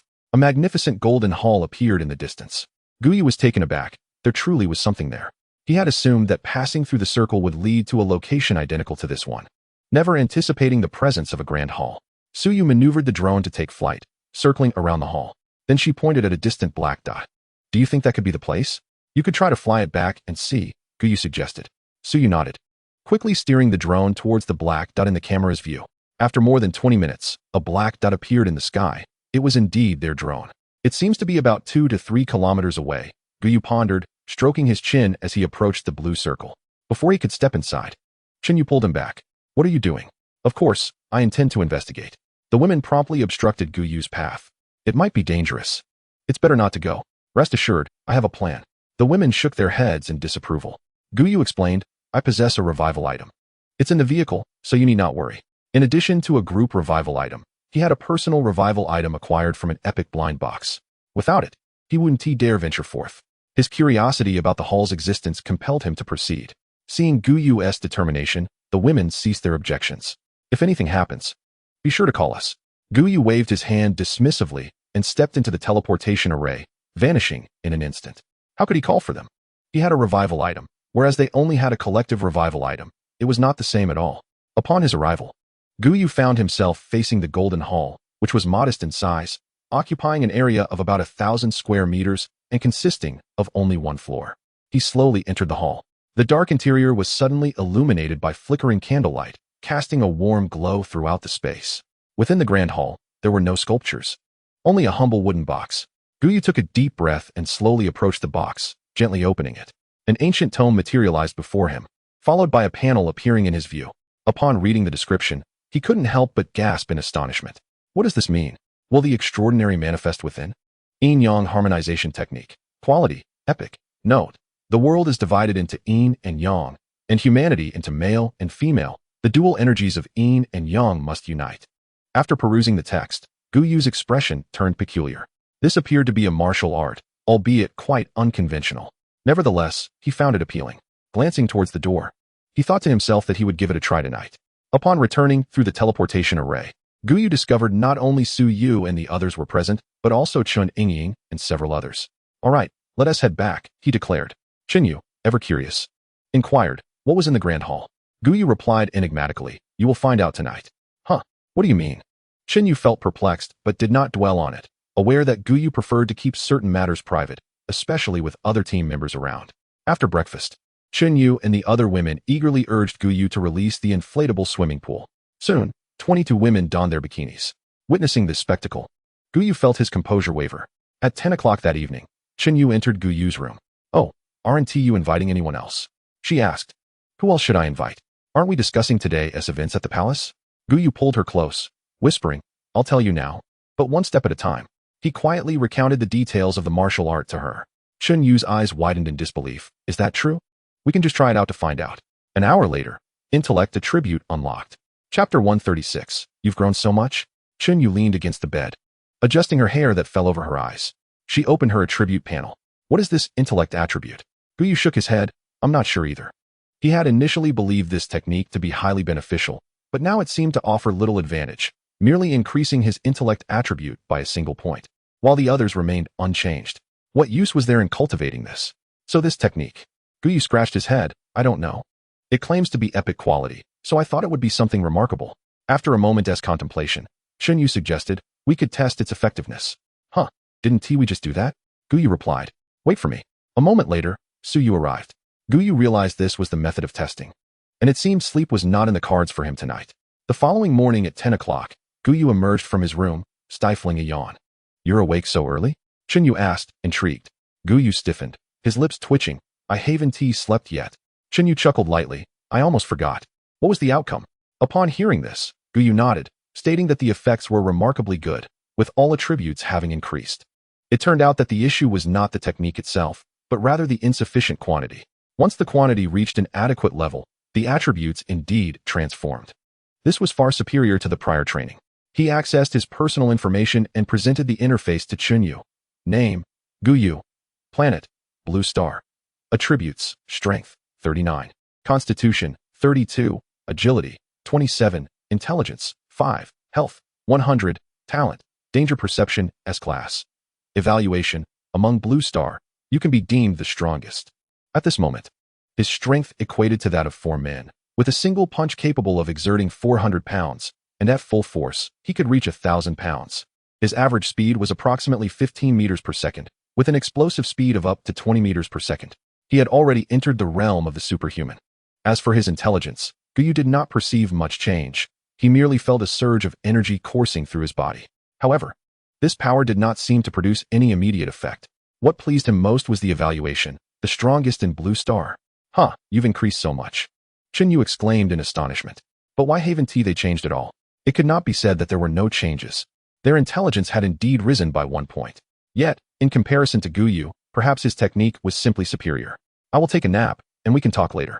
Shortly thereafter, Gu Yu emerged from the room, feeling refreshed. As for the others, they were outside, playing. Gu Yu leaned against the sofa, contemplating the technique. I believe I need to impart the technique to you for you to enhance. Otherwise, your progress will be passive. As for how to teach it, Gu Yu could only experiment gradually. However, he was indifferent to whether they could learn the technique or not. If they succeeded, that would be splendid. If not, he could still protect them. He was not overly concerned. The following morning, darkness enveloped the outside world. They returned from the aerial island to the road. Upon seeing the familiar surroundings, the mood of the group soured. All right, it's still 11 days. Time passes swiftly. Gu Yu found it difficult to bear. What are you sighing about? I want to sigh too. To avoid delaying the day's journey, he had retreated to his room by 8 the previous night.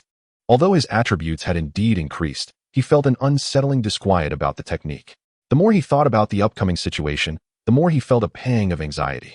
Naturally, he chose not to cultivate, as the others were not doing so either. Yet, for the sake of strength, he felt compelled to train. It was truly vexing. The first resource box has arrived, Gu Yu reminded him. Gu Yu observed his sensory fluctuations. Quantity 40, doubled, likely reaching 80 by night. Of course, the intensity had also changed, but for them, this intensity was not a significant concern. The group disembarked. Su Yu stood ready with 2 bright rifles, waiting. As the enemy approached, the muzzle of her gun emitted a white light. However, Su Yu was taken aback. In the distance, amidst the encroaching darkness, a shadowy figure clad in armor emerged. Upon entering this realm, the armor upon him ignited in flames, yet it did not impede the steps of the Radiant clan. Su Yu fired her weapon once more. Rat-a-tat-tat. 3 successive bullets struck the adversary's helmet. The first shattered the helmet, the second obliterated it, and the third delivered a fatal blow. At this sight, Su Yu exhaled in relief, having feared her weapon would be ineffective. Subsequently, she discharged her firearm repeatedly. No further shadows dared to enter this space. Gu Yu stroked his chin thoughtfully. The intensity of the situation seemed misaligned. In his estimation, such fluctuations should not pose a considerable challenge. Was it possible that defensive artifacts were not accounted for in one's prowess? He shook his head, resolving to be more attentive next time. Although the numbers had increased and the strength heightened, they still paled against the might of the Radiant rifles. He couldn't help but ponder the fate of those who crafted melee weapons from Radiant stones. He wondered how they fared now. The resource boxes from the first day of Calamity, had they undergone any changes? Overall, they remained unchanged, though the quantity of Radiant stones had significantly increased, suggesting a forthcoming surge in their consumption. Additionally, a new blueprint had appeared, Radiant Stone Array Blueprint, quality, silver grade. He promptly utilized it and accessed the workbench. Radiant Stone Array requires 10 Radiant stones as a base. For each additional stone, the range increases by 1 meter. Note, the effect persists for 12 hours. This appeared to be a weakened version of the Radiant Stone Array found outside the town. It seemed to possess protective qualities, though he was uncertain of the base range. He crafted one, only to discover that it had to be placed on the ground, with an effective range of 20 meters. A disappointment indeed. What utility does 20 meters provide? It seemed this device would only be useful when parking at night. Generally, individuals preferred to drive onward rather than stop. Thus, this contraption could be deemed somewhat superfluous. Gu Yu closed the interface and opened the regional channel. Listen to me, melee weapons are invincible. Invincible, my foot. Our squad nearly faced annihilation. Firearms are superior. Foolishness, indeed. If melee weapons were employed, why not procure radiant stone armor? No matter. I have a full set of radiant stone armor available for merely 100 survival coins and 200 radiant stones. Gu Yu accessed the trading center, initially believing the opponent had crafted it using different blueprints. To his surprise, this armor was indeed named radiant stone armor. It was likely a newly acquired item, akin to his array. However, he had a stronger affinity for firearms. Chapter 137. An assault every hour at 7 o'clock in the evening. The vehicles resumed their journey. Yet, shortly after securing a cache of resources, the vehicle broke down midway. Gu Yu, the vehicle won't start. Despite Chun Yu's incessant twisting of the key, the vehicle remained unresponsive. Something was amiss. Gu Yu approached the driver's seat and turned the key. Not only did it fail to start, but there was no sound of the engine at all. Gu Yu could not help but recall the Brightstone array. He swiftly activated the regional channel. What on earth? Why won't the vehicle start? You can't get yours going either? Don't even mention you all. It seems no one can start their engines. Everyone, hold your tongues. Whoever can start their vehicle, speak up. After a brief pause, the barrage of comments resumed, and Gu Yu realized that no one was able to ignite their engines. Did this mean they were to remain stranded here for the night? Just then, a series of fluctuations emerged in his mind, their numbers steadily increasing. It was then that the Shadow Clan made their move. Su Yu. Summon Su Yu and the others. Prepare for battle. Although they had bright stone pillars affixed to their vehicle, the events of the day's battle had been witnessed. The armor worn by the Shadow Clan could withstand flames, and it was likely to be no different that night. Feeling a surge of determination, he quickly accessed the workstation. 100 Brightstones crafted a formation disc, and he jumped from the vehicle, casting the Brightstone array onto the ground. A more intense radiance swept across the surroundings, causing the ground to ripple with fluorescent waves, distinctly contrasting with the Brightstone pillars atop the vehicle.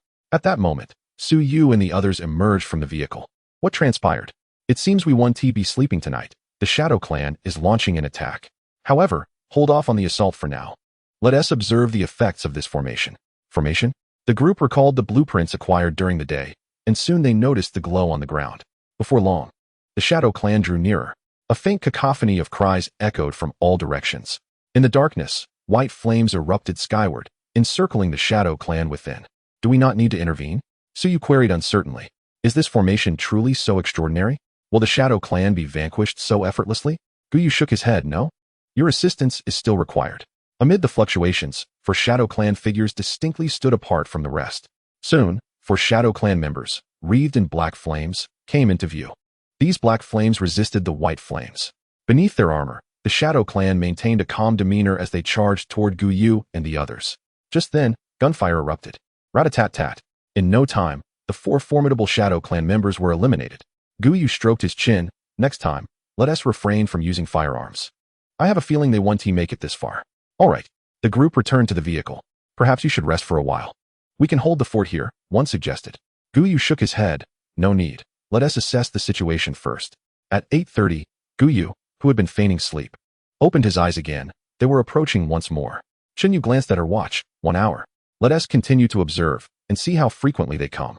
This time, Su Yu did not rush to fire. The ordinary Shadow Clan members, upon entering a 50-meter range, were utterly incinerated by the white flames. Meanwhile, the four powerful members of the Shadow Clan approached to within 10 meters of the group. Their black flames were scorched away, yet their armor remained intact. Ultimately, they were dispatched by Su Yu. It appears that to eliminate them, a range of at least 150 meters is required, which translates to needing 150 luminous stones. This may not seem excessive for them, but for others, it is indeed a considerable amount.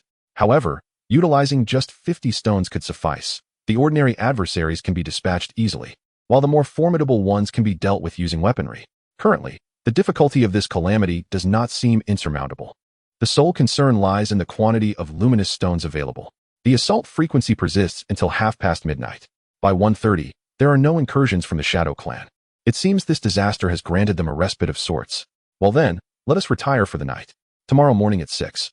We shall assign someone to start the vehicle every 10 minutes to ascertain when it may be operational. The following day at 7:30, Gu Yu awoke and made his way directly to the cockpit. At that moment, Su Xing was idly seated within, as the daylight had already been illuminated by the luminous stones outside. Still no luck? Su Xing shrugged. It remains unresponsive. Logically, it should be operational by now. Then we shall wait a little longer. It was only by 8:30 that the vehicle became operational once more. Chen Yu spoke up. Last night, the vehicle shut down at 8:30, indicating a 12-hour cycle. Gu Yu stroked his chin thoughtfully. This implies they are afforded a mere 12 hours to procure resources. They will be subjected to attacks while collecting resource crates, and during the night, they must halt to endure further assaults. Thus, this disaster could indeed be classified as an assault-related calamity. As for the difficulty, it correlates with the quantity of luminous stones. Those individuals are truly unfortunate. If their vehicle does not maintain a swift pace, their resources will dwindle significantly. Gu Yu nodded in agreement. As the distance to the resource crates extends to 300 kilometers, the luminous stones acquired in one day would scarcely suffice for consumption. Yet, scarcely had the vehicle traveled 50 kilometers when a resource crate emerged. This unexpected turn left everyone momentarily stunned. It is a resource crate, yet we have only covered 50 kilometers. Could it be that due to the prohibition on driving at night, the distance has been adjusted to accommodate an increase of 50 kilometers over 2 days? Upon hearing Su Yuyu's words, Gu Yu nodded in affirmation. There is a possibility. Let us disembark and gather the supplies. Meanwhile, in the distance, members of the Shadow Clan clad in armor emerged. Beneath the illumination of the luminous stone pillars, the white flames on their armor reignited. Albeit significantly smaller compared to those of the luminous array, it is evident that the luminous stone array will become a principal item in the future. Gu Yu, we have obtained another golden-grade luminous stone array blueprint. Su Xing exclaimed, sprinting towards Gu Yu to hand him the blueprint.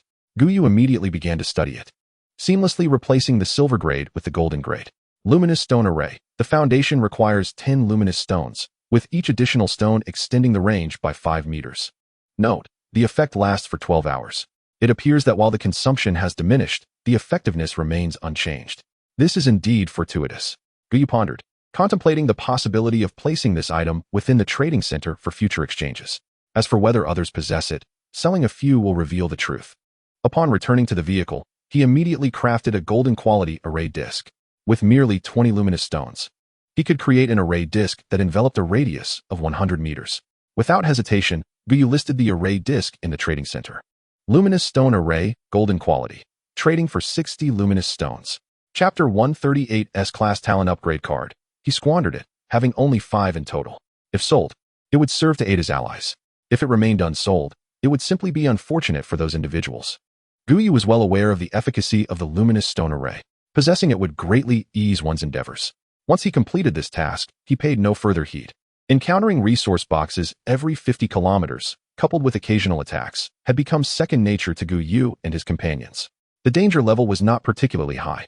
Subsequently, Gu Yu refrained from exiting the vehicle, entrusting everything to Su Yu. He accessed his system to partake in the day's lottery. Unfortunately, fortune did not favor him today, as the epic blind box did not manifest.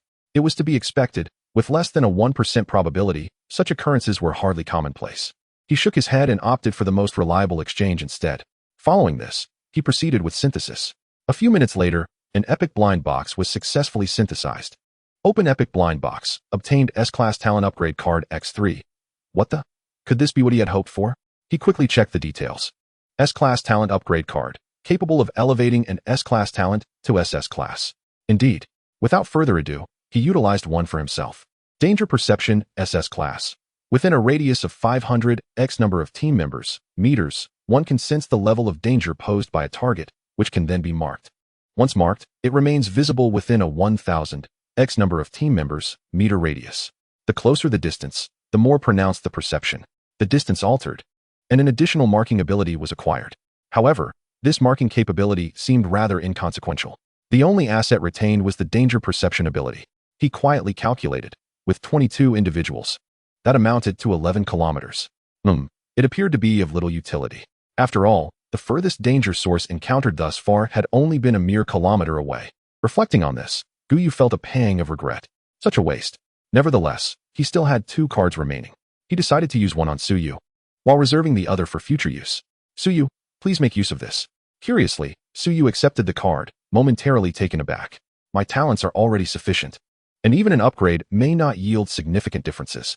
No worries, I have more, just go ahead and use it. Gu Yu was fully aware that Su Yu's talents were already ample, yet what if the SS class offered some unforeseen enhancement? Even if there were no substantial changes, it would not be a loss. Su Yu nodded and shattered the card. Weapon Master, SS class. Upon engaging with weapons, one attains mastery. Additionally, a 100 cubic meter armory is established, wherein weapons automatically restore to their optimal state. The transformation indeed proved to be quite substantial. Su Yu observed the transformation and promptly examined the alterations in her cold and hot weaponry. All her skills had progressed from mastery to a state of great accomplishment, and her precision had notably increased. She could now be unequivocally regarded as a weapon master.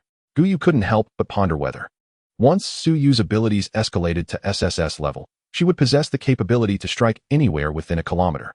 Just a jest, of course. His gaze swiftly shifted to Chun Yingying, momentarily forgetting her presence. She was also a formidable force within the team. The ability of dynamic observation was unparalleled in close combat. Was this not a perfect combination of long-range and short-range power? With this thought in mind, Gu Yu directly bestowed his last talent card upon Chun Yingying. Hesitate? What was there to hesitate about? He used it immediately. If he wished to utilize it again in the future, he could simply synthesize it. He doubted that synthesizing 10 would yield no results. Surely synthesizing 1,000 would produce something. Chun Yingying nodded and promptly activated the card. I can now autonomously control dynamic observation without needing to focus during battle, and I can slow time down by up to 5 times. 5 times? Was that not sufficient to dodge bullets? Chun Yingying nodded, then shook her head. At considerable distances, handgun and rifle bullets have a high probability of being evaded. But sniper bullets are still problematic. Nevertheless, the enhancement of their combined strength was undoubtedly a positive development for him. As for his own capabilities, with the cultivation technique he possessed, his combat strength was quite adequate. Ahem, it merely meant enduring a bit more fatigue. What was hardship to a man? At 8:30 in the evening, the vehicle came to a timely halt. Let's first test this effect. If it proves effective, we can leave 2 individuals to stand guard and rotate. The women nodded in agreement. Gu Yu alighted from the vehicle and placed the golden grade array plate upon the ground.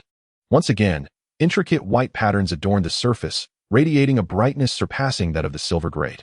Yet upon closer inspection, one would notice that it was not merely the brightness of the patterns, but their density, which was greater than that of the silver grade. Gu Yu stroked his chin, pondering whether a denser pattern would correlate with increased damage. With this thought, his gaze drifted toward the distance. Just then, the Shadow Clan approached, providing him with an opportunity for further testing. His perceptual range extended to 11 kilometers, although he had not detected any immediate attack from the Shadow Clan. He observed a group of them hastily moving in a particular direction. The cause of this movement could only be one thing. A convoy was in the vicinity. Gu Yu stroked his chin again. The vehicles were immobile, but perhaps the electric bikes would suffice. However, he needed to eliminate the Shadow Clan here before proceeding. Moments later, armored figures of the Shadow Clan emerged. Flames surged around them. This time, the Shadow Clan did not last beyond 50 meters. They collapsed at just 40 meters. The patterns had indeed enhanced the damage, but not to a significant extent. Following them were several Shadow Clan members cloaked in black flames. This time, they only managed to endure to 80 meters before falling, requiring no gunfire at all. It appeared there was no need to assign personnel. As long as someone monitored the tablet, all would be well. The golden level array is remarkably effective. Now that the matter of the array has been settled, Gu Yu's gaze shifts into the distance. Based on the fluctuations in his mind, the other party is approximately 12 kilometers away. Su Yu, Chun Yingying, accompany me. You 3 remain here, Gu Yu instructed. Chun Yu promptly inquired, what are you planning to do? Do you not need our assistance? Fewer people make for easier tasks. Gu Yu replied, producing an electric scooter and carrying Chun Yingying as they sped away into the distance. The girls exchanged glances, sensing an odd undertone in the conversation. Chun Yu peered into the darkness. Do you think he has discovered something? I am uncertain, but I surmise it likely pertains to the convoy, Su Yu shrugged. The others nodded in agreement. It seemed that only something of this nature could elicit such a reaction from Gu Yu. Su Xing expressed her concern. What if something goes wrong? Do not worry. With Chun Yingying here, there shouldn't be any significant issues. She is a versatile combat talent, came the reassurance. While Chun Yingying's marksmanship was commendable, it paled in comparison to Su Yu's. Let us return and rest. They will certainly be back in an hour, one suggested. The girls returned to their room and turned on the television, though their minds were far from the screen. Chapter 139. Who among you can match that marksmanship? Bang, bang. Chun Yingying, are you up to the task? Rest assured, I excel in close combat, she replied confidently. Gu Yu continued to ride the electric scooter, shadows of the Shadow Clan emerging beneath the ground. Each time a figure appeared, Chun Yingying would wield her weapon forged from luminous stones, striking with precision to hit the enemy's head. They had traversed half the distance by now, encountering over 30 members of the Shadow Clan. At last, Gu Yu understood why the Shadow Clan had suddenly appeared. They had been lurking underground. He pondered why the fluctuations from these entities felt so peculiar, as previous attacks had come from creatures already in existence. excluding those without initial intent to attack. 20 minutes later, they arrived at the area where the Shadow Clan had gathered. Through the darkness, Gu Yu spotted a white light in the distance. Surprisingly, within the dark zone, this small luminous stone stood out prominently. Gu Yu, what shall we do now? He was asked. Supporting the electric scooter with his foot, he replied, let us approach and observe. If they are Chinese nationals, we will lend a hand. If not, we shall engage directly. As they drew closer, he overheard the national essence. Damn it! Attack her! Come on, don't hesitate. With the luminous stone, they are nothing to fear. I will take you down. Gu Yu's eye twitched. Enough with the appearances, just from this language, it is evident. In moments of anger or fear, the national essence serves as a means to regulate one's mindset. Boss, the electric scooter, exclaimed the leading middle-aged man, taken aback. Two young men on the electric scooter charged in. What is happening here? Hey, do you need assistance? 30 survival coins and 30 luminous stones for eliminating them. Gu Yu shouted. In fact, the numbers had dwindled significantly, with fewer than 20 remaining. Upon encountering a fellow compatriot, extending a helping hand was not an inconvenience. Nevertheless, compensation was still expected. One cannot labor without reward. The middle-aged man twitched at the corners of his eyes, acknowledging the business acumen displayed. Yet, upon observing the troublesome Shadow Clan, he nodded in agreement. Very well. Let us proceed. Chun Ying drew her rifle. Rat-a-tat-tat. With 3 shots, she dispatched one after another, resolving the remaining members of the Shadow Clan in a mere 3 minutes. The middle-aged man stood bewildered. How could the adversaries they had struggled against for so long be eliminated so effortlessly? Was this reasonable? He lifted his gaze to Gu Yu and his companion, who had already lowered their helmet visors. Payment, please. The middle-aged man nodded, showing no intention of defaulting. Satisfied with the straightforwardness of the exchange, Gu Yu felt a sense of contentment. It was a pity, however, that they were not foreigners, for that would have allowed him to act directly. Farewell. Since the vehicle is no longer needed, I intend not to waste further time here. Captain, is this for real? One of the team members questioned. Of course. Why wouldn't I reward our own? The middle-aged man added with an exasperated expression. Given that marksmanship, who among you could measure up? If I refused, do you believe they wouldn't take you out with a single shot? A few team members pondered, realizing the validity of his statement. The captain is wise. Wise my foot. You lot are a bunch of fools. There are still several waves to guard against, so stay sharp.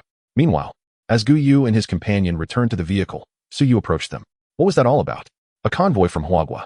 Consisting of 8 members with somewhat diminished combat capabilities, they replied, and they possessed luminous stones, unlike our luminous stone pillars. All right, everyone, let us head back. With the gold-grade luminous stone array, we need not worry excessively. Upon returning to the rear, Gu Yu accessed the trading center, astonished to find his items completely sold out. Clearly, someone recognized their value. He contemplated, opting for 20 units this time. However, even as he was about to finalize this, one item was swiftly purchased. Surprised, Gu Yu wondered aloud. Surely, you haven't been watching me the entire time? Within a mere minute, all 20 gold-grade luminous stone arrays vanished. Bewildered, he opened the regional channel. What the heck? Who was so quick on the draw? Brother, I implore you to produce more. I am willing to pay extra. Wow. The effect is truly remarkable. Farewell, gentlemen, I'm off to sleep. Gu Yu stroked his chin, realizing that if they were willing to bid higher, he would gladly sell at a premium. He then proceeded to craft 100 luminous stone arrays, pricing them at 100 luminous stones each. Instantly, they too were sold out. After several iterations, Gu Yu entrusted the task to Su Yu. Once the sales pace slowed, it would no longer be necessary. Su Yu nodded in agreement. At 1:30 in the morning, it seemed reminiscent of the previous day. Gu Yu observed the tablet, nodding, we shall see what tomorrow brings. The following day at 8:30, the convoy departed punctually. At a distance of 50 kilometers, no resource crates emerged. It seems this occurs every 2 days, Chin Yu remarked. This seems quite reasonable, considering that the nighttime yields quadruple rewards. While it is indeed fair, Gu Yu feels somewhat disadvantaged. After all, over the past 2 nights, they have only managed to secure 2 rounds of quadruple rewards. As anticipated, the first wave of resource crates emerged at the 100-kilometer mark. Moreover, the number of Shadow Clan members has increased from 20 to 30. It appears that the intensity of the night is about to escalate. Gu Yu stroked his chin, unperturbed by the increase in numbers. Rather, he was concerned about their enhanced strength. However, as long as they do not exceed those clad in black flames, he felt reassured. At noon, a long-absent signpost appeared ahead of their vehicle, Resource Zone. Let us take a look. The vehicle veered into the resource area. Ding. Small resource zone detected. Points, 50. Gu Yu raised an eyebrow. Luck was average today. They would dine here at noon and afterward, collectively gather supplies. The vehicle entered the zone, which was still a quaint town. However, the ground sporadically emitted white light. Gu Yu jumped out of the vehicle and crouched down to inspect the ground. He retrieved a dagger and pried open a brick, revealing a luminous stone pillar beneath. The women gathered closer. Do we need to excavate this? Gu Yu looked around the area. Bright spots appeared at regular intervals across the ground, suggesting they were abundant. Gu Yu shook his head. No excavation. This object is buried beneath the surface, evenly spaced apart, and arranged in a semicircle. It is evident that the opposite side of the town likely mirrors this semicircular arrangement. Whether it constitutes a formation, Gu Yu could not say. He simply knew it was best not to disturb it. He then guided them to the other side of the town, where indeed, the ground also glimmered with white light. First, let us have lunch, and after that, we'll search for resources. Remember, if you see luminous stones or pillars, do not touch them. Chapter 140. Is it alright to just take a look? After lunch, everyone began to search for resources. As Gu Yu had predicted, they encountered numerous luminous stones. In one room, the center of the ground was covered in a dense array of luminous stones, forming a circular pattern. The count was likely over 200. Gu Yu, are we really not taking any? Su Xing whispered. Gu Yu's eye twitched. No, we aren't. He sells golden grade formation discs, earning 80 points from each. Does he really need this? Yesterday alone, he sold over 1,000, netting a staggering 80,000. Yet, as time passed, Gu Yu began to waver. While not every room contained them, luminous stones appeared in waves at regular intervals.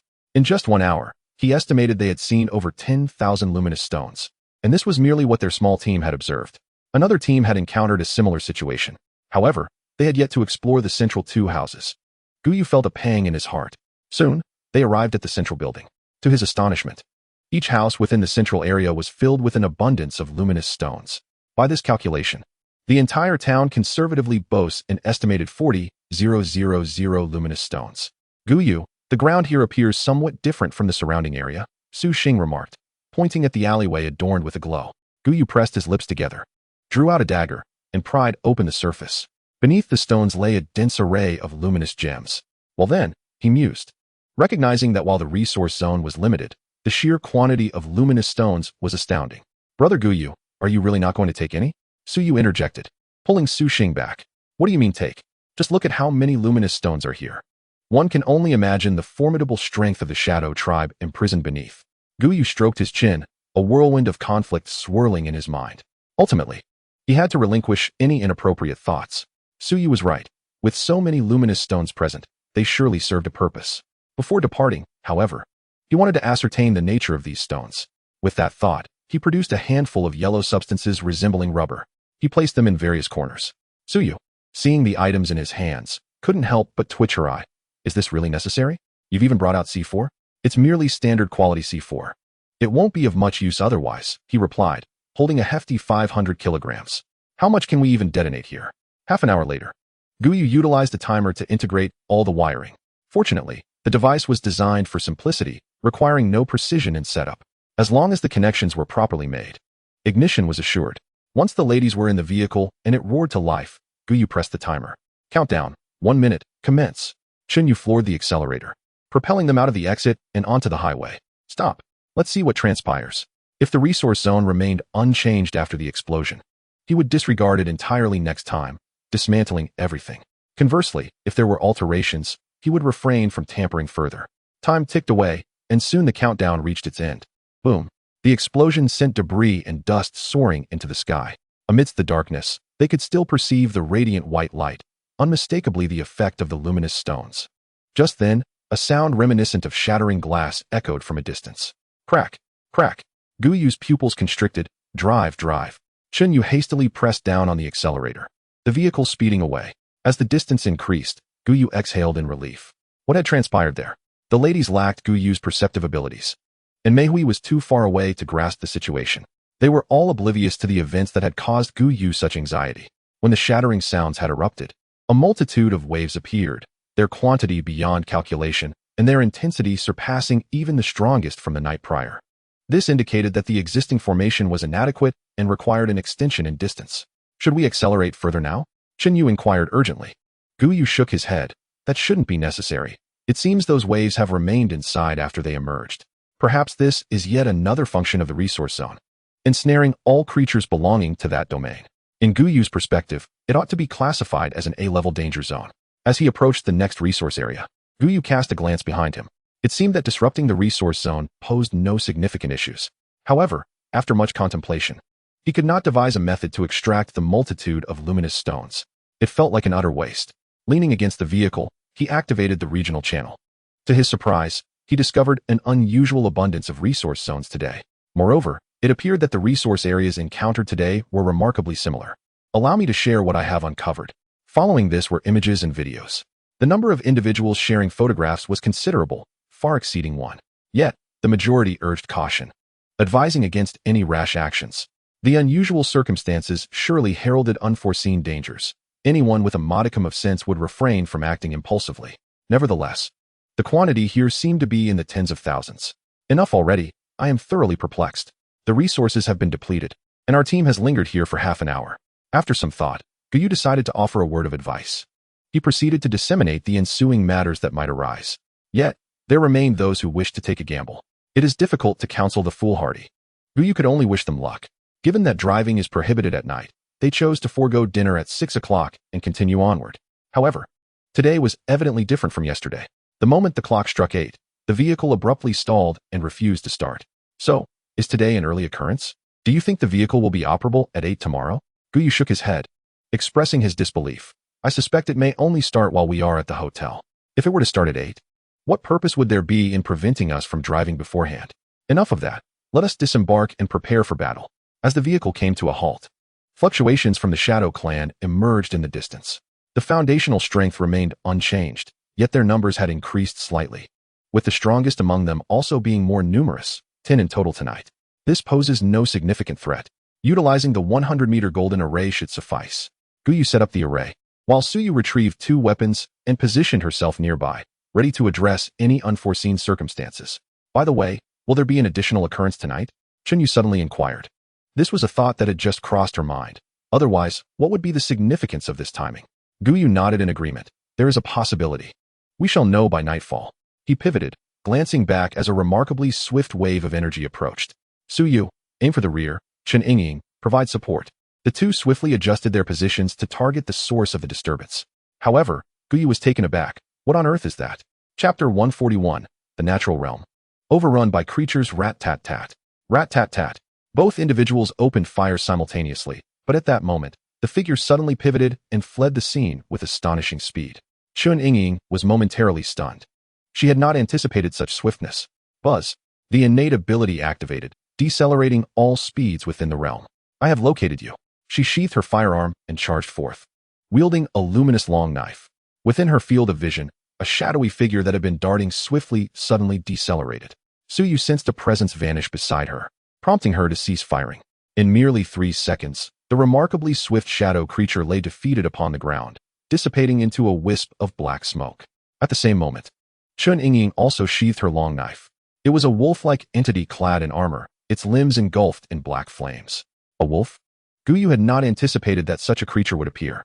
No, to be precise, it was a wolf-like shadow being.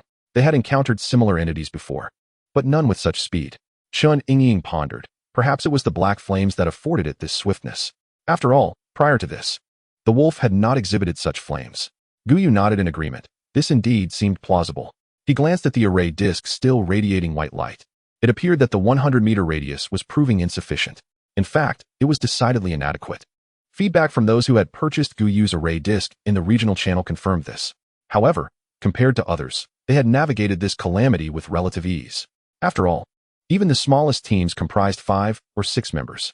5 or 6 against 1. No matter how swift the adversary, they could overwhelm it with a barrage of fire, though the expenditure was somewhat significant. Returning to the vehicle, Gu Yu inquired, So, shall we keep watch tonight? He shook his head, Not necessarily. I will first craft a 200-meter radius array disk for testing. An hour later, the second wave of attack commenced. The situation unfolded as anticipated. With the 200-meter range, the wolf could not approach the vehicle, vanishing at 150 meters, consumed entirely by flames. All right, everyone may take a break and produce a batch of golden-grade array discs for sale. Let us raise the price by 20 luminous stones. Gu Yu was quite accommodating towards his own team. This time, they successfully crafted 5,000 array discs. Time was not a constraint, as these could be produced in bulk. taking less than 10 minutes. Afterward, Gu Yu announced in the regional channel, Golden Great Array Discs, 200-meter radius. The wolf cannot come close. Thank you, esteemed one. When will you establish a league? Yes, great one.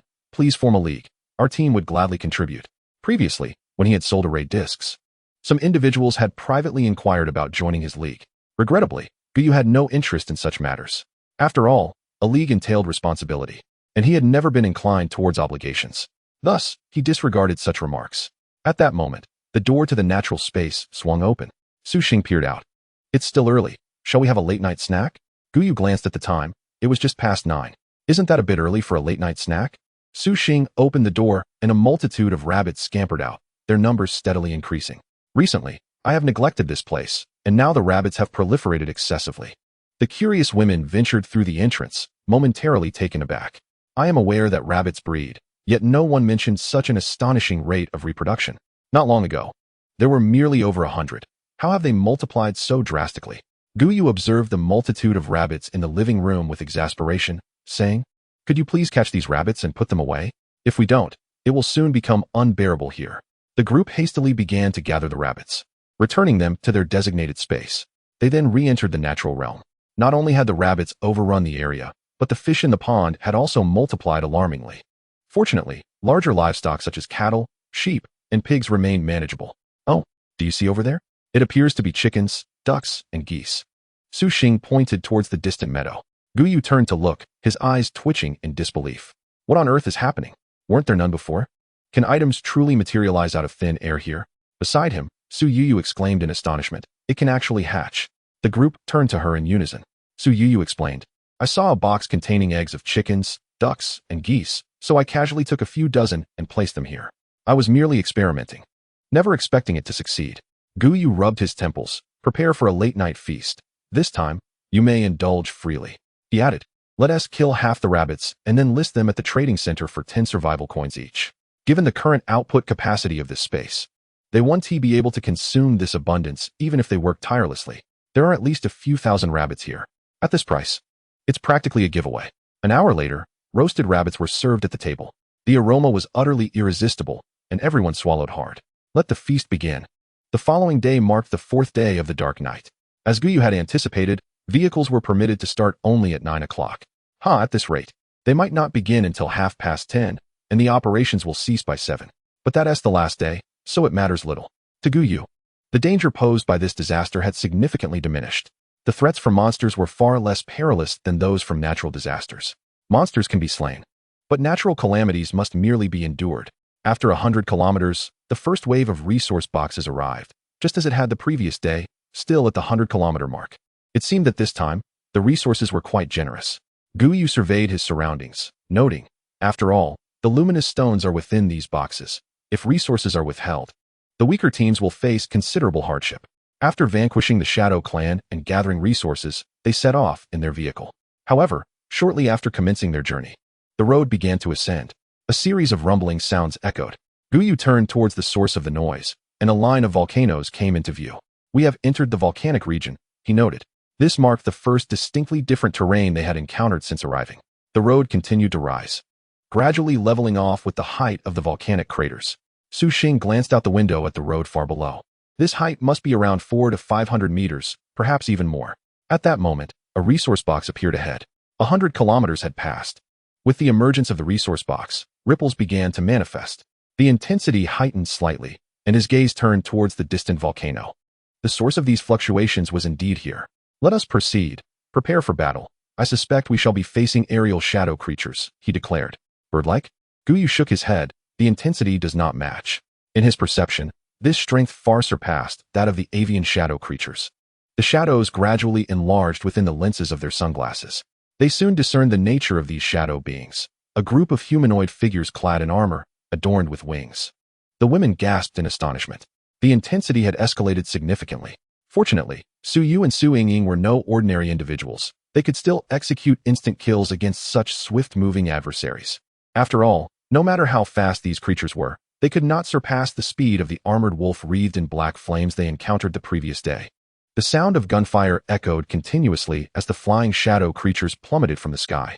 The white flames ignited swiftly, only to vanish in an instant. The luminous stone pillars were rendered unnecessary. A few minutes later, the two laid down their weapons. It seemed the intensity was not too formidable. Gu Yu sighed. This is merely daytime. This intensity is acceptable, yet we must assess the strength at night. He was already contemplating the potential intensity that evening. He wondered if the formation would undergo any changes. Approaching the edge of the road, which dropped almost vertically, he mused that if the formation relied on the land as a medium, then not even 500 meters would suffice, let alone 200.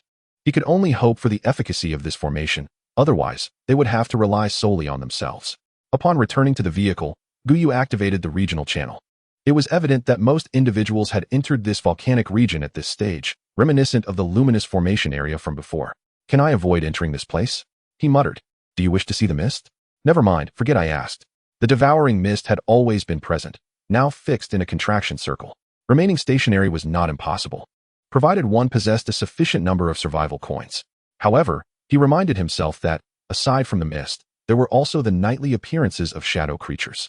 These nocturnal entities did not concern themselves with whether one moved or stayed still. They would emerge at the appointed hour. Thus, one had no choice but to advance. At night, the vehicles halted at 8 o'clock, with biological entities appearing from the volcanoes, just as during the day. These volcanoes were active at night, spewing forth black gas rather than magma. With the emergence of this black vapor, the efficacy of the luminous stone pillars was instantly constricted, covering only a 50-meter radius. Gu Yu observed the luminous stone formation on the ground. It did not rely on the earth itself, but on the formation disk. A circular white light enveloped the area, albeit it too was subject to suppression. The range has been compressed from 200 meters to 100 meters. Moreover, the prowess of the Shadow Clan here has evidently been enhanced. Their armor has become considerably thicker, and the black flames have intensified. The effects of the radiant stone array have evidently become inadequate. Gu Yu experimented gradually. After layering 4 stone arrays, the effects finally returned. However, the range remained limited to 100 meters, capable of incinerating the opponent's flames and armor entirely. This alone was already sufficient. After dispatching these lesser foes, Gu Yu squinted at the edge of the road. Thud, thud, thud. The ground trembled. A massive head emerged from the periphery, encountering the radiant stone array, flames igniting upon its helmet. Soon, the figure ascended from below. Standing over 4 meters tall and wielding a long blade, it approached them. Let me handle this, Chen Yingying declared, her figure appearing repeatedly around the 5 brawny shadows.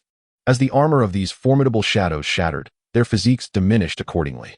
Within merely 2 minutes, they had grown leaner. With the reduction in height, their speed increased incrementally. Yet, in the face of Chen Yingying, they still fell short. 3 minutes later, all 5 shadows lay slain. Chen Yingying inhaled deeply, gradually sheathing her blade. This might have been her most arduous battle to date. The shadows were categorized into several stages. The first stage boasted the strongest defense. And as their armor shattered time and again, their defenses waned, while their speed surged. Gu Yu nodded. Do you think firearms could eliminate them? Chen Yingying glanced at Su Yu. If it were a radiant gun, it would only require 10 shots to breach a piece of armor. And the entire armor would necessitate 50 bullets. However, if using standard firearms without marksmanship enhancement, approximately 300 bullets would be needed. I refer to the first stage.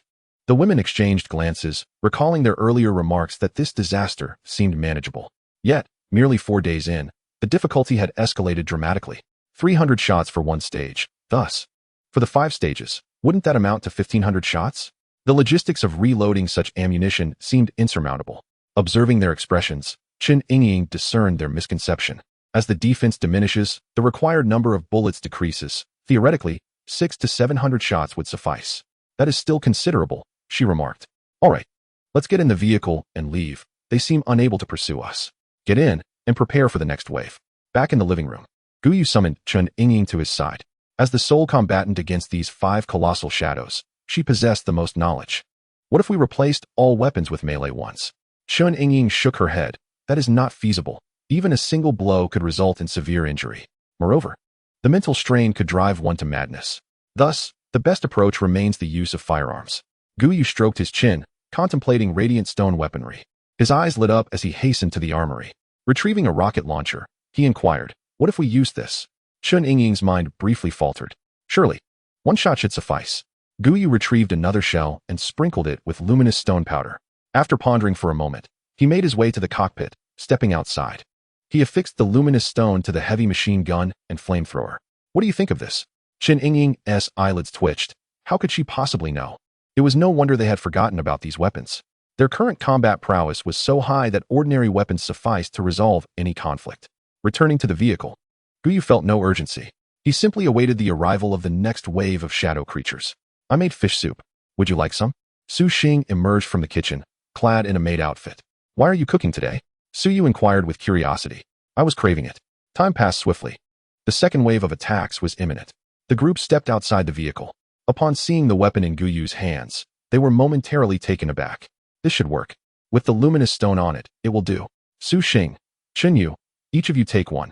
Do not wield more than that. The two nodded in agreement. Gu Yu stroked his chin and then called over Chen Yu. Affix a luminous stone to your 20mm sniper rifle as well. Chapter 143. Still easily defeated after clearing the obstacles, Gu Yu slung the rocket launcher over his shoulder.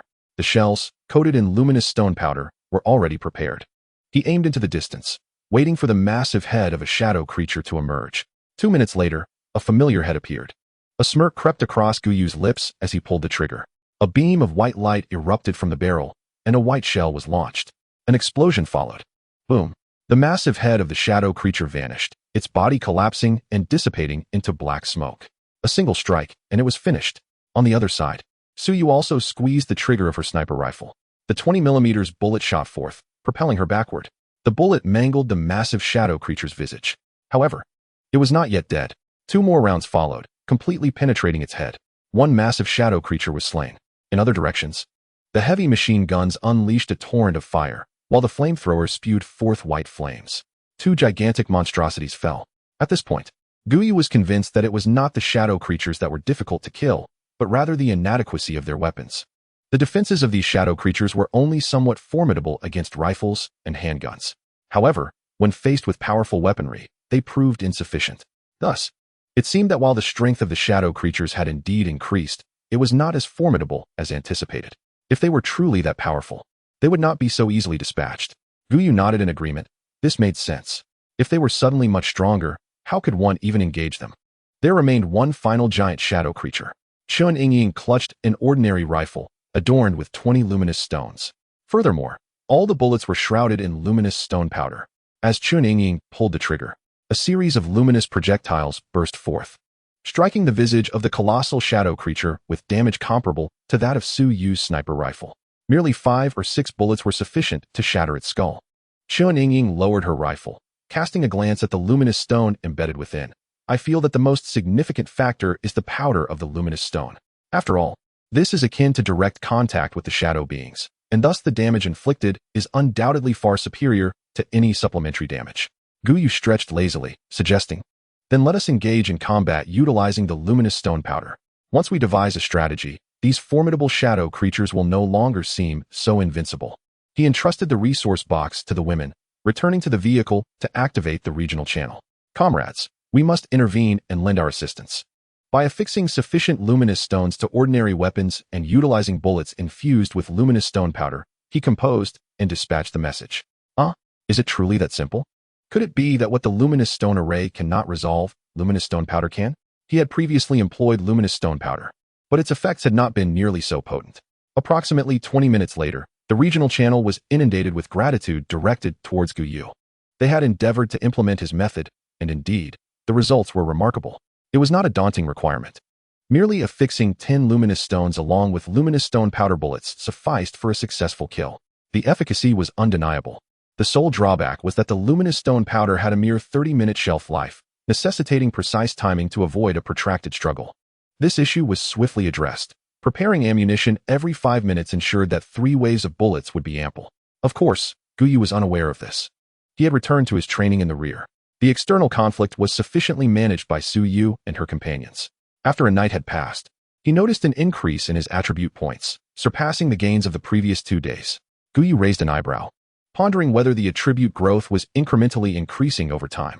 If so, this technique was indeed commendable. At that moment, Su Yu gasped beside him. What is it? He inquired.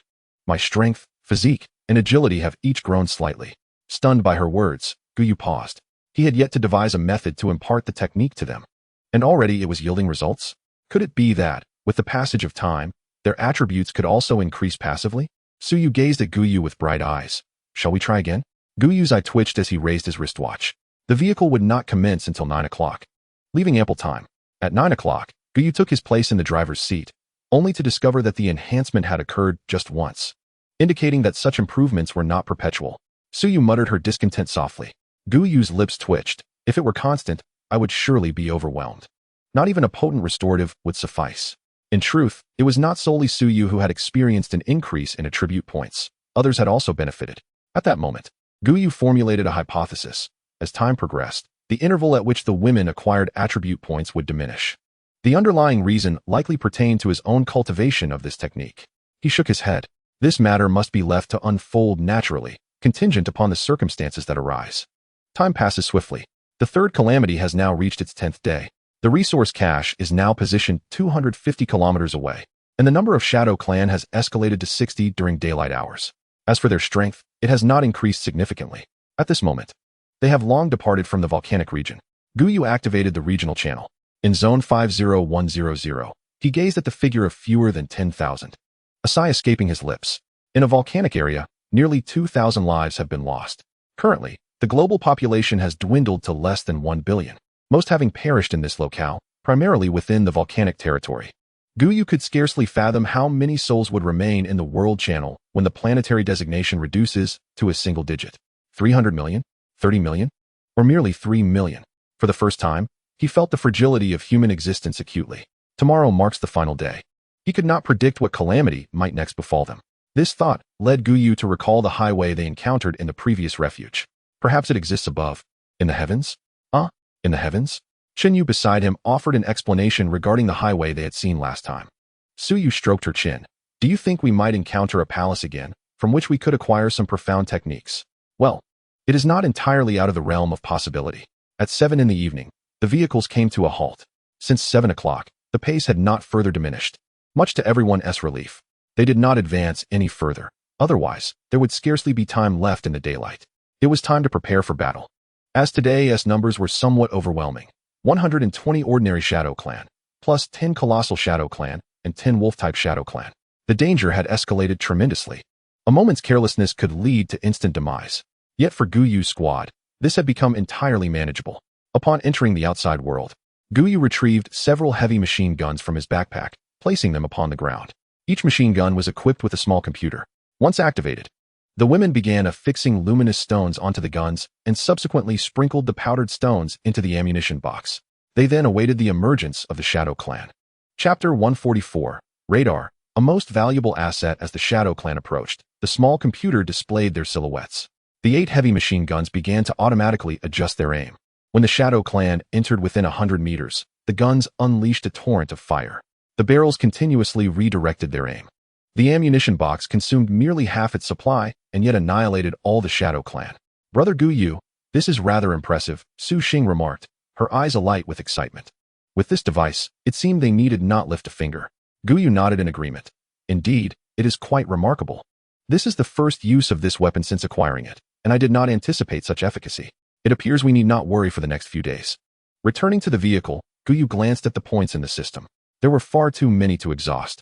The only lamentation lies in the arduous ascent of the system's level. More than 20 days have elapsed. Yet the progress of the system's points has merely reached the halfway mark. This aligns closely with the initial estimations, suggesting that an elevation in rank might be anticipated 3 to 5 days earlier than projected. He rubbed his hands together and commenced today's lottery draws. After 200 attempts, he still found himself devoid of an epic blind box.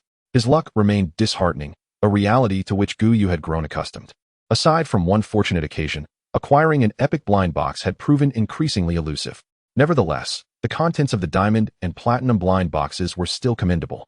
The heavy machine gun defense system he had recently utilized was, in fact, an item from the platinum blind box.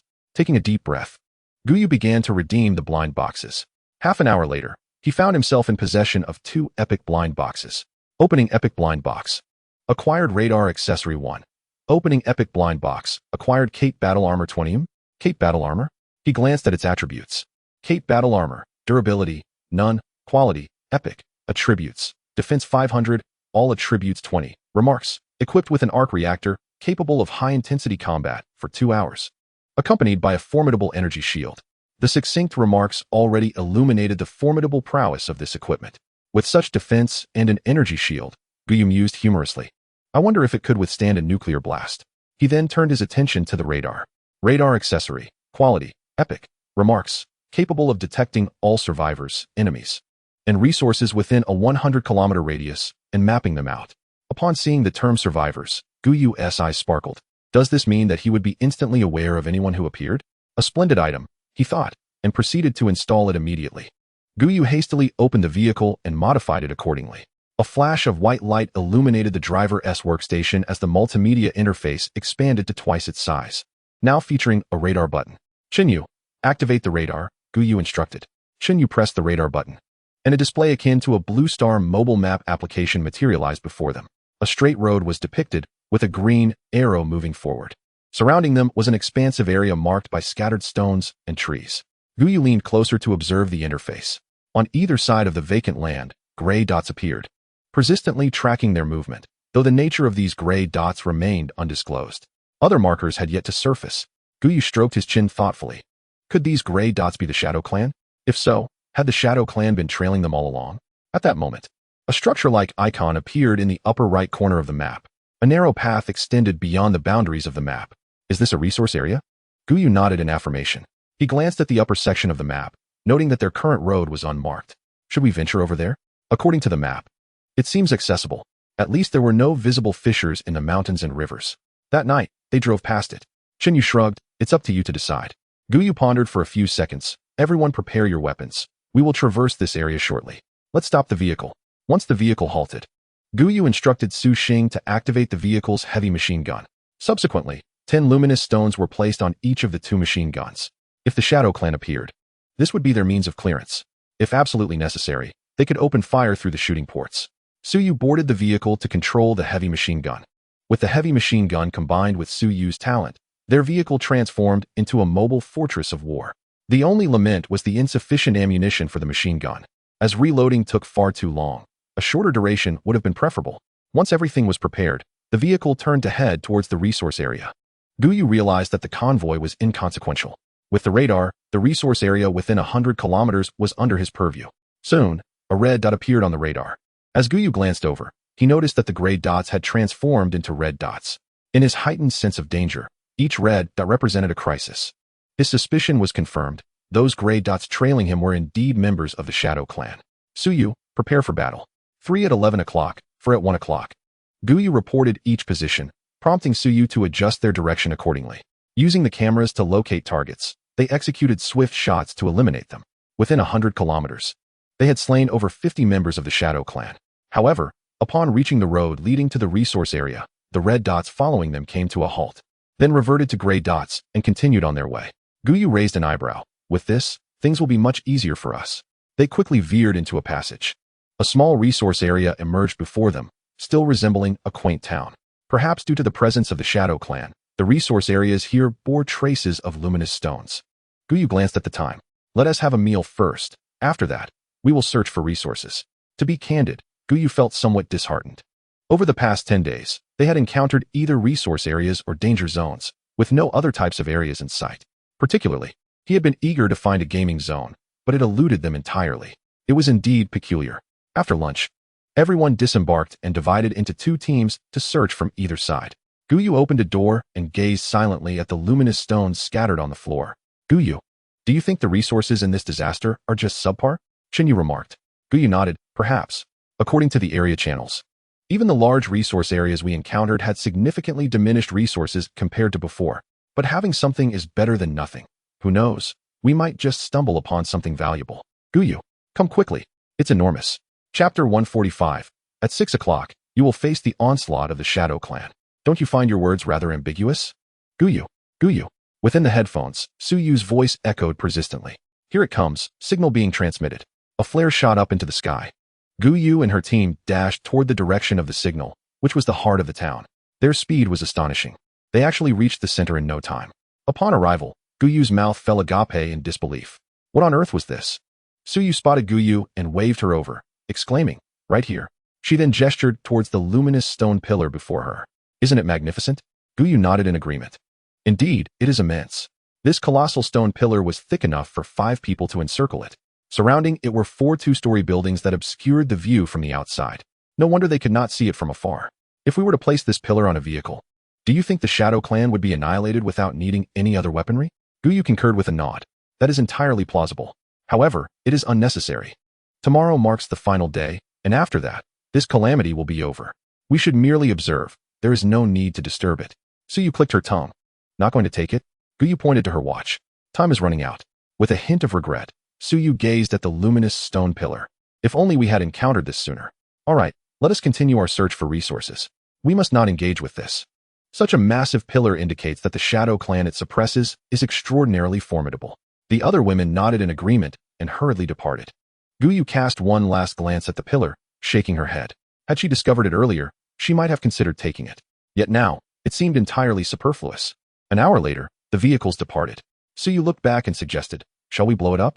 The 11th day marked the final day of this calamity. Spirits within the regional channel lifted considerably. Once they survived today, a new transitional period awaited them. Finally, it is over. Indeed. I can no longer endure the Shadow Clan lurking here. Speaking of which, it's time to regroup. Gu Yu shut off the interface, focusing on the radar, which was densely populated with gray dots. When she awoke that morning, the number of gray dots was far fewer. By noon, the quantity began to swell, all converging from the surrounding areas. Gu Yu estimated that within a kilometer radius, there were as many as 200. He surmised that the calamity tonight would not be easily weathered, and he wondered how many lives would be lost before midnight. He relayed this information to the regional channel, but few believed him. After all, the number of Shadow Clan encountered in the morning had not changed compared to the previous day. What difference could the night bring? Gu Yu, look at the radar. What is that? At the radar's edge, a long, road-like shape appeared. It must be a road. We will find out as we approach. Half an hour passed. A massive wall loomed before the crowd, with an enormous iron gate obstructing their path ahead. What does this signify? Should we enter? Gu Yu pondered for a moment before suggesting, "Let us get out and take a look." The group disembarked and approached the towering wall. Upon closer inspection, they discovered that the surface was adorned with numerous gray stones, resembling Mingguang stones in both shape and size. Could this be a wall constructed from Mingguang stones? Perhaps remnants of used Mingguang stones? Gu Yu returned to the driver's seat and glanced at the radar. The wall's expanse was extraordinary, stretching endlessly to either side, rendering any attempt to circumvent it impossible. Moreover, the number of gray light spots surrounding them was increasing. The moment they deviated from the road, these gray points would emerge from the ground to assault them. It appeared they ultimately had no choice but to enter the wall, for within its confines, the quantity of gray light spots was considerably diminished. "Let us proceed inside," Gu Yu urged. The group climbed back into the vehicle and drove up to the gate. The metal door creaked open slowly. As they drove in, the gate clanged shut behind them.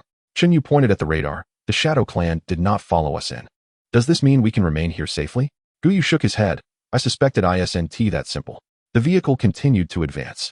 By 5 o'clock, an enormous circular area came into view, a vast expanse of concrete. As they drew nearer, this concrete zone nearly filled the entire radar scope. The moment their vehicle entered this circular area, the engine abruptly stalled. I knew it. Gu Yu had anticipated that matters would not be straightforward. "Please select a parking position." A target-like circle appeared before him, divided into 11 sections, each ring marked with dashed lines. Aside from the outermost ring, all other sections bore numbers, with the center displaying a 10. This number likely indicated the capacity for parked vehicles. Where should we choose? Gu Yu scrutinized the dashed lines, pondering their significance. Could these dashed lines denote the exit zones? Su Xing inquired. Gu Yu nodded. That's a possibility. Anyone outside would be in grave danger. The first to confront the Shadow Clan would face significant challenges, while those deeper within would find it increasingly manageable. Wouldn't choosing the innermost section be the safest? Gu Yu shook his head. No, the 3 innermost rings lacked dashed lines, suggesting they would simultaneously confront all Shadow Clan members entering from the periphery. Consequently, Gu Yu opted for the 6th ring. The vehicle autonomously engaged, aligning itself toward the wall. As time passed, more vehicles converged upon this area. The ring was soon dotted with red points. Aside from Gu Yu, the earliest arrivals had chosen the innermost point, gradually moving outward. At 5:40, dazzling white lights flickered intermittently, followed by the arrival of numerous vehicles. Gu Yu, it seems that even if we had chosen not to enter, we would have been ushered in regardless. Gu Yu nodded, affirming, indeed. However, he was not inclined to delve deeper into the matter. He was merely curious. If his suspicions were correct, and they were indeed facing an onslaught from the Shadow Clan, then wouldn't the outermost circle be nothing but fodder? Who, then, was left outside, destined for certain demise? Just then, the ground began to tremble. The surface beneath Gu Yu began to rise, as did the vehicles ahead. 10 minutes later, the outermost circle remained at ground level, while the second ring ascended 5 meters, and the third continued to elevate. The very center now towered a staggering 55 meters above the ground, standing at the pinnacle. The entire formation had transformed into a conical shape. Gu Yu suddenly realized that they were to confront the enemy simultaneously. At 6 o'clock, you will face the assault of the Shadow Clan. Slay 500 of them to advance to the next transitional phase. The strength of the Shadow Clan is uniform, yet the higher you ascend, the greater the number of attackers. Good luck to you. In this battle, upon death, you may respawn directly into the next transitional phase, though you will incur a loss of 90 resources. Chapter 146. Indeed, we are above the skies. The first 2 messages were tolerable, but upon reading the third, Gu Yu could not help but gasp in shock. A loss of 90? Would that not render their transition futile? The crucial point was that this loss was random. Yet, he was unconcerned. Anyone could perish, but he was uniquely immune to death. As the 3 lines of text faded from his perception, he could sense the waves of the Shadow Clan emerging from the distance. In that moment, he understood why so many of them lurked beyond the walls. It was all for this very instant. A minute later, the Shadow Clan arrived. Beneath their feet, pathways appeared to connect these circular formations, as one by one. The Shadow Clan advanced into the air, charging towards them. From the vehicles, figures emerged, armed and poised for battle. As the 6th ring, the number they faced was not overwhelming. However, the reality differed from Gu Yu's expectations. He had anticipated that each convoy would confront its own adversaries, but instead, they were mixed together in their assault. He had previously thought that slaying 500 would be a trivial task. It now seemed far more daunting. However, Su Yu, Su Xing, and Chen Yingying took action. The heavy machine guns mounted on the vehicles unleashed a barrage of luminous bullets. Su Yu and Chen Yingying, wielding rifles, fired continuously. Before the others could join the fray, corpses began to rain down from the sky. The group stared in astonishment at the source of the gunfire. What accuracy is this? They marveled. It must have been at least 250 meters. How could they shoot so precisely? Engage. If we do not act now, we will miss our chance. Gu Yu and his companions served as the catalyst, activating everyone present. The sound of gunfire erupted incessantly. Some not only targeted the Shadow Clan before them, but also took aim at those above and below. However, the initial wave of enemies was not particularly numerous. In just 5 minutes, the Shadow Clan was decimated. Gu Yu, we have slain over 100. It has been quite sufficient. At most, it will conclude after 3 rounds. Gu Yu has been keenly observing the surroundings. Some teams are indeed firing, yet their marksmanship leaves much to be desired. The second round commenced at 7 o'clock. The number of Shadow Clan members has evidently increased, with some clad in full armor. Is this escalation in intensity not excessively steep? Chen Yu murmured. Given the current circumstances, survival seems utterly hopeless. Nevertheless, Gu Yu remained remarkably composed. As long as he reaches 500 points first, the subsequent events are of little consequence. As the latest wave of Shadow Clan approached, before Gu Yu could take action, some individuals began firing their weapons. Clearly, the defensive capabilities of the armor were formidable. Coupled with their poor shooting skills, they failed to hit even a small target. Initially, all combat efforts proved futile. When the Shadow Clan drew within 200 meters, Su Yu and her group commenced their assault. The heavy machine guns also opened fire. On the 6th level, a vacuum zone materialized. Subsequently, cries of despair echoed from all directions.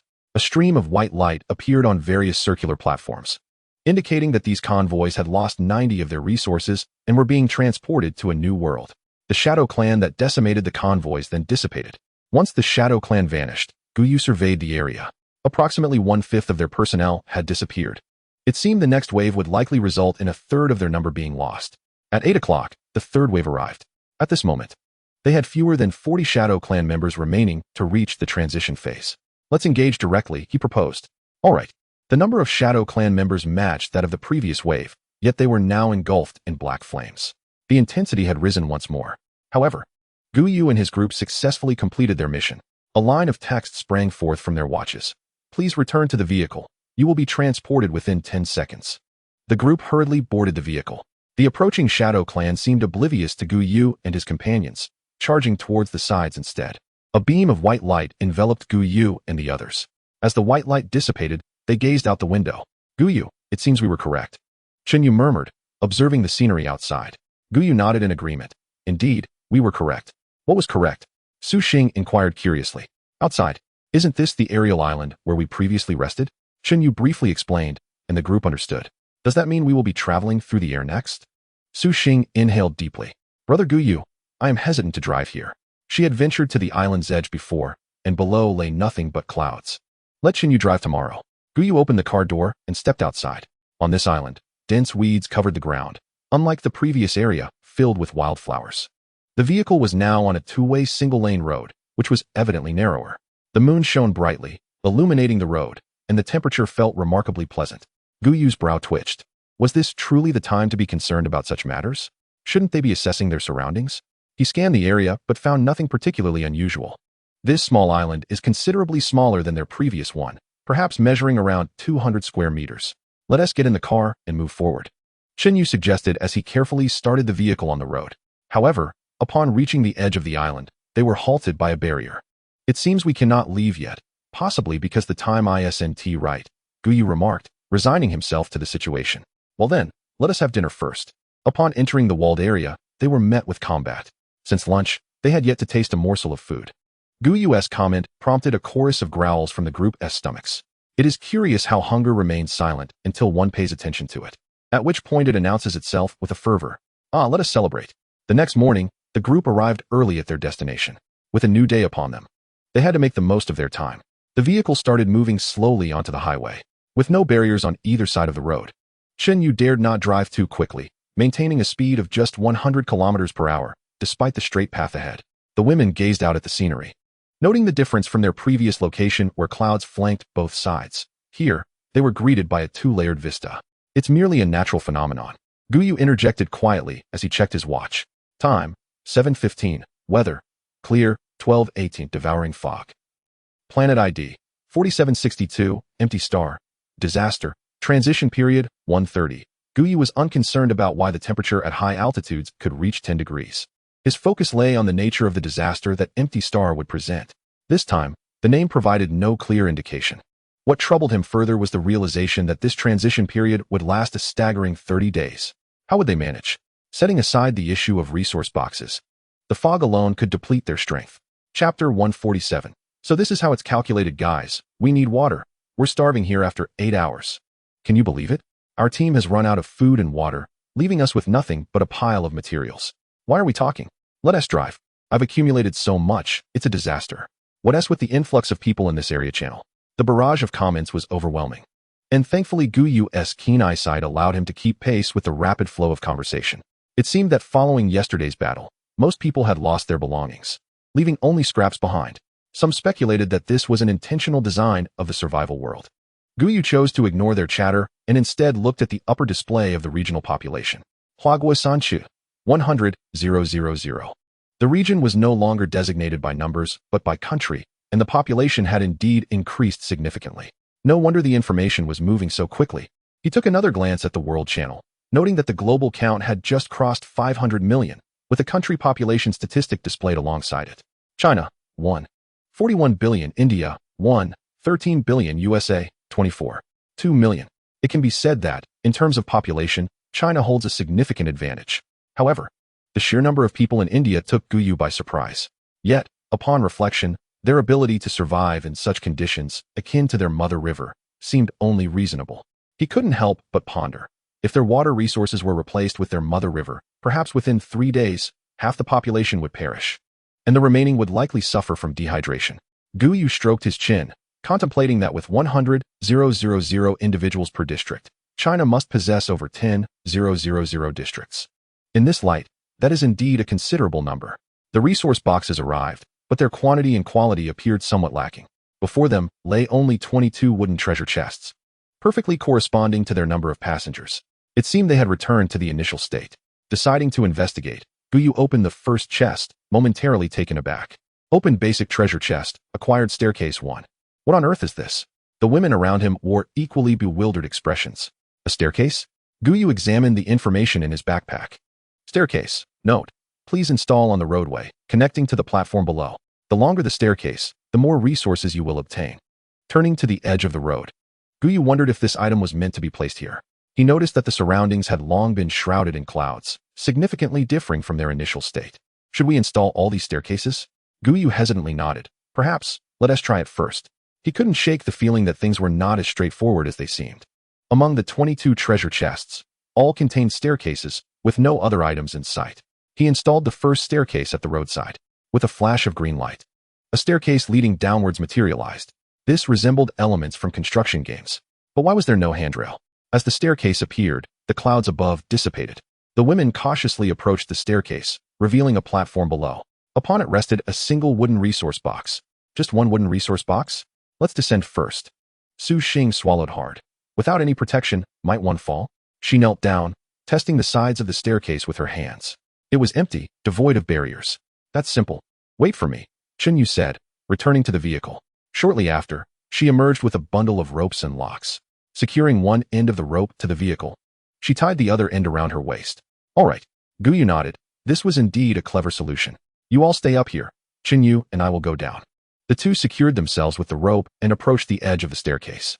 Gazing at the staircase that plunged vertically for several meters, they swallowed nervously. It was undeniably perilous. How shall we descend? Chen Yu felt that if she attempted this, her legs would surely weaken.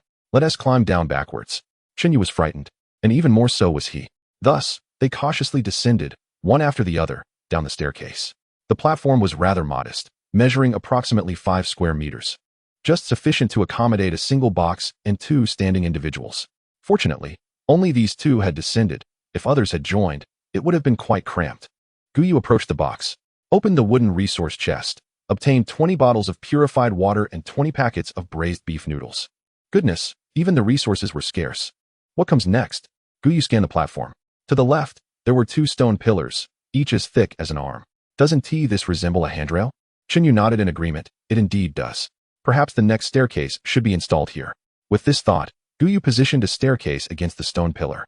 The clouds parted, revealing a platform below, where 2 wooden treasure chests materialized. It truly was as he suspected. Chen Yu's eyes sparkled.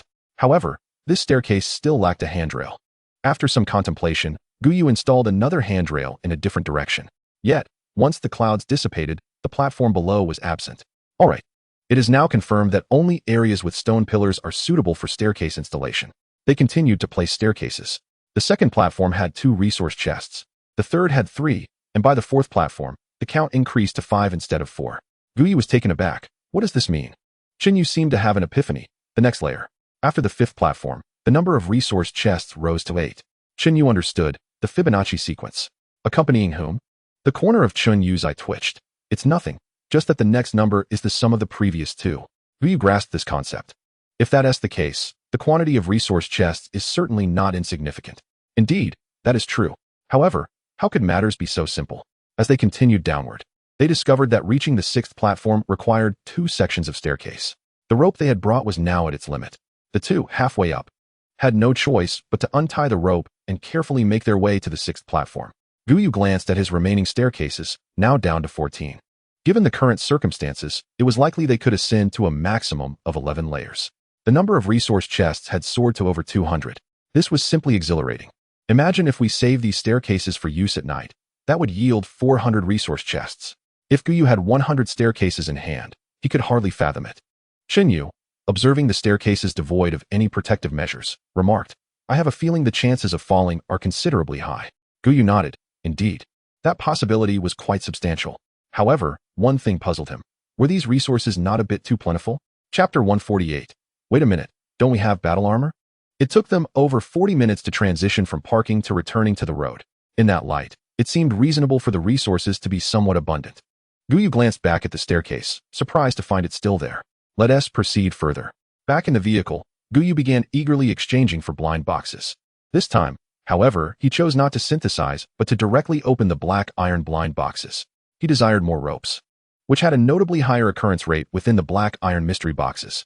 After all, it was merely an ordinary item, devoid of any enhancements.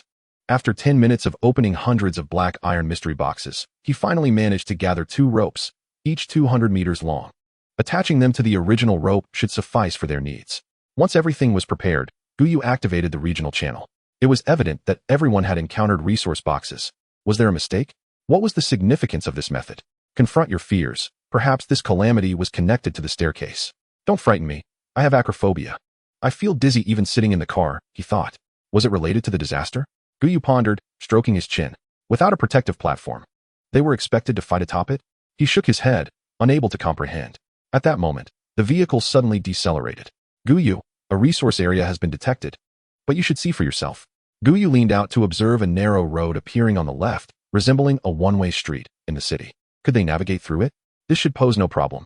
Chen Yu turned the steering wheel and drove in, albeit at a slower pace than before. Both hands firmly on the wheel, she dared not relax. Gu Yu directed his gaze towards the radar, which at that moment displayed only the road and the resource area they were about to reach, with nothing else in sight. Yet, considering the surroundings shrouded in clouds, what else could it reveal? Just then, Gu Yu's expression stiffened. Su Xing enlarged the radar. Su Xing hastily complied. Under Gu Yu's direction, the resource area occupied the entire screen. The women looked on with curiosity. The map appeared rather peculiar, almost fragmented. Between two large squares lay irregular smaller patches. Could it be that the map even depicted the patterns of the floor? Soon, they grasped the implications of what lay before them. Ding! Creak! It seemed their vehicle could not proceed further.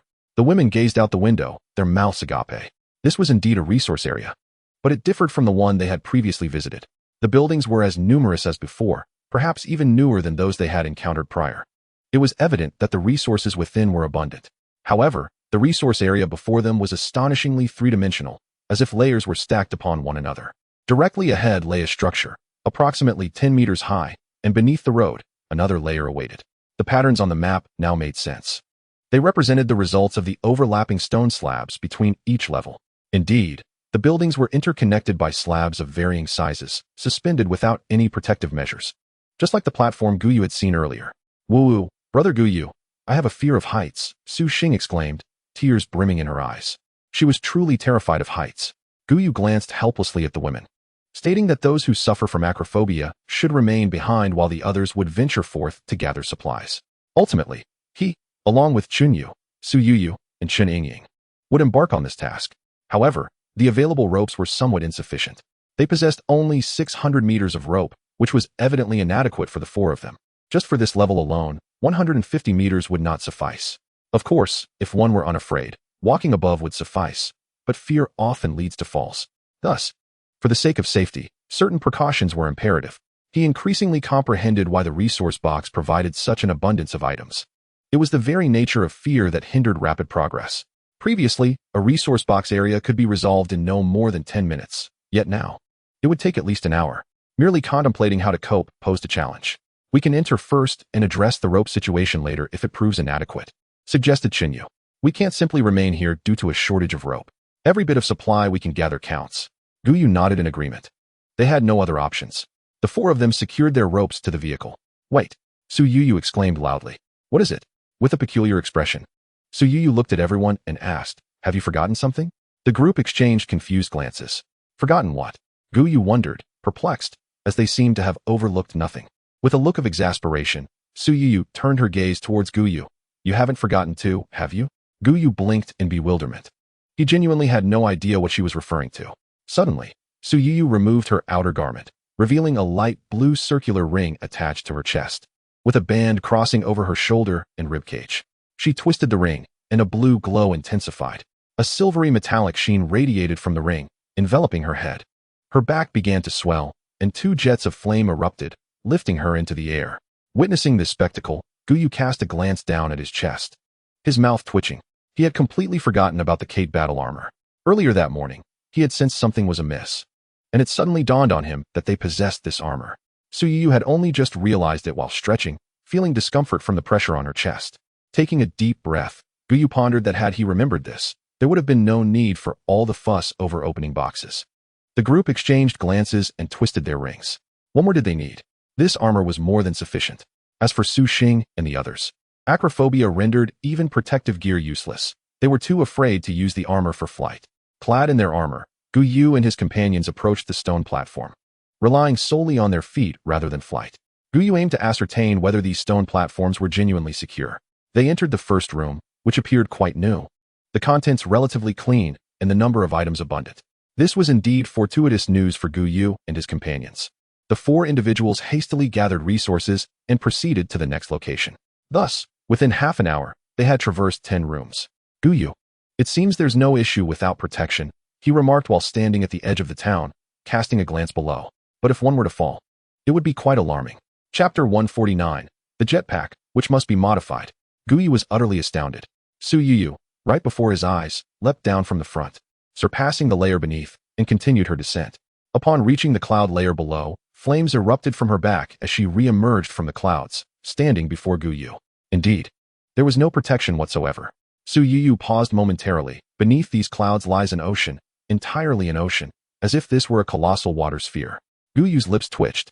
Regardless of the water sphere, was she not concerned that this device might fail? If it were to malfunction unexpectedly, Gu Yu would be in peril. Although he possessed a collective resurrection item, it could only revive them after everyone had perished. Surely, they could not orchestrate a collective suicide.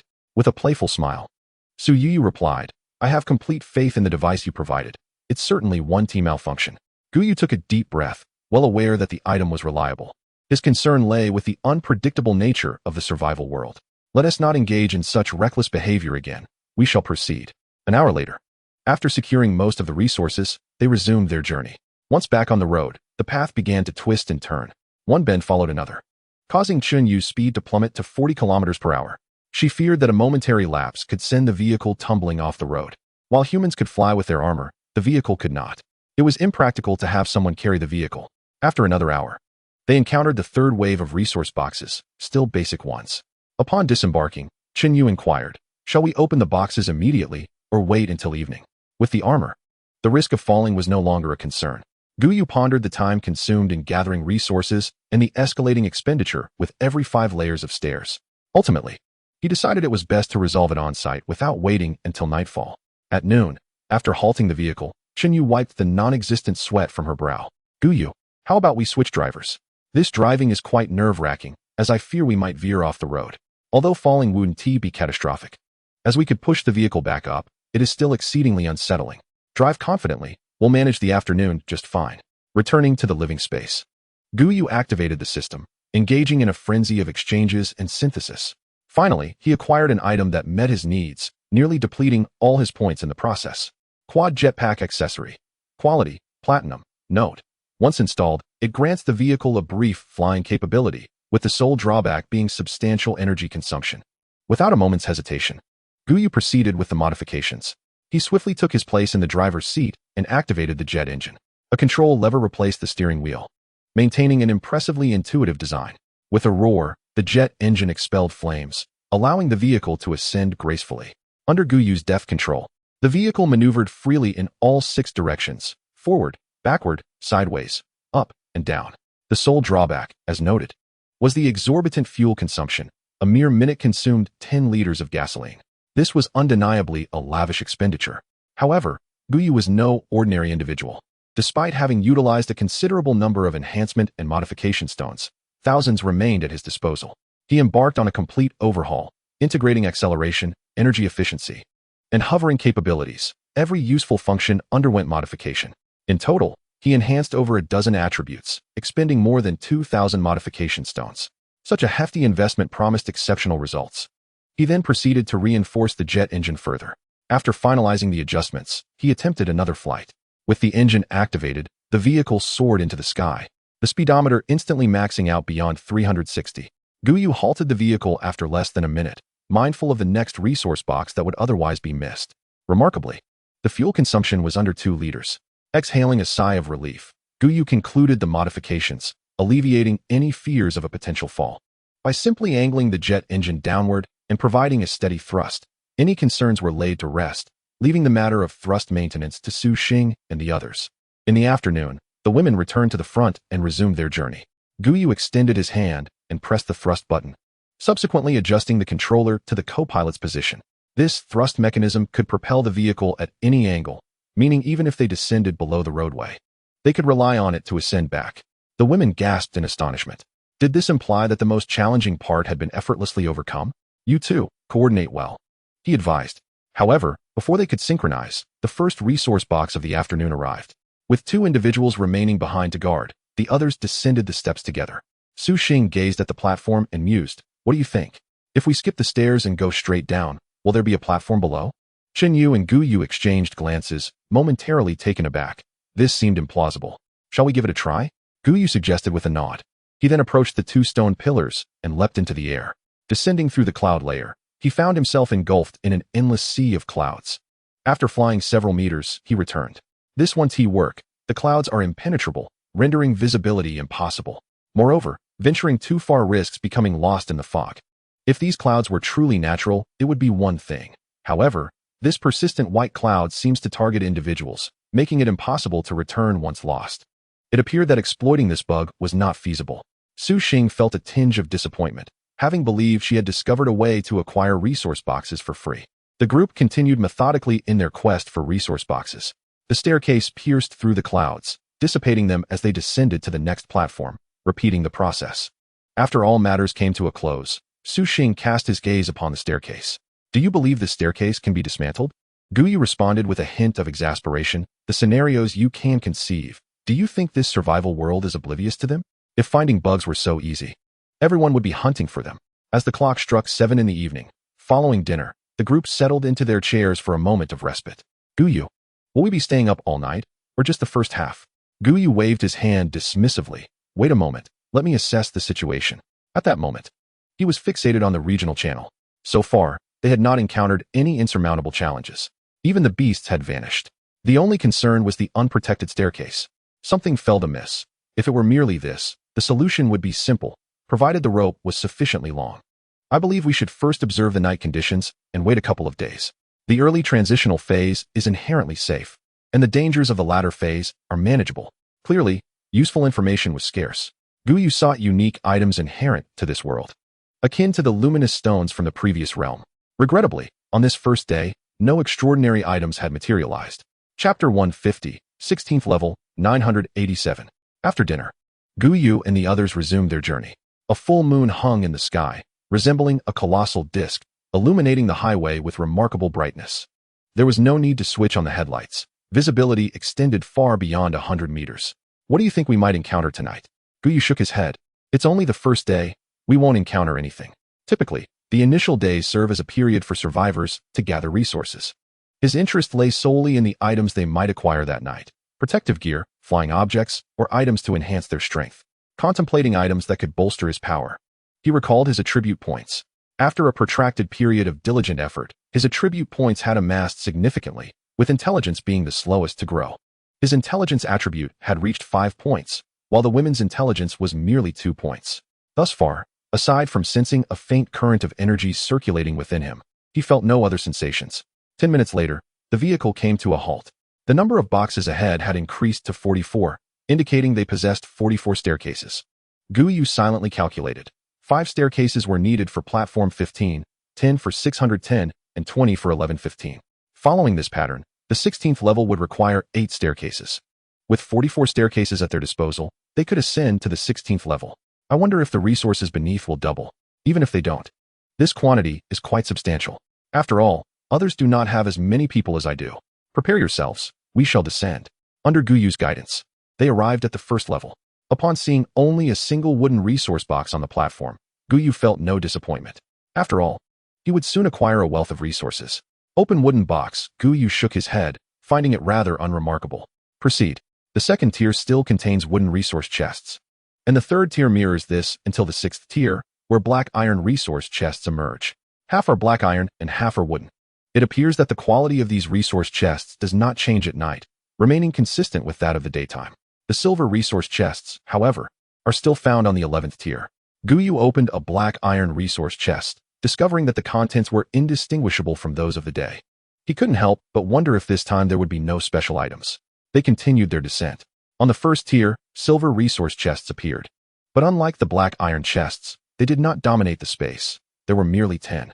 Yet, this was a significant improvement compared to before. Opening the silver resource chest yielded 50 units of pure water, 50 survival coins, 5 vitamin effervescent tablets, and 5 basic levitation potions. Success! Gu Yu promptly retrieved the levitation potion. Under the illumination, the glass vial contained a white substance. He gave it a gentle shake, and soon realized that this white substance seemed to exist in a state between liquid and gas. Basic levitation potion, note, upon consumption. It allows one to maintain a stable levitation state. Please use with caution. Remember, the effect lasts only 1 hour, and be wary of the wind. Gu Yu opened the test tube, but before he could react, the white substance surged forth, enveloping him in a faint white hue. What effect does it have? Su Yu inquired hastily. Gu Yu shook his head. I don't feel anything. Aside from the countdown, there's nothing. Why not jump to see? Chen Yu suggested. Gu Yu nodded and gently leaped, his body involuntarily ascending. The ascent was slow, but he floated upwards at a steady pace. Gu Yu's eyes twitched. So, this is what they call a stable levitation state. It was entirely out of his control. At this rate, he would soon return to the road. He raised his hand, and a flame erupted from his palm, propelling him back to the platform. It could be deemed useful, but not significantly so. Gu Yu stepped lightly off the platform, finding that he did not fall, but rather moved parallel to it.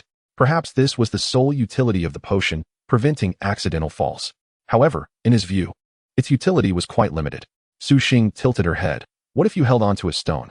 With that, she produced a rope over 20 meters long, casually tying it to a chest.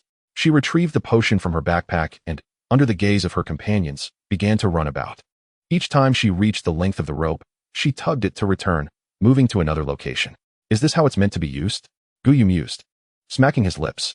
If that were the case, the potion might not be so useless after all.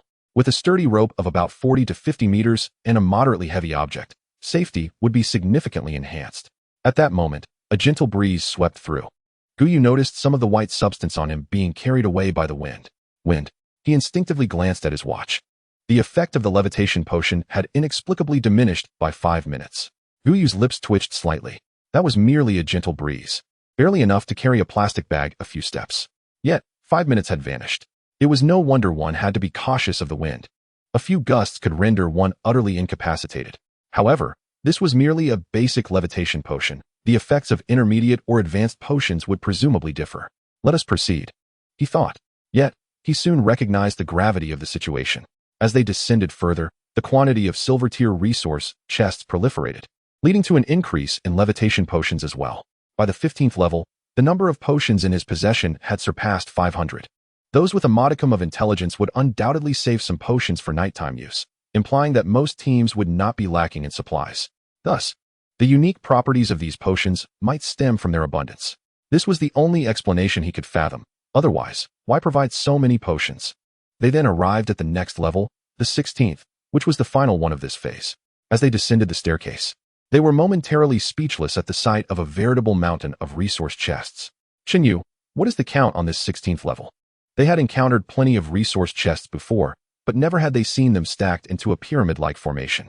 Even Gu Yu felt a bit dazed. Just how many resource chests were there? Chen Yu shook her head. I don't know, but it must be substantial. Before she could finish, a mechanical female voice chimed in. 1 plus 2 plus 3 plus 5 equals 987. Gu Yu's hand trembled as he pressed the equals button again. Indeed, it equaled 987. Previously, they had encountered 88 resource chests at night. 10 times that would be 880. This was far too many. Su Yu nodded. Indeed, it is excessive. Including those above, we have at least 2,000 resource chests from this single event. Isn't that so? Shouldn't we just focus on our efforts during the day and night? Just as they prepared to open the chests, a thunderous explosion erupted. Chapter 151. If we don't start consuming soon, we won't be able to hold it all. At the junction of the staircase and platform, there was a clearing. The moment Gu Yu's foot landed there, the explosion reverberated. In the gaze of the onlookers, all the chests were sent flying. Nearly 1,000 chests were propelled in all directions. After a few seconds, the chests came to a complete standstill. Gu Yu's eye twitched. On the platform, there were still about 40 to 50 chests, with many more scattered beyond it. The furthest chests were approximately 100 meters away from the platform. It could be said that the vicinity was teeming with chests. Was this a characteristic of this level? Or had they acquired so many chests that the divine realm had reacted furiously? Su Yu remarked in exasperation. Gu Yu stroked his chin. I'm not sure. But for us, this doesn't pose a problem. Other teams facing such a situation would need to rely solely on potions, and may not even be able to retrieve all the resource chests. Yet they, on the other hand, possessed battle armor. Activating the battle armor, Gu Yu proceeded to open all the chests. He soared directly towards a region 100 meters away. Just as he departed from the platform, a gentle breeze swept through. Initially, Gu Yu paid it no heed. However, as he ventured further from the platform, the breeze intensified in frequency. Upon reaching the 50-meter mark, the light gust transformed into a continuous zephyr. At this moment, Gu Yu realized the gravity of the situation. Any team reaching the 16th level under these conditions would undoubtedly return empty-handed. It appeared that this survival realm had no intention of allowing a standard team to claim the chests. As for the levitation potion, under such wind conditions, one could forget about any sustained effect. It would render itself ineffective within mere seconds. Yet, the situation was far from over. Under the influence of the breeze, the chests began to orbit the platform, with those farther out rotating at an increasingly rapid pace. Thus, theoretically, the convoy could only retrieve the chests in close proximity, amounting to approximately 200, a decent haul. After an hour, all 1,000 chests had been collected, and the group returned to the ground. Having spent a total of 3 hours, Gu Yu stroked his chin, contemplating the impressive efficiency. Regardless of how it was calculated, it was quite a bargain. Should we proceed again? Glancing at the time, he noted it was already 10 o'clock. If they attempted another round, they wouldn't finish until 3 in the morning. However, considering it was merely the first day, acquiring more resources would be advantageous. Even if he had no use for them, they could be sold to others. Oh, what a benevolent soul I am. Onward. Yet, upon commencing the next round, things took a turn for the worse. Starting from the 11th level, explosions erupted. Watching the chests scatter chaotically, Gu Yu felt exasperated. Could it be that their substantial collection had displeased the survival realm? Should they continue? Gu Yu shook his head. No more, we're heading up. Back in the vehicle, rather than retreating to the back for a rest, he instructed Chunyu to drive forward for several kilometers. Upon arriving at their destination, he disembarked once more. He casually chose a location and utilized a staircase. The women were momentarily taken aback. As the staircase was successfully constructed, Gu Yu glanced downward, revealing the emergence of a platform. Just as he had surmised, the staircase was indeed the core of the resources. Let us descend and verify whether my hypothesis holds true. If his conjecture was correct, it meant that the survival realm intended for them to gather resources up to the 10th level, while from the 11th level onward, acquiring abundant resources necessitated the use of potions. He surmised that the explosions at the 16th level were triggered when all teams had already obtained potions, resulting in a shift in circumstances, initiating explosions starting from the 11th level. Progressing downwards, everything unfolded smoothly until the 11th level, where the sound of explosions erupted. All right, everything is now certain. The women realized the implications. To secure resources safely, they should only collect from the first 10 levels. However, the potions were exclusively available at the 11th level. Gu Yu pointed at the 5 silver treasure chests on the platform. After all, 5 remained. It was likely the same on the 12th level. One could either invest time and utilize potions to retrieve some of the silver chests soaring into the sky. For the winds that were not particularly strong, or simply collect the silver chests atop the platform. With so many chests available, the ultimate choice rested with oneself. All right, let us return. The only impact on us is time. Nothing else matters. They desired all the chests, and as long as one was willing to invest time, it could be achieved. Upon returning to the vehicle, Gu Yu contemplated the situation in the regional channel. What the hell? Just as I was about to take the chest, it exploded? I don't understand. The first time it didn't explode, but the second time it did. It's utterly ridiculous. Stop it. One of our team members got blown away. Really? Don't you all use safety ropes? We tied the safety rope to the chest, and it got swept away. Gu Yu scanned the information, his gaze lifting upward. Huabwa Zone 3, 920, 0001, 000, goodness. 800 people vanished on the very first day? This might be the highest death toll on the first day of a transition period in history. Not to mention it was concentrated around that recent explosion, truly tragic. Once he closed the interface, he noticed the table was laden with food. What is this? Of course, it's a midnight snack. We've been so busy until this late hour. How could we not reward ourselves? Su Xing replied nonchalantly. Indeed, they had an abundance of resources. If they didn't start consuming them, they would eventually be overwhelmed. Gu Yu nodded in agreement. That makes sense. As they savored their midnight snack, others were diligently searching for resource chests. While they rested, other teams resumed their drives toward the next resource chest area. By now, no one had realized that the stairs were the main connection to the resource chests, rather than fixed areas. Yet, even if they knew, they might not bother, as their number of stairs could not compare to Gu Yu's. A fully equipped team of 10 could only manage about 20 during the night. Of course, there were fortunate teams that had accumulated stairs since daytime, only putting them to use at night.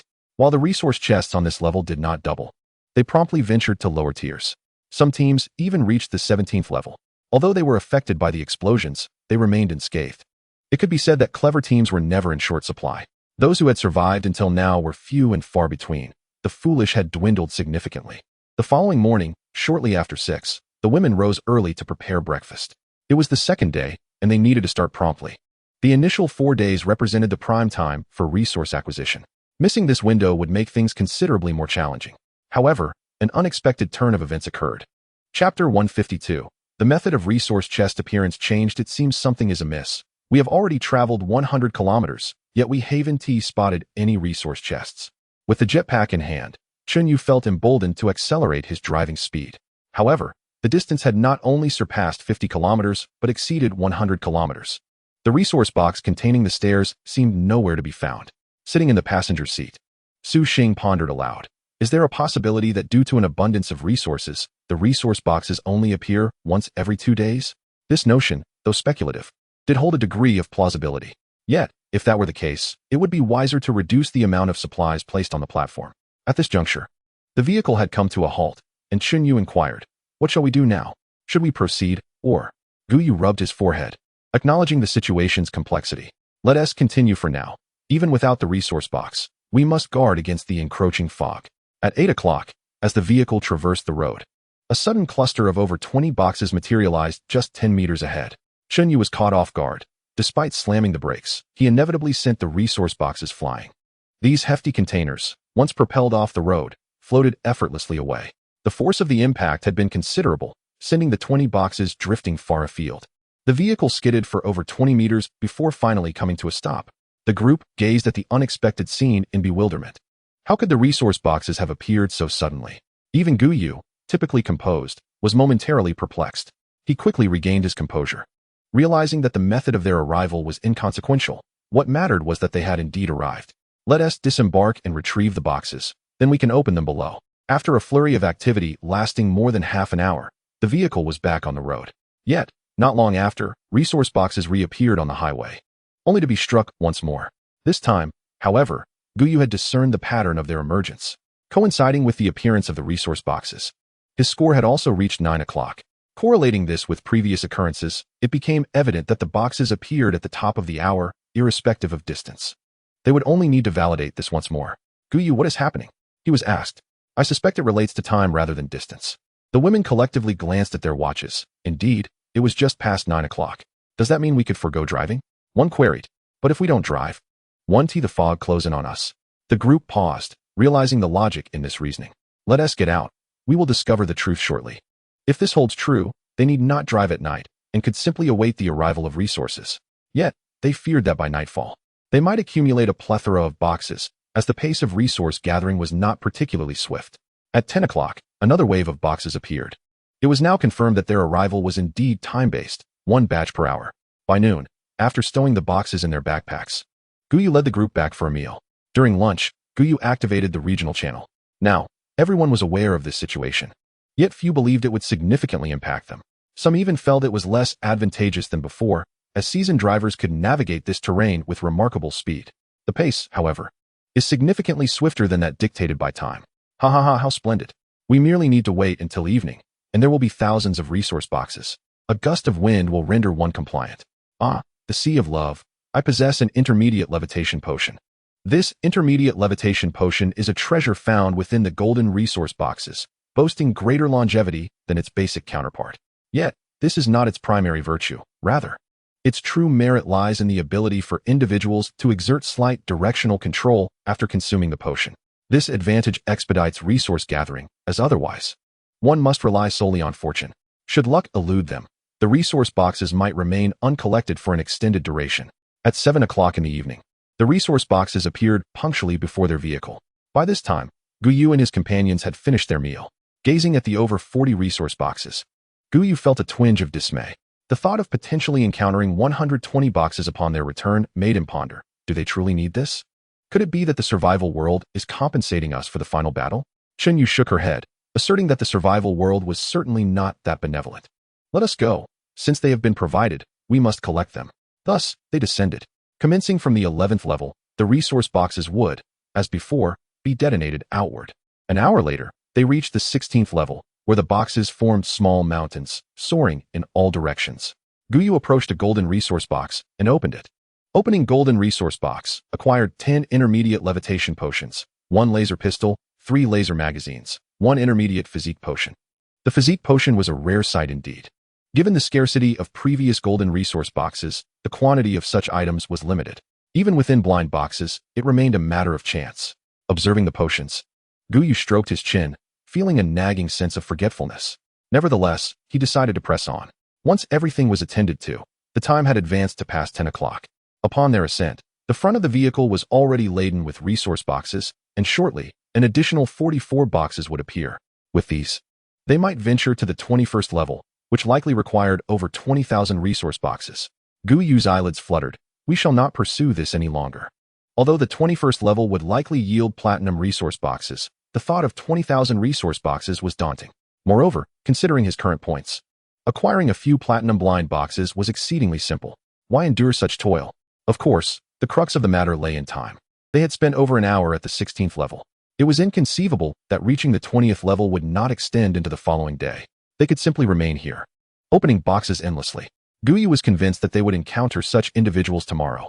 Let us gather our things and wait until the resource boxes dwindle. If the pattern of one wave of boxes per hour persisted, he would have misjudged. However, should it extend to 1.5 hours, his prediction would hold true. This would significantly impact other teams, yet their own group would remain relatively unaffected. Su Xing glanced at the time. Should I prepare a late-night snack? The mention of a late-night snack ignited a spark in Gu Yu's mind. He turned to the ladies. Are you all feeling hungry? The women nodded, their expressions a mix of confusion as they looked at Gu Yu, uncertain of the intent behind his question. Gu Yu offered no explanation but continued to inquire. Do you remember the last time you were satisfied after eating just a little? The ladies paused, beginning to reminisce. It seemed like a distant memory indeed. It dawned on them. When did their appetites begin to increase so markedly? Chapter 153. How could there be so much? The next course of action was to indulge in a late-night feast. The two large tables in the natural space were laden with an array of food. As Gu Yu dined, he observed intently. Finally, he discerned the underlying issue.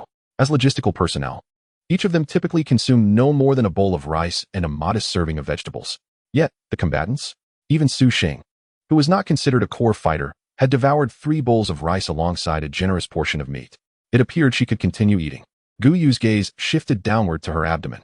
Despite having consumed so much, her stomach remained flat. Clearly, she had not yet reached her limit. Noticing Gu Yu's scrutiny, the ladies collectively turned their attention to Su Xing. Su Xing, bewildered, asked, Why are you all looking at me? Hurry and eat. Su Yu suddenly realized. Our appetites seem to have increased significantly, yet I still don't feel full. It's the attribute points. The higher they are, the more energy we require. These are merely ordinary foods, and to replenish sufficient energy, our consumption must increase accordingly. Without the provisions from the natural space, they could easily finish 2 boxes of food in one meal. After all, this meat is quite satiating. Moreover, attribute potions have now appeared in the boxes. Their consumption is bound to escalate. While they may not be significantly affected, the impact on the supply convoy will be substantial. Gu Yu stroked his chin, contemplating the trajectory of events. If this continues, the latter half of the 30 days will indeed become intriguing. After the late-night feast, the group proceeded to the cockpit. The area in front of the vehicle was once again piled with boxes, though fewer than they had anticipated. Gu Yu assessed the quantity. It appears supplies are not continuously provided, but rather cease at midnight. It remains to be seen when they will commence again tomorrow. Gu Yu speculated that it would likely begin around 8 o'clock. Returning to the interior of the vehicle, Gu Yu retreated to his room. He activated the regional channel, hoping to discover if anyone had noticed the issue regarding resource consumption. For the moment, he found no relevant discussions. Either someone had indeed discovered it, but he had overlooked it, or no one had noticed, or if they had, they chose to remain silent. He leaned towards the first possibility. After all, aside from the initial moments when they monitored the regional channel, they had not paid much attention thereafter. Their access to information had certainly surpassed that of others. A friend of mine has amassed an impressive collection, over 200 staircases. Tomorrow morning, I shall reveal the exciting news, and I will provide a live broadcast for you all. To my surprise, it seems someone shares my thoughts. Indeed, such an idea must be promising. The greater the number of layers, the more resource chests one can obtain. Gu Yu pondered. Though an abundance of items is beneficial, both the levitation potions and time are consumed at an alarming rate. He is convinced that once they experience it firsthand, they will understand. Tomorrow morning, he eagerly anticipates the live stream. At 6 o'clock the next day, Gu Yu rose early and turned on the regional channel.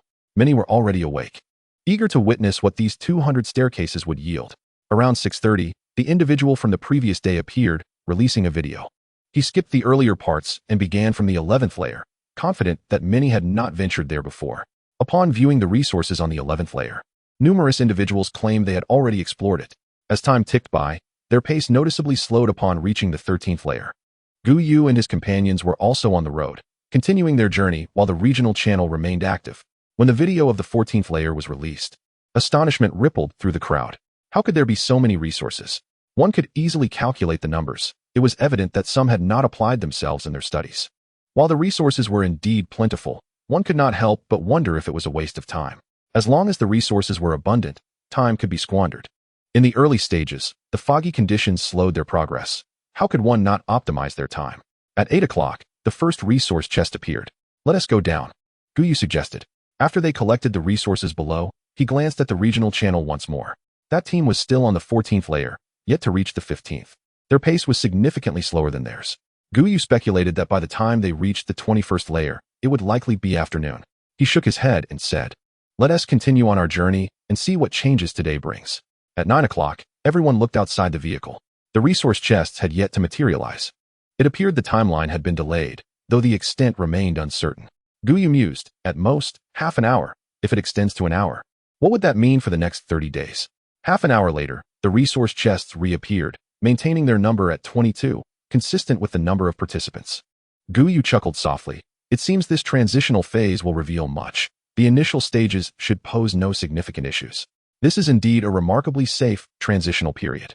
At 4 in the afternoon, Gu Yu checked the regional channel once more. The individual streaming was still uploading videos. By this time, they had reached the 18th layer, progressing much slower than Gu Yu had anticipated. The conversations indicated that they had abandoned the outer resource chests, focusing solely on the platforms and nearby resources. As the outer winds had proven too fierce, there were several instances where potions had not been replenished, causing individuals to fall. Fortunately, safety ropes were in place, or they would have surely met their demise. By 8 in the evening, after dinner, Gu Yu glanced again, noting that the live stream had halted at the 20th layer. He shook his head and said, "Let us descend, but we shall only go down to the 17th floor. The remainder shall be reserved for later." A week later, the time reached the 9th day. At 8 o'clock, a wave of resource boxes arrived, followed by another at noon. The quantity of resource boxes remained unchanged, totaling 22 during daylight hours. The arduous times commenced today. Over these 9 days, Uncle Zhao and his companions had acquired an unimaginable number of potions. Each of their attribute points had, on average, increased by 30, solely from the consumption of these potions, not accounting for the attribute points gained through their training. This was largely due to their substantial numbers. Subsequently, their consumption of supplies began to rise gradually. Other smaller teams had also obtained attribute potions and soon recognized this issue. However, this dilemma did not affect the larger convoy, as their supplies were ample. In contrast, for those teams comprising only 4 or 5 individuals, the impact was significant. It required multiple flights of stairs to access a certain number of resource boxes. Even when accumulated, their gains paled in comparison to others. Gu Yu stroked his chin, realizing that his suspicions had indeed come to fruition. By the 20th day, food and water would gradually become insufficient. What? You say not to use potions? Yet, when faced with means to enhance one's strength, how many can resist the urge to adapt? It is simply impossible. Chapter 154. Intelligence attribute has reached 20 points. Meeting the requirements. Awakening in progress. Over 10 days, the fog speed increased to 30 meters per hour, with a limit of 50 meters per hour by the 20th day. The vehicle's movement could no longer offset this increased speed. Thus, most had already transformed into diligent workers. Each day, a certain number of flights of stairs were accumulated, necessitating a descent to the 16th floor or lower. All their time was devoted to securing resource boxes. It could be said that 80% of the world's vehicles were at a standstill, while others continued to drive, including Gu Yu. The next day dawned, and once again, resource boxes were distributed at 8 o'clock. However, upon acquiring the stairs, Gu Yu refrained from immediate use. To be precise, since the 3rd day, he had seldom utilized them, for there was no need. He planned to use them only when absolutely necessary, though it was evident that such a scenario was unlikely. Soon, the vehicles discovered another resource area. Gu Yu immediately turned his gaze to the radar. As long as the map was sufficiently expansive, he would certainly venture in. However, if it were a smaller area, he had no intention of entering. Yet, upon seeing the map of the resource area, he was momentarily taken aback. The area was indeed vast, but the displayed map appeared to be entirely complete, devoid of any lines. This was peculiar. How could it lack even a single line? He had visited numerous resource areas over the past 10 days, each exhibiting the same characteristics. Small resource areas comprised 3 layers, medium ones 5, while large resource areas consisted of 10 layers, with their lines often appearing chaotically tangled. At present, This vast expanse, devoid of any lines, is indeed peculiar. Oh, a large resource area. Surely, we should be able to upgrade now. Gu Yu shook his head, expressing doubt. Really? The women were taken aback. The abundance of items in this grand resource area seemed to guarantee an upgrade. Let us go take a look. They drove into the passage and, after traversing nearly 100 kilometers, arrived at their destination. Notification. Special area discovered. Ancient temple. Points. 200. An ancient temple? Gu Yu gazed ahead. What lay before them was not the kind of structure they had previously encountered, but rather a small island, the very island where they had rested before. Upon this isle flourished the wildflowers they had seen earlier. At the center of this floral meadow stood a golden grand hall, modest in number, with only a dozen or so edifices. Let us get out and take a look, Shen Yu suggested, parking the vehicle in front of the grand hall. The exterior of the hall appeared decent, yet the interior was somewhat dilapidated. A headless statue loomed in the center, identifiable as a human figure by its garments and hand.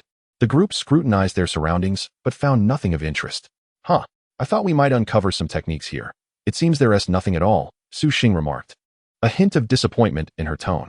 The techniques Gu Yu had previously acquired yielded significant results for him, yet their benefits to the others were rather meager.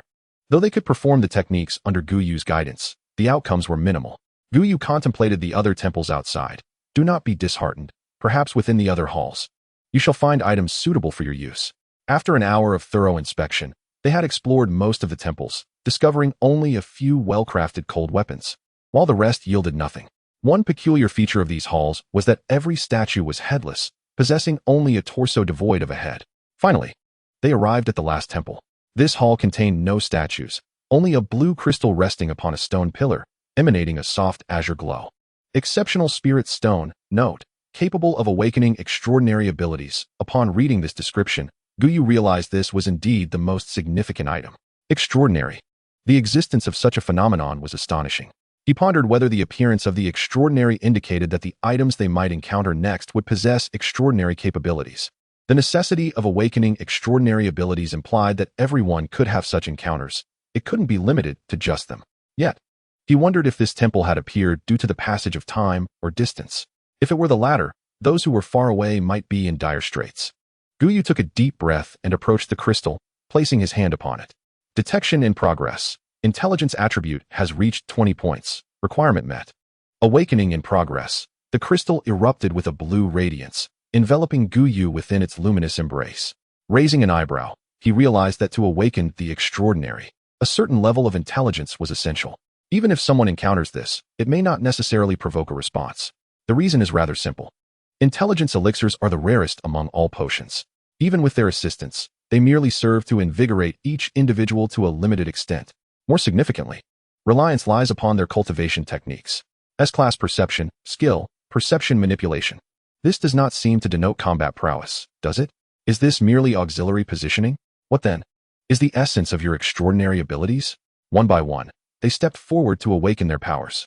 Once arranged, Gu Yu moved aside to assess his own capabilities. Perception, S-class, talent, enhanced 5 senses, allowing for a 3-fold amplification of his sensory perception. Skill, perception manipulation, enabling control over the enemy's 5 senses. The stronger the opponent's intellect, the greater their resistance. There were only descriptions, devoid of numerical values. Gu Yu stroked his chin, pondering that it might hold some utility. It could indeed be applied in combat. By manipulating an adversary's vision, couldn't he simply line them up to eliminate one another? Soon enough, all 9 had awakened. Gu Yu observed that the level of their awakened extraordinary powers corresponded to their innate talent levels. For instance, Su Yu possessed a B-class talent, while Su Xing held an A-class. Brother Gu Yu, my ability is tracking. It seems rather useless, Su Xing lamented, feeling disheartened as her prior talent had only been useful at the beginning and had since waned. My ability is armament, allowing me to alter the form of cold weapons to arm myself, Su Yu expressed with a hint of resignation. In an era where firearms are prevalent, who still employs cold weapons? The women sequentially shared their abilities, indicating that their awakened extraordinary powers were, to varying extents, linked to their inherent talents. As for the 12 individuals within the vehicle, Gu Yu refrained from allowing them to emerge, for their intelligence attributes were a mere 0. It seemed imperative to procure a supply of intelligence elixirs for them in the future.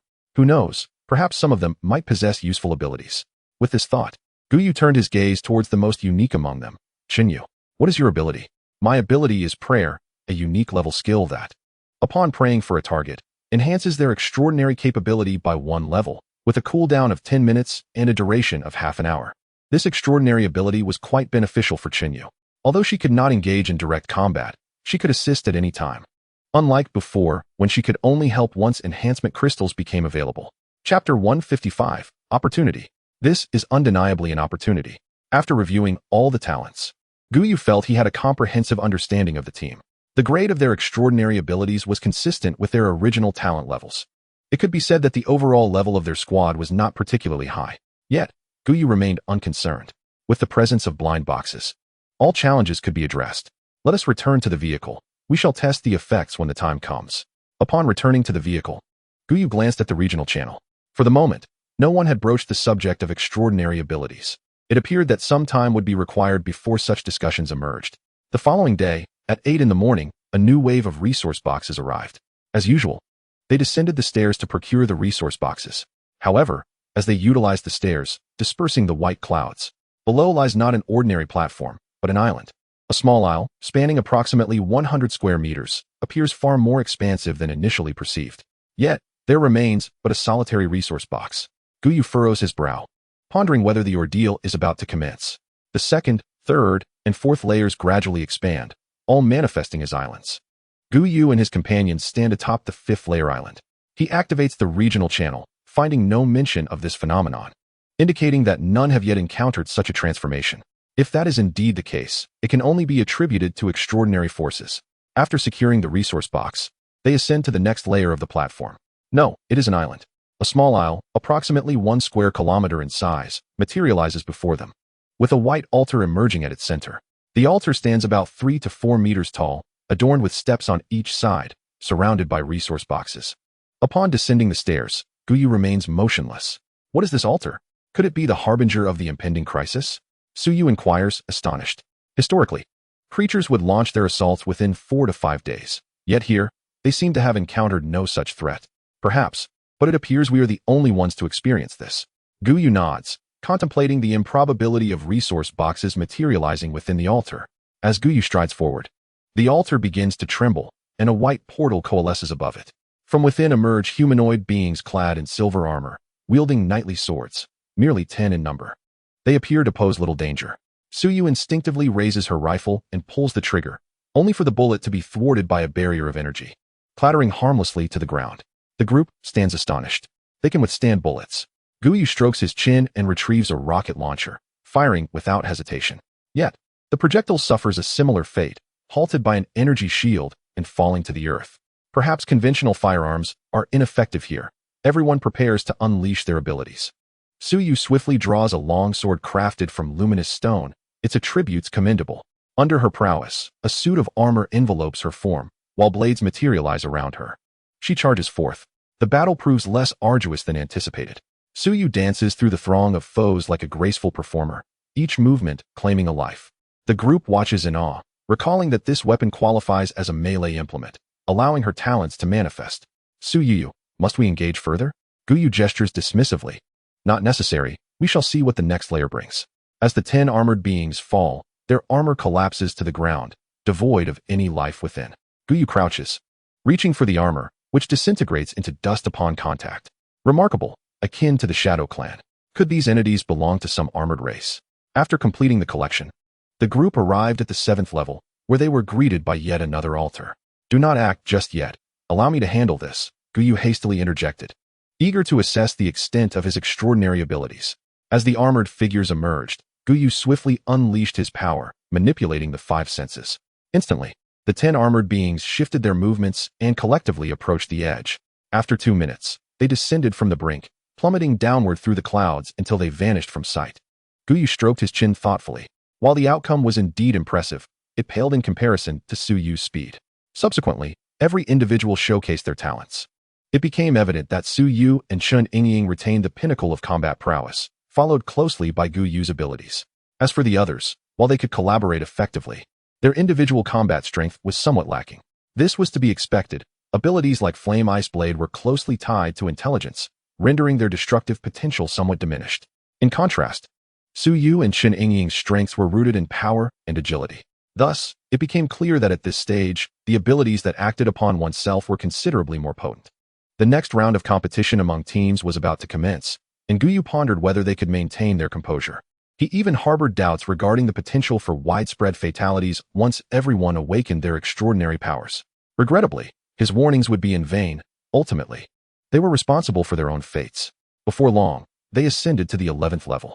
The altar remained the same, yet it was significantly larger, hinting at impending changes. Soon, 10 armored figures wielding long swords emerged, followed by 5 spear-wielding soldiers carrying shields. The lower the level, the greater the number of adversaries.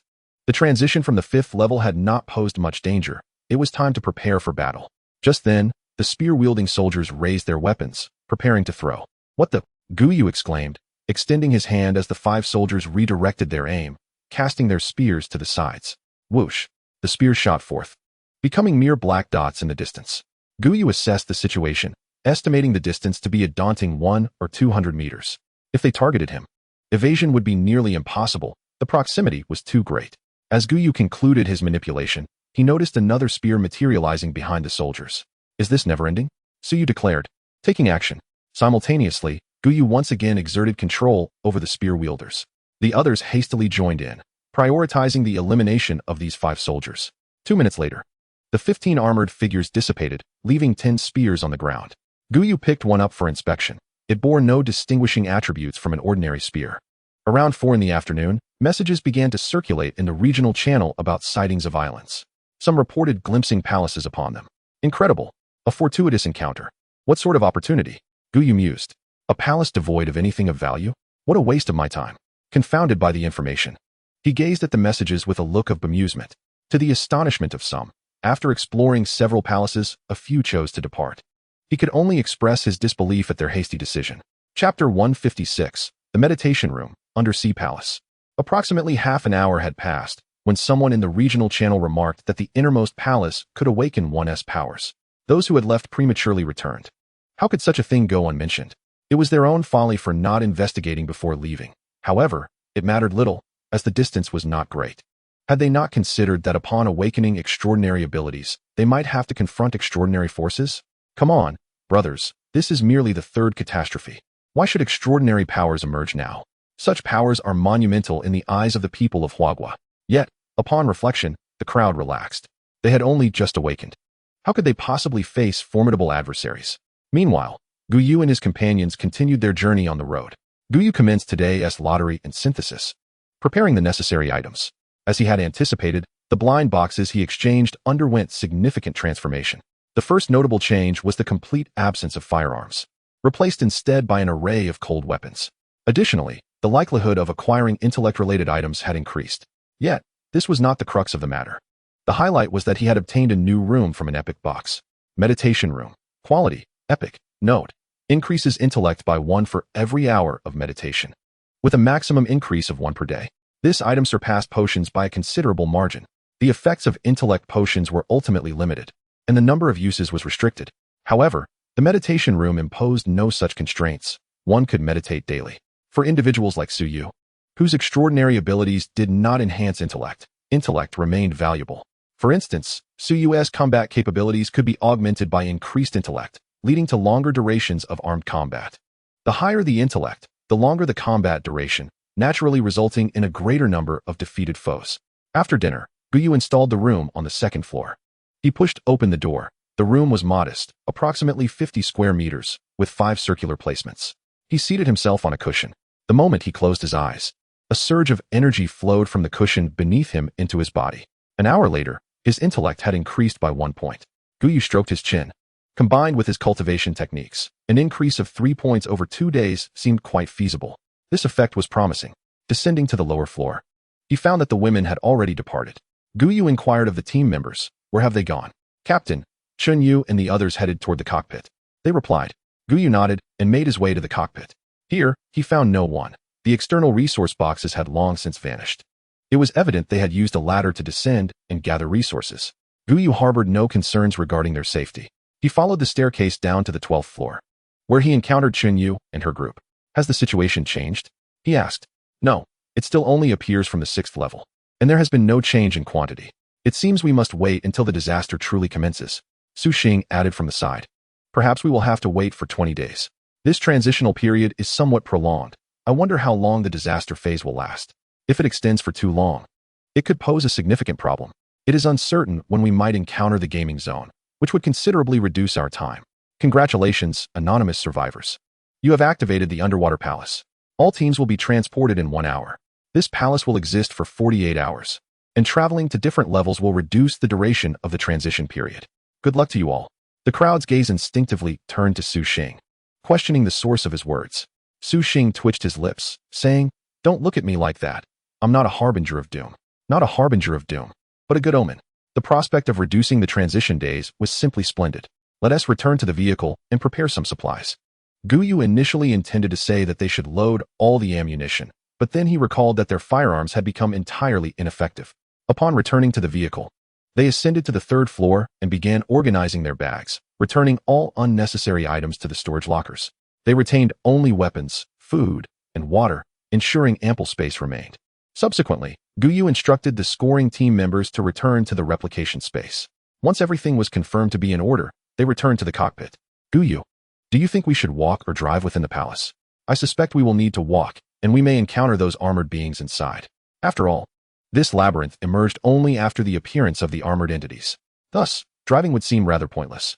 As the hour elapsed, a white light enveloped them, and they vanished from the vehicle. When the radiance dissipated, they found themselves in a dimly lit corridor. Puff, puff, puff. Oil lamps began to illuminate, extending deep into the darkness. Look above. The crowd raised their heads. Instead of stone bricks like the corridor, there was a transparent barrier above them. Outside lay an inky black ocean. With their keen eyesight, they could even discern fish swimming in the depths. Indeed, we are truly in the deep sea, Gu Yu remarked, shaking his head. Let us not dwell on that. We must quickly locate the entrance to the next level. The women nodded in agreement. The deeper they ventured, the more time they could potentially save. However, they were uncertain how many levels this labyrinth contained.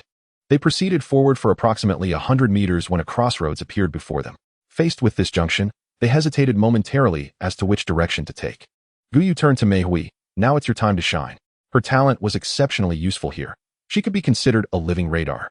Mei Hui examined the mental map in her mind and confidently led the group forward, showing no hesitation at the crossroads. However, after traversing just 2 intersections, Mei Hui came to a halt. What's the matter? These 3 passages connect to 3 different spaces, each containing an altar, and the routes within my talent's range are quite similar. This is the flaw in her talent. Its scope is insufficiently broad. Gu Yu shook his head, stating that any choice would be nearly equivalent. Since all had altars, did it not render their destinations inconsequential? Ahead, a space of approximately 500 square meters materialized before them, with a 3-meter-high altar positioned at its center. Prepare for battle. As they stepped into this space, flames erupted instantaneously from 4 braziers surrounding them, illuminating the entire area. Subsequently, the altar radiated light, and familiar figures emerged from within. Swords, spears, and bows were present, along with an additional type of creature this time. Engage. Gu Yu raised his hand, directly controlling the armored spear wielder and the archer. Su Yu and Chun Yingying charged in, while the others engaged the sword-wielding armored figures. The battle commenced without hesitation. Chapter 157. The path to the next level. Unquestionably, Gu Yu and his companions emerged victorious. Perhaps their extraordinary abilities were not the most formidable, yet their combat experience surpassed that of others. Under the guidance of Mei Huizi, they advanced steadily, encountering no dead ends. As for the exit to the next level, they could only leave it to fate. An hour later, how far have we traveled? Su Xing inquired. I'm not certain, but it must be at least 10 kilometers. Gu Yu replied. He could only express that the expanse here was truly vast. Unfortunately, no one had traversed this path. Had someone done so, Su Xing's talent would have alleviated their fatigue. Now, they could only rely on Mei Huizi's abilities and hope for fortune. At that moment, a cry of surprise escaped Mei Huizi's lips. I found it. A circular altar appeared vividly in her mind. This altar was smaller and shorter than the previous one, but crucially, it was protruding. Had it not been for its prominence, she might not have recognized it at all. The group quickened their pace and discovered a circular formation in a dead end. Gu Yu observed the formation, noting its resemblance to an entrance. Let us proceed and investigate. As they stepped into the formation, however, it remained unresponsive. Could it be that we need to press this button on the wall behind us? Su Xing pointed to a black circle on the wall that was nearly imperceptible at first glance. Let us give it a try. Su Xing pressed the button.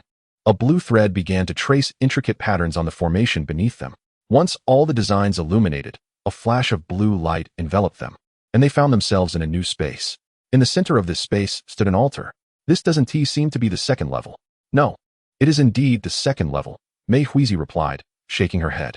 With my talent, I can sense that there is a passage behind the wall opposite us. It appears we must eliminate the creatures here. As Gu Yu's words resonated, a white light illuminated the altar, and familiar foes reappeared. A day later, the fourth level of the dungeon. This dungeon is unlike what I had envisioned.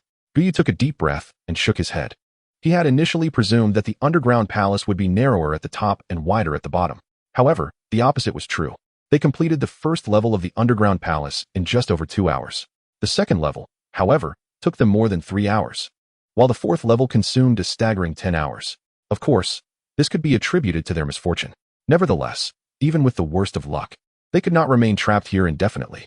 Gu Yu, do you think there are only 4 levels in this underground palace? Gu Yu paused, his expression thoughtful. I suppose not. He replied, somewhat uncertain. The voice had indeed not specified the number of levels, merely indicating that progressing to different levels would reduce the days required. But if there were only 4 levels, would that mean a reduction of 4 days? What difference would that make? He opened the regional channel, which remained gray, with no change in the number of participants displayed. It appeared that this channel could only be utilized once they returned. They would have to rely on themselves for now. Let us continue onward. We will try to scour all the areas. Given their attributes, while they could not memorize every route, they could at least retain a general sense of direction. 2 hours later, they once again found the formation platform. Upon seeing it, everyone exhaled in relief. Finally, it was over. Let us descend. The familiar altar awaited them. Each descent enlarged the altar's space, and the number of enemies encountered grew correspondingly. This time, the area seemed as expansive as the first floor of a high-rise building, easily spanning 2,000 square meters. Prepare for battle. The group readied themselves, anticipating the arrival of foes. 100 armored swordsmen, 100 polearm soldiers, and 50 archers. Gasp. Even Gu Yu could not help but draw in a sharp breath at this sight. With his current intelligence, he could control a maximum of 30 at once. It was evident that this would be a formidable fight. Yet, the altar remained open, with no enemies emerging. Were they stuck? Gu Yu. There seems to be a serious issue, Su Xing suddenly remarked. What is it? There are traces on the ground, but no visible enemies. Su Xing occasionally employed her innate abilities, which were often ineffective. However, this time, she detected footprints on the ground, yet no armored soldiers. Gu Yu gazed ahead. Invisible foes? Fire a shot toward the target. Although firearms were generally ineffective, they could serve a purpose now. Bang, bang, bang. 3 gunshots rang out. The bullets fell to the ground. It was now confirmed that invisible enemies existed in that vicinity. At that moment, a figure clad in intricately patterned black armor, wielding a broad sword, emerged from the altar. This was the first time they had encountered such an armored figure. Clearly, this was their superior. During the subsequent period of calamity, this would likely become a frequent occurrence. Everyone, be cautious. There are invisible creatures. Find a way to draw them out. That can be arranged. Qin Yu extracted a bag of flour and hurled it forcefully into the distance. Subsequently, Su Yu dashed forth, cleaving through the midst of the opposing ranks with her long blade. The flour cascaded from the sky, revealing shadows of figures. Su Xing's gaze darted swiftly. Most of them had come into view. It was time to act. Gu Yu raised his hand, taking control of the spear first. They were clad in armor, and enduring such damage was certainly feasible. Yet, no one wished to be struck by such weaponry. Logically, it should withstand firearms, even nuclear blasts. However, facing the assault of armored foes was indeed painful. Gu Yu had previously been struck by an armored warrior's spear. Although there were no visible bruises, his skin had flushed red. Thus, the primary targets were invariably these spears. In comparison, arrows seemed trivial. Half an hour later, they sat on the ground, breathless. This encounter was more arduous than the previous ones, particularly against that figure in black armor. Gu Yu, our advantage appears to be diminishing. At this moment, Su Yu's hair clung to her forehead, betraying none of her earlier composure. Gu Yu sat cross-legged on the ground. There is ample time. We shall soon find ease again. Recently, numerous items had emerged from blind boxes, yet they required time for assimilation. Many things necessitated time for proper absorption. As long as they utilized enough, strength would not be an issue. The women sighed in relief upon hearing this. As long as their strength could keep pace, nothing would pose a problem. Let us proceed. Time is limited. Perhaps we can descend another level. Chapter 158. The onset of a new catastrophe. Must the alliance exist? Fewer than 20 hours remained. If a sixth level truly existed, they might yet attain it, contingent upon their fortune. After all, the time spent in the fifth level had already been considerable. Gu Yu stroked his chin, uncertain of the levels reached by others. However, it was likely not high, for the creatures emerging from the grand altar were not easily vanquished. 18 hours later, less than 1 hour remained before their departure. Brother Gu Yu, it's unfeasible, let us not proceed. Throughout these 18 hours, they had engaged in countless battles with armored beings. Yet, they had yet to uncover the entrance to the sixth level. Gu Yu nodded, then let us rest here. Indeed, a respite was warranted. For 48 hours, they had not paused even once. The group settled on the ground. Chen Yu propped her chin on her hand. Perhaps there are only 5 levels after all. No, I believe it is far too vast, Su Yu countered, shaking her head. We have continuously advanced without pause. Clearly, the 5th level's expanse far exceeds any prior layer. Judging by the circumstances of the earlier levels, the array's location had consistently remained at the periphery. Thus, it was evident that they must locate the edge. Regardless, we cannot reach it, Chen Yu sighed, reclining on the ground. By the way, how many days will we lose in the 5th level? It should only be 5 days, came the response. Congratulations, the time has been reduced by 10 days. As the words flashed on the watch, the women stared in disbelief. Does this mean we will be able to leave in just a few days? No, to be precise.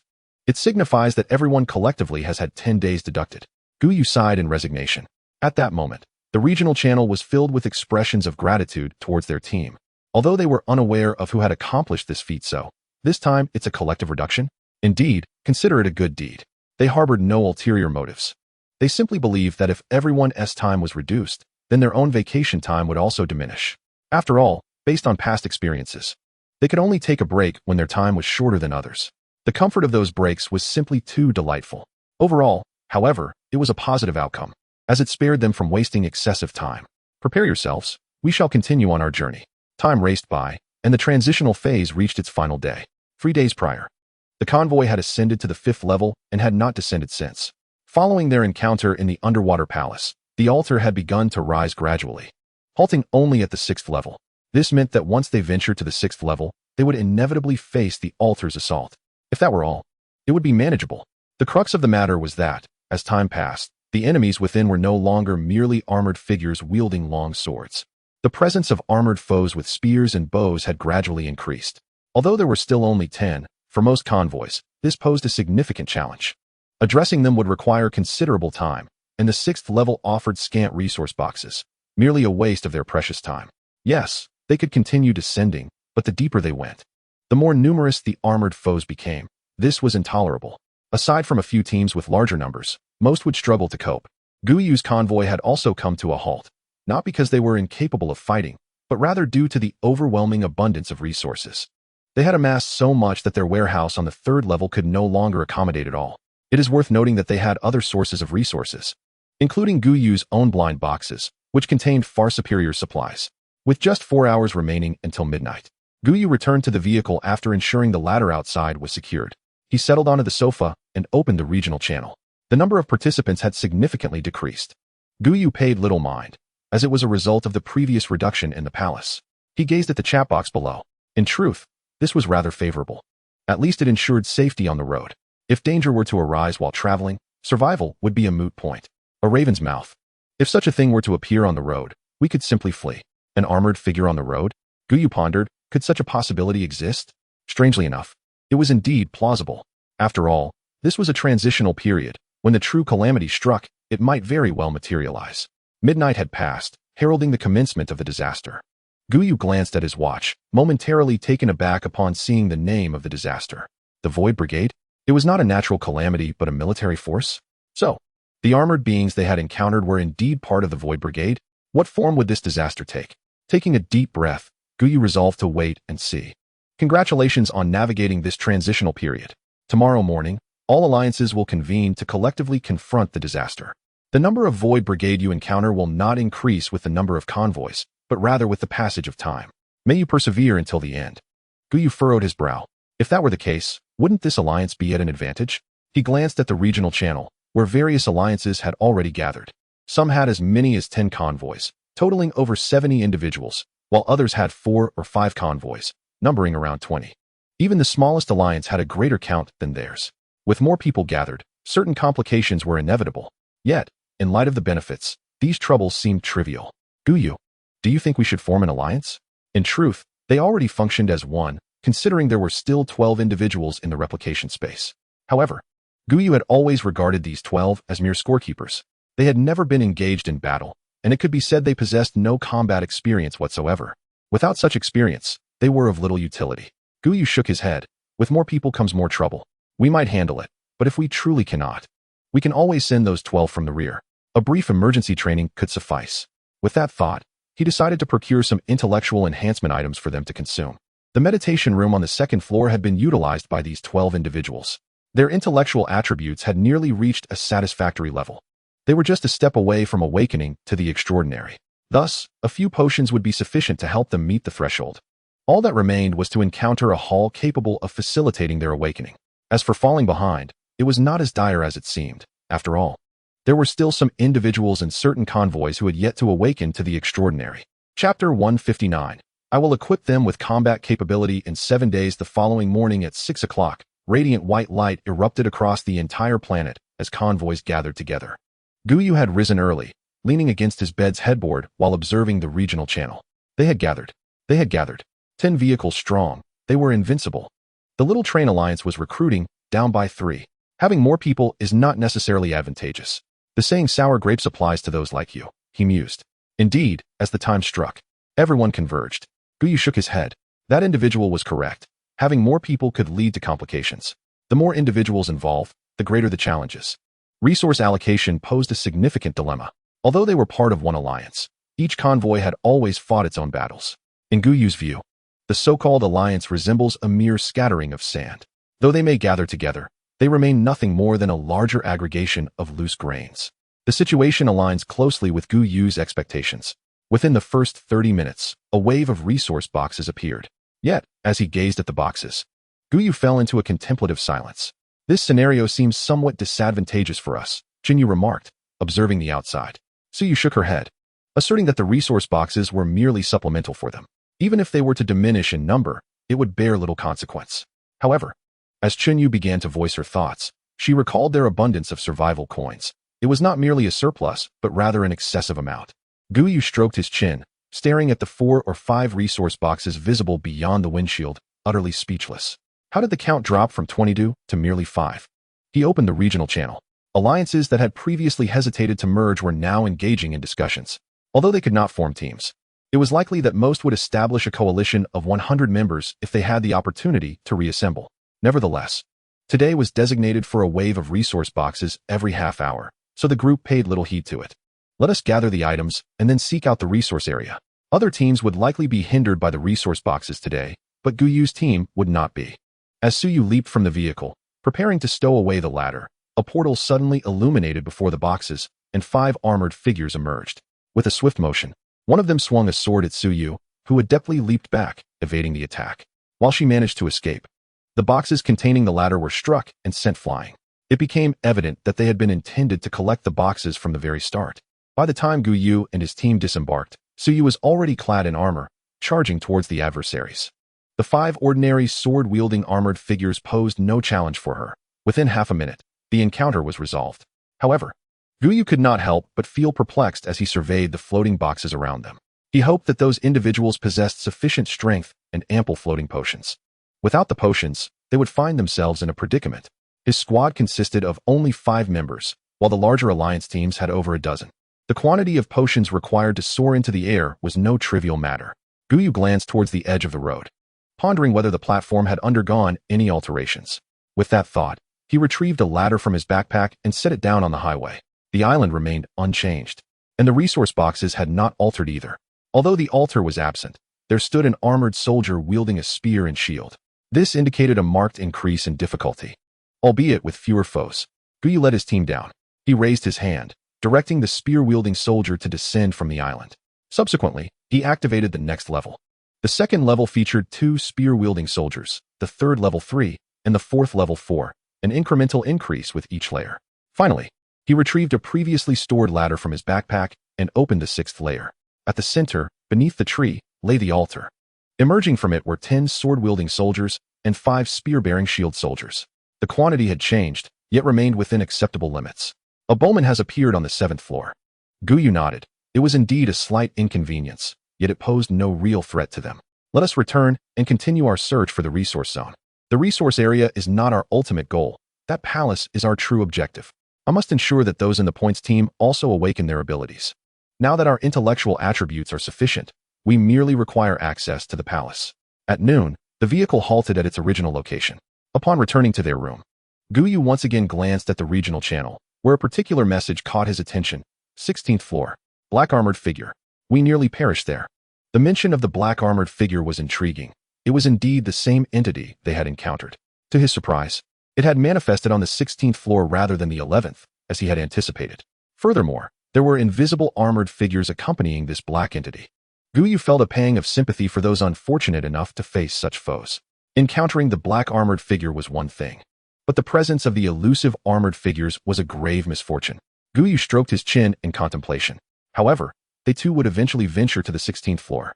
The winds below were fierce, and the white mask's effects might not be reliable. Although Su Xing's abilities could reveal opponents, they were not as effective in real time.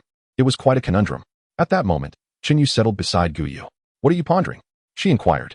Gu Yu recounted the recent squad's ordeal, acknowledging that the white mask's efficacy was somewhat lacking.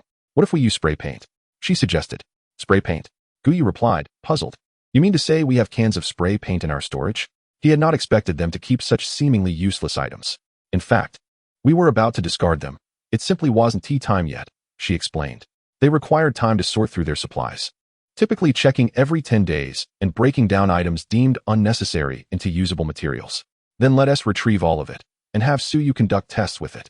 If this method proves viable, the invisible armored figures may pose little challenge. As for the other alliances, I trust they will devise their own solutions. After all, revealing hidden entities is not an insurmountable task, perhaps even achievable through fire, albeit at the cost of gasoline. Following lunch, the vehicle resumed its journey. An hour later, a fork appeared on the map, revealing a small island-like formation in the upper left corner. The architecture atop it resembled that of a temple. Gu Yu, we discovered the temple, Chen Yu exclaimed. Gu Yu's expression shifted dramatically. Jessica, summon the others to prepare. Once we ascend, everyone must awaken their abilities. He held no high expectations for the extraordinary capabilities of the newcomers, as their innate talents were rather modest. As long as they could muster some combat effectiveness, he would be satisfied. Gu Yu stroked his chin and said, Chen Yingying, you must find time to train them. Chen Yingying nodded in agreement, rest assured. With so much to cover, I will ensure they possess combat capabilities within 7 days. 7 days. Don't push them too hard, he cautioned. Chapter 160. This is compelling individuals to form a so-called alliance. Chen Yingying rolled her eyes. Do I seem like that kind of person? Gu Yu couldn't help but want to nod in affirmation. 7 days to instill combat prowess. What kind of torment would be required to achieve such success? Half an hour later, they arrived at the designated area. The palace remained as familiar as ever, and even its construction site was identical. However, Gu Yu still led his companions to explore every inch once more. What if there was something hidden? Alas, they found nothing. Gu Yu shook his head. In such a vast palace, surely there should be something of value. By the way, what about that stone? Can we take it with us? Su Xing pointed to the awakening stone ahead. This stone was perched upon a pillar, unattached to anything else. The most crucial aspect was that it had a panel. Gu Yu stroked his chin, pondering. It indeed seemed possible to take the stone. He placed his hand on it, and, with a gentle tug, even without applying much force, the stone came away effortlessly. Really? We can take it? Gu Yu glanced back at the large door and, without a second thought, strode outside. The door opened effortlessly. He was taken aback, so they could have taken the stone all along. There was no need to return here for another awakening. Let us go, get in the car. As the vehicle pulled away from the intersection, Gu Yu ordered it to stop. He then returned to his room, stone in hand. You all try to see if you can awaken. The first woman extended her hand and grasped the stone. A radiant light enveloped her form. Observing this, Gu Yu understood that the stone was indeed functional. However, he did not hasten to leave, nor did he urge the others to awaken immediately. He decided to wait and observe for a while. 3 hours later, he instructed the women to use the stone again. The stone remained effective for awakening. Gu Yu stroked his chin. It was now confirmed that the stone could be taken away. How peculiar. He opened the regional channel and scanned for information about the palace, but found none. Ultimately, he noticed that their vehicles had remained stationary since morning, which was utterly absurd. Yet, considering the survival currency could reduce the fog's encroachment, it was understandable that they weren't afraid. But why weren't they allowing their team members to awaken? After some contemplation, Gu Yu decided to mention this matter to others. even sharing details about the stone. He was eager to discover whether the stone was limited in quantity or if all teams had access to it. More intriguingly, he wondered what would occur if one possessed 2 stones. Would there be a transformation? Additionally, he pondered whether the stone had other applications. All these queries lingered in his mind, and he realized that only by informing others could he uncover the answers. As for how to acquire it, one could either confront a squad directly to seize it or purchase it outright at the trading center. Soon, every individual within the team had obtained extraordinary abilities. The quality was, as Gu Yu had anticipated, rather modest. After all, individuals who could attain an S-grade quality were few and far between. Especially considering the number of lives lost, one could only speculate how many above S-grade perished in these disasters. High quality does not equate to invincibility. That night, Gu Yu gazed at the 11 boxes before him and could not help but take a deep breath. This was truly a scam. It seemed designed to compel people to form what they termed alliances. Gu Yu chuckled lightly, thinking, what if I refused to form one? He approached the edge of the roadway and ascended the staircase. The situation on the first floor came into full view. 2 armored individuals were present. This was indeed unchanged, and a doubling was to be expected. As for the resource box, should we take it? Of course we should. After a full day of efforts, it was time to rest. Once this wave of resource boxes was dealt with, he would return to recuperate. 2 hours later, atop the 16th island, Gu Yu stretched, finally bringing an end to the day's endeavors.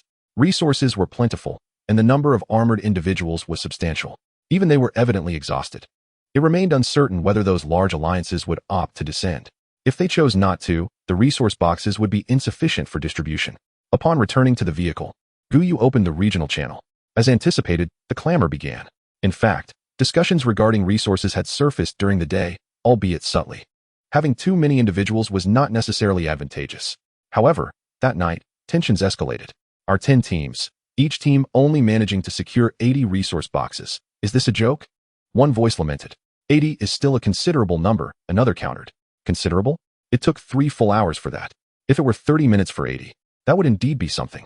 But 3 entire hours? The effort and reward are completely disproportionate. Such circumstances were rampant.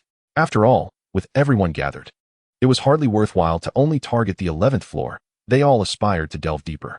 The result was prolonged combat and even longer resource collection times. Moreover, consumption had also significantly increased. While the number of resource boxes remained consistent, it implied that the floating potions were likewise limited in quantity. With more individuals, consumption inevitably surged. Consequently, numerous boxes could not be collected, leading to a natural decrease in available resources. At 9 o'clock that evening, Chen Yingying rose, taking all her teammates with her. Gu Yu, curious, followed to observe how she conducted her training. To his astonishment, he discovered a one-sided slaughter, 12 individuals assaulting Chen Yingying alone. Get up. Keep going. Gu Yu, you're here too. Shangwan Yu waved from the side. What brings you here?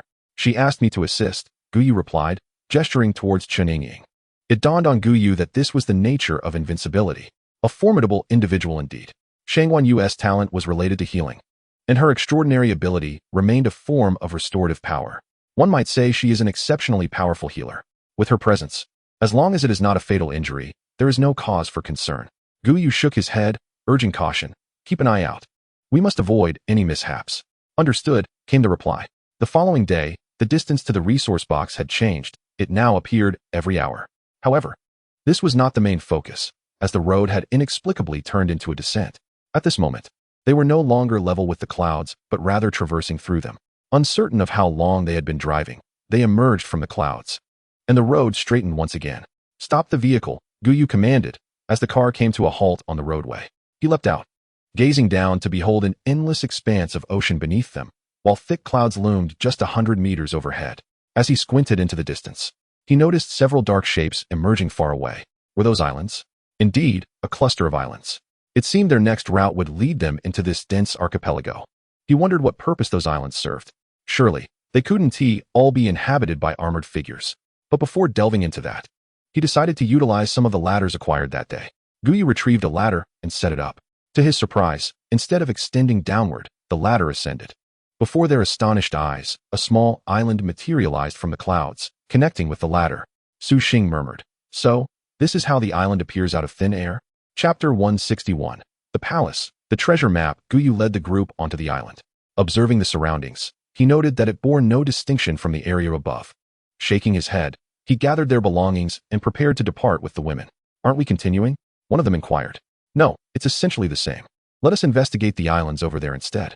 He was far more intrigued by the distant clusters of islands. As the vehicle pressed onward, the islands loomed ever closer. The phrase running towards a mountain epitomized their journey. After traveling over 100 kilometers, the distant dark shapes finally began to magnify. This illustrated the sheer scale of the islands. Gu Yu checked the regional channel, where at last, some individuals had begun to drive. They too had encountered a palace. Regrettably, their supply of intelligence potions was limited, and the number of awakened individuals remained scarce. Yet, they remembered Gu Yu's advice to take the stones along for future awakenings. For now, no one had descended from the clouds above. This was not of great consequence. Time passed quickly, and during the midday meal, the archipelago was now within close proximity. It was estimated that they were just over 100 kilometers away. Gazing at the islands outside, Chen Yu could not suppress her astonishment. How immense are these islands? She exclaimed. Each seemed to span at least 10 square kilometers. The islands were not only vast, but also extensive in their reach. Upon arrival, numerous islands appeared, varying in elevation and quantity. In the far distance, countless dark shapes were visible. This was indeed a colossal archipelago. A thought struck Gu Yu. Could it be that, in due time, everyone would converge here? Contemplating this, he stroked his chin thoughtfully. If that were indeed the case, would he not be able to seize the stones from others? Yet, it remains uncertain whether these stones possess any value. The vehicle came to a halt, and the group returned to their quarters, where a sumptuous meal awaited their arrival. After indulging in lunch, they resumed their journey. Half an hour later, they reached the entrance of the first island, beholding the scene before them. Towering trees soared majestically, piercing the clouds above. This island was a veritable epitome of lush greenery. As the vehicle ventured onto the isle, a crunching sound echoed from behind. Gu Yu leaned out to gaze back, observing the road connecting to the island gradually fragmenting. Was there no turning back? The road had vanished. I see, Gu Yu nodded, fully aware of the situation. No, what I mean is that the road ahead has disappeared, Chen Yu clarified. Gu Yu peered forward, beyond the windshield. The roadway had indeed vanished, replaced by a dirt path. So that was the nature of the disappearance. Let us proceed along the dirt road, Chen Yu suggested, steering the vehicle forward. The path twisted and turned, until a crossroads emerged ahead, surrounded by trees. Chen Yu consulted the map, which depicted a similarly convoluted route, devoid of any vegetation, but featuring several structures. Each direction offered an exit, linking to other islands. The radar, capable of displaying a radius of 100 kilometers, revealed merely 5.5 islands, hinting at their vastness. Which direction shall we take? Gu Yu inquired, examining the buildings on the map. Regardless of the path chosen, they would encounter structures, and without a second thought, he surmised that these edifices were likely connected to the Kongming army. The most prudent strategy to avoid contact with them would be to take to the skies. The vehicle halted at the intersection as Gu Yu pondered the dilemma, to proceed on foot or to fly. Ultimately, he resolved to explore first. Straight ahead, he declared. After approximately 200 meters, they encountered a palace reminiscent of the temple they had previously seen. Outside this palace stood armored swordsmen, yet unlike the former. These warriors bore cracks across their armor. Once the vehicle came to a stop, Gu Yu leapt out, attempting to exert control over them through his abilities, only to discover that they were unyielding. This indicated that the armor was devoid of life. Subsequently, he led the group into the palace, where 3 golden resource chests and 7 silver resource chests lay prominently in the center. If this were all there was to it, Gu Yu would have taken flight. However, behind these chests rested a table upon which a scroll was placed. Upon unrolling it, a map unfolded before him, revealing its incomplete nature. This brought to mind the structures observed on the radar. It appeared that they must thoroughly explore the entire island, leaving no other islands overlooked. He was eager to discover the true nature of the scroll. As the group exited the Grand Hall, they noticed several wooden resource boxes positioned ahead of the vehicle, with stairs leading down. Gu Yu cast another glance at the scroll. Treasure Scroll, Fragment 1. Note, collecting all fragments will yield a treasure map. Let us proceed, he urged. The first island was relatively small, and they encountered no obstacles, successfully acquiring 4 fragments.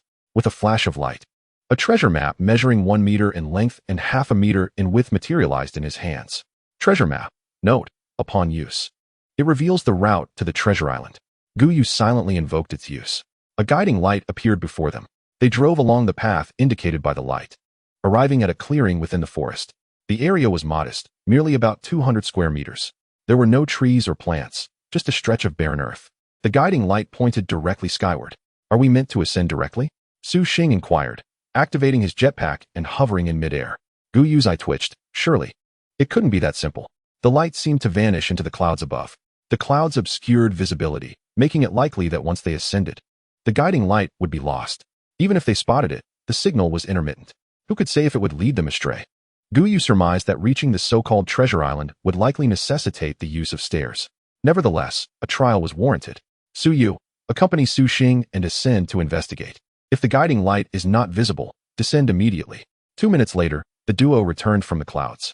They could see the guiding light, albeit faintly. Su Yu shook her head. Gu Yu nodded, aligning with his expectations. He opened his backpack and activated the stairs. A staircase gradually materialized upon the guiding light. This time, the emergence of the stairs did not unveil the island. Whether it was due to the stairs appearing in the island's center or the nature of the treasure island itself remained uncertain. Gu Yu ascended the staircase until he reached the edge and summoned another set of stairs. Gradually, stairs were constructed one after another. Upon the arrival of the 10th staircase, it penetrated the cloud layer. Chapter 162. Crossing over. Yet battle is inevitable. The appearance of the stairs dispersed the clouds above, while those below remained undisturbed. At that moment, the guiding light shifted direction to the left. Gu Yu positioned the stairs accordingly, which automatically adjusted to align with the guiding light. After 10 minutes, having utilized 42 staircases, Gu Yu finally reached an island. The group disembarked onto the island, curiously surveying their surroundings. Everything seemed quite ordinary. There wasn't even an altar. What then is the purpose of this treasure map? Su Yu inquired. Though the island was not vast, it spanned approximately 2 square kilometers. May we execute a thorough search? Gu Yu's plan was straightforward. He intended to leverage Mei Hui's abilities to explore the area comprehensively. Mei Hui nodded, activating all her jetpacks and soaring forward in a low-flying stance. However, shortly after taking flight, Mei Hui discovered something unusual. To ensure accuracy, she ultimately conducted a thorough inspection of the entire island. The only distinguishing feature was the central formation. A formation? Is it akin to the underwater palace's array? Mei Hui nodded affirmatively. Indeed. Very well, let us proceed to examine it. Under Mei Hui's guidance, the group arrived at the heart of the island. Here lay a stone slab area measuring 20 meters on each side. At the center of this area was a circular zone, 5 meters in diameter, adorned with intricate patterns reminiscent of the formation disk from the palace. Gu Yu inhaled deeply. Let us venture inside. As the group approached the formation disk, they found no discernible switch. Could it require an infusion of power? Chen Yu suggested. At that moment, they each harbored a latent energy within their bodies, a force that would enable them to manifest their unique abilities. Gu Yu nodded and attempted to channel his energy into the ground. Buzz. The ground began to illuminate with blue and white threads. The more energy he infused, the larger the area covered by these threads became, illuminating the intricate patterns in their entirety. However, it seemed that the formation demanded an extraordinary amount of power. Let's do this together. With the contributions of Su Yu and the others, Gu Yu immediately felt a significant alleviation of pressure. In an instant, the threads of the formation disk were fully aglow. As the disk illuminated, a soft blue light enveloped them, and they subsequently found themselves in a new space. 10 platinum resource chests appeared before them. In addition, there was an altar. Gazing at the resource chests, Gu Yu felt a tinge of disappointment. Is this it? This is the so-called treasure space. After all those 40-plus steps, he expected far more. Gu Yu shook his head, suspecting that other islands might also possess similar maps. He felt somewhat disinclined to search further. Let us open them and see what's inside. The armored figures at the altar posed no significant challenge. Their numbers even fewer than those found on some resource islands. After easily dispatching them, Gu Yu approached one of the platinum resource chests. Opening the platinum resource chest yields 100 survival coins, 20 energy recovery potions, 60 advanced levitation potions, 5 intermediate intelligence potions, and 5 mithril ingots. Gu Yu was taken aback by the contents. The items inside were markedly different from what he had envisioned, far more than he had anticipated. He had expected a greater quantity of food and water, yet instead found an abundance of unfamiliar items. The energy recovery potions could restore 20 units of energy. The levitation potions spoke for themselves. The intermediate intelligence potions were particularly useful. As for the final mithril ingot, it was intended for crafting weapons to counter dark creatures. This inevitably reminded Gu Yu of the black armored figure. Perhaps this mithril ingot was intended to combat it. If that is indeed the case, then this space is not without its merits. The contents of the remaining 9 resource chests were similar to the first. In total, the 10 chests provided him with 35 mithril ingots. At that time, a suitable weapon could be procured for Su Yu. Consequently, addressing the figure clad in black armor would yield far more favorable results, provided that the adversary truly belongs to the realm of darkness. 10 minutes later, the group returned to the surface, leaving the staircase behind. It was not that he wished to destroy it. Rather, it was simply indestructible. Let us proceed to the next location. They traversed the forest, skimming past the palace, only to encounter a new edifice. However, this palace contained only armored figures, devoid of any items. It seems not all palaces are bountiful. After approximately half an hour, the vehicle halted at the island's edge. Ahead lay a road leading to a new isle, yet it was filled with armored beings, long swords, spears, bows, and black armor. Gazing through the windshield, Gu Yu couldn't help but chuckle. The true trouble lay here. But we can activate the jet thrusters and fly over. Who says we must walk? The vehicle soared into the air, gliding directly to the small island, landing steadily on the other side's dirt path. However, this path was rather narrow, rendering the vehicle unable to pass. Not only was passage impossible, but it seemed they were bound to engage in combat. As their vehicle touched down, the armored figures on the road behind them collectively turned, facing Gu Yu's vehicle, advancing like a regiment. Well, it appeared that combat was utterly unavoidable. Disembark. Let us first deal with these creatures. Gu Yu ascended to the roof of the vehicle, surveying the distance. The situation was more favorable than anticipated. The armored beings appeared to be organized in squads of 20, making this confrontation considerably simpler. Attack. However, once the skirmish commenced, Gu Yu discerned something amiss. They continued to strike as before, aiming for the heads of their foes. In such cases, these headless armored figures would typically collapse or shatter. Yet, these decapitated armors remained capable of launching attacks. Gu Yu even observed what appeared to be eyes peering through the seams of the helmets. Crush the helmets. Crush the helmets. Su Yu and Chun Ying swiftly altered their course, using their weapons to shatter the helmets scattered on the ground. Once the helmets fragmented, those armors still capable of movement truly fell to the ground, reminiscent of zombies. Gu Yu nodded. Indeed, there was a semblance of that. However, now was not the time for such discussions, as the spear wielders were already approaching, numbering 30. Moreover, behind the spear bearers, the archers were less than 5 minutes away. Even closer were several figures clad in black armor. These sword-wielding armored beings had wasted too much of their time. Gu Yu hurriedly activated the workbench, crafting a secret silver longsword. He then tossed it to Su Yu. Give this a try? A layer of shimmering silver metal enveloped her entire body, with sharp blades protruding from various joints. Su Yu dashed forward, momentarily taken aback. How could this armor be so lightweight? Would her combat prowess diminish? Yet, upon engaging with the mithril armor, she discovered that the weapon's lethality surpassed her expectations. Cutting through these armored beings was as effortless as slicing through tofu. What followed was a solitary battle fought by Su Yu. Chun Ying halted, feeling a twinge of envy for Su Yu's capabilities. She was truly a war machine, an even more formidable one than I. Gu Yu nodded in agreement, surprised by the significant increase in lethality with the change of weaponry. It was indeed a unique item, exceptional in every regard. Meanwhile, Su Yu had already charged onto the bridge, completely absorbed in the fray. Gu Yu stroked his chin, realizing that this mithril ingot was indeed a remarkable treasure. All the treasure maps contained within must be acquired. Not a single one should be left behind. 10 minutes later, Su Yu returned. Gu Yu, this weapon-turned armor is far lighter than ordinary weapons, yet remarkably sturdy, with an unparalleled sharpness. Gu Yu nodded. The materials exclusive to this realm must differ significantly, much like the luminous stone we encountered earlier. He turned to those behind him. Let us proceed to search for those palaces. 10 minutes later, Gu Yu held a tablet, soaring into the sky towards their destination. Leave. We must fly. How swiftly we fly. While other teams might have to rely on running or walking if they couldn't drive, they were not bound by such limitations. Moreover, he discerned the reason for their aerial journey. Beneath them, in the woods, were numerous armored beasts, reminiscent of those that emerged during the latter stages of the Shadow Clan. The density of these creatures could easily overwhelm other squads. However, this bore little significance for them, or rather, not much at all. Soon, they located the palaces in this area. Hidden beneath a grand tree, the structure was smaller than the previous island. Without the map in hand, they might have never found it. The group descended to the ground. Gu Yu informed everyone, the beasts are approaching. Su Yu, it is your turn to handle them. With Su Yu present, they scarcely needed to intervene. She nodded, her armor enveloping her entirely, even securing her head. Gu Yu stepped into the chamber, his gaze immediately drawn to the scroll resting on the table. The first fragment of the map was secured. Upon exiting, he left behind a scattering of armor fragments on the ground. These remnants from the beasts appeared markedly different from those of the armored beings.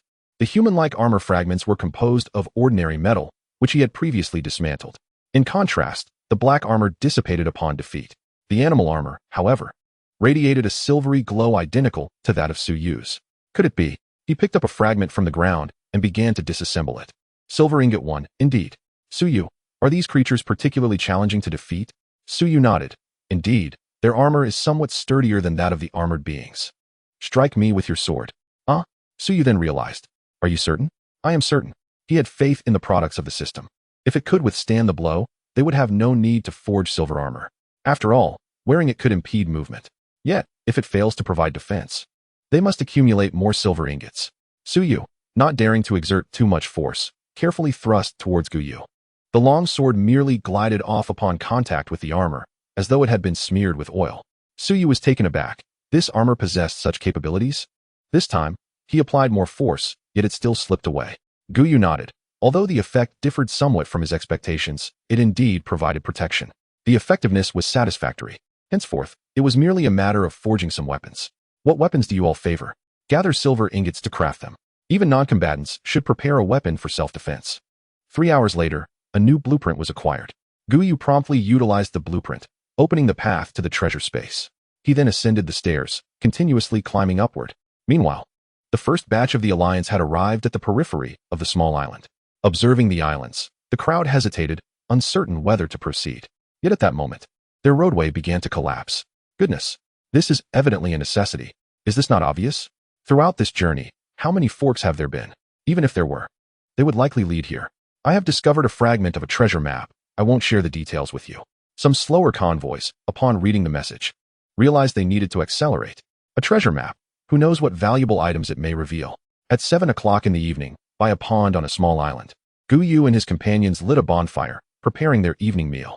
While the spatial realm was splendid, it could not compare to the authenticity of this environment. Chin Yu sighed. Gu Yu glanced at the thick clouds above. Perhaps, but it would be better if there were a moon. In this world, perfection is a rare occurrence. Gu Yu shrugged. Perhaps. He opened the regional channel. Based on his calculations, many individuals should have already arrived on this small island. Goodness, is that number not excessive? Hundreds of armored beings are blocking the bridge? No. Are you moving too swiftly? Why are there so many stairs? We are currently ensnared at 27 stairs. Left to wait for time. It seems a considerable number of people have arrived. Su Xing, does the map indicate the convoy's location? No. It appears the distance is still somewhat extensive, which disappointed Gu Yu. If a convoy were to appear nearby, he would rush over immediately. After dinner, everyone returned to their rooms. It was a time of calamity, and nighttime could bring potential attacks. Thus, Qin Yingying will remain as the combat strength, while Su Xing and Qin Yu will assist. The flamethrower and heavy machine gun may be used freely. Additionally, Mei Hui and Jessica have also stayed behind. Even the scoring team members at the rear have been released. You have all participated in training recently, yet I believe you can perform even better. My expectations are modest. A single kill per person will suffice. The women nodded in agreement. After arranging everything, Gu Yu led Su Yu and the others toward the location indicated by the marker. As they ascended the staircase, they entered the clouds. Chapter 164.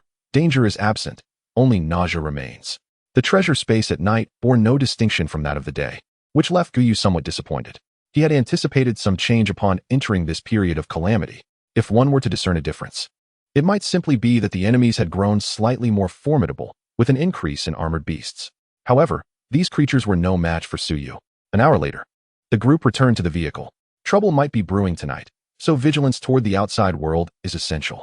The women nodded, as the forest was rife with beasts, making night raids a normal occurrence. They organized their shifts, maintaining the same pattern of the first and second halves of the night. Gu Yu then stepped into the natural space, which he had not visited in quite some time. Upon entering, he gazed at the creatures within and felt a sense of relief. Fortunately, he had prepared in advance.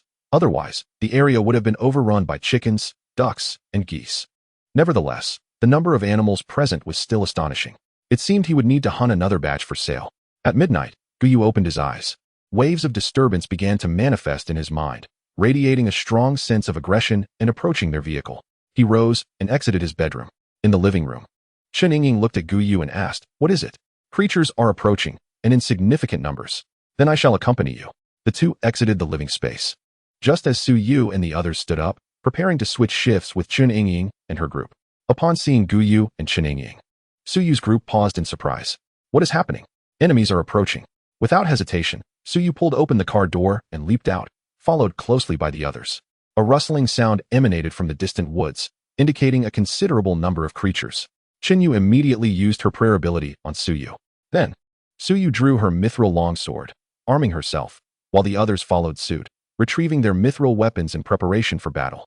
This time, not only was the number substantial, but they were also coming from all directions. Relying solely on Yu would not suffice. The sounds grew increasingly louder. Gu Yu narrowed his eyes, estimating around 200 creatures. Whether this was due to their sheer numbers or some other reason remained unknown to him.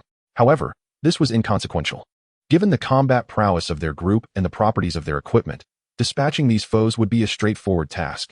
A series of silvery figures surged out from the woods.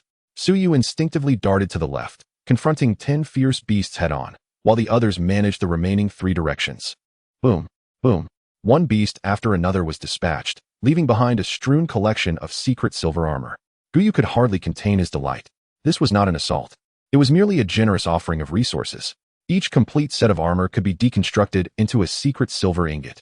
And here lay 200 of them, more than what 2 treasure maps could provide. 20 minutes later, they cleared the battlefield and returned to rest. The following day, Gu Yu and his companions ascended into the sky early, departing from the island in search of the next fragment. The most prudent course of action would have been to exterminate the secret silver-armored beasts inhabiting this island, yet their scattered distribution tested Gu Yu's patience. Suspended in midair, the team paused. To their left lay a sandy island, while to the right was an expanse of water. Gu Yu found himself in a quandary, uncertain which island to choose. The sandy island seemed preferable. The water-laden one appeared less traversable. After a moment's contemplation, he nodded. Thus, they directed their flight towards the sandy isle. A thoroughfare connected the 2 islands, bustling with armored figures, signaling another impending battle. A week later, they had reached the heart of the archipelago. Their vehicle traversed the road, advancing steadily, flanked by dense forests on either side. Occasionally, beasts would emerge from the underbrush. The radar map displayed the vastness of the island, indicating that it would take another week to exit this territory. Gu Yu nodded in agreement. However, a look of regret crossed his face as he lamented, "Those individuals are simply too slow. If only they could hasten their pace, we might encounter them." To date, he had yet to acquire a single awakening stone. Despite enhancing the radar several times, its range seemed stubbornly fixed, refusing to expand. Alas, the situation was vexing. Just then, they spotted the island's edge. Freedom awaited. Once they crossed this threshold, the remainder of the journey would be manageable. After 20 minutes, they reached the island's periphery, where hundreds of beasts awaited battle. They had grown accustomed to such encounters in recent days. For the past 3 days, every intersection had been besieged by these secret silver beasts. Indeed, they were secret silver beasts, not merely armored ones.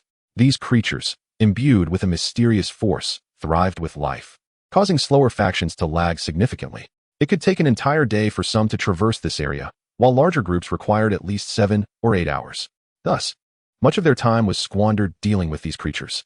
In contrast, their own team could clear the path in a mere hour. Once the passage was secured, the vehicle entered the sandy island. As the vehicle entered, it began to sink. Gu Yu promptly activated the tracks, opting for the wider variety. Although this decision slowed their pace somewhat, it allowed them to traverse the terrain.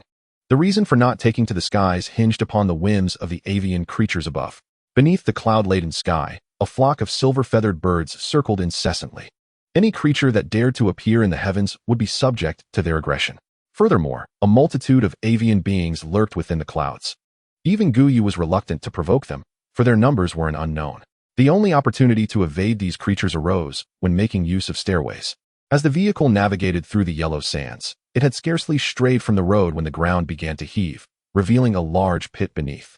No matter how forcefully the vehicle was driven, it could not escape. Yu pressed a button, and the jets activated, propelling them out of the pit. Soon after, a colossal creature emerged from the ground, its massive jaws snapping at the automobile. The co-pilot, Su Xing, activated the flamethrower, unleashing a torrent of silver flames. The enormous beast let out a wretched scream, retreating into the depths below. Yet, it was not fleeing. Rather, it was summoning reinforcements. The entire sandy expanse began to churn as worm-like creatures, each several meters long and armed with gaping maws filled with teeth, surfaced. Perhaps we should take flight directly. This place appears rather repugnant, Gu Yu mused.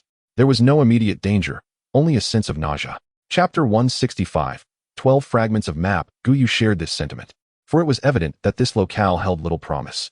He surveyed his surroundings. The previous island was connected to 2 others, one a sandy isle, the other a water world. It seemed that the water-laden island would not be any more inviting.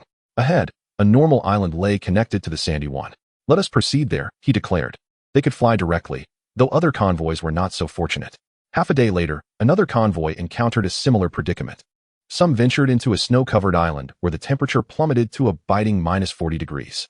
This was not entirely alarming, as they had endured colder climates before, especially with their enhanced attributes and newfound extraordinary abilities. However, within this icy realm lurked ice beasts, far more formidable than the initial ones they had faced, leaving them in a state of distress. Yet, they had no choice but to press on. Lacking the ability to fly and without radar on board, they could only explore the periphery.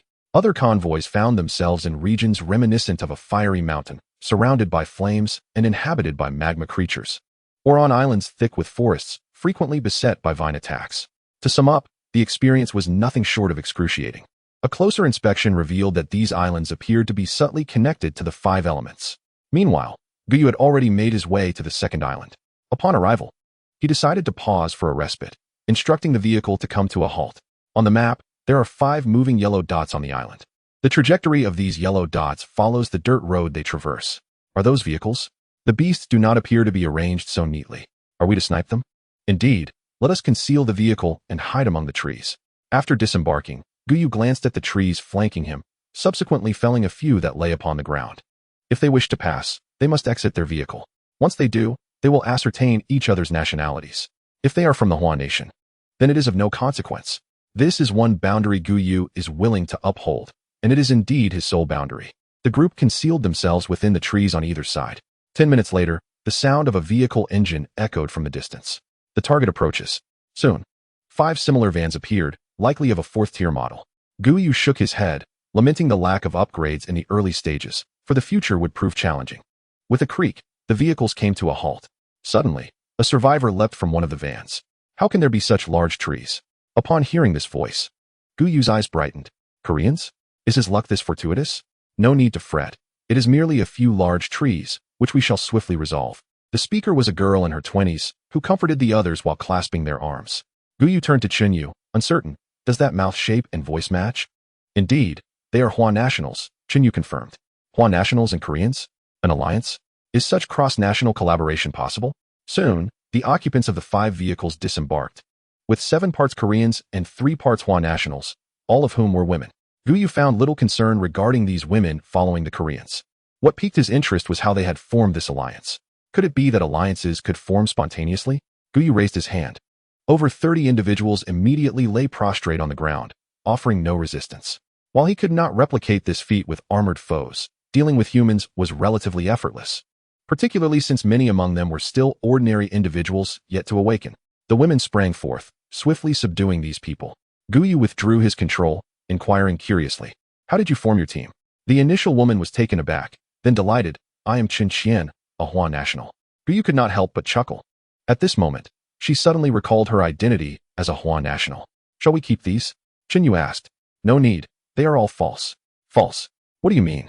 Chen Xian appeared bewildered, then hastily added, "I truly am a Hua national. If you don't believe me, ask me anything." Gu Yu waved his hand dismissively. Chen Yu delivered a swift kick, and Chen Xian promptly fell unconscious. Gu Yu approached the apparent leader of the alliance. "Do you possess the awakening stone?" "I have it." "I have it. Where is it?" "I shall provide it to you. Will you let me go?" Gu Yu shook his head. "No? Then I cannot give it to you." Gu Yu was left speechless, pondering how this individual had managed to survive thus far. In his hand, a long knife manifested, swiftly severing the opponent's hand. Subsequently, he extracted a watch from the dismembered limb and proceeded to empty its contents into his own timepiece. To his astonishment, 2 crystalline stones simultaneously appeared in his grasp. He brought the stones together, yet they remained unresponsive. Had he overestimated their significance? Was this all they were good for? Disregarding them, he carelessly tossed them into his backpack. As for the individuals involved, their fate was sealed. None were spared. After resolving the matter, he transferred all the materials stored in the adversary's vehicle to his own, instantly elevating his upgrade materials to 50. Indeed, it proved far more expedient to seize from others. The absorption of the vehicle further expanded the interior of his own to an additional 80 square meters, enhancing even the 3rd level with considerable storage space. A fact that took him by surprise. "Let us proceed," he declared, anticipating a swift exit from the archipelago.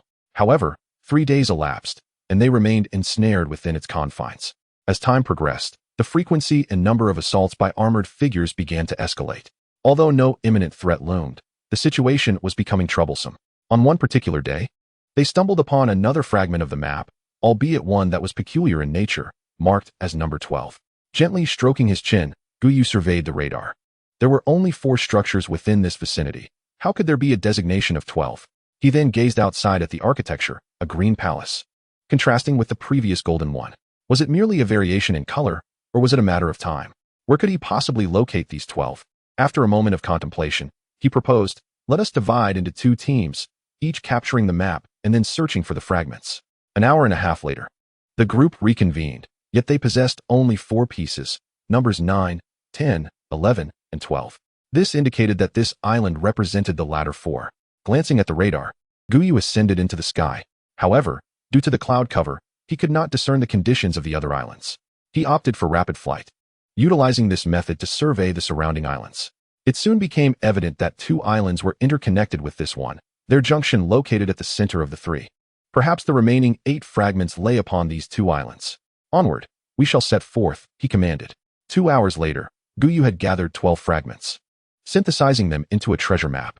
This was the most fragment-intensive treasure map he had encountered in recent days. Upon synthesis, it was merely larger than a standard treasure map, measuring a substantial 10 square meters. However, upon utilization, he encountered a dilemma. The number of stairs required seemed excessively high. Typically, a treasure map necessitated only 40 to 60 stairs to suffice.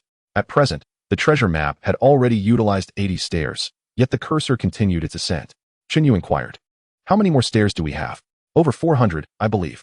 We have scarcely used them, came the response. Indeed, the stairs acquired subsequently had remained largely untouched. Preserved in their entirety, 100, 200, 240. They traversed through the clouds. Upon emerging from the clouds, they were momentarily taken aback. A straight road appeared above them. What is the meaning of this? Is this treasure map connected to the road? Gu Yu shook his head. I have no idea. Let us ascend and take a look. However, as Gu Yu took flight towards the road, he quickly realized that no matter how he soared, he could not reach it. Reluctantly, he returned to the stairs to continue his ascent. After utilizing 5 more stairs, they finally connected directly to the road, and they found themselves upon it. Gu Yu gazed at the straight road, momentarily at a loss for words. He glanced back at the stairs, only to discover that they were gradually dissipating. This indicated they could not return. Quite intriguing. Gu Yu produced a vehicle. Get in, let us drive forward and see. Before long, a series of unexpected events unfolded. Almost every 50 kilometers, they encountered nearly 100 armored beings obstructing their path. This starkly contrasted with their experiences below. This piqued Gu Yu's curiosity. What lay ahead that warranted such resistance? After driving for over 2 hours, land appeared on the radar, an island. As they peered into the distance, a dark shape emerged. Continuing their journey, a massive island came into view. Atop the island stood a towering mountain, where a glimmering light flickered. Perhaps that was their destination. At this juncture, a group of black armored beings blocked the road ahead. Gu Yu narrowed his eyes. This was undoubtedly a valuable opportunity. Let us charge through. The group disembarked, employing their extraordinary abilities to vanquish the armored beings before them. Though not numerous, there were still around 100, all clad in black armor. They navigated through the woods and across a lake, arriving at the base of the mountain. From a distance, the mountain appeared modest in height, but upon closer inspection, it was estimated to rise around 2,000 meters. They decided to ascend directly. Everyone activated their jetpacks. However, after soaring nearly 10 meters, an invisible force swept over them, rendering their jetpacks inoperative. They plummeted from the height. Fortunately, they were not ordinary individuals. They adjusted their positions before landing, sustaining no injuries. Gu Yu wiped the sweat from his brow, startled by the close call. Thankfully, it was only 10 meters. Had they fallen from 100 meters, they would have likely survived, but the pain would have lingered for a considerable time. It appeared this place was quite peculiar. They would have to climb. After contemplating, Gu Yu decided to leave Shang Wanyu, Mei Huizi, and Su Yu behind. He only took Su Xing and Chen Yingying with him. The towering mountain, ascending over 2,000 meters, consumed an entire hour of their time. Their current abilities were sufficiently elevated. Had it been at the beginning, Gu Yu would have left without hesitation, unwilling to endure such hardship. At the summit, a resplendent palace, shimmering with golden light, stood majestically. They were now ascending the steps towards the plaza. This palace bore a resemblance to the one they had encountered previously, associated with awakening the extraordinary. Surely, this was not solely meant for awakening. Gu Gu Yu shook his head, contemplating. It cannot be. If it were merely for awakening, it would indeed be overly arduous. He turned to Su Xing, urging her, utilize your talent and discern if there are any treasures to be found here. Su Xing nodded and activated her treasure-seeking ability. However, within the confines of the palace, no significant items were discovered. Gu Yu's gaze shifted towards the palace doors, realizing that only by entering could they unveil its mysteries. Let us proceed. The golden hall was expansive, supported by 10 intricately carved golden pillars that upheld the ceiling. At the far end stood a square pillar, 1 meter in height, yet devoid of any adornments. Traditionally, there should have been an awakening stone atop it. Had someone already come here? That seemed improbable. Gu Yu placed his hand upon it, but no information materialized. How peculiar. What could this be? Surveying the surroundings for any useful information, he found that the entire hall revealed nothing beyond what his eyes could perceive. Gu Yu scratched his head in confusion. What was the purpose of this palace? Was it merely for visual admiration? That seemed unlikely. Fixating on the pillar, he plunged into contemplation. This palace was larger and newer than any encountered previously, yet devoid of utility.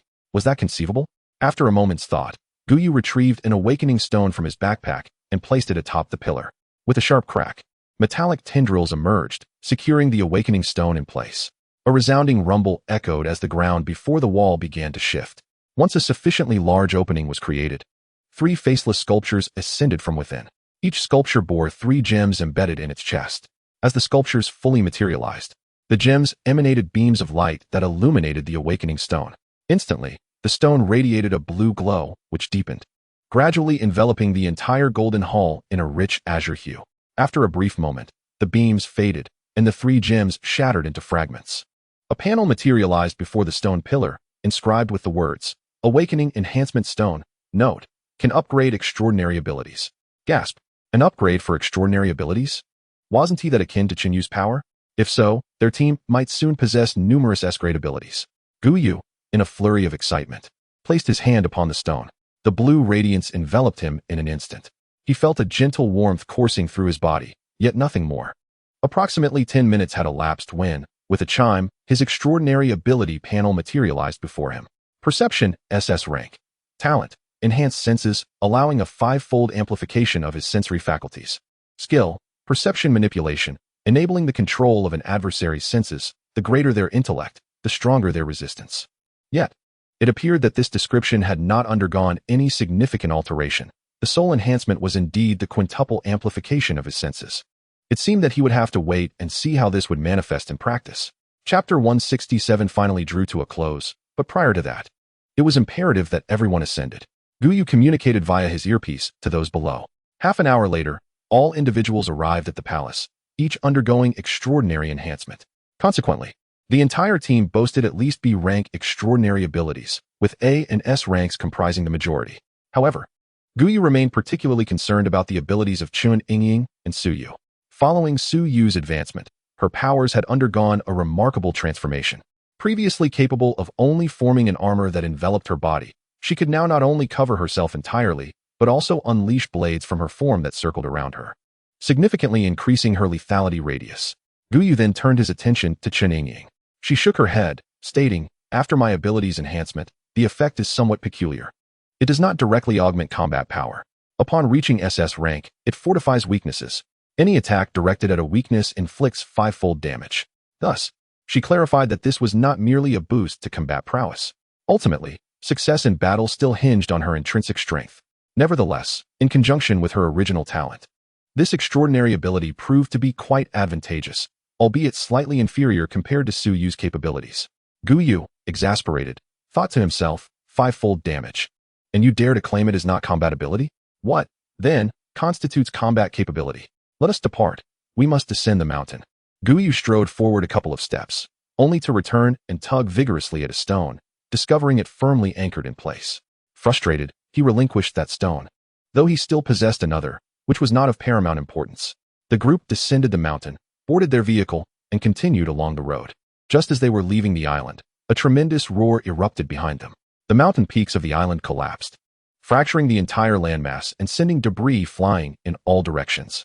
Gu Yu leaned out to glance back, puzzled by the implications. Did this mean that others could no longer enhance themselves? It seemed improbable. At 7 o'clock that evening, as dusk set in, the vehicles halted on the road. Since they had arrived at this elevated roadway, it had remained a straight path forward, with no way back to the island below. It felt as if they had been completely severed from those beneath. Did this signify that they would be left to their own devices for the forthcoming days? Gu Yu lamented, "Indeed, my stone, my resources, have been lost." Though resource boxes remained, they were hardly as expedient as plundering from those below. If that were the case, Gu Yu would prefer, well, enhancement was of greater significance. After his testing, he found that he could now control up to 50 at once. One could assert that his strength has significantly increased. Moreover, he is no longer merely capable of controlling their movements. He can now command their combat actions as well. He even possesses the ability to locate Su Yu and the others. As long as his attributes surpass theirs, he can exert control.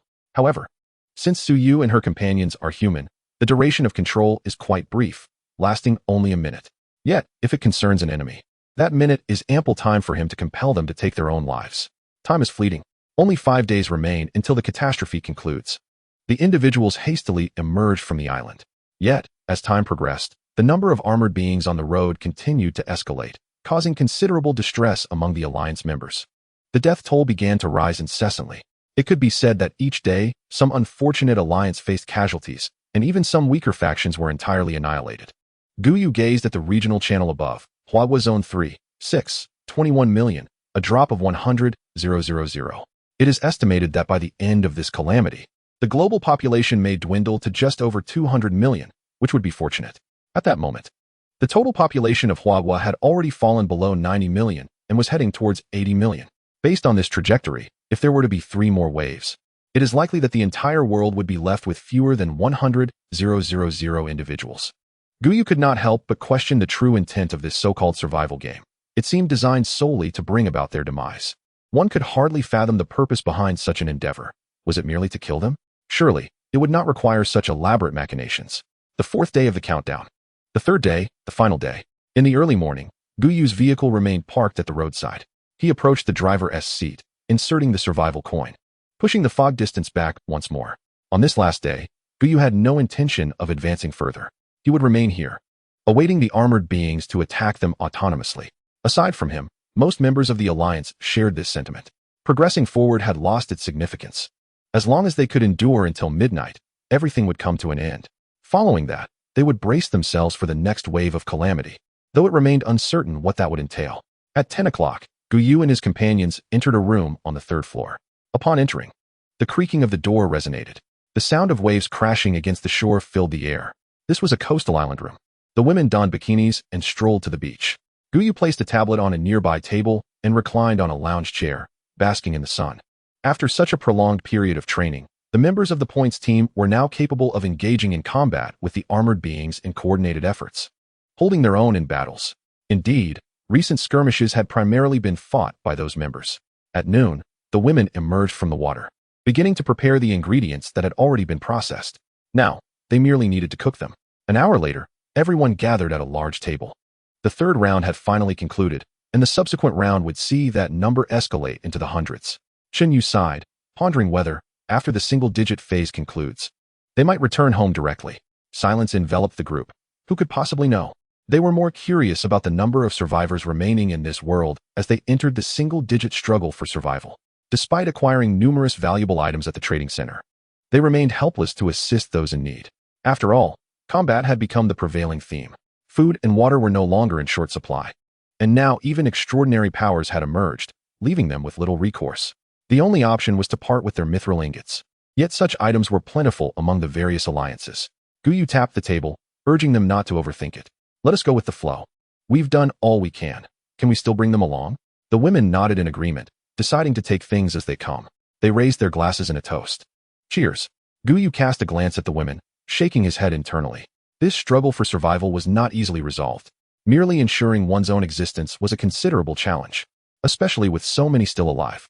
Perhaps many would endure until the end, perhaps. At 10 o'clock in the evening, members from various alliances gathered, awaiting the arrival of midnight. Once the clock struck 12, they would depart from this place, embarking on a new beginning. Whether this new beginning would be favorable or detrimental was of little concern to them. Even the worst transitional period could not be too dire. Chapter 168.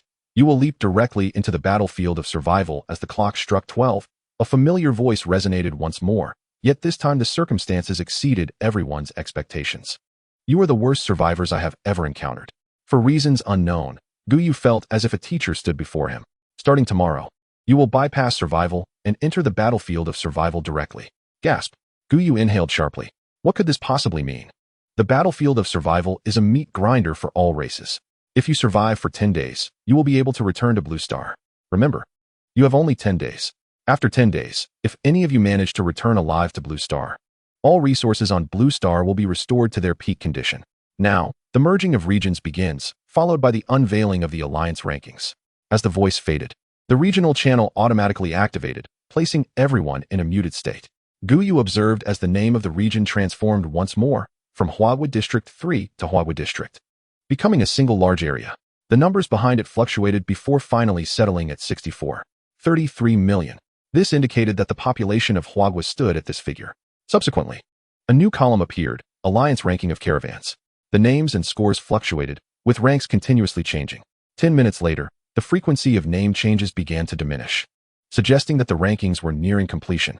The Crimson Fire Alliance, the Raptor Alliance, and the Thunderbolt Alliance each boasted staggering scores in the hundreds of thousands, indicative of their resource wealth.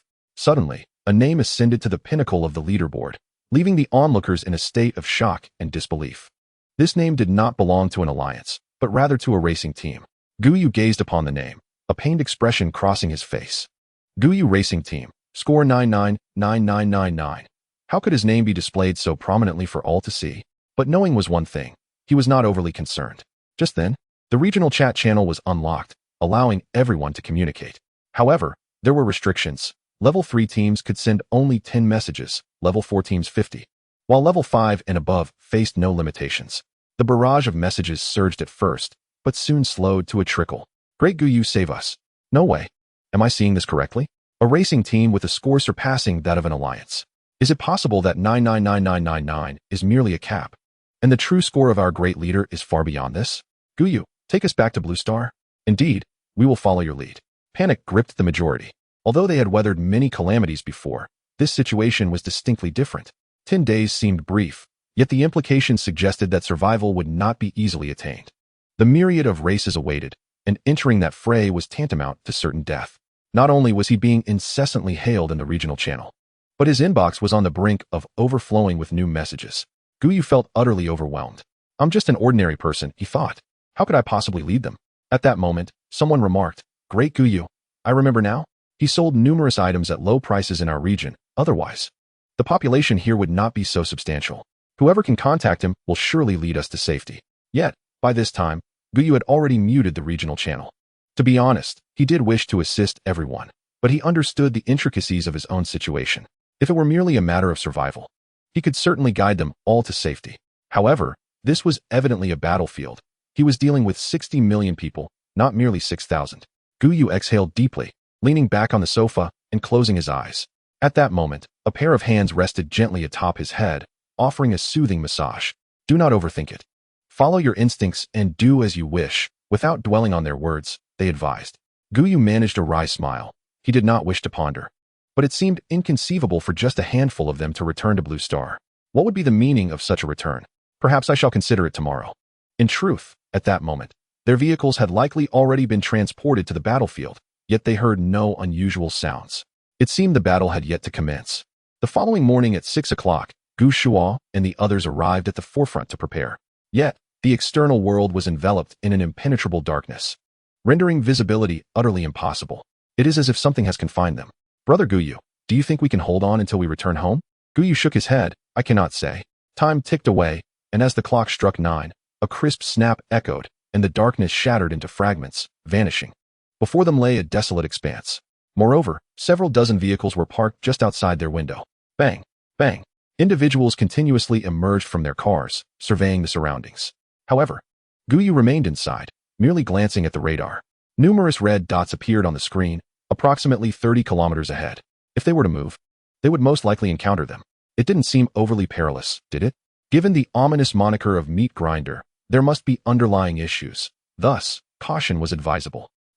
With so many vehicles, perhaps we are fortunate enough to meet the esteemed Gu Yu. Upon hearing this, the group seemed to find some logic in the notion. What if fortune favored them? Consequently, Small teams began to approach the surrounding vehicles, inquiring for information. Observing this, Gu Yu felt somewhat flustered. Should he acknowledge or deny it? Knock, knock, knock. Gu Yu lowered the window. Hello, how can I assist you? The one knocking was a young man in his 20s. When the window opened and he glimpsed the interior, he was taken aback. Why are there so many women? At that moment, his gaze towards Gu Yu brimmed with envy. Brother, you truly have a splendid life. Gu Yu awkwardly chuckled. What do you need? The young man hesitated. This convoy did not appear typical. Nevertheless, he inquired, Brother, are you from the Gu Yu convoy? Gu Yu remained silent for a moment. Yes. Not denying it felt strange. The young man began to speak again, but abruptly turned red and stammered. Why you? He fainted on the spot. Gu Yu's mouth twitched. What a scene. He hurriedly exited the vehicle to check on the young man, who had merely fainted from excitement, with no serious harm done. What happened? Why did he faint? Gu Yu replied awkwardly. He might have been too excited. Excited? About what? Just then, a white light appeared above the cluster of vehicles. The crowd looked up in confusion, wondering what was occurring. At that moment, Chen Yu poked her head out. This is bad. Those red dots have started to move. Gu Yu's expression changed. It seemed they could not afford to remain stationary. He had hoped to evade the impending danger for the next 10 days by staying put. With a serious demeanor, he addressed those around him. I am Gu Yu, of the Gu Yu convoy. If you wish to survive, follow me. Chapter 169. Return to Blue Star, Finale. Upon finishing his declaration, Gu Yu immediately returned to the vehicle. As for the young man on the ground, the members of their convoy would naturally handle the situation. Hearing Gu Yu's name, the crowd shuddered in astonishment. The prominent figure was indeed among them. They quickly returned to their vehicles, and the young man was escorted back inside by their team. Gu Yu's vehicle led the procession, with the others trailing behind. Soon, they caught sight of the enemy in the distance, strange creatures, each standing 5 meters tall, brandishing colossal stone pillars. With 2 heads and crimson skin, they appeared formidable. At that moment, Gu Yu's convoy deployed 2 heavy machine guns from above. Rat-a-tat-tat. Bullets rained down, tearing a gaping hole in the enemy ranks. While single shots proved ineffective, the barrage of fire had a markedly different impact. Gu Yu furrowed his brow. So this was the battlefield of myriad races, and indeed, the enemy was remarkably powerful. Disembark and engage. With a screech, the vehicles halted, and Gu Yu and his team leaped out, charging forward. Observing their ease, the rear squad hastily followed suit, eager to utilize their extraordinary powers in combat. However, the ease they had witnessed did not translate to their own experience. In a mere moment, a quarter of their team fell, and they scrambled back into their vehicles, hoping to rely on their mobility to evade the onslaught. Yet, these red-skinned monstrosities hurled their stone pillars with terrifying accuracy. One vehicle after another succumbed, utterly defenseless against their might. This survival game seemed deliberately crafted to ensure their demise. It was a veritable slaughterhouse, a graveyard. 10 minutes later, Gu Yu had eliminated all nearby red-skinned creatures. Although challenging, it was not beyond his capabilities. Gu Yu, take a look behind us, someone urged. They turned to see approximately a dozen red-skinned beings still pursuing them. But that was not the crux of the situation. What truly struck them was the fate of the convoy that had followed them. None had survived. The furthest vehicle, 100 meters away, was now engulfed in smoke, clearly having attempted to flee but failing to escape. Seeing this, Gu Yu inhaled deeply. It seemed that few would emerge alive from this ordeal. On the first night, the global population plummeted to 100 million. The population of Hua would dwindled to a mere 30 million, having lost half in a single day. Gu Yu rubbed his forehead. Surviving for 10 days felt like an insurmountable task. 5 days swiftly passed, and the world population was reduced to less than 1 million, with Hua's numbers dwindling to a mere 200,000. This place had become a hell on earth. Captain Gu Yu, what shall we do now? For vehicles remained beside Gu Yu, compatriots he had encountered along the way, who had managed to survive under his leadership. Let us avoid confrontation. We only need to survive for 10 days, not necessarily engage in battle. Gu Yu had resolved that upon encountering others, he would flee. If escape proved impossible, he would eliminate the threat before retreating. He pondered what kind of prompts this survival game offered to incite such madness among the myriad races in pursuit of them. As the clock struck noon on the 7th day, a voice echoed. Only 50,000 remain on Blue Star. You will be transported to a new location. Strive to survive for the next 3 days. A blinding flash enveloped them. A multitude gathered upon a desolate expanse, where withered grasses sprawled in every direction. Over 7,000 vehicles congregated, presenting an imposing sight. Yet, only they understood the arduous journey of survival they had endured. The Hua convoy prepared to depart. With Gu Yu's voice resonating through the regional channel, one by one, the automobiles ignited, converging towards a singular direction. The remaining vehicles appeared bewildered. How had those cars managed to leave? The Huahua fleet was modest, comprising merely 1,500 vehicles, with the total number of souls barely exceeding 10,000. These were the last remnants of humanity after 7 days. After traveling a distance, Gu Yu observed the radar and commanded the convoy to halt. He then disembarked, instructing each vehicle to send forth one individual to receive communication devices. Standing amidst the barren landscape, Gu Yu was plagued by a question: what purpose would it serve to return to Blue Star? The crowd fell silent, perplexed. Gu Yu softly inquired, how many female members are there in your convoy? 2, 3, none, 1.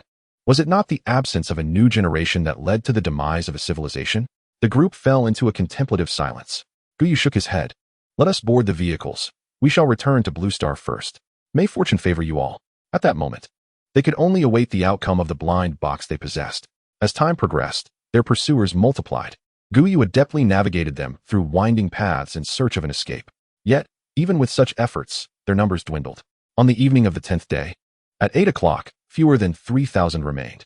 A flicker of hope ignited within them. Only 4 hours remained. Just 4 hours until they could return. They felt a surge of optimism, yet Gu Yu remained more cautious. He inhaled deeply, continuing to lead them along their convoluted route. He opened the car window and began to discard recently acquired items into the outside world: automated defensive weapons, various triggering devices, all cast away. 3 hours later, their number had decreased to 2,500. After 2 more hours, it dwindled to 1,500. In the final hour, only 1,300 remained. At midnight, the count stood at 1,123. A radiant beam enveloped them. Congratulations, you have successfully survived. Truly an unexpected outcome. Commendations on escaping the survival game and embarking on a new life. As the luminous glow faded, they found themselves within a decrepit city, enveloped in eerie silence, where vegetation thrived unchecked. How long have we been gone? Gu Yu pondered. Perhaps 3 months. He inhaled deeply. It was finally over. A new beginning lay ahead. 1 year later, within a grand hall, thousands gathered. Today, we shall engage in conversation. If you wish to participate voluntarily, that is ideal. Otherwise, you may visit the hospital. There, the latest technology allows for asexual reproduction. 5 years later, the human population swelled to 50,000. Yet, over 40,000 of these were children. 20 years hence, the new generation had matured, and the city of Fengjing began its resurgence. Gradually, the city underwent a transformation, revitalizing itself. On the bustling streets, robots are omnipresent, diligently overseeing the construction of the entire city. Gradually, people have begun to ascend to significant positions. 3 decades later, around Fengjing, new cities have emerged, and everything has fallen into a harmonious rhythm. Beyond the city, various mineral resources have been discovered, prompting inhabitants to gather and establish new urban settlements. Outside the city of Fengjing, within the confines of an estate, Gu Yu reclines in a lounge chair, observing a dozen children frolicking about. Guming, are you courting death? A radiant light envelopes Su Yu as a suit of sharp, armor-clad blades materializes upon her. A teenage boy suddenly collapses to his knees. Mom, I was wrong. At last, it has come to an end. Beside Gu Yu, Chen Yu, donning sunglasses, lounges contentedly. Indeed, it is all over, and everything has returned to its rightful course.